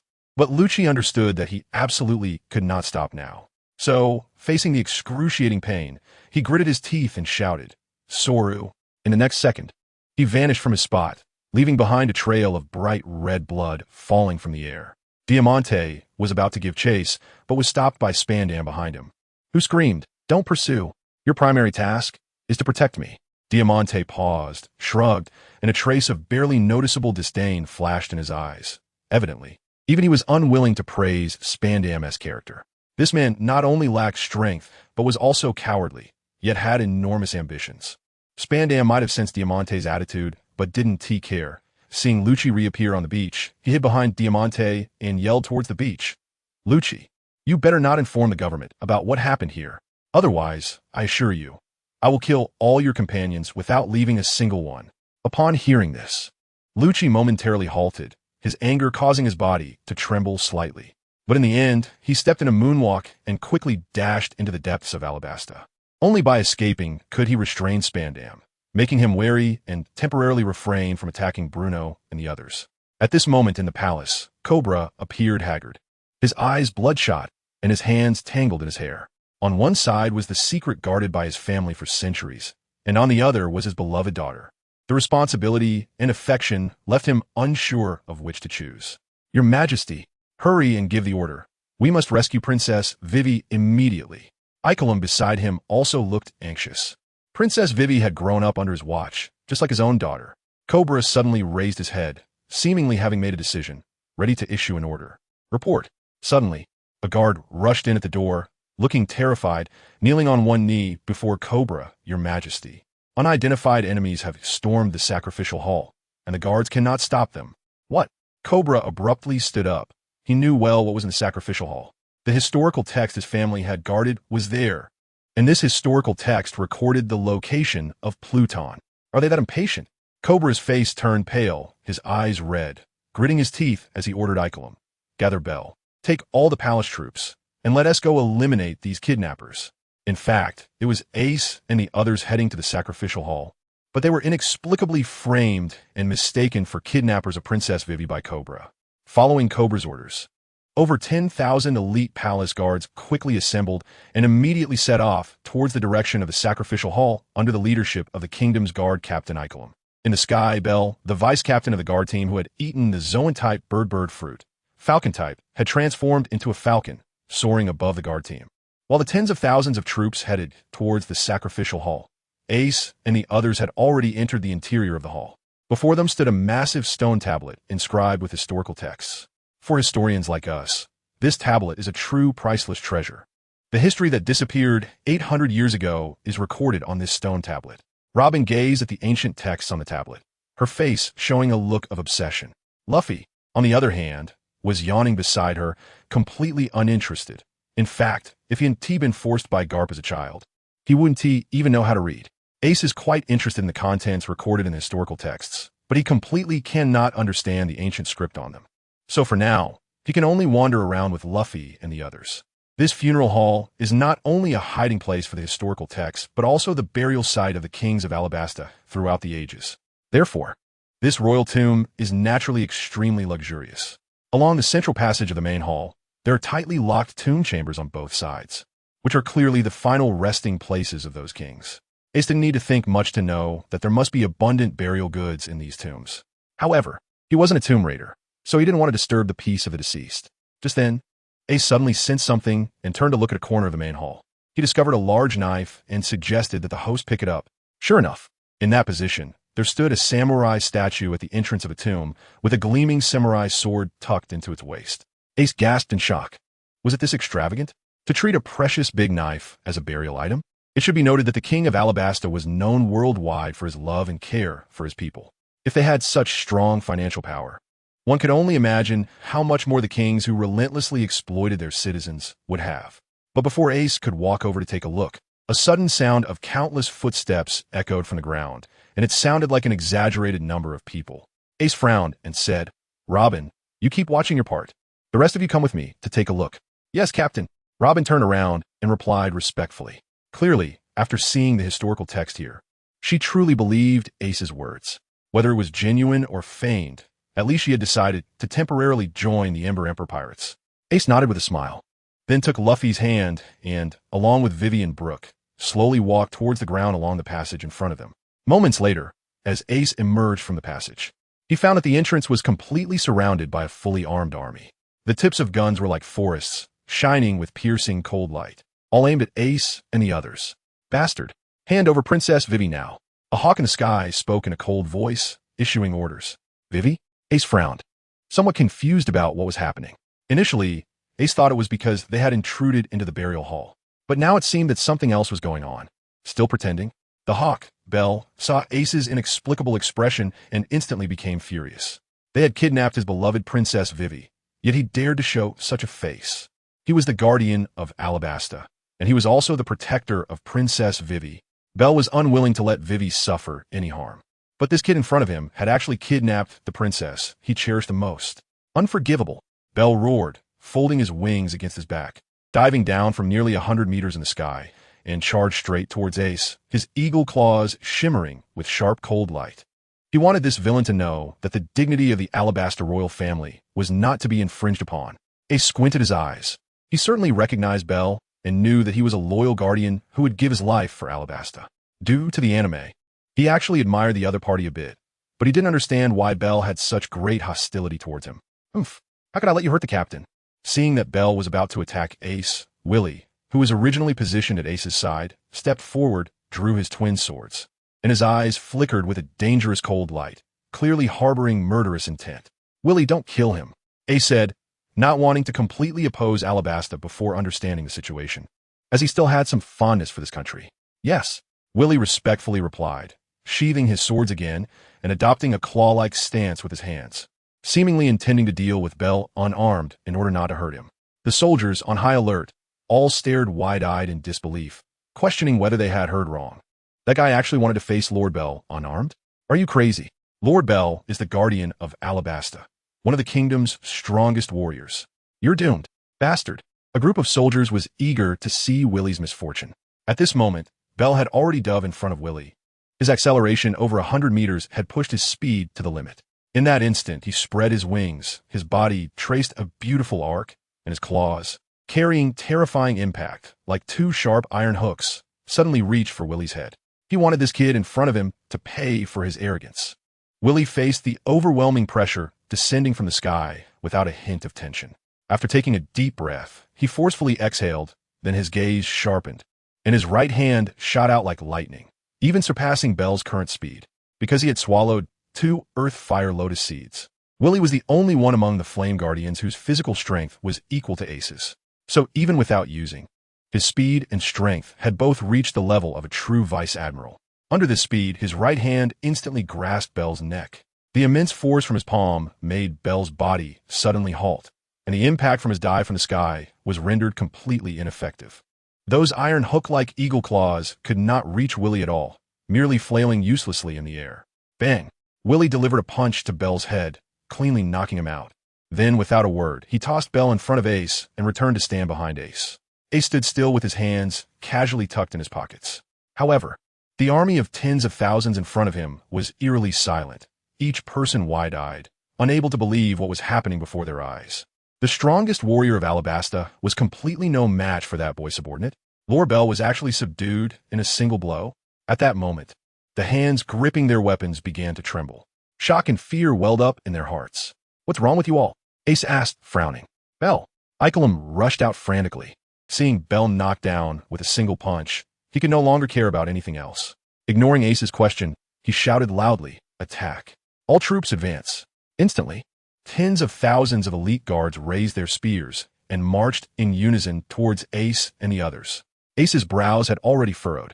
The other party had continuously launched attacks against them, not giving him a chance to explain, which made him quite unhappy. "This is what you brought upon yourselves." Ace faced tens of thousands of charging soldiers and instead took a step forward, without hesitation, unleashing his conqueror's haki that swept across the front. There was no surprise. Although these soldiers were elite, they could not withstand Ace's conqueror's haki at all. In their terror, their eyes rolled back, and they instantly lost consciousness. The spectacle of tens of thousands of soldiers falling at the same time was quite magnificent. Their weapons clattered to the ground, creating a delightful sound that reached Kobura's ears. But it felt like the whispers of a devil, drenching him in cold sweat. "Your Majesty Kobura, I think we can have a good talk now." Opposite Ace, the only one still standing was Kobura. This was certainly not because Kobura was the strongest. Rather, Ace had first used his observation haki to locate Kobura hiding within the army, and then intentionally avoided his position when launching the attack. With thousands of soldiers collapsing around him, Kobura's shock was unimaginable, but as a king, his years in a high position allowed him to maintain a minimum level of composure. "What have you done to Vivi?" Kobura finally asked. "Vivi?" Ace frowned tightly. "I don't know what you're talking about. If that's what you're here for, I think you might have the wrong person." Although Ace didn't care about others' opinions of him, he also didn't want to be wrongly accused. Kobura, being a king respected by the people, was not lacking in intelligence. Now, having calmed down slightly from his anger, he had already deduced from Ace's expression and words that Ace was telling the truth. This might really be a misunderstanding. Now that he knew the person who kidnapped Vivi was not Ace and his group, Kobura's heart lifted again. Where's Vivi now? Who are the kidnappers? With our country's strength, how can we possibly save Vivi? Thinking of this, Kobura seemed to suddenly understand something, striding up to Ace and then bowing deeply at 90 degrees without hesitation. "I beg you, save my daughter." The strength displayed by Ace and his group has exceeded Kabula's imagination. With their help, they could definitely crush those real kidnappers. A king actually bowed deeply to a young boy. If this scene were seen by outsiders, it would surely cause a huge uproar. However, Ace's emotions did not fluctuate much. Besides, he is not a philanthropist. After all, the other party had just brought tens of thousands of soldiers to try to ambush him. He wouldn't let his guard down just because the other party is a king and bowed to him. "You can propose any conditions, and I will definitely fulfill them as long as I can." Kabula seemed to see through Ace's thoughts. "Now you're getting the hang of it." Ace raised an eyebrow. If it was just a simple transaction, it could be considered. Moreover, the royal family of Alabasta is, at least, one of the few that genuinely cares for the people. So helping out is not unreasonable. After thinking for a moment, Ace smiled and said, "In that case, I want that big knife from the burial hall." Kobe had already straightened up by this time. After hearing Ace's words, he frowned and thought for a while before recalling what Ace had mentioned. "Of course, no problem. My father enjoyed collecting famous swords during his lifetime, and that is one of his collections." At this point, feeling that the price was a bit low in front of Ace and the other's strength, Kobe added, "If you successfully rescue my daughter, you can take any of the famous swords in my father's collection. I can't remember clearly, but there should be at least one or two more big knives." "Deal." Ace happily extended his hand and shook Kobe's right hand. This time, he finally witnessed the grandeur of these royals. Did you see that? They're the ones who actively raise the price. It seems that a few big knives are as common as bricks on the street, given away just like that. "Villy, go fetch that big knife," Ace commanded with a smile. "Yes, Captain Ace." Villy respectfully bowed and then turned to dive back underground. After witnessing this scene, Kobe's respect for Ace increased a few more notches. He knew Villy's strength and had seen him take down Bell with one move. Yet, such a strong person still treated Ace with such respect. This is enough to prove just how formidable this young man named Ace is. "Your Majesty Kobe, since I have already agreed to help, can you now tell me about the information regarding these kidnappers?" Ace asked. After all, if he wanted to take action, he needed to at least confirm who the enemy was and where they were located. Upon hearing Ace's words, Kobe hurriedly took out the note and the snail phone left by the kidnappers and handed them to Ace. Ace reached out to take it, glanced at it, and was somewhat surprised to see that the other party's goal was also the ancient weapon, the Queen of the Underworld. "Is that all there is?" Ace raised the note.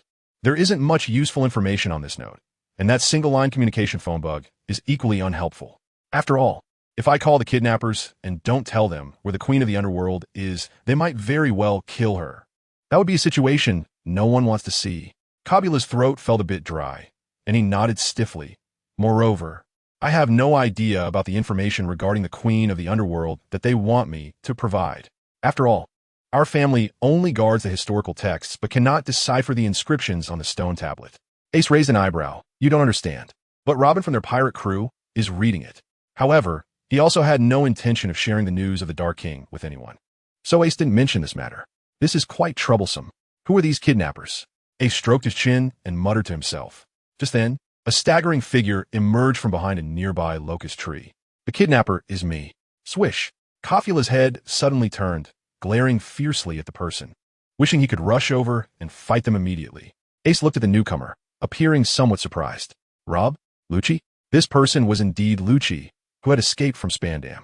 At this moment, his face was exceptionally pale, and his clothes were completely soaked in blood. Diamante's sword had severely injured Lucci. Where is Vivi? What have you done to Vivi? Cobra's eyes were filled with bloodshot anger. No father could remain calm when his most precious daughter had been kidnapped. Princess Vivi is not here, but I do know her location. Pain caused cold sweat to continually flow down Lucci's forehead, but he still gritted his teeth and said, I can tell you everything I know, but you have to promise me one condition. I don't know where the Underworld King is. Cobra shouted, suppressing his anger. However, since Vivi was still in their hands, he could only clench his fists and grit his teeth to hold back. I don't need the Underworld King. When Lucci replied, he did not look at Cobra, but instead fixed his gaze firmly on Ace. This was already the third time he had encountered Ace, and each time Ace brought him greater shock. Just moments ago, when Ace had instantly taken down tens of thousands of troops with his Conqueror's Haki, Lucci had witnessed this astonishing scene firsthand. Ace's strength made Lucci realize that if he wanted to save Bruno and the others, he had to seize the opportunity and take the initiative now. I need you to do me a favor. Lucci's mouth was bleeding profusely, yet he still fixed his gaze on Ace. Oh, Ace's expression became somewhat strange. What was going on today? Why was everyone coming to him for help? I think you already know that I'm a member of CP9, and our highest officer is Spandam.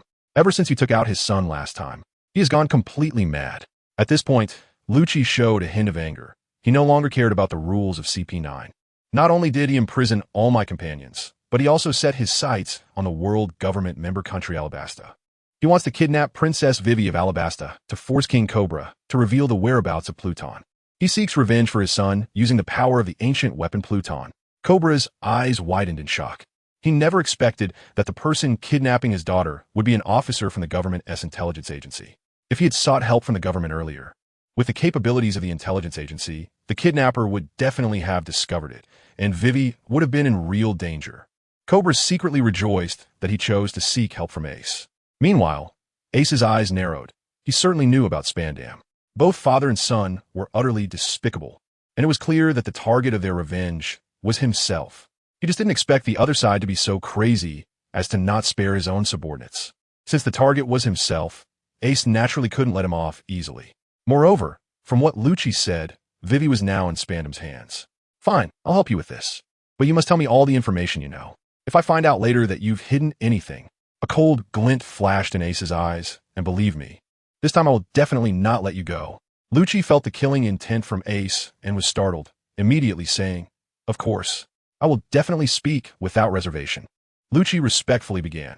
After Spandam imprisoned all my companions, CP9's strength was already very limited, but we must not underestimate him.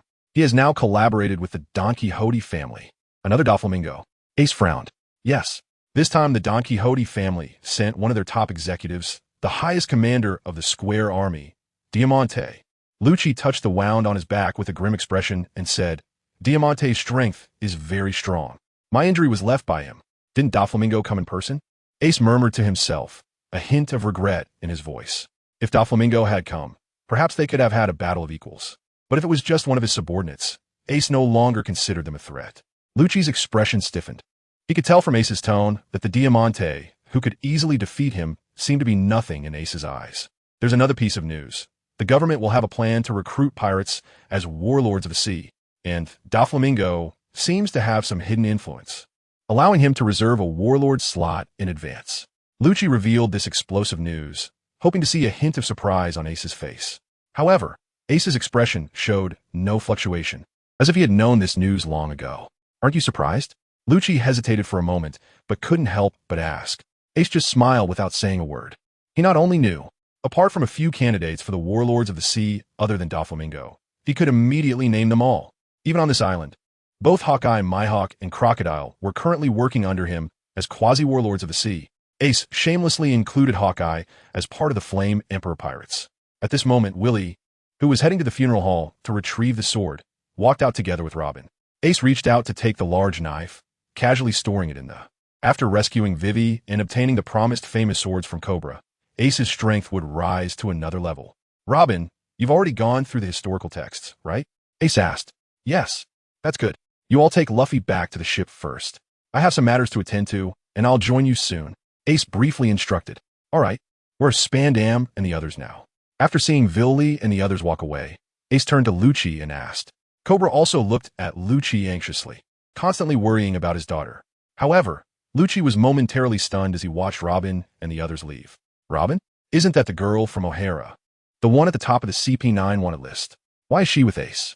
She's a historian recognized as highly dangerous by the world government. A genius who can read the historical texts, one of the few in the world. Lucci, Ace called out again. Only then did Lucci snap out of his daze. Upon reflection, he realized it had nothing to do with him. He just wanted to rescue his comrades. Please follow me, Lucci said apologetically, not inquiring about Ace and Robin's relationship. At this moment, Lucci didn't want to waste a single minute, enduring the intense pain in his back as he led Ace towards Spandam's location. At this point, Crocodile had already arranged for the members of the former Baroque works, waking them from their unconscious state and ordering them to leave Alabasta for various nearby seas. After spreading these members out, they would establish the most basic intelligence network, and Crocodile would continuously improve the intelligence functions of Baroque works based on their foundation. Swish! Crocodile, transformed into sand, reformed his body on the lookout of Ace's pirate ship. Smoking a cigar, he exhaled a puff of smoke. Watching his subordinates sail away, he felt a deep sense of emotion at this moment. Most of his subordinates had already evacuated from Alabasta, which meant he had completely abandoned his original plan to usurp the country and was truly following Ace's orders. Just as he was lost in thought, he suddenly caught a glimpse of a figure on the pirate ship's deck, someone with a massive black sword, seriously studying how to steer the ship. Crocodile found the figure somewhat familiar and wondered why this crew member hadn't disembarked with Ace and the others. The person seemed to sense Crocodile's gaze and turned to look, revealing a pair of hawk-like sharp eyes. The piercing gaze sent a tingle of pain across Crocodile's skin. Dracula Mihawk! Crocodile exclaimed in shock. The terrifying swordsman, known for his solitary nature and invincibility in the New World, was in Ace's Flame Emperor pirate crew. Moreover, what was he doing? Crocodile even thought he must be mistaken. Oof. Mihawk merely snorted coldly before turning back to study his steering technique. Recently, maneuvering a medium-sized pirate ship alone had proven somewhat challenging even for Mihawk. Was he really not mistaken? Crocodile was now at a loss for words. The world's #1 swordsman was indeed learning how to control a pirate ship. At some point, the last remnants of Crocodile's unwillingness had completely vanished. Of course, Ace was unaware of what was happening on the pirate ship. He was currently moving quickly alongside Lucci with a relaxed expression. No matter how fast Lucci went, Ace could easily keep up with his hands behind his back. This time, Lucci wore no expression of surprise. He had already come to understand Ace's strength. It definitely exceeded that of a vice admiral. Before long, the two could hear the sound of waves crashing against the shore, indicating they were getting closer to their destination. On the Doflamingo family's exclusive pirate ship, Spandam looked at the transponder snail in his hand with a very ugly expression. That old man Cobra really doesn't care about his daughter's life. It's been over half a day, and there's not a single piece of news. Oof. Your plan was flawed from the start, Diamante said with an expression of disbelief. If you could kidnap someone, why not just kidnap the old king directly? Why go for his daughter? Spandam was immediately stunned. He had never considered this. That's because that old guy is a king recognized by the world government. After all, I'm still a government official and need to consider the implications. Spandam retorted. Diamante rolled his eyes, too lazy to argue further. If you really cared about these things, you wouldn't be kidnapping his daughter. Now what's the difference? Sir, there are 2 people coming from the coast, and one seems to be Rob Lucci. Oh, that guy actually dares to come back. Diamante appeared indifferent. Dealing with Lucci, the defeated subordinate, would only require a single swing of the sword. Sir, the other person you should also know. Speak. Diamante impatiently commanded. Stop wasting time. It's Fire Fist Ace. The subordinate quickly reported. What did you say? Originally, Diamante had remained seated, But upon hearing that name, he suddenly stood up, his indifferent expression completely replaced with one of murderous intent. The man who had killed his brother Virgo, Diamante, had never forgotten his name. He wanted nothing more than to personally take down Ace. "You've finally fallen into my hands." A triumphant smile appeared on Diamante's face as he unsheathed his belt, shaking it casually to transform it into a gleaming large knife. Diamante had always been somewhat dissatisfied with the reward for Ace issued by the young master. In his view, only by personally tearing Ace apart could he alleviate the hatred in his heart for Virgo. With overwhelming killing intent, Diamante no longer cared about Spandam beside him and dashed out of the cabin. His vengeful gaze fixed on shore. Ace's figure was now clearly visible. "Ace, today is your day to die." Diamante's expression had turned extremely ferocious as he raised his long sword high, preparing to severely injure Ace with a single strike before torturing him thoroughly. This was the only way to somewhat appease Virgo's spirit in the afterlife. Half Moon Funeral. Diamante's long sword suddenly slashed down, unleashing a powerful wave of sword energy that swiftly swept across the sea surface. Even the hard, rocky shore seemed to be as soft as tofu in the face of this terrifying sword energy. Splitting in two, Diamante was not only a user of the flap fruit, but also a powerful swordsman. At this moment, he wasn't even using his fruit ability, and the sword energy he unleashed was already at a true vice admiral level. He was truly too strong. At this moment, Spandam also walked out of the cabin and just happened to see the powerful sword aura unleashed by Diamante. Excitedly, he muttered to himself, "Diamante is just one of the highest-ranking officials of the Don Quixote family. If I can take control of the entire Don Quixote family, I can truly do as I please." The pirates beside him glanced at Spandam with disdain. They were already used to the display of power from the family's top officials, whether it was the Navy or pirates. Anyone who dared to provoke the Don Quixote family had been split in half by Lord Diamante, without exception. And there were several such strong individuals within the family. This useless fool in front of them actually thought he could subdue the entire Don Quixote family? What a delusion. Sooner or later, he would end up like that kid named Ace on the shore, dead without a complete corpse. With this thought, they turned their heads to look at the unfortunate kid named Ace. To their surprise, they noticed that at some point, the kid had also grabbed an exaggeratedly large sword. Has he gone mad?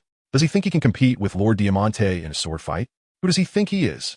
Ace did not hear the discussions of the pirates, and even if he did, he wouldn't care. At this moment, facing the howling sword energy, he merely sneered and casually swung his sword, the Zhu Mo. Competing with sword energy?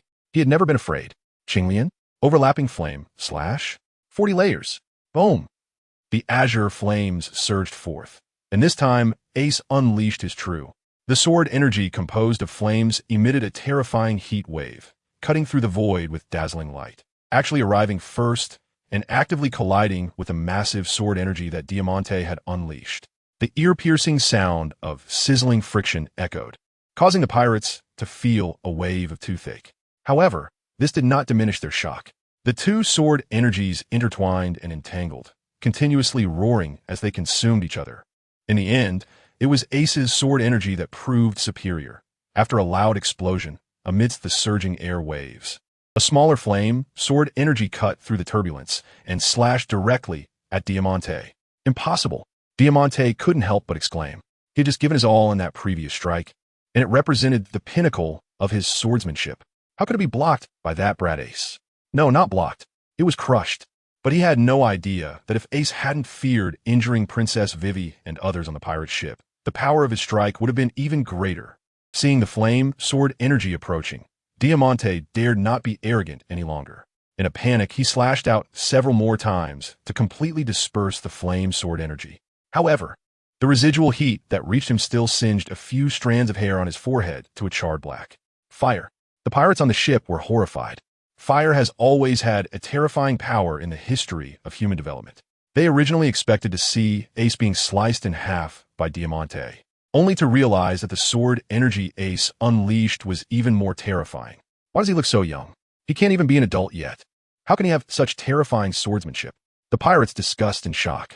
Beside Ace, Lucci was the closest, and he was horrified to discover that Ace, wielding his sword, seemed to be completely at ease, as if he hadn't even tapped into his true strength. Diamante had heavily injured Lucci with just one strike. Was the gap this wide? Lucci appeared somewhat frustrated. Damn it. Diamante's face darkened immensely. He had already realized that Ace's strength was formidable, and his plan to capture him alive was likely unattainable. He had always thought that Ace could kill Virgo only by using some underhanded means. After all, Virgo's hockey strength was even greater than his. But after witnessing Ace in person today, he finally understood the extent of Ace's power, which indeed matched that of their highest-ranking officers. If Virgo had underestimated Ace from the start, he would surely have suffered a great loss in battle, which ultimately cost him his life. With veins bulging on his forehead, Diamante truly wanted to kill Ace for revenge. But reason ultimately prevailed. He turned to his subordinates and shouted, "Retreat now." The pirates were stunned for a moment upon hearing Diamante's command. They had never heard him issue a retreat order before. However, recalling the terrifying flame sword energy they had just witnessed, they immediately snapped out of their daze and hurriedly rushed back to their posts, quickly preparing to set sail. "Want to leave?" Ace raised his eyebrow and lifted the demon slayer high in his hand. "I have to ask if the knife in my hand agrees." At this moment, Ace was already closer to the pirate ship. The raised demon slayer suddenly slashed down, releasing a massive wave of flame slash, carrying a terrifying heat, instantly cutting across the sea surface and striking towards Diamante. Ace's attack came quickly, leaving Diamante no time to pose and unleash his sword energy again. In a panic, he could only shout "Bullfighter staff." The long sword in his hand instantly transformed back into a light and airy shape, resembling fabric, and then it quickly twisted into the form of a bull's head. Diamante immediately hardened it to the toughness of a large blade. At that moment, the sword energy Ace had cleaved was already upon Diamante, forcing him to muster all his strength to lift the long sword with the bull-shaped blade at the front, covered in armament hockey, and face the incoming sword energy. Boom!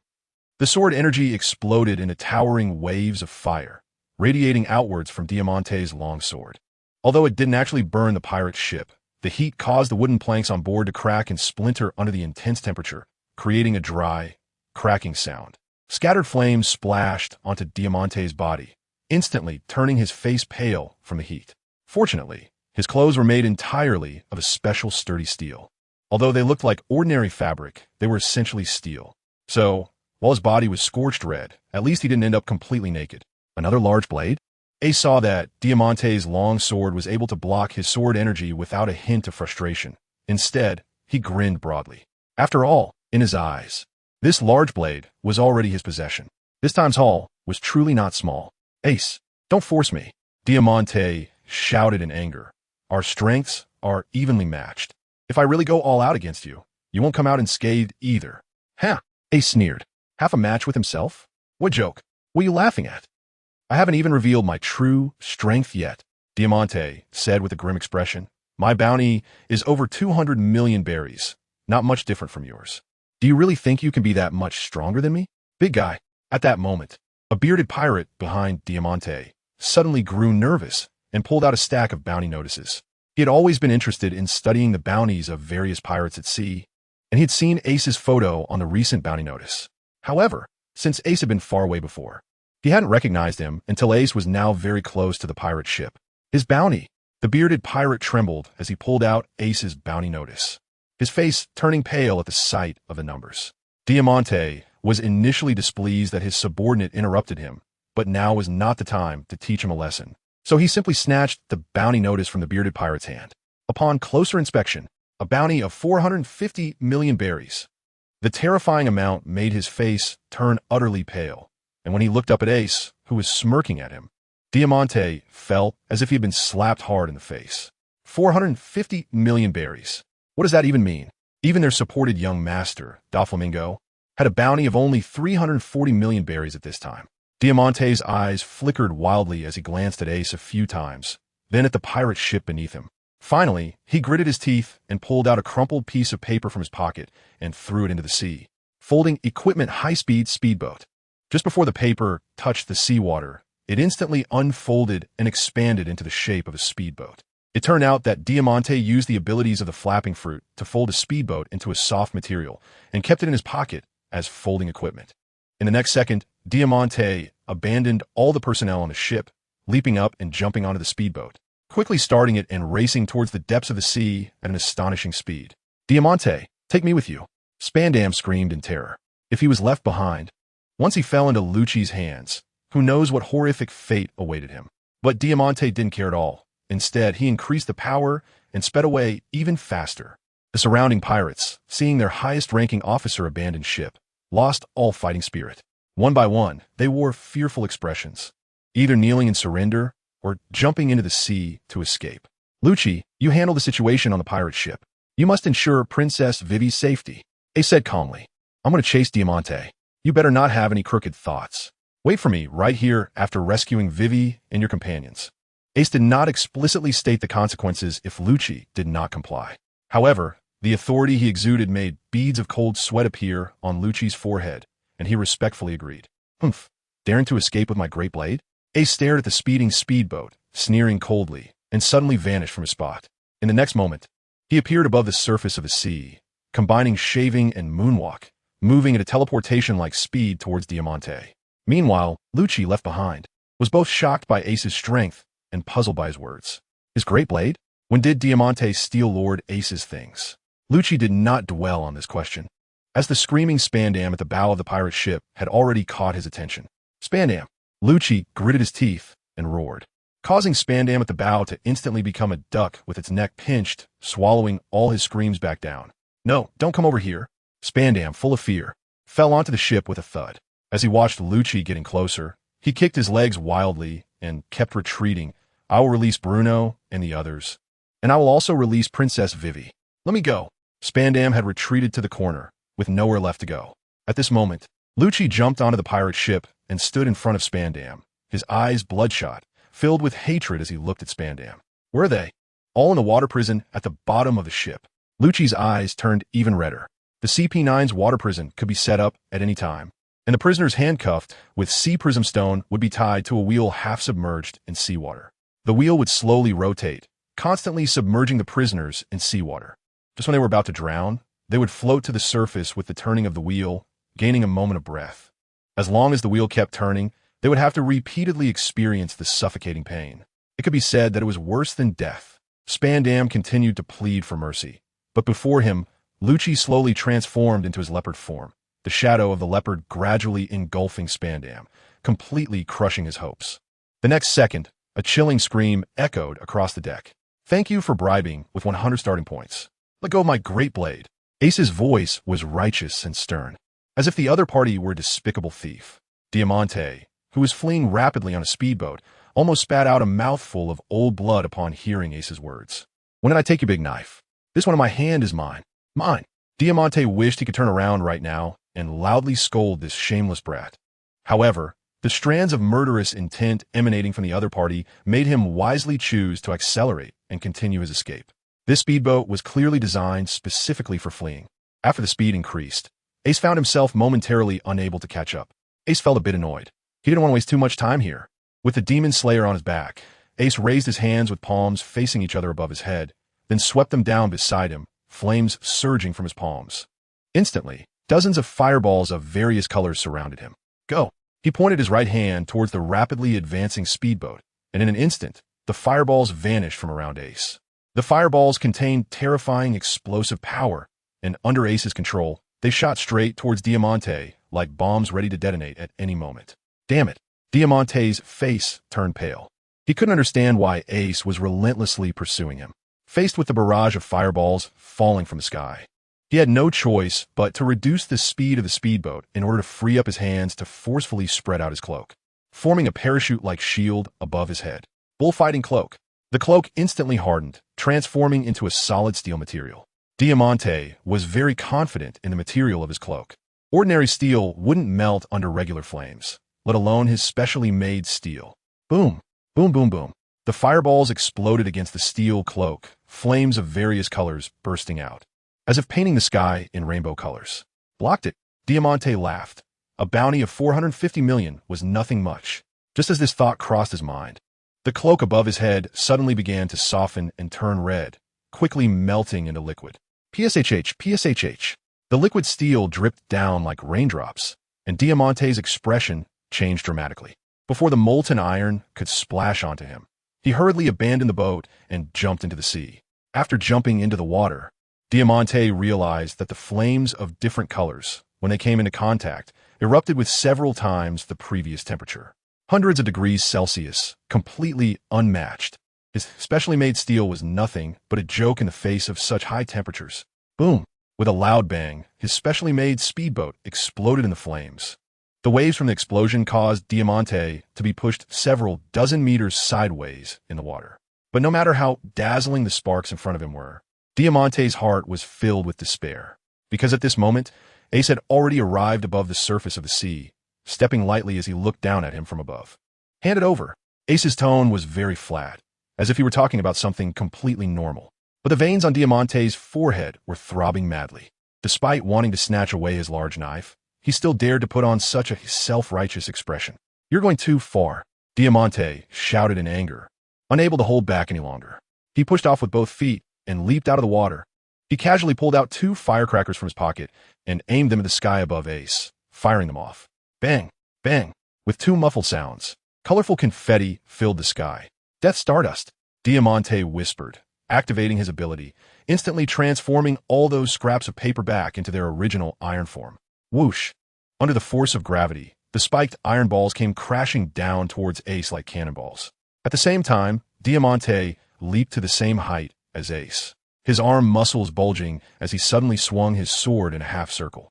In an instant, a massive greenish-blue sword energy sliced through the air, cleaving directly towards Ace. This sword strike utilized Diamante's maximum strength. Faced with the rain of iron balls descending upon him and the enormous sword energy cleaving towards him, it seemed to be a situation that could drive anyone to despair. But Ace showed no signs of panic. He slightly stomped his feet and continuously shifted his body within a very small range, as if the iron balls were deliberately avoiding him. Not a single one able to hit Ace.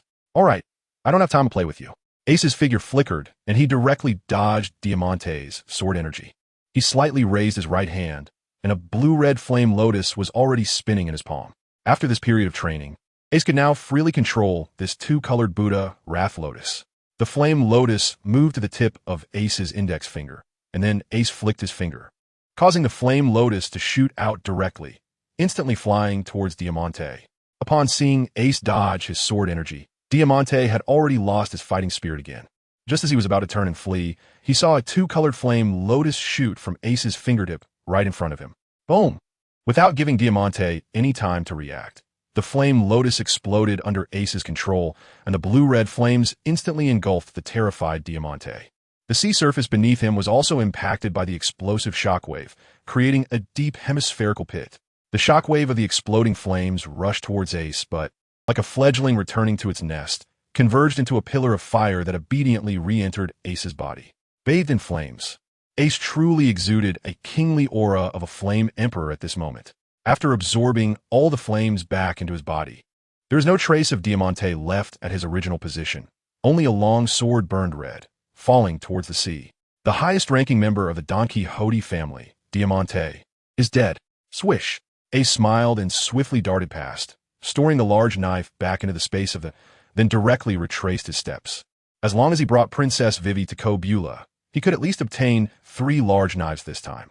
Perhaps he could not only reach the peak of the Vice Admiral level, but also further enhance the Spirit Firebody refinement technique. At this moment in Dressrosa, a communication bat belonging to the world government flew into the palace hall. Sitting on the throne, Doflamingo extended his hand, and several faint threads emerged. Retrieving the letter from the bat's foot into his hand, he casually tore open the envelope, and after seeing the contents, Doflamingo covered his forehead and laughed maniacally. Those high and mighty world nobles? They still have to be at my beck and call. He tossed the letter to Toribol beside him and said, "Help me reply. Tell them I will attend the appointment ceremony." The title on the letter clearly read, 7 Warlords Appointment Letter. Congratulations to the young master. After obtaining the title of 7 Warlords, the royal status of Dressrosa is now completely legitimate. Toribol excitedly stuffed the reply back into the communication bat's claws and said, "Moreover, the privileges of the 7 Warlords will allow us to expand our underground industry more easily." That's right. And that Ms. Hatchie who has been bothering us. Now she has no reason to follow us anymore. Doflamingo appeared to be in a very good mood and poured himself a glass of red wine. But at that moment, Doflamingo's expression suddenly changed drastically, and he violently threw the red wine away, reaching into his pocket. He rummaged through his pocket and finally pulled out a life card, which quickly burned to ashes and scattered into the air. Diamante! Tori Bowl exclaimed in terror. The complete incineration of the life card meant that another high-ranking officer of the Don Quixote family had permanently left this world. First Virgo, then Diamante. They had already lost 2 high-ranking officers in 1 year. The most crucial part was that they were all family. Who is it? Doflamingo's eyes turned blood red, and with a furious roar, countless items in the hall suddenly transformed into transparent threads, turning into clawing tentacles that tore the walls of the hall to shreds. In the next moment, an enraged Doflamingo was about to dart out of the hall, seemingly intending to directly kill his way to Alabasta, hundreds of miles away, to take revenge for Diamante. Young master, wait. Torble's eyes were also blood red, but he still managed to stop Doflamingo, shouting, "You can't go now.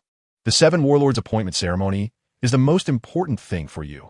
Leave the revenge to us. I will call Pika and take all the family's combat officers to Alabasta immediately to check the situation."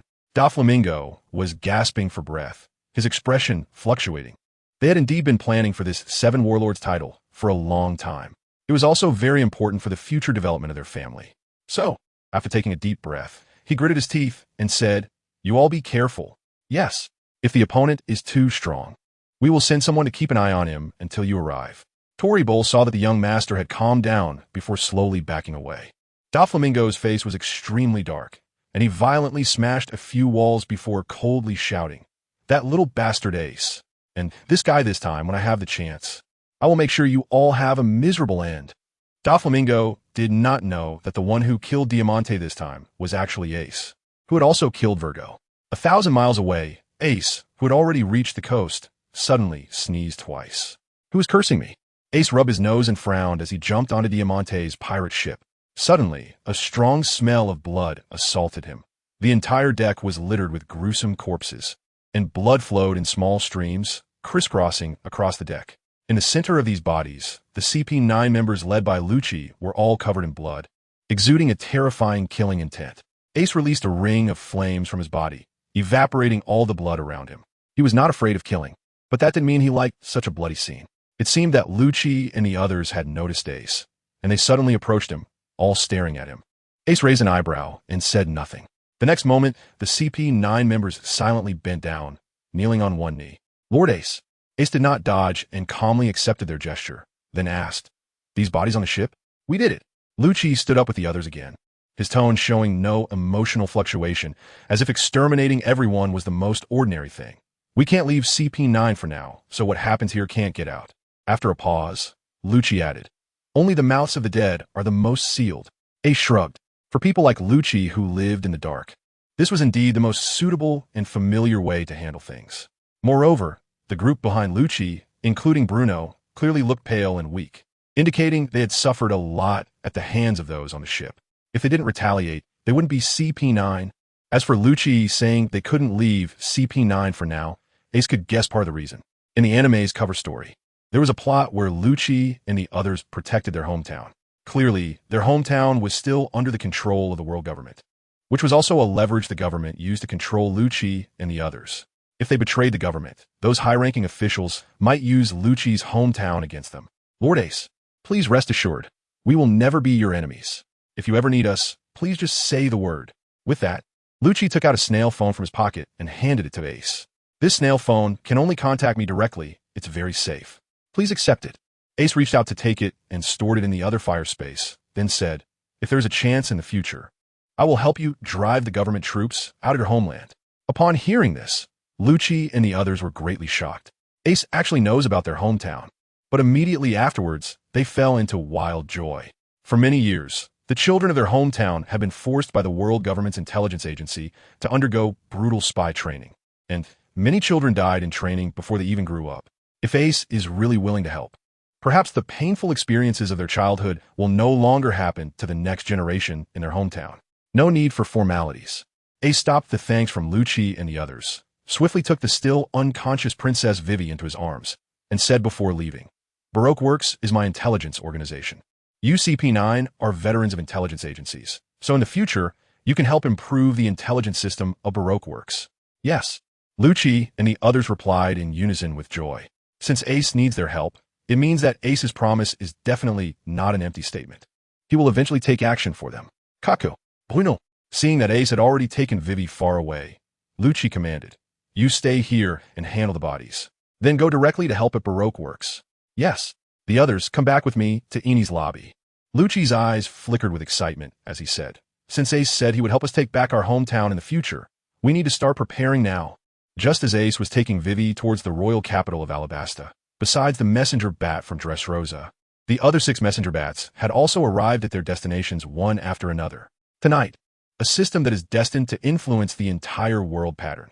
The Warlords of the Sea has finally been born. 14 years into the Great Pirate Era. On a certain morning in October, the Newsbird delivered the latest newspaper to people all over the world. Warlords of the Sea.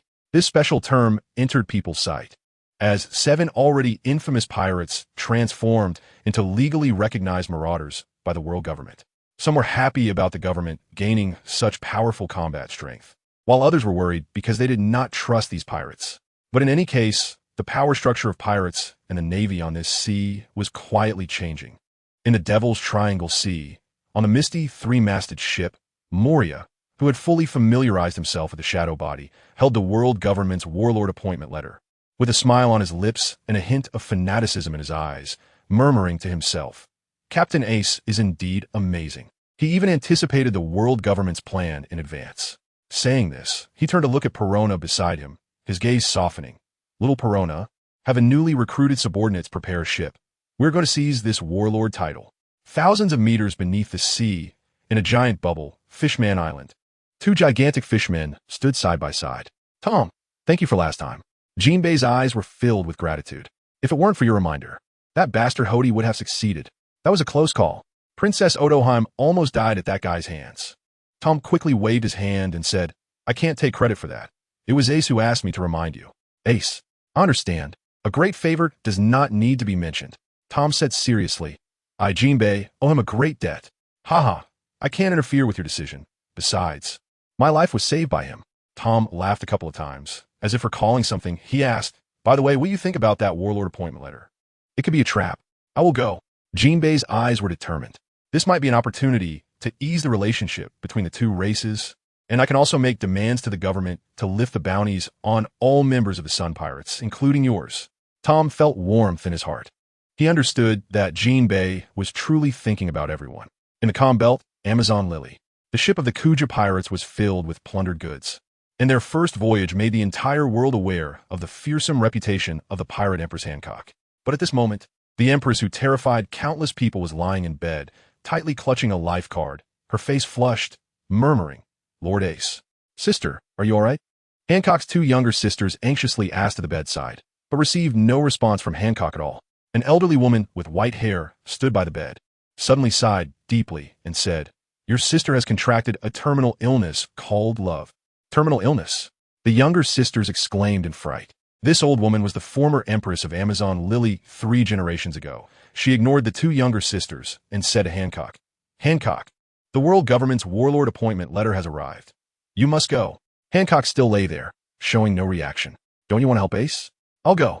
Hancock immediately stood up with shining eyes. Old Granny Nyan sighed heavenward. Terminal illness at the late stage. On an unnamed island in the first half of the Grand Line, Bartholomew Kuma and the Okama king Ivankov stood together. "Kuma, what you've done while pretending to be a pirate these days has finally paid off." Ivankov, tall with a heavily made-up face, said, "Our revolutionary army's intelligence relies on you." Bartholomew Kuma, wearing a bear ear hat and black gloves, expressionless, held a Bible and said, "I'm leaving." Before that, Ivankov, "If you want to travel, where do you want to go?" Hey, we are the best of friends." Ivankov broke into a cold sweat, flipping backward to distance himself from Kuma. "I don't want to travel. You should hurry and go be your warlord." In Alabasta, after handing Princess Vivi over to Kabura, Ace received the promised famous swords. Famous swords of inferior quality were of no use to Ace now. But Ace still accepted everything and ended up with 2 great swords, 5 good swords, and over 10 famous swords of lower quality. Ace was very satisfied. Of course, Crocodile was even more grateful to Ace for saving Vivi, a true win-win situation. After obtaining the famous sword, Ace was eager to return to the ship to enhance his strength. So he didn't stay long and directly bid farewell to Crocodile and his daughter, returning alone to the Canola Flower Harbor. Upon arriving at the harbor, as soon as Ace boarded the pirate ship, he found his crew completely surrounding Crocodile and Mihawk. Normally, both of these individuals commanded great respect and kept people at a distance. No one would dare approach them. But today, surrounded by a crowd, they seemed to have no way out. Mihawk was being questioned nonstop by Luffy, who had him in a headlock, and despite the incessant inquiries, he felt a warm sense of comfort that made him not want to resist. As for Crocodile, upon recognizing Mihawk, he felt a sense of awe towards the Ember Pirates. After all, Mihawk was just the one steering the ship. Who knows how strong the other crew members are? What are you all doing? Ace's voice interrupted the crew's discussion. Brother, Luffy let go of Mihawk and jumped down, excitedly shouting at Ace, Uncle Mihawk, and that Crocodile both received the Warlord of the Sea appointment. The Warlord of the Sea. It sounds so impressive. Crocodile, referred to as that Crocodile by Luffy, could only awkwardly scratch his nose, showing no other reaction. After all, this Luffy was the brother of Captain Ace, and he didn't want to offend him. Oh, Ace ruffled Luffy's hair, his expression shifting slightly. The appointment of the Warlords of the Sea has finally come. This outcome could be said to be an inevitability of history. It was somewhat beyond Ace's expectations. Ace had long suspected the members of the Shichibukai, but he didn't quite understand why, after severely injuring Admiral Akainu, Dracula Mihawk would still be appointed as one of them. Captain, should we accept this appointment or not? Crocodile asked, puffing on a cigar and waving the appointment letter in front of Ace. Ace picked it up and glanced at the list of the 7 Warlords of the Sea. His eyes narrowed slightly, and the next moment he suddenly laughed. Why not accept? I need some recommendation votes and monthly votes.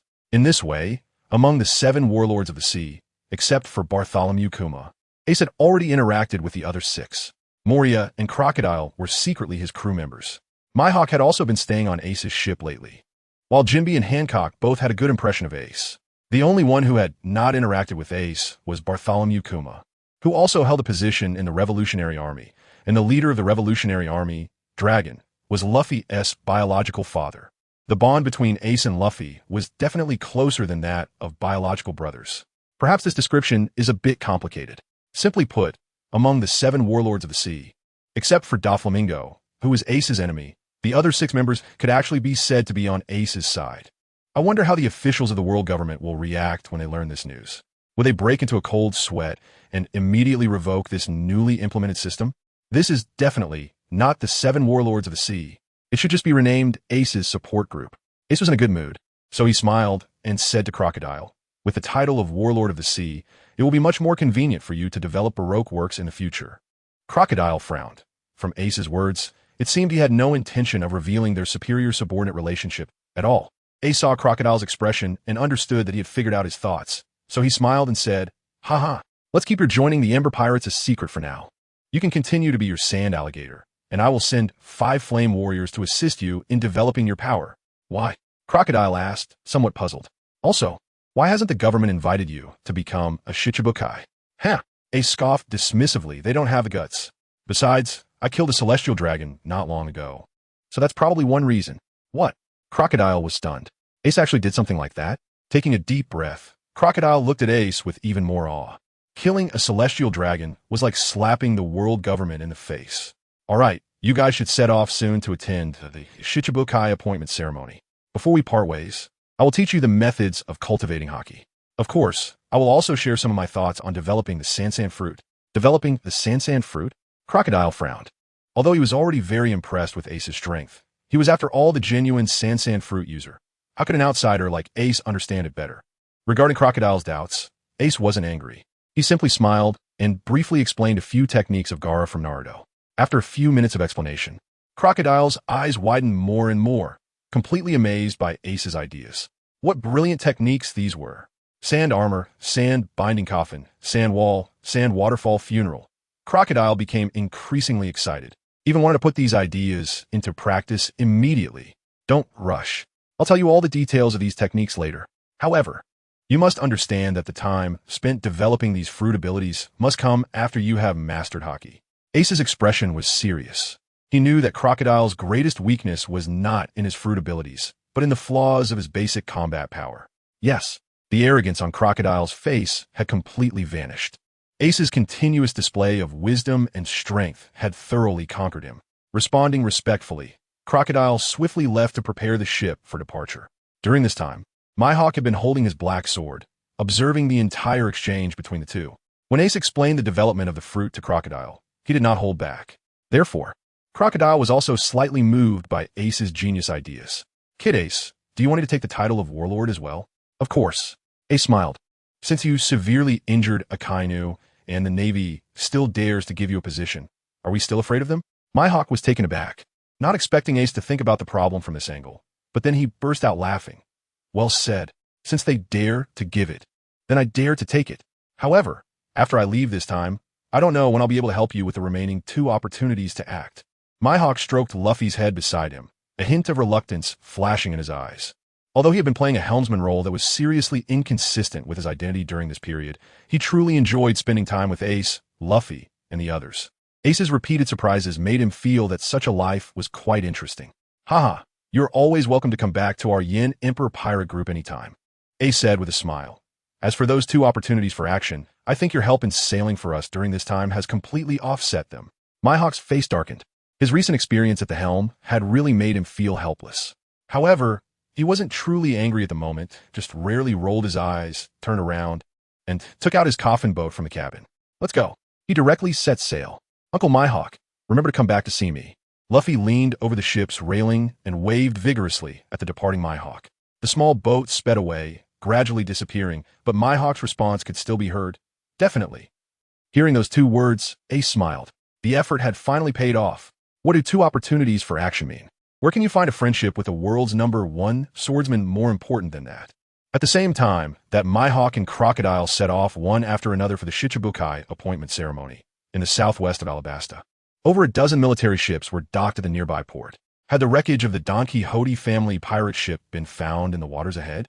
Rear Admiral Ghost Spider stood on the deck of the flagship, frowning, as his subordinate Navy reported the general situation to him. The young master of the Don Quixote family, Don Quixote Doflamingo, had just been appointed as a Shichibukai. How could there be members dead here?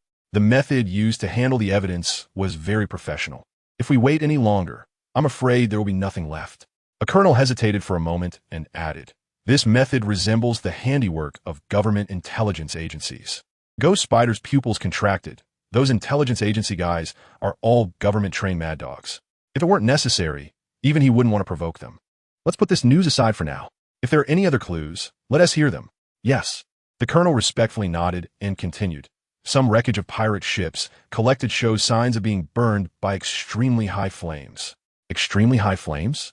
A cold light flashed in Ghost Spider's eyes. Is it that fallen marine, Fire Fist Ace? Yes. He should be in Alabasta. The colonel spoke.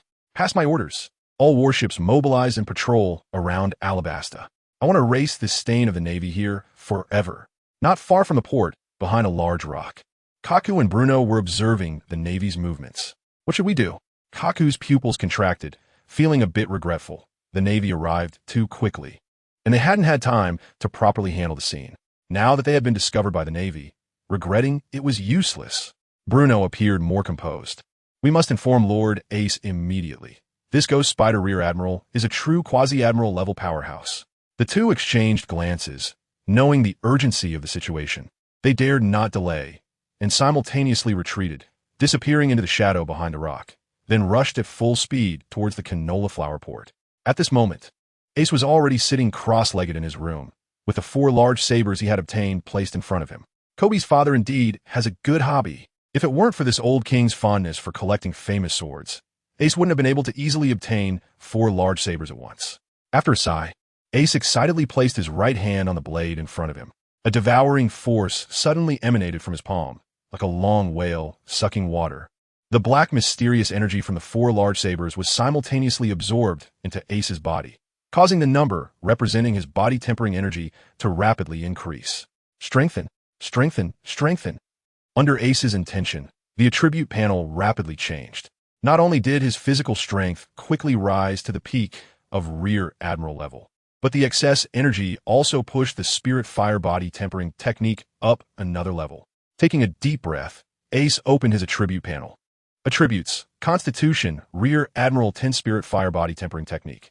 Fifth layer tempering energy. 0310 eliminate demon chi. 22. Fallen heart flame, blue lotus earth heart fire, volcanic stone flame. Before coming to Alabasta, his constitution was only at level 4. Now, it had been pushed to the peak of level 10 with the 4 large sabers. Perhaps it was because he obtained 4 large sabers at once, allowing the system to absorb it all at once. Therefore, the energy returned to Ace was quite substantial, directly raising the spirit fire body tempering technique to the 5th layer. In the future, once Ace uses the spirit fire body tempering technique, he will gain a terrifying power 6 times that of a peak rear admiral. It can be said that Ace has now truly gained quasi-admiral level strength. If he were to confront Akaina now, Ace would definitely be able to exchange a few blows with him, instead of falling into a predicament of exhaustion after swinging a single sword. Additionally, those 10 points of Demon Chi should be the reward obtained after burning Diamante. As long as he gathers another 100 points, Ace can exchange for another Qingming longevity pill. This time, the harvest is not small. Ace smiled as he stood up, planning to ask Robin about the ancient weapon Pluto, but just as he pushed open the door and walked onto the deck, he found an air gate opening in front of him, from which Kaku and Bruno emerged. Huh? Why haven't you left? Ace asked in confusion. Lucci asked us to stay and assist the Baroque works in establishing an intelligence network. Bruno respectfully replied, but we didn't come this time for this matter. Rear Admiral Ghost Spider just led the fleet to Alabasta and is preparing to hunt you down. Ghost Spider? Ace had some impression of this Rear Admiral. He should be the one who, during the Marineford War, collaborated with Kizaru to put Seastone handcuffs on Marco the Phoenix. Yes, he is an elite among the Rear Admirals, and his strength has already reached quasi-admiral level. Kaku added. Ace showed a look of realization. No wonder this guy was qualified to cooperate with Kizaru. It turned out he was only one step away from the admiral level.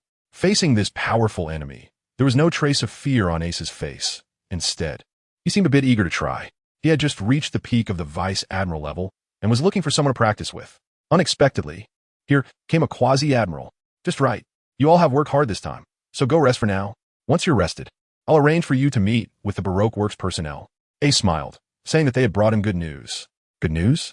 Kaku and Bruno exchanged glances, both seeing a hint of disbelief on each other's faces. A quasi-admiral was already the highest combat power below an admiral. How could Ace say this was good news? Although they had heard from Lucci that Ace was very strong, they had never seen him fight with their own eyes. So at this moment, they still had some doubts in their hearts. However, Ace didn't explain to them. He calmly went to chat with Robin, seemingly not taking the incoming quasi-admiral, Gecko Moria, seriously at all. Is it really okay? Kaku asked Bruno in a low voice, a bit worried. Lord Ace is very strong, much stronger than Lucci.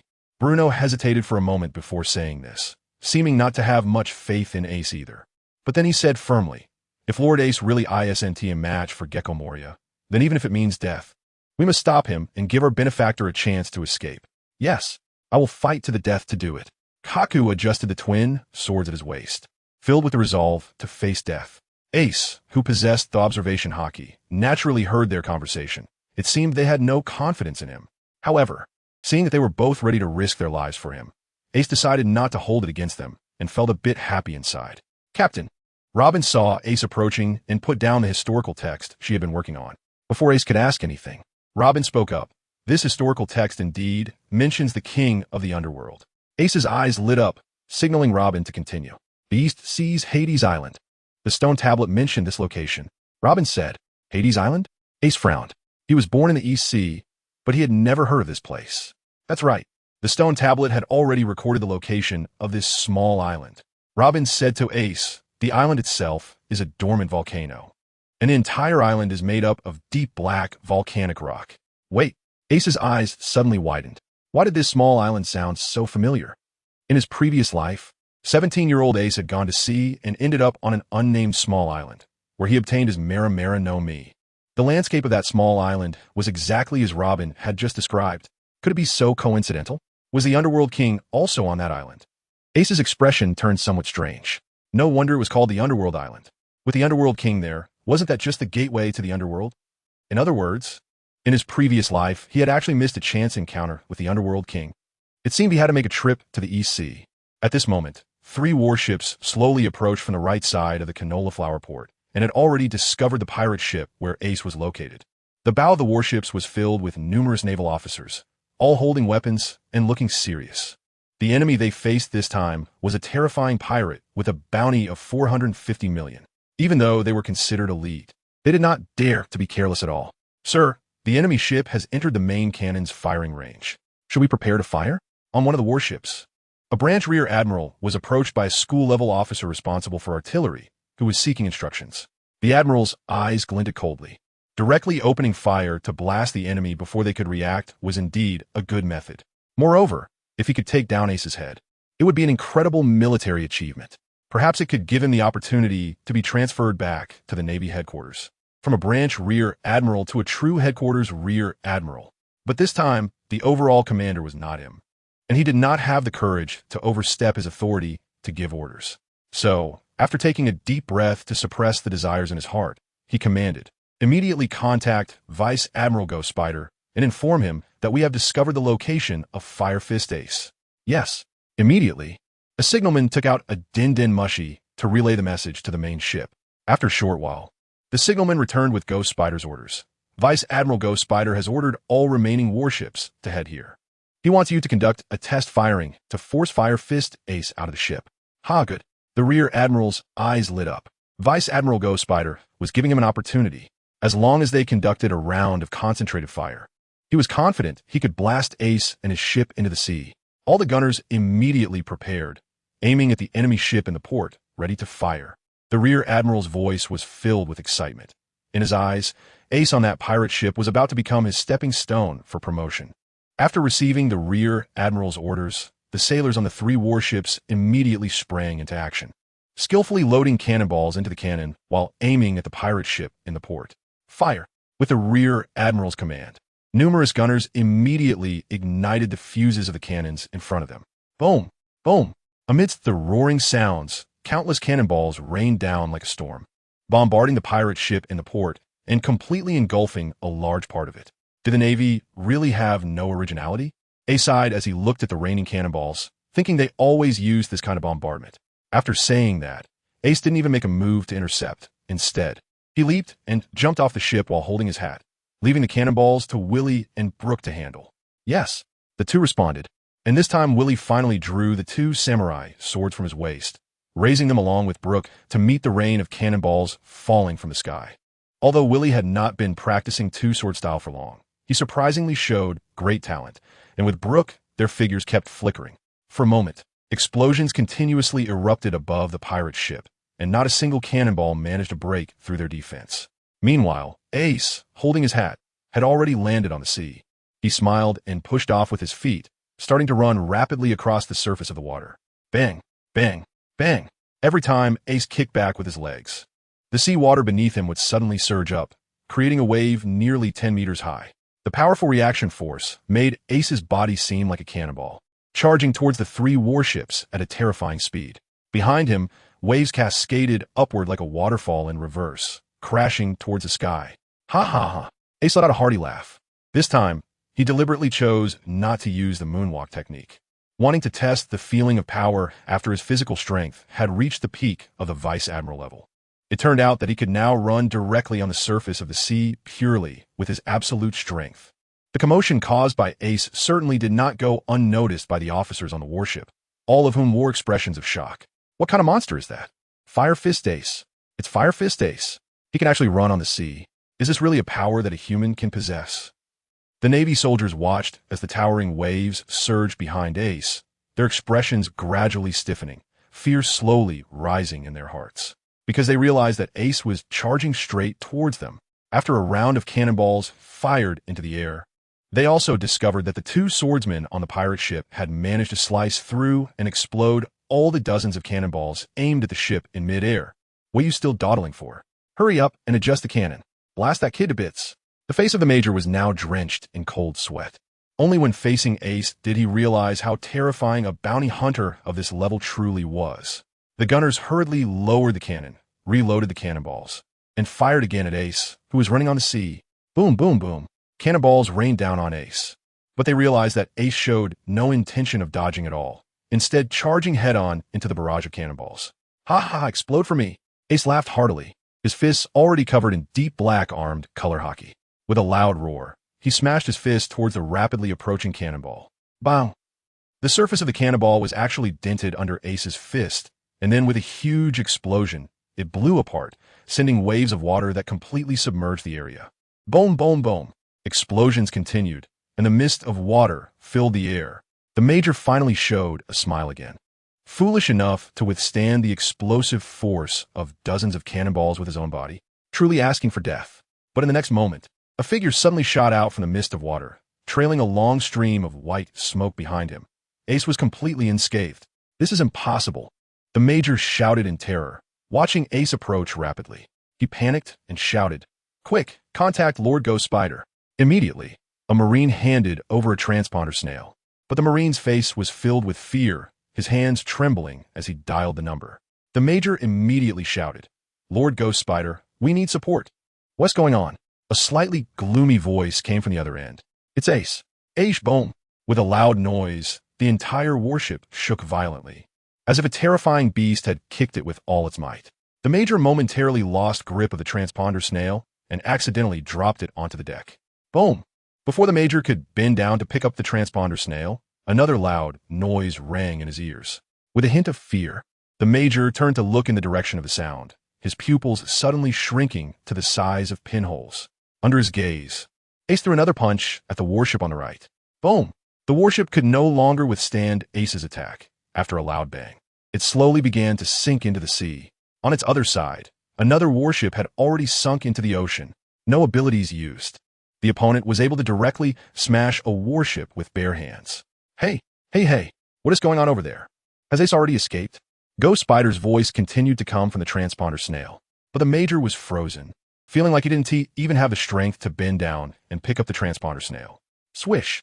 Ace, who had smashed 2 warships, suddenly appeared on the deck in front of the Major, surrounded by fully armed Marines, yet none dared to attack him. With a wave of his hand, he picked up the transponder snail from the deck out of thin air and grinned. "I heard you want my head, and I'll be right here waiting for you to take it." Click. Ace finished this sentence without waiting for a response from the other side.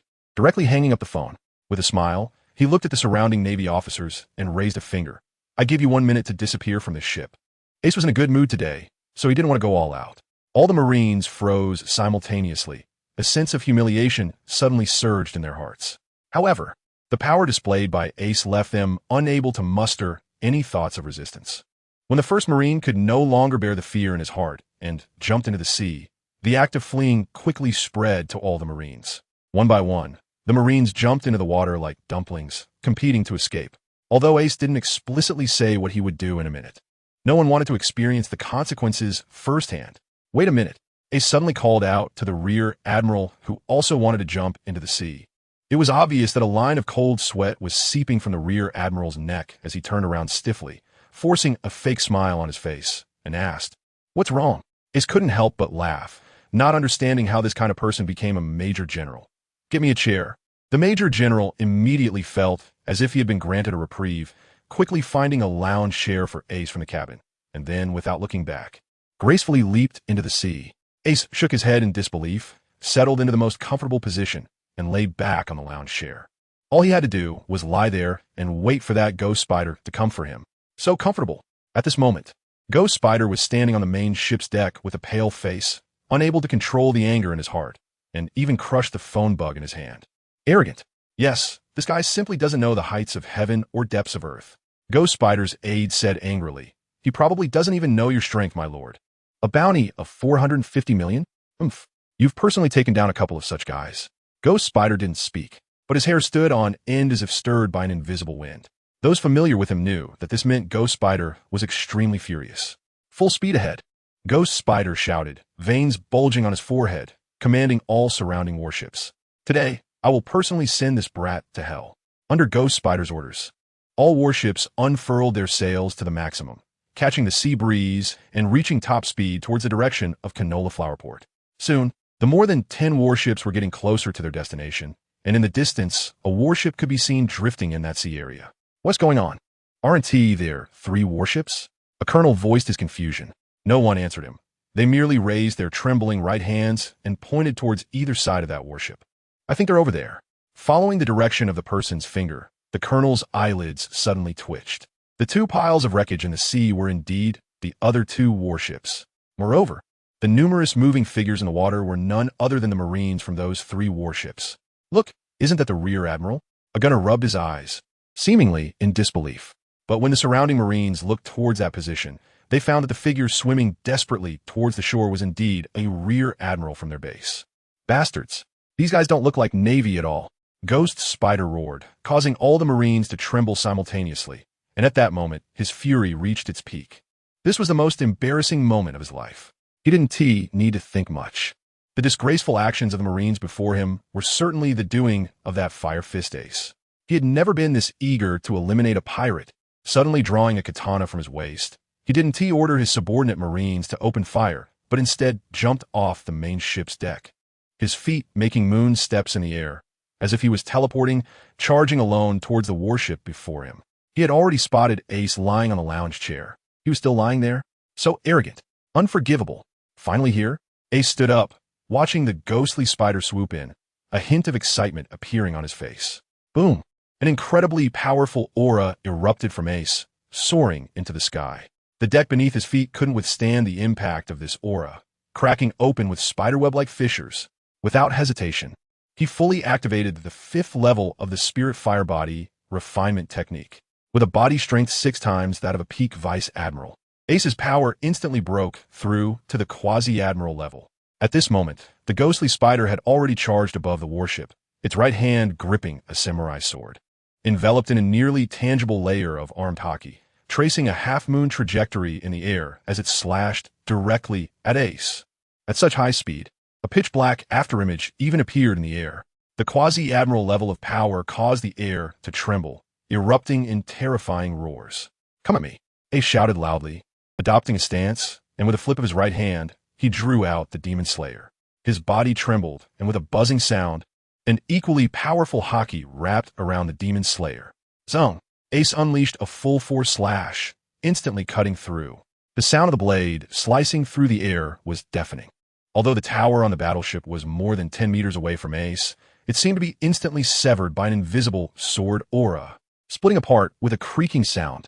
Clang! The katana in the hands of Demon Slayer and Ghost Spider finally collided. Boom!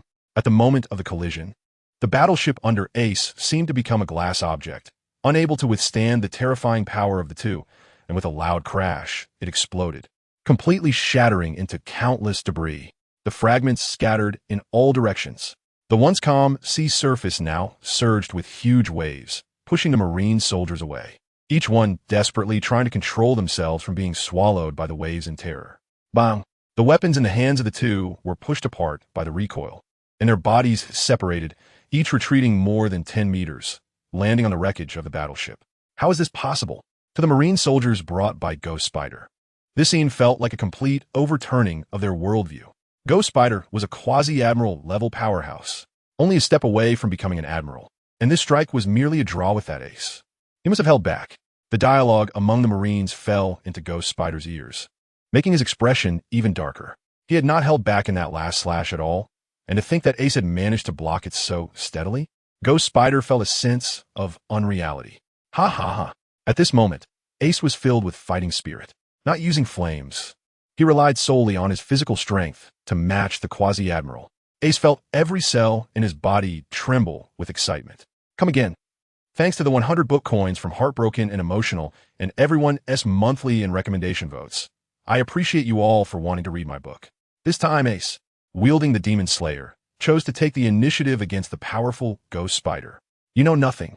Ghost Spider pulled out another katana from behind, coldly staring at the charging Ace.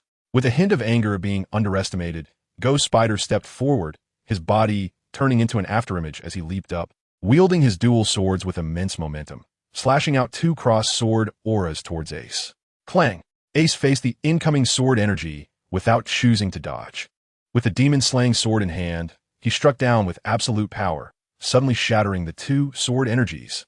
The shattered sword energy splattered onto the surrounding wreckage of warships, instantly slicing the already fragmented wooden planks into powder. After shattering the sword energy, Ace did not say much. He continued his attack with the demon-slaying sword, slashing towards the chest of the Ghost Spider. Whoosh! The Ghost Spider, being a Quasi-Admiral level powerhouse, found Ace's strike quite challenging. However, he was still able to instantly cross his twin swords in front of his chest to block Ace's attack. At the same time, his body suddenly twisted, his legs sweeping through two astonishing arcs in the air. Gale Step. The incredible power in his legs unleashed two sword energies, slicing directly towards Ace's head. Huh, this move isn't exclusive to you. As Ace became more excited, his legs swept through the air, feeling the space compressed at his toes. Two much stronger and sharper Gale feet collided with the Ghost Spider's Gale feet. Bang, bang, with two crisp sounds.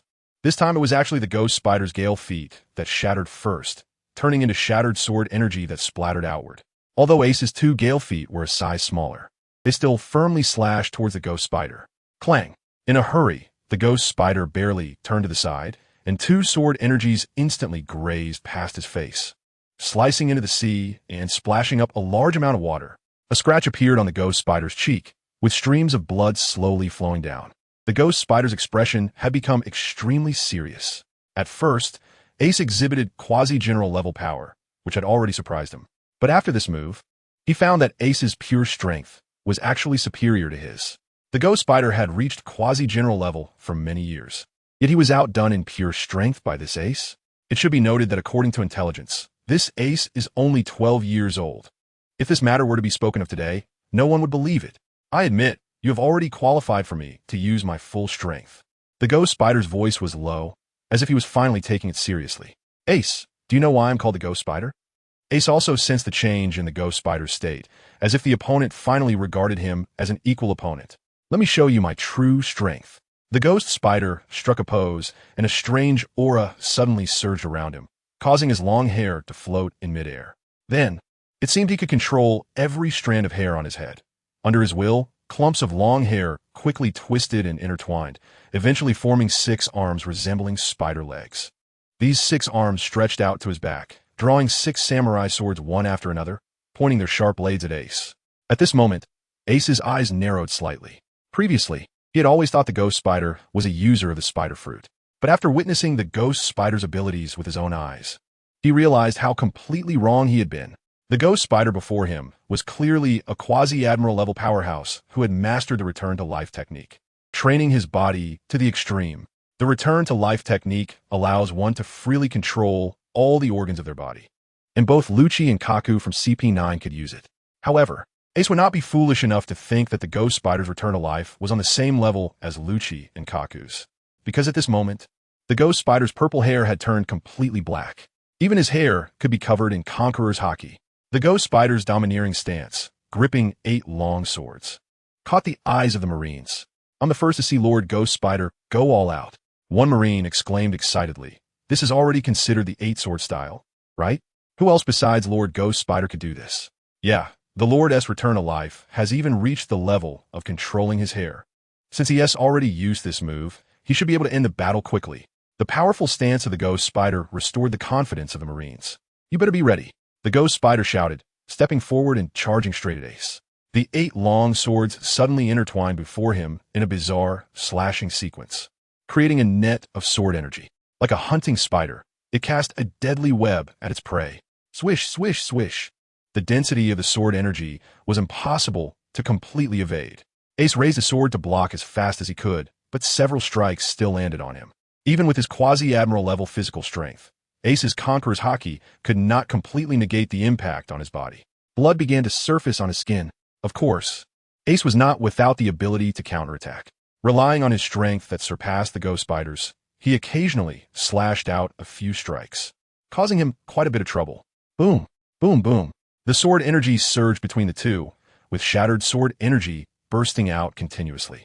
Whenever it struck the nearby warships, it would leave terrifying sword marks, causing irreversible damage. Retreat. Quickly retreat. After one of the warships was accidentally sliced in half by Ace's sword energy, the commanders finally understood that they didn't even have the qualification to watch the battle here. They all shouted loudly, urging their subordinates to quickly turn the ship around and move away from the center of the battle. Boom! The two collided violently once again and temporarily separated. At this moment, Ace had numerous new blood marks on his body, with blood continuously gushing out. The Ghost Spider on the opposite side was not faring much better either. One of the 6 arms made of hair had completely broken off, and the others appeared somewhat damaged. Creak, creak, creak. Hair on the ghost spider's head twisted and tangled together again, forming a new spider arm that grasped the fallen samurai sword once more. How much longer can you hold on? The ghost spider pointed at Ace's blood-soaked body, seemingly convinced of his victory. After all, on the surface, he looked much better than the bloodied Ace. Huh. Ace, however, was unconcerned and laughed as he replied, I want to ask you, how long can your hair last? After this battle, you might end up bald. You're asking for death. The ghost spider was momentarily taken aback by Ace's retort, and his expression darkened again. If he continued to be battered like this, he might indeed end up with less hair. Ace did not linger on the topic any longer. Instead, he suddenly retracted his smile and raised his hand to tear off his tattered shirt. All right, thank you for your cooperation. I have a rough understanding of my strength level now. From now on, I'm going to get serious. As he spoke, Ace raised both hands from his sides, and endless flames surged wildly from within him, enveloping him and forming a massive, colorful fireball. The light of the flames danced slowly across Ace's face, subtly highlighting his heroic demeanor, like a king of flames who commands fire. With an indifferent expression, Ace said in a cold tone, Are you ready? Ace slowly raised the large sword above his head, while the four-colored flames around him swirled and wrapped around the demon slayer. At that moment, the temperature of the entire sea area rapidly rose, and the seawater around Ace quickly evaporated into gas, dampening the ghost spider's ashen face with water vapor. He finally remembered Ace's nickname. This Fire Fist, Ace had only now unleashed his flame abilities. Damn it, do you look down on me? The ghost spider roared in anger. As a quasi-admiral level powerhouse, he had never felt such intense humiliation. Then let me show you my move. The ghost spider's face was filled with killing intent as 8 long swords lined up, and then his pupils suddenly widened. In an instant, 8 swords simultaneously slashed towards Ace, producing several meters of sword energy.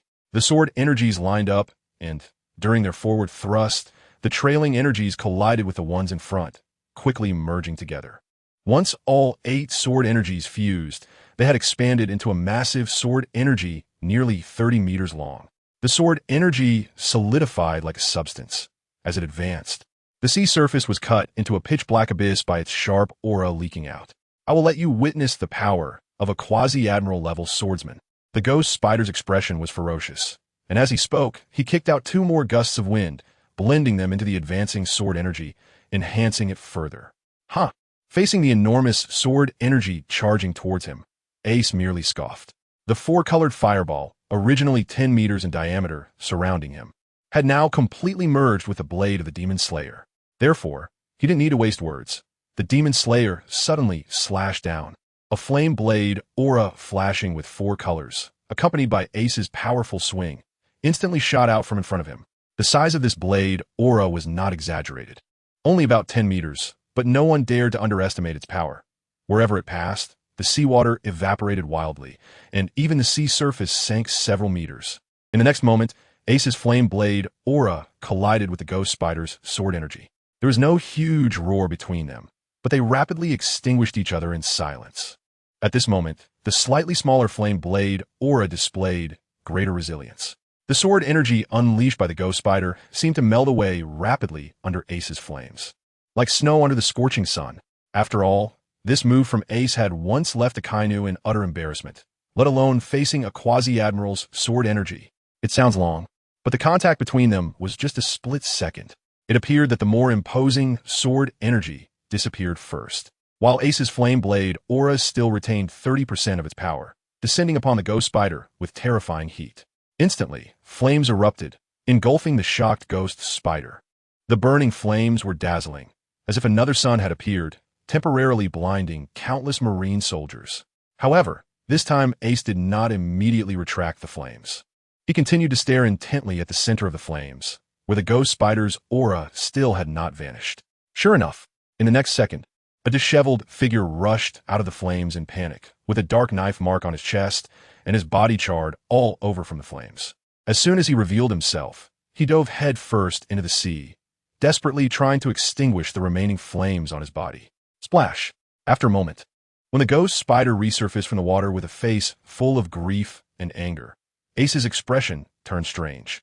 The ghost spider's once long hair, which had reached his calves, was now completely burned away, leaving him with a true bald head. And the 6 spider-like arms that earned him his nickname had also completely vanished. Your hair seems to have poor quality. Ace took the opportunity to deliver another blow. Ah! The ghost spider's eyes turned crimson, filled with blood vessels, letting out a low growl. How could his hair possibly be of poor quality? He would not allow anyone to insult his hair. No, that's not the point. The ghost spider took a deep breath and said, "Your move is indeed powerful, but you can only swing it once, right? Whether it was during the Marine Headquarters incident or in Water 7, you were exhausted after one swing. Let us see how you can fight me now." Ace did not speak, his head lowered, as if he had truly been hit in his weak spot. This made Ghost Spider even more certain of his thoughts. Looking at Ace, not far away, he tightened his grip on the knife. With the next strike, he would cut open the opponent's throat. But at that moment, Ace raised his head, and his gaze towards Ghost Spider was filled with mockery. "You think I can only swing one knife?" Seeing the Demon Slayer in Ace's hand raised above his head again, Ghost Spider suddenly felt a sense of foreboding. The flames reflected in his pupils once more, and he was horrified to discover that Ace had, in an instant, slashed at him with 3 knives simultaneously. 3 terrifying flames of sword energy crossed into a net, instantly enveloping all of Ghost Spider's escape routes. No! He could only let out a desperate scream before being completely engulfed by the surging flames, his entire body melting away in the fire. "Huh!" Ace casually waved his hand, retracting the flames that filled the sky back into his body. If the Ghost Spider had turned and fled directly, he might have escaped with his life. However, he completely underestimated Ace's rapid increase in strength and was still thinking about counterattacking the exhausted Ace. Indeed, not long ago, Ace could only swing his sword once. But now his physical strength had surged, and executing such a slash was effortless. In the distance, the sailors on the warship rubbed their eyes, slowly regaining their vision. But when they looked towards the battlefield, the only person standing there was Ace. Someone gulped, unsure who it was, but soon the sound of gulping echoed around. "Where's Lord Ghost Spider?" Someone asked this question stammeringly, unable to believe the reality before them. Yet, there was silence across the warships. No one dared to answer. The terrifying truth was something no one wanted to voice. Suddenly, a piercing shriek broke the silence, and Ace, who had been standing still, suddenly charged towards them. "Run! We'll fight him! Set sail! Quick, set sail! Grab your weapons!" Some wanted to flee, others wanted to resist, and the warships erupted into chaos. Boom! A loud sound echoed as Ace, engulfed in flames, descended like a vengeful spirit from hell onto the main deck of the fleet, causing the entire warship to shake violently under the terrifying impact. At this moment, the sailors finally fell silent. They realized that in the face of Ace's terrifying power, whether they fought or fled, they had no hope whatsoever. Thus, they could only despairingly focus their gazes on the figure descending from the sky.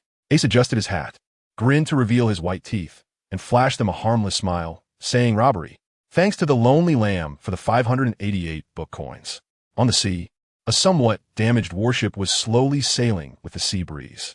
Upon closer inspection, the deck was densely packed with nearly naked strongmen, shivering in the cold under the howling sea wind. In the captain's cabin of the warship, a major general wearing only white underwear held a phone bug. Reporting to the other side, Marshal Yuan. Of course, one could tell he was a major general because there was even a major general insignia on his underwear. "Are you saying Ace robbed you? Took everything except your underwear?" Sengoku's tone was very unfriendly. These useless men, as Navy soldiers, didn't he even have the resolve to fight against pirates? How embarrassing. What about the warship? He stuffed you all onto one warship. What about the other warships? Did he burn them all? Burned. Sengoku's voice suddenly rose significantly. Although these branch warships were not as good as the main fleet, losing over a dozen warships to a single fire was enough to make Sengoku feel heartache. The breathing major could clearly sense Sengoku's heavy breathing on the other end, making him increasingly uneasy. He understood he would never have a chance for promotion again. He only hoped to keep his position as branch major general. What about the casualty situation? The casualties among ordinary sailors were not significant, but the Ghost Spider Major General didn't say much, but the implication was clear. After a slight hesitation, the Major General continued. "Firefist, Ace asked me to convey a message to you." "Say it." He said, "Ghost Spider wanted to kill him. So he was killed. It's not his fault. But out of respect for Carp and Zephyr, he showed mercy this last time and let these sailors go. However, after this, if there's another battle, he guarantees that not a single living sailor will be left." On the other side of the phone bug, there was a long silence. Sengoku clearly understood that the conflict between Ace and the Navy mainly stemmed from Akainu. But after this attack by the Ghost Spider, Ace would completely stand on the opposing side of the Navy. He would show no mercy to any Navy soldiers who attacked him. And in less than a year, that kid who barely reached the rank of Rear Admiral now had the strength to slay a Quasi-Admiral. If Ace hadn't been pushed out of the Navy, perhaps another figure surpassing an Admiral would have emerged within the Navy. The Major General heard Sengoku's long sigh. But soon Sengoku's voice became firm again. Notify the bounty department to raise Fire Fist Ace's bounty to 600 million berries. Additionally, the intelligence department should immediately investigate the identities of all members of the Flame Emperor pirates and place a bounty on those 2 pirates who blocked the cannonballs. Since they were already in opposition, Sengoku, as the Admiral, completely set aside any mercy and returned to his usual iron-fisted demeanor. Although he felt a hint of regret, he knew he had to be responsible for the interests of the entire Navy. Don't worry, Luffy. Ace lay on the bed, his face looking a bit pale. Comforting, I'm just a little exhausted. Really, I'm fine. At that moment, a circle of people surrounded the bedside. The usually mischievous Luffy was unusually obedient, carefully applying medicine to Ace's chest wound under Robin's instructions, holding a bottle of ointment in his hand. The looks in the eyes of Wiley and Brook as they gazed at Ace were filled with admiration. They had seen Ace display his immense power more than once. Yet, every time Ace took action, it still left a deep impression on them. Bruno and Kaku stood closer to the door, their expressions more complex. At first, they had doubted Ace's strength, but in the blink of an eye, the Quasi-Commander level Ghost Spider had turned to ashes, scattering into the sea. He is really strong. Kaku couldn't help but exclaim. Yeah. Bruno's eyes were filled with fervor as he looked at Ace, thinking perhaps the fate of their homeland would really change because of him. All right. No more applying, Luffy. Ace's somewhat helpless voice rang out. You've already put 3 layers on me. Oh. Luffy reluctantly applied a few more dabs before finally moving away. Ace was really a loss for words. When Luffy applied the medicine to him, he was initially a bit touched, but he couldn't understand how this kid's mind worked. After a while, he actually started to enjoy the feeling of having medicine applied. Applying medicine, he just couldn't stop. He yanked Luffy off the bed, put on a shirt, and asked Robin, how's the inventory of the stuff we took from the Navy going? It's all been handled. We exchanged it for treasures worth a total of 800 million berries. Robin took out a small notebook and flipped through it, saying, additionally, we originally had 320 million berries on the ship. So our total assets are now 12 billion berries. That's so much. Ace was taken aback. Is that a lot? If it weren't for you, Captain, burning all the warships, this number could have been multiplied several times. A hint of resentment flashed in Robin's eyes. Cough, cough. Ace coughed awkwardly twice. He originally thought that keeping those warships was just a burden. After all, sailing warships was too conspicuous and not very convenient anywhere. Moreover, operating a warship required a lot of manpower. But he never expected that the king of Alabasta, Cobra, would actually offer to help him deal with these stolen goods. As a king, handling just a dozen warships was a piece of cake for him. But unfortunately, Ace had already burned them. Ha. Ace turned to the door of the room and awkwardly started to change the subject. Bruno, come here. Although the situation was a bit awkward, Bruno still walked over with a forced smile. Master Ace, the Baroque Works needed money to establish an intelligence network. So you should go to Robin and collect 500 million berries. Yes. Bruno immediately responded seriously when he heard Ace was talking about business. Villy, here. Villy stepped forward. Send 5 Flame Guardians with 200 million berries to Water 7 to protect the president of the Carrera Company, Iceberg. Ace instructed. The remaining 5 Flame Guardians should stay at Baroque Works to help out. The high-end combat power here is still too low. But Villy hesitated, as this meant all 10 Flame Guardians would be dispatched. Haha, as long as you're with me, that's enough. Ace laughed and patted Villy's shoulder. Yes. Villy felt warmth in his heart from Ace's trust. Just when Ace thought he had successfully changed the subject, Robin's voice drifted into his ears. Lily's father's injury has been mostly taken care of. You should be able to set sail. The resentment in her voice hadn't diminished at all, causing Ace's expression to stiffen immediately. What's going on? I already changed the topic. Can you give the captain a little face? Originally, Robin did have a lot of respect for Ace, but after she became familiar with Luffy, she increasingly looked down on Ace. Ace is indignant. However, you're good-looking, so I won't hold it against you. Ace complained a bit and asked, where's Lily? I still want to try his dad's heavenly cuisine. I asked, it must be made in a place with a volcano. Robin replied coldly, you know this. Ace was truly surprised this time. It seemed Robin's wisdom was indeed impressive. With this girl around, many things became easier. However, since a volcano was mentioned, Ace thought a good place nearby. The Little Garden, the place where the green ogre Dory and the red ogre Broggy dueled. 2 days later, Lily's father, Pans Fry, although still a bit weak and with some minor internal injuries, was already able to move freely. Knowing that Ace not only saved him, but also helped his daughter, Pans, Fry was overwhelmed with gratitude and vowed to prepare the most perfect heavenly cuisine for Ace once he found Volcano. Thus Ace, Luffy, Robin, Villy, and Brook boarded a submarine, while Pans and his daughter took the pirate ship. Of course, before leaving, they filled the ship with plenty of ingredients and spices to prepare for the upcoming meals. Before setting off, they discussed their plans. They would first go to the Little Garden, then head to the Twin Cape, and, after bringing Robin along, they would directly cross the Reverse Mountain to look for the whereabouts of the Underworld King on Hades Island in the East Sea. Once the plan was set, both ships slowly departed from the Canola Flower Port, heading toward the Little Garden. But at that moment, several kilometers away, on a Don Quixote family pirate ship, all the combat officers of the family stood on the deck. Violet, did you see clearly? Torpal's expression was serious. Who is the killer of Diamante?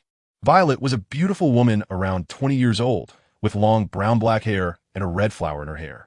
At that moment, her thumb and index finger formed a circle, emitting a faint purple light around her eyes. My stare fruit only allows me to see far, but it can't penetrate people's hearts. How could I know who the killer is? However, I saw Fire Fist Ace. Torpal's eyes suddenly narrowed. He was all too familiar with that name. Virgo was killed by this kid, although they were here to investigate the murderer of Diamante since they encountered Ace. They definitely couldn't let him go. Wait. At that moment, Torpal seemed to suddenly remember something, his eyes widening as he muttered, "No way." What's wrong? The huge Pika, whose voice was sharp and piercing, immediately stepped forward to inquire when he saw Torpal's strange expression. I should know who the killer is. Torpal's expression was extremely complicated. First incredulous, then filled with deep hatred. Who is it?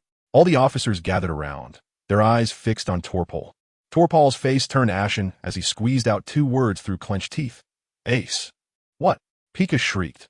Not only did he kill Virgo, but he even killed Diamante? I want to tear him apart. Instantly, all the combat officers shouted, "Set sail. Catch up to them.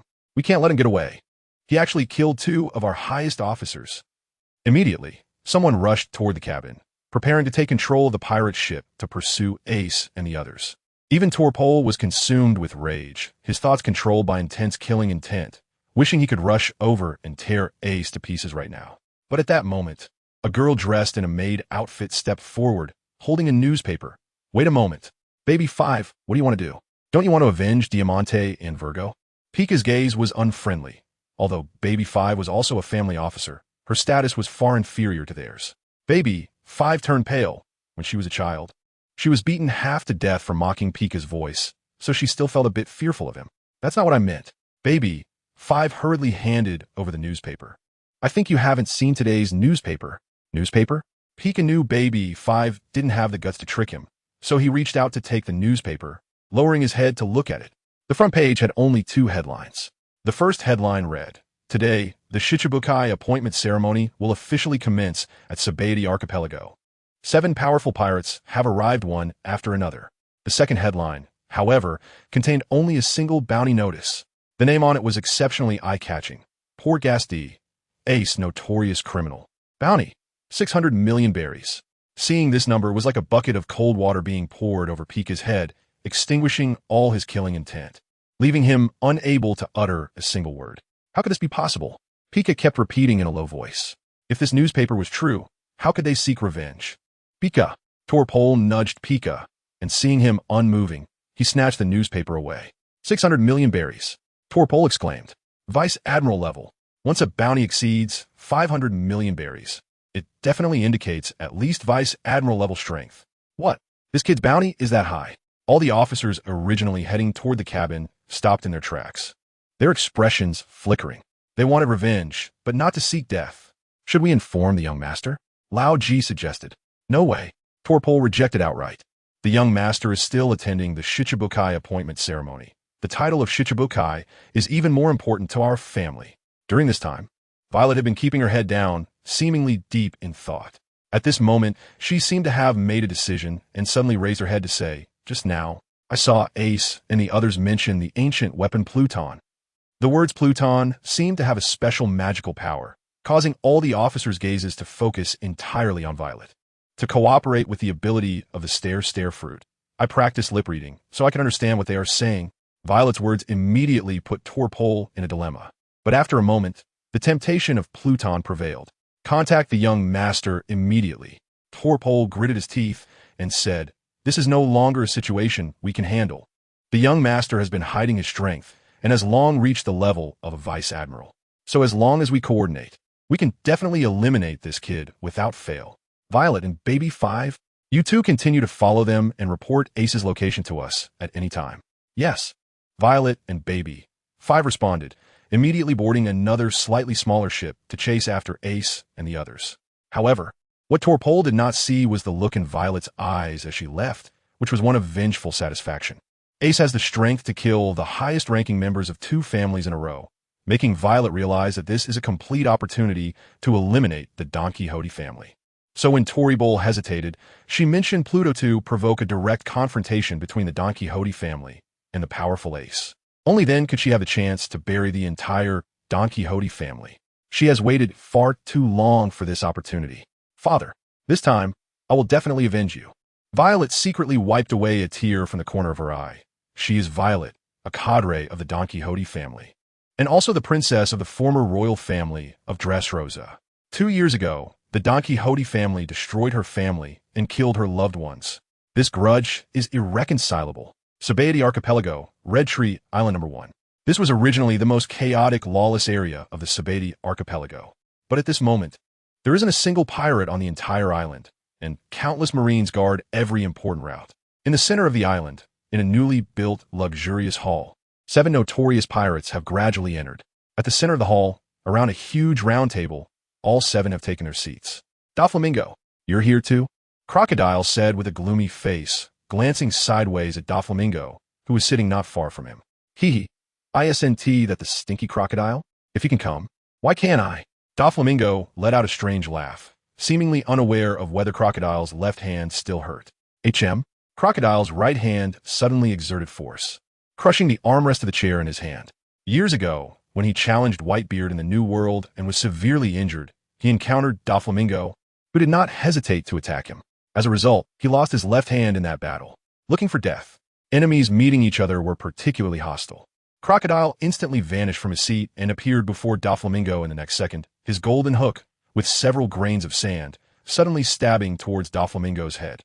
"Hee, how rude." Doflamingo's right hand trembled a few times, and a transparent thread instantly blocked the golden hook. Boom! A wave of air exploded from the spot where the two clashed, sending the surrounding Marine guards flying, and the decorations around the hall fell to the ground in disarray. But strangely, the round table in the center of the hall remained completely still and was unaffected at all. Even the terrifying wave of air dissipated silently when it hit the remaining warlords. The two were separated by the impact and quickly bounced back, brewing an even more terrifying clash. Whoosh! In the next moment, a giant man resembling a bear suddenly appeared between the two, his palms already out of his gloves, held flat at his sides. Boom! Boom! Crocodile and Doflamingo's attacks simultaneously struck the giant man's palms. But this time, it was even more bizarre. Their powerful forces seemed to sink into the sea, leaving only a couple of soft sounds. "If you want to travel, where do you want to go?" The giant man spoke with a calm expression. "Berserker? Kuma." Both men quickly dodged, their pupils suddenly narrowing as they looked at the fleshy palms of Kuma. Putting on his gloves again, Kuma's expression remained indifferent. "Today is the warlord's appointment ceremony. If you continue to cause trouble here, I will give you 2 free travel opportunities." His voice was calm, but carried an unspoken sense of oppression. A bunch of rude men. Hancock's throne, shaped like a snake, was already becoming impatient. Moria and Jinbe sat in their places, glancing at them before quietly turning back, waiting for the arrival of the Marine commander. Meanwhile, Mihawk had his legs crossed on the table, eyes tightly closed, showing no interest in turning to look. "He really arrogant. Do you think you are stronger than me?"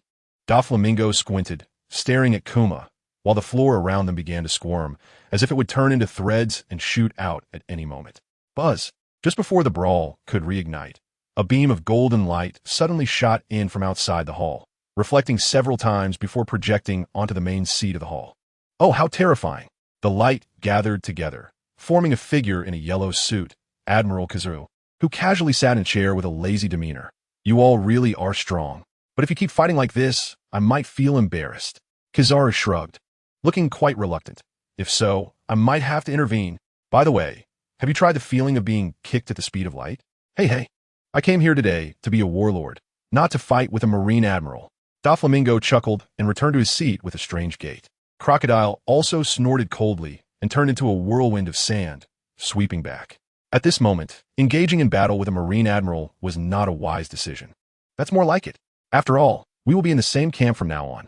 Kizaru was pleased with their reactions, smiling as he said, From today, the Marines will cancel your bounties and grant you the right to plunder legally. But when the Marines issue a summons, you must gather immediately to assist the Marines. Any problems? There is. Kizaru's smile gradually faded. He had not expected anyone to dare raise a question. It seemed he really needed to teach these arrogant pirates a lesson, to let them know who the true master of the seas is. But when he looked towards the direction of the voice, his desire to act vanished instantly. It was Mihawk, Akainu was still lying in bed. Kizaru had no intention of sacrificing himself.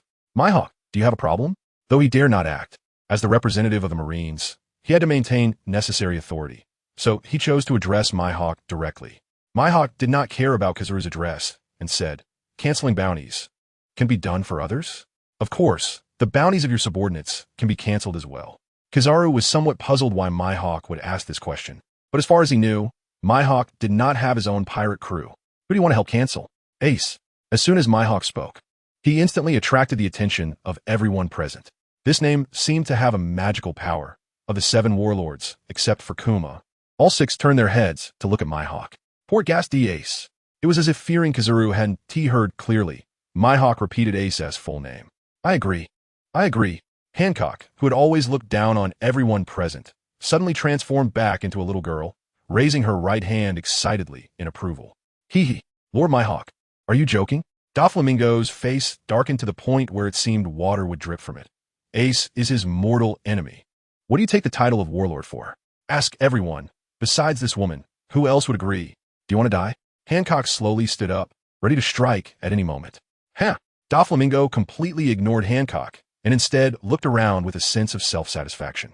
Sure enough, no one disagreed. Most people were still on his side. If the privileges of the 7 warlords could be used so casually, it would indeed be too cheap. But in the next moment, I agree, Crocodile said, puffing on a cigar. I agree. Moria, who had been lurking in the shadows, also said. I agree. Jinbei said with a smile as he sat up straight. Doflamingo's smile froze on his face.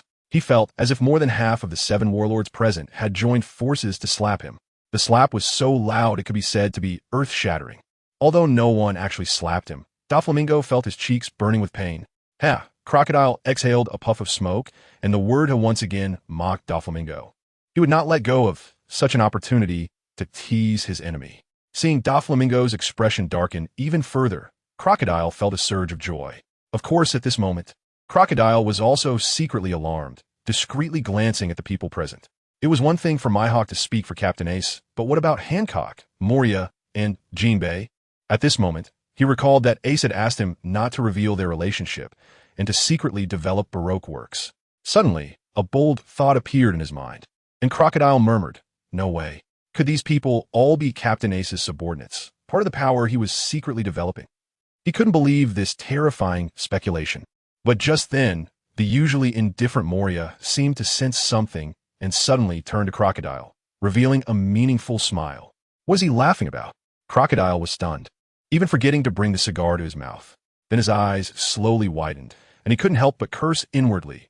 Damn, it really is. The captain is too strong. There are only 7 warlords, and 5 of them are actually Captain Ace's subordinates? Crocodile was overthinking. Apart from him and Moria, the others were not Ace's subordinates. But at this moment, Ace's image in Crocodile's heart had risen to unprecedented heights. In the Great Hall, apart from Doflamingo, the one with the worst expression was Kizaru. He instinctively couldn't believe that these people had close ties with Ace. After all, how old was Ace? How could he possibly have connections with this group? In his view, these people were deliberately teaming up to give him a warning using Ace's name. You all are good. Kizaru laughed in anger, his previous lazy demeanor completely gone, his body radiating golden light, on the verge of going berserk. Tap, tap, tap. A group of 7 warlords pushed their chairs back and slowly stood up, staring at Kizaru in the main seat, their eyes beginning to emit dangerous glimmers. If a fight was truly inevitable, none of the people present were cowards. A great battle was about to break out. Whoosh! Suddenly, a figure appeared behind Kizaru, gently pressing on his shoulder. Kizaru, don't be impulsive. This time, even a usually expressionless Mihawk frowned seriously, and even the supreme Great Knife Yuru, which was behind him, had slightly unsheathed. Sengoku. Mihawk called out the name of the person. The current fleet Admiral Sengoku, a super strong figure surpassing the rank of Admiral, truly stood on the same level as Mihawk. So even Mihawk had to take it seriously at this moment. Hello, Mihawk. Sengoku's tone was very calm, but with a hint of undeniable authority. Ace's bounty will definitely not be cancelled. On what grounds? Hancock said indignantly. On no grounds. Sengoku replied coldly. Glancing at Hancock, this is the Navy's rule. If you find it unreasonable, feel free to turn around and leave right now. Rest assured, because today is the appointment ceremony for the 7 warlords, no Navy will stop you before you leave Sabaody Archipelago. Oof.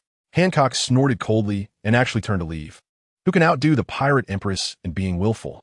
But after taking 2 steps, she found Mihawk blocking her path.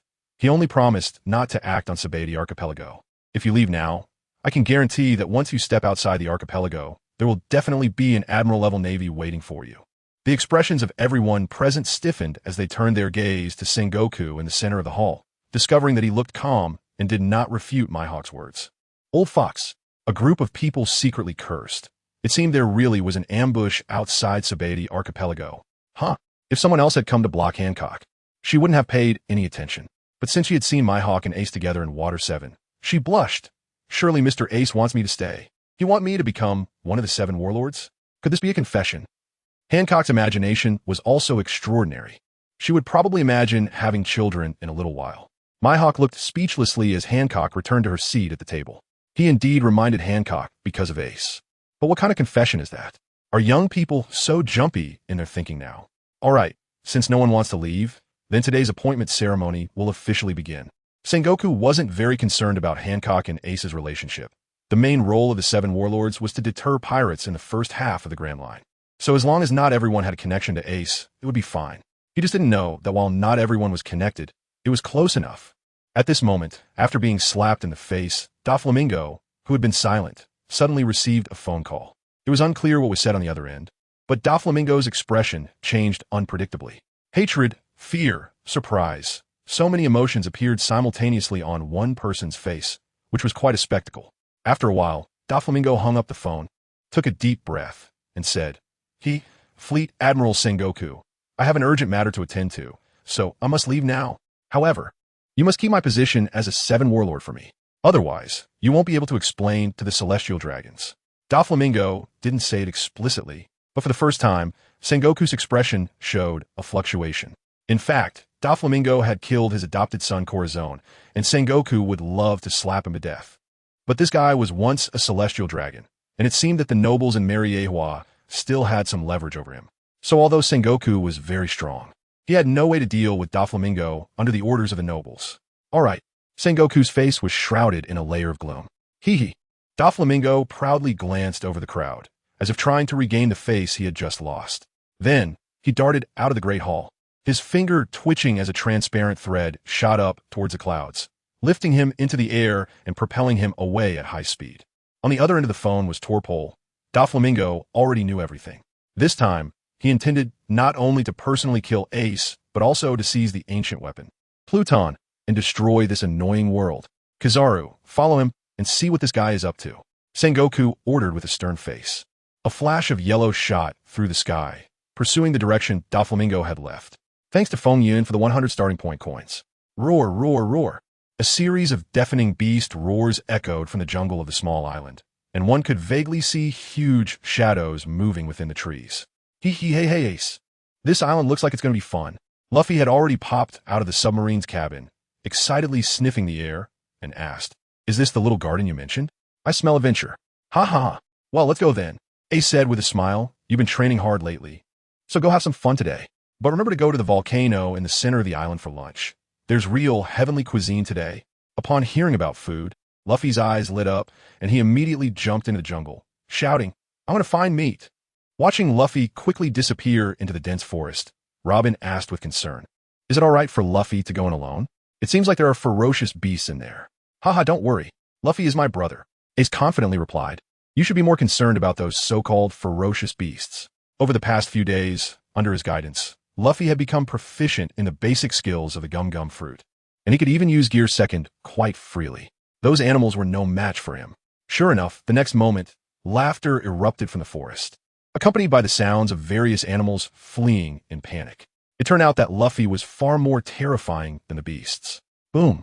Just as Robin was marveling at the strength of these strange brothers, a large area of trees was suddenly knocked down in front of her, and a giant wielding a battle axe stepped out.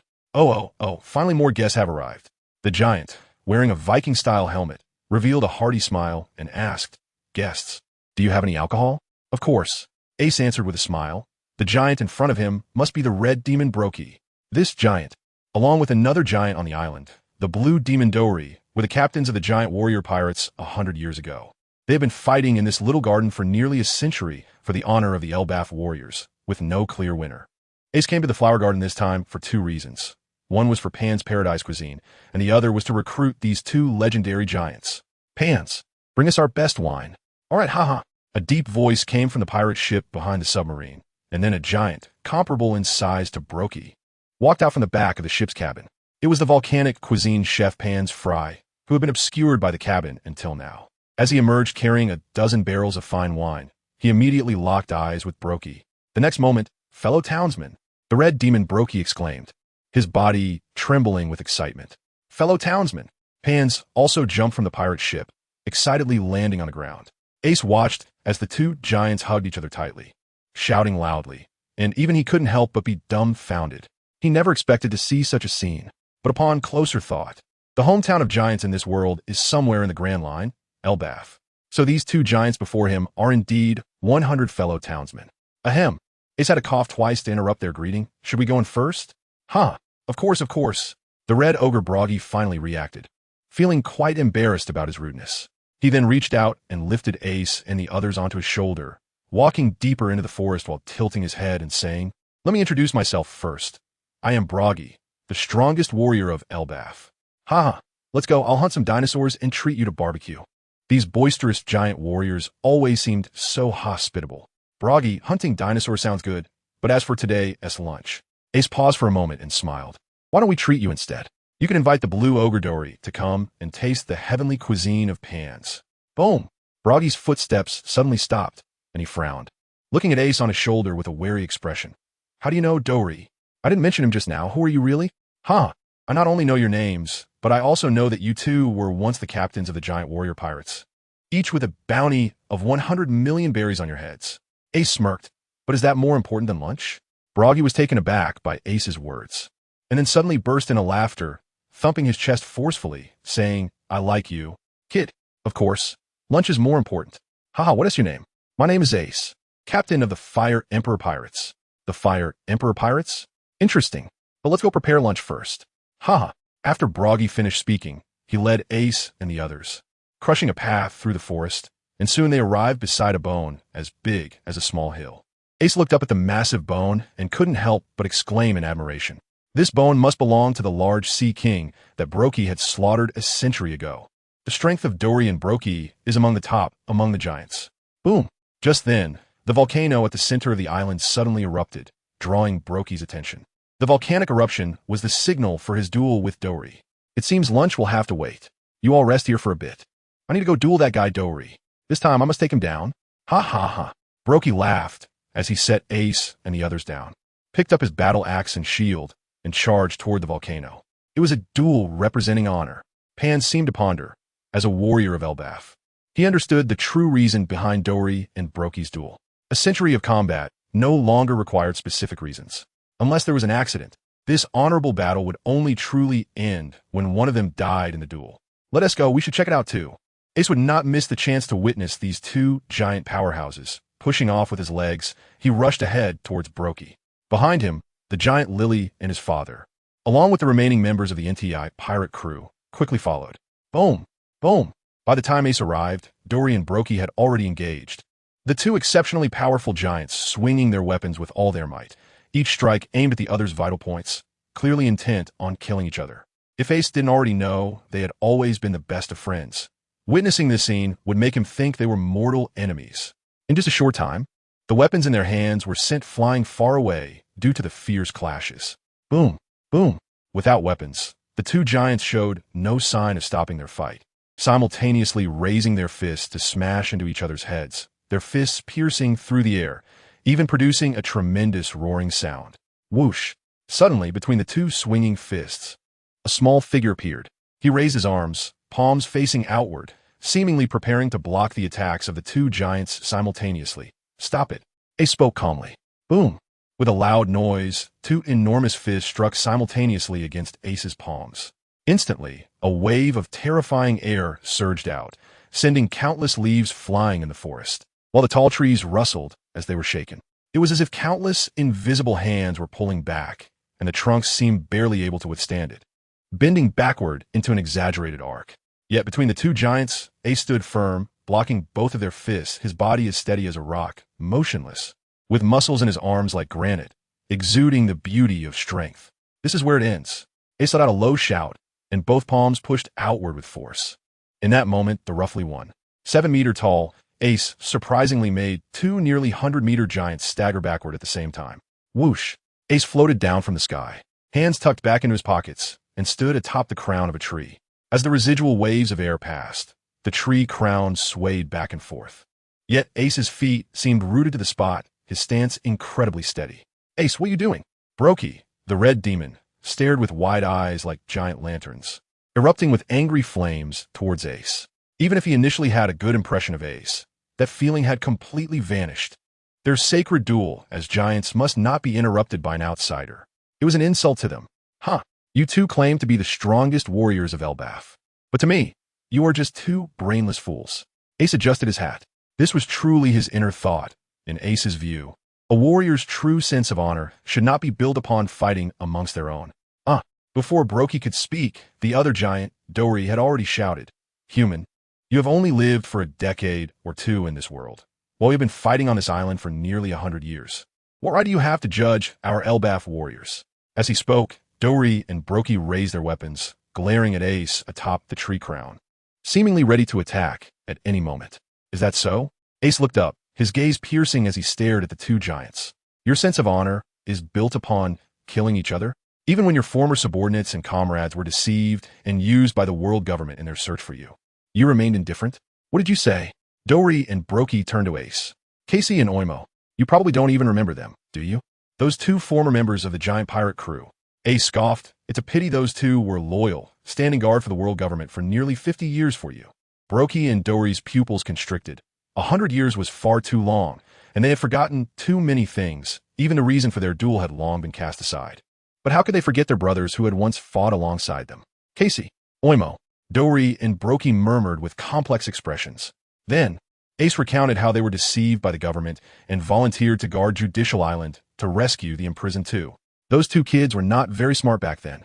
Dory drove his sword into the ground beneath him, somewhat regretfully saying to Brokey, Back then, they hadn't passed the village's test yet, and we brought them out. They were not smart enough and were easily deceived by those cunning humans. Indeed, Brokey sat down heavily, self-reproachfully saying, The village's test is indeed very important. Only by passing the test can one be a qualified Elbaf warrior. However, Dory, Brokey spoke up, No matter what, I will go rescue those two kids. You wait here, and after I save them, I will come back to duel with you. What the hell? You want me to wait here? I'm the strongest warrior of Elbaf. Dory roared, I should go rescue them. You wait for me to come back. Swoosh, swoosh. The two again grabbed their weapons, the previously relaxed atmosphere becoming tense once more. You have the strength for this, but you might as well use it to save people. Ace's voice drifted over. Your current actions make me feel that your intelligence is no different from Casey and Oimo. Dory and Brokey could not stand being insulted about their intelligence. Bastard. We are warriors who have passed the village's test. Every giant who passes the test is a true warrior with both wisdom and strength. The village's test? Ace leaped down to the ground, a smirk on his face. I would like to see what kind of test gives you such inexplicable confidence in your intelligence. Good, good. Dory looked down at Ace, smiling in anger, saying, "It seems we can't let you, a tiny human, despair. Even we long-lived giants take a full 100 years to pass this test. With your short human lifespan, it is impossible for you to solve this ultimate riddle." On the other side, the members of the NTI pirates, who had been watching, also became curious upon hearing this. Robin, standing on Lily's shoulder, asked curiously, "You giants have such a difficult test?" "Yes." Lily seemed a bit embarrassed. "I still haven't passed it. Even my dad took a full 100 years to gain the village's acknowledgement and receive the title of Elbaf Warrior. So any warrior who passes the test is the pride of Elbaf. It requires great perseverance and determination to arrive at the final answer." Lily looked at Dory and Brokey with admiration in her eyes at that moment. "Come on, stop wasting time.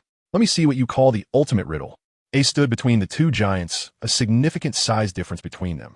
Yet at this moment, the aura Ace released suppressed the 200-meter giants.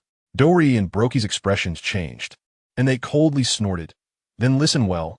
The name of our village comes from the great war god Elbaf." Dory said proudly, "Back then, the war god spent 100 years deep in the sea, using a sacred ritual to create the giant island of Elbaf. To create the island of giants. On the first day, the war god brought 1 stone from afar.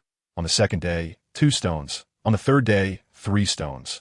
And every day, he brought 1 more stone, totaling 36,550 days." Brokey said passionately, "The power of the war god is limitless. Now I ask you, how many stones make up the giant island of Elbaf? Without 100 years of relentless effort, how do you expect to count this answer?" The two giants looked down at Ace, as if they had already crushed him intellectually. But at that moment, Ace's expression was extraordinary. This so-called ultimate riddle. Could it be the legendary elementary school math Olympiad? "Thank you, Starshine Armor, for the 100 starting coins." Ace was speechless to the extreme. How could those giants really spend 100 years on such an elementary school math problem? Ace glanced at the two serious giants in front of him and had begun to admire them. 100 years. They actually managed to count the results. Forget about their intelligence. That terrifying perseverance is truly unmatched in the world. Impressive, impressive. Ace sincerely cupped his hands towards the two, but his eyes were filled with sympathy. "These giants are really adorably foolish. Ha! Have you realized the gap between us?" Brokey laughed heartily, shaking the entire forest, clearly pleased to see Ace in a difficult situation. But just then, 667,969,525. Ace's voice was unusually calm. Brokey's laughter came to an abrupt halt, his eyes nearly popping out. "What did you say again?" Eastleigh stammered, feeling an unusual familiarity with the number Ace had just mentioned. He was so shocked that he could hardly speak. A total of 667,969,525 stones. Ace's expression was exceptionally confident, uncertain whether this answer was right or wrong. Brokey trembled slightly as he took off his steel helmet, pulling out a yellowed piece of paper from the bottom of the helmet. He stared at the numbers, counting them over and over, and finally reported a complex expression. 667,969,525. Gulp. Brokey swallowed hard and said, "Exactly the same. Not far away." Pans was also astonished and speechless. Back in the day, he had spent a whole 100 years to obtain this number. But now, Lord Ace had counted it in just 1 minute. Master Ace is the god of war himself, right? Robin's eyes narrowed slightly with her intelligence. She certainly wouldn't believe that Ace had simply counted the results in that moment. But even she couldn't understand what method Ace had used. At this moment, Ace's lips curled up, and he was in a very good mood. Of course, he hadn't counted it. All he had to do was add the first day's 1 to the last day's 36,550, and then add the second day's to the second to last day's. Finally, multiplying the total by 18,275 would give the final result. With the thinking methods from elementary school math competitions, combined with the enhanced soul that provided him with powerful calculation abilities in this world, Ace easily solved the ultimate riddle of Elbaf. "Mr. Ace." At that moment, Dory and Broggy actually bowed respectfully to Ace, their eyes filled with admiration. The warriors of Elbaf worship the strong.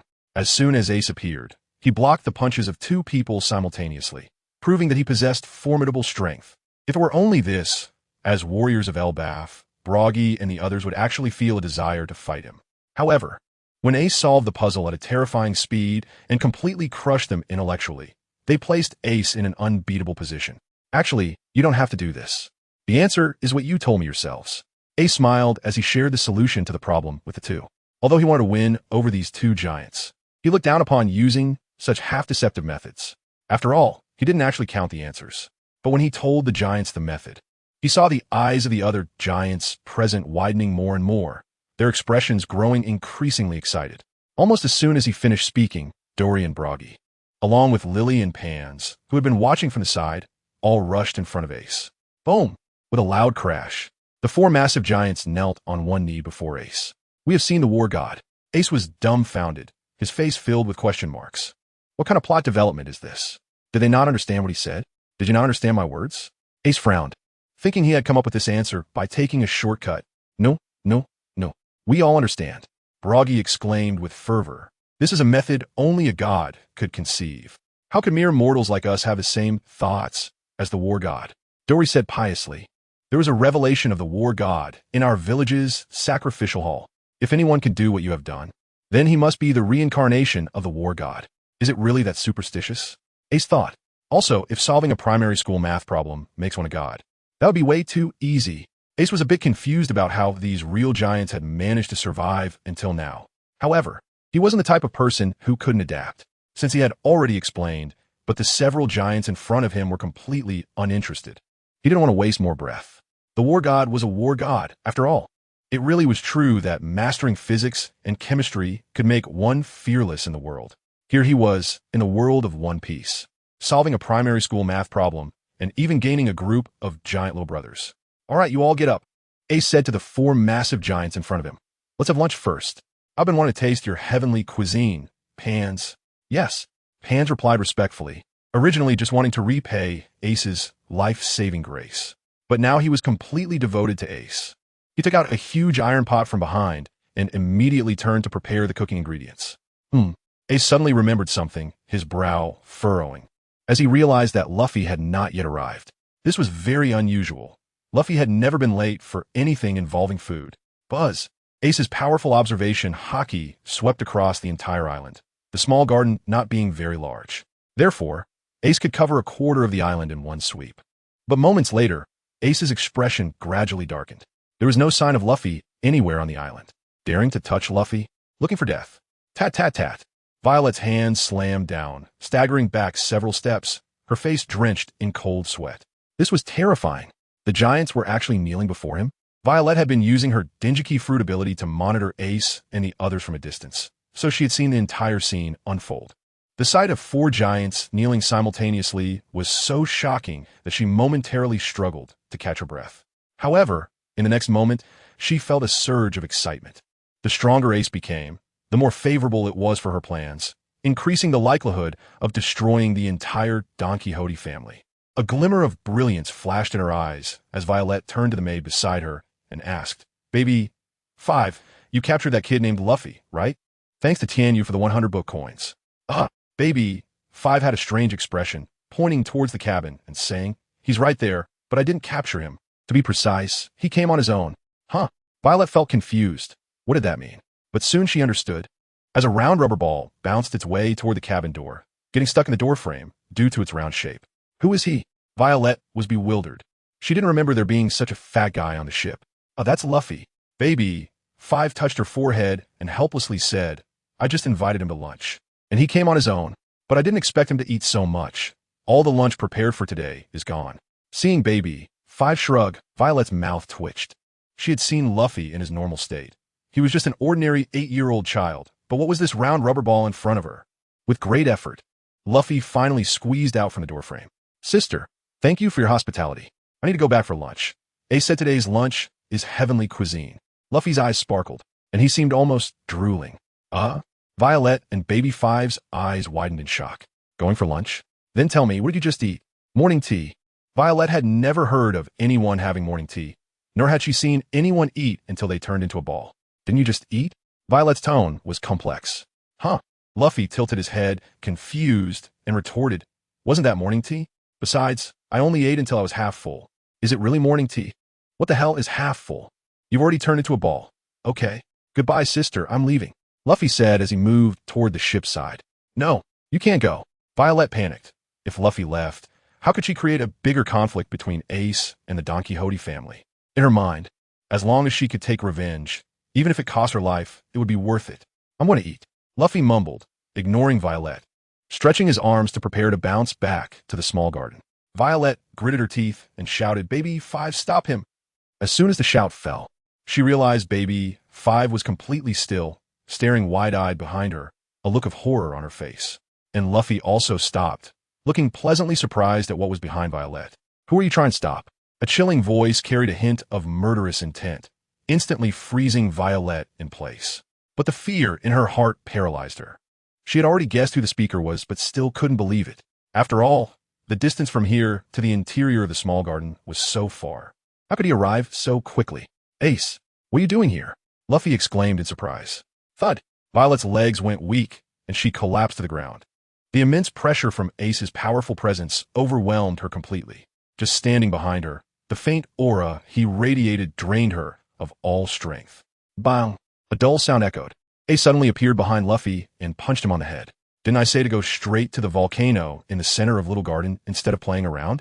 Luffy, holding his head and with tears in his eyes, replied, But the sisters said they would treat me to a meal. Ace helplessly rubbed his forehead and sighed. Luffy's gluttonous nature was simply too strong, and even he had no way to change it. But next, a murderous intent flickered in Ace's eyes as he scanned Violet and Baby 5, flames beginning to dance in his gaze. They are not here to treat you to a meal. My brother, if you want to harm his family, be prepared to be killed.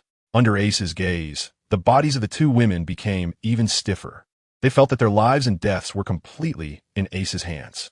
However, Violet seemed completely unconcerned about her own life or death. Struggling to shout, We are officers of the Don Quixote family. Our mission is to kill your brother Luffy. Haha, if you have the ability, go ahead and kill me. Even in the face of death, she wanted to create greater conflict between Ace and the Don Quixote family. Violet, you. Baby 5 looked at Violet beside her with a face full of fear. She couldn't understand what had happened to the usually calm Violet. This was simply courting death. Huh? Are you going to kill me, sister? Luffy asked in confusion, rubbing the bump on his head, saying, But I don't feel any killing intent from you at all. Ace's lips curled slightly as he ruffled Luffy's hair. Luffy's observation hockey talent was indeed impressive. He already showed signs of awakening. What a terrible method of provocation. Violet. Ace looked down at Violet from a high position. Do you think that if you truly had murderous intent towards Luffy, I would have let you live until now? The princess of Dressrosa, Violet. Violet's eyes widened suddenly. In that moment, countless reactions from Ace flashed through her mind. Some involved him directly killing her. Others had him leaving without a word. But she never expected that Ace could actually state her true identity outright. Speak, Your Highness, why are you here? Ace paused and added, I want to hear the truth. At that moment, Ace had left a profound and inscrutable impression in Violet's mind, as if she couldn't hide any secrets from him. So, she could only honestly tell him everything about her plan to use Ace to destroy the entire Don Quixote family. Additionally, she informed Ace that all the combat personnel from her family, including Doflamingo himself, were already heading this way. Ace raised his eyebrow. The Don Quixote family really didn't get along with him. They kept coming to cause him trouble. However, they still wanted to obtain the ancient weapon, Hades. Violet continued, So, now that I've fallen into your hands, I don't know whether they came to find you first or went directly to that underworld island. Ace's pupils suddenly constricted as Violet actually uttered the words Hades Island. I can read lips. Violet shrank her neck. Doping fruit. Ace squinted, naming Violet's fruit. The abilities of fruits in this world are incredibly diverse. One can easily suffer a huge loss if not careful. They had inadvertently leaked the location of the ancient weapon, Pluton. It seems they need to move up the date for going to Hades Island. Thanks to Dong Shilong for the 100 book coins. However, no matter how urgent it is, they must wait until after dinner. Let's go Luffy back to eat, Ace said calmly. Since Violet and the others never had any murderous intent towards Luffy, he didn't plan to deal with Violet and the others anymore. Luffy responded, then crouched slightly, his small face turning red, and then he shouted, Digest.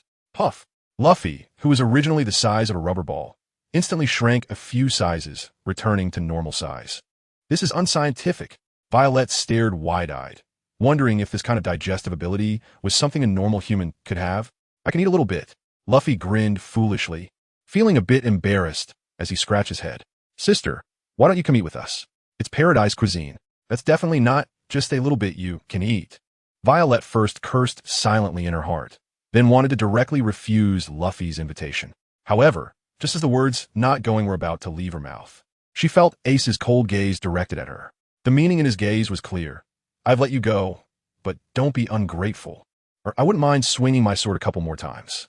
Cold sweat broke out on Violet's forehead. She had probably understood that Ace was very protective of his brother. So for Luffy's invitation, she had no choice but to nod in agreement. Forcing a smile, Violet said, "All right, sister will go with you." As soon as she spoke those words, the chill that enveloped her instantly dissipated. Wiping the cold sweat from her forehead, she thought to herself that she had guessed right. Let's go." Luffy laughed happily. Baby 5 didn't need much invitation either, as she would excitedly follow anyone who needed her. Thus, the four of them boarded the small garden, entered the forest, and headed towards the volcano in the center of the island. They hadn't walked far, still nearly a kilometer away from the volcano, when a waft of food aroma drifted over. Luffy's nostrils flared, his eyes sparkling as he breathed in the surrounding air.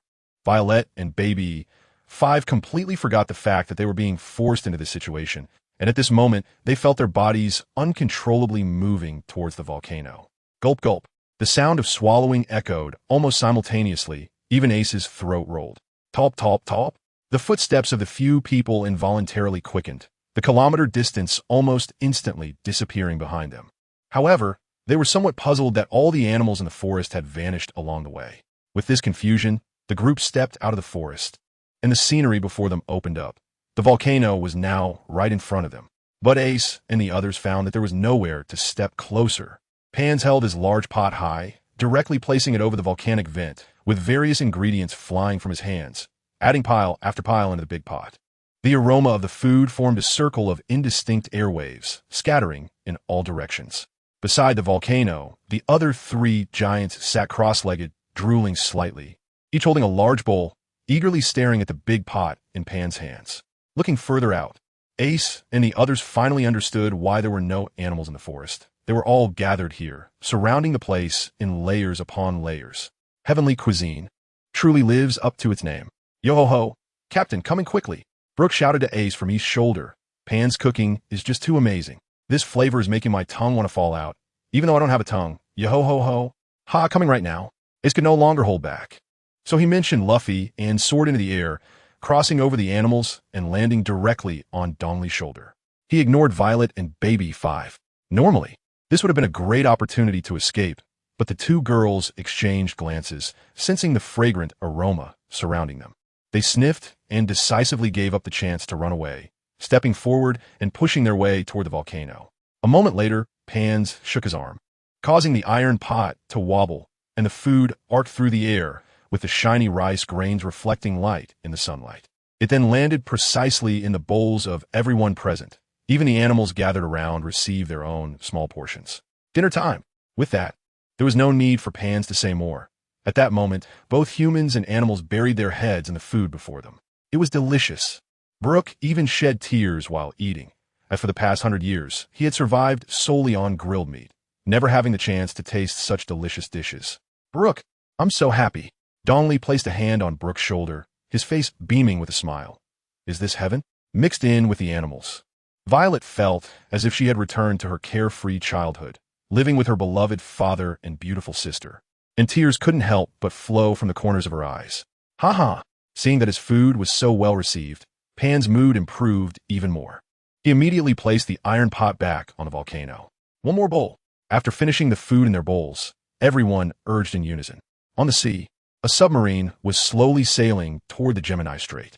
Ace stood on the deck, unable to help but smack his lips.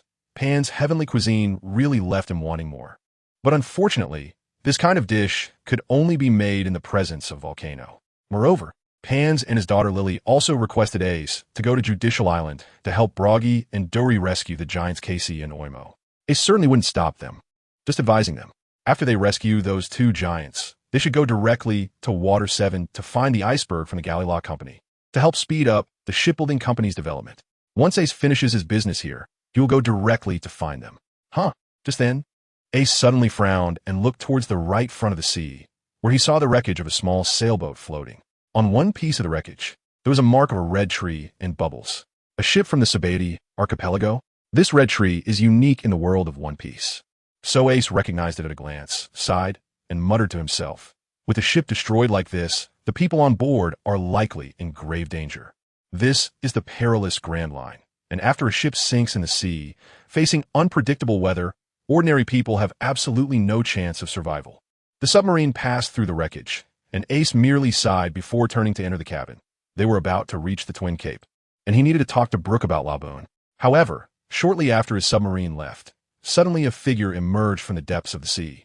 He had long hair that was black and white, wearing round glasses and a scar over his right eye. He patted the package in his hands and said to himself, "I'm really unlucky. The ship capsized again, but at least I managed to recover the belly in the package.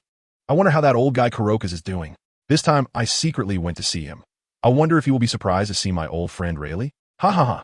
Ace walked into the submarine's cabin and entered Brook's room, where he saw Brook still struggling to find a way to soul leave. However, over the past few days, Brook had felt a layer of shackles preventing his breakthrough.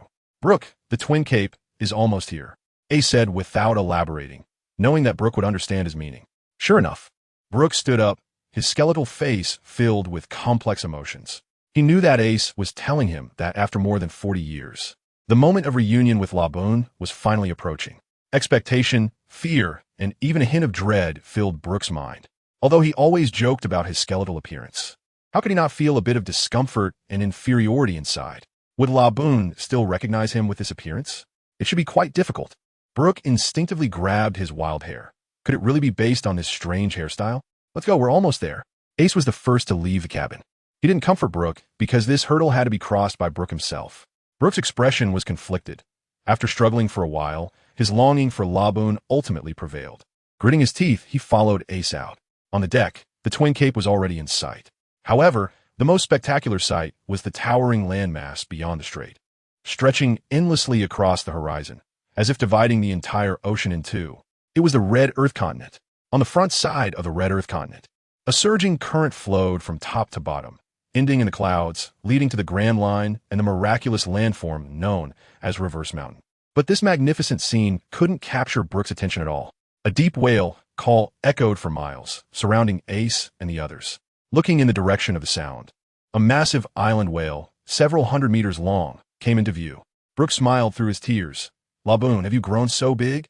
Another whale call sounded, and Laboon, who had been blocking the way in front of Reverse Mountain, seemed to sense something and turned to look at Ace and the other submarine. In that moment, the disproportionate sizes of Brook and Laboon met each other's gaze. There was no need for any more hesitation. Brook understood that all his previous worries were unnecessary. Even if his explosive hairstyle was gone, Laboon would never forget him. Taking out the sound shell from his skull, Brook silently pressed the play button. The familiar melody echoed across the sea once more, and with tears streaming down his face, Brook began to sing that song, Bink Sake. Yo-ho-ho, yo-ho.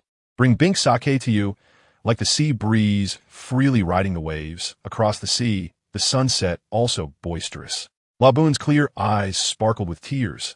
It knew they would surely come back. Suddenly, Laboon sank into the sea, using its battered head to lift the submarine. "Laboon!" Brook jumped off the deck, trembling as he touched Laboon's scars. This man who could endure decades of loneliness cried out like a child at that moment. "I'm sorry. I'm so sorry. I'm late." But Laboon only comforted Brook, its voice filled with no resentment, only the joy of reunion. Brook didn't realize that the shackles that had long restricted his soul had been completely broken at that moment. After today, his mastery of his soul would reach a new level. "Let's go. Let them have some time alone." Ace had been watching from the deck of the submarine. After crossing into the world of One Piece, he had devoted almost all his energy to enhancing his own strength. But at this moment, being able to help Brook and Lab reunite brought him genuine joy. This joy came from the sense of accomplishment in helping others, which even made Ace feel more satisfied than gaining an increase in strength. With a smile, Ace leaped off Lab and jumped towards the lighthouse in the Twin Cape. Behind him, Willie directly lifted the submarine with his bare hands and also jumped towards the sea, allowing Brook and Lab to share their feelings of longing for each other after 40 years. Captain Ace. As soon as Ace landed, Law, along with the 3 crew members, including the polar bear Bepo, stepped forward and bowed. "You did well. Labu seems to be in good spirits." Ace complimented with a smile. Labu had been headbutting the Red Earth for many years, suffering countless external and internal injuries, and should have been quite weak. But now he seemed to be in decent condition, which was likely due to Law's efforts. I just did what I should do, Law said somewhat shyly, and mainly, it's thanks to teacher Kuroka's. His medical skills are far superior to mine. Oh, you apprenticed under Kuroka's? Ace was somewhat surprised. Kuroka's was the ship's doctor of the Roger Pirates, who had extended Roger's life by a year. His medical skills could be considered top-notch in the world of the Pirate King. Ha! Law is now my precious disciple. Before Law could respond, an elderly man in a floral shirt approached. It was Kuroka's. He looked at Law with satisfaction and said, "But I won't have much more to teach him soon." Ha! Law is the most talented kid I've ever seen. He's a born doctor. Law felt a bit shy being praised and pulled down his plush hat. Of course, Law is our ship's doctor of the Flame Emperor Pirates. Hearing others praise his partner made Ace happy as well, and he smiled, saying, "Since Law has already apprenticed under you, we can't skip the apprenticeship gift." With that, Ace flipped his right hand, and a blue pill emitting rich spiritual energy appeared in his palm. This is the Qingming Longevity Pill, which can increase your lifespan by 10 years. In other words, it can make you 10 years younger. Ace handed it to Kuroka's, saying, "This is Law's apprenticeship gift, and also a thank you for extending my father Roger's life. So please be sure to accept it." As the pill was presented before Kuroka's, a few strands of spiritual energy were absorbed into his body, instantly making him feel lighter, as if he had gained a bit of vitality. Just a few strands of spiritual energy had such a significant effect. If he truly swallowed the whole pill, he didn't need to think much to know what the results would be. So he instinctively believed Ace's words, with a fiery gaze fixed on the pill in Ace's palm. As a doctor, he understood that the immense value of this pill would drive the entire world into madness. Those older powerhouses whose bodies were beginning to weaken due to age would certainly pay any price for this pill. However, Kuroka's glanced at Labu and Brook in the distance, took a deep breath, and finally suppressed the desire in his heart, saying, "I can't accept it. I'm sorry, I've been stalling, the update is late. Without you, I don't know how long Labu would have to wait in despair." Kuroka's face also showed a hint of emotion. "It's been over 40 years, and even I don't know how much longer I can hold on. You have brought hope to Labu, so I cannot take your gift." Ace raised an eyebrow but still did not retract his right hand, saying, "No need to thank me. Brook is also my crewmate, so it's only right that I help him. You can take this pill first. Even if you can't use it yourself, I believe your old buddies might need it." Kuroka's was taken aback. Ace's words struck a chord with him. Some of his old friends in the Roger Pirates were suffering greatly from past injuries. Even though Kuroka's was a skilled doctor, he couldn't heal a body that was on the verge of death. However, with this pill, it could rejuvenate their bodies, and the difficulty of treatment would certainly be greatly reduced. With his eyes flickering, Kuroka's hesitated for a moment, but in the end, he gritted his teeth and accepted the pill from Ace's hand. He couldn't just think of himself. He had to consider those old buddies as well. Ha ha ha. Ace is very happy. If these pills were kept hidden and not used, they would just be dead objects. But now that they have been used to exchange for the goodwill of Roger's old crew, it's definitely a huge profit.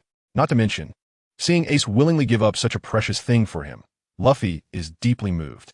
"Uncle Kuroka's, we still need to go to the East Sea to get a few things, so we'll leave shortly," Ace said with a smile. "Luffy, I'll take you first. As for Brook, let him stay here and hang out with Laboon for a while." "Huh? You guys are going to the East Sea. Are you planning to go through the Calm Belt?" Kuroka's asked. "Yeah," Ace replied, somewhat puzzled as to why Kuroka's would ask that. "Well, you're really lucky," Kuroka's said with a smile. "In another hour, the Reverse Mountain will have its annual reverse current." Ace was surprised. Is there really such a thing? As if sensing Ace's inner question, Kuroka's explained. Normally, Reverse Mountain separates the Grand Line from the Four Seas, and all pirates can only enter the Grand Line from the Four Seas by following the ocean currents. Once they venture into the Grand Line, it means they have completely cut off their retreat. They can only move forward, either advancing or facing death. But heaven does not completely abandon people. It still leaves a glimmer of hope for those who have failed in the Grand Line, which is the reverse current of Reverse Mountain that occurs only once a year. Only on this day do they have the chance to return to their hometown. Ace showed a moment of realization upon hearing this. No wonder Sanji's master, Redleg Zeph, and that pirate fleet's Captain Krieg were able to return from the Grand Line to the East Blue. After all, with their strength, they could never have crossed the doldrums. It turns out there is such a thing as a reverse current in Reverse Mountain. Ace nodded, deciding to let Luo and the others prepare first, waiting for the reversal of Upside Down Mountain. An hour passed quickly, and except for Brook, Ace had already brought all the crew members to the deck of the submarine. In front of the submarine, The current, which had originally cascaded down like a waterfall, suddenly came to a halt and then instantly surged upwards, flowing back to the summit of Upside Down Mountain. Let's go. Ace's mouth curled up at the corners as he issued the captain's orders. The submarine surged through the turbulent currents, racing up to the top of Reverse Mountain, and finally turned to the left front, safely plunging into the East China Sea. At the Gemini Strait, Kurokas, playing with a green longevity pill in his hand, stood on the shore, watching Ace and the others depart on their ship, murmuring to himself, "Captain Roger, I didn't expect your son to be so grown up already." "Whose son?" Suddenly, a voice came from behind Kurokas, startling him and making him shudder. "Who is it?" Scaring people to death. Not knowing who it was, Kurokas turned around with a dark expression. He immediately saw a figure emerge from the water, jumping onto the shore, squeezing the seawater out of his shirt while curiously looking at Kurokas. "Rayleigh!" Kurokas exclaimed in surprise, calling out the name of the newcomer. "Ha ha, old buddy, didn't expect to see your face," Rayleigh said, looking a bit smug at Kurokas' expression. "Wait." Kurokas looked past Rayleigh at the sea behind him, and his previously surprised expression vanished, replaced by a frown. "I say, you didn't swim here again, did you?" "Ahem." Rayleigh awkwardly coughed, lowering his voice. "Of course not. My ship just sank accidentally." "Nonsense." Kurokas scolded. "Don't you know your own physical condition? Although I did my best to treat your previous injuries, it only extended your life by 11 or 12 years. If you keep acting recklessly, I can't guarantee you'll see the birth of the next era." "Ha ha ha."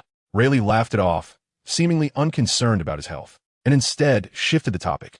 "Who did you say is someone's son?" Mentioning this topic, Kurokas was indeed distracted, and his expression brightened. "It's the captain's, Captain Roger's son." Rayleigh's eyes widened abruptly, shocked by the news, as if he wanted to confirm. "You mean the captain has a child?" "Yes." "Volgad Diaz," Kurokas said proudly. "He's 12 years old, with a bounty of 600 million berries." "Is it him?" Rayleigh was taken aback. He wasn't blind to the news, and certainly knew Ace's name. Connecting Ace's surname, he thought of the resolute girl, Rouge, who had accompanied Roger. He could finally be sure that this was the captain's son. "Where is he? Let me see him." Rayleigh looked around excitedly, wanting to see where Ace was. "Stop looking." Kurokas rolled his eyes and said, "He just crossed Reverse Mountain to the East Sea a second before you arrived, saying he had something to do." Swish. Rayleigh turned around and was about to jump back into the sea, looking impatient. "Wait, are you an idiot?" Kurokas grabbed Rayleigh by the collar. Exasperated. "Do you know where Ace and the others are going? You just jump into the sea. Also, did you take my words as wind in your ears? You still dare to swim like this? Do you think you've lived long enough?" Rayleigh paused, realizing it, and turned to ask, "Then tell me quickly, where'd he go? I need to see." "I don't know," Kurokas replied irritably. "Even if I did, I wouldn't tell you. Do you think you're still the old King of Darkness? Even if I've dropped a rank, I can still barely hold a Vice Admiral level." Rayleigh urged impatiently, "Hurry up and tell me." "Oh ho, I seem to know where the captain is going." At that moment, Brooke jumped down from Labuin's head, holding up a white life card. "Thank you, young Master Yufon, for the 100 starting coins." "Oh, you look like a very interesting person," Rayleigh said, showing interest at the sight of Brooke, who had become a skeleton. Kurokas, on the other hand, was startled. Brooke had been staying far from the shore with Labuin, so he hadn't seen what Brooke looked like. Suddenly seeing a skeleton, Kurokas couldn't help but exclaim, "A ghost." "I'm Brooke," Brooke said, his head filled with black lines. He tore the life card in half, handed one part to Rayleigh, and turned to leave. Kurokas' face stiffened. "So awkward, haha, interesting." Rayleigh laughed happily, waving goodbye to Kurokas as he walked away. "I'm off."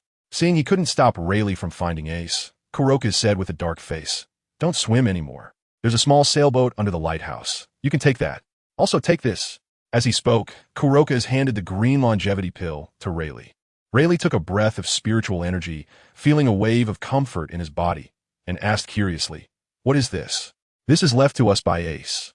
Kurokas had already regarded Ace as his own nephew, feeling proud of Ace's generosity. "Eat it, and you can extend your life by 10 years. "So amazing." Rayleigh's eyes widened, but he didn't take the pill. "You keep it for yourself. If I let you take it, you should take it quickly," Kurokas said somewhat impatiently. "I have more, and my body doesn't have that many hidden injuries." Kurokas told a little lie, in his opinion. Rayleigh needed this pill more than he did. Seeing Kurokas insist, Rayleigh, though still somewhat puzzled, accepted it. "All right, then I'll take it." If Rayleigh were 10 years younger, he could probably regain his peak and maybe even catch up with the next wave of the era. Stuffing the pill into his pocket, Rayleigh boarded the small sailboat, crossed Reverse Mountain, and headed directly for the East Sea, following the direction indicated by the life card towards where Ace and the others had gone. Ace and his crew submarine was fast, and after descending from Reverse Mountain, it headed straight for the direction of Hades Island. According to historical records, it takes about 3 days to reach Hades Island from Reverse Mountain. After 2 days of sailing, on the evening of the second day, Ace began to feel that something was off. The weather in the Four Seas was not as unpredictable as in the Grand Line, and the Navy had a strong grip on the seas. Therefore, logically, after 2 days of sailing, they should have encountered at least a couple of merchant or passenger ships.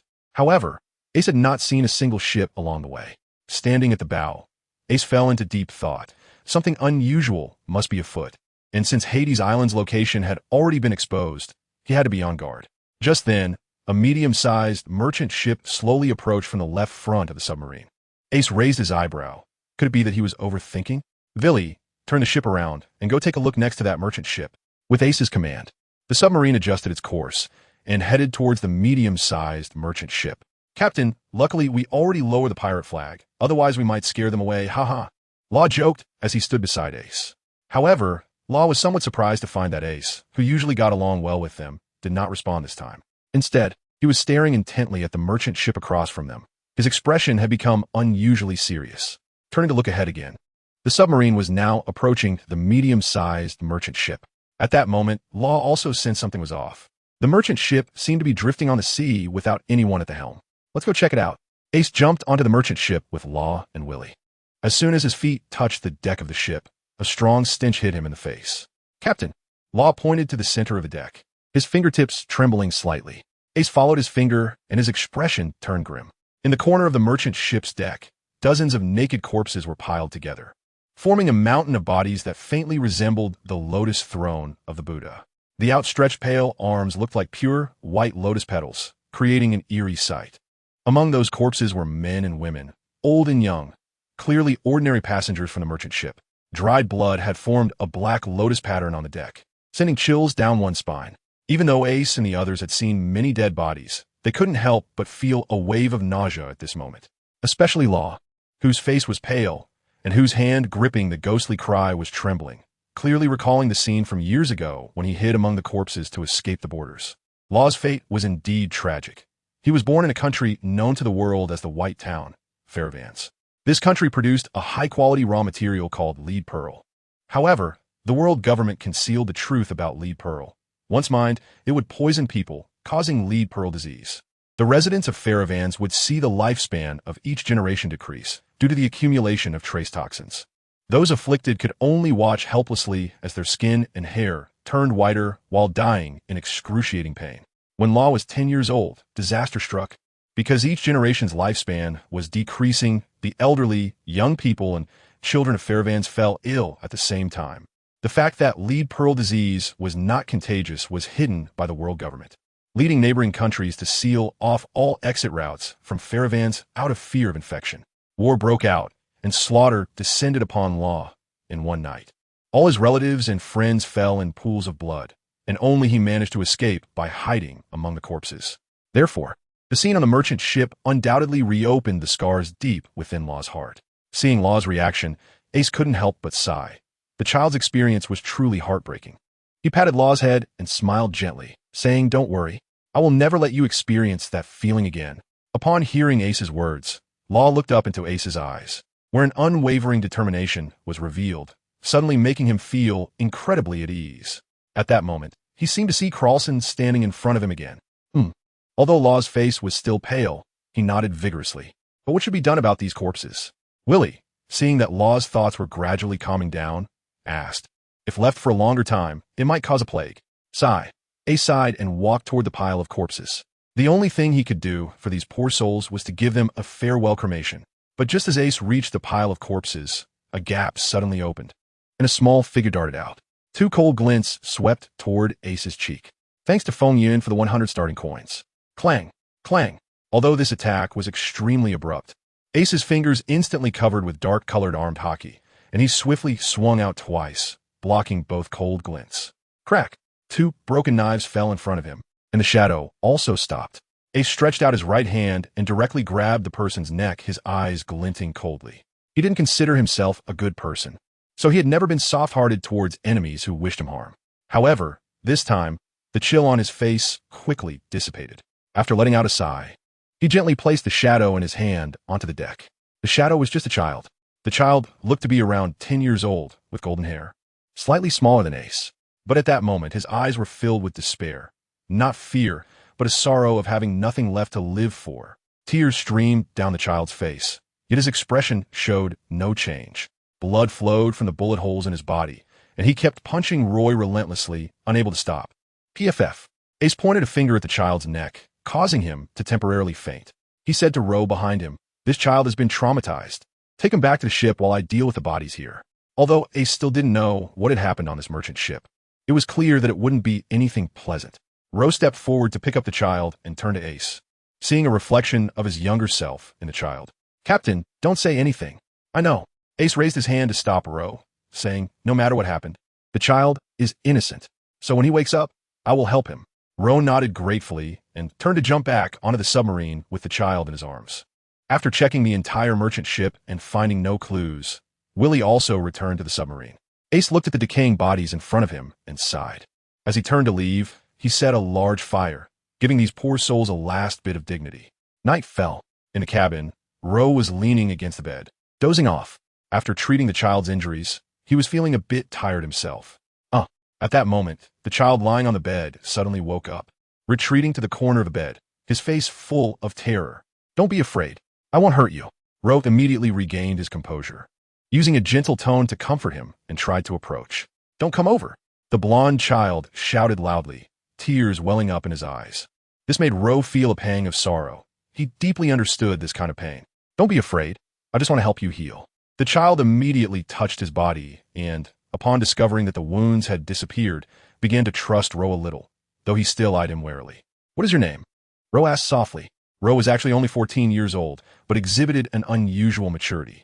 The child hesitated for a moment. Perhaps Roe did give him a sense of reassurance.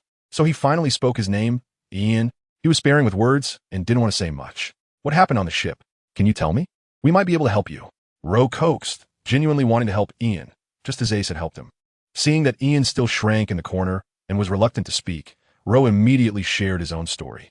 After Roe finished telling his story, Ian's tears suddenly flowed out.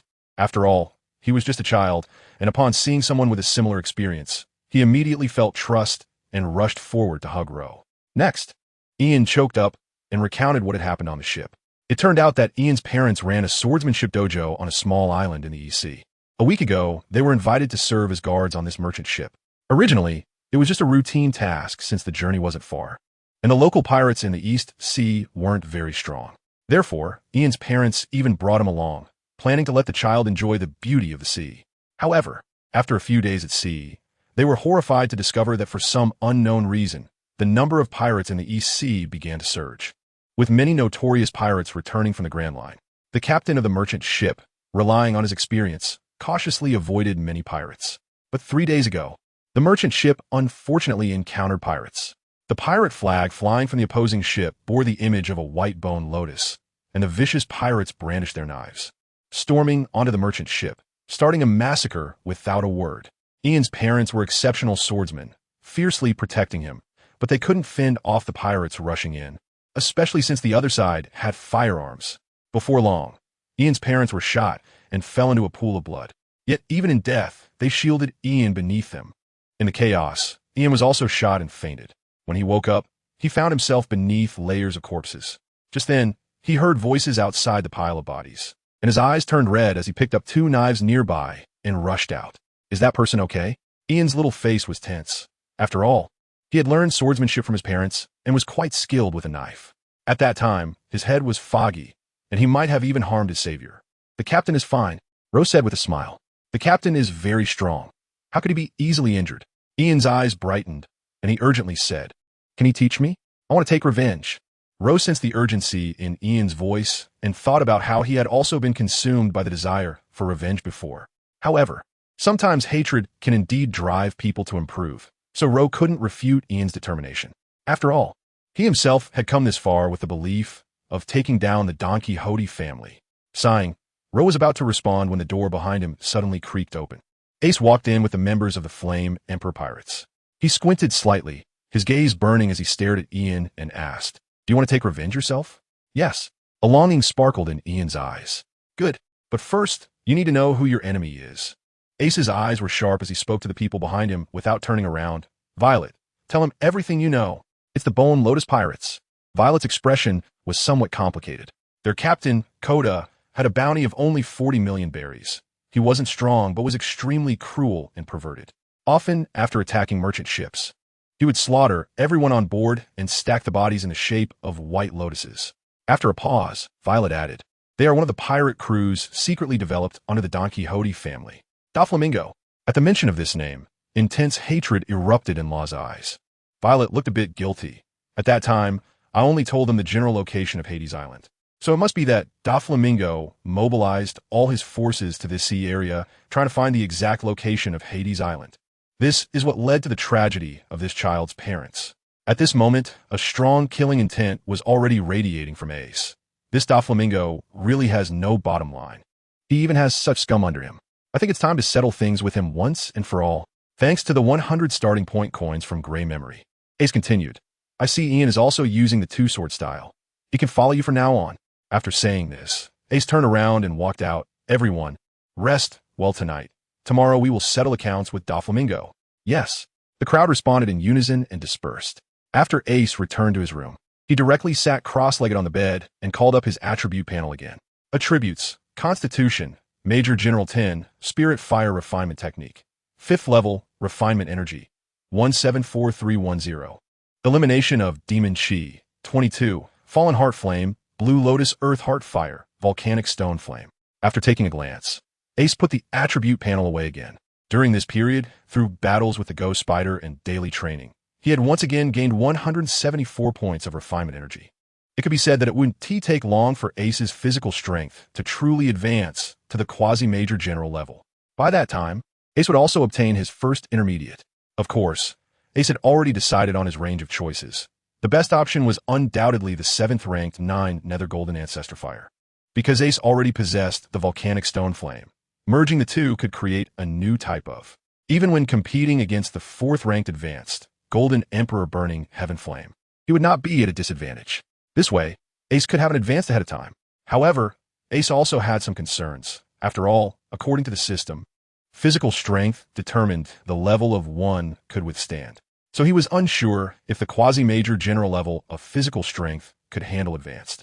Therefore, he also listed the 6th-ranked 8 Desolation Destruction Flame, which could transform into a pair of 100-foot-size fiery wings as a backup option. Additionally, the 3000 Flame Fire, which could forge an immortal body, was also within his consideration. How exciting! Ace smiled and closed his eyes, waiting for the arrival of the next day.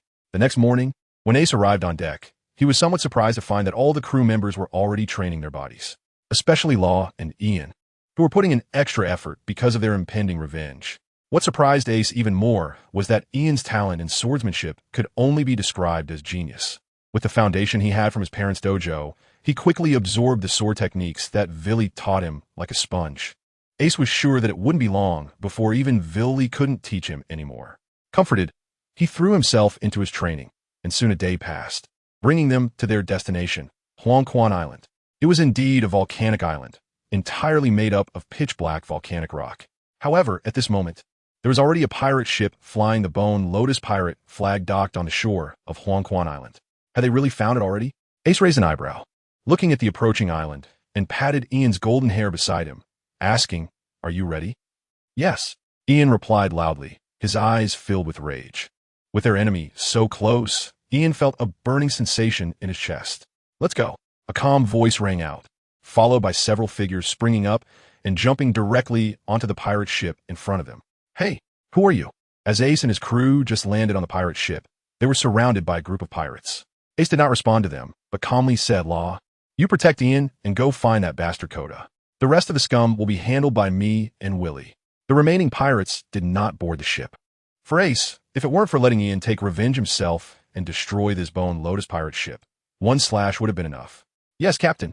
Law shielded Ian and turned to rush towards the cabin. Facing the crowd, blocking his way, Law simply raised his right hand and shouted, "Room? Swap." As soon as the words left his mouth, Law and Ian suddenly disappeared from the deck, leaving behind a wave of air that left the pirates staring at each other in disbelief. They thought they were seeing things, but seeing that there were still 2 people within their encirclement, the pirates shouted arrogantly, "You Eastern Sea bumpkins. Don't you know the power of our Bone Lotus pirate crew? Our captain has a bounty of 40 million, Kota. Do you want to die? Stop wasting time with them. The boss is currently conceptualizing a new Bone Lotus piece. Kill them and pile them up." One by one, the pirates licked their lips, their eyes bloodshot, looking at Ace and Willie as if they were 2 lambs ready for slaughter. "All right, Willie, let's hurry up." Ace really didn't want to see these scumbags anymore. As soon as he finished speaking, he charged into the crowd, while Willie drew his 2 katanas and went straight for the few pirates who had been shouting the loudest. Immediately, the bloodthirsty expressions on the pirates' faces froze, and before they could react, screams echoed one after another. In the captain's cabin of the Bone Lotus pirate crew, a man, only one, for meters tall, with a face full of flesh, wore a disgusting smile as he caressed a treasure chest beside him, feeling very satisfied. He was Kota, the captain of the Bone Lotus pirate crew. "Once I eat this devil fruit, let's see who dares to say I'm weak." Kota patted the treasure chest, trembling with excitement at the imagined future.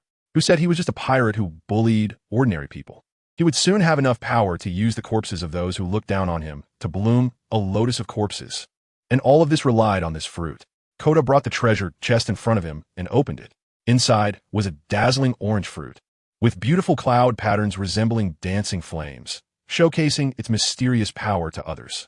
This time, more than a dozen pirate crews were searching for this underworld island for the Don Quixote family, and only he, Kota, had found the location of this remote island first, unexpectedly discovering this devil fruit on the island. In Kota's view, if one doesn't act for themselves, heaven will punish them. Even if he was under the Don Quixote family, he wouldn't be foolish enough to hand over the fruit in front of him to the family. Luck has come, and no one can stop it. Laughing loudly, Kota reached for the devil fruit in the treasure chest, but at that moment, continuous screams came from the deck, and he quickly closed the treasure chest, hiding it in the safe behind him, carefully shutting it. Kota, being cautious as always, decided to eat the fruit only when it was absolutely safe. Then, Kota put on a fierce expression and shouted at the door of the captain's cabin. "What is going on?" Bang! The door was slammed open, and a panicked pirate rushed in, stammering a report. "There are attackers." A vigilant look appeared on Kota's face. If the opponent was too strong, he wouldn't mind abandoning his men and escaping with the devil fruit. His ability to stay safe on the Grand Line for so long was closely related to his caution. So he asked, "How many of them?" 4. The pirate's face was filled with fear. "What the hell?" Kota rushed forward and kicked the pirate out of the cabin, shouting, "Just 4 people, and you scare me?" After saying that, he drew the sword from his waist, intending to rush out and lead his men to take down these clueless fools. Just then, Kota's vision blurred, and 2 figures suddenly appeared at the doorway. He quickly stepped back, looking over warily. When he realized it was just 2 kids, Kota relaxed, licking his lips, considering whether to kill these 2 kids, breaking their limbs and arranging them into a lotus shape. "Ian, this bastard is up to you." Luo glanced at the short and chubby Kota, noticing the bloodthirsty light in his eyes, revealing a hint of disgust. But he knew he couldn't act. Taking down this bastard Kota was Ian's task. "Don't worry, no one will disturb you." Luo patted Ian, turned, and left the room, slamming the door shut. Outside, there was another round of shouting and killing, but these shouts quickly turned into screams. Nodding in gratitude, Ian fixed his furious gaze on the short and chubby Kota. This bastard killed his parents. This scum slaughtered everyone on the ship. Ian felt that even speaking to Kota was unnecessary. He directly drew his twin swords and charged forward. Kota sensed something was off. He wasn't deaf, and the screams outside hadn't stopped, indicating that all his crew were dying. Could 3 people defeat his pirate crew? Thinking of this, Kota immediately became cautious, focusing intently on the blonde boy charging toward him, gripping his sword tightly. Clang! Clang! Kota carefully defended against Ian's attacks, but soon realized his caution was unnecessary. This blonde boy was completely blinded by rage, attacking without any strategy. Kota licked his lips bloodily, the blade in his hand dancing, deflecting both swords in Ian's hands. Under Kota's power, Ian's upper body was lifted high. Swish! Kota flicked his wrist, and the tip of his sword stabbed directly at Ian's head. In a critical moment, Ian fell backward, rolling twice to avoid Kota's thrust. However, The swiftly passing blade left a small cut on Ian's forehead, and blood began to seep from the wound. The pain in his forehead instantly brought Ian back to his senses. Although the main reason Kota could have such a bounty was his brutal killing, his strength was actually not that strong. But even if Kota was weak, he was still a pirate with a bounty of 40 million. If Ian attacked without any strategy, he would definitely have no chance of winning. After calming down, the techniques Willie taught him today surged in his mind. Time was short, and he couldn't truly enhance his strength, so he could only rely on his exquisite techniques to deal with Kota in front of him. Meanwhile, Kota stuck out his crimson tongue, licking the blood off his sword, and said cruelly, "Kid, although I don't know who you are, I'm angry now. So I don't think you could die easily." After saying that, he charged forward with his sword, feeling that the screams outside were decreasing. He knew it was obvious that his men were being slaughtered. The three outside were terrifying. Kota dared not hesitate any longer, thinking he should quickly deal with the kid in front of him and escape with the devil fruit. So Kota approached Ian step by step with a ferocious expression, holding his wide sword horizontally, exuding a sharp aura. Ian's face was serious, but he felt relieved in his heart. It seemed that Kota's swordsmanship leaned towards offense, while the sword techniques he just learned focused on defense and counterattack. As long as he could withstand the initial attacks, he would surely win in the end. He raised both long swords, firmly staring at Kota, who had now approached him. Clang, clang, clang. A series of metallic clashing sounds echoed, and cold sweat dripped from Ian's forehead, his body trembling slightly. Kota, however, had a cold expression, his steps heavy yet agile, showing no signs of fatigue. Seeing Ian's trembling body, Kota's face revealed a cruel smile again. After all, this blonde kid was just around 10 years old. How could his stamina compare to his own? Those who hold on for too long will eventually lose. As long as I maintain this rhythm of attack, victory will definitely belong to me. Thinking of this, Kota's blade danced even more swiftly. After Ian regained his calm, all his childhood swordsmanship experience surfaced in his mind.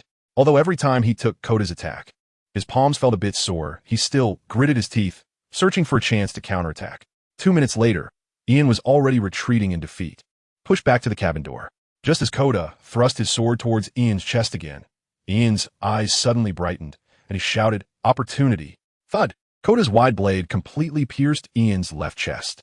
But Ian didn't hesitate at all. With a fierce momentum, he charged forward with his own sword, instantly crashing into Kota's chest. Both hands pulled the long sword inward simultaneously, like a giant pair of scissors, crossing each other. Thud! Thud! Kota released the sword handle, staggering back 3 steps, his face showing an expression of disbelief, a trickle of blood appearing from his neck. No, it's impossible. He hadn't eaten that devil fruit yet. He hadn't proven to those people that he could grow stronger. He didn't want to die. With resentment, he looked at Ian not far away and used the last bit of his strength to throw the sword in his hand towards Ian's head. His eyes widened before dying. He wanted to drag this kid down to hell with him. Whoosh! Suddenly, a figure wearing an orange cowboy hat appeared in front of him. The person showed no sign of emotion on his face, raised 2 fingers, and gently pinched the flying samurai sword. Bang! With a loud noise, the samurai sword, which contained all of Kota's strength, was easily caught between 2 fingers. Fire, fire, fist. Kota's eyes bulged out. If he had known the enemy was this person in front of him, he would have definitely fled without looking back. But it was too late to say anything now. Blood continued to gush from his mouth, and he had no strength left to struggle.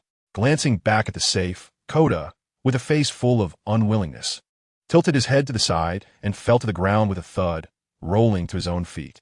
Thud! Blood spurted out like a brilliant red fountain from Kota's headless corpse, forming a chilling lake of blood on the floor. Dad! Mom! You can rest in peace. Tears streamed from Ian's eyes as he finally succeeded in avenging those cruelly murdered by Kota. With a thud, Ian's body fell to the right, directly collapsing onto the floor. The wide blade embedded in his chest, causing him serious injury as well. Faintly, Ian saw Ace rushing over and holding him in his arms before he lost consciousness.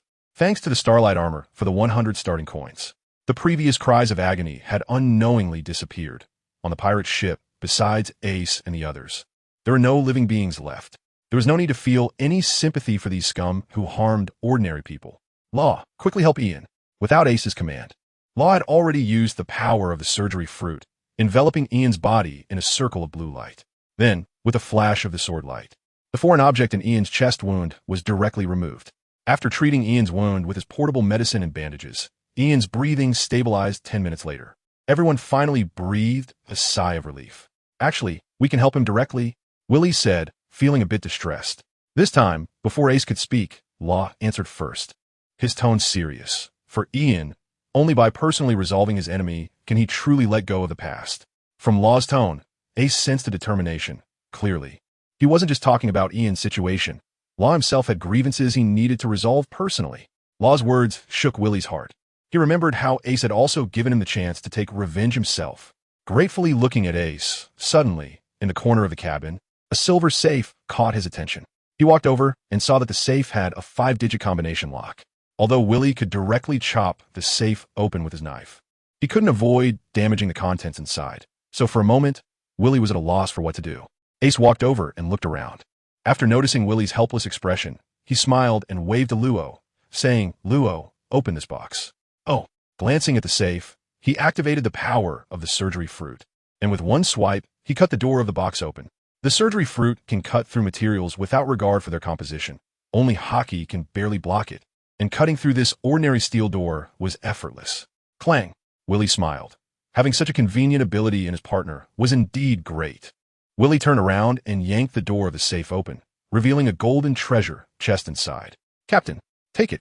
Without caring about what was inside, Willie directly threw the treasure chest to Ace. To him, even his life belonged to Ace, let alone these external possessions. Reaching out to catch it, Ace felt a bit moved, a smile on his face. Ace raised his hand and opened the treasure chest. Boom! The familiar orange devil fruit appeared before Ace, and a strong desire suddenly surged within him, a craving to consume this fruit immediately. Click! He forcefully closed the lid of the treasure chest, beads of sweat forming on Ace's forehead. Why? Why did he have this sensation? There was no doubt that the fruit in the box was the flame fruit. Ace had seen it before, but he had never felt this way. It felt as if this fruit already belonged to him. Ace is now somewhat grateful that his rebirth has changed the course of the story. The Mera Mera no Mi, which was supposed to remain quietly until 5 years later, was unexpectedly discovered by Kota ahead of time. If he hadn't arrived in time, the Mera Mera no Mi would have really changed hands. Ace turned to Willie and the others, just about to speak when he was interrupted by them. "Captain, I don't need the devil fruit. You can keep it."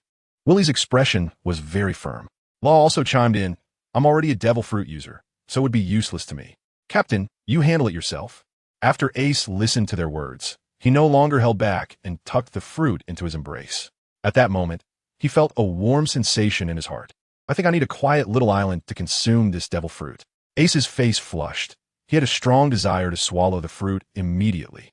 But another voice in his mind reminded him that this time was different. By swallowing the flame fruit, he not only had to deal with the curse within the fruit, but also prevent any issues with the strange fire inside him. So he had to find a secluded place. "I can see that the captain is quite eager. How about on a nearby Yellow Spring Island?" Willie suggested. At that moment, Law had already found a room and placed Ian on the bed.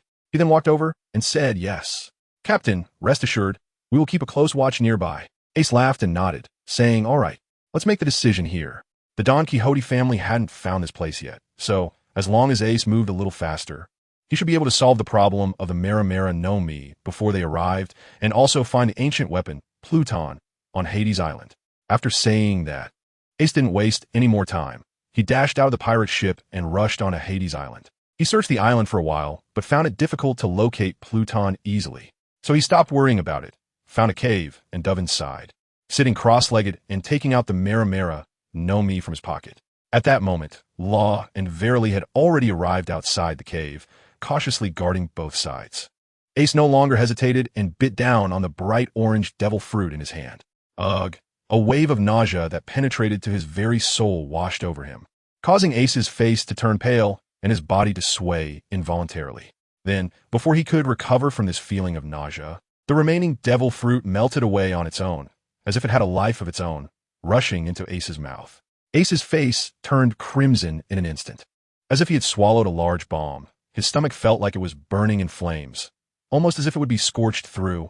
With the power of the flame fruit, Ace could feel the miraculous energy of the devil fruit.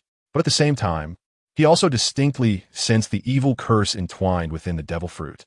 The miraculous energy of the flame fruit continuously elementalized Ace's body, rapidly transforming his bodily tissues into a form identical to that of flames. However, when this energy moved to Ace's abdomen, it suddenly triggered violent turmoil from several different types of strange flames, as the evil curse within the flame fruit made the strange flames seem to come alive, restlessly surging wildly within Ace's body. They wanted to burn away the curse within the flames of the flame fruit. But at that moment, the curse had already merged with Ace, rendering these strange flames completely helpless. The heat in his abdomen gradually spread throughout his entire body, and Ace was drenched in sweat. Suddenly, gritting his teeth, he directed the 3 types of strange flames in his abdomen to merge with his body. He intended to use his own body as a furnace and the strange flames as fuel. While burning away the curse, he aimed to forge his body with the strange flames, achieving the strongest elementalization. This process was extremely painful, and the time consumed far exceeded Ace's expectations. Unknowingly, a whole day had passed. Outside the cave, Willie and Luo looked worriedly at the flickering flames inside the cave, which indicated that Ace was facing a tremendous crisis. Luo gritted his teeth and wanted to go in to help, but he was immediately stopped by Willie. "Don't go in. This challenge can only be overcome by the captain himself." Willie was also very worried about Ace, but he said firmly, "There's a slight connection between me and the captain's consciousness. He ordered us to stay outside." After hearing Willie's words, Luo could only halt his steps, anxiously keeping watch outside the cave, constantly looking inside. But soon, a woman's right hand suddenly emerged from the ground beside the cave, and a mouth bizarrely grew in the palm. The mouth spoke with Robin's voice, urgently saying, "Willie, Luo, come here quickly. The Don Quixote family ship has found this place." "What?" The two exchanged glances, their expressions turning serious. Ace's changes were clearly at a critical moment, and the enemy arrived at the worst possible time. They absolutely could not let them disturb the captain. Willie said firmly, "Let's go. Stop them." After saying that, he took the lead towards the coast, and Luo quickly followed silently, his face determined. Moments later, the two had already dashed onto the deck of the submarine. At this point, everyone on the ship had exited the cabin and was standing on the deck, gazing into the depths of the sea. Willie followed their line of sight and discovered 3 pirate ships flying the Don Quixote family flag, rapidly sailing towards Yellow Spring Island. The ones coming were the high-ranking officers, Toripole and Pika. Violet used the power of her stare fruit, glancing at the pirate ship across from them, while saying, "Are there also Lao Ji and several other ordinary officers?" Doflamingo isn't on the ship. Hearing Violet's words, the others temporarily breathed a sigh of relief. If the strongest Doflamingo hadn't arrived, they might still be able to withstand this wave of attacks. At that moment, Willie suddenly turned to Luffy and said, "Luffy, can I give you a task?" Luffy looked at Willie with some confusion. "In a while, the submarine will dive into the sea. You and Robin must go down and protect your sister, okay?" Willie paused and emphasized, "This task is very important. You must do it well." "Yes." Luffy nodded seriously and immediately moved to Robin's side. Robin looked deeply at Willie. With her intelligence, she understood Willie's true intention. Willie didn't want Luffy to protect her. He wanted to use this reason to divert Luffy, allowing him to temporarily escape danger. After all, Luffy was Ace's most treasured brother, although she saw through it. Robin didn't point it out. Instead, she took Luffy and Violet and turned to enter the cabin. They would find it difficult to intervene in the upcoming battle. Willie and Luo jumped onto the nearby ship of the Bone Lotus pirates, watching as the submarine quickly dove and gradually disappeared from the surface of the sea. "Actually, you didn't have to do this," Luo said after seeing the submarine completely vanish. The captain wouldn't want his brother to be just a flower in a greenhouse. Willie looked at the approaching enemy ships and smiled. "I don't understand that. I only know that I will do everything in my power to eliminate any potential threats to the captain." While speaking, Willie had already snapped a metal railing on the pirate ship, then spread his legs apart and assumed a standard spear-throwing stance. A green lotus flashed between his eyebrows. Flames erupted from his palm, instantly transforming the metal railing into a 6-meter-long flame spear. The next second, Willie's eyes widened, aiming at one of the pirate ships in the distance, and suddenly hurled the flame spear, which flew through the sky like a terrifying azure dragon, rushing straight towards that pirate ship. "What is that?" On the central pirate ship, Toripole, Pika, and other officers gathered on the deck. However, they were completely helpless against this sudden attack, only able to watch as the massive spear struck the side of their ship. Boom! With a loud explosion, The pirate ship was engulfed in flames. Everything, whether human or material, was turned into fuel for the flames, causing the fire to leap even more fiercely. The waves generated by the explosions pushed the remaining pirate ships apart, and Torpal's face turned ashen. If the attack was aimed at them, he and Pika could still defend themselves. But it was clear that the enemy only wanted to eliminate the ordinary members around them, and they had no way to stop it. "Willie, your attack's power has increased again," Luo said, looking at the flames on the sea. "Of course." Willie snapped another railing, saying, "My strength is linked to the captain's strength. The captain has grown stronger, so I have become stronger too." Whoosh! Another flame dragon streaked across the sky, exploding another pirate ship. For the final spear, Willie finally aimed it at the officers, squinting his eyes. Willie's right arm, holding the spear, suddenly swelled, further increasing the spear's power. "Go! Rumble!" This time, as the spear soared through the sky, it emitted a thunderous roar, leaving a striking azure trail as it surged forward with unprecedented momentum, crashing towards Toripol and the others. "Damn it! You dare to underestimate us!" Pika's voice was piercing, filled with anger as he drew his nearly 3-meter-long sword from behind him. Just before the spear struck, his powerful haki completely enveloped the sword. "Break for me!" Pika leaped up, his face showing a fierce expression as he swung the sword down hard onto the spear. Boom! The spear exploded, but Pika's expression changed dramatically. The explosion's flames did not dissipate. Instead, they surged directly towards the pirate ship behind him. "Run!" Toribol shouted in exasperation, completely disregarding the ordinary crew members on the ship. He led the officers and jumped off the pirate ship, charging straight towards Hades Island. "Ah!" The roaring flames erupted, and the chilling cries suddenly rang out, leaving the ordinary crew members on the ship with no chance of survival, all turning into pitch-black ashes. "Huda!" Toribol finally landed on the shore with 3 officers, and Pika, covered in black soot, awkwardly emerged from the flames, jumping to Torbal's side. However, their expressions were clouded with dark foreboding, their faces pale to the extreme. All of them were present, and before they could even act, they had suffered such a huge loss at the hands of their opponents. Humiliation. The captain of the NTI pirates, Vili. Toribol actually called out Vili's name directly. "It's me." Vili drew his twin swords from his waist, feeling no need to hide his identity. Toribol cautiously observed the surroundings around Vili, and upon seeing only 2 people without Ace's presence, he finally felt relieved. If Ace were here, they would be nothing but fodder. However, after discovering this place, Toribol immediately contacted the young master. Within an hour, Doflamingo should arrive here. Moreover, the young master even specially invited a strong person from the New World this time. So even if Ace were here, he would have no choice but to wait for death. Before that, they had no qualms about eliminating these 2 kids first. "Oomph. I roughly understand your strength.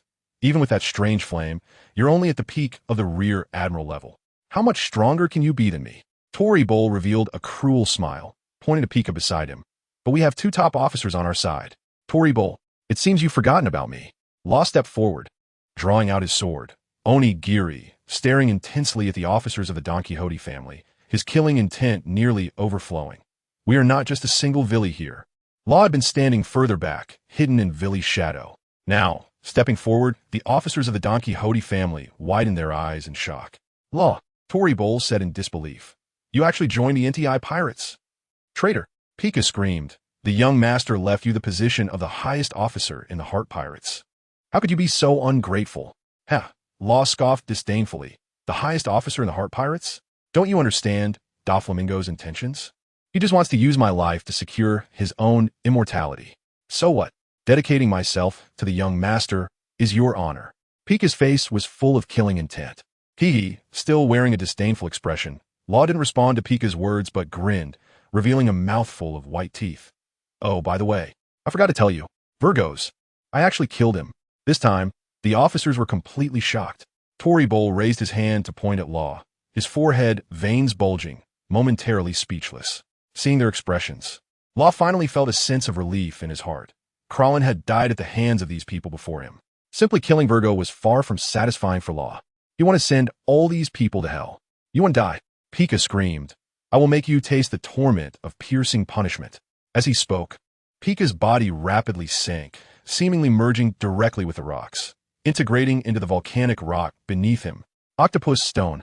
Pika's low growl suddenly came from below the ground, followed by the stiff rocky coast beside Vili and Law transforming into liquid, surging violently. The next second, 8 rocky tentacles suddenly protruded from the ground, surrounding Vili, Law, and their pirate ship. The sharp screech of the tentacles cutting through the air warned Vili and Law that even a powerful sea beast would be instantly pierced if struck by these tentacles. But at that moment, neither of them showed any intention of dodging. On Law's right hand, a death mark had somehow appeared. His gaze icy as he raised his right hand and coldly declared, "Room." A circle of green light instantly enveloped all 8 tentacles, and Law directly unleashed the skill Ace had taught him during this time. Butchery. Swish, swish, swish. In an instant, Law slashed out dozens of times in front of him, dozens of blade lights simultaneously striking the rocky tentacles, instantly slicing them into dozens of pieces. Clang, clang, clang.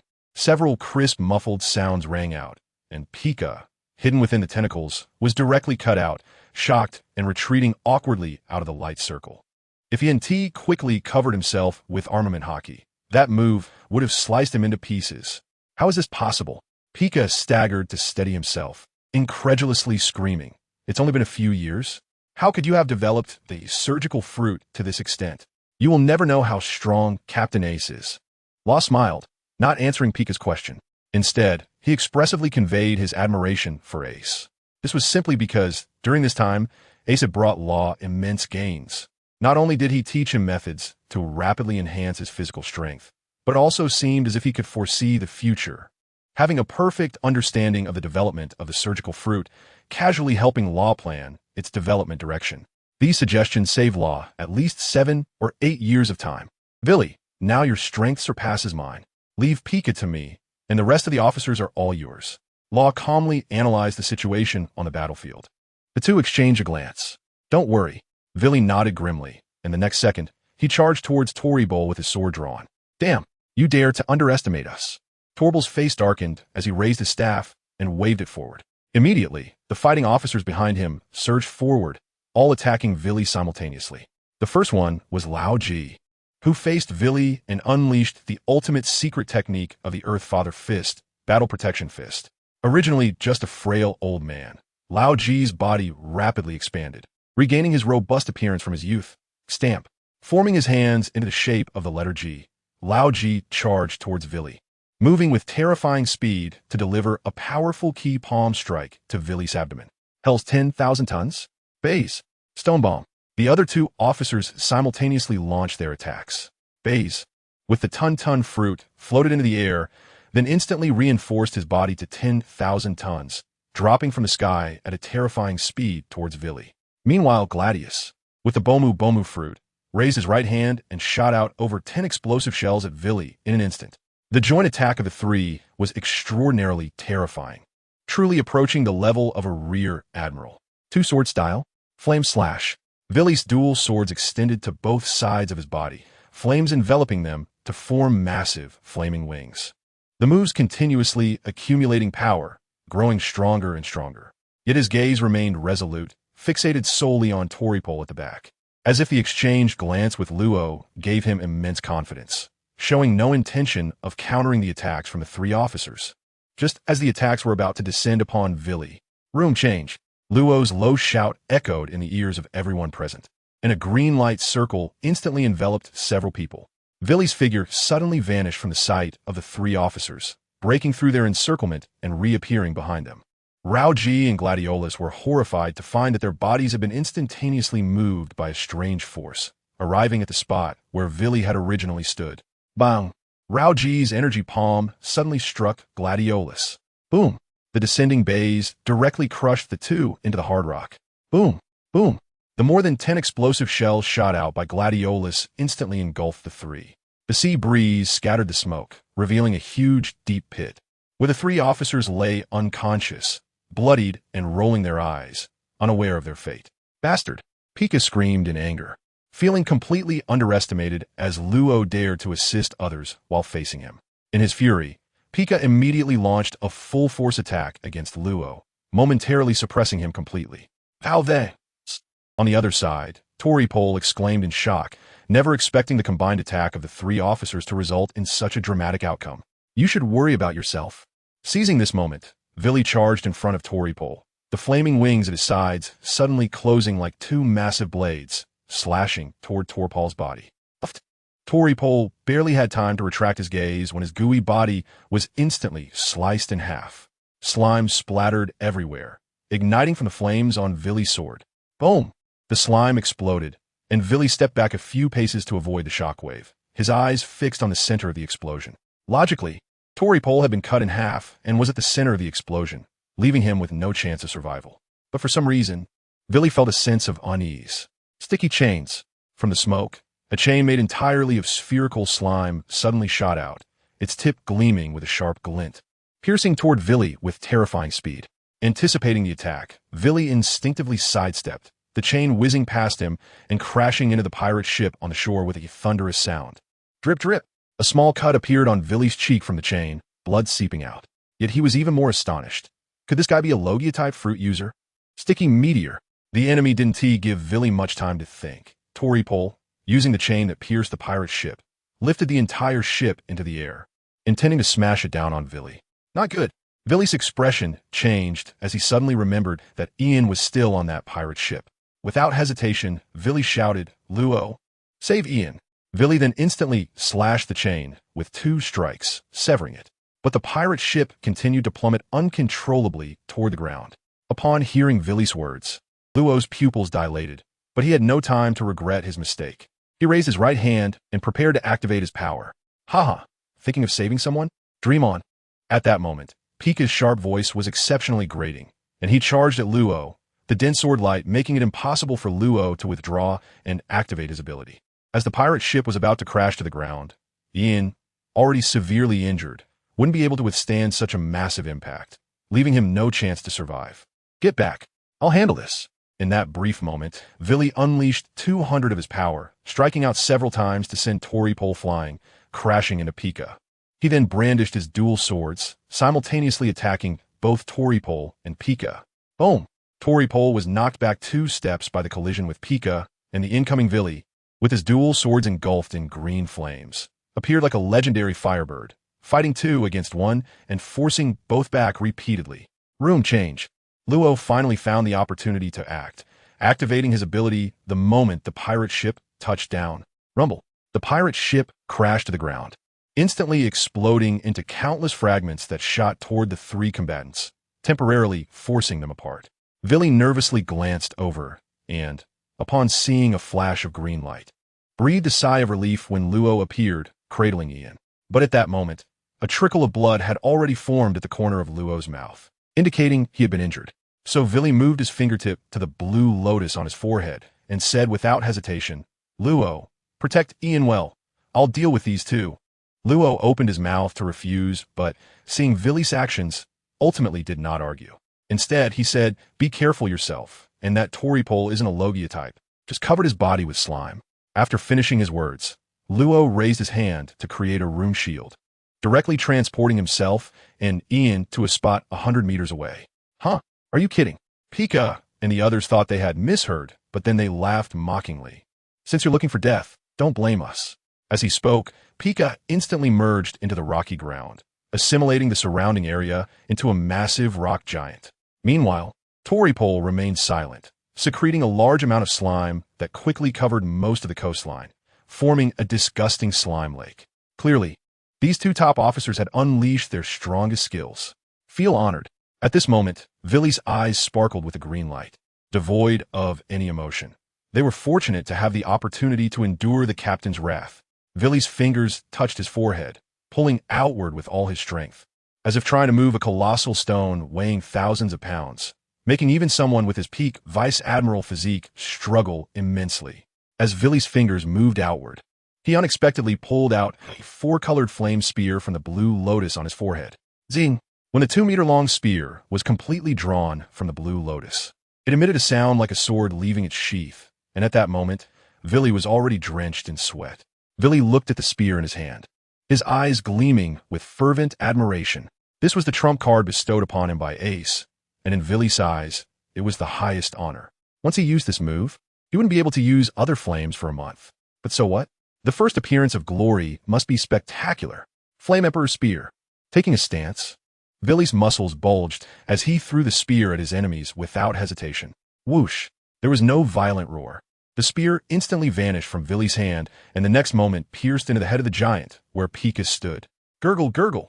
The originally solid rock giant suddenly began to bulge. It was as if countless ugly poison sores had sprouted, instantly turning it into a sieve of wounds. No, no! A panicked Pika half dove out from the rock giant, filled with despair at encountering such a terrifying situation. Boom! Boom, boom! But it was too late for him to escape now. As one protrusion after another exploded, four-colored flames rampaging wildly, instantly engulfing the despairing Pika. The flames also ignited Torpal's slime, intensifying the fire, which quickly spread to Torpal's feet. Torpal couldn't help but scream in agony, but at the critical moment, he decisively severed his own feet, freeing himself from the slime that enveloped his body, revealing his emaciated form and propelling himself out. In the end, he jumped outside the range engulfed by the flames. Thud!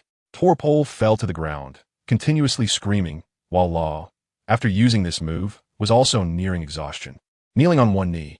But the next second, Torpal could no longer scream, as Law had already raised the gecko and placed it against his neck. At that moment, Don Quixote Doflamingo's figure finally appeared in the sky outside Hades Island, flying towards them. Seeing the situation, Doflamingo's eyes were bloodshot as he roared, Law, you dare! Law looked in the direction of the voice, grinning to reveal a mouthful of white teeth. Swoosh! With a swift motion, Torpal's disgusting head rolled onto the ground. Law didn't give Torpal a chance to plead for mercy, just like they had treated Krasin back then. Bastard! Seeking death, Doflamingo let out a furious roar. No one dared to defy him like this. He was the wielder of Conqueror's Haki, and he was also a celestial dragon. Everyone should obey him, should kneel at his feet and beg for his mercy. But now, someone had killed his cherished subordinate right in front of him. Damn it, you are dead. Nearly 100 meters away from Hades Island, Doflamingo's fingers suddenly flicked. Just this ordinary action instantly filled the atmosphere around Law with murderous intent, as an almost transparent thread shot towards him, sharp and resilient, as if the air itself was being sliced apart. After provoking Doflamingo, Law felt exceptionally pleased, but he had already gathered all his attention. At that moment, Doflamingo's attack was imminent. Although he couldn't see the thread in front of him, a strong sense of crisis had already struck Law's mind, and the hairs all over his body instantly stood on end. He exerted all his strength to raise Gecko and slash forward. Clang! Although he couldn't see the object in front of him, Gecko undeniably struck it, transmitting a huge force to Law's arm. It felt as if he had collided head-on with a Sea King, and Law's face instantly turned purple as he spat out blood and flew backward. This was the power of Doflamingo's enraged strike. Whoosh! Doflamingo descended from the sky, standing beside Torpal's body. He glanced down and saw that Torpal was as dead as could be, a dark hue clouding his forehead. When he turned his head and saw the few ashes in the flames, he understood that the remaining cadres had also completely vanished from this world. Doflamingo's face turned extremely grim, yet he let out a strange laugh. Very good. You are very good. My Don Quixote family has actually been destroyed by you. A wave of energy radiated out from him, sweeping across the ground, which instantly transformed into distinct threads like countless white seaweeds rising from the ground, swaying endlessly. Moments later, the entire coastline had turned into a bizarre forest made of threads. This terrifying sight left both Villy and Law with extremely solemn expressions. At that moment, they had lost their power to resist, and facing Doflamingo's terrifying attack, they were undoubtedly in grave danger. However, what they were most concerned about now was Ace. If they couldn't stop Doflamingo in front of them, their captain would be in danger.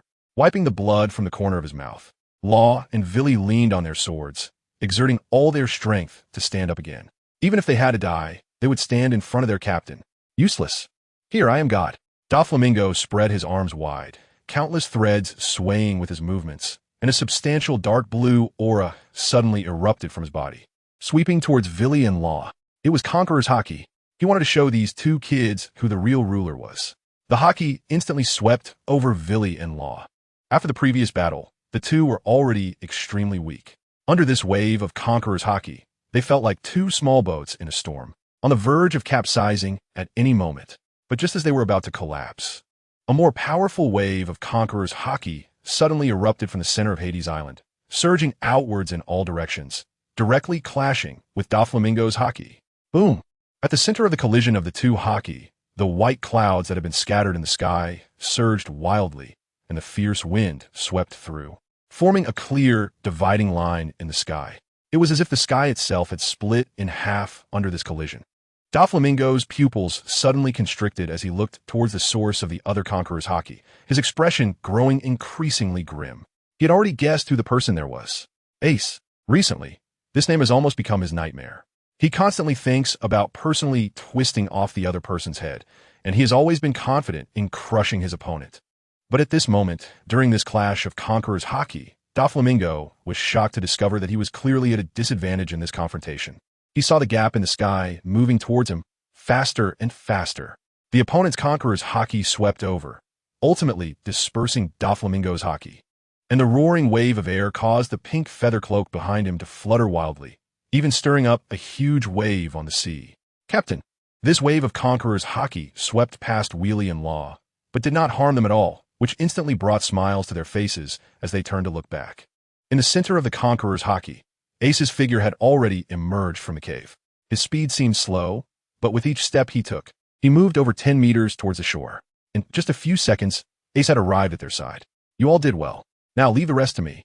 Ace smiled and took a few steps forward, positioning himself in front of Villy and the others, exuding an invisible aura that marked him as a true quasi-admiral. Upon seeing Ace arrive, Villy and the others seemed to instantly find their backbone, turning around without hesitation to leave the battlefield. In their eyes, with the captain here, no matter how strong the enemy was, it was no longer a problem. This was their absolute trust in their captain. Doflamingo did not stop their departure. Instead, he fixed his gaze on Ace, a murderous intent gradually spreading across his face. Even if Ace's conqueror's haki was stronger than his, so what? He was merely at the level of a quasi-admiral. For years ago, he had already possessed this level of strength. His only goal now was to kill Ace and take Tor Eyeball and the others down with him. Swish! Doflamingo instantly vanished from his spot. His killing intent fully locked onto Ace, suddenly appearing right in front of him, fingers spread wide like claws as he swiftly swiped at Ace's face. 5 color strings. With Doflamingo's arm crashing down, 5 sharp threads of various colors, accompanied by a terrifying howl, sliced towards Ace. However, in the face of Doflamingo's attack, Ace seemed to have no intention of dodging at all. He merely tilted his head slightly, curiously watching as the threads pierced into his body. You're really asking for death. Doflamingo grinned triumphantly. His strings were imbued with armament haki. Even a Logia fruit user wouldn't dare to take his attack head-on. A few brilliant sparks splashed out from Ace's body, and Doflamingo was taken aback, not expecting that the Ace in front of him was indeed a Logia-type devil fruit user. But so what? A cruel look flashed across Doflamingo's face as he suddenly pulled hard with his right hand, intending to use the threads embedded in Ace's body to completely dismember him. Puff! A few short, light sounds echoed, but all Doflamingo pulled out were a few nearly burnt-out threads. Doflamingo stared blankly at the remaining threads on his fingertips. How could this be possible? His threads were tougher than steel and could cut hard rock in half.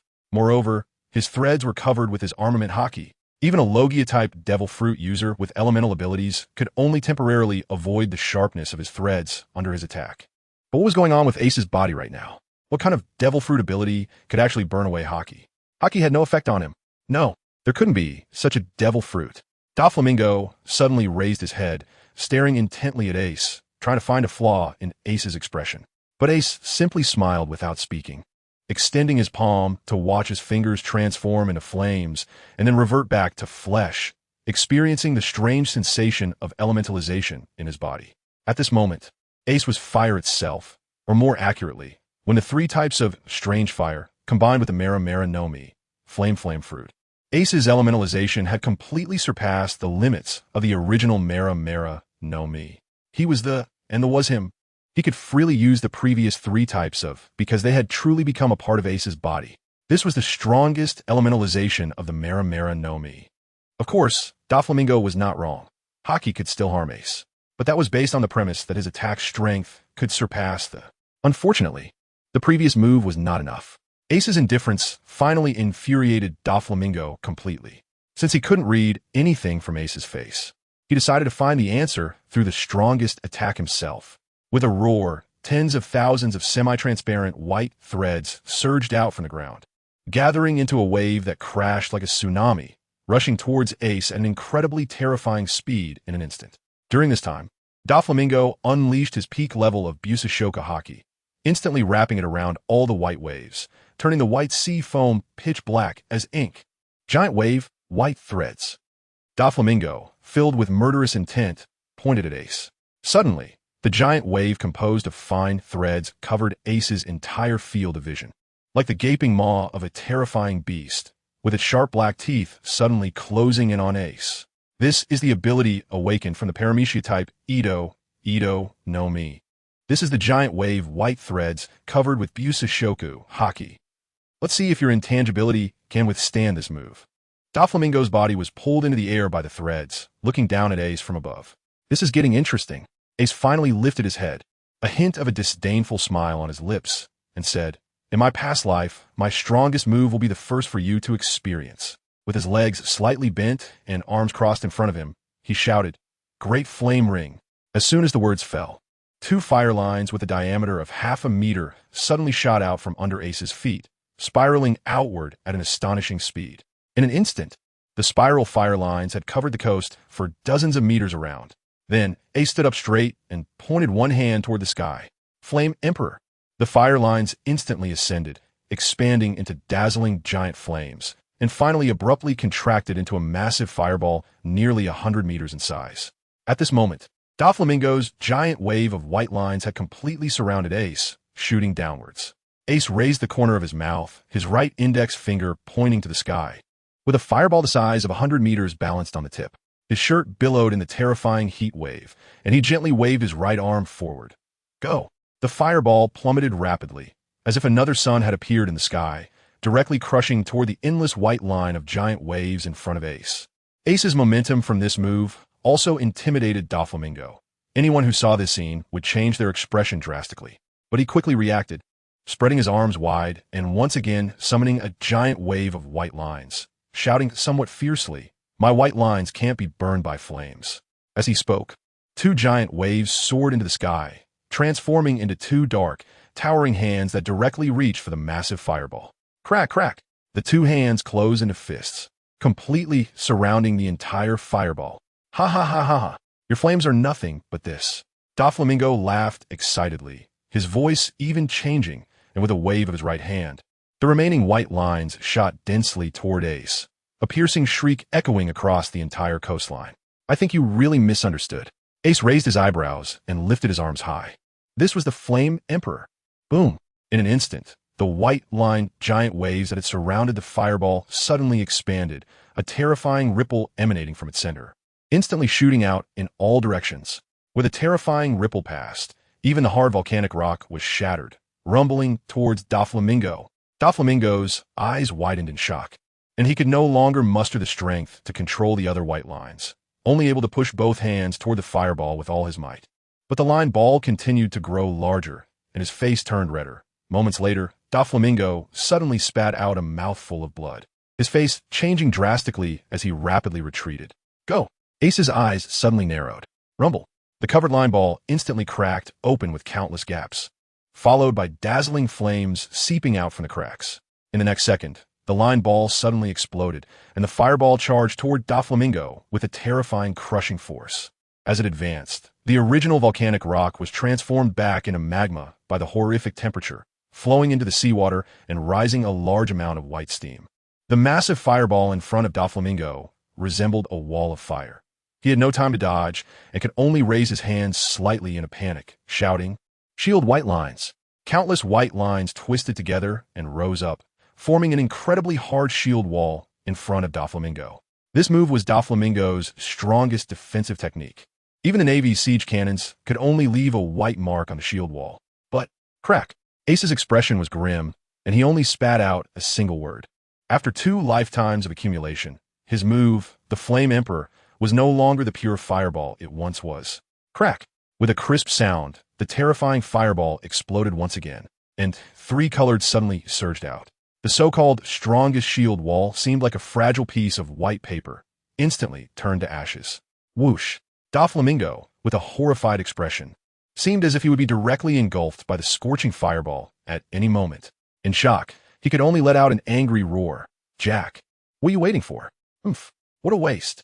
At some point, a pirate ship adorned with a huge ivory was sailing towards Hell Island, and a deep, thunderous voice suddenly erupted from a ship. Boom! A massive mammoth figure leaped from the pirate ship, directly colliding with the pitch-black armed color, using its sharp tusks to charge head-on into Ace's Flame Emperor Fireball. Sorry, the update is late today. I apologize to everyone. Boom! A sound like an explosion resonated across the entire sky of Hell Island, and the originally overwhelming three-colored fire wave, like crashing into an extremely solid reef, was abruptly blocked by Jack, who could only let it surge past his body on both sides.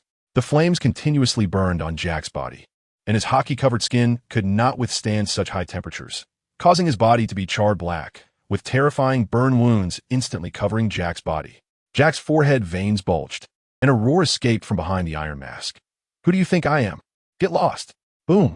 Jack's four sturdy mammoth legs exerted force simultaneously, smashing the rocky ground within a 10-meter radius, charging forward fiercely against the flames, scattering the last of the fire.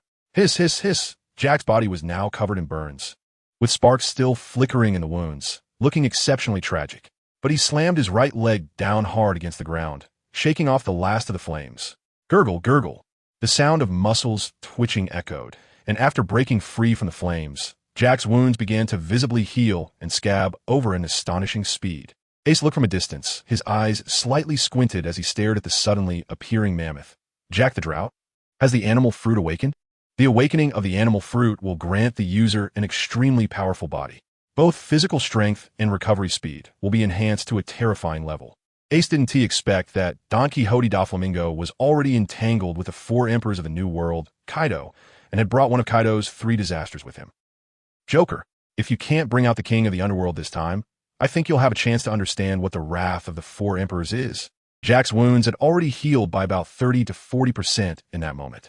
However, having suffered a loss, his expression still looked quite unpleasant. Don't worry. Doflamingo stared intently at Ace and said to Jack, however, we need to modify the terms of our deal. The ownership of the king of the underworld will be entirely handed over to you. I just want him dead. Jack had also transformed back into human form and looked at Doflamingo with some surprise. From what he knew, Doflamingo should be a very ambitious person. For him to give up the power of the ancient weapon, the king of the underworld, it seemed that Doflamingo truly hated this kid in front of him to the extreme. All right, I agree. However, Jack didn't care about him.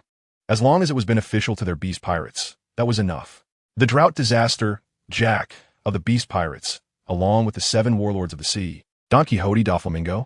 Ace's expression became serious. I really have some face, letting 2 quasi-admirals team up against me. Doflamingo's strength should already be at the level of an ordinary quasi-admiral, while Jack the Drought should have reached the elite quasi-admiral level. This is somewhat troublesome to deal with. However, that's all there is to it. Whoosh! As if a gentle breeze passed by, dazzling golden flames erupted from Ace. The flames were incredibly bright. Yet, they seemed to come from the depths of hell, capable of absorbing and suppressing all the light emitted by the sun. Let's see how you fare against this newly obtained 9 Nether Golden Ancestral Fire. It was the first type of intermediate that Ace obtained after advancing to Quasi-Admiral. The 9 Nether Golden Ancestral Fire. Golden! Doflamingo shouted in disbelief. According to the information, Ace's special flames should only have 4 colors: blue, purple, orange, and red. How could a golden flame suddenly emerge? Moreover, the pressure emanating from this flame distorted and trembled the surrounding air, far more domineering and powerful than the previous flames. Creak, creak. Jack's injuries had now fully healed. He clenched his fists with a creaking sound, snorting coldly. Humph. No matter what kind of flame it is, I'll just smash it directly. Ace raised an eyebrow after hearing Jack's words. Oh, really? If you want to kill me, just the 2 of you probably won't be enough. Ace was enveloped in blazing flames, yet he exuded a chilling, killing intent. At this moment, he had already grasped the Demon Slayer in his hand, with the 9 Nether Golden Ancestor fire swirling around it, as if Ace was holding a sun. In the next second, Ace swung his sword towards the 2, and the Demon Slayer unleashed a terrifying explosion of sound. The golden flames on the blade suddenly contracted, transforming into a golden, 3-legged crow mixed with shadows. Slicing towards the 2, Joker, Kill! Don Quixote Doflamingo and Jack the Drought both roared in unison, not even attempting to evade, and charged towards Ace together. A surge of white waves erupted, but this time Doflamingo did not use it to block Ace's flames. Instead, he twisted them into thick black braids, coiling up towards Ace's feet from below. This sudden attack caught Ace off guard, causing his forward momentum to halt abruptly.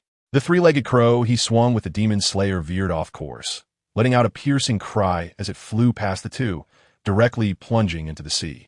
In an instant, the sea water within dozens of meters evaporated, leaving behind a semicircular deep pit in the ocean. Doflamingo's expression changed drastically, unable to imagine the consequences of such a blow striking him. At that moment, when Ace was entangled by the white lines, Jack the Drought charged in with all his might, shaking the entire Yellow Spring Island as if an intense earthquake had occurred. The central volcano was rumbling, poised to erupt at any moment. With the terrifying tusks of a mammoth above him, Jack, empowered by his formidable armament hockey, thrust violently towards Ace. Accompanied by the horrific impact of his high-speed charge, even the Navy's strongest warships will be pierced through by this collision. Captain, in the distance, Villy and his companion, holding Ian, witnessed this scene. Although they had full confidence in Ace, they couldn't help but hold their breath in the face of the combined attack from two quasi-admirals.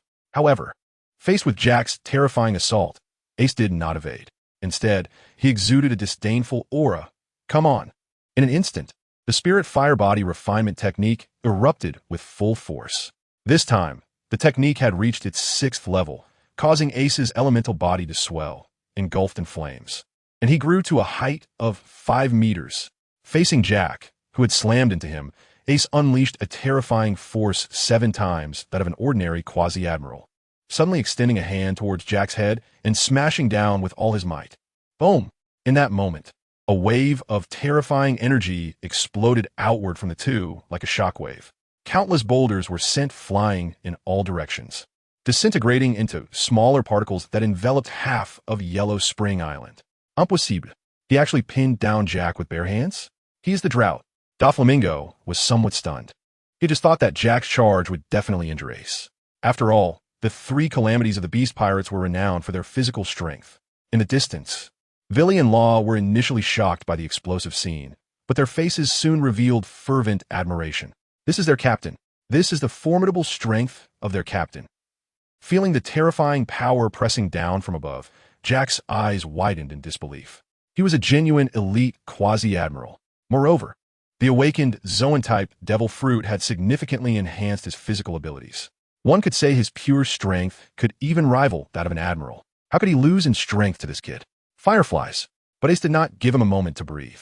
With one hand pressing down on Jack, countless dazzling sparks resembling fireflies erupted from his body, instantly covering Jack with an immense stickiness, firmly adhering to his flesh. Fire Dama. Boom. All the fireflies exploded instantly, and even Jack's tough skin was torn apart. Bastard. Even though his body had a strong recovery ability, the pain of his injuries was very real. Jack, enduring the pain, forcefully pushed Ace away, instantly transforming into his half-beast form. He pulled out the 2 tusks from his neck and grasped the 2 menacingly curved blades in his hands. Blood gushed from the numerous wounds covering his body, but the rich scent of blood awakened the brutal and bloodthirsty nature deep within Jack. He tore off the remaining leather from his body, and his armament hockey enveloped the 2 curved blades, making them appear even more ferocious and terrifying. Joker, here I come. Boom. As Jack stomped down, he left a deep pit on the hard, rocky ground. Then, leveraging the tremendous recoil, he soared into the air, spraying blood as he charged madly towards Ace. Boom! Countless white wave surges suddenly spiraled out from beneath Ace's feet, coiling towards him from various angles, clearly indicating that Doflamingo wanted to coordinate another attack with Jack. How could he use technique, still be effective? Ace laughed loudly, spinning in place as a pillar of fire shot up from his body, completely evading the white lines.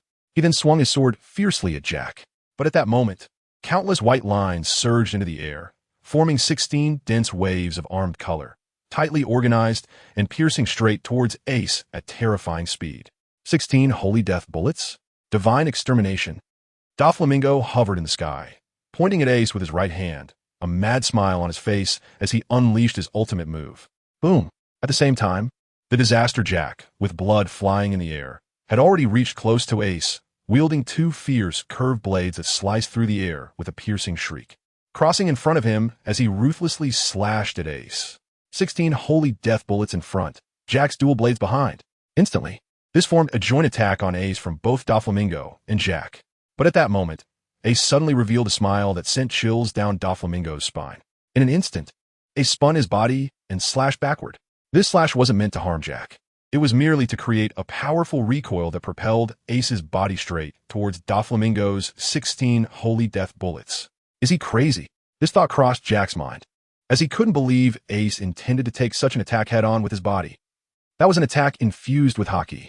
Even a Logia user shouldn't be able to take it head-on. The 16 holy death bullets pierced directly into Ace's body, instantly tearing him apart into a burst of flames. Dead? Jack blocked Ace's slash, momentarily dazed and standing still. This scene did not bring any joy to Doflamingo. Suddenly, a strange atmosphere enveloped him, raising the hair on his body and sending chills down his spine. He knew Ace's elementalization could withstand Haki. Help me! Doflamingo's desperate scream echoed across the coast. But it was already too late. The scattered flames instantly coalesced in front of Doflamingo, reshaping into Ace's figure. A mocking smile on his face, as he swung his sword in a graceful arc. It pierced directly into Doflamingo's abdomen, completely impaling him. No! Doflamingo let out a reluctant scream, the intense pain in his abdomen nearly causing him to faint. At that moment, the Disaster Jack looked on in horror at this scene unfolding before him, unable to comprehend why Ace could reconstitute his form after being hit by a Haki attack. This is impossible. Jack couldn't help but shout out. Ace had a smile on his face, but a few streams of fresh blood trickled from the corners of his mouth. He had completely withstood the ultimate move of a quasi-admiral through elementalization. Even Ace couldn't come out unscathed. However, the goal had already been achieved, hadn't it? Ace held the Demon Slayer, ready to deliver a final blow to Don Quixote Doflamingo. But just at that moment, a strong sense of crisis suddenly struck Ace's mind. With no time to deal another blow to Doflamingo, Ace's expression changed drastically as he swiftly withdrew his sword. Whoosh! A dazzling golden light shot towards the spot where Ace had just been, and upon hitting the ground, it caused a terrifying explosion. The ground shook violently, countless boulders were sent flying into the air, scattering everywhere. It directly created a bottomless pit on the already ravaged Hades Island. Wiping the blood from the corner of his mouth, Ace's expression turned extremely serious as he fixed his gaze on the center of the smoke, the location of Doflamingo. Oh my, how terrifying. You're all so strong. A figure in a yellow suit gradually emerged from the smoke, holding the barely conscious Doflamingo in his hand, saying, "If I arrived just a moment later, the newly appointed warlord of the sea would have been killed. Then our navy would be embarrassed." The Marine Headquarters Admiral, Kizaru. Ace squinted his eyes, recognizing the identity of a newcomer. Jack also clearly recognized who it was, warily staring at Kizaru and stopping his movements. "Indeed, it's me," Kizaru said with a lazy smile on his face. "Since you know my identity, you might as well surrender directly. It would save me the trouble of taking action. After all, you didn't kill Doflamingo, so I'll take charge and let you die quickly." What a hypocrite. Ace showed disdain on his face, raising a finger. "Also, it seems you've made a mistake. The person I want to kill cannot be saved by anyone." Top! Ace raised his right hand and snapped his fingers. The next second, the figure of Doflamingo in Kizaru's hand suddenly let out a terrifying scream that was not human-like, and dazzling flames surged from his 7 orifices. In an instant, Doflamingo had turned into a pile of ashes. Kizaru looked at the ashes left in his palm, and his smile gradually faded from his face. "Thanks to Hurricane Wing's 100 starting coins, it seems my usual temper is still too good." Kizaru's face no longer bore a lazy expression. "As a Marine Admiral, I am no longer taken seriously." As he spoke, Kizaru's right hand had already been raised, his index finger pointing at Ace from a distance. Whoosh! A golden laser suddenly shot out from Kizaru's fingertip, instantly closing in on Ace's face. However, Ace seemed to have anticipated the laser's attack route and had already tilted his head to the right in advance. Boom! The laser caused a massive explosion behind Ace, creating a deep pit in the sea and stirring up huge waves. "Oh, he actually dodged it? Is that observation Haki?" Kizaru raised an eyebrow, his body slowly floating into the sky. "But don't think you can compete with me in speed. I am light." As soon as the words left his mouth, Kizaru transformed into a flash of light and instantly disappeared. Ace observation Haki could sense Kizaru's movements, but his body simply couldn't keep up with Kizaru's speed. Almost in the blink of an eye, Ace felt the golden light flash behind him and heard Kizaru's voice. I ask you, have you ever been kicked at the speed of light? In the next moment, Kizaru's right leg, shimmering with golden light, was already raised high, kicking towards Ace's head at a terrifying light speed. Ace's muscles had long been tense, and he instinctively raised his knife to block at the side of his head. Bang! In an instant, Ace's figure was kicked away. Ace's strike, while barely blocking Kizaru's right foot, could not withstand the terrifying power that came with it at all. Perhaps after unleashing the flame of spirit body refinement technique, Ace's own physical strength had already approached that of a true admiral. But what if an enemy who already possessed admiral-level strength increased their attack speed to the speed of light? The resulting amplification of power would undoubtedly reach an extreme level. Boom, boom, boom. Ace's figure shattered half of the mountain, and the injuries within his body worsened once again, causing him to involuntarily spit out a mouthful of blood. Facing the Marine Admiral Kizaru alone, with the menacing Jack the Drought lurking nearby, Ace had finally reached a point of near desperation. Several kilometers away from Hades Island, a small sailboat was slowly sailing on the sea. On the small sailboat, Rayleigh stared at the life card in his palm, his face filled with excitement. But he couldn't help but complain, I'm finally about to see Ace. But that old guy Kuroka's really is something, giving me such a slow boat. At this speed, I estimate it will take a few more hours to catch up to Ace. I hope he doesn't leave again during this time. But just then, Rayleigh's expression suddenly became serious, and he stood up straight. In his hand, Ace's life card unexpectedly burned away a corner. This was not a good sign. It indicated that Ace's life was in danger.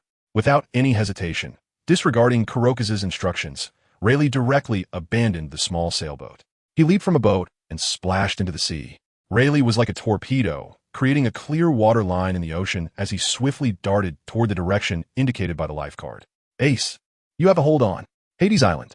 With one hand on the ground, Ace stood up again, flames burning fiercely on his body as he rotated his neck, producing a series of cracking sounds. He had to admit that even with the spirit fire body refinement technique, his current strength was still significantly weaker than that of the Marine Admiral. Kizaru stepped closer, speaking casually. I initially wanted to give you a quick end, but now I've changed my mind. I will beat you half to death, take you back to headquarters, and hold a public execution. But suddenly Kizaru's eyes narrowed, and he halted his advance. In front of him, Ace suddenly released an astonishing aura. I didn't want to do it this way. At the foot of the mountain, Ace raised his hands, one gold and one red flame appearing above them, his face displaying a helpless expression. After all, I don't know if my body can withstand this. Although feeling helpless, Ace showed no hesitation, bringing the volcanic rock flame and the 9 nether golden ancestor fire close together, suddenly merging them. These two kinds did not produce a violent repulsion reaction. Instead, they rapidly fused together, as if these two were originally one, their colors instantly reconfiguring into a brand new crimson gold flame appearing between Ace's palms. The moment the flame appeared, a massive pressure descended upon the entire Hades Island. Both Kizaru and Jack felt their bodies suddenly become a bit heavier.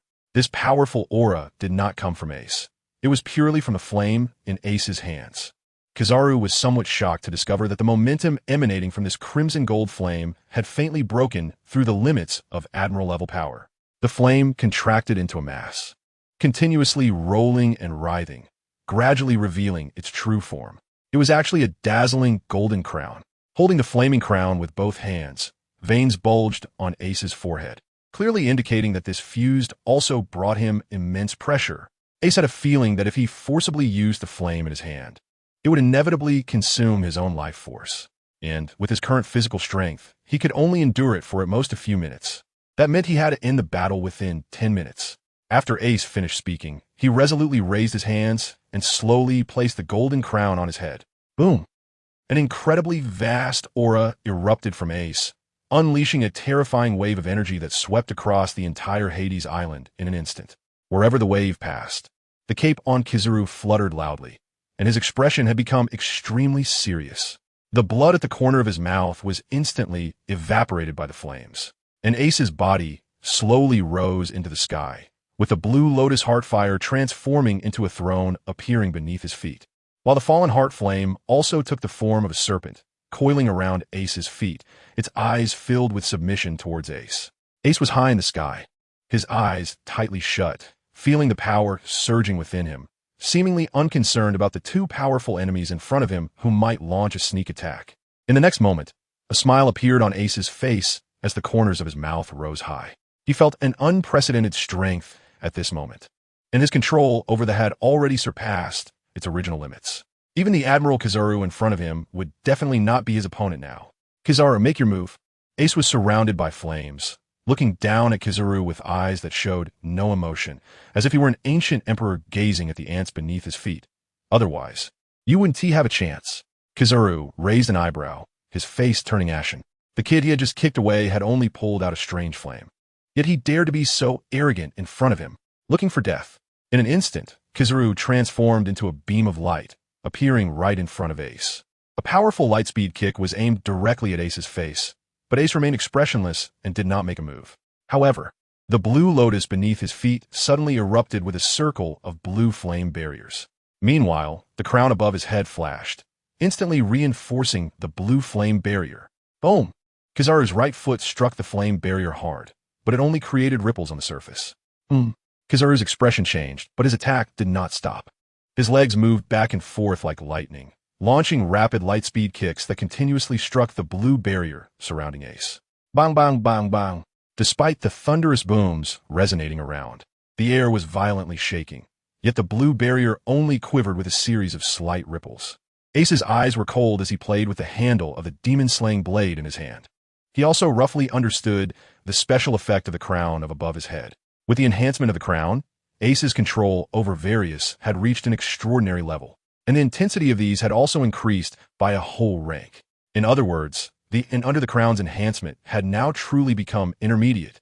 But just then, Kizaru's right leg gathered all the power from his previous lightspeed kicks, transforming his entire leg into a golden beam of light. Moving so fast, it was almost invisible. Boom! The power of this attack was somewhat beyond Ace's expectations. When it struck the flame barrier, it finally caused a violent tremor. With a crisp sound, although the barrier blocked Kizaru's attack, it ultimately shattered into a wave of flames. Truly worthy of being an admiral, Ace exclaimed in admiration. However, what was clearly a compliment directed at him sounded, for some reason, so harsh in Kizaru's ears. He was a vice admiral, yet he was being evaluated like this by a junior in front of him? How infuriating! Amatsu Mikaboshi. Kizaru was truly enraged now. He let out a roar, clenched his fists, and suddenly pulled outward. Photons accumulated between Kizaru's hands, instantly forming a dazzling light sword. This light sword vibrated at high speed, generating a terrifying heat that even scorched the air around it. All right, it's my turn to strike. Ace's gaze also became sharp as he held the Demon Slayer in one hand, stepping through the void, advancing step by step towards Kizaru. Kizaru, you better be on high alert. Ace's voice was incredibly deep, carrying a cold, imperial aura that made Kizaru immediately narrow his eyes. Otherwise, you'll die. Kizaru's pupils suddenly contracted, narrowing into a dangerous slit. Kid, you don't really think that was my true strength, do you? With his right hand holding the sword, he suddenly swung the tank wise sword beside him, the sharp aura emanating from it rivaling that of a true supreme blade. You dare to boast like this and think you can kill me? You'll have to wait until your next life for that. As soon as the words fell, Kizaru pushed off the ground with force, holding the lightsaber in reverse, and charged towards Ace, his face devoid of the usual laziness, his gaze incredibly sharp. Ace's expression remained calm, but the hand gripping the Demon Slayer tightened as well. Although the two had not yet erupted into battle, the air between them was already surging wildly. This was the clash of the momentum of strong fighters, and in the next moment, a tremendous battle was inevitable.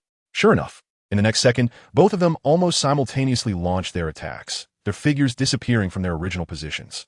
Whoosh! The speed of the two was so fast that it created a sonic boom in the air. Boom! The air at the center between them was compressed to the extreme, as if it had suddenly collapsed. Clang! Clang! Clang! The golden flash collided with the Demon Slayer enveloped in crimson golden flames in an instant. The explosive roar continued to resonate at the point of their confrontation, and the Huangquan island beneath their feet was once again collapsing and shattering. Countless fragments soaring into the sky. You do have some strength. The expression on Kizaru's face was grim. Ace raised his eyebrows and didn't say a word, but pointed behind Kizaru.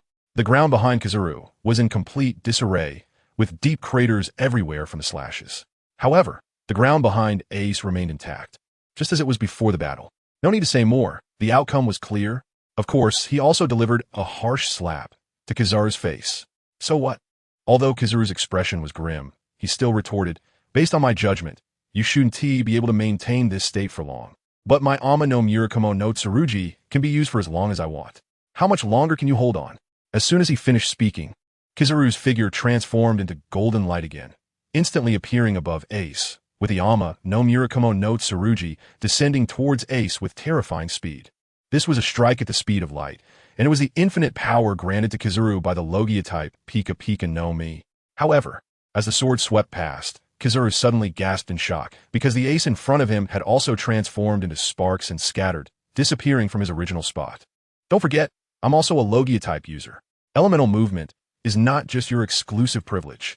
Ace has suddenly appeared behind Kizaru, giving him instant goosebumps. But Ace's words were not finished.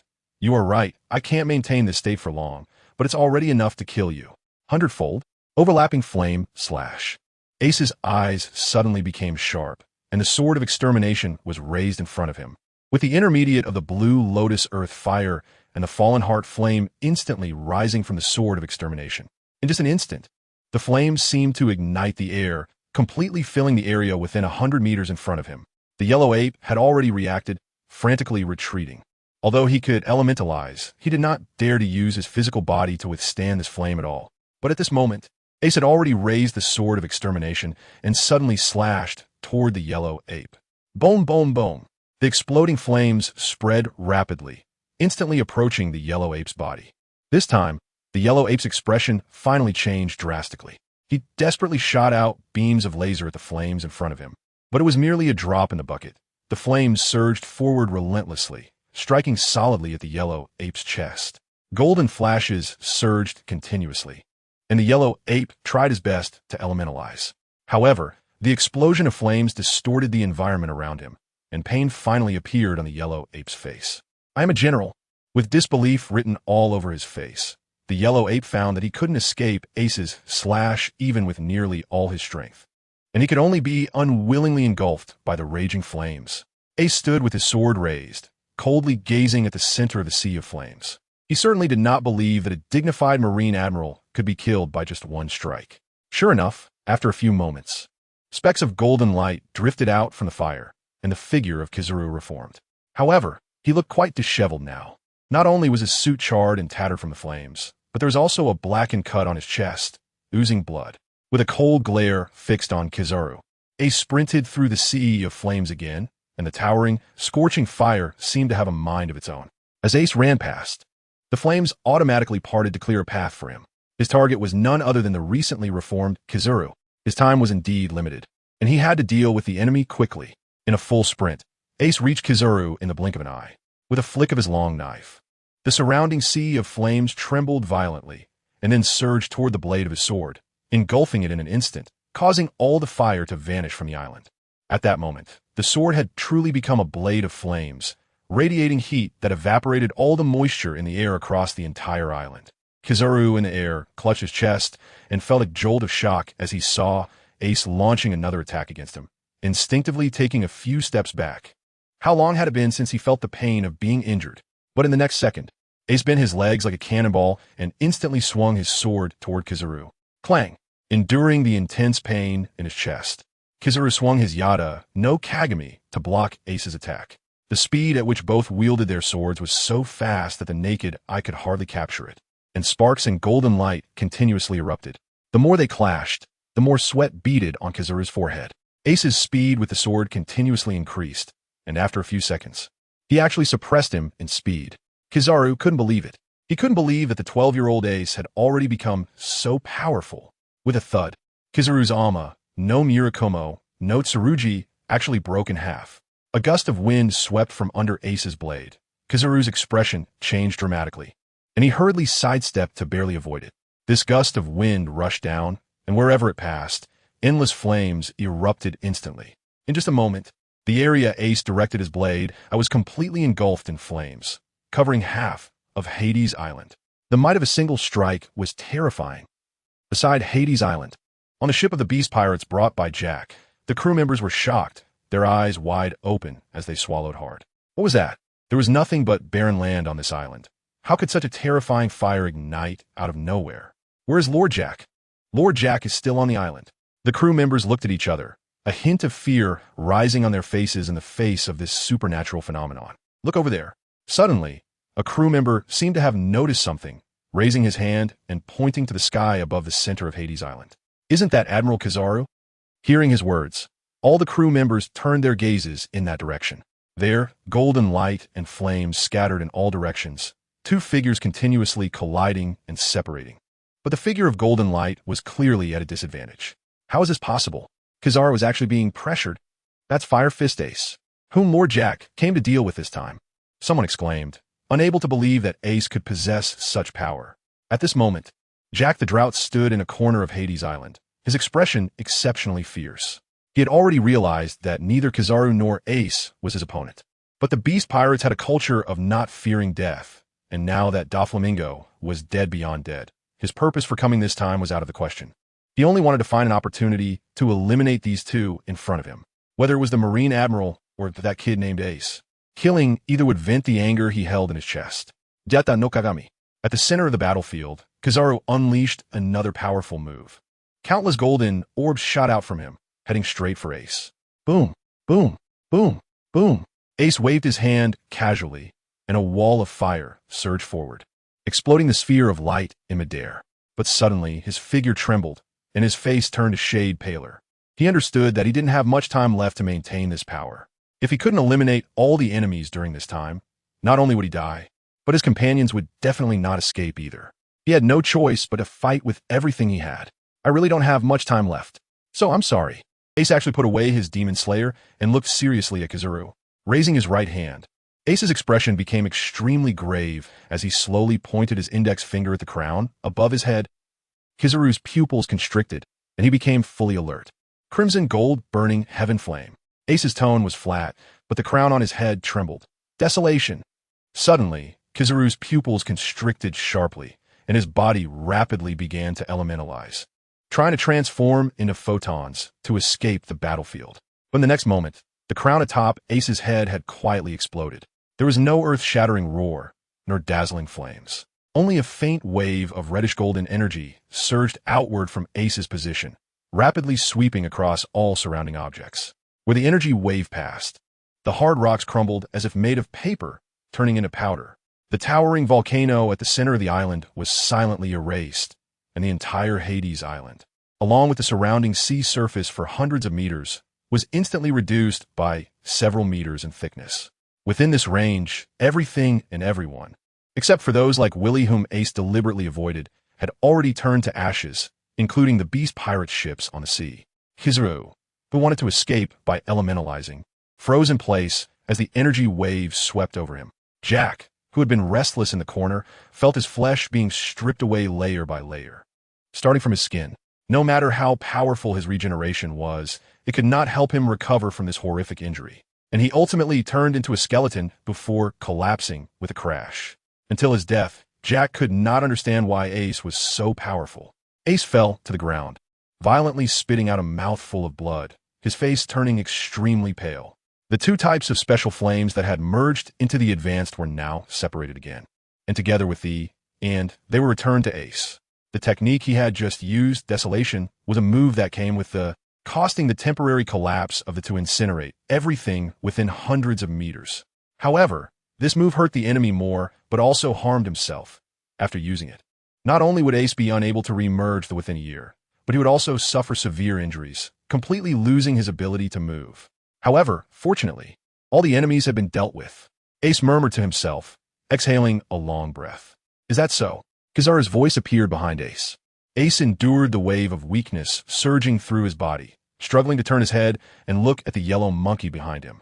Huh? Ace's eyes suddenly widened, and his expression twisted. Clearly, they had reached the most critical moment, but Ace suddenly found it hard to control his emotions. Ace laughed out loud. He knew that this serious occasion was not the right time to laugh, but the problem was that he simply couldn't hold it in. In front of him, Kizaru had completely lost all his hair. Kizaru already had a rather lewd appearance, and now, not only was he left with a bald head, but his suit was also burned into tattered rags, making it only describable as ragged. Overall, the bald Kizaru in front of him exuded a lewd aura that made Ace think of a certain special profession from his previous life on an island nation. What are you laughing at? Kizaru's face turned ashen. He couldn't understand why Ace could still laugh. Ace clearly had difficulty even moving, and although Kizaru had barely endured Ace's attack, the annihilation, and was also severely injured, he still had enough strength to fight. At least from Kizaru's perspective, he could easily finish off Ace with a casual strike. Ace shrugged and did not answer Kizaru, but his right hand had already quietly grasped the only 7th grade elixir, the reviving pill. As long as he didn't lose his head and heart, swallowing this pill would directly heal all his injuries. This was Ace's true confidence. Humph. Do you still expect someone to come to your rescue? Kizaru's fingertips had already begun to glow with golden light, and his eyes were filled with killing intent as he looked at Ace. He had never suffered such a great loss in his life. Kizaru clearly misunderstood Ace's intentions and said cruelly, "Don't be delusional. It's impossible for anyone to come. Just accept your death." After saying that, the golden light at his fingertips flashed to its limit, seemingly ready to pierce through Ace's head in the next second. At that moment, Ace's right hand had already lifted to his mouth, his eyes slightly squinted, ready to throw the elixir into his mouth at any moment. Whoosh! The golden light from Kizaru's fingertip shot out, and Ace instantly swallowed the elixir. Thud! But just then, the sea surface near Hades Island suddenly stirred up a wave, and a figure suddenly leaped out of the water, flying toward the ground at a terrifying speed, quickly inserting itself between the two. Without saying a word, the newcomer crossed his arms and blocked in front of Ace, taking Kizaru's laser attack head-on. Boom! The violent explosion shattered the sleeves on this person's arms. Yet he did not take a single step back, instead revealing an extremely dark haki on his arms. Who? Kizaru's face became extremely stiff. Was he cursed today? There really was a strong person coming to rescue Ace. He felt a bit of pain in his face. As the smoke from the explosion gradually dispersed, the newcomer's face was revealed to Kizaru and Ace. Silvers Rayleigh? Both of them called out the name of the newcomer simultaneously. But Kizaru's expression was as dark as could be, while Ace looked at Kizaru with a strange expression. To be honest, Ace had no prior knowledge of Rayleigh's arrival. Kizaru, your mouth truly lives up to the name of an admiral. Whatever you say will come true. Ace was quite skilled at rubbing salt in the enemy's wounds. The already injured Kizaru directly spat out a mouthful of blood, clutching his chest and retreating several steps. Frustrating. So frustrating. After Rayleigh blocked Kizaru's attack for Ace, he kept watching Ace, as if he saw the shadow of their captain on Ace's face, liking it more and more. Glancing at Kizaru's disheveled appearance, Rayleigh's mouth curved up higher and higher. It seems that Ace's strength was also ridiculously strong. Ha ha! Rayleigh let out a hearty laugh and said to Ace, "Ace, I'm your Uncle Rayleigh. Leave the rest to me. I'll teach this yellow monkey a lesson." Huh? Teach me a lesson? Kizaru said with a dark face. Rayleigh, do you think you are still the Hades of the past? I admit that I am injured now and not your opponent, but if I, Kizaru, want to leave, there is no one in this world who can stop me. Kizaru's voice reflected his strong confidence. With the speed of his Pika Pika no Mi, he was indeed close to the pinnacle of this world in terms of speed. In his prime, Hades Rayleigh might barely keep up. But he knew that Rayleigh had been seriously injured in his early years, and now his strength barely reached the admiral level. At this moment, Ace felt a warm flow surging in his body, and his injuries were constantly being healed. However, the speed of the healing was not as fast as he had expected. It would probably take an hour to completely heal his injuries. If Hades Rayleigh had not arrived in time, he might have really fallen into a life-and-death crisis just now. Ace is a person who knows how to repay kindness, so he waved his right hand and took out the last Qingming longevity pill. Uncle Rayleigh, this pill should help alleviate the hidden injuries in your body. Please accept it. Rayleigh looked at the pill in Ace's hand and felt it was somewhat familiar. He was moved and took out a small pouch from his pocket, which contained an identical pill. Haha, I already have this thing here, you should keep it, Rayleigh said as he pushed Ace's hand back and directly tossed the pill into his mouth.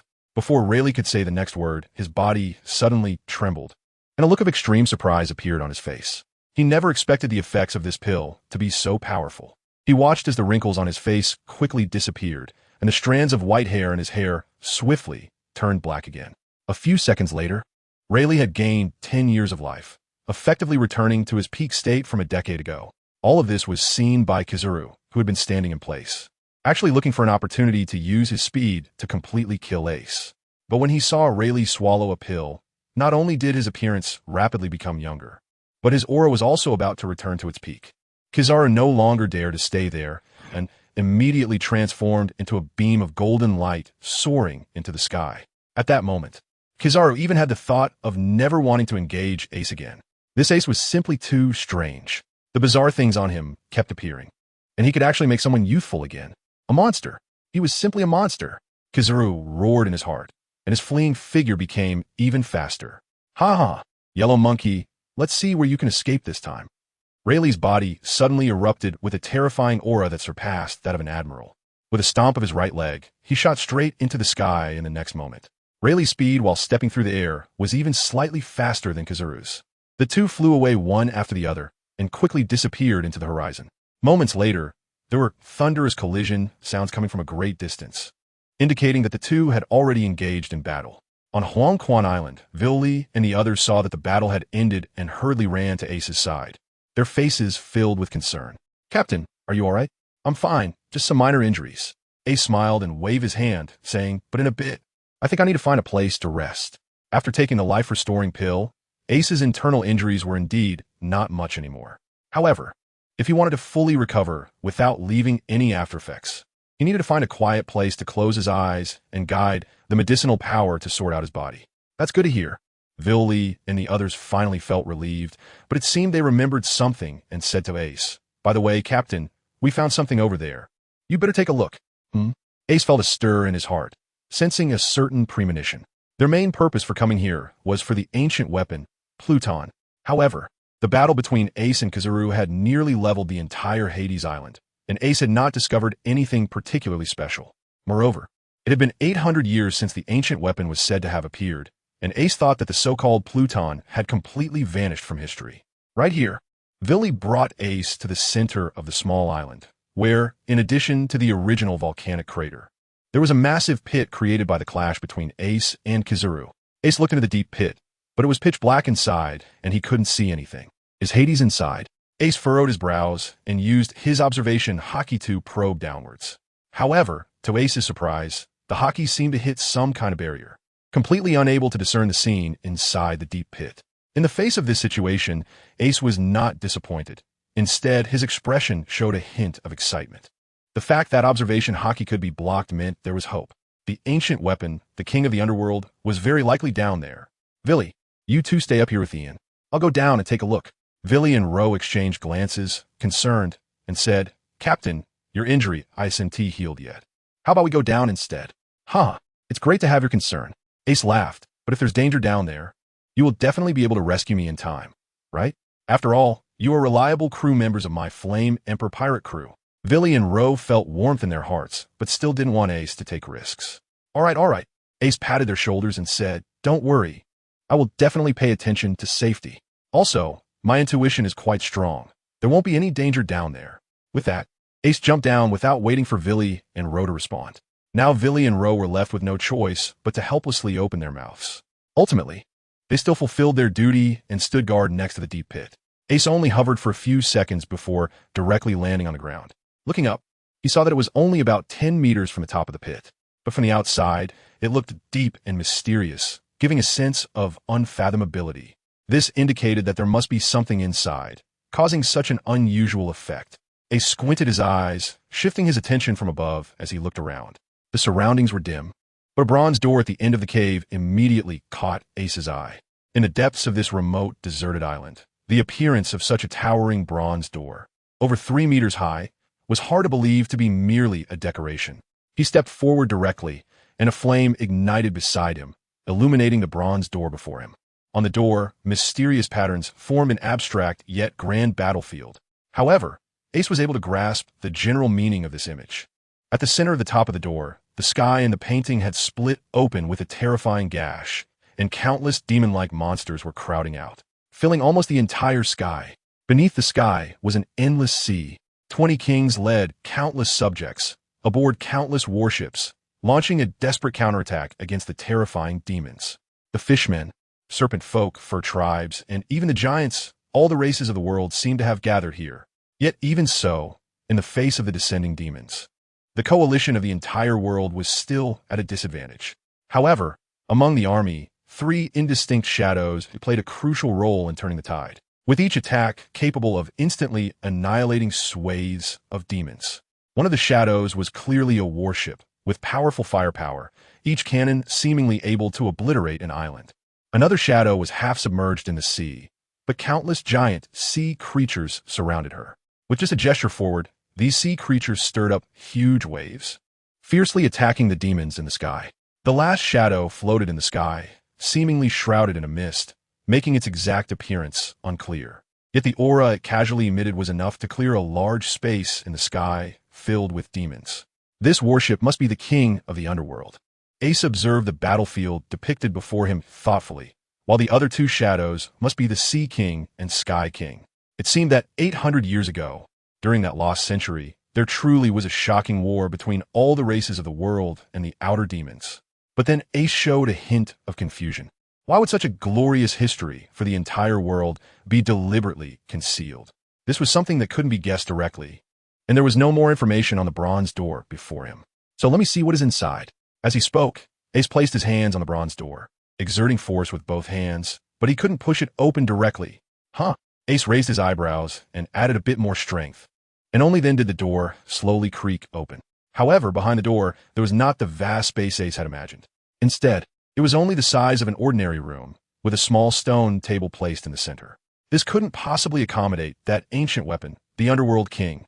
Ace frowned, feeling a bit disappointed. Could it be that in the end, it was all for nothing? Ace walked to the center of the room and looked at the stone table. On the table, there was only one item, a diamond-shaped crystal that was pitch black and incredibly deep. Ancient weapon Hades Energy Core detected. It is recommended that the host pick it up. Energy Core? Ace looked at the mysterious diamond-shaped crystal in front of him, already having some guesses in his mind. Indeed, a massive ancient weapon like the Underworld King could obliterate a small island with a single shot, making it impossible to use ordinary shells. Moreover, just the operation of such a terrifying weapon probably couldn't be achieved with the common sail power of today. So how was this energy core manufactured? Ace reached out to take the energy core in his hand. Suddenly, he felt a chilling energy inside that seemed to come from the depths of the underworld. It couldn't be manufactured. There was only one in the entire world. After all, there could only be one Underworld King. The system's cold voice echoed. What? Ace was genuinely puzzled this time. I heard that Tom had the design blueprint for the Underworld King. That's just the design for creating the Underworld King's shell. And this energy core is equivalent to the heart of the Underworld King. Without a heart, the Underworld King wouldn't even be able to move. Oh, Ace's expression became strange.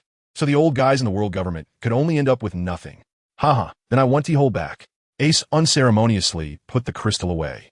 Now he not only had the heart of the Underworld King, but also the design blueprint of the shell in Fishman Tom's hands, which was basically already in his possession.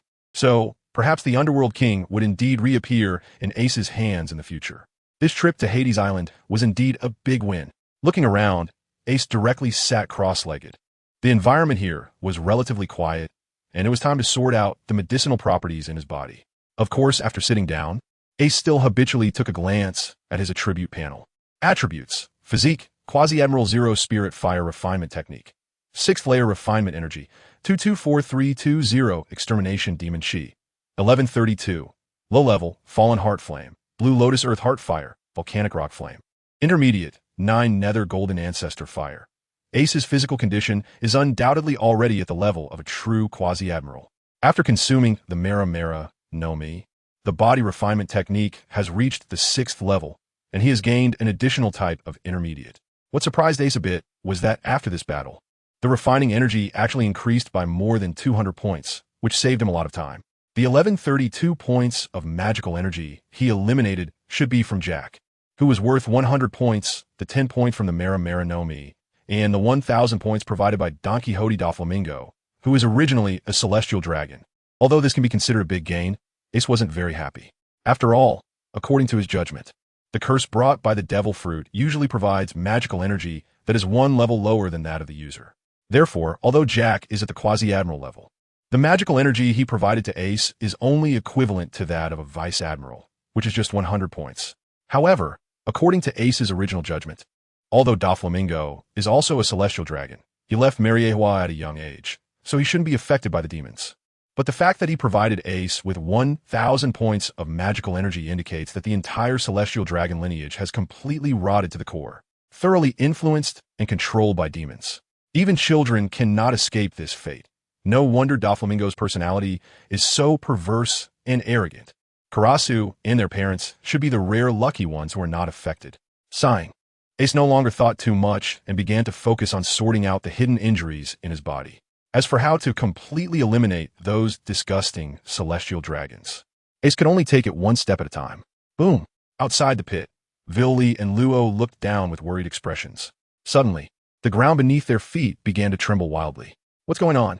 Villi's expression tightened, unable to help but ask if Kizaru had suddenly returned. Luo's face also changed as he suddenly looked up at the sky, where a massive shadow was floating toward them. Quick, I'm going down to find Captain. You hurry and contact the people on the submarine, Villi said as he wanted to jump into the pit. But at that moment, the entire Hades Island, along with a large amount of surrounding seawater, began to float up in a tremor. Then, Hades Island quickly soared into the sky, and Villi's footsteps froze in place as the two exchanged glances, their faces turning pale. What on earth is this? In the sea, a terrifying pit appeared where Hades Island used to be, with a large amount of seawater rushing into it, creating a massive whirlpool. Robin and the others, who were rising from the seabed, were instantly alarmed and struggled to break free from the whirlpool's pull, barely surfacing. When they reached the deck and looked up, they could only stare in shock as Hades Island merged into the vast shadow above, flying higher and higher until it gradually turned into a few small black dots and finally disappeared. Sister Robin, did Ace fly away? Luffy strained his neck to look up. Robin didn't know how to explain to Luffy. After all, this scene was equally shocking to her. That was an entire island, although it was just a small volcanic island. Who would have thought that a small island could float up into the sky like this? What a joke. Boom, boom, boom. Just then, a deafening explosion sounded, and Rayleigh's figure flew in from the horizon, landing directly on the deck of the submarine. After taking care of one of Kizaru's arms, he ultimately escaped, so Rayleigh rushed back immediately. But did some old guy take advantage of the situation? Rayleigh didn't care about the wary gazes of those around him. He simply looked up at the sky, his eyes squinting slightly, his expression somewhat uncertain. Who are you? Asked the white bear Beepo, baring his teeth. Don't shout so loudly. Rayleigh was interrupted and, with no immediate way to respond, countered. Are you Ace's crew? I'm Rayleigh, Ace's uncle. Huh? Beepo was startled and immediately lowered his head, mumbling repeatedly. I'm sorry. I'm sorry. I'm sorry. Rayleigh. Robin was taken aback. That name was indeed well known. The right-hand man of the Pirate King, Rayleigh of the Roger Pirates. Who doesn't know him? Didn't you see how stunned Beepo and the others were? They are all crew members of the Flame Emperor Pirates. But I'm not Ace's crew. Luffy's eyes lit up. You're Ace's uncle. Ace is my brother. Oh, Rayleigh's eyes widened. So Captain Roger had two sons? Is your father Roger? Father? Luffy scratched his head. Do I have a father? I only know my grandpa is Garp. Beepo and the others were shocked, retreating several steps and leaning against the wall of the cabin. How did this conversation feel so loaded with information? And what kind of chaotic relationship is this? Why do these names sound so terrifying? The Dark King Rayleigh? The Pirate King Roger? And the Marine Hero Garp? Actually, upon hearing this, Rayleigh roughly understood the relationship between Ace and Luffy. It was simply that before Captain Roger was executed, he entrusted Ace to Garp, Luffy's grandfather. This didn't surprise Rayleigh. After all, although they were enemies by position, Roger and Garp had established a friendship that transcended their stances through their continuous battles. What made Rayleigh's expression a bit strange was that his captain had fought with Garp for most of his life, and yet he ended up having a son who was recognized as Garp's grandson. It meant he had to lower his generation in front of Garp. Rayleigh didn't know if Garp did this on purpose, but even if he did, and if Roger knew in the afterlife, Rayleigh believed that his somewhat unreliable captain wouldn't care at all. He would only thank Garp for bearing the pressure and raising his son. Thinking of this, Rayleigh smiled and patted Luffy's head, asking, "What's your name?" "My name is Luffy. I'm going to be the Pirate King," Luffy said, clenching his fists with determination. Upon hearing this, Rayleigh raised his eyebrows and smiled even more happily. He remembered that after Garp fought with them, he was full of determination to train his son and grandson to become the strongest Marine. But it seemed Garp's grandson had strayed from that dream. This is interesting. As Garp's old friend, how could Rayleigh not help his grandson realize his dreams? "Luffy, are you interested in taking me as your master?" Rayleigh said kindly. "If you want to become the Pirate King, you need to get stronger." "Not now. I have to protect Sister Robin until Ace comes back. Luffy pointed to the sky. Rayleigh wasn't angry at Luffy's words. Instead, he felt very happy that Ace had a brother like Luffy. Haha, don't worry. Ace will be fine. The one floating in the sky is just an old lion. That guy has suffered more injuries than I have over the years. Ace can handle it himself. The only person in the world who can make an entire island float into the sky is that one person. So Rayleigh directly guessed the identity of that old lion and naturally was not so worried about Ace. After all, Ace is now strong enough to beat Kizaru into such a sorry state. In fact, Rayleigh has overestimated Ace's strength under normal circumstances. Ace wouldn't be able to handle an admiral. Luffy, Mr. Rayleigh, is the vice captain of the Roger Pirates. Robin spoke up, genuinely concerned for Luffy's well-being. If Luffy received Rayleigh's guidance, his strength would definitely improve by leaps and bounds. If Captain Ace were here, he would definitely agree. Luffy tilted his head and thought for a while, his eyes finally brightening as he nodded happily. Haha, that's more like it. Only by becoming stronger can you become the Pirate King and better help your brother. Rayleigh laughed heartily and said, All right, you all come with me for now. Once I have news of Ace, I will notify you. And Luffy, you must work even harder with me from now on. Okay, Master Rayleigh. Luffy wrinkled his nose and said firmly, I will definitely work hard to get stronger. Ha ha ha. Rayleigh was in a good mood as he directed them to set sail towards the Grand Line. Now that he had taken on a disciple, he needed to teach Luffy well. Unbeknownst to Ace, who was already in the sky, Rayleigh had actually taken Luffy as a disciple 8 years earlier because of him. Inside the Bronze Gate of Hell Island, there was an extraordinary absence of any vibrations. Ace's body was enveloped in a faint glow of fire, and the medicinal properties were continually healing his internal injuries. Half an hour later, Ace's injuries had completely healed, and his quasi-admiral level of physical strength had truly solidified. With a sudden burst, Ace's body elementalized, transforming into a blazing flame that shot out, instantly bursting through the Bronze Gate and soaring into the sky.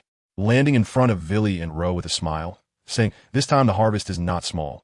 In a sense, the king of the underworld is already in hand. Captain, although Villy wanted to congratulate him, he couldn't help but point to the surrounding environment and said, It seems we have trouble. Ace was taken aback, snapping out of his excitement as he glanced around. His expression was somewhat stiff. Now they, along with the entire Hades Island, had apparently floated into the air, surrounded by a group of floating islands. It seemed they were already at an altitude of 10,000 meters. Luo swallowed hard, as if he still hadn't recovered from his shock. Ace was also a bit confused and didn't react for a moment. What was going on? What should the captain do? The violent tremor had just woken Ian up, and at this moment, Ro was supporting him while asking Ace. Of course, having taken revenge for his great grievance, Ian's address for Ace had already changed to Captain. Ace snapped out of his initial confusion, stroking his chin as he began to sort through the current situation.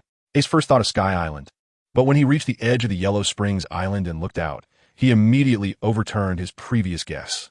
The surrounding islands were not surrounded by a sea of white clouds, let alone the clearly distinctive white sea. It seemed that this was not Sky Island. Ace murmured to himself, but soon the corners of his mouth curled up into a smile. His strength gave him great confidence, and he felt ready to face this unknown adventure. Whatever. Let's just go and take a look.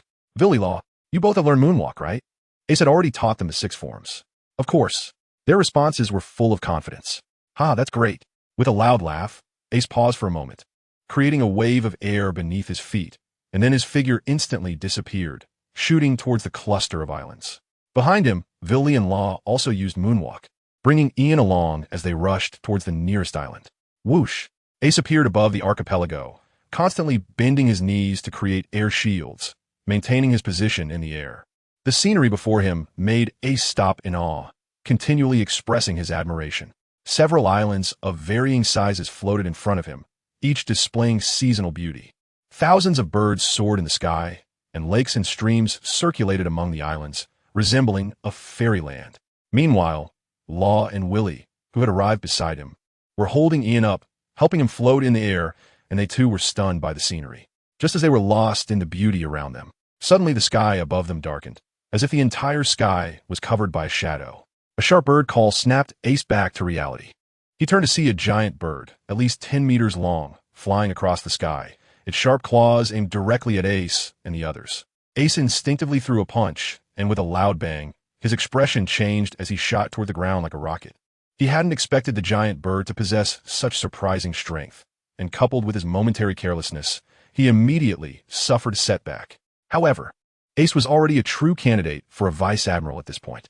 Although he had only used 10% of his strength in that punch, it was more than enough to match a rear admiral. Yet, even so, he still suffered a minor loss under the claws of the strange bird, which was enough to prove the terrifying power of the creature. Looking for death, Law, still in midair, immediately swung his sword, the Onigiri suddenly flicking it upward, sending a black sword energy soaring into the sky, easily slicing off a small piece of the giant bird's wing. Screech! Blood gushed out as the giant bird let out a terrible cry, immediately rolling downwards and crashing into the remaining 3 people in the air. Boom! Dust and smoke erupted in the forest as Ace brushed off the dust from his pants and helplessly walked out, smiling to himself. It really is true that one must never let their guard down at any time. Looking at the giant bird falling from the high sky, Ace leaped high into the air, performed a backflip, and with his right leg's muscles bulging, he kicked out with all his strength, striking the right side of the giant bird's body. Bang! The giant bird's cry abruptly stopped. Under Ace's full force, it had no power to resist, crashing through dozens of giant trees before twisting its body and losing consciousness. Tap! Tap! The 3 of them, Willie and the others, stabilized themselves and landed beside Ace. "Are you okay?" Ace asked as he looked at Willie and the others. "We're fine," they replied with smiles. Such a level of impact was not enough to hurt them. Rumble. But just then, the trees in front of Ace suddenly fell to the sides, and immediately a massive crocodile-like creature charged out, its body flat but exuding an extraordinary aura, trampling everything in its path as it crashed directly towards Ace and the others. The Villy behind, Ace stepped forward, but just as he posed to strike, a 10-meter-long octopus tentacle suddenly reached out from the trees on the other side, wrapping around the crocodile. Immediately after, a fierce octopus creature rushed out, lifting the crocodile high with one tentacle while the other 7 tentacles formed fists, pounding down on the crocodile like a torrential rain. Blood spurted from the crocodile's mouth as it rolled its eyes and fainted. Squeak, squeak, squeak. The victorious octopus turned its body, ready to pounce on Ace and the others. Suddenly, a piercing insect sound rang out from the side, and before the octopus could react, a giant green mantis with blood-red eyes flew straight toward it. Although the mantis was still much smaller than the octopus, its sharp sides sent a chill down one's spine. Buzz! With blood-red eyes and wings spread wide, the mantis suddenly darted toward the octopus at an astonishing speed. Ace felt that this speed was almost on par with the Six-Style Shave. In an instant, the bodies of the 2 beasts crossed each other, and several cold glints flashed. The octopus struck at the mantis's claws, leaving a trail of blood. Suddenly, blood spurted out, and the claws instantly detached from the body, while the octopus also widened its eyes and fell to the ground with a thud. Squeak! The mantis's blood-red eyes targeted Ace, its hind legs bent, seemingly ready to slice Ace into pieces. But this time, Ace didn't need to make a move. A black bear with white stripes suddenly appeared behind the mantis, its thick and long bare arms nearly dragging on the ground. Its appearance was clearly very heavy, yet it moved with surprising speed, leaping suddenly and instantly appearing behind the mantis. The massive bare arms quickly wrapped around the mantis's body, and the immense strength made the mantis foam at the mouth. Just as the mantis barely lifted its 2 sharp forelimbs to resist, the black bear's sturdy waist bent backward, as if it had no bones. Boom! With a head-first slam, it smashed the mantis's head into the ground. Ugh! The black bear turned its head to look at Ace and the others, tilting its small bare head to the side, looking surprisingly cute. Oh, Ace immediately threw the thought out of his mind as the black bear let out a furious roar, revealing its sharp teeth, and its bare face suddenly became hideous and terrifying. Boom! The black bear charged towards this side with all 4 limbs, swatting away all the trees in its path with a single paw. The clash between these beasts seemed to last a long time, but in reality, it only took an instant, leaving several people dumbfounded. They had never seen these beasts that seemed to know only how to fight, regardless of the reason. As Ace watched this familiar scene, he finally guessed where they were. Hey! The black bear's paw had already slammed down on Ace's head. Ace sighed, raised his right fist, and struck towards the black bear in front of him. In an instant, he actually struck first, directly hitting the black bear in the face. Bow! A wave of air spread out from Ace's fist, and the black bear's face twisted and deformed at a visible speed, being knocked out of the forest, scattering a string of bloody teeth in the air. The terrifying black bear could not withstand Ace's punch, shaking off the blood from his hand. Ace looked up at the largest island in the center of the island group and said, "Is it really you? Then let me see this legendary pirate." As soon as he finished speaking, he shot out in that direction. A legendary pirate? Law pondered for a moment. He had spent some time at sea with Crocodile, so he was relatively familiar with this history. "Who is it?" Willie asked curiously, immediately speaking up. There are only a few pirates who could be called legendary. A glint flashed in Law's eyes. Only one person could float so many islands in the air. "Who is it?" Ian also asked impatiently. Law's expression became extremely serious as he said, "The flying pirate, Golden Lion Shiki." Golden Lion Shiki, the notorious pirate from the old era, was as famous as the Pirate King Joel D. Roger and Whitebeard Edward Newgate. Law and Willie continuously dashed through the forest, closely following Ace, and patiently introduced Shiki to Willie. Golden Lion had the largest pirate fleet at sea back then, and he had ambitions to conquer the world. He attempted to join forces with Roger to overthrow the world, but was rejected by Roger. Out of humiliation and anger, he immediately mobilized all his fleets and engaged in a fierce battle with Roger's crew, nearly pushing Roger to the brink. And then, Ian listened with some tension. But Law laughed and said, "Sometimes luck is really important." A sudden storm saved Roger's life, but Shiki's pirate fleet suffered heavy losses in that storm. At this moment, the group had already rushed to the side of the central island. This island was obviously much larger than the others, surrounded by a circle of floating azure sea water.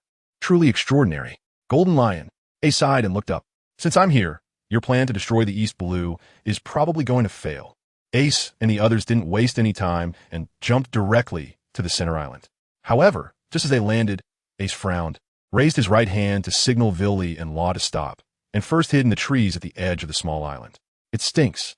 Ian frowned, his body still not recovered, and the smell here made him very uncomfortable. Ace looked at a giant surveillance snail crawling away in the distance before turning his gaze to the trees beside him. "Draft green?" Ace examined the surrounding trees with a serious expression and said to the few people behind him, "The smell from these trees is toxic. Hold your breath, and we'll head straight into that palace." Following the direction Ace pointed, they could see a magnificent palace that was brilliantly adorned, clearly the residence of the Golden Lion. "Captain Ace, why do we need to provoke that Golden Lion?" Ian asked, somewhat confused. Ian had just heard Law's introduction and knew that the Golden Lion was a great pirate who could once be compared to the Pirate King, Roger. There was no need for them to come into conflict with this person. Then how do you plan to get down from here?" Law responded. Those words left Ian with no further questions. Although Vivi and the others could use moonwalk, they were still at an altitude of 10,000 meters, and he really couldn't think of any good way to get back to the ground. Ace smiled. He didn't take this to heart. He just wanted to get a glimpse of the Golden Lion and, by the way, stop his reckless plan. However, there was no need to say this reason out loud. So Ace patted Ian's golden hair and said, "Let's go." After that, Ace took the lead towards the direction of the palace, walking leisurely, showing no signs of wanting to hide his tracks. However, the route he chose allowed him to avoid the surveillance phone bugs ahead of time. This was the contribution of observation hockey. Willie and the others followed closely behind Ace, easily infiltrating the palace. However, once inside, they encountered some trouble. The palace was just too vast, with winding corridors, numerous rooms, and even luxurious features like a greenhouse garden and an indoor swimming pool. At that moment, even with observation hockey, it was impossible to determine where the Golden Lion was. In the end, Ace relied on his vague memories of the anime to head towards the center of the palace. Before reaching their destination, they faintly heard voices. Ace's expression changed as he wanted to listen to who was speaking. But suddenly, the voices stopped, and a hissing sound from high-speed friction filled the air. Before Ace and the others could react, a sharp sword light suddenly broke through the wall, charging straight at them. Accompanying the sword light was an arrogant voice. "Where do these ants come from? Dare to intrude into my palace?" Before the sword light reached him, Ace felt a pressure that made his blood boil, and his expression changed drastically. He didn't dare to be careless and instantly covered his hands with armament hockey. His left arm quickly raised, taking a stance, and he threw a punch at the sword energy. Clang! The sword energy clashed with his fist, and sparks flew between them. But Ace was horrified to find that the power of the sword energy was actually 3 points stronger than his own. Hiss! Ace's feet scraped a trench on the ground as his body continued to retreat, suddenly crashing into the wall behind him. Break! Ace let out a roar and swung his fist again, this punch finally dispersing the sword energy completely. The scattered shards of sword energy left behind marks on the wall, resembling secret scars from a Mother S sword. Such powerful sword energy. Ace's expression had turned extremely serious. The opponent's casual strike held such power, clearly indicating an incredibly strong ability. Stronger than Kizaru. This was inconsistent with the strength displayed in the anime. The figure that had unleashed the sword energy stepped out from behind the wall, looking somewhat surprised. Did he actually block the sword energy I slashed out? Interesting, hee ha ha ha. Accompanied by a boisterous laugh and strange footsteps, a robust figure appeared before Ace and the others. This person was dressed in an extraordinarily luxurious golden kimono, with long golden hair that dragged down to his knees. What startled everyone was that his legs were severed at the knees, replaced by two gleaming swords emitting a chilling light. The strange footsteps they heard earlier were actually the sound of the sword tips piercing the floor. Why is there half a ship's rudder on his head? Ian's voice suddenly broke the tense atmosphere, revealing his childlike nature as he overlooked the terrifying power of the Golden Lion, focusing instead on other aspects. Hee ha ha! The Golden Lion, with a cigar in his mouth, looked at Ian and laughed heartily, saying, "I like this kid, but don't laugh, okay? This rudder is my hairstyle." Hee ha ha ha. Seeing this self-amusing Golden Lion, Law couldn't find any humor in it at all. He had heard plenty about the Golden Lion's strength.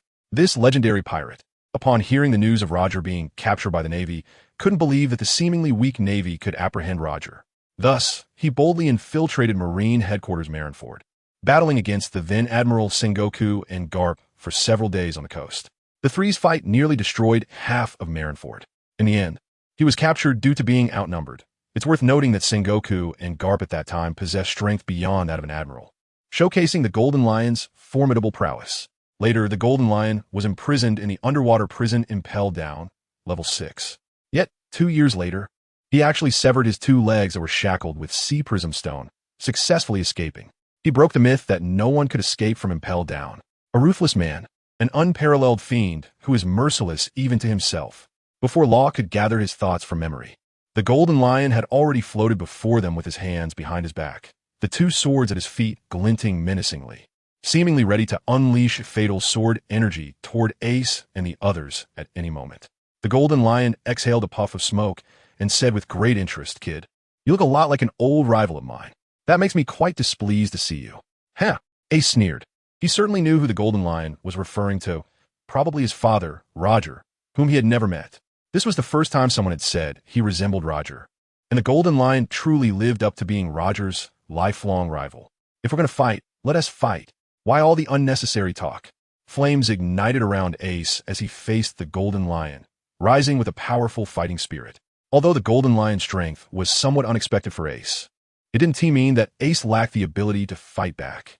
After all, the magic points in the system were enough for him to exchange for a life-saving pill. At worst, they could both end up severely injured. A Logia-type fruit user, the Golden Lion's expression showed interest. "Kid, do you want to become my subordinate?" Thanks to Hurricane Wing for the 100 starting coins, and to myself and Kuao for the 100 book coins.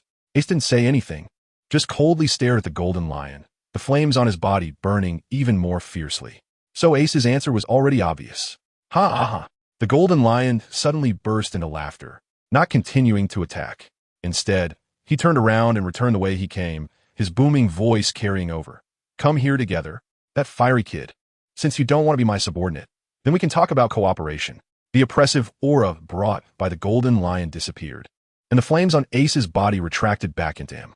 Watching the Golden Lion's back, Ace's eyes narrowed slightly.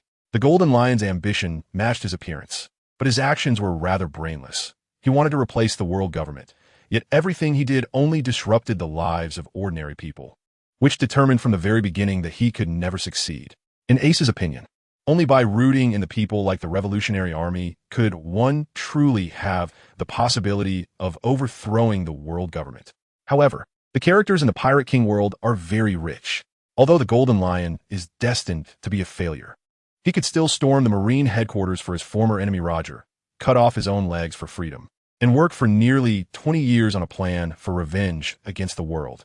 This also made the Golden Lion a character worthy of a hint of awe. "Captain, are we going or not?" Luo asked in a low voice, watching the direction the Golden Lion had disappeared with a vigilant expression. "Let's go." "Why not?" Ace's eyes sparkled with determination. If he didn't even have this little bit of courage, how would he face even more terrifying enemies in the future? After saying that, Ace took the lead and walked inside, with the others quickly following behind. After passing through a narrow corridor, Ace and the others arrived in a dining room.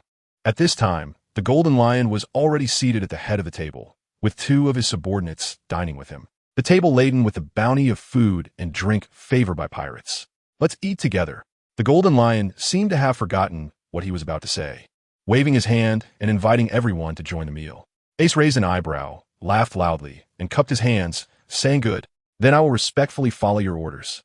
He then sat down with a thud, tearing off a chicken leg and munching on it, his mouth full of grease. Not bad, kid. I think I'm more interested in you now." The Golden Lion swallowed half a chicken in one bite, laughing as he called out to Willie and the others. "You guys eat too. Don't be shy. A man should eat and drink heartily." Willie and the others exchanged glances, but seeing Ace nod, they also sat down. After a hearty meal, Ace wiped his mouth and smiled at the Golden Lion in the main seat, saying, "Now that we've eaten and drunk, you should tell us how you want to cooperate, right? Not so fast, not so fast. You should tell me your name first." The Golden Lion tried to put on a friendly demeanor. "My name is Ace." Ace shrugged. "Ace." The Golden Lion was genuinely surprised this time, his face showing disbelief. "Your full name wouldn't be Gold. Ace, would it?" "No." Ace's pupils contracted. The Golden Lion seemed to know something. "Portgas Ace. That is my full name." Although Ace no longer had strong objections to his father, Roger, he was still most grateful to his mother. So he had no intention of changing his name back. "I see. Then you're not Roger's son. I was wondering how there could be such a coincidence." The Golden Lion breathed a sigh of relief and took a swig of alcohol, but the next second, as if he remembered something, he suddenly sprayed the drink out of his mouth. "What did you say?" "Portgas." The Golden Lion's eyes widened to the maximum. Wasn't that Roger's woman? At the time, the Golden Lion had considered kidnapping Roger's family to force him into cooperation, so he had done a thorough investigation into Roger's family. During that investigation, he accidentally learned the name of Roger's woman and that Roger wanted to name his child Ace. He never expected such a coincidence to exist in the world. What a coincidence. "Ace, let us cooperate. As long as you nod, I will definitely help you completely bring down the world government, and we will replace those disgusting celestial dragons and ascend to the altar of this world." The Golden Lion was so excited that he stood up, raising both hands high, his voice full of incitement. He was called the Golden Lion not only because he had lion-like hair, but also because of the lion-like majesty he exuded. More importantly, he had the ambition and courage to roar across the seas and dominate the world. Why should those celestial dragons be called gods? Why shouldn't he be the one called a god? The Golden Lion stared intently at Ace, believing that Ace would make the right choice. Only by cooperating with him could they maximize their benefits, right? Although, after reaching the altar, the first thing the Golden Lion would do would be to eliminate his current collaborator. A ruler only needs one. Willie and the others also turned their eyes to Ace, ready to unconditionally support whatever decision Ace made. Ace raised his head under the gaze of the crowd and smiled at the Golden Lion. Just when everyone thought he was about to agree, Ace smiled and said 3 words. "I refuse." Boom! The Golden Lion's smile froze on his face, and an incredibly oppressive aura burst forth. His knee-length golden hair flew behind him, resembling the mane of an angry lion. "You dare to refuse me?" Just like his lion-like strength, the Golden Lion's temper was as explosive as a real lion's. It was already a limit for him to calmly speak with Ace for so long. If it weren't for Ace's father's sake, how could he possibly waste so much time talking to someone he deemed weak? "What's this? You refuse, and you want to make a move?" A mocking smile appeared on Ace's face. As a half-transmigrator, how could he not understand the Golden Lion's thoughts? How could he not know about this great pirate's temper and ambition? Collaborating with such a person is no different from seeking skin from a tiger, or rather, it is more fitting to say seeking skin from a lion. You two father and son are truly cut from the same cloth. The Golden Lion laughed in anger. After ruling the seas for so many years and hiding in the air for a decade for his plan, it seemed that some had already forgotten his might. "It looks like after 10 years of not making a move, I am almost forgotten." At this point, the Golden Lion soared into the air, no longer hesitating. His legs flashed, and then beams of sword light slashed down towards Ace. He intended to beat Ace half to death first, and then have a good talk about cooperation. Ace was already prepared for battle when he rejected the Golden Lion, watching him with a vigilant expression. The moment the Golden Lion leaped into the air, Ace's spirit fire body refinement technique suddenly erupted, and surging flames began to burn and leap around his body. Fire Fist. In response to the Golden Lion's attack, Ace held nothing back. His right palm tightened into a fist, his body slightly turned, his expression suddenly focused, and then he violently punched forward. Whoosh! Ace's fist erupted with raging flames, instantly expanding into a terrifying fire fist that slammed into the Golden Lion's sword energy. Boom! The sword energy was directly shattered. Yet the fire fist charged forward with unrelenting momentum, striking towards the Golden Lion's body at an astonishing speed. To the Golden Lion, it seemed that Ace had just received his casual sword strike, requiring 2 punches to respond, suggesting that Ace was much weaker. But this time, Ace was able to disperse all of the Golden Lion's sword energy with a single punch. He could not fathom that Ace could unleash 7 times his original strength. In an instant, he fell into a trap, being engulfed by Ace's fire fist. The fire fist continued forward, burning everything in its path, and in a moment, it destroyed half of the palace. After a cloud of dust settled, the Golden Lion was buried under the ruins. Captain, did you defeat him? Willie and the others rushed to Ace's side, looking at the fiery passage that pierced through half the palace, and hesitantly asked, "How is that possible?" Ace's expression remained serious, his gaze fixed on the center of the debris. Boom! Sure enough, the enraged Golden Lion leaped out from the ruins. A trace of blood at the corner of his mouth, covered in black ash, his blood-red eyes fixed on Ace and the others. Roaring, "You actually made me bleed." Looking at the surrounding ruined palace, the Golden Lion's fury intensified, and he no longer held back. Suddenly soaring into the sky, the Golden Lion extended his arms forward, tracing an arc. Then with his palms facing up, he shouted, "Lion's might? Earthquake!" The ground within 100 meters suddenly churned, as if the earth let out an angry roar, surging like waves. This overwhelming force resembled a mountain collapse, creating a terrifying spectacle that shook the heavens and earth. Countless earth and stones rose from the ground, converging into 4 massive stone lions, each towering several dozen meters high, surrounding Ace and the others. And then they came crashing down, seemingly intent on crushing them into pulp. How could humans possibly do such a thing? Ian's small face turned pale, as the scene before him approached a disaster-level horror. Don't worry, the captain is here. Though Willie was also shocked by the Golden Lion's power, he had strong confidence in Ace. Indeed, just as the massive stone lions suddenly closed in, Ace's indifferent voice emerged from within, and the pressure and constriction of the earth came to an abrupt halt. Flame ring? Fire pillar. Boom! Boom! Ace's body suddenly spun, and torrents of flames erupted from him, roaring in all directions, instantly forming 10 massive multicolored fire pillars around them, soaring into the sky. In an instant, it shattered the lion's might of the Golden Lion, sending clouds of dirt raining down to the ground. Some of the Golden Lion's pirate subordinates in the palace witnessed this shocking scene, unable to believe their eyes. Who is their captain? It's the legendary Great Pirate, the Golden Lion, the man who single-handedly stormed the Navy headquarters and fought against Sengoku and Garp. Yet, this heavenly technique of the Golden Lion was actually broken by someone. Who is that guy bathed in flames? He's too strong. Among these pirates, a blue-haired, comically-looking ship doctor named Indigo looked worriedly at the Golden Lion in the sky, murmuring, "Captain, oh Captain, please be careful. Don't let your old injuries flare up because of this battle." Boom! The battle wouldn't stop because of the shock of these pirates. After shattering the lion's might, the soaring fire pillars, under Ace's control, converged into one and suddenly blasted towards the Golden Lion in the sky. "You little brat, you were hiding your strength just now." The Golden Lion's pupils narrowed, but he showed no intention of retreating. His body spun rapidly, and his legs slashed forward, unleashing dozens of terrifying golden sword chi. Roaring, "Lion, Thousand Cuts Valley!" Zing, zing, zing.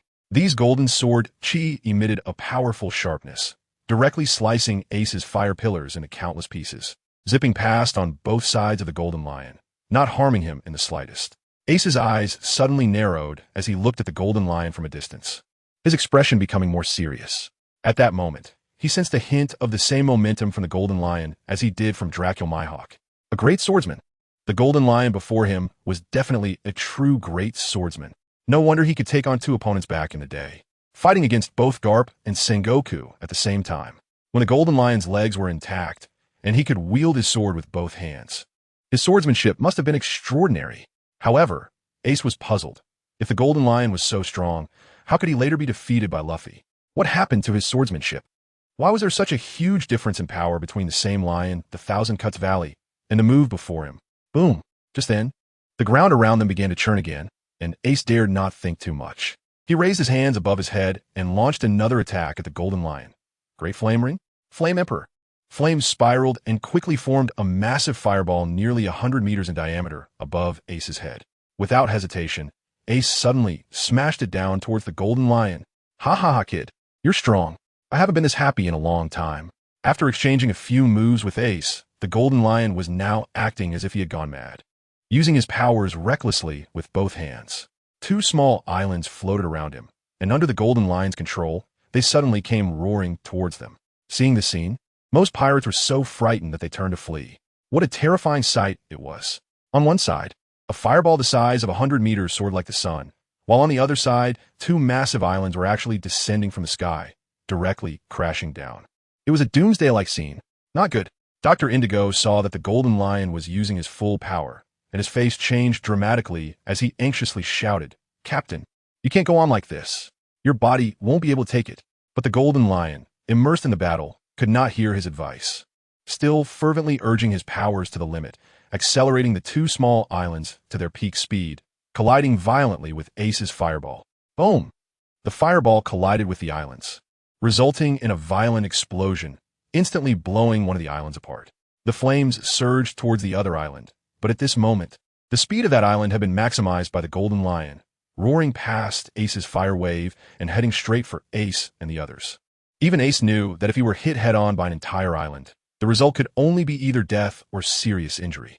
"Get behind me," Ace shouted to Villy and the others, then flipped his hand to draw out the Demon Slayer. The island was now right in front of him, seemingly blocking out the entire sky, bringing immense pressure to Ace and his group. Faced with the island that obscured the sun, Ace exerted all his strength, his muscles bulging to an exaggerated degree. In the next moment, his gaze focused and his arms suddenly slashed down. Instantly, a massive sword chi glowing with a blue light shot out, connecting heaven and earth, slicing the island in half in an instant. Boom! With a deafening roar, the massive land passed by on either side of Ace and the others, crashing down onto the ground beneath their feet. Boom! The violent impact caused a terrifying earthquake, and the entire floating island shook violently, countless cracks appearing on the ground. Run! Mr. Shiki had gone mad. This island was going to be destroyed by those 2 monsters. In the midst of this apocalyptic scene, the pirates under the Golden Lion were filled with terror, starting to flee frantically, exerting all their strength to escape towards the edge of the island. Meanwhile, Ace stood in place, breathing heavily. That last sword strike was the strongest sword chi he could unleash. One sword split an island in half. Ace has already reached the threshold of a great swordsman. This sword energy, after slicing through the small island, still carried a tremendous momentum as it flew towards the Golden Lion in the sky. The Golden Lion in the sky had a strange flush on its face, seeing the sword energy that Ace had unleashed so close. It excitedly lifted its legs and forcefully crossed them in front of itself, unleashing 2 golden sword energies. With a loud bang, they simultaneously vanished into the sky alongside Ace's sword energy. Ace steadied his breath, his face slightly pale. The strength of the Golden Lion before him was truly formidable. Ha ha ha! Ace, I didn't expect your swordsmanship to be quite impressive.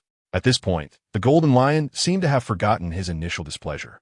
It was as if he had rediscovered the passion of his youth in the midst of battle. His hair and beard were all standing on end, and his golden locks resembled a lion's mane as he looked down at Ace with disdain, shouting, "Kid, show me if you can block this next move."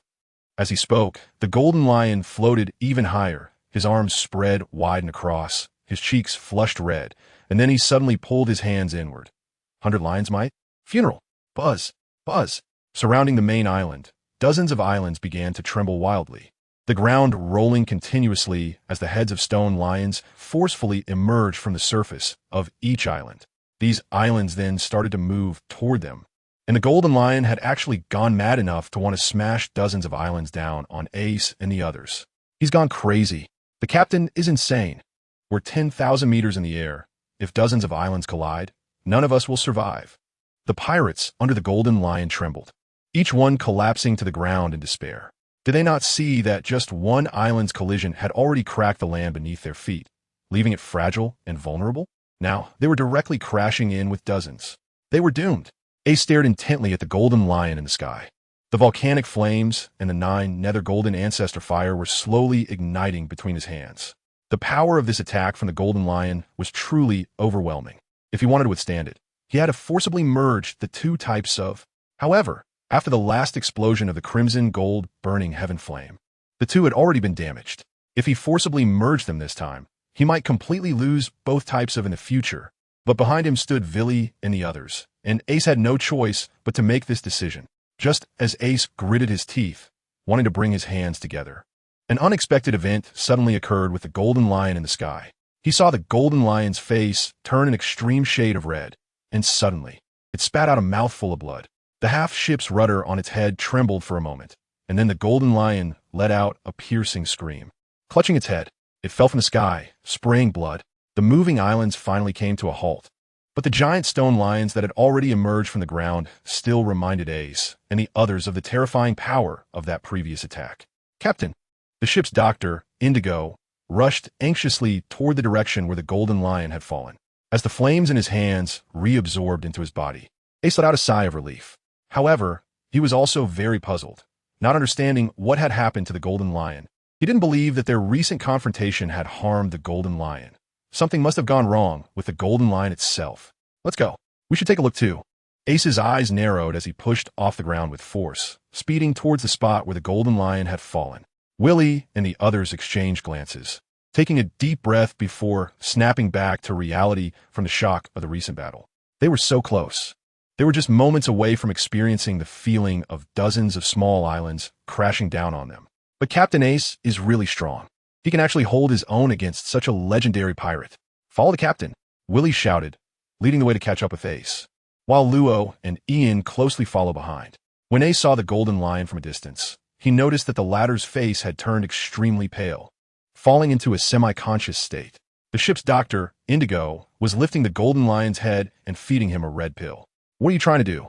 Seeing Ace and the others rushing forward, Indigo immediately positioned himself protectively in front of the golden lion. As Ace and the others remained silent, Indigo felt increasing pressure. And finally, gritting his teeth, he launched the first attack at Ace. Chemical juggling balls. With a loud shout, dozens of fireballs formed from chemical reactions were thrown towards Ace in rapid succession. This was Indigo's strongest move, with each fireball being several times hotter than ordinary flames. However, as these fireballs rushed towards Ace at high speed, they bizarrely came to an abrupt halt, floating motionless in midair. PFF. Ace didn't even move. He just glanced at the fireballs, and they let out a muffled sound before completely disappearing. First, don't even think about playing with fire in front of me. Ace grinned and said, secondly, I don't have the habit of taking advantage of others, so I won't attack the golden lion right now. But you'd better not make a move again. Otherwise, I can't guarantee that I won't change my mind. Now, Ace pointed at the golden lion. You tell me what's going on. Indigo's expression flickered. He didn't want to answer Ace's question. After all, it was the golden lion's secret. However, both he and the golden lion's lives were in Ace's hands. Indigo dared not fully trust Ace's claim of not taking advantage of others. After mingling in this sea for decades, Indigo was sure that if he dared to refuse to answer or speak nonsense, the other party would definitely eliminate him and the captain without hesitation. Indigo took a deep breath, gritted his teeth, and finally made up his mind to speak. I'll tell you, but you have to promise not to let others know. Of course. Ace waved away the people behind him, including Willy, and said flatly, now you can speak. Glancing at the golden lion beside him with a complex expression, Indigo said, the captain has only about 10 years left to live. Indigo's opening statement was shocking. He continued, it's that half of the ship's helm. It has deeply embedded itself in the captain's skull. Every day, the captain endures pain. Every day, the captain's strength decreases. At this point, he glanced at Ace. Your Excellency, it's not that I look down on you. If it were the captain at his peak, you wouldn't be able to withstand a single blow. Hearing this, Ace finally understood why the golden lion had acted so crazily and why he was eager to launch a plan of destruction against the world government in 8 years. He also understood why, after 8 years, the legendary golden lion of the old era could be defeated by the still-growing Luffy. It turned out that from the moment the helm was embedded in the golden lion's head, his strength had been irreversibly declining. Was this the reason why he would spit blood after using all his strength? Ace looked at the golden lion across from him, unable to find words. He was indeed a pitiful yet despicable man. Boom! Boom! Boom! Boom! At that moment, the entire island shook violently. The surrounding islands also began to tremble. Not good. The captain is about to fall into a deep coma. Indigo's face turned anxious. He was losing control over the powers of the float fruit. This was 10,000 meters in the air. If these islands lost control, they would probably... Indigo didn't finish, but Ace understood his meaning. Falling directly from 10,000 meters. Even Ace wouldn't be able to survive. After all, he wasn't a freak like Kaido. A strong sense of crisis surged in Ace's mind, and his eyes began to flash wildly. The only way to alleviate the situation was to wake the Golden Lion immediately. However, the Golden Lion was clearly on the verge of falling into a deep coma after just using his ability crazily, which worsened his head injury. Once he fell completely unconscious, it would mean everyone was doomed. Actually, Ace had a way to help the Golden Lion recover completely, and the method was very simple. As long as Law used the surgery fruit to remove the helm from the Golden Lion's head and then gave him a resurrection pill, the Golden Lion would definitely be fully revived. But the Golden Lion was a madman. Heaven knows what crazy things he would do once he was revived, and Ace didn't want to see the Golden Lion destroy his hometown, the East Blue, in advance. Boom! With a loud bang, several islands nearby suddenly plummeted towards the sea, and the main island beneath their feet shook even more violently. Time was running out for Ace to make a choice. He had to decide immediately whether to save the Golden Lion. Boom! Boom! 2 more islands fell down, which finally made Ace firm his resolve and shout, Law, prepare for surgery. Just as Ace made up his mind to save the Golden Lion and Navy branch in the first half of the Grand Line, hundreds of sailors were shouting slogans and running in formation during their training in the training square. Suddenly, it felt like another sun had appeared in the sky, as a blinding golden beam of light suddenly descended from the sky, racing towards the center of the training square. Enemy attack! The piercing alarm echoed throughout the branch, but the beam was too fast, and they had no way to intercept this sudden attack. Boom! With a tremendous explosion, the light beam struck the center of the square, creating a massive pit in the ground, and countless fragments shot out, sending hundreds of sailors flying, who screamed in agony as they flew through the air. A brigadier general ran to the edge of the square and saw that half of the training square had disappeared. The terrifying, destructive power of the light beam left him utterly shocked, and a look of fear appeared on his face. If an attack was launched by the enemy now, he wouldn't even have the slightest ability to resist. But just then, he seemed to remember something, and a look of delight suddenly appeared on his face. He grabbed a nearby messenger and shouted, Quick, go summon Admiral Sakazuki. Not long ago, Admiral Akainu had been severely injured for some unknown reason, even losing a leg, and had escaped to their branch. They immediately called the best military doctors to treat Akainu. Although his injuries were not yet healed, Akainu was one of the highest combat powers in the Navy headquarters. Even with injuries, he could definitely handle the unknown enemy before them. The messenger did not dare to delay and immediately ran at full speed towards the branch's infirmary, understanding that if he was slow, their branch might be completely finished. A gust of wind swept through as the smoke from the explosions gradually cleared, revealing a tall, blurry figure inside. Around the square, from the brigadier general to the ordinary sailors, everyone was trembling slightly, nervously aiming their weapons at this figure. The way the figure descended from the sky was too shocking, making them certain that they were absolutely no match for him. You'd better surrender immediately. The brigadier general was the first to muster his courage and shouted at the figure. The admiral is recuperating in this branch. If you don't want to die, hurry up and surrender. Heh, an admiral, huh?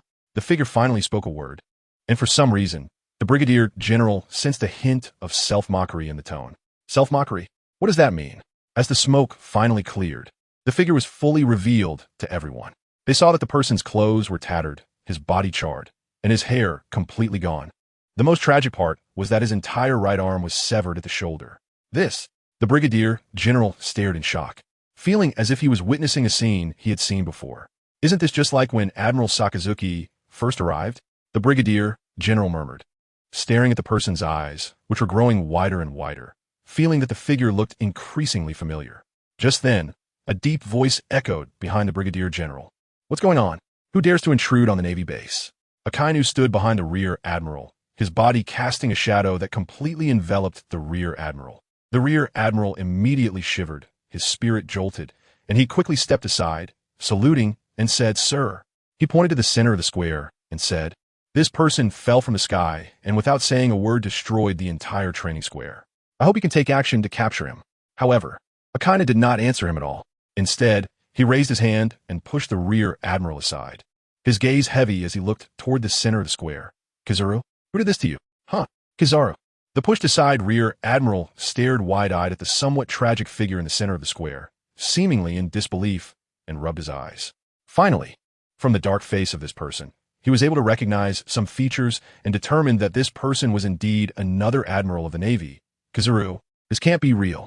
What a joke. 2 admirals of the Navy injured in just half a month." The sailors on the scene stared at the two in the square, their faces filled with shock and disbelief. "Your leg?" Kizaru did not answer Akainu's question, but instead was astonished to find that Akainu's right leg was now replaced by solidified magma, clearly indicating he had also suffered severe injuries during this time. Akainu said nothing, only staring at Kizaru's shoulder that was severed. "So fine, I'll go first," Kizaru said with a bitter smile. "I followed Sengoku's orders and tracked down Don Quixote Doflamingo. As a result, Doflamingo was killed by that ace. So I took action, intending to capture Fire Fist Ace and bring him back to headquarters. But then that old guy really showed up, and I don't know what method he used. But his strength actually returned to its peak. I wasn't his match, so I ended up in this miserable state." As Kizaru spoke, he noticed that when he mentioned Ace's name, Akainu's expression suddenly darkened. "No way." Kizaru's expression changed dramatically. "Your leg wasn't also because of that Fire Fist Ace, was it?" "Oomph. Enough of this nonsense. The next time I see that brat, I will definitely make sure he has no place to die." Akainu snorted coldly, his face dark enough to drip water, and he did not respond to Kizaru's question. His feet erupted with terrifying magma, and he flew away from the base without looking back. Now, there was no need for Akainu to answer. Everyone on the scene already knew the answer. 2 of the 3 admirals of the Navy had fallen at the hands of the same person, Fire Fist Ace. A strange thought arose in the rear admiral's mind. Perhaps from today on, Ace should change his name. Let's call him the Admiral Killer. "What are you dazed for?" Kizaru's reprimanding voice snapped the rear admiral out of his thoughts. He angrily shouted, "Quick, get the base's doctors to come and treat the injuries immediately."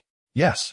The rear admiral saluted and immediately ran toward the branch hospital, silently mourning for the doctors.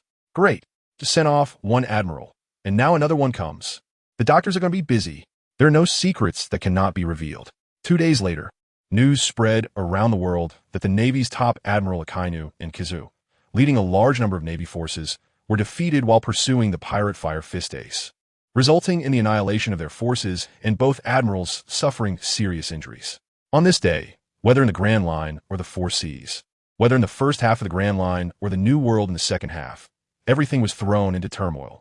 Countless people held newspapers, rubbing their eyes repeatedly, fearing they had misread the words. But the words on the newspaper were not printed in error. The news was clear. Yes, the highest combat power of the Navy in their eyes. 3 terrifying admirals. Not only did Admiral Akainu lose a leg to Ace, but Admiral Kizaru also lost an arm to Ace. In the eyes of the civilians, their belief in the invincibility of the Navy seemed to waver slightly. In the New World, several whale-shaped ships slowly sailed on the ocean. Whitebeard sat in his chair, with several lovely nurses administering and for to him. "Old man, you have to come see. This guy named Ace is really something." A divine bird engulfed in blue flames flew over from another ship and landed directly in front of Whitebeard. "Oh, Marco, bring me the newspaper." Whitebeard became interested, took the newspaper from Marco's hands, and when he saw that Ace had crippled both admirals, he couldn't help but burst out laughing. "Kuahaha, one interesting kid." Whitebeard said, "Marco, tell my sons to pay attention to this Ace. The Navy will probably retaliate against him soon. If possible, lend him a hand." Kuahaha. At the Navy headquarters, in an office on the top floor of the fortress, Fleet Admiral Sengoku held the newspaper that had spread throughout the seas, his expression serious to the extreme. He suddenly realized that he had underestimated Ace's potential. Unknowingly, Ace had grown to the point where he could threaten the admirals of the headquarters. With 2 admirals falling at his hands, it could no longer be described as mere luck. Whether it was Mihawk who had helped Ace last time, or Rayleigh, the vice-captain of the Roger Pirates, who suddenly appeared this time. Although they did not truly belong to Ace's hard power, they could be considered his potential soft power. A great trend is forming. Sengoku sighed deeply. He understood that the time to take action against Ace was running out. If Ace continued to grow like this, Then the New World would gain another emperor, and the Navy would have to face another terrifying monster. "Come here," Sengoku shouted. Immediately, a Rear Admiral secretary walked into the office, bowing respectfully to Sengoku. "Contact the Gorosei in Mary Geos and tell them I want to apply to take action personally." Sengoku's eyes flashed coldly. Even if Ace was Garp's grandson, in Sengoku's eyes, the safety of countless civilians was far more important. Since Ace had completely stood on the opposite side of the world government, Sengoku would do everything in his power to crush him in the bud. Yes, the Rear Admiral, though still puzzled, knew that in the military, orders from superiors must be obeyed absolutely. High in the sky, dozens of islands drifted somewhat chaotically in the air. The central main island, due to the battle between Ace and the Golden Lion, was already filled with crisscrossing ravines. And in the center of the main island, within the already ruined palace, the Golden Lion finally woke up from a semi-conscious state. At this moment, Ace and the others were right by the bed of the Golden Lion, and when they saw him open his eyes, they immediately tensed up. After all, they were about to face a Golden Lion in near-peak condition, a truly formidable figure beyond the rank of a general. "Captain, you finally woke up." Indigo excitedly ran to the Golden Lion's bedside, held up a mirror in front of him, and said, "Look, your injuries are all healed." In the mirror, not only had the helm on the Golden Lion's head disappeared, but his original Mediterranean hairstyle had also been replaced with dense golden long hair. By all accounts, the Golden Lion should have looked considerably better. But at that moment, he kept touching the top of his head and let out a mournful cry. "Where did my handsome hairstyle go?" Everyone looked at the Golden Lion in shock. Was he serious when he said that the helm on his head was handsome? What kind of aesthetic is that? Ahem. Even Indigo awkwardly coughed and consoled the dejected Golden Lion, saying, "Captain, don't be too disappointed. At least your strength has been completely restored now. And look at your legs." The Golden Lion followed Indigo's gaze and was astonished to find that the two large knives he once had were now off him. Moreover, the calves that had disappeared had now grown back. The Golden Lion felt a stir in his heart, saw his toes tremble under his control, and finally showed an excited expression, muttering to himself, "How is this possible? It's Lord Ace's medicine." When Indigo said this, there was still a hint of awe on his face. In these past few days, the shock that Ace and Law had brought him was immense. First, Law swung a few blades and directly removed the helm from the captain's head, and then the pill that Ace provided was even more miraculous, rapidly healing the captain's injuries and even regrowing his legs. "Don't get too happy." Ace squinted his eyes and stared at the Golden Lion, saying, "First, I didn't save you. I was worried that if you died, these dozen or so would fall directly from the sky. Secondly, your condition is not as optimistic as you think." But the Golden Lion simply jumped out of bed barefoot, feeling the solid ground beneath him, and his expression became even more excited. "What do you mean? My pill can indeed repair all the injuries that just appeared." Ace paused and continued. "However, your injuries have actually existed for many years and have been in an almost irreversible state during that time. So although the pill has repaired your injuries and even regrown your legs, it can only do so much. The lifespan you lost due to your injuries will never come back." And what? Indigo, who was even more anxious, originally thought that once the Golden Lion's injuries were fully healed, he would return to being that domineering pirate and lead them to dominate the seas again. But now he was even more worried. The side effect of restoring your strength to its peak is that your lifespan has been further reduced by several years. Ace fixed his gaze on the Golden Lion, not expecting such side effects. This result was also informed to him by the system. And as the provider of a life-restoring pill, the system's words were naturally very persuasive. So for the Golden Lion, who originally had only about 10 years of life left, he now had only a few years to live. This legendary pirate had little time left. Ha ha ha. Interesting. Fate is truly fascinating. Now that I have regained my power, what does it matter if I live a few fewer years?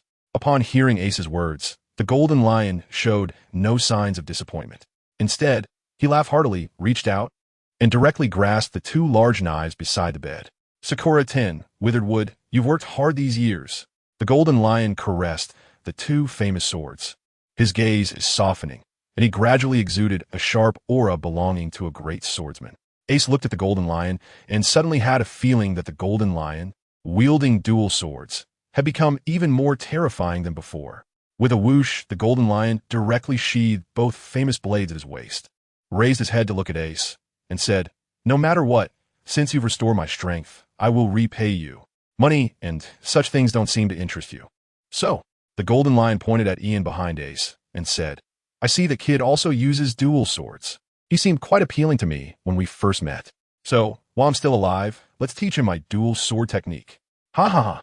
Ace raised an eyebrow, realizing that the Golden Lion truly didn't care at all about his own life or death. As for the Golden Lion wanting to teach Ian swordsmanship, Ace certainly wouldn't object. After all, it was the legacy of a great swordsman, which could only benefit Ian. But it depended on how perceptive that kid was. Only give him half a year. The Golden Lion stroked the hilt of his sword at his waist, his eyes flashing with golden light. My time is limited. In half a year from now, I will initiate my plan ahead of schedule.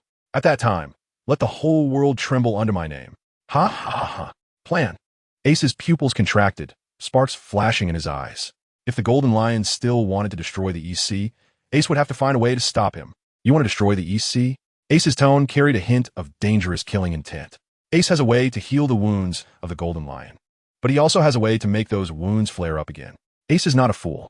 How could he not hold back when treating such a dangerous person as the Golden Lion? Destroy the EC? The Golden Lion was somewhat surprised that Ace knew about his original plan, but he didn't mind. A smirk appeared on his face, and a powerful aura erupted from him. That's old news. Since I have completely restored my strength, why not go to Mariehua and stir up some trouble? I can't wait to see the looks on my old friends in the Navy when they encounter me again. Ha ha ha. Their expressions will definitely be spectacular. Ace looked at the somewhat mad Golden Lion in front of him, his mouth twitching slightly, unsure whether to say that the Golden Lion had ambition or to refer to him as a complete madman. After realizing that he only had a few years left to live, the Golden Lion actually made an even crazier choice, deciding to shine one last time in this world. In any case, Ace understood one principle. No matter when, one should never actively provoke a dying madman. Kid, do you want to join us? Let's go cause some trouble together. The Golden Lion invited with a smile. Of course, it won't just be us at that time. During this half year, I will send invitations to the entire sea. Trust me, there are definitely many others in this world who are as crazy as I am. Ha ha ha.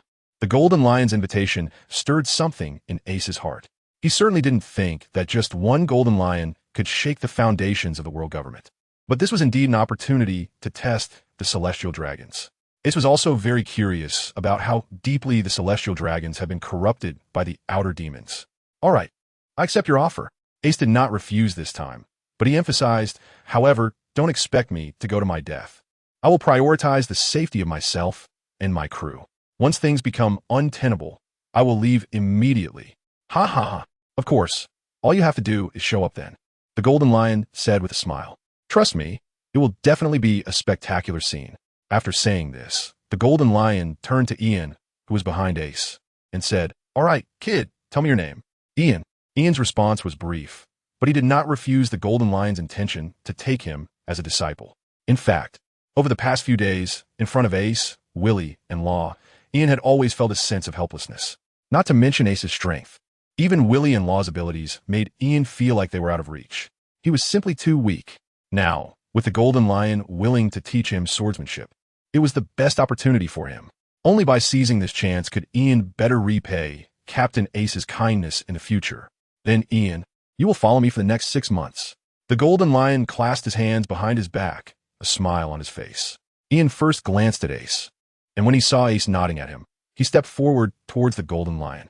Ian understood that this opportunity was also given to him by Captain Ace.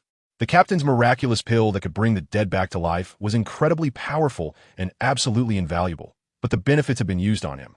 Ian secretly vowed to learn all of the Golden Lion's swordsmanship and not waste this precious opportunity. All right, now you can leave for the time being. The Golden Lion smiled and raised his hand, indicating for Ace and the others to leave immediately. Don't say, I'm not being generous. We have already drifted to the side of Sky Island. You can first land on that Sky Island and then return to the Blue Sea from the route there. Ace's pupils narrowed slightly. He had anticipated the Golden Lion's eviction order. After all, it was indeed inconvenient for too many people to know about the Golden Lion's specific plans for revenge against the world government. Let's go. Ace turned around and led Villy and Ro out of the palace. The Golden Lion was an important tool for testing the Celestial Dragons. And now was not the time to fall out over a trivial matter like a guest expulsion order. Once the three of them exited the palace and reached the edge of the main island, they were immediately greeted by a spectacular sight. Next to the Golden Lion Islands, An endless sea of white clouds floated before them. The clouds surged like a real ocean, and occasionally some strangely shaped fish leaped out from the cloud sea. At the visible horizon of the cloud sea, a shadowy island formed by clouds could be seen. Is this the real Sky Island? Ace looked at the marvelous scene before him and couldn't help but exclaim. At an altitude of 10,000 meters. This sea of clouds must be the White Sea above the White Sea. Let's go. Let's take a look. Ace seems to have tasted the sweetness of adventure. The sense of satisfaction brought by exploring the unknown world made him realize another kind of joy in being a pirate. Whoosh! The three of them glided over the White Sea with moonwalk steps, marveling at the white waves rushing backward beneath their feet. This unique scenery is not something ordinary people can see. Splash! Suddenly, a terrifying sea fish, the size of a giant sea king, leaped out of the White Sea and lunged at Ace and the others, startling Villy and Law, who immediately felt a sense of impending danger. If it were a giant sea king, its destructive power would be absolutely terrifying. Haha, no need to be nervous. This sea fish is just for show. Ace laughed and thrust out a finger gun at the sea fish. A sound like a deflating balloon came out, and the originally gigantic sea fish began to deflate and shrink rapidly in midair, spinning around while releasing air until it directly turned into the size of a normal shark. Whoosh! Ace casually stored it in the and explained to Willy and Ro behind him with a smile. These fish from the White Sea have developed this balloon-like body shape through long evolution, which increases their buoyancy, so they won't fall from the sky. Moreover, if we turn them into dishes, they will definitely be a rare delicacy. Willy and Ro looked at Ace with even more admiration. Although Captain Ace was seeing the White Sea for the first time just like them, he seemed to know everything. As they spoke, they could clearly see the ahead. From a distance, the white coastline was dotted with green trees growing above the clouds, and the entire island was surrounded by the White Sea. At that moment, it was just the evening meal time, and the residents of the island were all cooking, with wisps of smoke rising. At first glance, the island was not very large, but was clearly divided into 3 layers from bottom to top. The bottom layer was the village area, including the coast. The next layer was a more organized and sturdy town area. And the top layer had only one luxurious and magnificent temple, occupying the best scenic spot.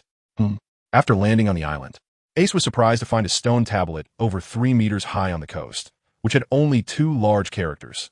Memories of anime scenes quickly flashed in Ace's mind, and he soon recalled the name of the island, his expression becoming even more exciting. Isn't this the hometown destroyed by the thunder god Enel? He should still be a youth now. I wonder if he has eaten the thunder fruit yet. Thanks to the 599 book coins from the rain outside the window and the 100 Chidian coins from Hurricane Wings, Ace and Villy walked through the seaside forest, heading directly towards the nearest village. The buildings here were quite unique, all made from island clouds, and the flawless white houses had a special charm. When they reached the village entrance, they noticed a small tavern by the roadside. Ace was feeling hungry, so he took Villy inside. Such small taverns in villages usually catered to the local men, providing a place to unwind after labor, and business was typically not very busy. However, when Ace pushed the door open and entered, he found the tavern already filled with customers, each one happily drinking and toasting. The people looked quite special, each sporting a pair of angel wings on their backs, clearly genuine Sky Island inhabitants. The tavern staff saw Ace and his companions enter and quickly came over, saying, "Welcome, let me find you a seat." However, after looking around, the staff realized that all the surrounding seats were occupied. There were 4 people nearby, occupying 2 tables for 4. The staff approached them with a smile, saying, "Excuse me, gentlemen, we have a few more customers. Would you mind giving up 1 table?" The 4 individuals looked imposing, with muscular bodies and skin covered in fierce tattoos. One particularly intimidating man scoffed at the staff's request, saying, "Give up a table? Do you know who we are? We control all 3 streets in this town." The staff member was instantly intimidated into silence. But at that moment, an older man among the 4, after glancing at Ace and his group, suddenly changed his expression and quickly pulled the fierce man aside, clearing a spot. With a smiling face, he said to Ace, "We can squeeze together at 1 table. Please take a seat." Ace glanced at them and sat down with Willy and the others, saying, "Thank you then. Haha, it's nothing, it's nothing." The middle-aged man waved his hand and moved to the side table. The burly man he had pulled up said, somewhat dissatisfied, "Big brother, what are you doing? Aren't they just 3 little kids? Why should we give our table to them?" The burly man glanced at Ace and the others, seeing that the oldest among them, Willy, looked no older than 20. They were clearly just 3 kids. Why did his big brother seem to be afraid of them? Idiot! The middle-aged man whispered, "Look at the backs of those three." After hearing the middle-aged man's words, the others subconsciously looked at Ace and the others' backs, and their expressions changed instantly. They actually had no wings. These three were not Sky Island people at all. The burly man, with a hint of fear on his face, asked the middle-aged man hesitantly, "Are they from the Blue Sea?"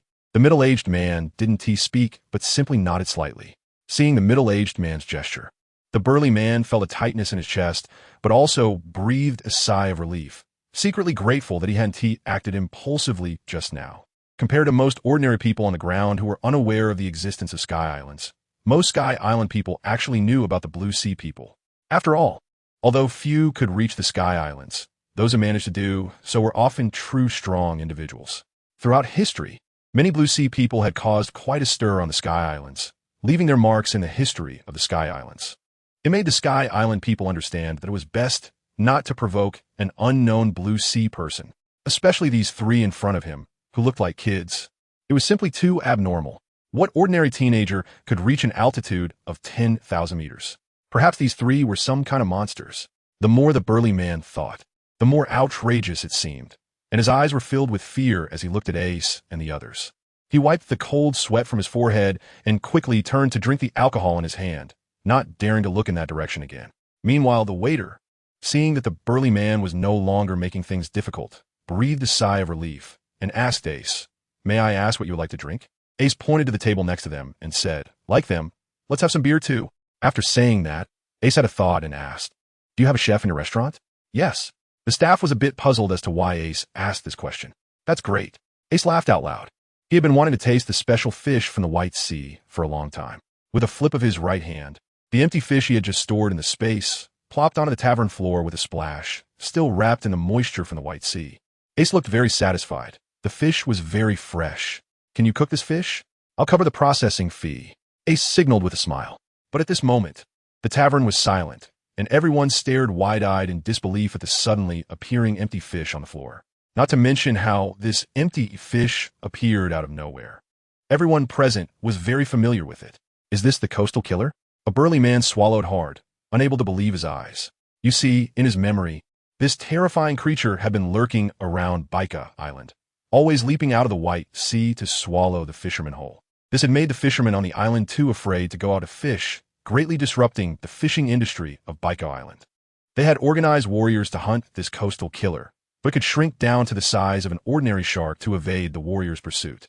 But now, this terrifying and cunning creature was lying in front of them, rolling its eyes, waiting to be cooked by the chef. What was wrong with this world? Were they dreaming? What's wrong? Is there a problem? Ace frowned. In his view, empty fish should all be like this, large in size but weak in strength, easily dealt with a casual move. But he had no idea that empty fish also had varying strengths, and at least this coastal killer in front of him could be considered terrifying in the eyes of ordinary Sky Islanders. No, no. The staff member shook his head like a rattle, fully realizing that the three people in front of him, despite appearing to be only in their teens, were definitely powerful individuals he couldn't provoke. Struggling to lift the poor coastal killer, the staff member staggered into the kitchen, instructing the chef to prepare 4 or 5 dishes from this empty fish. Ace and Willie were drinking beer and tasting the empty fish dish. Suddenly, their eyes lit up. Indeed, the reputation was well-deserved. This empty fish was truly fresh and could be called a real delicacy. But just then, the tavern door was suddenly burst open, and a 12 or 13-year-old girl stumbled into the tavern, her face covered in tears, saying, "Please, help me." Everyone's attention was immediately drawn to the girl. She was wearing a white linen dress that looked like it had been worn for a long time, but she clearly took pride in cleanliness, as the dress was very white. However, because she had just run in a hurry, her clothes were now covered with dust. The girl was indeed cute, and with tears on her face, she was even more pitiful. So, a patron immediately spoke up, "Little sister, what trouble did you encounter? Uncle can help." "Yeah, which shameless guy would bully such a cute girl?" The burly man from earlier was now animated. Although he looked fierce, he surprisingly had a lot of sympathy. "Don't be afraid. I can protect you." However, just then, a cold laugh came from outside the tavern. "I want to see who dares to meddle in our temple's affairs."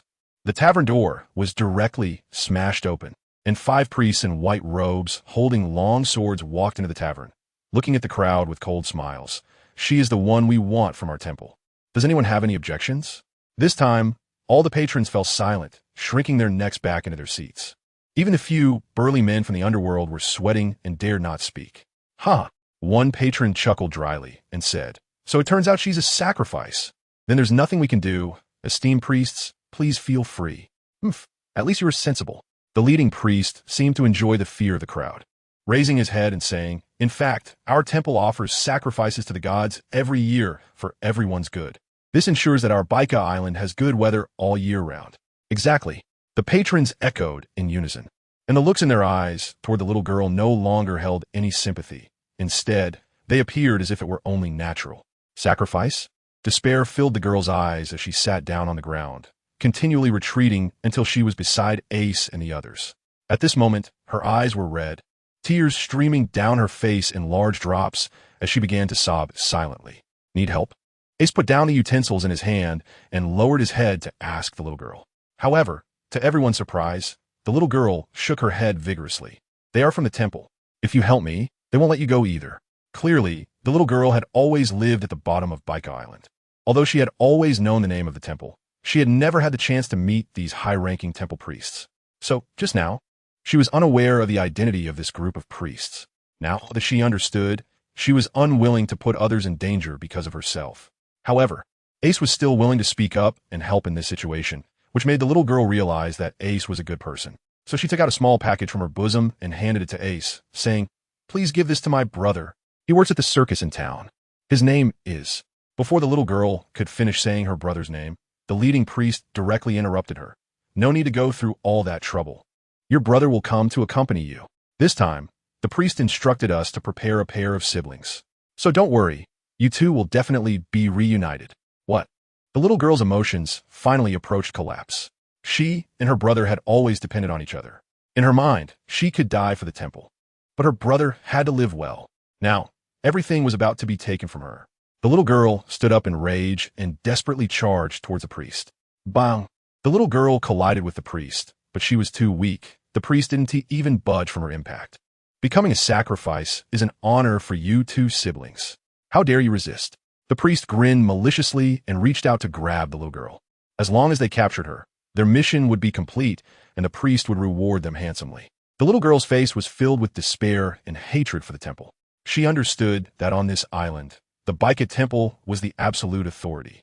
Once they were captured, there would only be one way out for them: death. Gulp.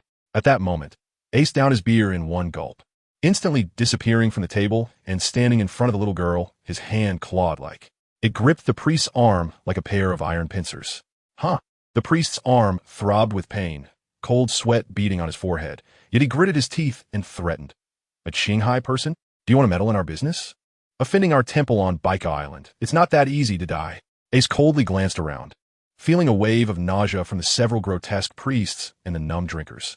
He had no idea what the so-called sacrifices on Baika Island were, but just the fact that they used living people as offerings made Ace decide that he absolutely had to twist off the head of that so-called priest. "Don't let go." In that short time, Ace had already squeezed the priest's arm down to a smaller size, and he was close to screaming in pain. With an indifferent glance at him, Ace finally released his grip on the priest's arm. "Hiss," the priest gasped, then grinned maliciously. "It's good that you're scared now. Hurry up and hand over Tree, and I might leave you with a whole corpse." Noisy. Ace's voice was flat, blocking Tree's line of sight, and behind him, the priest's sinister smile was frozen on his face. In the next moment, countless orange flames suddenly burst forth from his body, instantly reducing him to a pile of ashes. A gust of wind blew the ashes away, and in the tavern, neither the patrons nor the priests could utter a word. "Demon, run, hurry, and escape." It was unclear who shouted first, but in the next moment, everyone frantically rushed out of the tavern, knocking over tables and chairs in the process, fearing that if they were slow, they would be burned to ashes. "Vili Luo, leave none of those priests alive." Ace didn't look back, but his voice contained a hint of murderous intent. "Yes." Vili and the others responded, then instantly disappeared from their spots, leaving only a wave of air that slowly dissipated. Not long after, several priests' shrill screams echoed outside the tavern. "You said your name is Tree, right? I think this thing should be handed over to your brother by you." Ace smiled as he handed the package back to Tree. "Oh, by the way, what did you say your brother's name is?" The series of changes had already left Tree a bit dazed, and now that Ace was talking to her, she momentarily couldn't react. It wasn't until Ace reminded her again that Tree came to her senses. Her little face flushed with a hint of shyness as she took the package and replied, "My brother's name is Enelu. Thanks for the 999 book coins from the rain outside the window, the 100 Chidian coins from Hurricane Wings, and the 399 book coins from Chicken." What a coincidence. Hearing the name Enelu, Ace was genuinely surprised. In fact, since his rebirth, Ace had felt that the coincidences he encountered were quite numerous. Not only did he meet Drake and Ein after joining the Navy, but he also recruited Luo under his command, and in the following days, most of the 7 warlords had intersected with him. Now, just after he changed the fate of the Golden Lion, he had saved Enelu's sister. Could it really be that someone was secretly manipulating his fate? Ace looked up at the sky with a strange expression. Then he shook his head vigorously, throwing out this unreliable thought. How could that be? This isn't a story. Benefactor, how should I address you? Tree's voice brought Ace back from his thoughts. Just call me Ace. Ace smiled and said, no matter the reason, since fate had led him to save Enelu's sister, Ace was not someone who lacked flexibility. It was clearly a good opportunity to connect with Enelu. All right, Lord Ace. Tree added a respectful title after Ace's name. However, she seemed a bit worried about Villy and Luo chasing outside, and upon hearing the screams coming from outside the tavern, she asked, Lord, is it all right if you don't go help? Haha, don't worry. Villy and Luo are very strong. Those screams won TB from them. Just then, Villy and Luo reappeared in the tavern, and there was no need to say more. The outcome was already evident. Those so-called temple priests had even managed to wrinkle Villy in their clothes. Captain, those priests said before they died that Tree's brother has already been tied to the altar and will soon be sacrificed to that so-called god. Villy's expression was somewhat serious. Ace frowned, as this was not good news, whether for the sake of Tree in front of him or to use Eneru for his own purposes. He could not allow Eneru to become a sacrifice.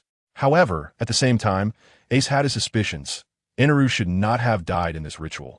And the reason he later completely destroyed the entire Baika was likely related to Tree before him.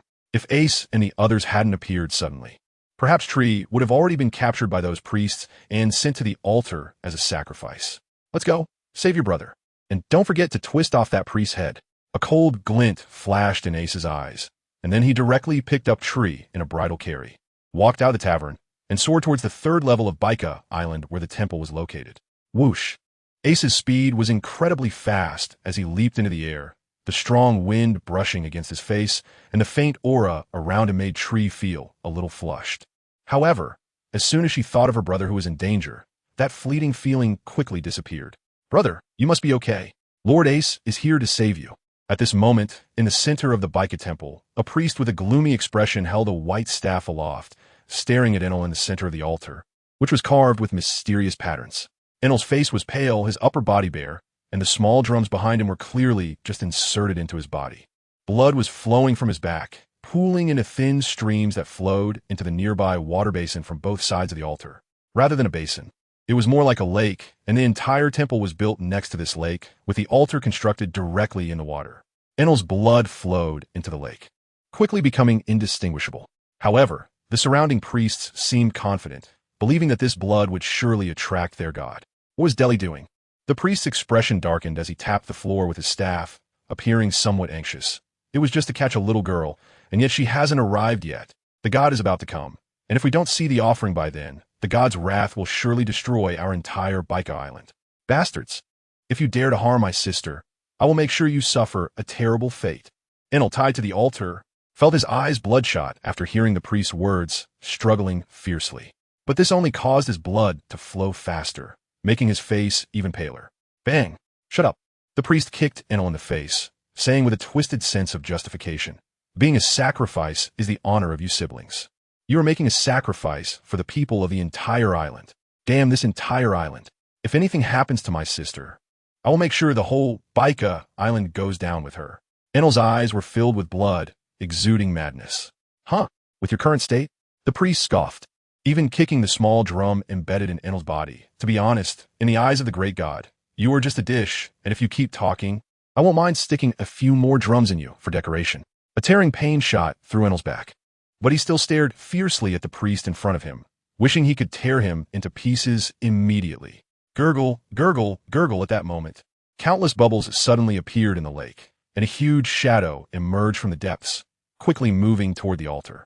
The priest's expression changed, looking somewhat unpleasant. He shouted to the priest behind him, "The god has arrived. You all go find that bastard Deli. Use all your power to immediately bring back Trelia?" "Yes." Seeing this shadow, all the priests displayed fear on their faces, and upon hearing the priest's command, they did not dare to hesitate and rushed out of the temple. The priest glanced at Enlil on the ground, murmuring, "I hope the god can wait patiently for a while after enjoying this sacrifice." As he spoke, the shadow had already reached before the altar, accompanied by a towering wave of water. A gigantic serpent's head broke through the surface, rising high and standing in front of the altar. Thud! The priest had seen the god before, but his heart was still filled with fear, and he couldn't help but swallow. The part of the god that surfaced was already dozens of meters long, and the width of the serpent's head reached an astonishing 10 meters. With a pair of cold snake eyes staring at the two on the altar, its tongue flicking in and out. "Great Gaxi god, this is the offering your people present to you." The priest prostrated himself on the ground, respectfully retreating behind Enlil, clearly wanting the god to enjoy the offering before it. "Please bless the entire Baika island with good weather in the coming year." Whoosh! Before the priest could finish his words, he caught a glimpse of a flicker of the serpent's tongue beside him, which directly wrapped around Enlil and pulled him into its mouth. Thud! There was no scene of blood splattering. The god actually swallowed Enlil whole. Did Enlil just die like this? The priest's body sank lower to the ground, not daring to move at all. But what terrified the priest was that the god, after finishing the offerings, often turned to leave. However, today it did not leave. Instead, it locked its cold snake eyes onto the priest.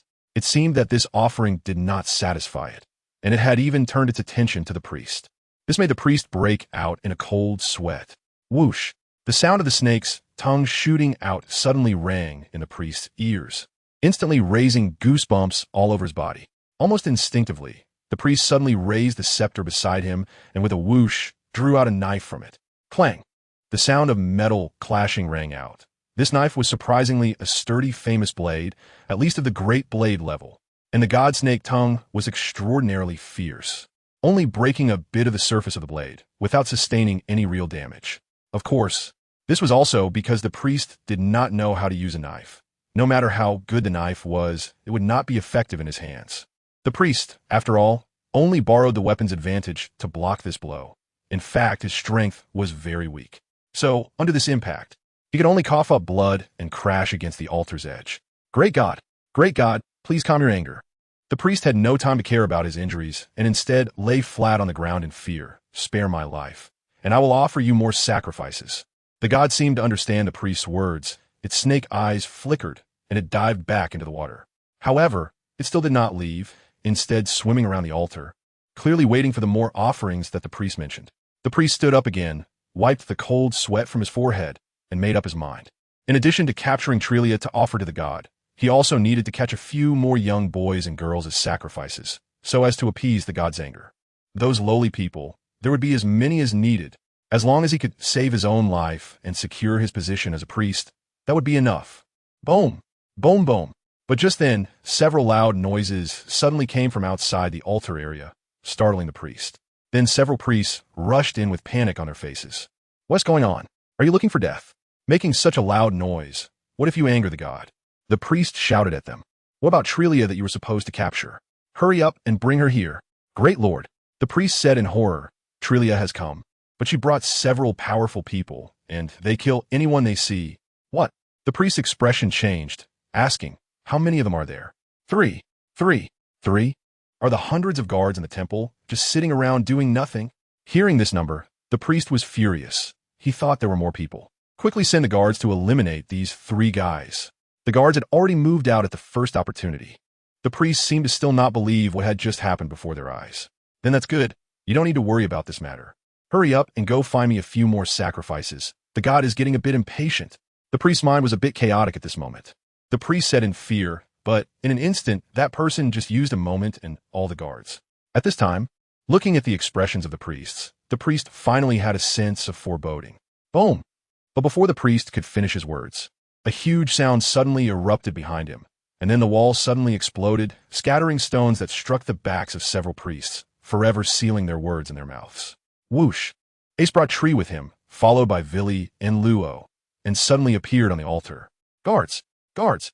The priest fell to the ground with a thud, holding up the knife in his hand, frantically calling for help from outside. No need to shout, Ace said coldly. They have all gone to hell. Ace had no good feelings towards this living sacrifice Bika temple and did not want to spare anyone here.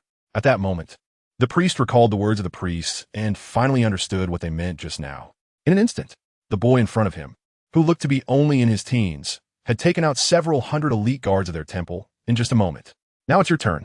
Ace looked at the priest, a murderous intent filling his eyes. The most despicable person in the entire Bika temple was the one before him. No, you can't kill me. The priest's face was filled with fear. He was the noblest person on Bika Island, controlling the lives and deaths of everyone on the island. He couldn't die.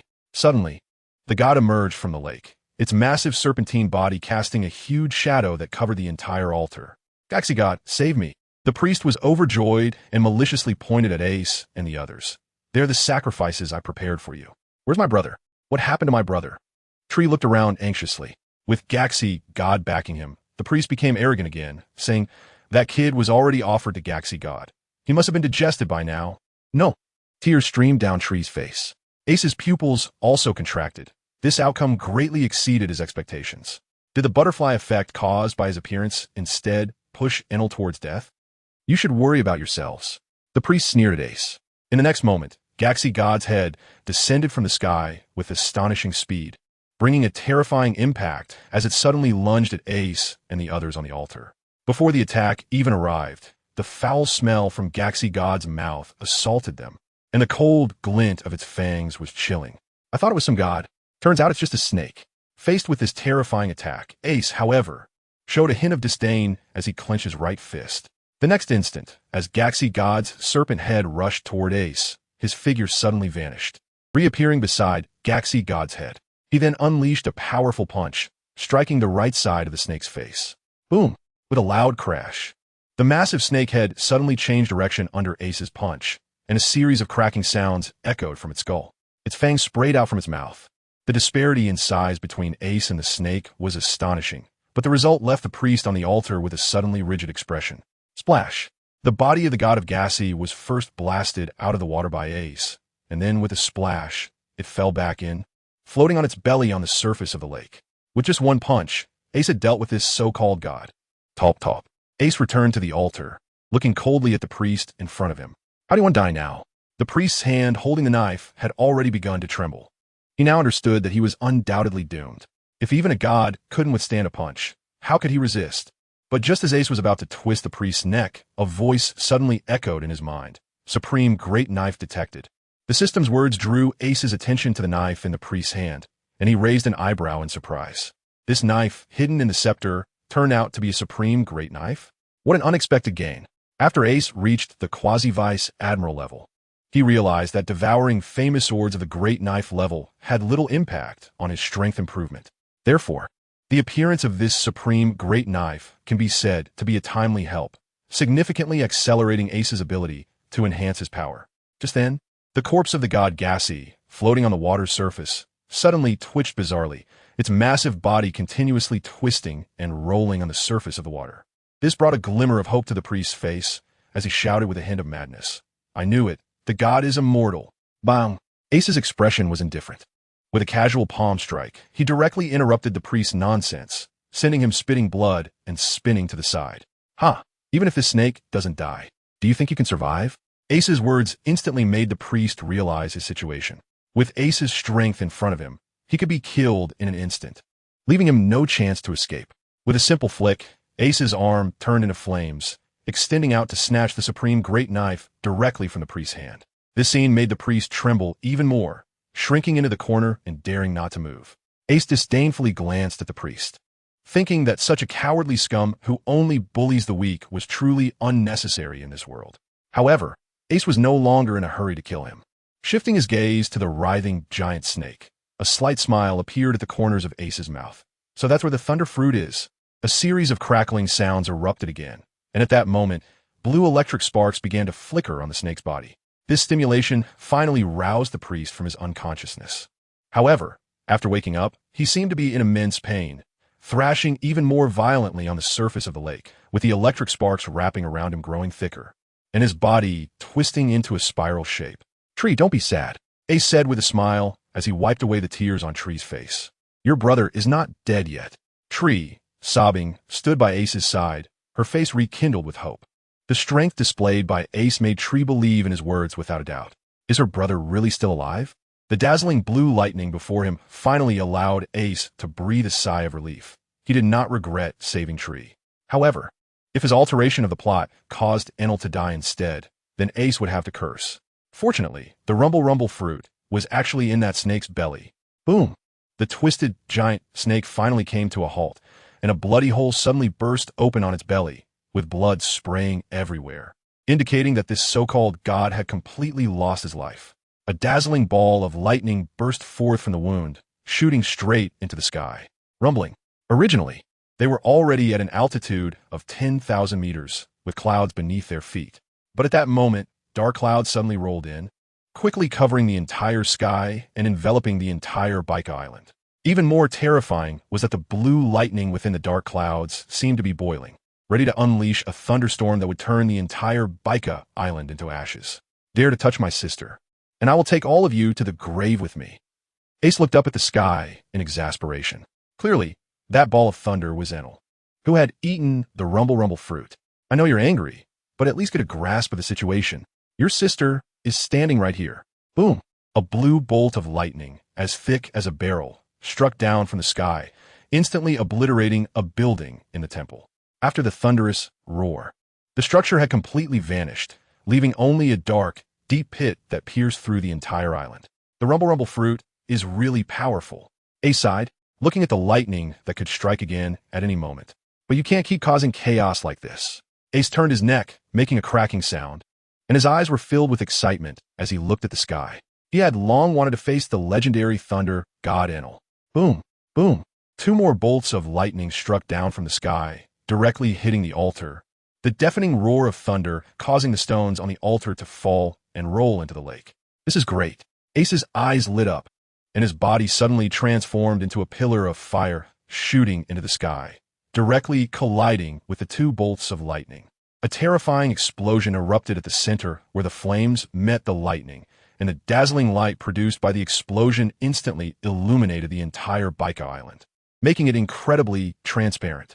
The thunderous roars of the explosion, along with the rapid transition between darkness and light, had already attracted everyone on the island. My God, what happened? Is this the end of the world? No one knew what was happening. The entire Baika Island was in chaos, with everyone frantically running to the streets, looking up at the apocalyptic scene at the top of the island. Is that the temple? The gods must be angry. It's the thunder god and the fire god. Everyone kneeled down and begged for the god's forgiveness. In their panic, some attributed this scene to divine power, and they immediately fell to the ground. One person's actions inspired more, and moments later, all the residents of Baika Island were kneeling on the ground, trembling as they sought mercy from Ace and Enel above the temple. Ace was unaware of their actions. At this moment, he was excitedly staring at the lightning rushing upstream, charging into the thunderclouds. Flames and lightning splashed everywhere, finally catching Enel's attention. Are you also a priest of the temple? Then you should die too. Enel's current state was clearly off.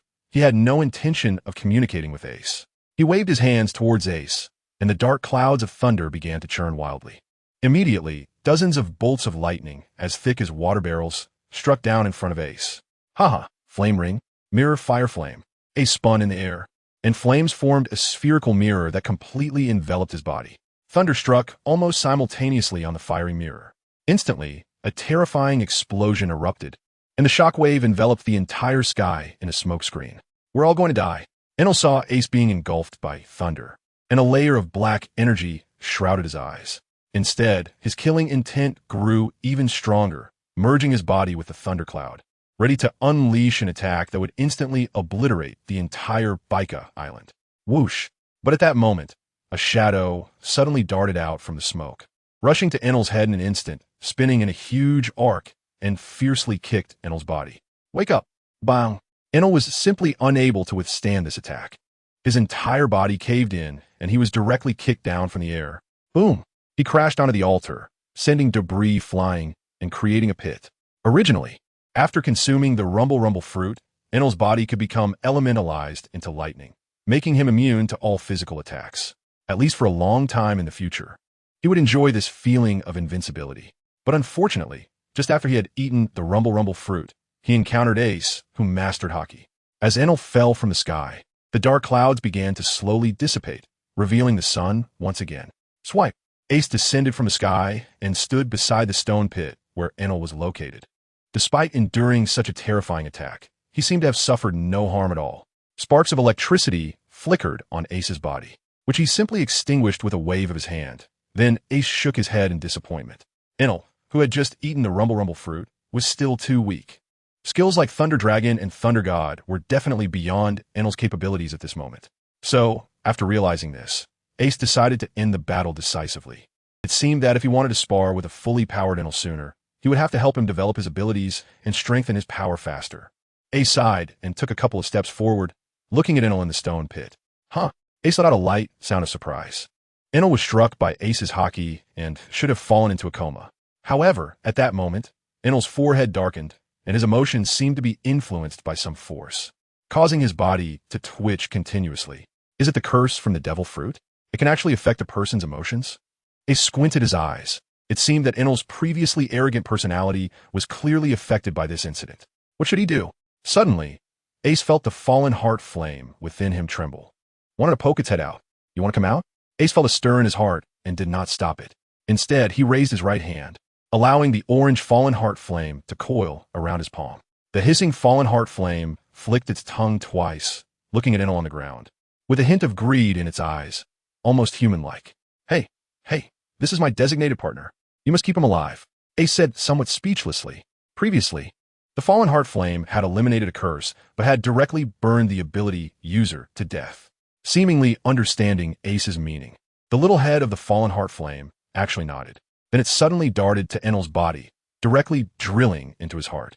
Ace then saw the black mist on Enel's body rolling and surging, as if encountering a natural enemy, constantly struggling. However, it only persisted for a moment before suddenly collapsing into a mass and was swallowed in one gulp.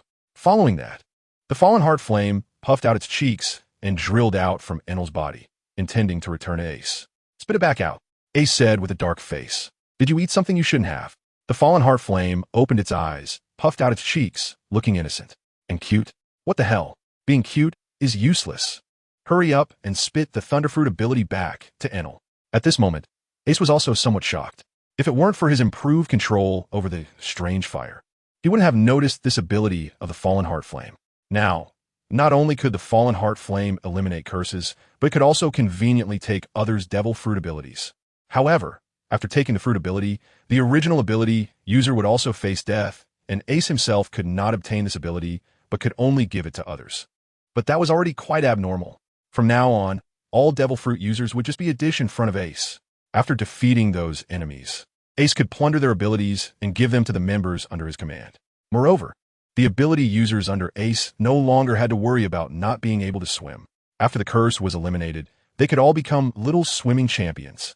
However, Ace certainly did not want to see Enel die like that. He couldn't do such a thing. Puff. Under Ace's command, the fallen heart flame ultimately spat the Thunderfruit ability back into Enel's body, then somewhat aggrievedly drilled back into Ace's body.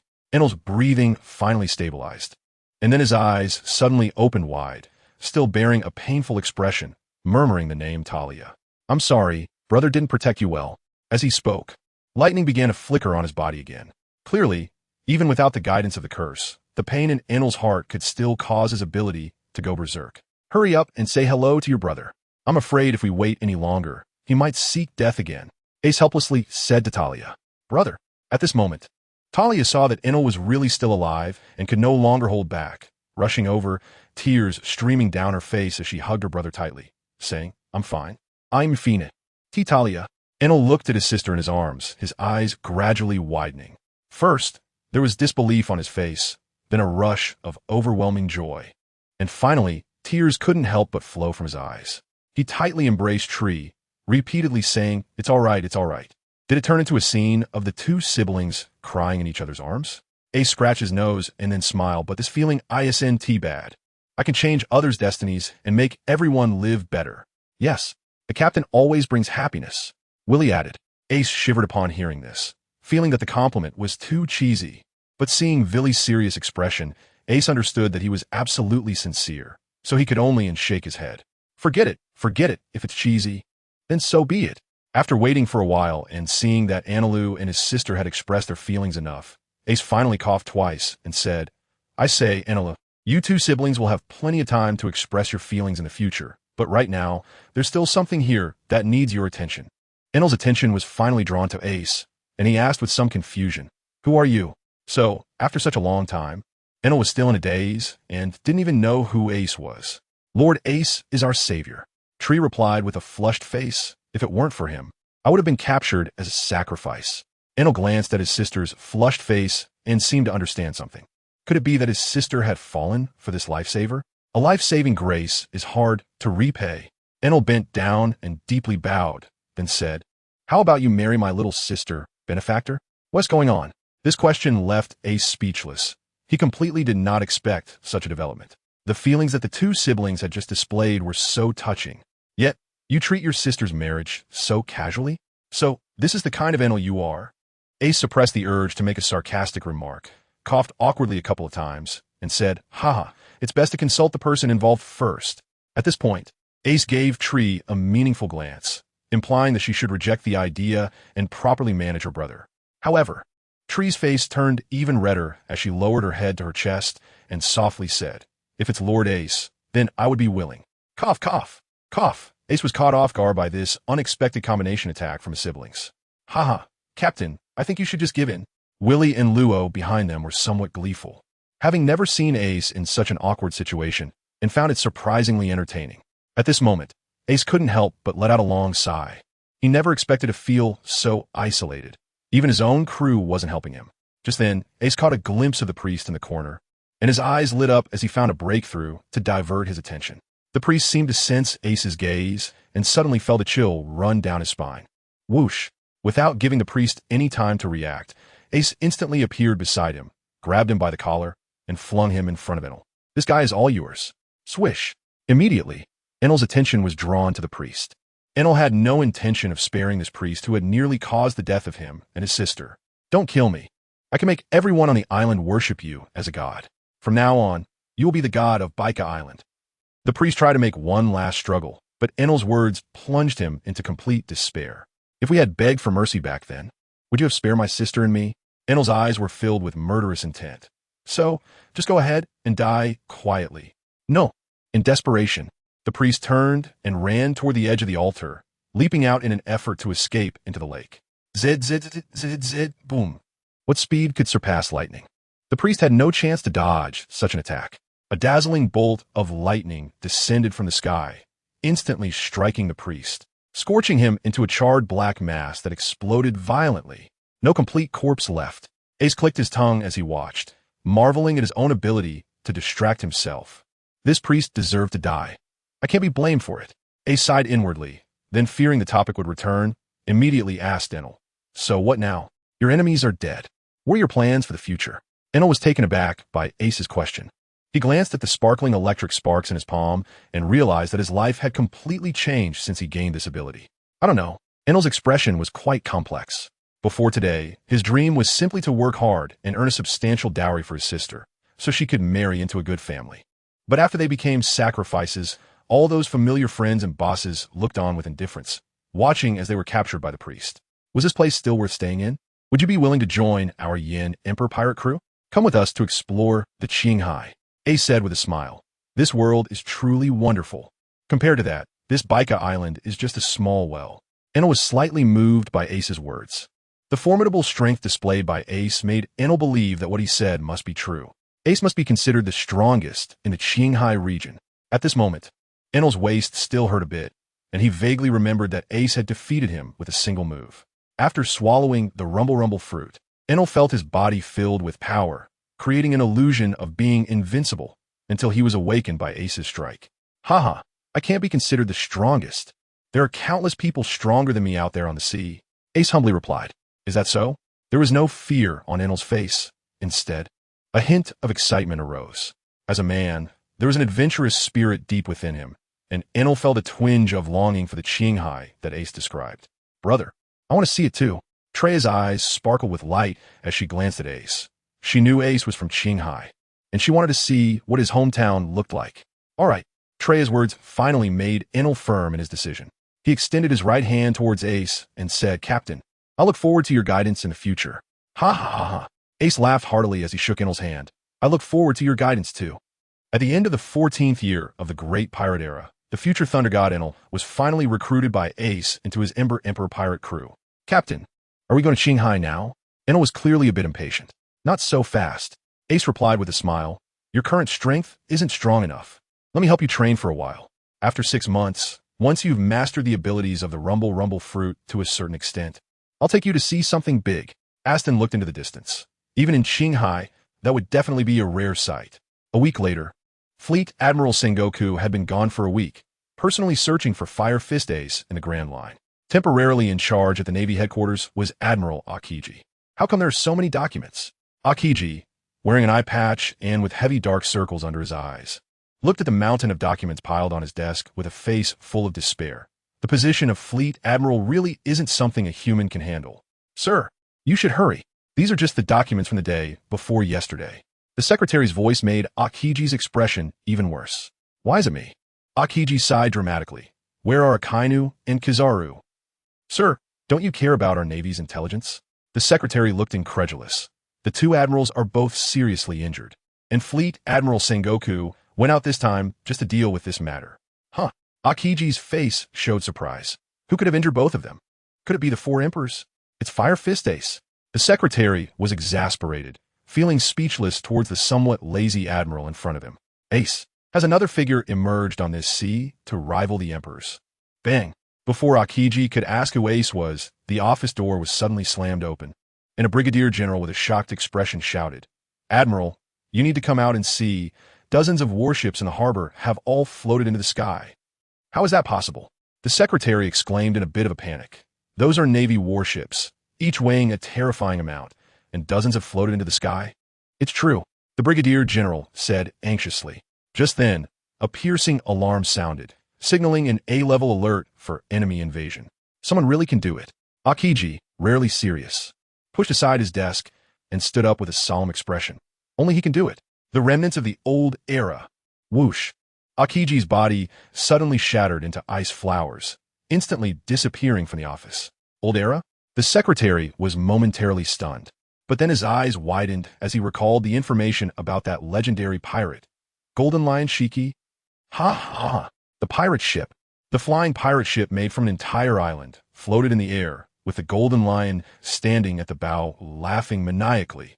He spread his arms, his golden hair dancing wildly, as dozens of massive warships spun around the flying pirate ship under his control. Some Navy soldiers on the ship, unable to escape, screamed as they were flung away, crashing to the ground and splattering bright red flowers of blood. "Carp, Sengoku, you better come out now." The Golden Lion's maniacal voice echoed through the skies as several warships suddenly plummeted from the air, heading straight for the headquarters fortress. Whoosh! A chilling block of ice suddenly appeared before the fortress, transforming into Akiji dressed in a white suit. His expression was serious as he looked up at the rapidly descending warships, arms spread wide, shouting, "Ice block? Ice age! Crack!" With a painful crunching sound, several massive icebergs formed from the ice blocks flew out from Akiji's arms, colliding into the warships. Boom! A massive explosion echoed throughout the Navy headquarters as the icebergs shattered several descending warships into pieces, turning them into falling ice flowers. As for the remaining Navy soldiers on the warships, Akiji couldn't afford to care. After all, if the warships crashed into the fortress, it would cause even greater damage. Golden Lion, Vice Admiral Carp, and Fleet Admiral Sengoku are not here at the headquarters right now. If you have something to say, just say it to me. Akiji, unlike the cold-blooded Akainu, felt heavy-hearted after having to sacrifice the soldiers on the warships. "You need to put down the warships first." Ha ha ha. The Golden Lion, cigar in mouth, exhaled a puff of smoke, disdainfully saying, "You, Akiji, are not qualified to negotiate with me. You might as well call that old man Sengoku out." Akiji's face darkened instantly as he gritted his teeth and retorted, "Humph. Do you think you're still the Golden Lion of old? Isn't it better to be a legend?" In Akiji's view, after losing his legs, the Golden Lion's strength was even less than his. Huh. Akiji's words seemed to have enraged the Golden Lion, who floated up from the bow of the ship and drew his dual swords, a look of disdain on his face, his voice incredibly arrogant. "Kid, do you know who I am?" At that moment, Akiji saw the golden lion's complete legs, his pupils suddenly contracted, and he had an ominous premonition. How is this possible? Who helped the golden lion recover? Since Carp and Sengoku are not here, you can help me deliver a message to them. The high-altitude winds howled as the golden lion stood in mid-air, his golden hair swirling, his posture imposing. I, Golden Lion, have returned. Then, with a sudden roar, the golden lion shook his right hand, and in that instant, dozens of warships were pulled back down by gravity. Under the golden lion's control, their speed was even more astonishing. They thundered down toward the headquarters fortress. But it wasn't over. Ha ha ha. The golden lion, with a crazed expression, reveled in the exhilarating feeling. Intoxicated. From above, he slashed with his sword, two beams of golden light cutting through the sky, heading straight for the Word Navy on the fortress. Impossible. Akiji unleashed a blizzard of icy energy, desperately trying to intercept the dozens of descending warships. But the golden lion's two-sword auras made his expression change drastically. His earlier premonition was correct. The golden lion before him had indeed fully regained his former strength. He had once again become the airborne pirate that shook the entire sea. The golden lion. Boom, boom. Akiji alone, of course, could not stop all the warships. Despite Akiji's utmost efforts, over a dozen warships crashed down onto the headquarters fortress. The terrifying impact caused violent tremors. Countless stones fell from the fortress walls, and numerous Navy soldiers were unable to stabilize themselves, turned into a mass of flesh by the falling debris. Whoosh, whoosh. In the next moment, the two golden sword auras struck the fortress without any hindrance, tearing the glorious Word Navy into several pieces, leaving behind ugly scars as reminders. Bang, bang, bang. The headquarters Navy, being elite, after a moment of panic, many soldiers returned to their posts, raising their cannons and firing countless shells at the golden lion in the sky. But after the golden lion swung those two swords, he had already controlled the flying pirate ship to soar higher into the sky, moving straight away from the Navy headquarters. The range of those cannons couldn't even reach the edge of the flying pirate ship. Akiji, since Carp and the others aren't here, consider this a small warning.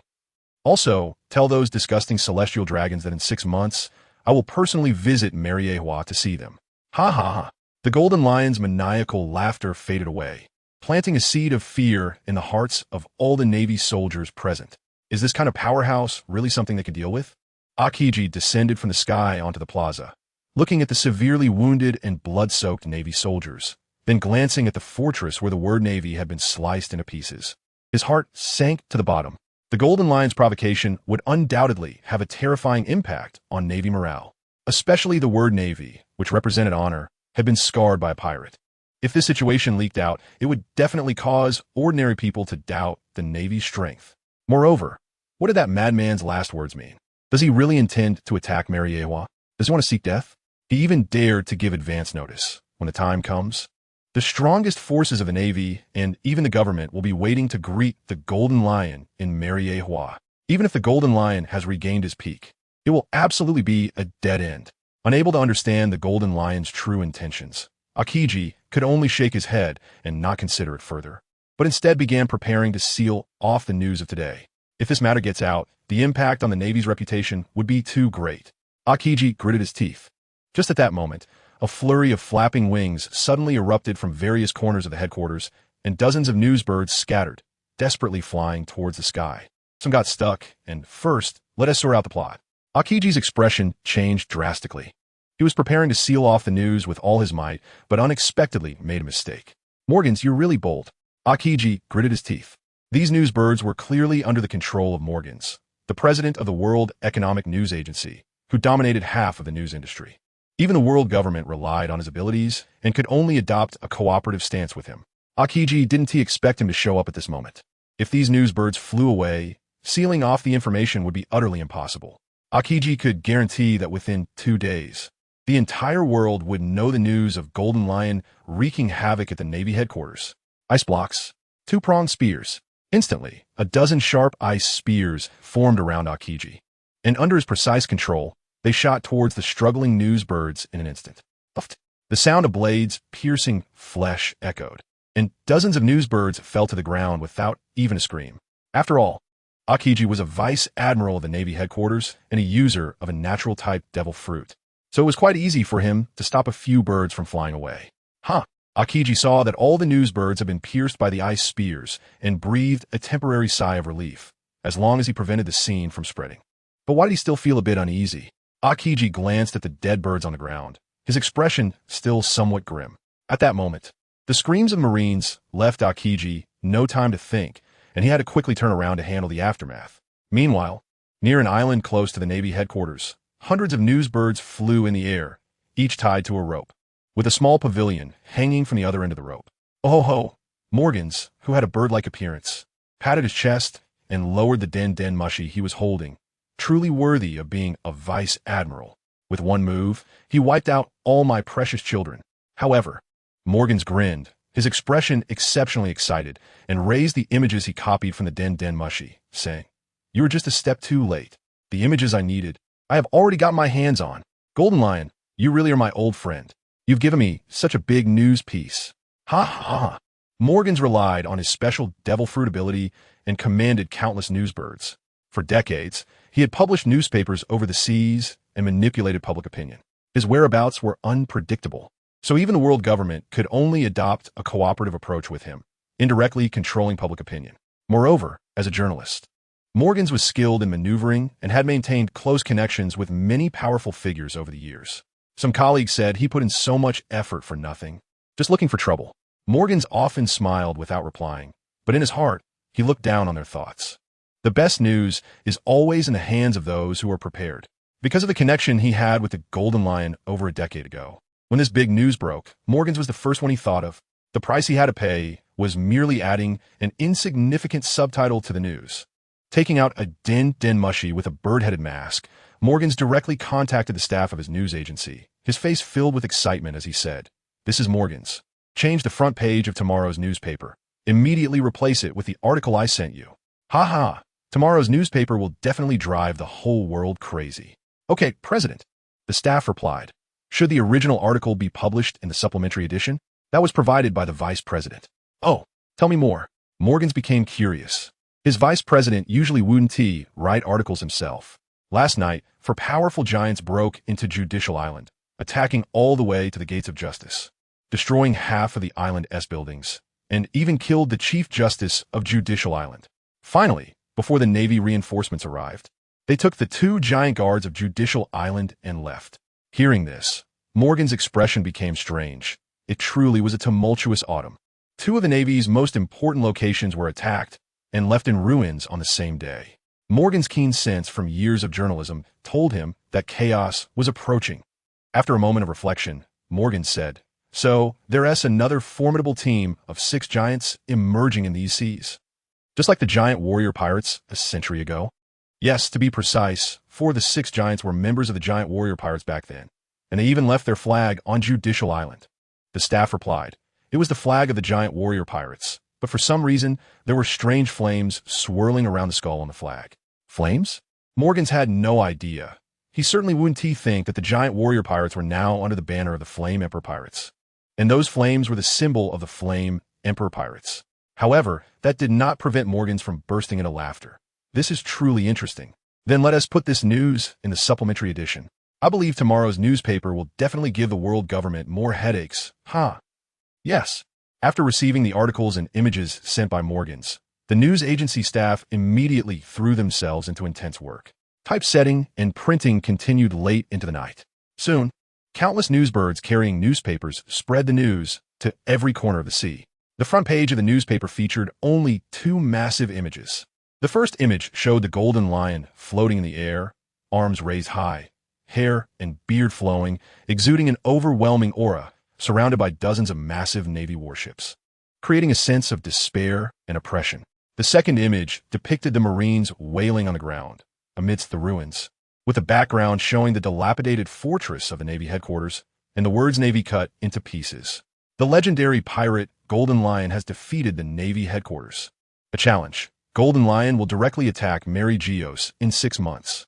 The newspaper printed 2 full pages of articles, and Morgans, based on his dealings with the Golden Lion, made extensive promotions in the article for the Golden Lion to rally his subordinates.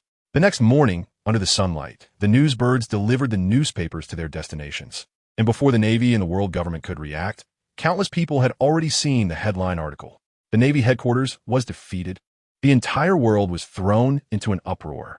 Thanks to Hurricane Wing for the 200 starting point coins. Civilians from all countries around the world widened their terrified eyes, their hands trembling slightly as they held the newspapers.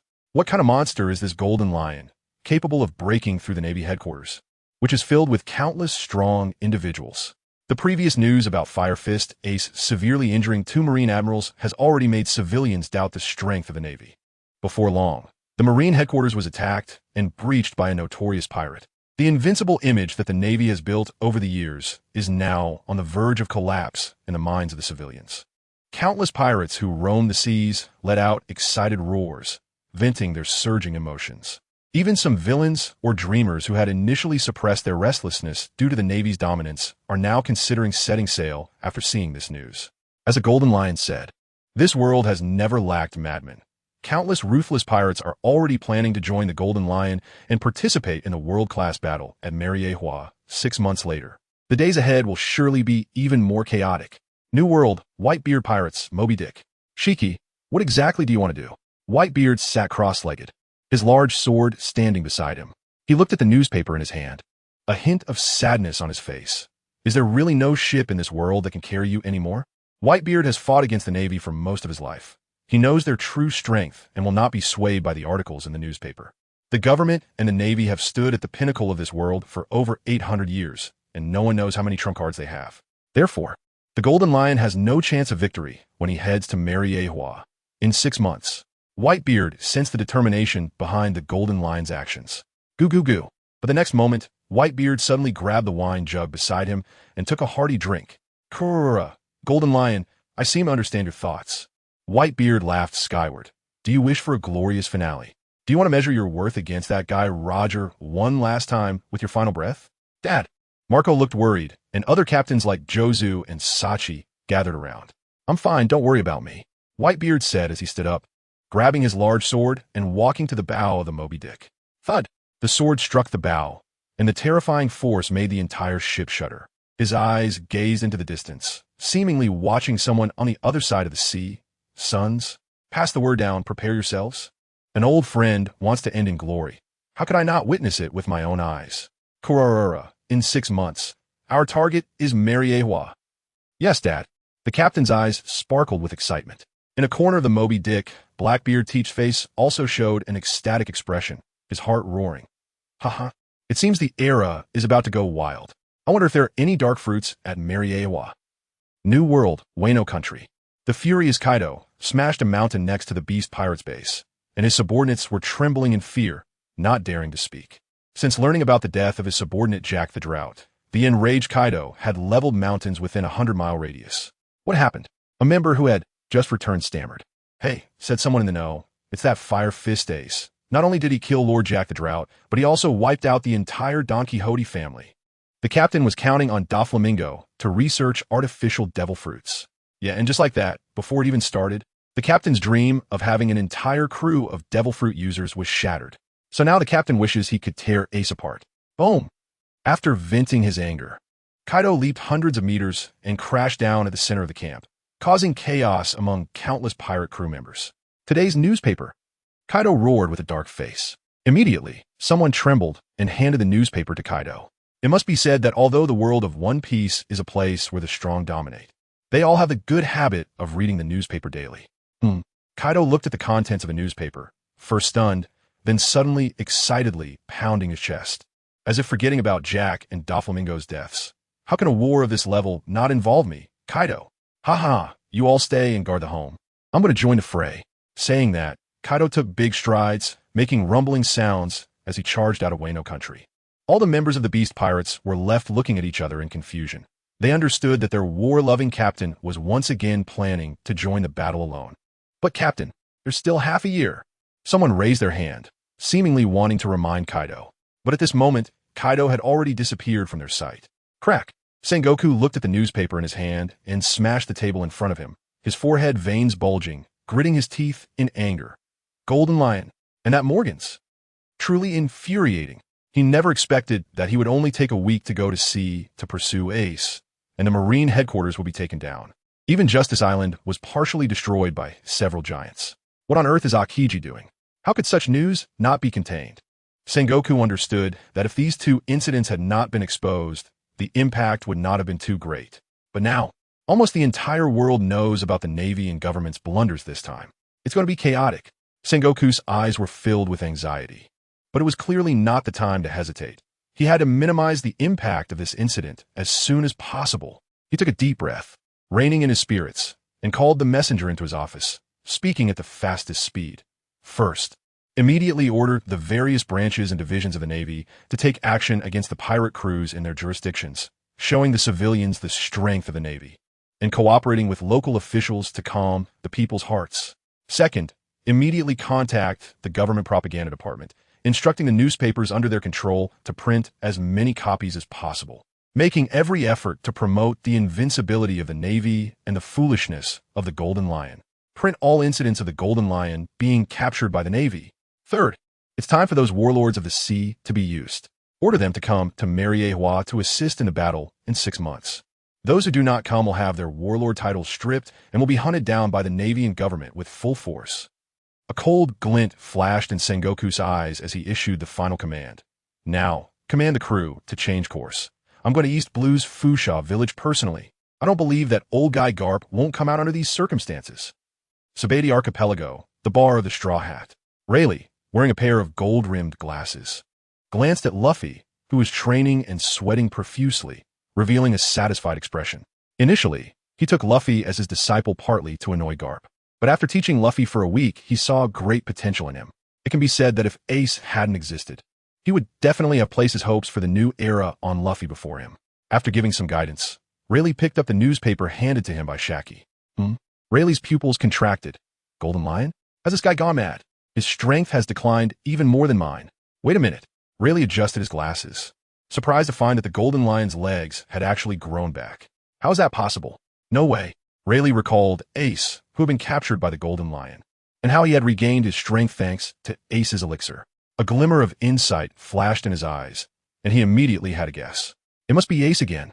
I didn't expect the captain's son to have so many incredible abilities. Rayleigh smiled to himself, his lips curling up. Since Ace is involved, then I guess I have to make a trip to Mariejois as well. White Sea, Bike Island. Achoo! Ace sneezed and rubbed his nose. He always had a strange premonition. The incident of the Golden Lion attacking Mariejois was actually orchestrated by Ace himself.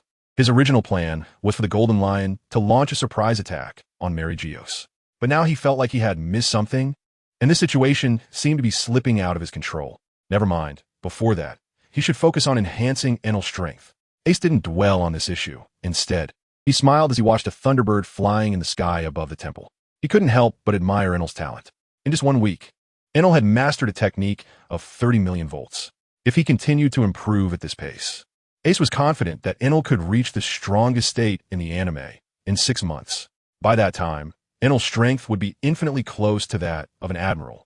After consuming the supreme great knife of the priest, Ace's strength had also improved, and his attribute panel had changed. Attributes: Physique, Quasi-Admiral 2 Linghua Essence Refinement Technique, 6th Level Essence Energy, 25, 340 Extermination of Demon Chi, 532, Low Level Fallen Heart Flame, Qinglian Earth Heart Fire, Volcanic Stone Flame, Intermediate, 9 Nether Golden Ancestor Fire. This not only raised Ace's physique to Quasi-Admiral Level 2, but the curse from the Thunder Fruit, for some reason, was clearly above the ordinary level, giving Ace a full 400 points of Demon Chi. This meant Ace could at least exchange for 5 Qingming longevity pills. And with the one he had left, he could extend the lifespan of 6 people by 10 years. Just half a year. Our Flame Emperor pirate crew could at least hold off 3 admirals. Ace's eyes were filled with confidence, and there was a hint of killing intent on his face. Perhaps, when a scene becomes chaotic, there might be an opportunity to completely deal with that Red Dog guy. In 2 lifetimes, Ace had never forgotten his hatred. After being reborn, Ace had worked hard for 2 years for this purpose. And now the day of revenge was finally not far away.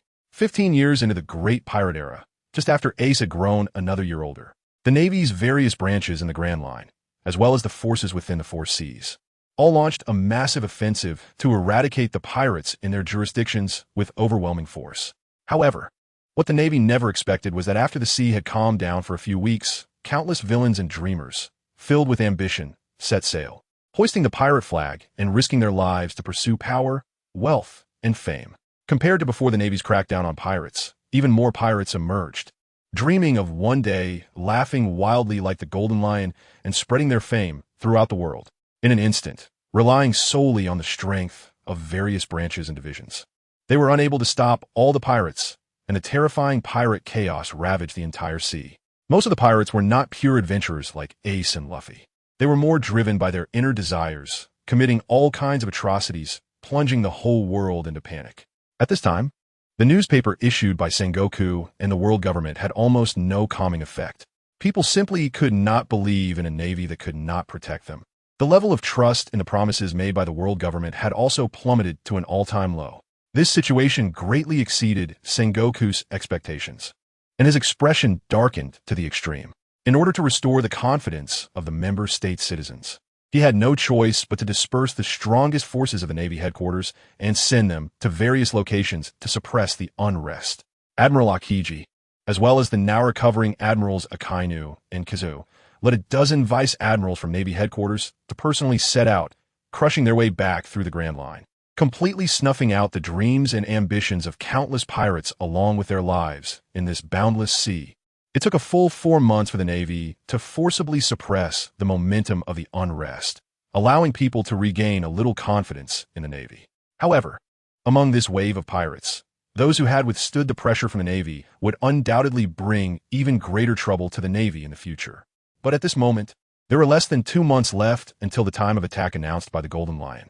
In order to respond to the Golden Lion's assault, the Navy could not spare any effort to deal with this potential threat and could only first withdraw their forces, gathering all the admirals and vice admirals back to Mariewa for the final war mobilization.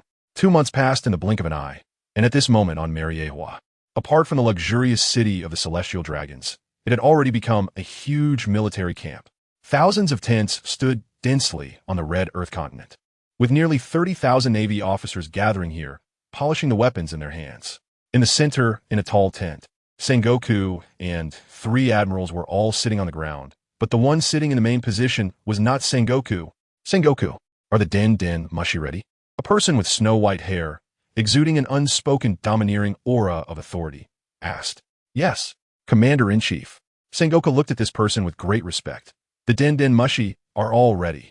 This war will be broadcast live to all member states of the world government. This person was none other than the former Marine Fleet Admiral, and now the Commander-in-Chief of the world government's entire military, Steelbone Kong. Good. A cold light flashed in Steelbone Kong's eyes, and a killing intent appeared on his face. Let us use absolute power to annihilate that lion. Let everyone understand who truly has the final say in this world. Sengoku and the 3 admirals did not speak, but their eyes revealed strong confidence. This time, the entire Navy was mobilized, with 3 admirals plus a commander-level figure, and Steelbone Kong, a veteran commander-level figure. Even if the Golden Lion was also a commander-level figure, he should not expect to leave Mariewa alive this time. Have the 7 warlords all arrived? Sengoku turned to ask. Just yesterday, the last to arrive, the Empress Hancock, had also made it. Akiji replied. They are currently waiting in the rest station beneath the Red Earth continent and can come to Mariewa for support at any time using the bubble lift. Well done, Sengoku said. Although they can be considered our side now, we still cannot let our guard down. Their main purpose for coming is to prevent any unexpected events. After all, we have already received reliable news that the main forces of the Whitebeard pirates disappeared from surveillance a week ago, and that Madman Kaido has been causing trouble everywhere since 6 months ago. We must remain vigilant against them. If those 2 emperors come, won't our strength be a bit lacking? Kizaru seemed a bit hesitant after being injured. After all, they are 2 strong commander-level figures. This is Mariewa, the core area of the world government. Do you think we only have this surface strength? Steelbone Kong seemed dissatisfied with Kizaru's hesitation and said domineeringly, as long as they dare to interfere, I will dare to keep them all here. Kizaru, stop talking recklessly. Sengoku said, you don't need to worry, I've also invited Garp this time. Upon hearing Sengoku's words, Kizaru finally felt relieved. If Garp was also here, their visible strength would reach 3 commander-level figures. However, upon hearing Garp's name, Akainu's expression suddenly darkened, seemingly recalling the time Garp had beaten him. Feeling a slight pain in his face. On Baika Island, above the original temple, Two figures were stepping through the moonwalk, standing high in the sky. It was Ace and Enel. At this moment, Enel had a serious expression, while Ace wore a smile. It's been half a year. Are you ready? Ace's tone carried a hint of excitement. Ready. Very good. Then let's begin. Ace said, use your full power.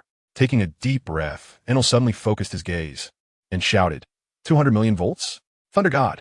In an instant, his body erupted with an immense, thunderous light. Blue lightning surged out, then suddenly contracted, completely enveloping Enel, transforming him into a gigantic thunder god. Even before launching an attack, he brought a powerful sense of oppression. Ha, good. Ace's eyes lit up, and he laughed out loud. On the eve of the war launched by the Golden Lion, Enel could finally unleash his strongest move. It's my turn. Ace excitedly spread his arms and shouted, Great Flame Ring? Fire God. As soon as the words left his mouth, a vast sea of fire surged from Ace's body, instantly enveloping him. Then, a flame god appeared in the sky, larger than Enel's thunder god by a whole circle. This was a new move that Ace had created based on Enel's technique, enhancing his power by several times. Come on. The two giants, seemingly transformed into true deities, simultaneously swung their fists and collided with each other. Thunder and flames divided the entire sky in half, with blue lightning and red flames coloring each side of the sky in their respective hues. To the residents of Baikar Island, this apocalyptic scene was a true miracle. All the residents of Sky Island knelt trembling, praying towards Ace and the other. Boom! Boom! The battle between Ace and Enel continues, while Villy and Law stand beside the temple, watching the fight in the sky. The captain has a good eye. Enel's strength has really improved quickly. He can already trade blows with the captain. Law said with a smile, the captain hasn't even gone all out yet. Didn't you see that the captain has only used one type of flame? Villy is still quite protective of Ace. That's right. Brother definitely isn't Ace's opponent. Behind the two of them is Treya, looking up with admiration. However, her words left Villy and Law speechless, thinking to themselves, are you and Enel even siblings? You have no intention of helping your brother at all. Speaking to the captain without hesitation. Boom, boom, boom. The sky rumbled again, and ultimately, it was Enel's thunder god form that collapsed first, landing somewhat awkwardly on the ground beside the temple. I lost. I let the captain down. Enel looked a bit disheveled, his expression showing some frustration. Ace's flames dissipated under his control, and the residual sparks made him grimace, feeling a bit numb on his skin. Don't underestimate yourself. Ace landed beside Enel and said, You've managed to reach this level in just half a year, which is already impressive. In my estimation, with your current strength, although you're still not a match for those admirals, holding your ground against them for a while is definitely not a problem. All right, I won't say more. We should get going. Ace led the three of them to the edge of Baikar Island, gazing out towards the direction of Mariewa, his eyes shining with confidence. In the past 6 months, not only have Enel and the others significantly improved, but Ace's own growth has been even more remarkable. Through relentless training, his physique has now reached the Quasi-Admiral level 5.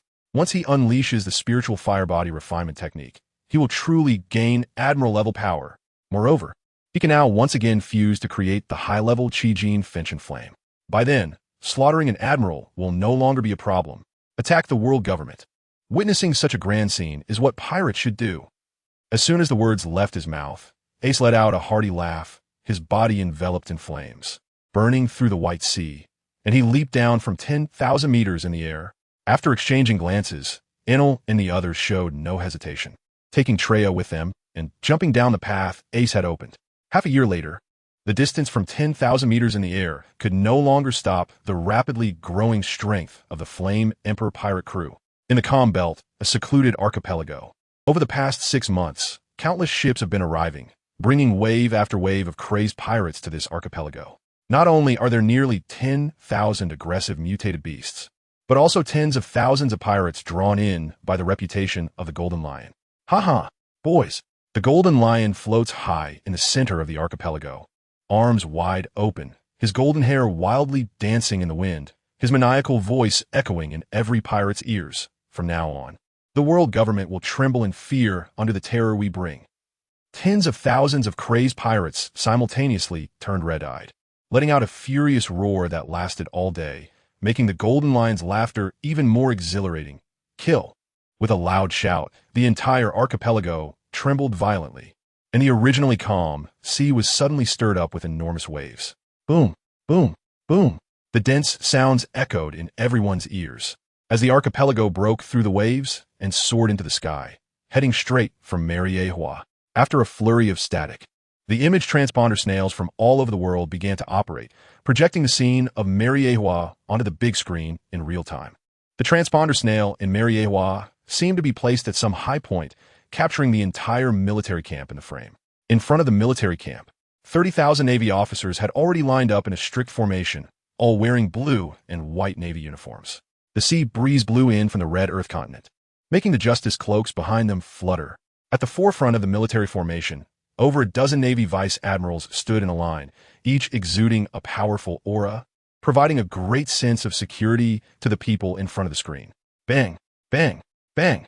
The sound of heavy footsteps reached the ears of the public, as 7 giant vice admirals from the Navy Giant Division stepped forward, one by one, to the front of the military formation. In their midst, guarding them, were the strongest forces of a Navy. Navy Admiral Sengoku, the 3 admirals Akainu, Kizaru, Akiji, as he stepped to the very front of the military formation. A buzzing sound suddenly emanated from Sengoku, and his body radiated intense golden light, instantly growing larger, transforming into a golden giant Buddha. I am the Navy Admiral Sengoku. Sengoku's voice was incredibly steady, carrying a strong penetrating power, reaching the hearts of every sailor on site and every person watching on the screen. Today, I will lead you all to slay the Golden Lion here. Tell all the evildoers who are itching to move that only justice will prevail. Buzz. Just as Sengoku finished speaking, the golden light suddenly swept out, covering the entire Navy formation, and all the sailors instantly felt a surge of hot blood, their fighting spirit boiling over, unable to help but roar from the depths of their hearts. Justice will prevail. The synchronized roar of 30,000 Navy officers shook the sea breeze, sending it swirling back, and the strong fighting spirit and confidence even passed through the screen, reaching every citizen's heart. The trust in the Navy that had been lost seemed to return to the people at this moment. The fear brought by the Golden Lion gradually faded from the hearts of the public. With such a powerful army protecting them, what does a Golden Lion count for? Justice will prevail. Across the world, countless citizens seemed to be infected by this momentum, shouting loudly together, wishing they could rush to Mariehua and participate in the war to eliminate the Golden Lion. At this moment, the Navy's momentum seemed to have returned to its peak. Ha ha ha. Old dog Sengoku, the position of Navy Admiral really suits your abilities. Just then, the Golden Lion's maniacal laughter pierced the space from high above Mariehua, suddenly reaching everyone's ears. The originally clear sky slowly turned gloomy the moment the voice appeared, a massive shadow completely enveloping half of Mariehua. The image transponder snail raised its lens, and the scene in the sky instantly captivated the attention of everyone in the world. Dozens of enormous islands floating in the air brought a terrifying sense of oppression that left all citizens nearly breathless, like a bucket of cold water splashed on everyone's hearts, extinguishing their recent excitement. What trust? What justice will prevail? Under this apocalyptic scene before them, it was utterly insignificant. Is this the power of the Golden Lion? Across the land and sea, countless people were left dumbfounded by this terrifying sight. Ha ha ha. The laughter of the Golden Lion echoed recklessly across the entire sea once again. His domineering figure floated high, with his golden hair dancing wildly in the wind, destined to be forever etched in the hearts of all who witnessed this scene. A strange flush adorned his face as he roared in a mad voice. Today, I will make everyone know that only I, the Golden Lion, can be called the true pirate. Oof. Golden Lion, stop talking nonsense. Today, you will surely die at Mariehua. Sengoku's loud shout directly shattered the Golden Lion's imposing presence. Akinu, Kizu, Akiji, and many other vice admirals gathered here, looking up slightly at the Golden Lion in the sky. Ready for battle, their fighting spirit boiling. In the captain's hall of the Golden Lion's ship, the Flame Emperor pirates, led by Ace, stood here, gazing from afar at the Golden Lion in midair, their hearts slightly shaken. Ace and the others caught up with the Golden Lion a day ago and learned what the Golden Lion had been up to for the past 6 months. Ace understood in his heart that the Golden Lion probably never intended to overthrow the world government. This time, he had already resigned himself to death, wanted to have one last dazzling display in his final moments. Perhaps this brilliant light would only last for an instant, but it would undoubtedly leave an indelible mark on this world. Captain, should we help? Willie asked hesitantly, Ace shook his head and said, "The Golden Lion is right. He truly deserves to be called a real pirate. Perhaps the reason he brought us here is not to ask for our help at all. He just wants us to be witnesses, to witness the most glorious moment of his life." "You are correct." The ship's doctor, Indigo, approached Ace, his gaze filled with gratitude for Ace's understanding of the Golden Lion. Rather than live another 10 years in a daze, the captain would rather die in this glorious war. "Please do not act just yet." After saying this, Indigo bowed to Ace and turned to walk towards the bow of the ship, tearing off his doctor's white coat to reveal a layer of golden armor beneath. One by one, pirates who looked quite old emerged from inside the Golden Lion's ship. They were the former members of the Sky Pirates who had come from all corners of the world over the past 6 months. At this moment, they were all clad in golden armor, wielding sharp swords, and stepped forward to the bow of the ship. The Golden Lion, floating in the sky, seemed to sense something and turned to look at the thousands of golden-armored pirates at the bow, suddenly bursting into a hearty laugh. "Ha ha! My Sky Pirates are indeed still here. Not even Roger can destroy them. Are you willing to fight alongside me once more?" Thousands of golden-armored pirates stomped their feet simultaneously, shaking the entire ship. "We are willing to die for the captain. Kill, kill, kill. All right, then today, we will kill until the heavens and earth are turned upside down." Ha ha ha. The Golden Lion spread his arms wide, his golden hair dancing wildly. And after a thunderous roar, he suddenly swung his arms forward. Instantly, dozens of massive islands were swept up by a violent wind and smashed down towards Mariehua. The Golden Lion had no intention of launching any probing attacks. He struck mercilessly, aiming to deal a devastating blow to the entire Mariehua. At this moment, even the 30,000 disciplined Navy officers could not help but feel a stir. Dozens of falling islands. What kind of concept was that? If no one could stop this wave of attacks, just these islands alone could crush everyone present into a pulp and turn the Mariehua, which had stood for 800 years on the Red Earth continent, into ruins. Tot tot tot. At the moment when everyone was filled with fear, 3 distinct footsteps sounded, and the 3 admirals, Akainu, Kizaru, and Akiji, dressed in red, yellow, and white suits, stepped forward to the front of the military formation. Before the screen, the crowd watching this terrifying scene had already fallen into despair. They could not understand how the Golden Lion could possess such terrifying power. They could not even fathom how the 3 admirals, emerging from the crowd, would withstand this apocalyptic attack. Could the Navy still protect their justice? But in the next moment, they witnessed an unforgettable scene. The 3 admirals did not waste words. With serious expressions, they looked up at the sky. Then they immediately launched their strongest attacks against the islands. In an instant, crimson magma, golden beams of light, and deep blue ice pillars shot up into the sky, instantly dyeing the sky in front of them with these 3 colors. The entire field of vision was completely covered by these 3 dazzling colors. Boom, boom, boom. Terrifying roars echoed in the air as dense magma, beams, and ice pillars surged from below, directly striking the falling islands, causing the air to ripple with countless waves. Dozens of islands were violently torn apart by the impact, and the shadow that enveloped a large part of Mariehua instantly shattered into countless fragments. Under the combined attack of the 3 admirals, even the falling islands could only be smashed into countless rubble. The strength of the admirals also shocked everyone. Crash! However, the shattered rubble fell like a torrential rain, still bringing them immense trouble. Not only the 3 admirals, but also the remaining dozen or so vice admirals could only soar into the sky, striving to intercept these bomb-like falling rocks. Boom boom! Continuous screams arose as rubble that could not be intercepted fell into the military formation, inflicting terrifying damage on these Navy soldiers. Damn it!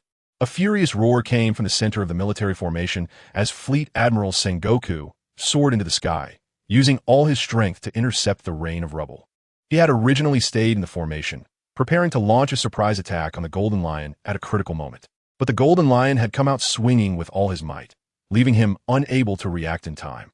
In this situation, he could no longer sit idly by and continue hiding. Hey! Another sigh was heard as Carp, dressed in a casual shirt and shorts, stepped forward. Golden Lion, your era should come to an end. Then Carp demonstrated his formidable strength, instantly turning all the rubble in his section of the sky into powder. Originally, Carp had retired and had come only to witness the downfall of the Golden Lion, not intending to intervene. But the cries of his former comrades around him awakened the justice deep within him, and he resolutely joined the battle. Ha ha! That's more like it. 3 admirals. This is the battle I want. The Golden Lion's manic voice showed no sign of retreat, only growing crazier. The Navy's strong figures looked towards the sound, and their pupils shrank again. Just moments ago, dozens of islands had blocked their view. They had not seen what was above the islands, but now, with the islands all shattered, hundreds of rapidly descending pirate ships appeared before their eyes. At this moment, due to the previous blockage of the dozens of islands, the Navy's strong figures had no time to stop them. These pirate ships had already descended to a dangerously low height. Kill! From among the hundreds of pirate ships came the furious roars of tens of thousands of pirates. The fact that they dared to come to Mariejois with the Golden Lion showed they were a bunch of lunatics, and seeing the Navy's disarray under the falling rocks only fueled their murderous intent. Akainu and the other 3 admirals quickly withdrew their hands, preparing to launch attacks against these pirate ships and completely destroy them before they landed. But at that moment, the nearly 100 largest pirate ships at the front suddenly exploded. Tens of thousands of mutant beasts, with their blood-red eyes wide open, surged down from the shattered pieces of these pirate ships, diving straight into the Navy's formation. The overwhelming scent of blood drove these beasts into a frenzy. Each one possessed strength above that of the captain. Even more terrifying was that they did not know what pain was, only knowing to madly tear apart everything in front of them. In an instant, this wave of beasts caused massive damage to the Navy, and nearly 1,000 Navy soldiers fell victim to the beast jaws. Coupled with the previous deaths and injuries from falling rubble, over 5,000 Navy soldiers had already perished here, and this number was still increasing. Keep in mind, these were all elite officers of the Navy. Golden Lion. This time, Sengoku's eyes were filled with rage. This kind of casualty made his heart ache. I want you dead. With a roar, Sengoku soared into the sky, and Carp and Sengoku also dropped their rescue efforts, soaring up from both sides to encircle the Golden Lion in the sky. Ha ha ha, come at me. The Golden Lion smashed the remaining pirates into the Navy formation, no longer caring about the battles of his underlings. He drew his twin blades from his waist with a whoosh and charged at the 3 men without hesitation. 1 against 3, the Golden Lion was about to engage in a final battle against 3 top-tier strong opponents. Boom! The Golden Lion ship also crashed into the Navy formation, and Ace, along with the Flame Emperor pirates, looked up at the sky in silence. There was no way the Golden Lion could survive this, and the former members of the flying pirate crew, who had just rushed towards the Navy without hesitation, also would not be able to leave Mariejois alive. But they had truly shone brightly. The way they left was indeed magnificent. Let's go. We will help too. But at that moment, Akainu's furious roar suddenly echoed, followed by the sudden illumination of red, yellow, and blue colors, as the 3 Marine admirals prepared to join the attack on the Golden Lion. Hey, you guys don't have the right to join this battle. Ace sighed, then led the members of the Flame Emperor pirates to soar into the air, instantly intercepting the 3 admirals. Boom! A sudden sound of an explosion rang out as the Flame Emperor pirates appeared, blocking the 3 admirals, causing them to halt cautiously. It's you. The voices of Akainu and Kizaru nearly echoed at the same time, filled with surprise, pain, and resentment, an array of emotions that made it hard to imagine these feelings could coexist within 2 admirals. Who? Only Akiji appeared confused, wondering why Akainu and Kizaru seemed to recognize this person before them, as if they had some deep-seated grudge against him. Wait, deep-seated grudge? Akiji glanced at Akainu's missing leg and Kizaru's missing arm, his eyes widening as if he realized something, then turned to look at the person before him. You are Portgasty, Ace? Ace's mouth curled up slightly, and he glanced subtly at Akainu's legs and Kizaru's arms, with a hint of a smile as he said, Not bad. I am Ace. I can be considered an old friend of these 2 beside you. Now, could you please stay aside for a while and not disturb the battle of those few? Ace's gaze was like needles, piercing into the wounds of Akainu and Kizaru, causing them to feel pain and shame, their expressions darkening to the extreme. However, the 2 did not retaliate directly. Instead, they looked around cautiously. Rest assured, Hawkeye won't intervene for now, and Uncle Rayleigh isn't here either. Seeing their actions, a mocking smile appeared on Ace's face. It seems the previous events left a deep shadow on these 2 admirals. Having his thoughts exposed, Akainu's expression clearly faltered. With a cold snort, heavy killing intent filled his voice. If that's the case, then you shall die. Over the past few days, Ace had become a thorn in Akainu's side. And with the recent provocation, Akainu wasted no time and immediately launched an attack, throwing a punch at Ace. With his strike, Akainu unleashed all his power, unwilling to give Ace any chance to survive. Great fire. Boom. As Akainu's fist suddenly swung out, his arm transformed into terrifying magma, forming a massive lava fist that slammed toward Ace. Both the warriors on the battlefield and the spectators in front of the screen were captivated by the might of this punch. The terrifying heat wave seemed to transmit through the screen, making them feel a surge of warmth. No one believed Ace could block this punch. Their gazes towards him were filled with sympathy and disdain for his overconfidence. But in the face of Akainu's punch, Ace showed no intention of retreating. With a powerful confidence on his face, he swung out his own fist and shouted, "Fire Fist." Boom! Ace's right arm transformed into a towering flame, a massive four-colored flaming fist that struck mercilessly against Akainu's magma fist. Boom, boom, boom. Terrifying roars erupted between the two, with countless magma and flames exploding, splattering onto the ground and burning deep black pits into it, while surging heat waves rolled out in all directions.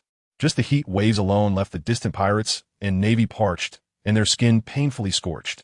Look quickly, that kid is actually holding his own against Admiral Sakazuki.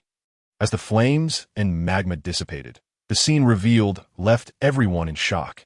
Ace faced off against Akainu, and after a direct clash of fists, Ace stood suspended in midair. Under the terrifying shockwave, his cloak billowed in the wind, but his body showed no signs of injury. In front of screens across various kingdoms, countless civilians were in an uproar upon witnessing this. How is this possible?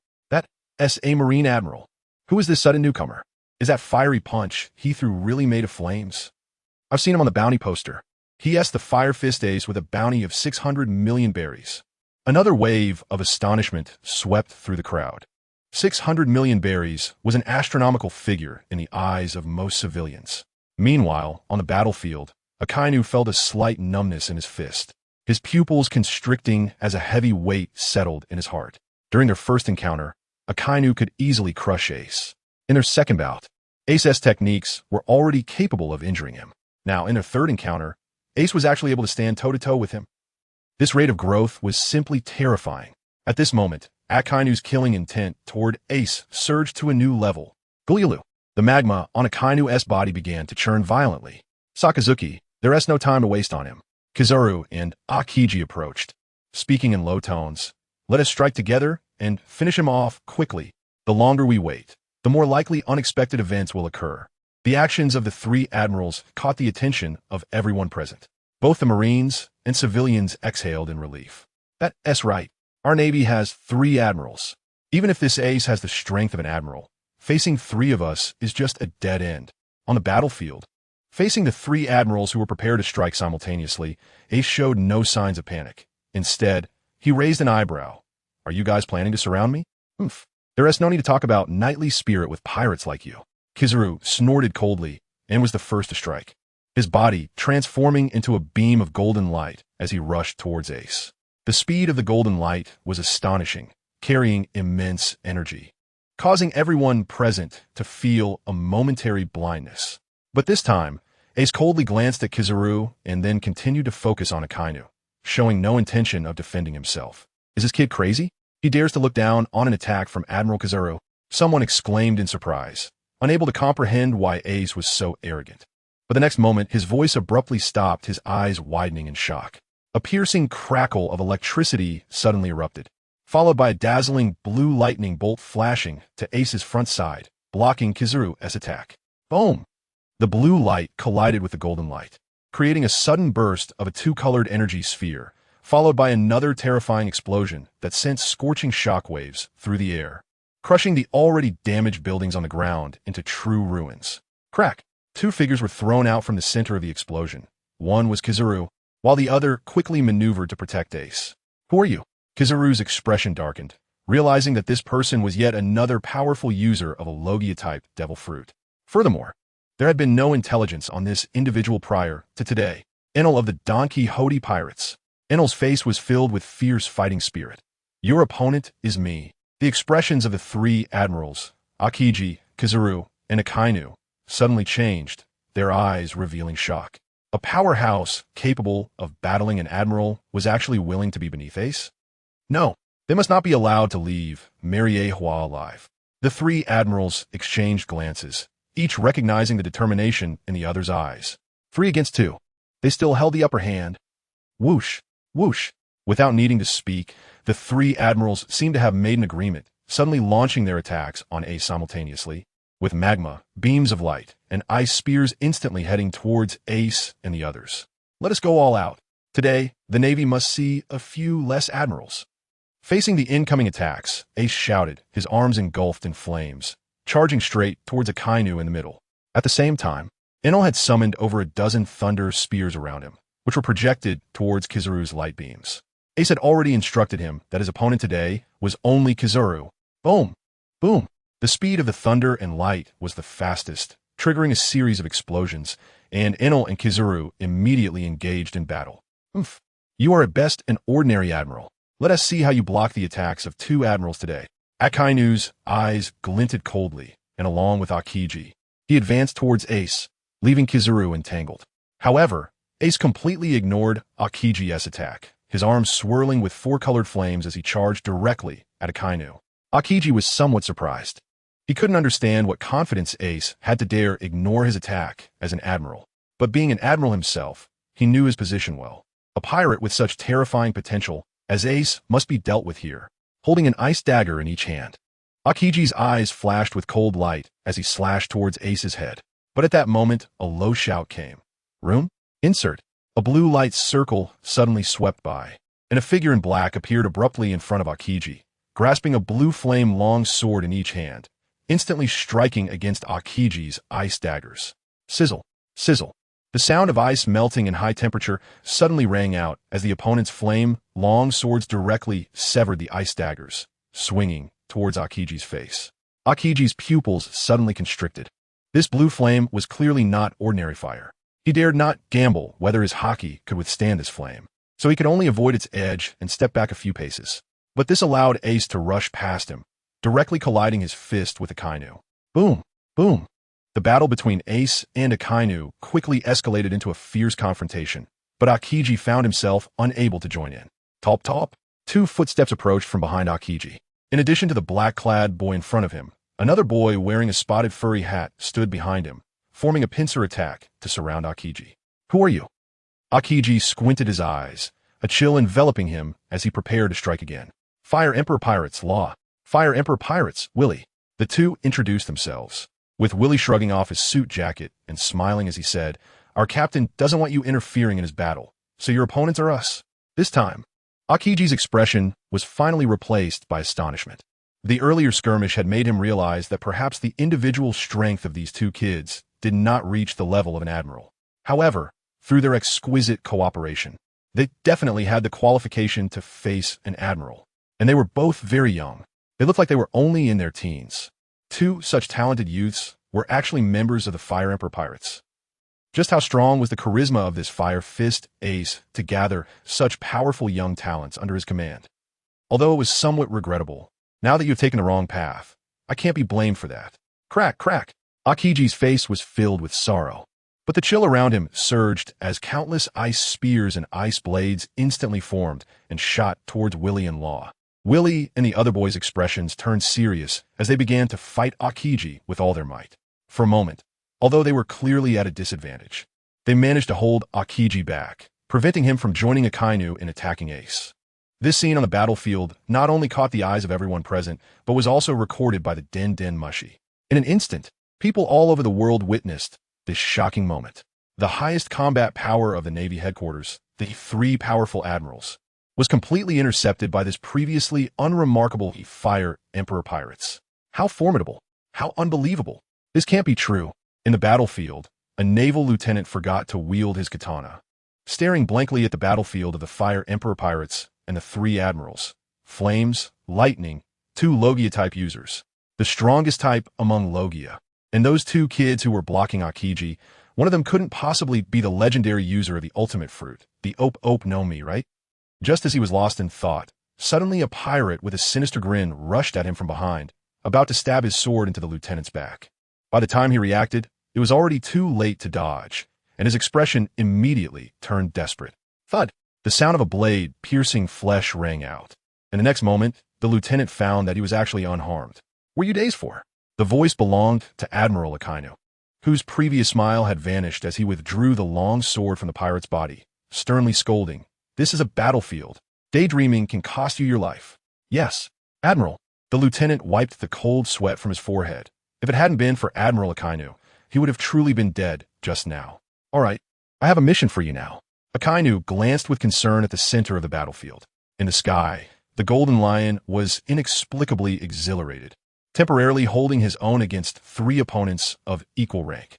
If this continued, should any further mishap occur, the Navy's current high-end forces would not be sufficient to handle the situation. You must immediately go to the lift station below the Red Line and notify those 6 warlords to come for support. The only high-end combat power Akainu could think of now was those few warlords. At this moment, Sengoku and Kizuru, who had participated in the warlord appointment ceremony, were both engaged in battle. If either of them were here, they would not agree with Akainu's foolish decision. After all, based on the performance of the remaining 6 warlords during the ceremony, they were far more willing to help Ace than the Navy. Understood. The lieutenant saluted Akainu and immediately set off towards the lift at the edge of the Red Line. At this moment, the battlefield in Mariehua was chaotic, with countless pirates and mutated beasts engaged in a bloody melee. Everyone was too consumed by the fight to care about the battles of the powerful individuals. Just a moment of distraction could cost them their lives. Akainu effortlessly dispatched a few pirates and surveyed the battlefield, realizing that the giant forces could not exert their advantages in such chaos and were hamstrung during combat. "Giant forces, go assist Admiral Akiji," Akainu shouted. In that brief moment, he had already discerned that although the Fire Emperor pirates had intercepted all 3 admirals, the other 2 were indeed at a disadvantage. However, the one named Enel was also a Logia-type user, and even if the giants went to help, they wouldn't be able to contribute much. But if they teamed up with Admiral Akiji, they would definitely become the last straw that broke the Fire Emperor pirates' back, ultimately leading to Ace's complete destruction. "All right, we're on it." The giants' deep voices echoed as they immediately charged towards Ace. Akainu glanced at them before rushing toward the pirates on the battlefield. Although the admirals had the qualifications to intervene in the battles of the admirals, it was clear that maximizing the damage to the pirates and minimizing the Navy's casualties was the most cost-effective choice. Boom, boom. Aside from the battle involving the Golden Lion, the clash between Ace and Akainu was the most intense, with their fists colliding fiercely, flames and magma scattering everywhere, and terrifying roars echoing throughout Mariehua. "Dog bite, Red Lotus!"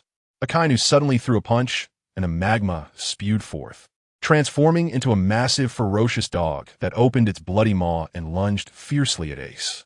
Ace was also unwilling to back down. The flames he unleashed transformed into a firebird, which collided violently with the Hellhound. The intense explosion sent both of them flying apart, temporarily separating them.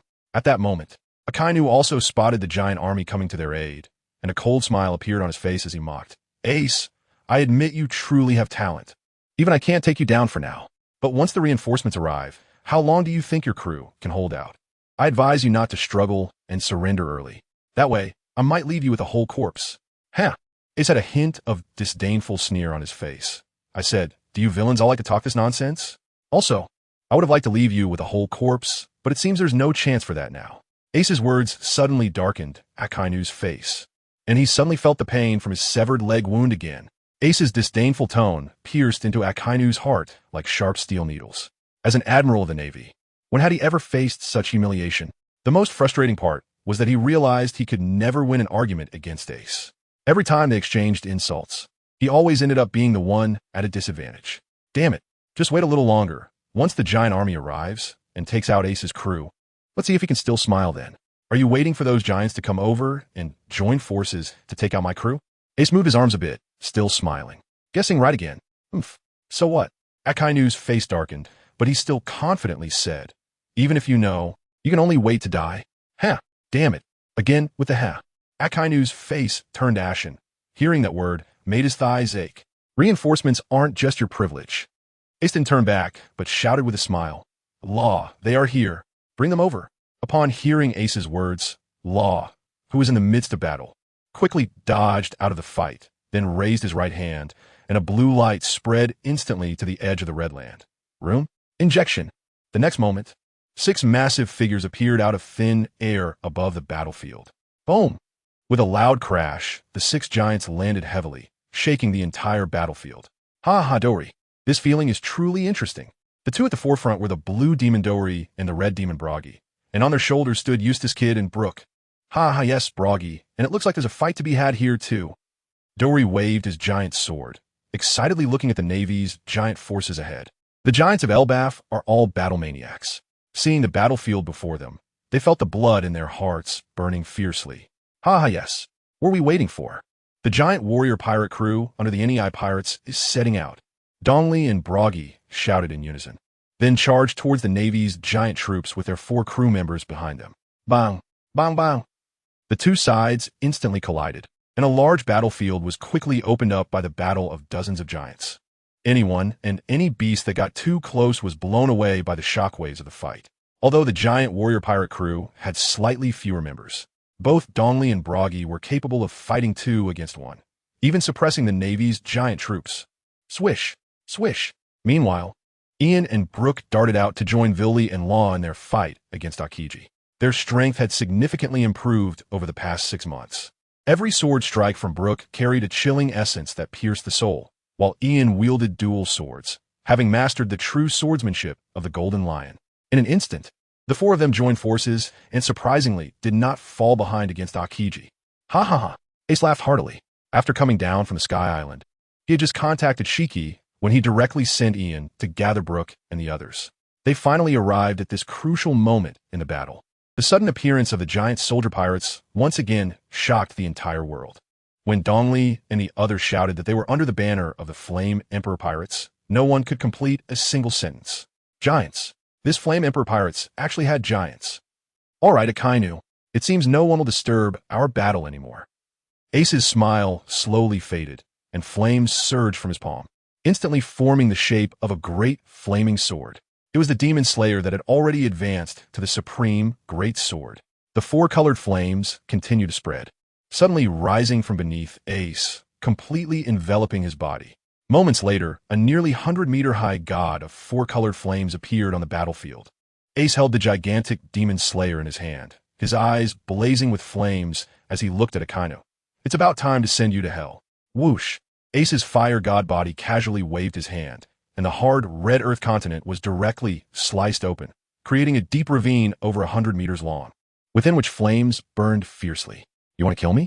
Upon hearing Ace's words, Akainu's expression instantly turned extremely grim, and in a fit of rage he laughed coldly, saying, Do you think you can exchange a few moves with me and truly be invincible? Even without support, I will still take your life. Oh really?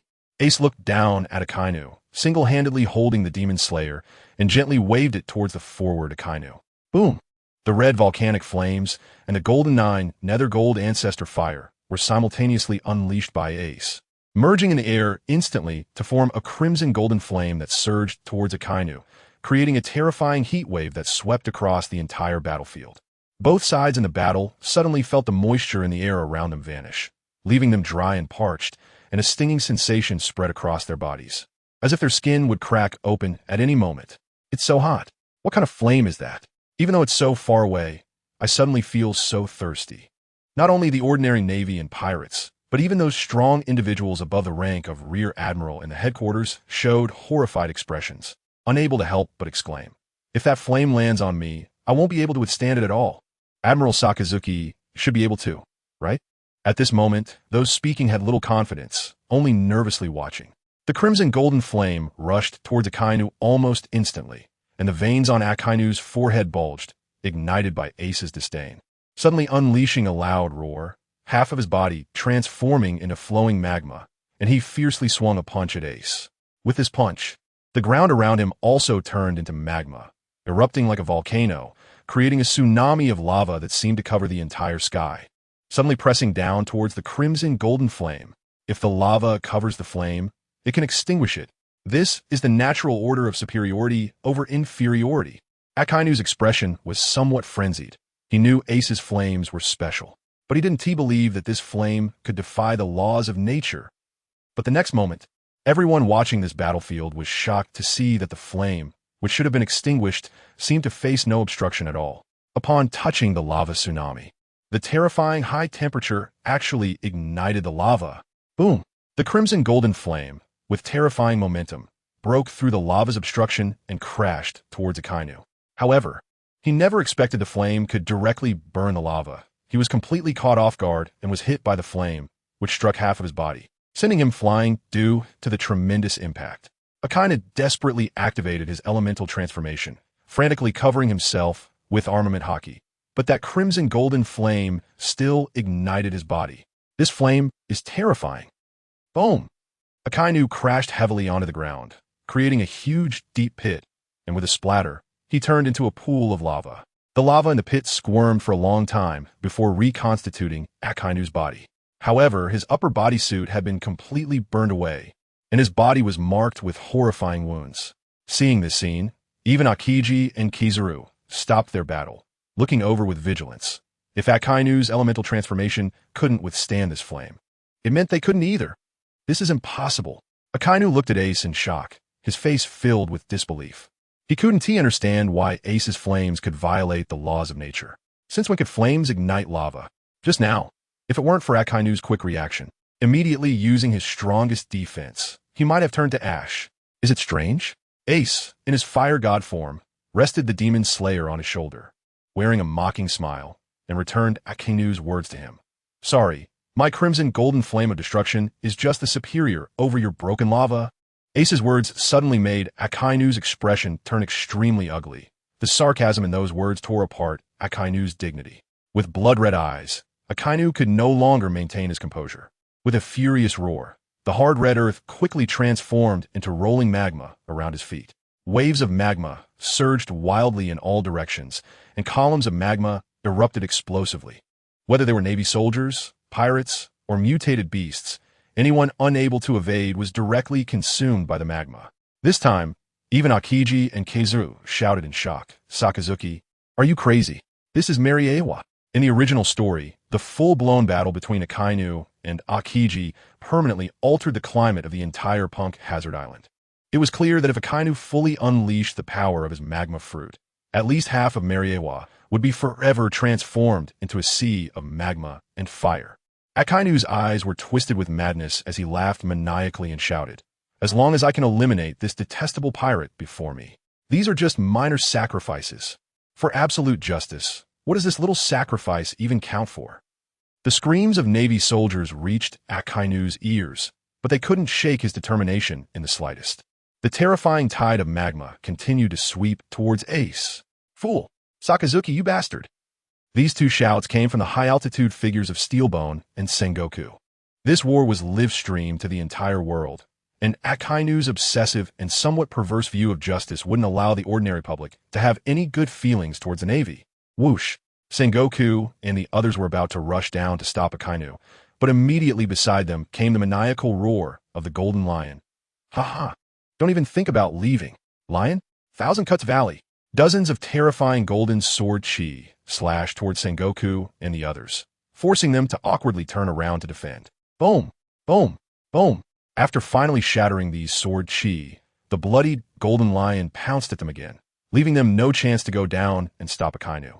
Sengoku and the others realized that the Golden Lion had definitely consumed some drug that burned his life force, unleashing several times his original strength.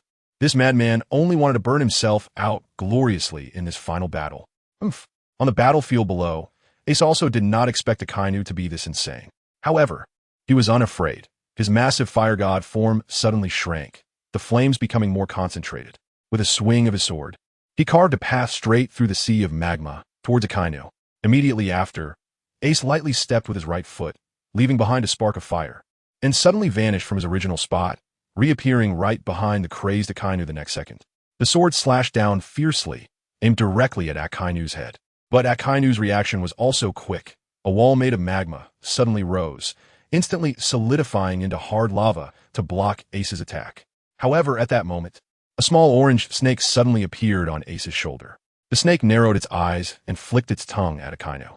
Akainu, already in a frenzied state, was directly provoked into a heart fire by the sudden attack of the fallen heart flame, causing his body to temporarily seem to slip out of his control. Boom! In Ace's eyes, a flash of murderous intent appeared as he seized the opportunity. He immediately released the Demon Slayer wrapped in lava, clenched his right hand into a fist and unleashed a torrent of flames, striking fiercely at Akainu's chest. Direct hit. With a muffled sound, Ace's fist pierced through Akainu's chest, flames roaring at the wound, turning Akainu's chest into magma that surged wildly. Ace swiftly withdrew his fist, leaving a terrifying hollow cavity that was transparent from front to back on Akainu's chest. The magma writhed desperately, trying to close in and restore the cavity, but it could only splash out futilely. The sea of flames that had been crazily expanding outward on the battlefield suddenly came to a halt at that moment. At that moment, the entire battlefield fell silent. Countless sailors stared in disbelief at this scene, their faces filled with horror and shock, some sailors even dropping their weapons to the ground without realizing it. Admiral Sakazuki was hit. Countless sailors shouted in terror. They would never believe it without seeing it with their own eyes, that the formidable admiral of the Navy could be struck in the chest by a single punch. What are you still standing there for? Admiral Sakazuki is a Logia fruit user. This level of injury is nothing. Fire Fist Ace, equally shocked, was the first to regain his senses and shouted, "Stop that Fire Fist, Ace!" Fire Fist's voice startled many sailors, and immediately, some raised their guns and cannons, aiming at Ace in the center of the battlefield. Fire! At the command, countless bullets, along with dozens of cannonballs, instantly bombarded Ace. The cannonballs hit Ace, causing flames to splatter, but the next moment, everything returned to calm. Ace glanced indifferently at them, and then turned his gaze back to Akainu. How could these ordinary cannonballs and bullets possibly hurt him? Akainu had regained control of his body, clutching the horrific wound on his chest, and he struggled to turn around, spitting out a mouthful of blood with a sound. It was as if a gentle breeze had blown away. Facing the close-up Admiral Akainu, Ace actually took the initiative to remove his fire god form. He pulled out the demon slayer that was embedded in the lava and directly positioned it against Akainu's neck, a grin spreading across his face. "I've been waiting for this day for a long time, Red Dog." Seeing this scene, the Navy's expressions changed drastically. Fire Fist is also a Logia fruit user. Ordinary physical attacks are useless. Use Haki to fight me. Fire Fist, realizing the urgency of the situation, had no time to deal with those ordinary pirates. He shouted loudly and immediately led a few vice admirals from the Navy headquarters towards Ace. At this moment, he was filled with regret. He had always thought that the three admirals were in the advantage during the battle. He never expected that just a short while later, Admiral Sakazuki would be forced into a desperate situation by Ace. Just the simple action of placing the Demon Slayer against Akainu's neck made his legs tremble violently, and then with a thud, he fell to his knees before Ace. A tremendous sense of humiliation surged in Akainu's heart, but the intense pain in his chest drained him of all strength. He could only tremble violently and struggle, but he couldn't break free from the immense force coming from the Demon Slayer. "Chafe!" The furious shouts of several vice admirals suddenly turned around, and the next moment, three vice admirals from the headquarters abruptly appeared beside Ace, their weapons wrapped in armament Haki, swinging towards Ace without hesitation. Clang! Clang! Ace's arm was raised, darkened by the entanglement of his Haki. However, to Ace's surprise, the strength of these vice admirals was not weak at all, especially the leader, Fire Mountain, who possessed the power of a near admiral. Tap tap! Taking advantage of Ace being temporarily forced back, Fire Mountain and the others quickly shielded Akainu. "Lord Sakazuki, please hold on a little longer. I've already called for the doctor." Fire Mountain stared at Ace nervously, fearing he would suddenly attack. But Ace merely smirked, retracting his sword, with a look of disdain on his face. "Treatment? Don't you know that Red Dog is beyond saving?" The faces of Fire Mountain and the others were filled with horror as they turned to look at Akainu, only to see that what was surging from his chest was no longer magma, but a torrent of blood gushing out. Akainu's face had turned pale. At that moment, the military doctor arrived and, after a quick examination, trembled as he said, It's no use. The Lord's internal organs have all been burned to a crisp." Almost immediately after the doctor finished speaking, Akainu, kneeling on the ground, could no longer hold back a scream of agony, and his entire body was suddenly engulfed in flames, instantly turning to a cloud of ashes that scattered away. A legendary admiral, unable to utter a single last word before dying, was thus pitifully reduced to ashes. The flames surged, carrying intense heat, causing several vice admirals to hurriedly scatter, fearing the flames would touch them. Gulp! In front of screens around the world, someone unknown swallowed hard, and then a wave of uproar erupted like a tsunami. Admiral Akainu is dead. A heart-wrenching cry came from the crowd as countless people felt a pillar in their hearts collapse. The formidable admiral of the Navy had died before the eyes of the entire world. Meanwhile, on the battlefield, Ace, having finally avenged his hatred, felt his spirit elevated. In this life, Ace had worked hard and trained desperately, and at this moment he had completely changed the fate of himself and those around him. From now on, Luffy would no longer have to endure the pain of loss, and Whitebeard would not have to die because of him. Ace has also proven himself, having enough strength to protect what he loves. Wow. Ace suddenly turned his head, sweeping his gaze past Akainu and Kizaru. Although Ace did not speak, the two vice admirals of the headquarters suddenly felt a chill run down their spines. Akainu is dead. Who's next? At this moment, Sengoku and Kong's faces in the sky above the battlefield had turned extremely grim. They had never imagined that Akainu would be killed during this live broadcast to the whole world. This time, the world government and the Navy had completely lost face. Bastard! Kong shouted furiously, ready to charge down and punch Ace to death. Ha ha! I didn't expect little brother Ace to be this powerful. I can't let you leave. After such a long battle, the clothes of the Golden Lion had already been stained crimson with blood. After letting out a mad laugh, he suddenly slashed two swords at Kong. Kong seemed to be filled with hatred for Ace, gathering his haki to his back and hardening himself to withstand the two sword strikes from the Golden Lion. Even though blood trickled from the corner of his mouth, he was determined to charge down and eliminate Ace. But Carp suddenly appeared in front of Kong and, without hesitation, threw a powerful punch at him. Boom! A deafening explosion rang out, and Kong, caught off guard, suffered a significant blow, being sent crashing back into the sky above the battlefield. Carp, what do you want? Kong managed to stabilize himself awkwardly, his face a mix of surprise and anger as he yelled at Carp. Oomph! Carp shook his fist and squinted as he said, I don't want anything. Just protecting my grandson. Grandson? You mean that Fire Fist? Kong could hardly believe it, but continued, even if he is your grandson. Don't forget your own identity. My identity? I resigned a long time ago. Now I only have the identity of a grandfather. Carp said dangerously, if it weren't for you useless higher-ups forcing me, my grandson would still be serving in the Navy. Lastly, Kong, listen closely. I'll emphasize this again. I'm here to help you deal with that old lion. What you do after this is none of my business.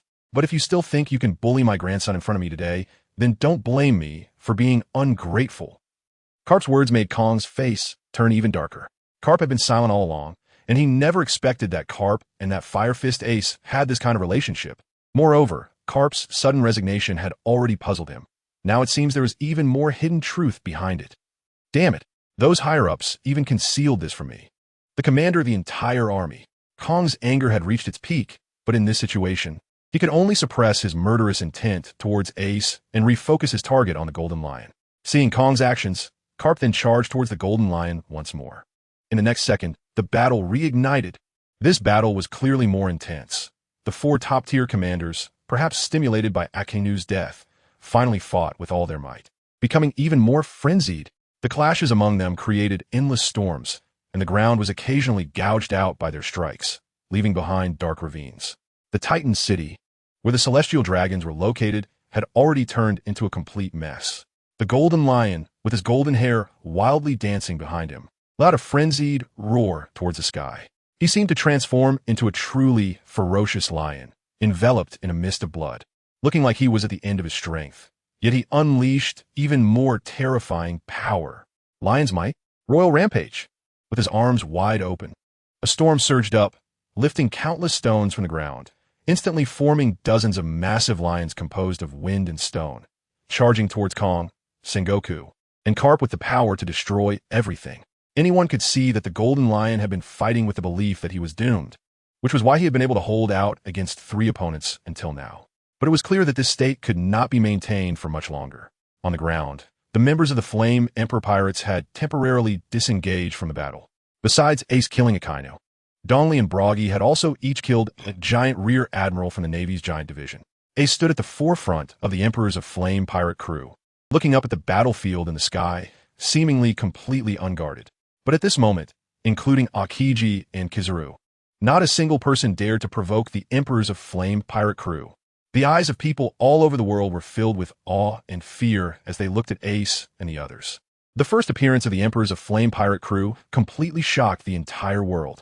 No one doubted that when they ventured into the new world, it would be the day the fifth emperor was born. Creak, creak. Just then, the long silent Holy Land, Mary Geos, suddenly had its massive gates pushed open. A powerful roar suddenly came from within the gates. You Navy are truly a bunch of useless trash. You've completely disgraced the world government. As soon as the words fell, the sound of marching footsteps thundered, and countless soldiers in brown uniforms rushed out of the gates in orderly steps. These soldiers were robust, each exuding a fierce aura, clearly elite troops battle-hardened in countless campaigns. As soon as they emerged from the gates, they organized into a strict formation and charged toward the chaotic battlefield. In just a fleeting moment, a large number of pirates and mutated beasts were slaughtered cleanly, and their killing efficiency was even higher than that of those Navy officers. Ace frowned and looked at the suddenly appeared army. Besides the brown-clad soldiers who had already rushed in a battlefield, for generals draped in justice capes stood tall before the city gate, exuding an imposing aura. The previous sentence was spoken by the leader among them. Marshal? General? Ace saw the military ranks on the shoulders of the four men, and his pupils suddenly constricted. These four were actually a marshal and 3 admirals. Coulson, this is a matter for our Navy. There's no need for your army to interfere. Sengoku, who was in the midst of battle, changed his expression upon seeing the 4 on the ground. The Navy and the Army had always been in competition, and this time, the other side clearly didn't mind adding insult to injury. I am here on the orders of the 5 elders. Coulson, who was evidently the leading army marshal, had orange hair with slightly graying temples. He said, the higher-ups are already very dissatisfied with you. I'm here to help clean up your mess. After finishing his words, Coulson no longer paid attention to Sengoku's reaction and turned his gaze towards Ace. Fire Fist Ace? You killed the Navy Admiral Akainu. Coulson raised his eyebrows. Although I've always had a problem with those useless Navy guys, you're out of luck today. You won't be leaving Mariewa alive. Coulson's aura locked onto Ace, instantly making him feel a life-threatening danger. The fact that Ace could still feel this way indicated that the opponent was definitely a genuine martial-level powerhouse. Therefore, the strength of the 3 admirals behind him was also self-evident. The foundation of the world government was terrifyingly strong. Even excluding Garp, the combat power on the world government side was at least 3 marshal-level and 5 admiral-level powerhouses. You go and team up with Akiji and Kizaru. Annihilate that so-called Flame Emperor pirate crew for me. Leave Fire Fist Ace to me. Coulson's tone was very casual, as if annihilating the Flame Emperor pirate crew was just a matter of squashing a few insects. Yes, after the 3 army admirals received their orders, they stepped forward and instantly disappeared from the spot. Coulson also unhesitatingly threw off his cloak and suddenly charged towards Ace. Although Coulson was the last to act, he instantly surpassed the 3 army admirals and crossed several hundred meters in the blink of an eye. Captain, be careful. Enel suddenly transformed into a bolt of thunder and rushed to Ace's front, wanting to block Coulson for him. How foolish. Coulson appeared in front of Enel without giving him any time to react, and with a single punch, he struck Enel on the right side of his body. Boom! Accompanied by the scattering blue lightning. After a deafening roar, Enel was actually sent flying by that punch. The elementalization of the Logia fruit had no effect at all, and the sound of bones breaking echoed from Enel's body as he was sent flying, carving a nearly 100-meter-long trench on the red Earth continent before spitting out a mouthful of blood and fainting. This scene made Ace's expression change drastically. Enel, who could fight against Kizaru, couldn't even take a single move from Coulson in front of him. Law, take Enel. You all retreat now. Ace shouted loudly. The Flame Emperor pirates could indeed handle 3 admirals. But now, they were up against 5 admirals plus a terrifying fleet admiral. Once they got entangled by the enemy, none of them would be able to escape. There was no time to think about that.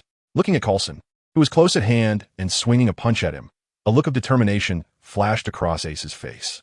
The red volcanic flames merged with the golden 9 nether golden ancestor fire in an instant, swirling around Ace's head and forming a crimson gold crown. Buzz! Ace's momentum instantly surged, and a sense of powerful charisma surged within him. Whoosh! A blue flame shield formed in front of Ace, blocking Coulson's incoming punch. Boom! A terrifying shockwave erupted, sending surrounding rubble and dirt flying. Even the remaining members of the Flame Emperor pirates struggled to withstand the impact, retreating in a somewhat disheveled manner. With a crisp sound, the fire shield in front of Ace ultimately shattered. However, Coulson's attack was completely blocked by Ace. Coulson's gaze sharpened. He never expected his attack to be blocked. In his view, even if this kid in front of him was an admiral-level fighter, he wouldn't escape without spitting out a few mouthfuls of blood after taking such a punch. But what was happening? His fist was easily blocked. Once he donned the golden crimson crown, Ace's expression became indifferent, as if he had transformed into a king of fire, controlling all flames.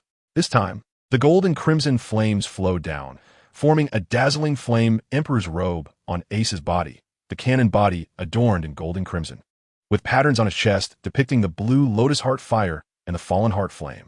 Whoosh, whoosh. At that moment, the three army generals swiftly dashed past Ace, heading straight for Vili and the others. Boom, boom, boom.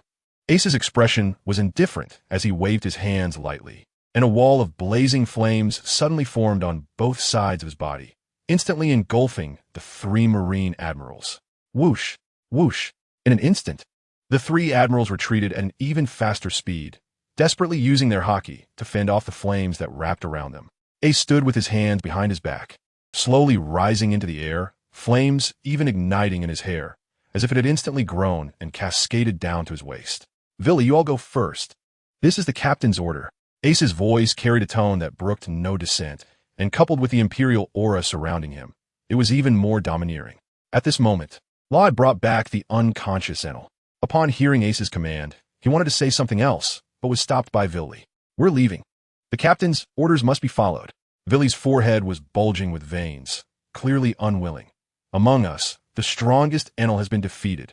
Even if we all join forces, we can only help the captain fend off one admiral, as long as they send 3 admirals to deal with us. The captain will have to split his focus to protect us. So, even for the captain's sake, we must leave first. After hearing Vili's words, the rest of the Ember Pirates fell silent. They knew Vili was right. If they stayed, they would only hold the captain back. They needed to get stronger. This sense of powerlessness and frustration made everyone desperately want to become stronger at that moment. Go, Vili shouted, gritting his teeth and turning to leave first. He knew that only if they left first would Ace have a better chance of escaping this battlefield. Want to leave? Kizaru scoffed coldly, a glint of cold light flashing in his eyes, and his body suddenly transformed into a beam of golden light, heading to intercept the Ember Pirates. Did I allow you to move?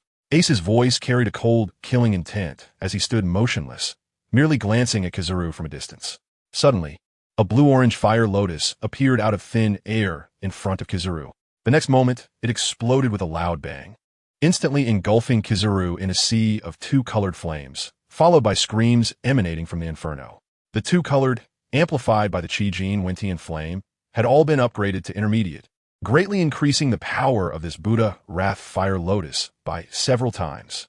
Thus, even though it was just a 2-colored fire lotus, it immediately burned Kizaru, causing him to scream in pain, singeing off all the hair he had painstakingly grown. Kizaru staggered out of the sea of flames, his body covered in burns, looking at Ace in shock, no longer daring to act recklessly, as he watched the members of the Flame Emperor Pirates retreat towards the edge of the Red Earth continent. Marshal Coulson watched Ace warily. The aura emanating from Ace was now genuinely at the level of a commander, making it impossible for him to respond casually. The 3 Marine admirals, along with Akiji and Kizaru, felt the dangerous aura from Ace and stopped paying attention to the remaining members of the Flame Emperor Pirates, surrounding Ace instead. In an instant, the situation turned into a 6-on-1, 5 admirals plus 1 marshal, all just to deal with Ace alone. I hadn't wanted to use this move. Ace's voice carried a chill, yet with every word he spoke, the surrounding flames would tremble in accordance with his tone, adding to his imposing presence. After half a year of training, Ace had learned to unleash the crimson gold-burning flame externally for attacks. However, using the complete version of the crimson gold-burning flame would still inflict tremendous damage on Ace's body. Moreover, Ace's magic points were insufficient for him to exchange for another life-returning pill. Thus, Ace only had 20 minutes. If he exceeded the limit of the crimson gold-burning flame, regardless of the outcome, he would be severely injured by the backlash in an instant. But even now, facing the siege of these 6 powerful foes, Ace was filled with an invincible confidence. You all want to come at me together? Arrogant. The veins on Coulson's forehead bulged, and the murderous intent emanating from him grew even stronger. None of you will escape today. As soon as he finished speaking, Coulson charged toward Ace, and while still in midair, His body rapidly expanded, transforming in an instant into a giant white tiger adorned with black stripes. A Zoan-type devil fruit user? Ace frowned slightly, feeling that it couldn't be this simple. Sure enough, the next second, as Coulson swung his tiger claw, a nearly 10-meter-long azure wind blade suddenly sliced toward Ace. The flames surrounding Ace surged away, but the air around him suddenly stirred up a violent wind, blowing a path through his flames and allowing Coulson's attack to proceed without obstruction. The opponent could actually control the wind. Ace's eyes suddenly narrowed, as if he had thought of something. But at that moment, Coulson's attack also reached him. Oof. Although Coulson's transformed white tiger had an impressive aura, Ace did not retreat in the slightest. His right hand turned into a fist, armed with hockey swirling around it. First, he smashed the wind blade that was right in front of him with a punch, and then he engaged Coulson in a straightforward clash. Boom! With a loud sound, Ace's fist was engulfed in flames. However, on Coulson's tiger claw, there were also densely packed, small wind blades swirling around. After they exchanged a punch, both of them took several steps back, and the air between them was violently shaking. White tiger. Ace felt his slightly numb fists, his eyes narrowing slightly. The cutting power of those wind blades was astonishing, making Ace feel as if he couldn't defend himself in time. Clouds follow the dragon, winds follow the tiger. The devil fruit before him, belonging to Coulson, was definitely not an ordinary Zoan type. It was a Zoan mythical type, the cat fruit, in the white tiger form. The white tiger fur on Coulson's right claw was slightly charred from the flames. And that last clash finally made Coulson acknowledge that Ace was indeed qualified to be his opponent. If given the chance, I would truly like to have a one-on-one match with you. Coulson's tone carried a hint of regret. But this was a battlefield. No fairness here, and you must die. At this point, Coulson suddenly shouted, "All together!" A fierce wind suddenly rose, sweeping Coulson's body towards Ace, while behind him, the bodies of 3 army generals instantly expanded, revealing themselves as powerful ancient Zoan types. A barbaric dragon, a shark-toothed dragon, and even a pterosaur soaring into the sky. All were ferocious, carnivorous dinosaurs, and with their general-level physical strength, their speed and power reached the limits of the general level at this moment. Perhaps their group damage capability was not as strong as that of the few Navy admirals, but as army soldiers, their individual combat power absolutely surpassed that of Kizaru and others. Meanwhile, Kizaru and Akiji did not hold back, suddenly unleashing countless light beams and ice spears towards Ace. Come on! Ace's sword-like eyebrows stood upright as he drew the Demon Slayer from the air and suddenly slashed towards Coulson. Flame slash? 600 layers! This was the strongest strike Ace could unleash. Faced with the siege of 6 people, he had no intention of holding back. The dazzling flame blade aura temporarily blinded everyone present and instantly cleaved towards Coulson.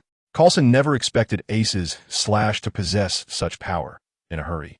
He could only meet it with his 2 tiger claws. Boom! The flame blade aura exploded, completely enveloping Coulson's figure. However, Ace didn't care about the outcome of this slash at all. After shattering the attacks from Kizaru and Akiji with a few strikes, he held the Demon Slayer upside down and charged directly at one of the generals. Boom! Boom! That army general was clearly very confident in his own body, showing no intention of dodging Ace's attack. His powerful armed hockey instantly covered his entire body as he took large strides, opening his massive mouth and charging towards Ace. Oof!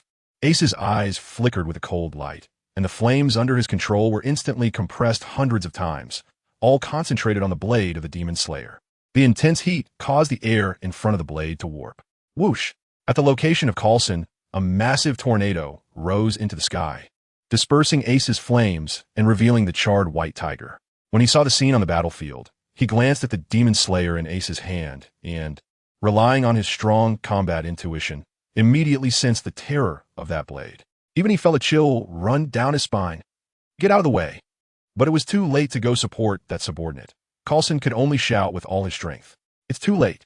Ace let out a low growl, his foot suddenly halting as he swiftly passed by the general, the Demon Slayer in his hand slicing through the air, leaving a straight white line that grazed the general's body. Whoosh! Bang, bang, bang! The sound of high temperatures scorching flesh rang out, and the general's expression slowly stiffened, his rapidly advancing body coming to a halt step by step. Immediately, a glaring line of blood extended from his chest all the way to the tip of his tail. A torrent of blood gushed out, and a piercing scream escaped the general's mouth. Even his armament hockey could not withstand the sharpness of the Demon Slayer at this moment. Boom! The massive shark-toothed dragon suddenly fell to the ground, transforming back into its original human form. If it weren't for the protection of armament hockey and the strong physique from the Zoan-type fruit, that single strike would have been enough to take his life. And now, he was gravely injured and on the brink of death. Next, after Ace took down the man, he had no intention of finishing him off and charged towards the next opponent. He wasn't there to kill. He needed to weaken the enemy's strength in the shortest amount of time. Seeing Ace rushing over, the barbarian dragon general immediately felt a chill run down his spine and turned to flee. The recent fate of his comrade was still fresh in his mind. How could he dare to confront Ace head-on? But flames erupted from Ace's feet, and his speed increased dramatically, as if he could catch up to the barbarian dragon in the next moment. It was supposed to be 6 against Ace. In the blink of an eye, it turned into Ace chasing down the general, a dramatic scene that left everyone dumbfounded. One could only say that in this state, Ace's strength had far surpassed that of the general. Whoosh! Another dull sound rang out, and the barbarian dragon general fell to the ground.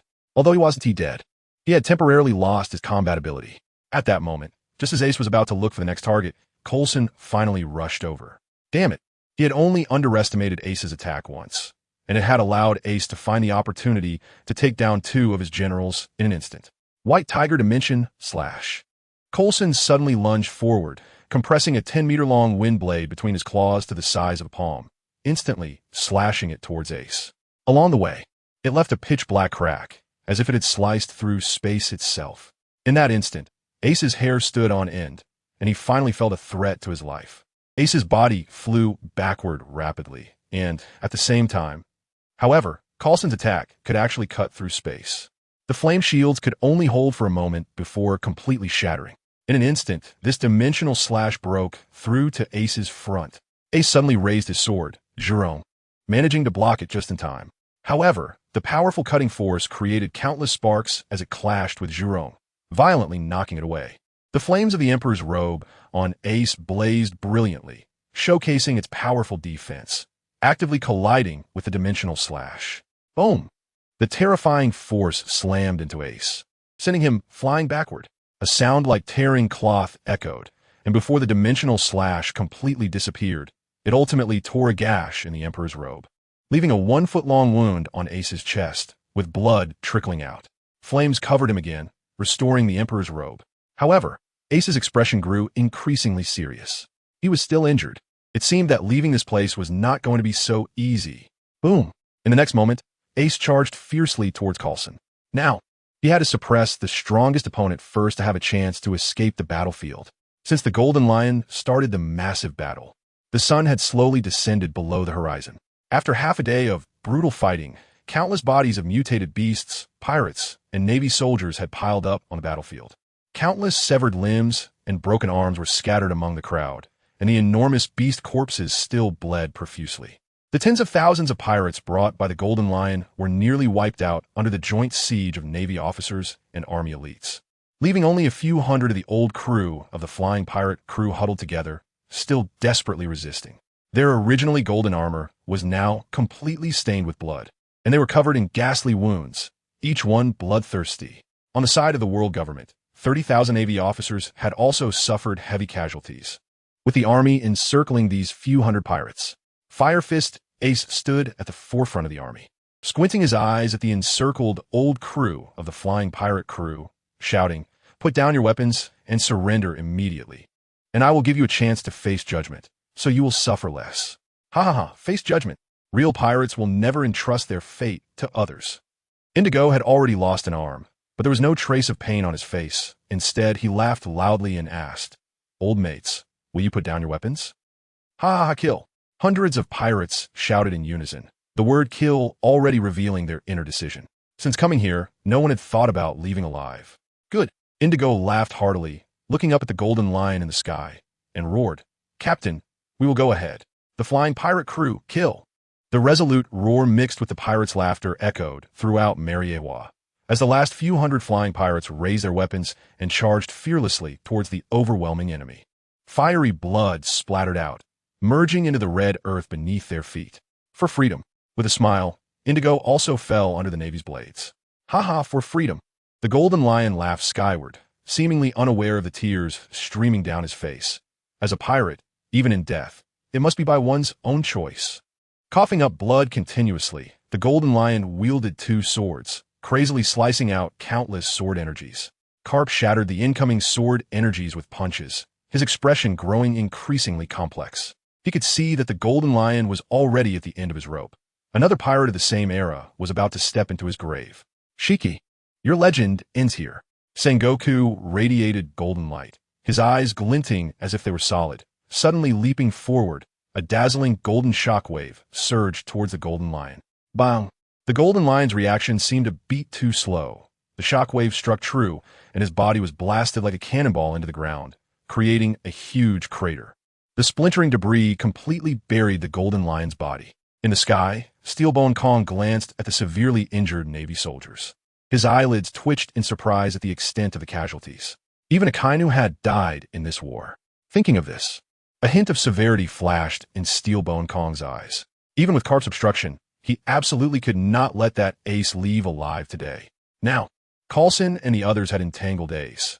After dealing with the old man Golden Lion, Steelbone Kong decided to rush for support immediately and completely eliminate this threat. A hand emerged from the pile of rubble. The Golden Lion's face was deathly pale as he coughed twice, spitting out 2 pieces of internal organs.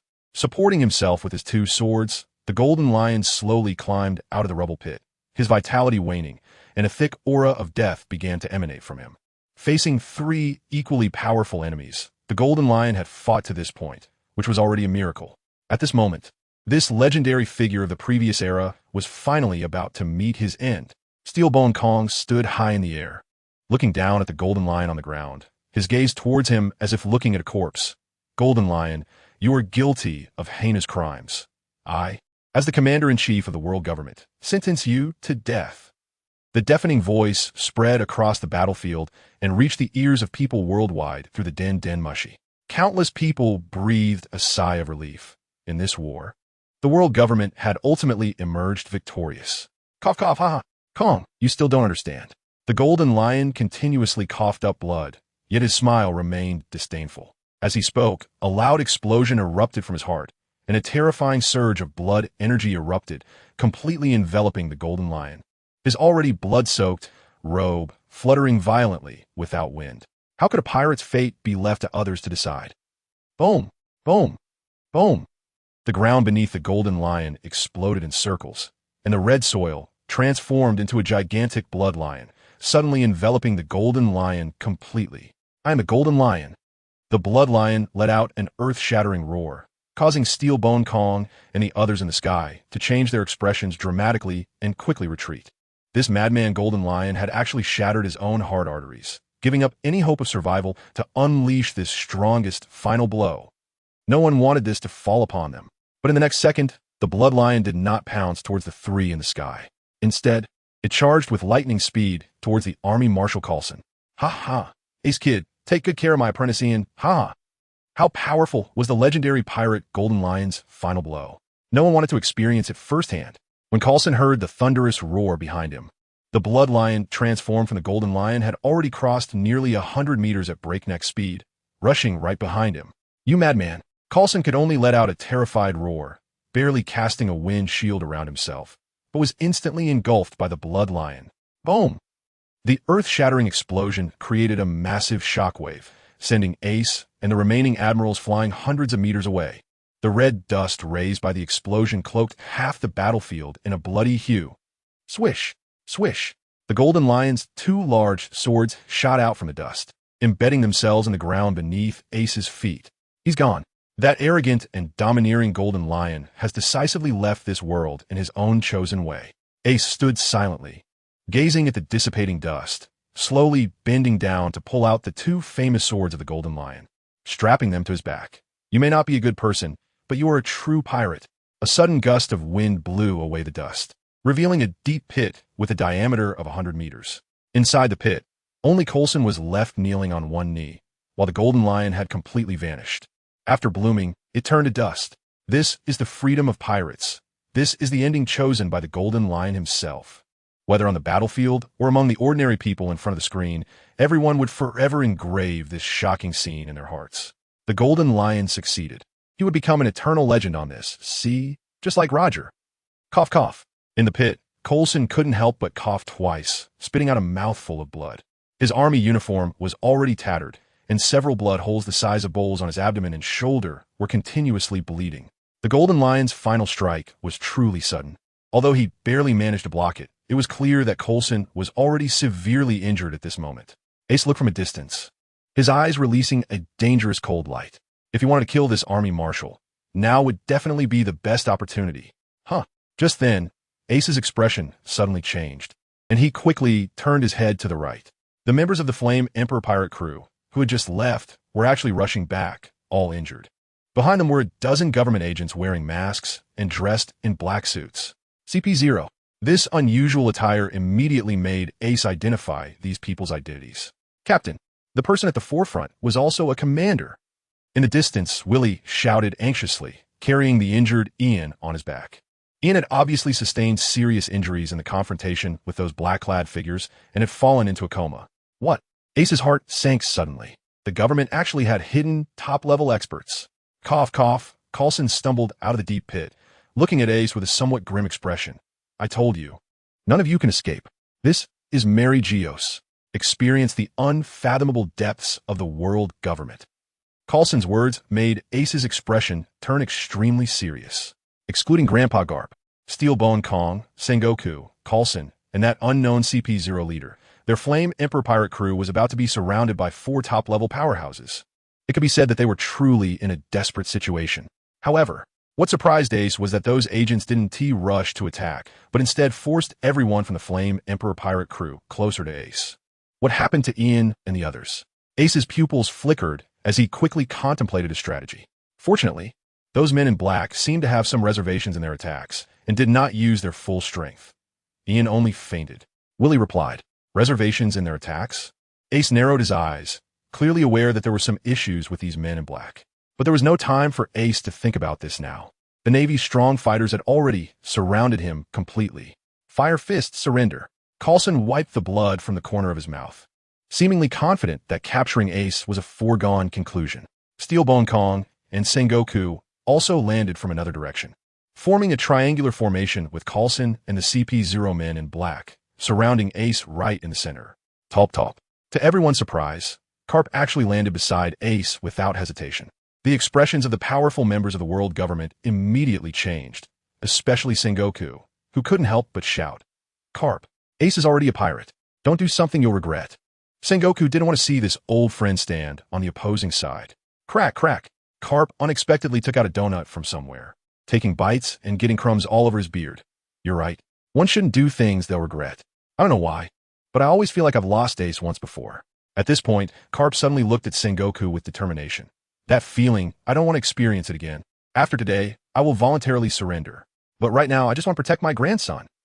Grandpa. Ace stood behind Carp, suddenly experiencing an unprecedented warmth at this moment.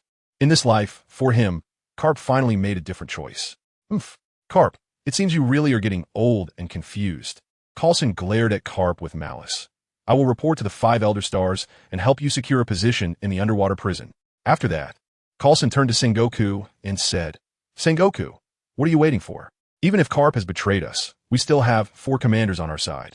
Do you really want to let them go? At this moment, Sengoku's expression was grim as he suddenly shouted at Coulson. Shut up.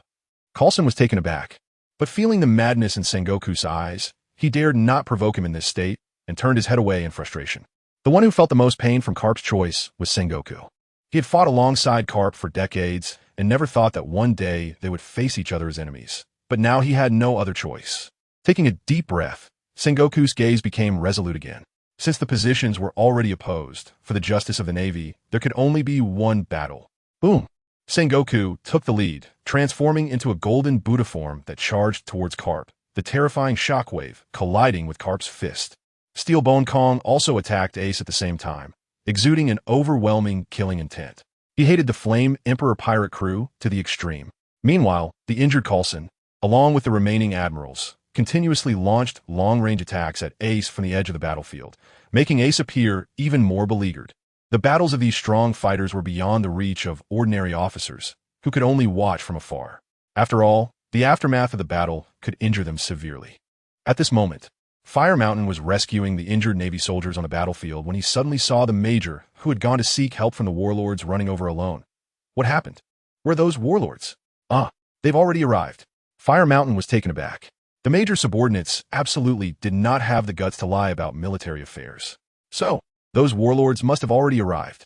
But since they have arrived, why are they hiding their whereabouts? Fire Mountain suddenly felt a bit restless, a sense of foreboding rising in his heart. Not daring to hesitate, Fire Mountain immediately turned anxiously to scan the entire battlefield, searching desperately for the whereabouts of those warlords. But apart from the central battlefield, there were only Navy and Army soldiers everywhere, with not a trace of the warlords. Could it be? Fire Mountain's heart jolted, and he suddenly turned to look at the central battlefield, sweeping through the entire area from left to right without missing a corner. But apart from the many strong fighters engaged in fierce battle, there was no one else present. Suddenly, a swiftly moving shadow on the ground caught Fire Mountain's attention. There was no specific object corresponding to this shadow, and this bizarre phenomenon made Fire Mountain's eyes widen in shock. The shadow moved at an incredible speed, using the omnipresent darkness as cover, making no sound, and almost instantaneously darted to the feet of Army Marshal Coulson, merging into a shadow. Yet Coulson, who was focused on attacking Ace, had no awareness of it at all. His powerful observation haki seemed to have no effect. Fire Mountain's pupils constricted sharply, and all the hairs on his body stood on end as he shouted with all his might, "Marshal Coulson, watch out beneath your feet." But his warning came too late. From the shadow under Coulson's feet, dozens of pitch-black sharp spikes suddenly shot up from the ground, piercing into Coulson's wounds at lightning speed. Shadow spike. The next second, a deep voice echoed from the shadow beneath Coulson. Poof! Already severely injured, Coulson's face turned paler at this sudden ambush, and he spat out a mouthful of blood. On his originally formidable body, dozens of conical wounds, some deep and some shallow, appeared like vividly red lips, exuding a horrifying and gruesome aura. Looking for death, Coulson's eyes widened, veins bulging on his forehead as he unleashed dozens of wind blades towards the ground beneath him. Boom, boom, boom. A tremendous roar erupted, and the ground where his shadow lay was shattered into pieces. Suddenly, countless black bats exploded from his shadow, quickly flying away into the distance and gathering together several meters away to form Moria's body. Bastard!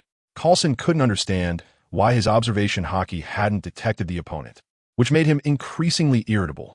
Enduring the intense pain in his body, he wanted to charge forward and tear the opponent apart.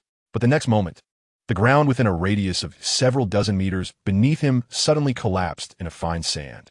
Immediately after, a terrifying suction force emanated from this sandpit, continuously drawing in Coulson's feet. If it were fully power Coulson, he could easily break free from the sandpit.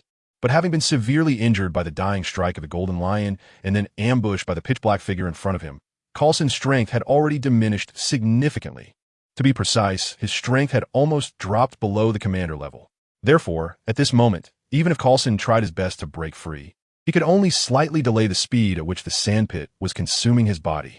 Just then, a cold voice emerged from the sandpit beneath him. Sand binding prison. Boom!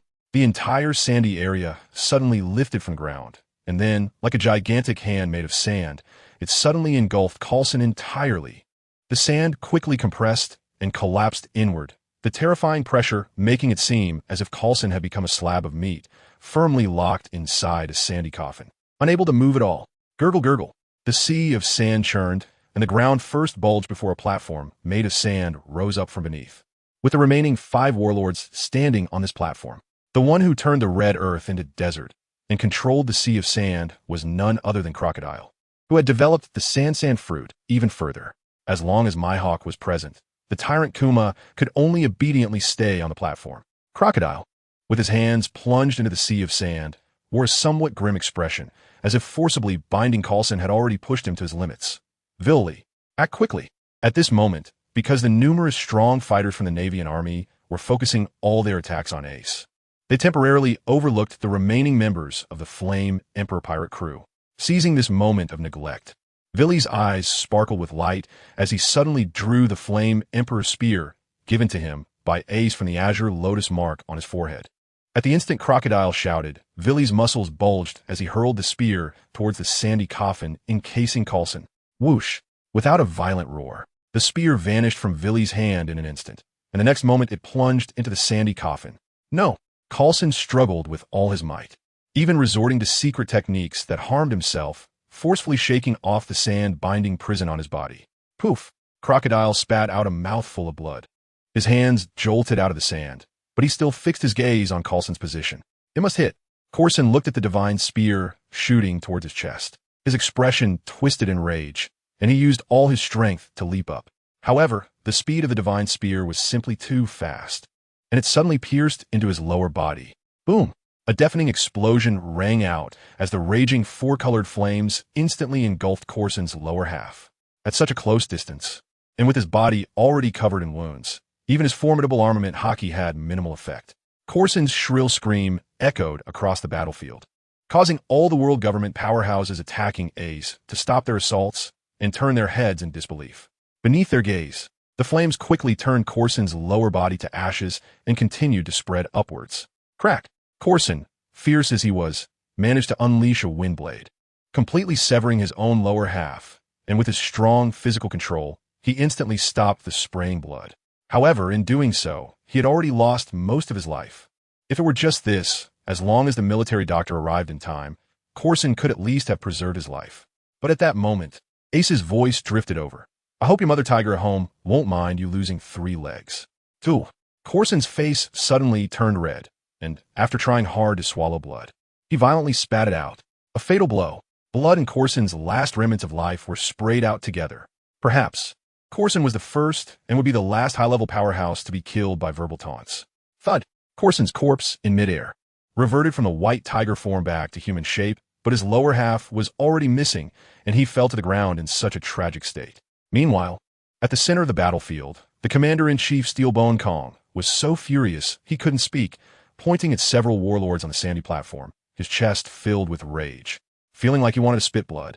He never expected that the world government's newly established warlord policy would debut in such a way, exterminating its own army marshal. I hate this, Steelbone Kong shouted to the sky, the sound waves rippling outward. Toof. In the end, he even spat out a mouthful of blood, instantly aging a few years. Why? Sengoku stared hard at Mihawk and the others, unable to comprehend why they might have had a favorable impression of Ace before. But no matter how strong that impression was, it shouldn't have emboldened them to openly oppose the world government, right? After all, this would completely strip them of their warlord legal status. Whoosh! Moria also swooped onto the sandy platform. After successfully ambushing Coulson, he immediately retreated but still sustained some injuries. Wiping the blood from the corner of his mouth, Moria grinned. Why? Because I am Moria of the Ember Emperor Pirates. Ha ha ha! I didn't expect joining the captain would be so exhilarating. I actually killed the world government's marshal with my own hands. Crocodile's expression was somewhat crazed as he mockingly looked at Sengoku. Get to know me again. I am Crocodile of the Ember Emperor Pirates. Ha ha ha ha. Boom. The ground beneath Sengoku suddenly cracked in concentric circles. His extreme anger and disbelief caused him to lose control of his aura. He no longer asked about the identities of the remaining warlords. In his view, anyone who could stand on Ace's side in this situation must also be a member of the Ember Emperor Pirates. The warlords that the world government had painstakingly gathered were all members of the Ember Emperor Pirates. Sengoku suddenly felt that the entire intelligence agency of the world government seemed like a joke. They had been outmaneuvered by a young kid like Ace. On the sandy platform, Bartholomew Kuma saw Sengoku's reaction and guessed his thoughts. He really wanted to shout out that he was not a member of the Ember Emperor Pirates, but feeling the murderous intent directed at him by Mihawk, Kuma sighed and chose not to explain. After all, it was obvious to anyone that from today onward, there would be no more warlord system in this world, and his infiltration plan had completely fallen apart. Hancock and Jinbe, in this situation, naturally had their own judgments. Ace had done them a favor, and now that he was in a desperate situation, they were certainly willing to lend him a hand. The sudden change on the battlefield gave the soldiers present a nightmarish feeling. The world government's army marshal, a powerhouse like a stabilizing force, suddenly died before their eyes, killed by the warlords who were supposed to stand on their side. And what did those warlords say? I am a member of the Ember Emperor Pirates. This sentence, throughout this half-day of war, echoed like a nightmare in the minds of all the soldiers. They were anxious, looking around nervously, gripping their weapons tightly. afraid of suddenly dying at the hands of a hidden member of the Ember Emperor Pirates. "Shut off the image transponder now," the leading high-level powerhouse from CP0 suddenly shouted. The staff responsible for filming finally snapped out of their fear and hurriedly turned off the transponder. But Corson's death had already been broadcasted to the eyes of the entire world, and the terrifying strength of the Ember Emperor Pirates had thoroughly shocked the entire world. There was no need for excessive thought. In the days to come, the Ember Emperor Pirates and their powerful members will become the topic of discussion for everyone. On the battlefield of Mariewa, whoosh, the leader of CP0 flung off his suit jacket, and his formidable aura erupted suddenly, as if Corson's death forced him to go all out. Even more shocking was that the black-clad figures behind him all unleashed peak Admiral-level strength. How could so many high-level powerhouses emerge at once? Moreover, these black-clad individuals were all surrounded by a faint black mist, sending a chilling aura even from a distance. Ace's pupils suddenly constricted, not to mention the unusually strong abilities of those men in black. Even the black mist made Ace feel extremely uncomfortable. It gave Ace a feeling that was very similar to the curse within the Devil Fruit. Could it be related to those extraterrestrial demons again? Ace squinted his eyes. If that's the case, then things could get serious. The members of CP0 have all been corrupted by the devil. However, this also explains why these men in black were reluctant to act earlier, and now, before they're about to move. They've ordered to shut down all the transponder snails in advance. Clearly, they don't want to expose themselves to avoid arousing suspicion from those who might notice something off about them. Strike hard, leave no one alive. The black-clad leader of CP0 commanded with a chilling, killing intent. Meanwhile, the enraged Sabo and Sengoku charged towards Ace and his crew, filled with incredible murderous intent. The disgrace of the world government must be washed away. Mihawk and the others rushed to Ace's side. At this moment, both sides had 3 top-tier fighters, which should be evenly matched, and the clash caused a thunderous roar. However, at the level of Admiral-class combat power, the black-clad individuals completely overwhelmed Ace's side. Vinsmoke and the others wouldn't last long before being slaughtered. Just then, a massive sound erupted from beneath the red line, and a gigantic ship soared into the sky, breaking through the waves. Kurara, I wonder if we arrived too late? The appearance of this ship resembled a whale. It was the Whitebeard Pirates' flagship, the Moby Dick. At the bow, Whitebeard and his division commanders stood in formation. Boom! The Moby Dick's power was astonishing, as it charged directly onto the red line, crashing down with a thunderous sound, yet the sturdy hull showed no signs of damage. On the deck, numerous Whitebeard crew members seemed glued to the deck, with no one losing their balance despite the violent shaking of the ship. Clearly, the Whitebeard pirates that arrived this time were all elite among elites. That was the Yonko. Whitebeard, Edward Newgate.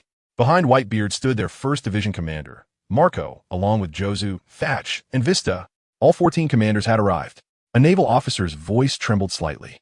Just moments ago, to deal with the legendary pirate, the Golden Lion, the Navy had exerted all their strength, sacrificing nearly 10,000 elite sailors at a tremendous cost, only to finally leave that terrifying pirate behind. But now, a pirate even more formidable than the Golden Lion has arrived. The most fearsome emperor of the seas, Whitebeard, has descended on this battlefield with an even more terrifying force than the Golden Lion. At this moment, the entire battlefield suddenly fell silent. The air between heaven and earth seemed to grow heavy, making it feel somewhat suffocating. In this oppressive atmosphere, on the Moby Dick, Whitebeard brandished his Naginata and stepped forward to the front of the deck, his deep-set eyes sweeping across the entire battlefield. The chaotic battlefield was littered with shattered bodies, and the fragments of the island told Whitebeard that he still did not witness the final fall of the Golden Lion. Golden Lion. A momentary look of loss appeared on Whitebeard's face. Another old comrade from his era had completely left this world, but the demeanor of the King of the Seas quickly returned to his face. Golden Lion, this was your choice. Falling in this war, you have no regrets, Kurara. As soon as he finished speaking, Whitebeard forcefully swung his Naginata to the side, his gaze landing on Ace at the center of the battlefield. Behind Ace, the 2 large blades belonging to the Golden Lion caught Whitebeard's attention. With a smile on his face, Whitebeard seemed to completely disregard the several formidable opponents surrounding Ace. You must be Ace. It seems like the recent newspapers have been monopolized by you, huh? Karalalala. After Whitebeard appeared, Ace couldn't hide his excitement, his lips trembling slightly. In his previous life, Whitebeard fought alone against the Navy to save him and ultimately died from the overwhelming assault. That was an eternal pain in Ace's heart. Now, Whitebeard was standing right in front of him. How could Ace not be excited? Ace opened his mouth, ready to respond to Whitebeard. However, among the ordinary crew members at the back of the Whitebeard pirate's deck, a figure that Ace despised to the core appeared in his sight. Blackbeard Teach. That guy was hiding in the crowd, trying his best not to attract anyone's attention.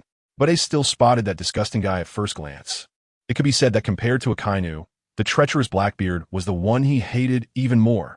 If it were the Ace from his previous life, he would have charged forward to battle Blackbeard without hesitation. But after living 2 lives, Ace had developed a strong sense of composure. Taking a deep breath, Ace's expression became calm again, and with a slight smile, he merely nodded towards Whitebeard. I've heard so much about you. Right now, Ace could not directly expose Blackbeard's true nature. However, with the advantage of foresight, Ace was confident that in the days to come, he could completely crush Blackbeard before his betrayal. On the deck of the Moby Dick, Blackbeard Teach looked at Ace's smiling face, and a chilling sensation suddenly surged in his heart. He felt that Ace would become his lifelong enemy. At this moment, Blackbeard's innate unique ability, which he relied on to reach this point, was this magical premonition. However, Blackbeard did not understand why. Despite having buried his ambitions deep inside and deliberately keeping a low profile, Ace would still harbor murderous intent towards him. But since he couldn't figure it out, Blackbeard lowered his head, his eyes flashing with cold light, determined to find a chance to eliminate Ace. On the battlefield, Sengoku warily glanced towards Whitebeard. Whitebeard, do you also want to intervene? Sengoku's expression turned somewhat ugly. If the Whitebeard pirates intervened in this war, the outcome would be uncertain. Stop talking nonsense. Steelbone Kong completely ignored Whitebeard's attitude. Seizing the moment when Ace's attention was somewhat distracted, he and the CP0 agents suddenly launched their attack.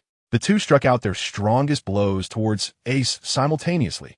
Although it had been a long time since he had personally made a move, that didn't mean he should be underestimated. Whitebeard slightly turned his body. His left arm suddenly clenched into a fist, and he violently struck towards Steelbone Kong's direction. The air buzzed and suddenly exploded, creating cracks that shattered like glass. With this punch, the entire Mariewa battlefield trembled violently, causing countless warriors to lose their footing and nearly fall, while the city walls of Titan City, 1,000 meters away, cracked with loud noises. Many who were witnessing Whitebeard's power for the first time couldn't help but show horrified expressions. And Steelbone Kong, who was directly targeted by Whitebeard's punch, instantly changed his face, raising his arms to cross in front of him. Yet he still felt an overwhelming shockwave surge into his body. Crack, crack! The painful sound of bones grinding echoed, and Steelbone Kong's body trembled violently, clearly enduring immense pain. Steelbone Kong's expression twisted in agony as he exerted all his strength, shaking his body fiercely, forcing a terrifying shockwave from within him that shattered the surrounding earth and stone into powder, allowing him to finally escape the pain of the shock. Repelling an enemy of the same rank with a single blow, this is the power of the world's strongest man, Whitebeard. The Marineford War in the anime already took place 8 years later. By then, Whitebeard was in his twilight years, requiring intravenous fluids to sustain life, and his strength had long since diminished compared to his peak. Yet now, even the slight display of Whitebeard's strength exuded a terrifying, oppressive feeling. But at the same time, Steelbone Kong and the CP0 leader's full-force attack on Ace had not dissipated, as 2 terrifying punches belonging to the rank of commanders pressed towards Ace simultaneously. Just as Ace raised his hands to defend, his expression suddenly changed drastically, as the power within him receded like a tide. Time was up. Whoosh! In an instant, a divine bird wrapped in green flames descended from the sky, suddenly blocking in front of Ace. The terrifying punch wind slammed into the divine bird. Instantly, green flames erupted, and the power of the commander-level strength left the divine bird's body in tatters, countless wounds covering its body, seemingly severely injured. But the next moment, the green flames ignited on these wounds, and those seemingly terrifying injuries rapidly healed at a visible speed. Within seconds, the divine bird had completely returned to its original form.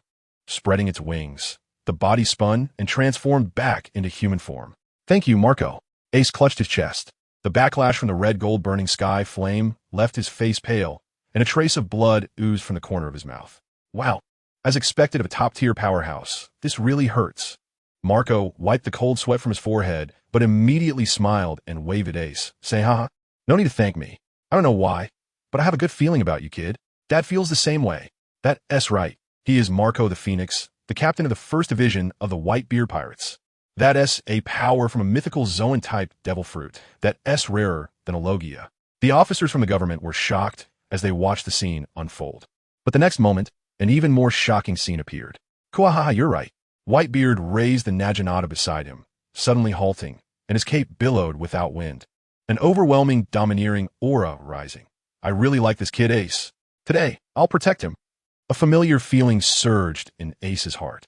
This scene had also occurred in his previous life. Even with a fresh start, this deep bond seemed to transcend time and space, connecting them together. Ace couldn't help but silently repeat that familiar title in his heart, Dad. Meanwhile, both Sengoku and Kong felt their spirits sink to the lowest point. They couldn't understand why Whitebeard would act for a stranger like Ace. But since Whitebeard had already spoken, with his character of keeping his word, he would definitely protect Ace. However, the world government had suffered a huge loss because of Ace. They had already lost face, so they absolutely could not let Ace leave.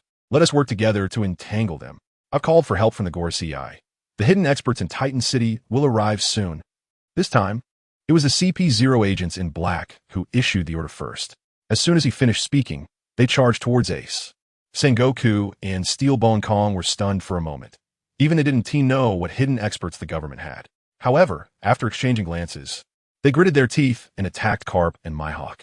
Although Whitebeard was strong, he was just a top-tier powerhouse after all. Now it was 3 against 3. If there really were hidden experts in Titan City, the government could immediately turn the tide. Oof. Whitebeard snorted coldly, holding his Naginata, ready to attack with his division commanders behind him. But at that moment, a bare-chested figure suddenly climbed up from the sea onto the red Earth continent, leaping high and landing beside Whitebeard. The person was so fast that even the powerful division commanders couldn't react in time. Only when the figure steadied itself did their faces change drastically, and they drew their weapons, shouting, "Who is it? Don't attack!" Whitebeard raised his hand to stop them. Looking at the person in front of him, his voice slightly hesitant. "Rayleigh? Ha, it's me. Long time no see." Rayleigh pulled the coat stuck at his waist and smiled as he put it on. "And as soon as we meet, I have to ask you for a favor. Please take our Captain's son Ace and his crew into the New World." This time, even Whitebeard's face involuntarily showed a hint of surprise. "You mean that little brat Ace is Roger's son?" After a brief pause, Whitebeard suddenly burst into hearty laughter. "Kuaha, what a surprise. But this strong bloodline is indeed just like Roger S. What? Apart from Whitebeard, the remaining members of the Whitebeard Pirates couldn't help but jump in shock. In fact, each of them had long admired Ace and respected his incredible strength at such a young age. But who could have imagined that Ace's identity was so terrifying? The son of Pirate King Roger? If this news got out, it would definitely create a massive earthquake throughout the world. Ace is indeed very strong. I have a feeling he will grow to surpass the captain. Rayleigh's face was filled with powerful confidence. After saying that, he charged fiercely towards the battlefield. "I'll hold them off. Leave Ace and the others to me." Rayleigh's words made Whitebeard's expression freeze. He could hear the confidence in Rayleigh's voice. Clearly, Ace's potential had deeply shocked Rayleigh. Could it be that this Fire Fist Ace is the one destined to usher in a new era? At this moment on the battlefield, Ace had fallen into a coma due to the tremendous backlash, and the members of the Flame Emperor Pirates were desperately resisting the attacks from the government's admirals, fighting while retreating. But the strength of the dozen or so admirals was overwhelming, and the continuous attacks left each of them bloodied and battered. Kizaru seized a gap in the defense of the Flame Emperor Pirates, wearing a lewd smile, transforming into a golden light beam that rushed in, with 2 fingers shining with lasers aimed at Ace, putting the Flame Emperor Pirates in a dire situation. "Get back!" With a loud roar, Rayleigh suddenly inserted himself into the battlefield at this critical moment, delivering a punch to the side of Kizaru's face. This sudden attack sent him flying back, crashing into the ground and creating a massive crater. Sengoku instantly recognized Rayleigh's identity and was at a loss for words. Another top-tier powerhouse had arrived. "Stop!" The next second, Sengoku's face changed dramatically as he desperately took a hit from Carp and rushed towards Rayleigh. But he was still too late. Rayleigh's figure flickered like lightning and instantly appeared in the crater where Kizaru was, drawing a katana from his waist, his expression unusually calm. "Shining brat. This time you can't escape." With a flash, blood sprayed as he beheaded Kizaru. Rayleigh wore a cold smile, and beside him was the headless corpse of Navy Admiral Kizaru. This somewhat terrifying scene made countless soldiers of the world government reveal expressions of fear and involuntarily take several steps back. Another Navy admiral has been killed. Could it be that today is truly a disaster day for the Navy? Despite Sengoku being stunned at the halfway point, Rayleigh swiftly positioned himself in front of the Flame Emperor pirates, lightly dragging the katana across the ground. Boom! A chasm dozens of meters long completely separated the government forces from the Flame Emperor pirates, and Rayleigh's battle intent gradually surged, holding the katana with one hand and pointing it at the tens of thousands of government troops. Next, let me be your opponent. Though Rayleigh's words were quite arrogant, the murderous aura generated from just having killed Kizura left all the soldiers speechless, forcing them to swallow hard and reveal a hint of fear on their faces, seeing that tens of thousands of his subordinates were intimidated by Rayleigh's presence. Steel Bone Kong felt a mix of frustration and anger, shouting, "What are you afraid of? Charge with me. We must capture Fire Fist today."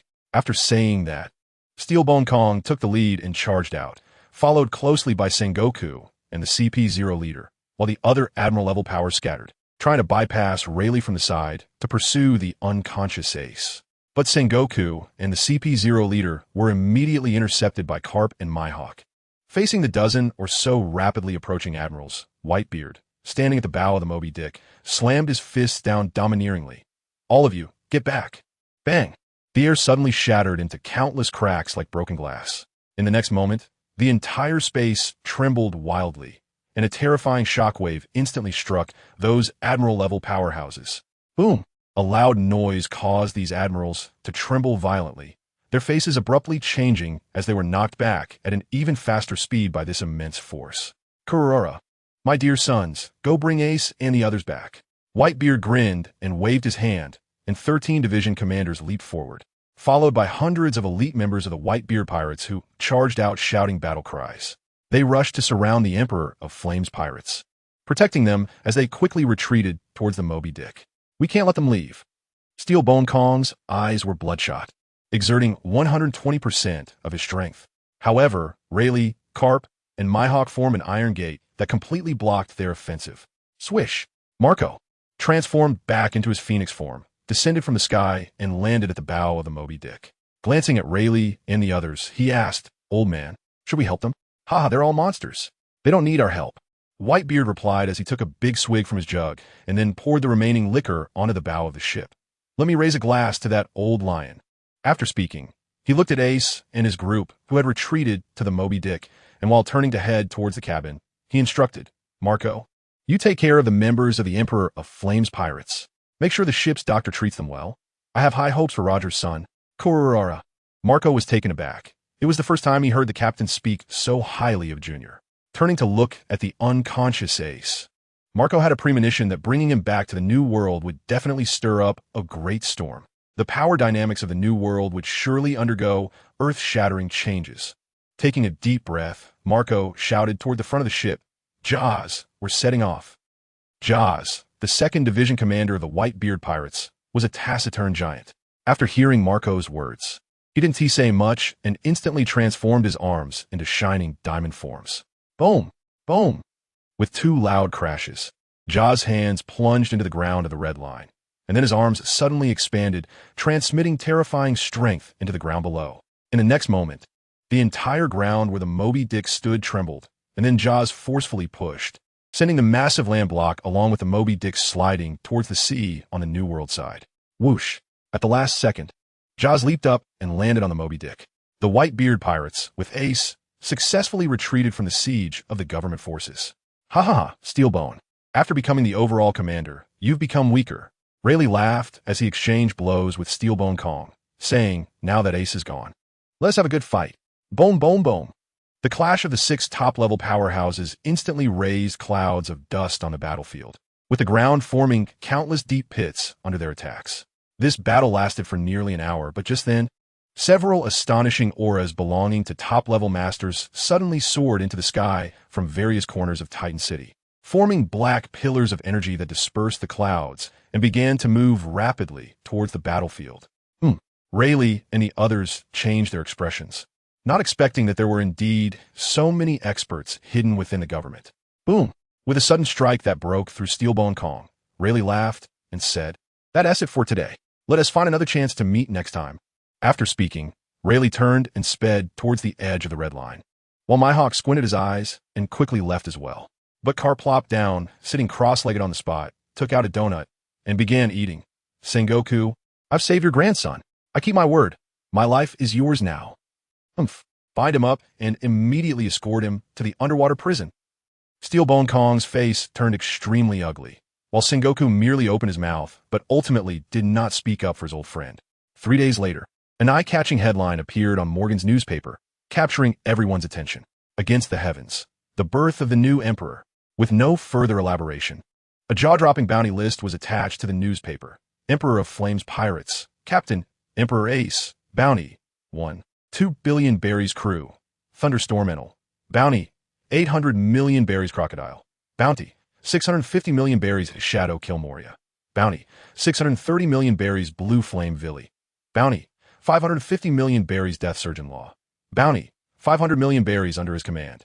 Giant Soldier Pirates, Blue Demon Dory, bounty, 300 million berries Red Demon Broggy, bounty, 300 million berries Pans Fried, bounty, 200 million berries Little Giant Lily, bounty, 120 million berries Oimo, bounty, 100 million berries Kashi, bounty, 100 million berries, a total bounty of 45 billion berries. The Emperor of Flames Pirates is closing in on the 4 emperors. That's all for today's chapter. Recent updates may be a bit unstable, and I apologize for that. Updates will be irregular. Additionally, the world government announced the immediate cancellation of the recently implemented Warlords policy, with the remaining 6 warlords all being rebountied, and their bounties have been raised to a terrifying level.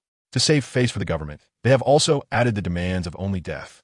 It seems the high-ranking officials of the world government are dead set on killing all the pirates who cause a ruckus at Mariewa to vent their anger.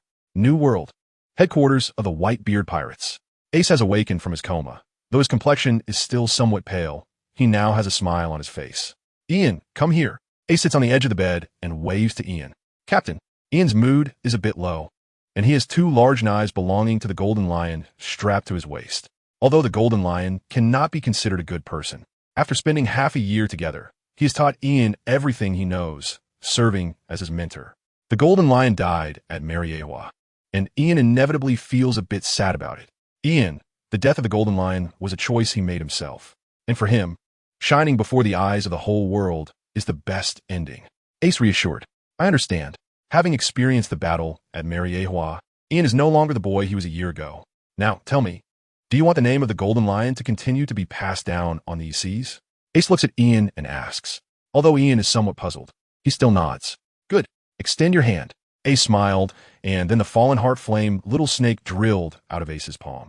Captain, is this the ability of the float fruit? Ha, that's right. Ace turned his hand, and before the war, the Golden Lion had already entrusted me to pass on his fruit ability to you. Only by combining it with the float fruit's ability can the Golden Lion's swordsmanship reach its maximum potential. So, the moment the Golden Lion died, I reclaimed his ability. Master, a touch of emotion flashed in Ian's eyes. Although he didn't spend much time with the Golden Lion, it was clear that the Golden Lion sincerely wanted to teach him well as a disciple. From now on, I will be called Sword Lion. As he spoke, Ian's body began to float, and the deceased old lion seemed to return to this world at that moment. Cough, cough, Ace coughed twice, but he was in a good mood and said, let's go see how Villy and the others are doing. Their injuries in Mariewa are not light either. But as the two walked out of the hospital room, they found that all the pirates on the island were running around quickly, as if something had happened, creating chaos. Ace felt a bit strange, not knowing what was wrong with them. Just then, Marco passed by not far away, looking very grim as he kept directing his crew of pirates to move towards the port. Marco! Ace waved and shouted, asking what happened. Marco turned his head towards the voice, saw Ace, and forced a smile, saying, Oh, it's Ace. Are you feeling better? Almost. Ace pointed around and asked, What is this? It's nothing serious, just that the beast pirates attacked 2 islands within our territory. Marco replied, I'm following Dad's orders to intercept them. He continued with a somewhat helpless expression. The reason we arrived late to the war at Mary Geos was that we encountered that madman Kaido on the way. At that time, he also wanted to join the chaos at Mary Geos, but Dad stopped him, so now he's retaliating against us. Ace's expression was a bit strange, given Kaido's belligerent nature. Stopping him from participating in that world-class war might really drive him crazy. Do you need our help? No need for that. Kaido isn't taking action himself this time. So it's enough for us few division commanders to lead the way. After Marco finished speaking, he waved his hand and said, "All right, no more chatting. I need to set off quickly. This time, we need to teach those brawny but simple-minded guys from the Beast Pirates a lesson." With that, Marco transformed into a phoenix and soared towards the seaside. Ace didn't insist. After all, the current condition of their crew from the Fire Emperor pirates wasn't great, so he could only watch as more than a dozen large pirate ships slowly sailed away from the island's harbor. Next, Ace checked on the injuries of his crew members, and after confirming that they were all fine, he finally returned to his room to inspect his gains from this war. The battle at Mariewa could be said to completely rival, even surpass, the Marineford War from his past life, with a terrifying number of powerful participants. During this intense conflict, although Ace suffered injuries due to forcibly boosting his strength, the fierce clashes also significantly enhanced his physical strength. At this moment, his physical strength had already reached the level of a quasi-admiral, tier 10. Once his injuries fully healed, it wouldn't take long for him to become a true admiral-level powerhouse. At that time, he would be one step closer to reaching the peak of this world. Additionally, on his attribute panel, the demonic energy points Ace had eliminated had again exceeded 1,000, indicating that he could once again exchange for a life-returning pill. Knock knock. Suddenly, someone knocked on the door. Ace's observation haki swept over, and he discovered it was Rayleigh, the Dark King. Uncle Rayleigh. Ace was a bit surprised as he opened the door to welcome Rayleigh in. Regarding Rayleigh, Ace wasn't too worried about whether Carp and Mihawk could successfully escape Mariewa. However, seeing Rayleigh unharmed in person, he still breathed a sigh of relief. "But where are Mihawk and Grandpa Carp?" Ace asked with some confusion, noticing that only Rayleigh was present. Rayleigh's expression was somewhat serious as he replied. After Mihawk returned to the New World, he went to find Shanks. "Carp." Rayleigh hesitated, which gave Ace a bad feeling. "When we left, Carp voluntarily stayed behind. He has probably already been imprisoned in the underwater prison." Rayleigh said, "He has been in the Navy for his whole life. It must be hard for him right now." "Grandpa." Ace felt a sharp pain in his chest, and he could imagine the pain in Garp's heart. On one side was family, and on the other was duty. No matter which side he chose, it would be painful. However, at this moment, Ace was determined. Even if he had to break through the underwater prison, he would rescue Garp. A week later, in the calm belt of the first half of the Grand Line, the underwater prison Impelled Down stood. This was the most terrifying prison of the Navy, housing countless notorious criminals captured by the Navy. Not only were the guards strict, but the surrounding waters were also occasionally patrolled by giant sea kings, earning it the nickname Copper Wall and Iron Bastion. For hundreds of years, except for Gold Lion, the only criminals who could escape from Impelled Down were their corpses. At this moment, in the office of Director Magellan on the 4th level of the scorching hell of Impelled Down, he said, "Shirey, if you dare to kill prisoners indiscriminately again, don't blame me for being merciless." Magellan's face was grim, and the purple venom surging from his body seemed ready to strike at the person in front of him at any moment. "Hey, Director, I only killed a few damn guys." Shirey, the chief jailer, nonchalantly smoked a cigar, his expression full of indifference. "Do you want to attack me right now? A formidable criminal just arrived at our prison." Haha. Shirey's meaning was simple. At this critical moment, his combat power was crucial for Impelled Down. "Oomph." Magellan's face darkened even more. After a cold snort, he said, "You better not call Garp a criminal. He must have his reasons for what he does. You go on high alert on the sea right now. You're the boss here, you say it." Shirey showed little respect, with a frivolous smile, and turned to leave the office with his knife in hand. Ignoring Magellan's pale face behind him, Shirey took the elevator straight to the top level of the prison. Upon reaching the top level, he waved to a few sailors, who opened the prison's large gate for him, allowing him to walk onto the dock. Surrounding Impelled Down were enormous, swirling currents. Without opening the gate of justice, no ship could approach Impelled Down from the sea, and they could only despairingly drift along the currents. "High alert," Shirey scoffed. "Besides Gold Lion with the float fruit, no one can reach Impelled Down, and that old guy is absolutely dead now. So this place is the real Copper Wall and Iron Bastion." Shirey felt a bit bored and was about to turn back into Impelled Down, thinking, "I might as well go kill a few more scum." But at that moment, a massive pirate ship broke through the clouds, casting a shadow that completely enveloped Shirey. He suddenly turned to look at the sky, and when he saw the pirate ship floating in midair, he exclaimed in disbelief, "Impossible." The Gold Lion was definitely dead, but the terrifying ability before him was undoubtedly the float fruit. What was going on? Could it be the ghost of Gold Lion? With tremendous doubt, Shirey squinted at the pirate ship floating in the sky, where several figures stood at the bow. "Shirey of Rain?" Ace, with his hands behind his back, looked down at Shiryu on the dock, a smirk on his lips. Suddenly, he said to Ian beside him, "Ian, go test this guy." "Yes." After acquiring the float fruit, Ian appeared more confident. He responded and drew his twin swords from his waist. "No matter if you're human or ghost. If you don't come down, I'll make my move." Rain Shiryu also drew his second-generation Kitetsu, his eyes glinting coldly, with Kitetsu pointing straight at the sky. However, the pirate ship remained silent, and the only response was a young boy's low shout. "Lion? Thousand Cuts Valley." In the next moment, several golden sword energies suddenly descended from the sky, slicing directly towards Shiryu. Of course, Rain Shiryu had watched the live broadcast of the battle in Mariewa. He was deeply impressed by this unique technique of the Golden Lion, which had terrifying destructive power that even the top-tier experts of the world government had to face seriously. Shiryu's face changed drastically, and he dared not be careless. He exerted all his strength and thrust upward, his Kitetsu speeding towards the golden sword energy. Bang! With a crisp sound, Shiryu's arm trembled slightly, and his body swayed. However, the power of the sword energy was unexpectedly within Shiryu's capacity to endure. Sword energy splattered, leaving dense sword marks on the ground around Shiryu. He squinted at the sky and saw a young boy floating effortlessly in the air, holding twin swords. From his relaxed demeanor, it was clear he wasn't relying on techniques like moonwalk. It was obvious he possessed the same float fruit ability as the Golden Lion. "Who are you? What is your relation to the Golden Lion?" Shiryu's eyes narrowed as he warily stared at the boy in the sky. Although the boy's sword energy wasn't very strong, the moves identical to the Golden Lion made Shiryu realize that if this boy were to grow, he would definitely become a terrifying powerhouse like the Golden Lion. Wait, Shiryu's eyes suddenly widened as he recalled that he seemed to have seen this boy somewhere. The war broadcast, Mariewa. The two terms flashed in Shiryu's mind. This kid had clearly appeared in the footage. Then, could it be that the figures on that pirate ship were the Flame Emperor pirates? Looking past Ian floating in the sky, the figures of Ace and others on the bow of the ship came into Shiryu's view, causing his pupils to contract sharply, and his face changed drastically. He had no intention of fighting at all and turned around without hesitation, rushing toward the door, roaring with a fierce expression at the Marine soldiers guarding the entrance. "Open the door for me now." After witnessing this, Ace on the bow was also taken aback. Not expecting that one of the top combat powers of Impel Down, the Warden Rain Shiryu, would flee so decisively. How could it not run? At this moment, Shiryu was frantically complaining in his heart. The Flame Emperor pirates that caused such chaos in Mariewa, their strongest lineup is right there on that ship.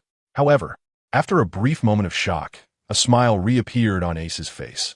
"No one can escape now that they are in front of us." Vili, Enel. As Ace's command fell, blue electric light and golden flashes illuminated the bow of the ship simultaneously. In the next second, two beams of light instantly swept across the sky, suddenly appearing before Shiryu. Boom! The dazzling light exploded before the gate, and a tremendous force slammed against the ghost slash that Shiryu barely raised. The ground beneath Shiryu's feet was gouged out, creating a deep trench. But more shocking than the physical damage was the ability displayed by that golden beam of light. The flash fruit. This is impossible. This belongs to Admiral Kizaru's power. How could it appear here? At this moment, the swirling sand transformed from crocodile, and Ace's fire pillar also fell behind Shiryu. And in that instant, Logia-type devil fruit users surrounded him. Impossible? Ace grinned, flames dancing around him. On the battlefield of Mariewa, the power of the Fallen Heart Flames fruit is not just the float fruit. The members of the Whitebeard Pirates captured Rangy Lu, seized the second-generation Kitetsu, and took him into Impel Down. They defeated Magellan, rescued Carp on the 6th level, and discovered a mass of magical fog. The fog eroded Rangy Lu, who was filled with malice, elevating him to an Admiral level. Ace absorbed Kitetsu and also truly reached Admiral level, defeating Rangy Lu. From the magical fog, they uncovered the secret that the Celestial Dragons were the demons from beyond the heavens. After Carp and Magellan learned the true identity of the Celestial Dragons and the truth that the world government had been controlled by the demons from beyond, they secretly separated from Ace and others to head to the Red Line to verify the information. The Ace Pirates then set off again towards the New World, heading to the battlefield of the Whitebeard Pirates and the Beast Pirates. During this time, Ace obtained the 3rd-ranked Pure Lotus Demon Fire. Upon arriving at the battlefield, due to the butterfly effect caused by Ace and the others, Sachi obtained the Dark Fruit early, and Blackbeard launched a surprise attack on Sachi. While Sachi was severely injured, Ace and the others saved him. After a fierce battle, Blackbeard, wanting to avoid entanglement, attempted to escape. However, Whitebeard arrived at that moment. Although Whitebeard was no longer at his peak, he was not yet the ailing man he would become years later. In his anger, he grabbed Blackbeard and slammed him back. The only rule of the Whitebeard pirates was that they could not harm each other, and Blackbeard's actions crossed the line. Whitebeard beat him to near death and expelled him from the Whitebeard pirates. Blackbeard, filled with resentment and unwillingness, vowed to return and reclaim the dark fruit. But just as he was about to escape, Ace appeared and, with a look of disbelief on Blackbeard's face, unhesitatingly turned this blood feud from a past life to ashes. Ace wanted to give Blackbeard a glimmer of hope for survival before personally extinguishing it, as this would alleviate his deep-seated resentment. At this point, the murderer responsible for the deaths of Whitebeard and Ace in the previous life was finally killed by Ace himself. After dealing with Blackbeard, Ace's crew joined forces with the Whitebeard pirates to battle the Beast Pirates. Whitebeard faced off against Kaido, while Ace first took down the overconfident Jack the Drought and then fought against King and Queen on his own. The strength of the Whitebeard pirates alone was not enough to crush the Beast Pirates, but once Ace's crew joined the fight, the tide quickly turned in favor of the Whitebeard pirates. The two pirate crews first cleared out the small fry, and then several top-ranking captains from the Whitebeard pirates teamed up with Ace to take down King and Queen, seizing another supreme grade sword from King. Just as Ace and the others were about to join Whitebeard to confront Kaido, the Big Mom pirates led by Charlotte Linlin arrived with 4 sweet commanders, posing a threat to Whitebeard. The battle between these former members of the Rocks Pirates became chaotic, and the aftermath of the fighting prevented the Whitebeard captains and Ace's crew from intervening. As Whitebeard found himself at a disadvantage, Ace gritted his teeth and absorbed the supreme grade sword he had just acquired, enhancing his power further. He unleashed the Buddha's Fury Lotus, composed of 5 types of special flames, and, at the moment Whitebeard was sent flying, Ace, enduring immense pain, hurled him towards Big Mom and Kaido. The massive fire lotus instantly turned the battlefield island into a sea of flames, evaporating several meters of the surrounding ocean, and both emperors were severely injured. Whitebeard, grazed by the fire lotus, also sustained minor injuries, but his extensive combat experience allowed him to endure the shock and take down the 2 emperors, urging Marco to quickly take the similarly injured Ace away for treatment. Months later, after Ace's injuries healed and he reached a handsome level of strength, he took the red poneglyphs of Whitebeard, Kaido, and Big Mom to the East Blue, where he found red-haired Shanks and obtained the last piece of the red poneglyph as content. After synthesizing all the information from the poneglyphs, he learned that the one piece is actually the heart of the world in the Pirate King world.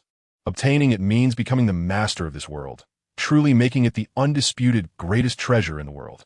The Celestial Dragons have always coveted the heart of the world to truly control this realm, and during the lost 100 years, they nearly obtained it. However, over the years, they faced the Rocks Pirates and later Pirate King Roger, as groups of natives resisted them in their own ways, preventing these outsiders from ever succeeding. Ace finally understood why the Celestial Dragons had come to this world with the...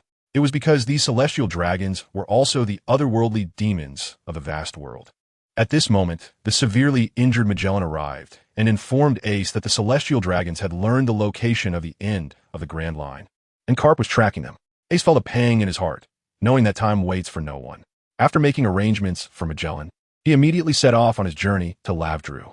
When Ace arrived, he found that the more than 20 Celestial Dragons standing at Laugh Tale all possessed Admiral-level strength or above, with overwhelming demonic energy, completely lacking the frivolous demeanor they had before. They were surrounding a black orb filled with resentment, performing some kind of ritual. At that moment, Carp appeared, his expression serious, and informed Ace that the reason the Celestial Dragons had been oppressing the common people for hundreds of years, causing suffering in this world, was to collect the resentment of the native inhabitants in order to break through the world's barrier, allowing their demon emperor to enter and absorb the heart of the world, ultimately devouring the entire world. Their demon emperor possessed strength far surpassing all others in this world. If these Celestial Dragons broke through the barrier, the world would surely be destroyed. However, among these Celestial Dragons, there were 5 commanders, and the rest were also strong figures at the Admiral level. Ace's pirate crew alone could not break through them, and even with Carp, there were only 2 commanders. Just as Ace was preparing to charge in, Whitebeard, Shanks, and even the previously captured Big Mom and Kaido arrived. In the face of external invasion, the strong figures of this world finally united. With 6 commanders joining forces, they finally managed to suppress these celestial dragons. But just when Ace and the others thought they had won, the grotesque celestial dragons unexpectedly chose to self-destruct, pouring all the resentment they had absorbed over the years into the black energy. The black energy surged into the sky, and a huge dark vortex appeared in the atmosphere. One moment the sun was shining brightly, and the next, the entire world was shrouded in darkness. Meanwhile, a towering giant tree emerged from the center of Laughtale, its top being the heart of the Pirate King world. It struggled to withstand the vortex in the sky, but seemed to be at its limit. In the eyes of Ace and the others, a massive head emerged for the pitch-black vortex, belonging to the Demon Emperor for Beyond the Stars, whose terrifying pressure made the injured Kaido and Big Mom barely able to lift their heads. Only Ace, empowered by, could barely grit his teeth and charge forward. However, he was no match for the Demon Emperor and could only watch helplessly as the Demon Emperor's massive mouth drew closer to the heart of the world. At a critical moment, the true form of the Xian Zhongqi appeared, and several commanders on site assisted Ace in breaking through to Imperial level. The heart of the world seemed to sense a glimmer of hope, helping Ace merge the 22 into one. In the end, bathed in Imperial flames, Ace ascended to Imperial level just in time to grab the heart of the world before the Demon Emperor, instantly merging with it and pulling the Demon Emperor into this world. You want to come in, right? Then don't leave, easily burning the Demon Emperor to ashes. Ace became the master of the world, hailed as the Flame Emperor. Synopsis. Carrying the system from Do-Pa, Ace travels to the world of pirates. You say my flames can't compare to magma? Sorry, I'm using the Blue Lotus Earthfire. You're a Kainu, and what about Blackbeard? Fine, let's burn them all.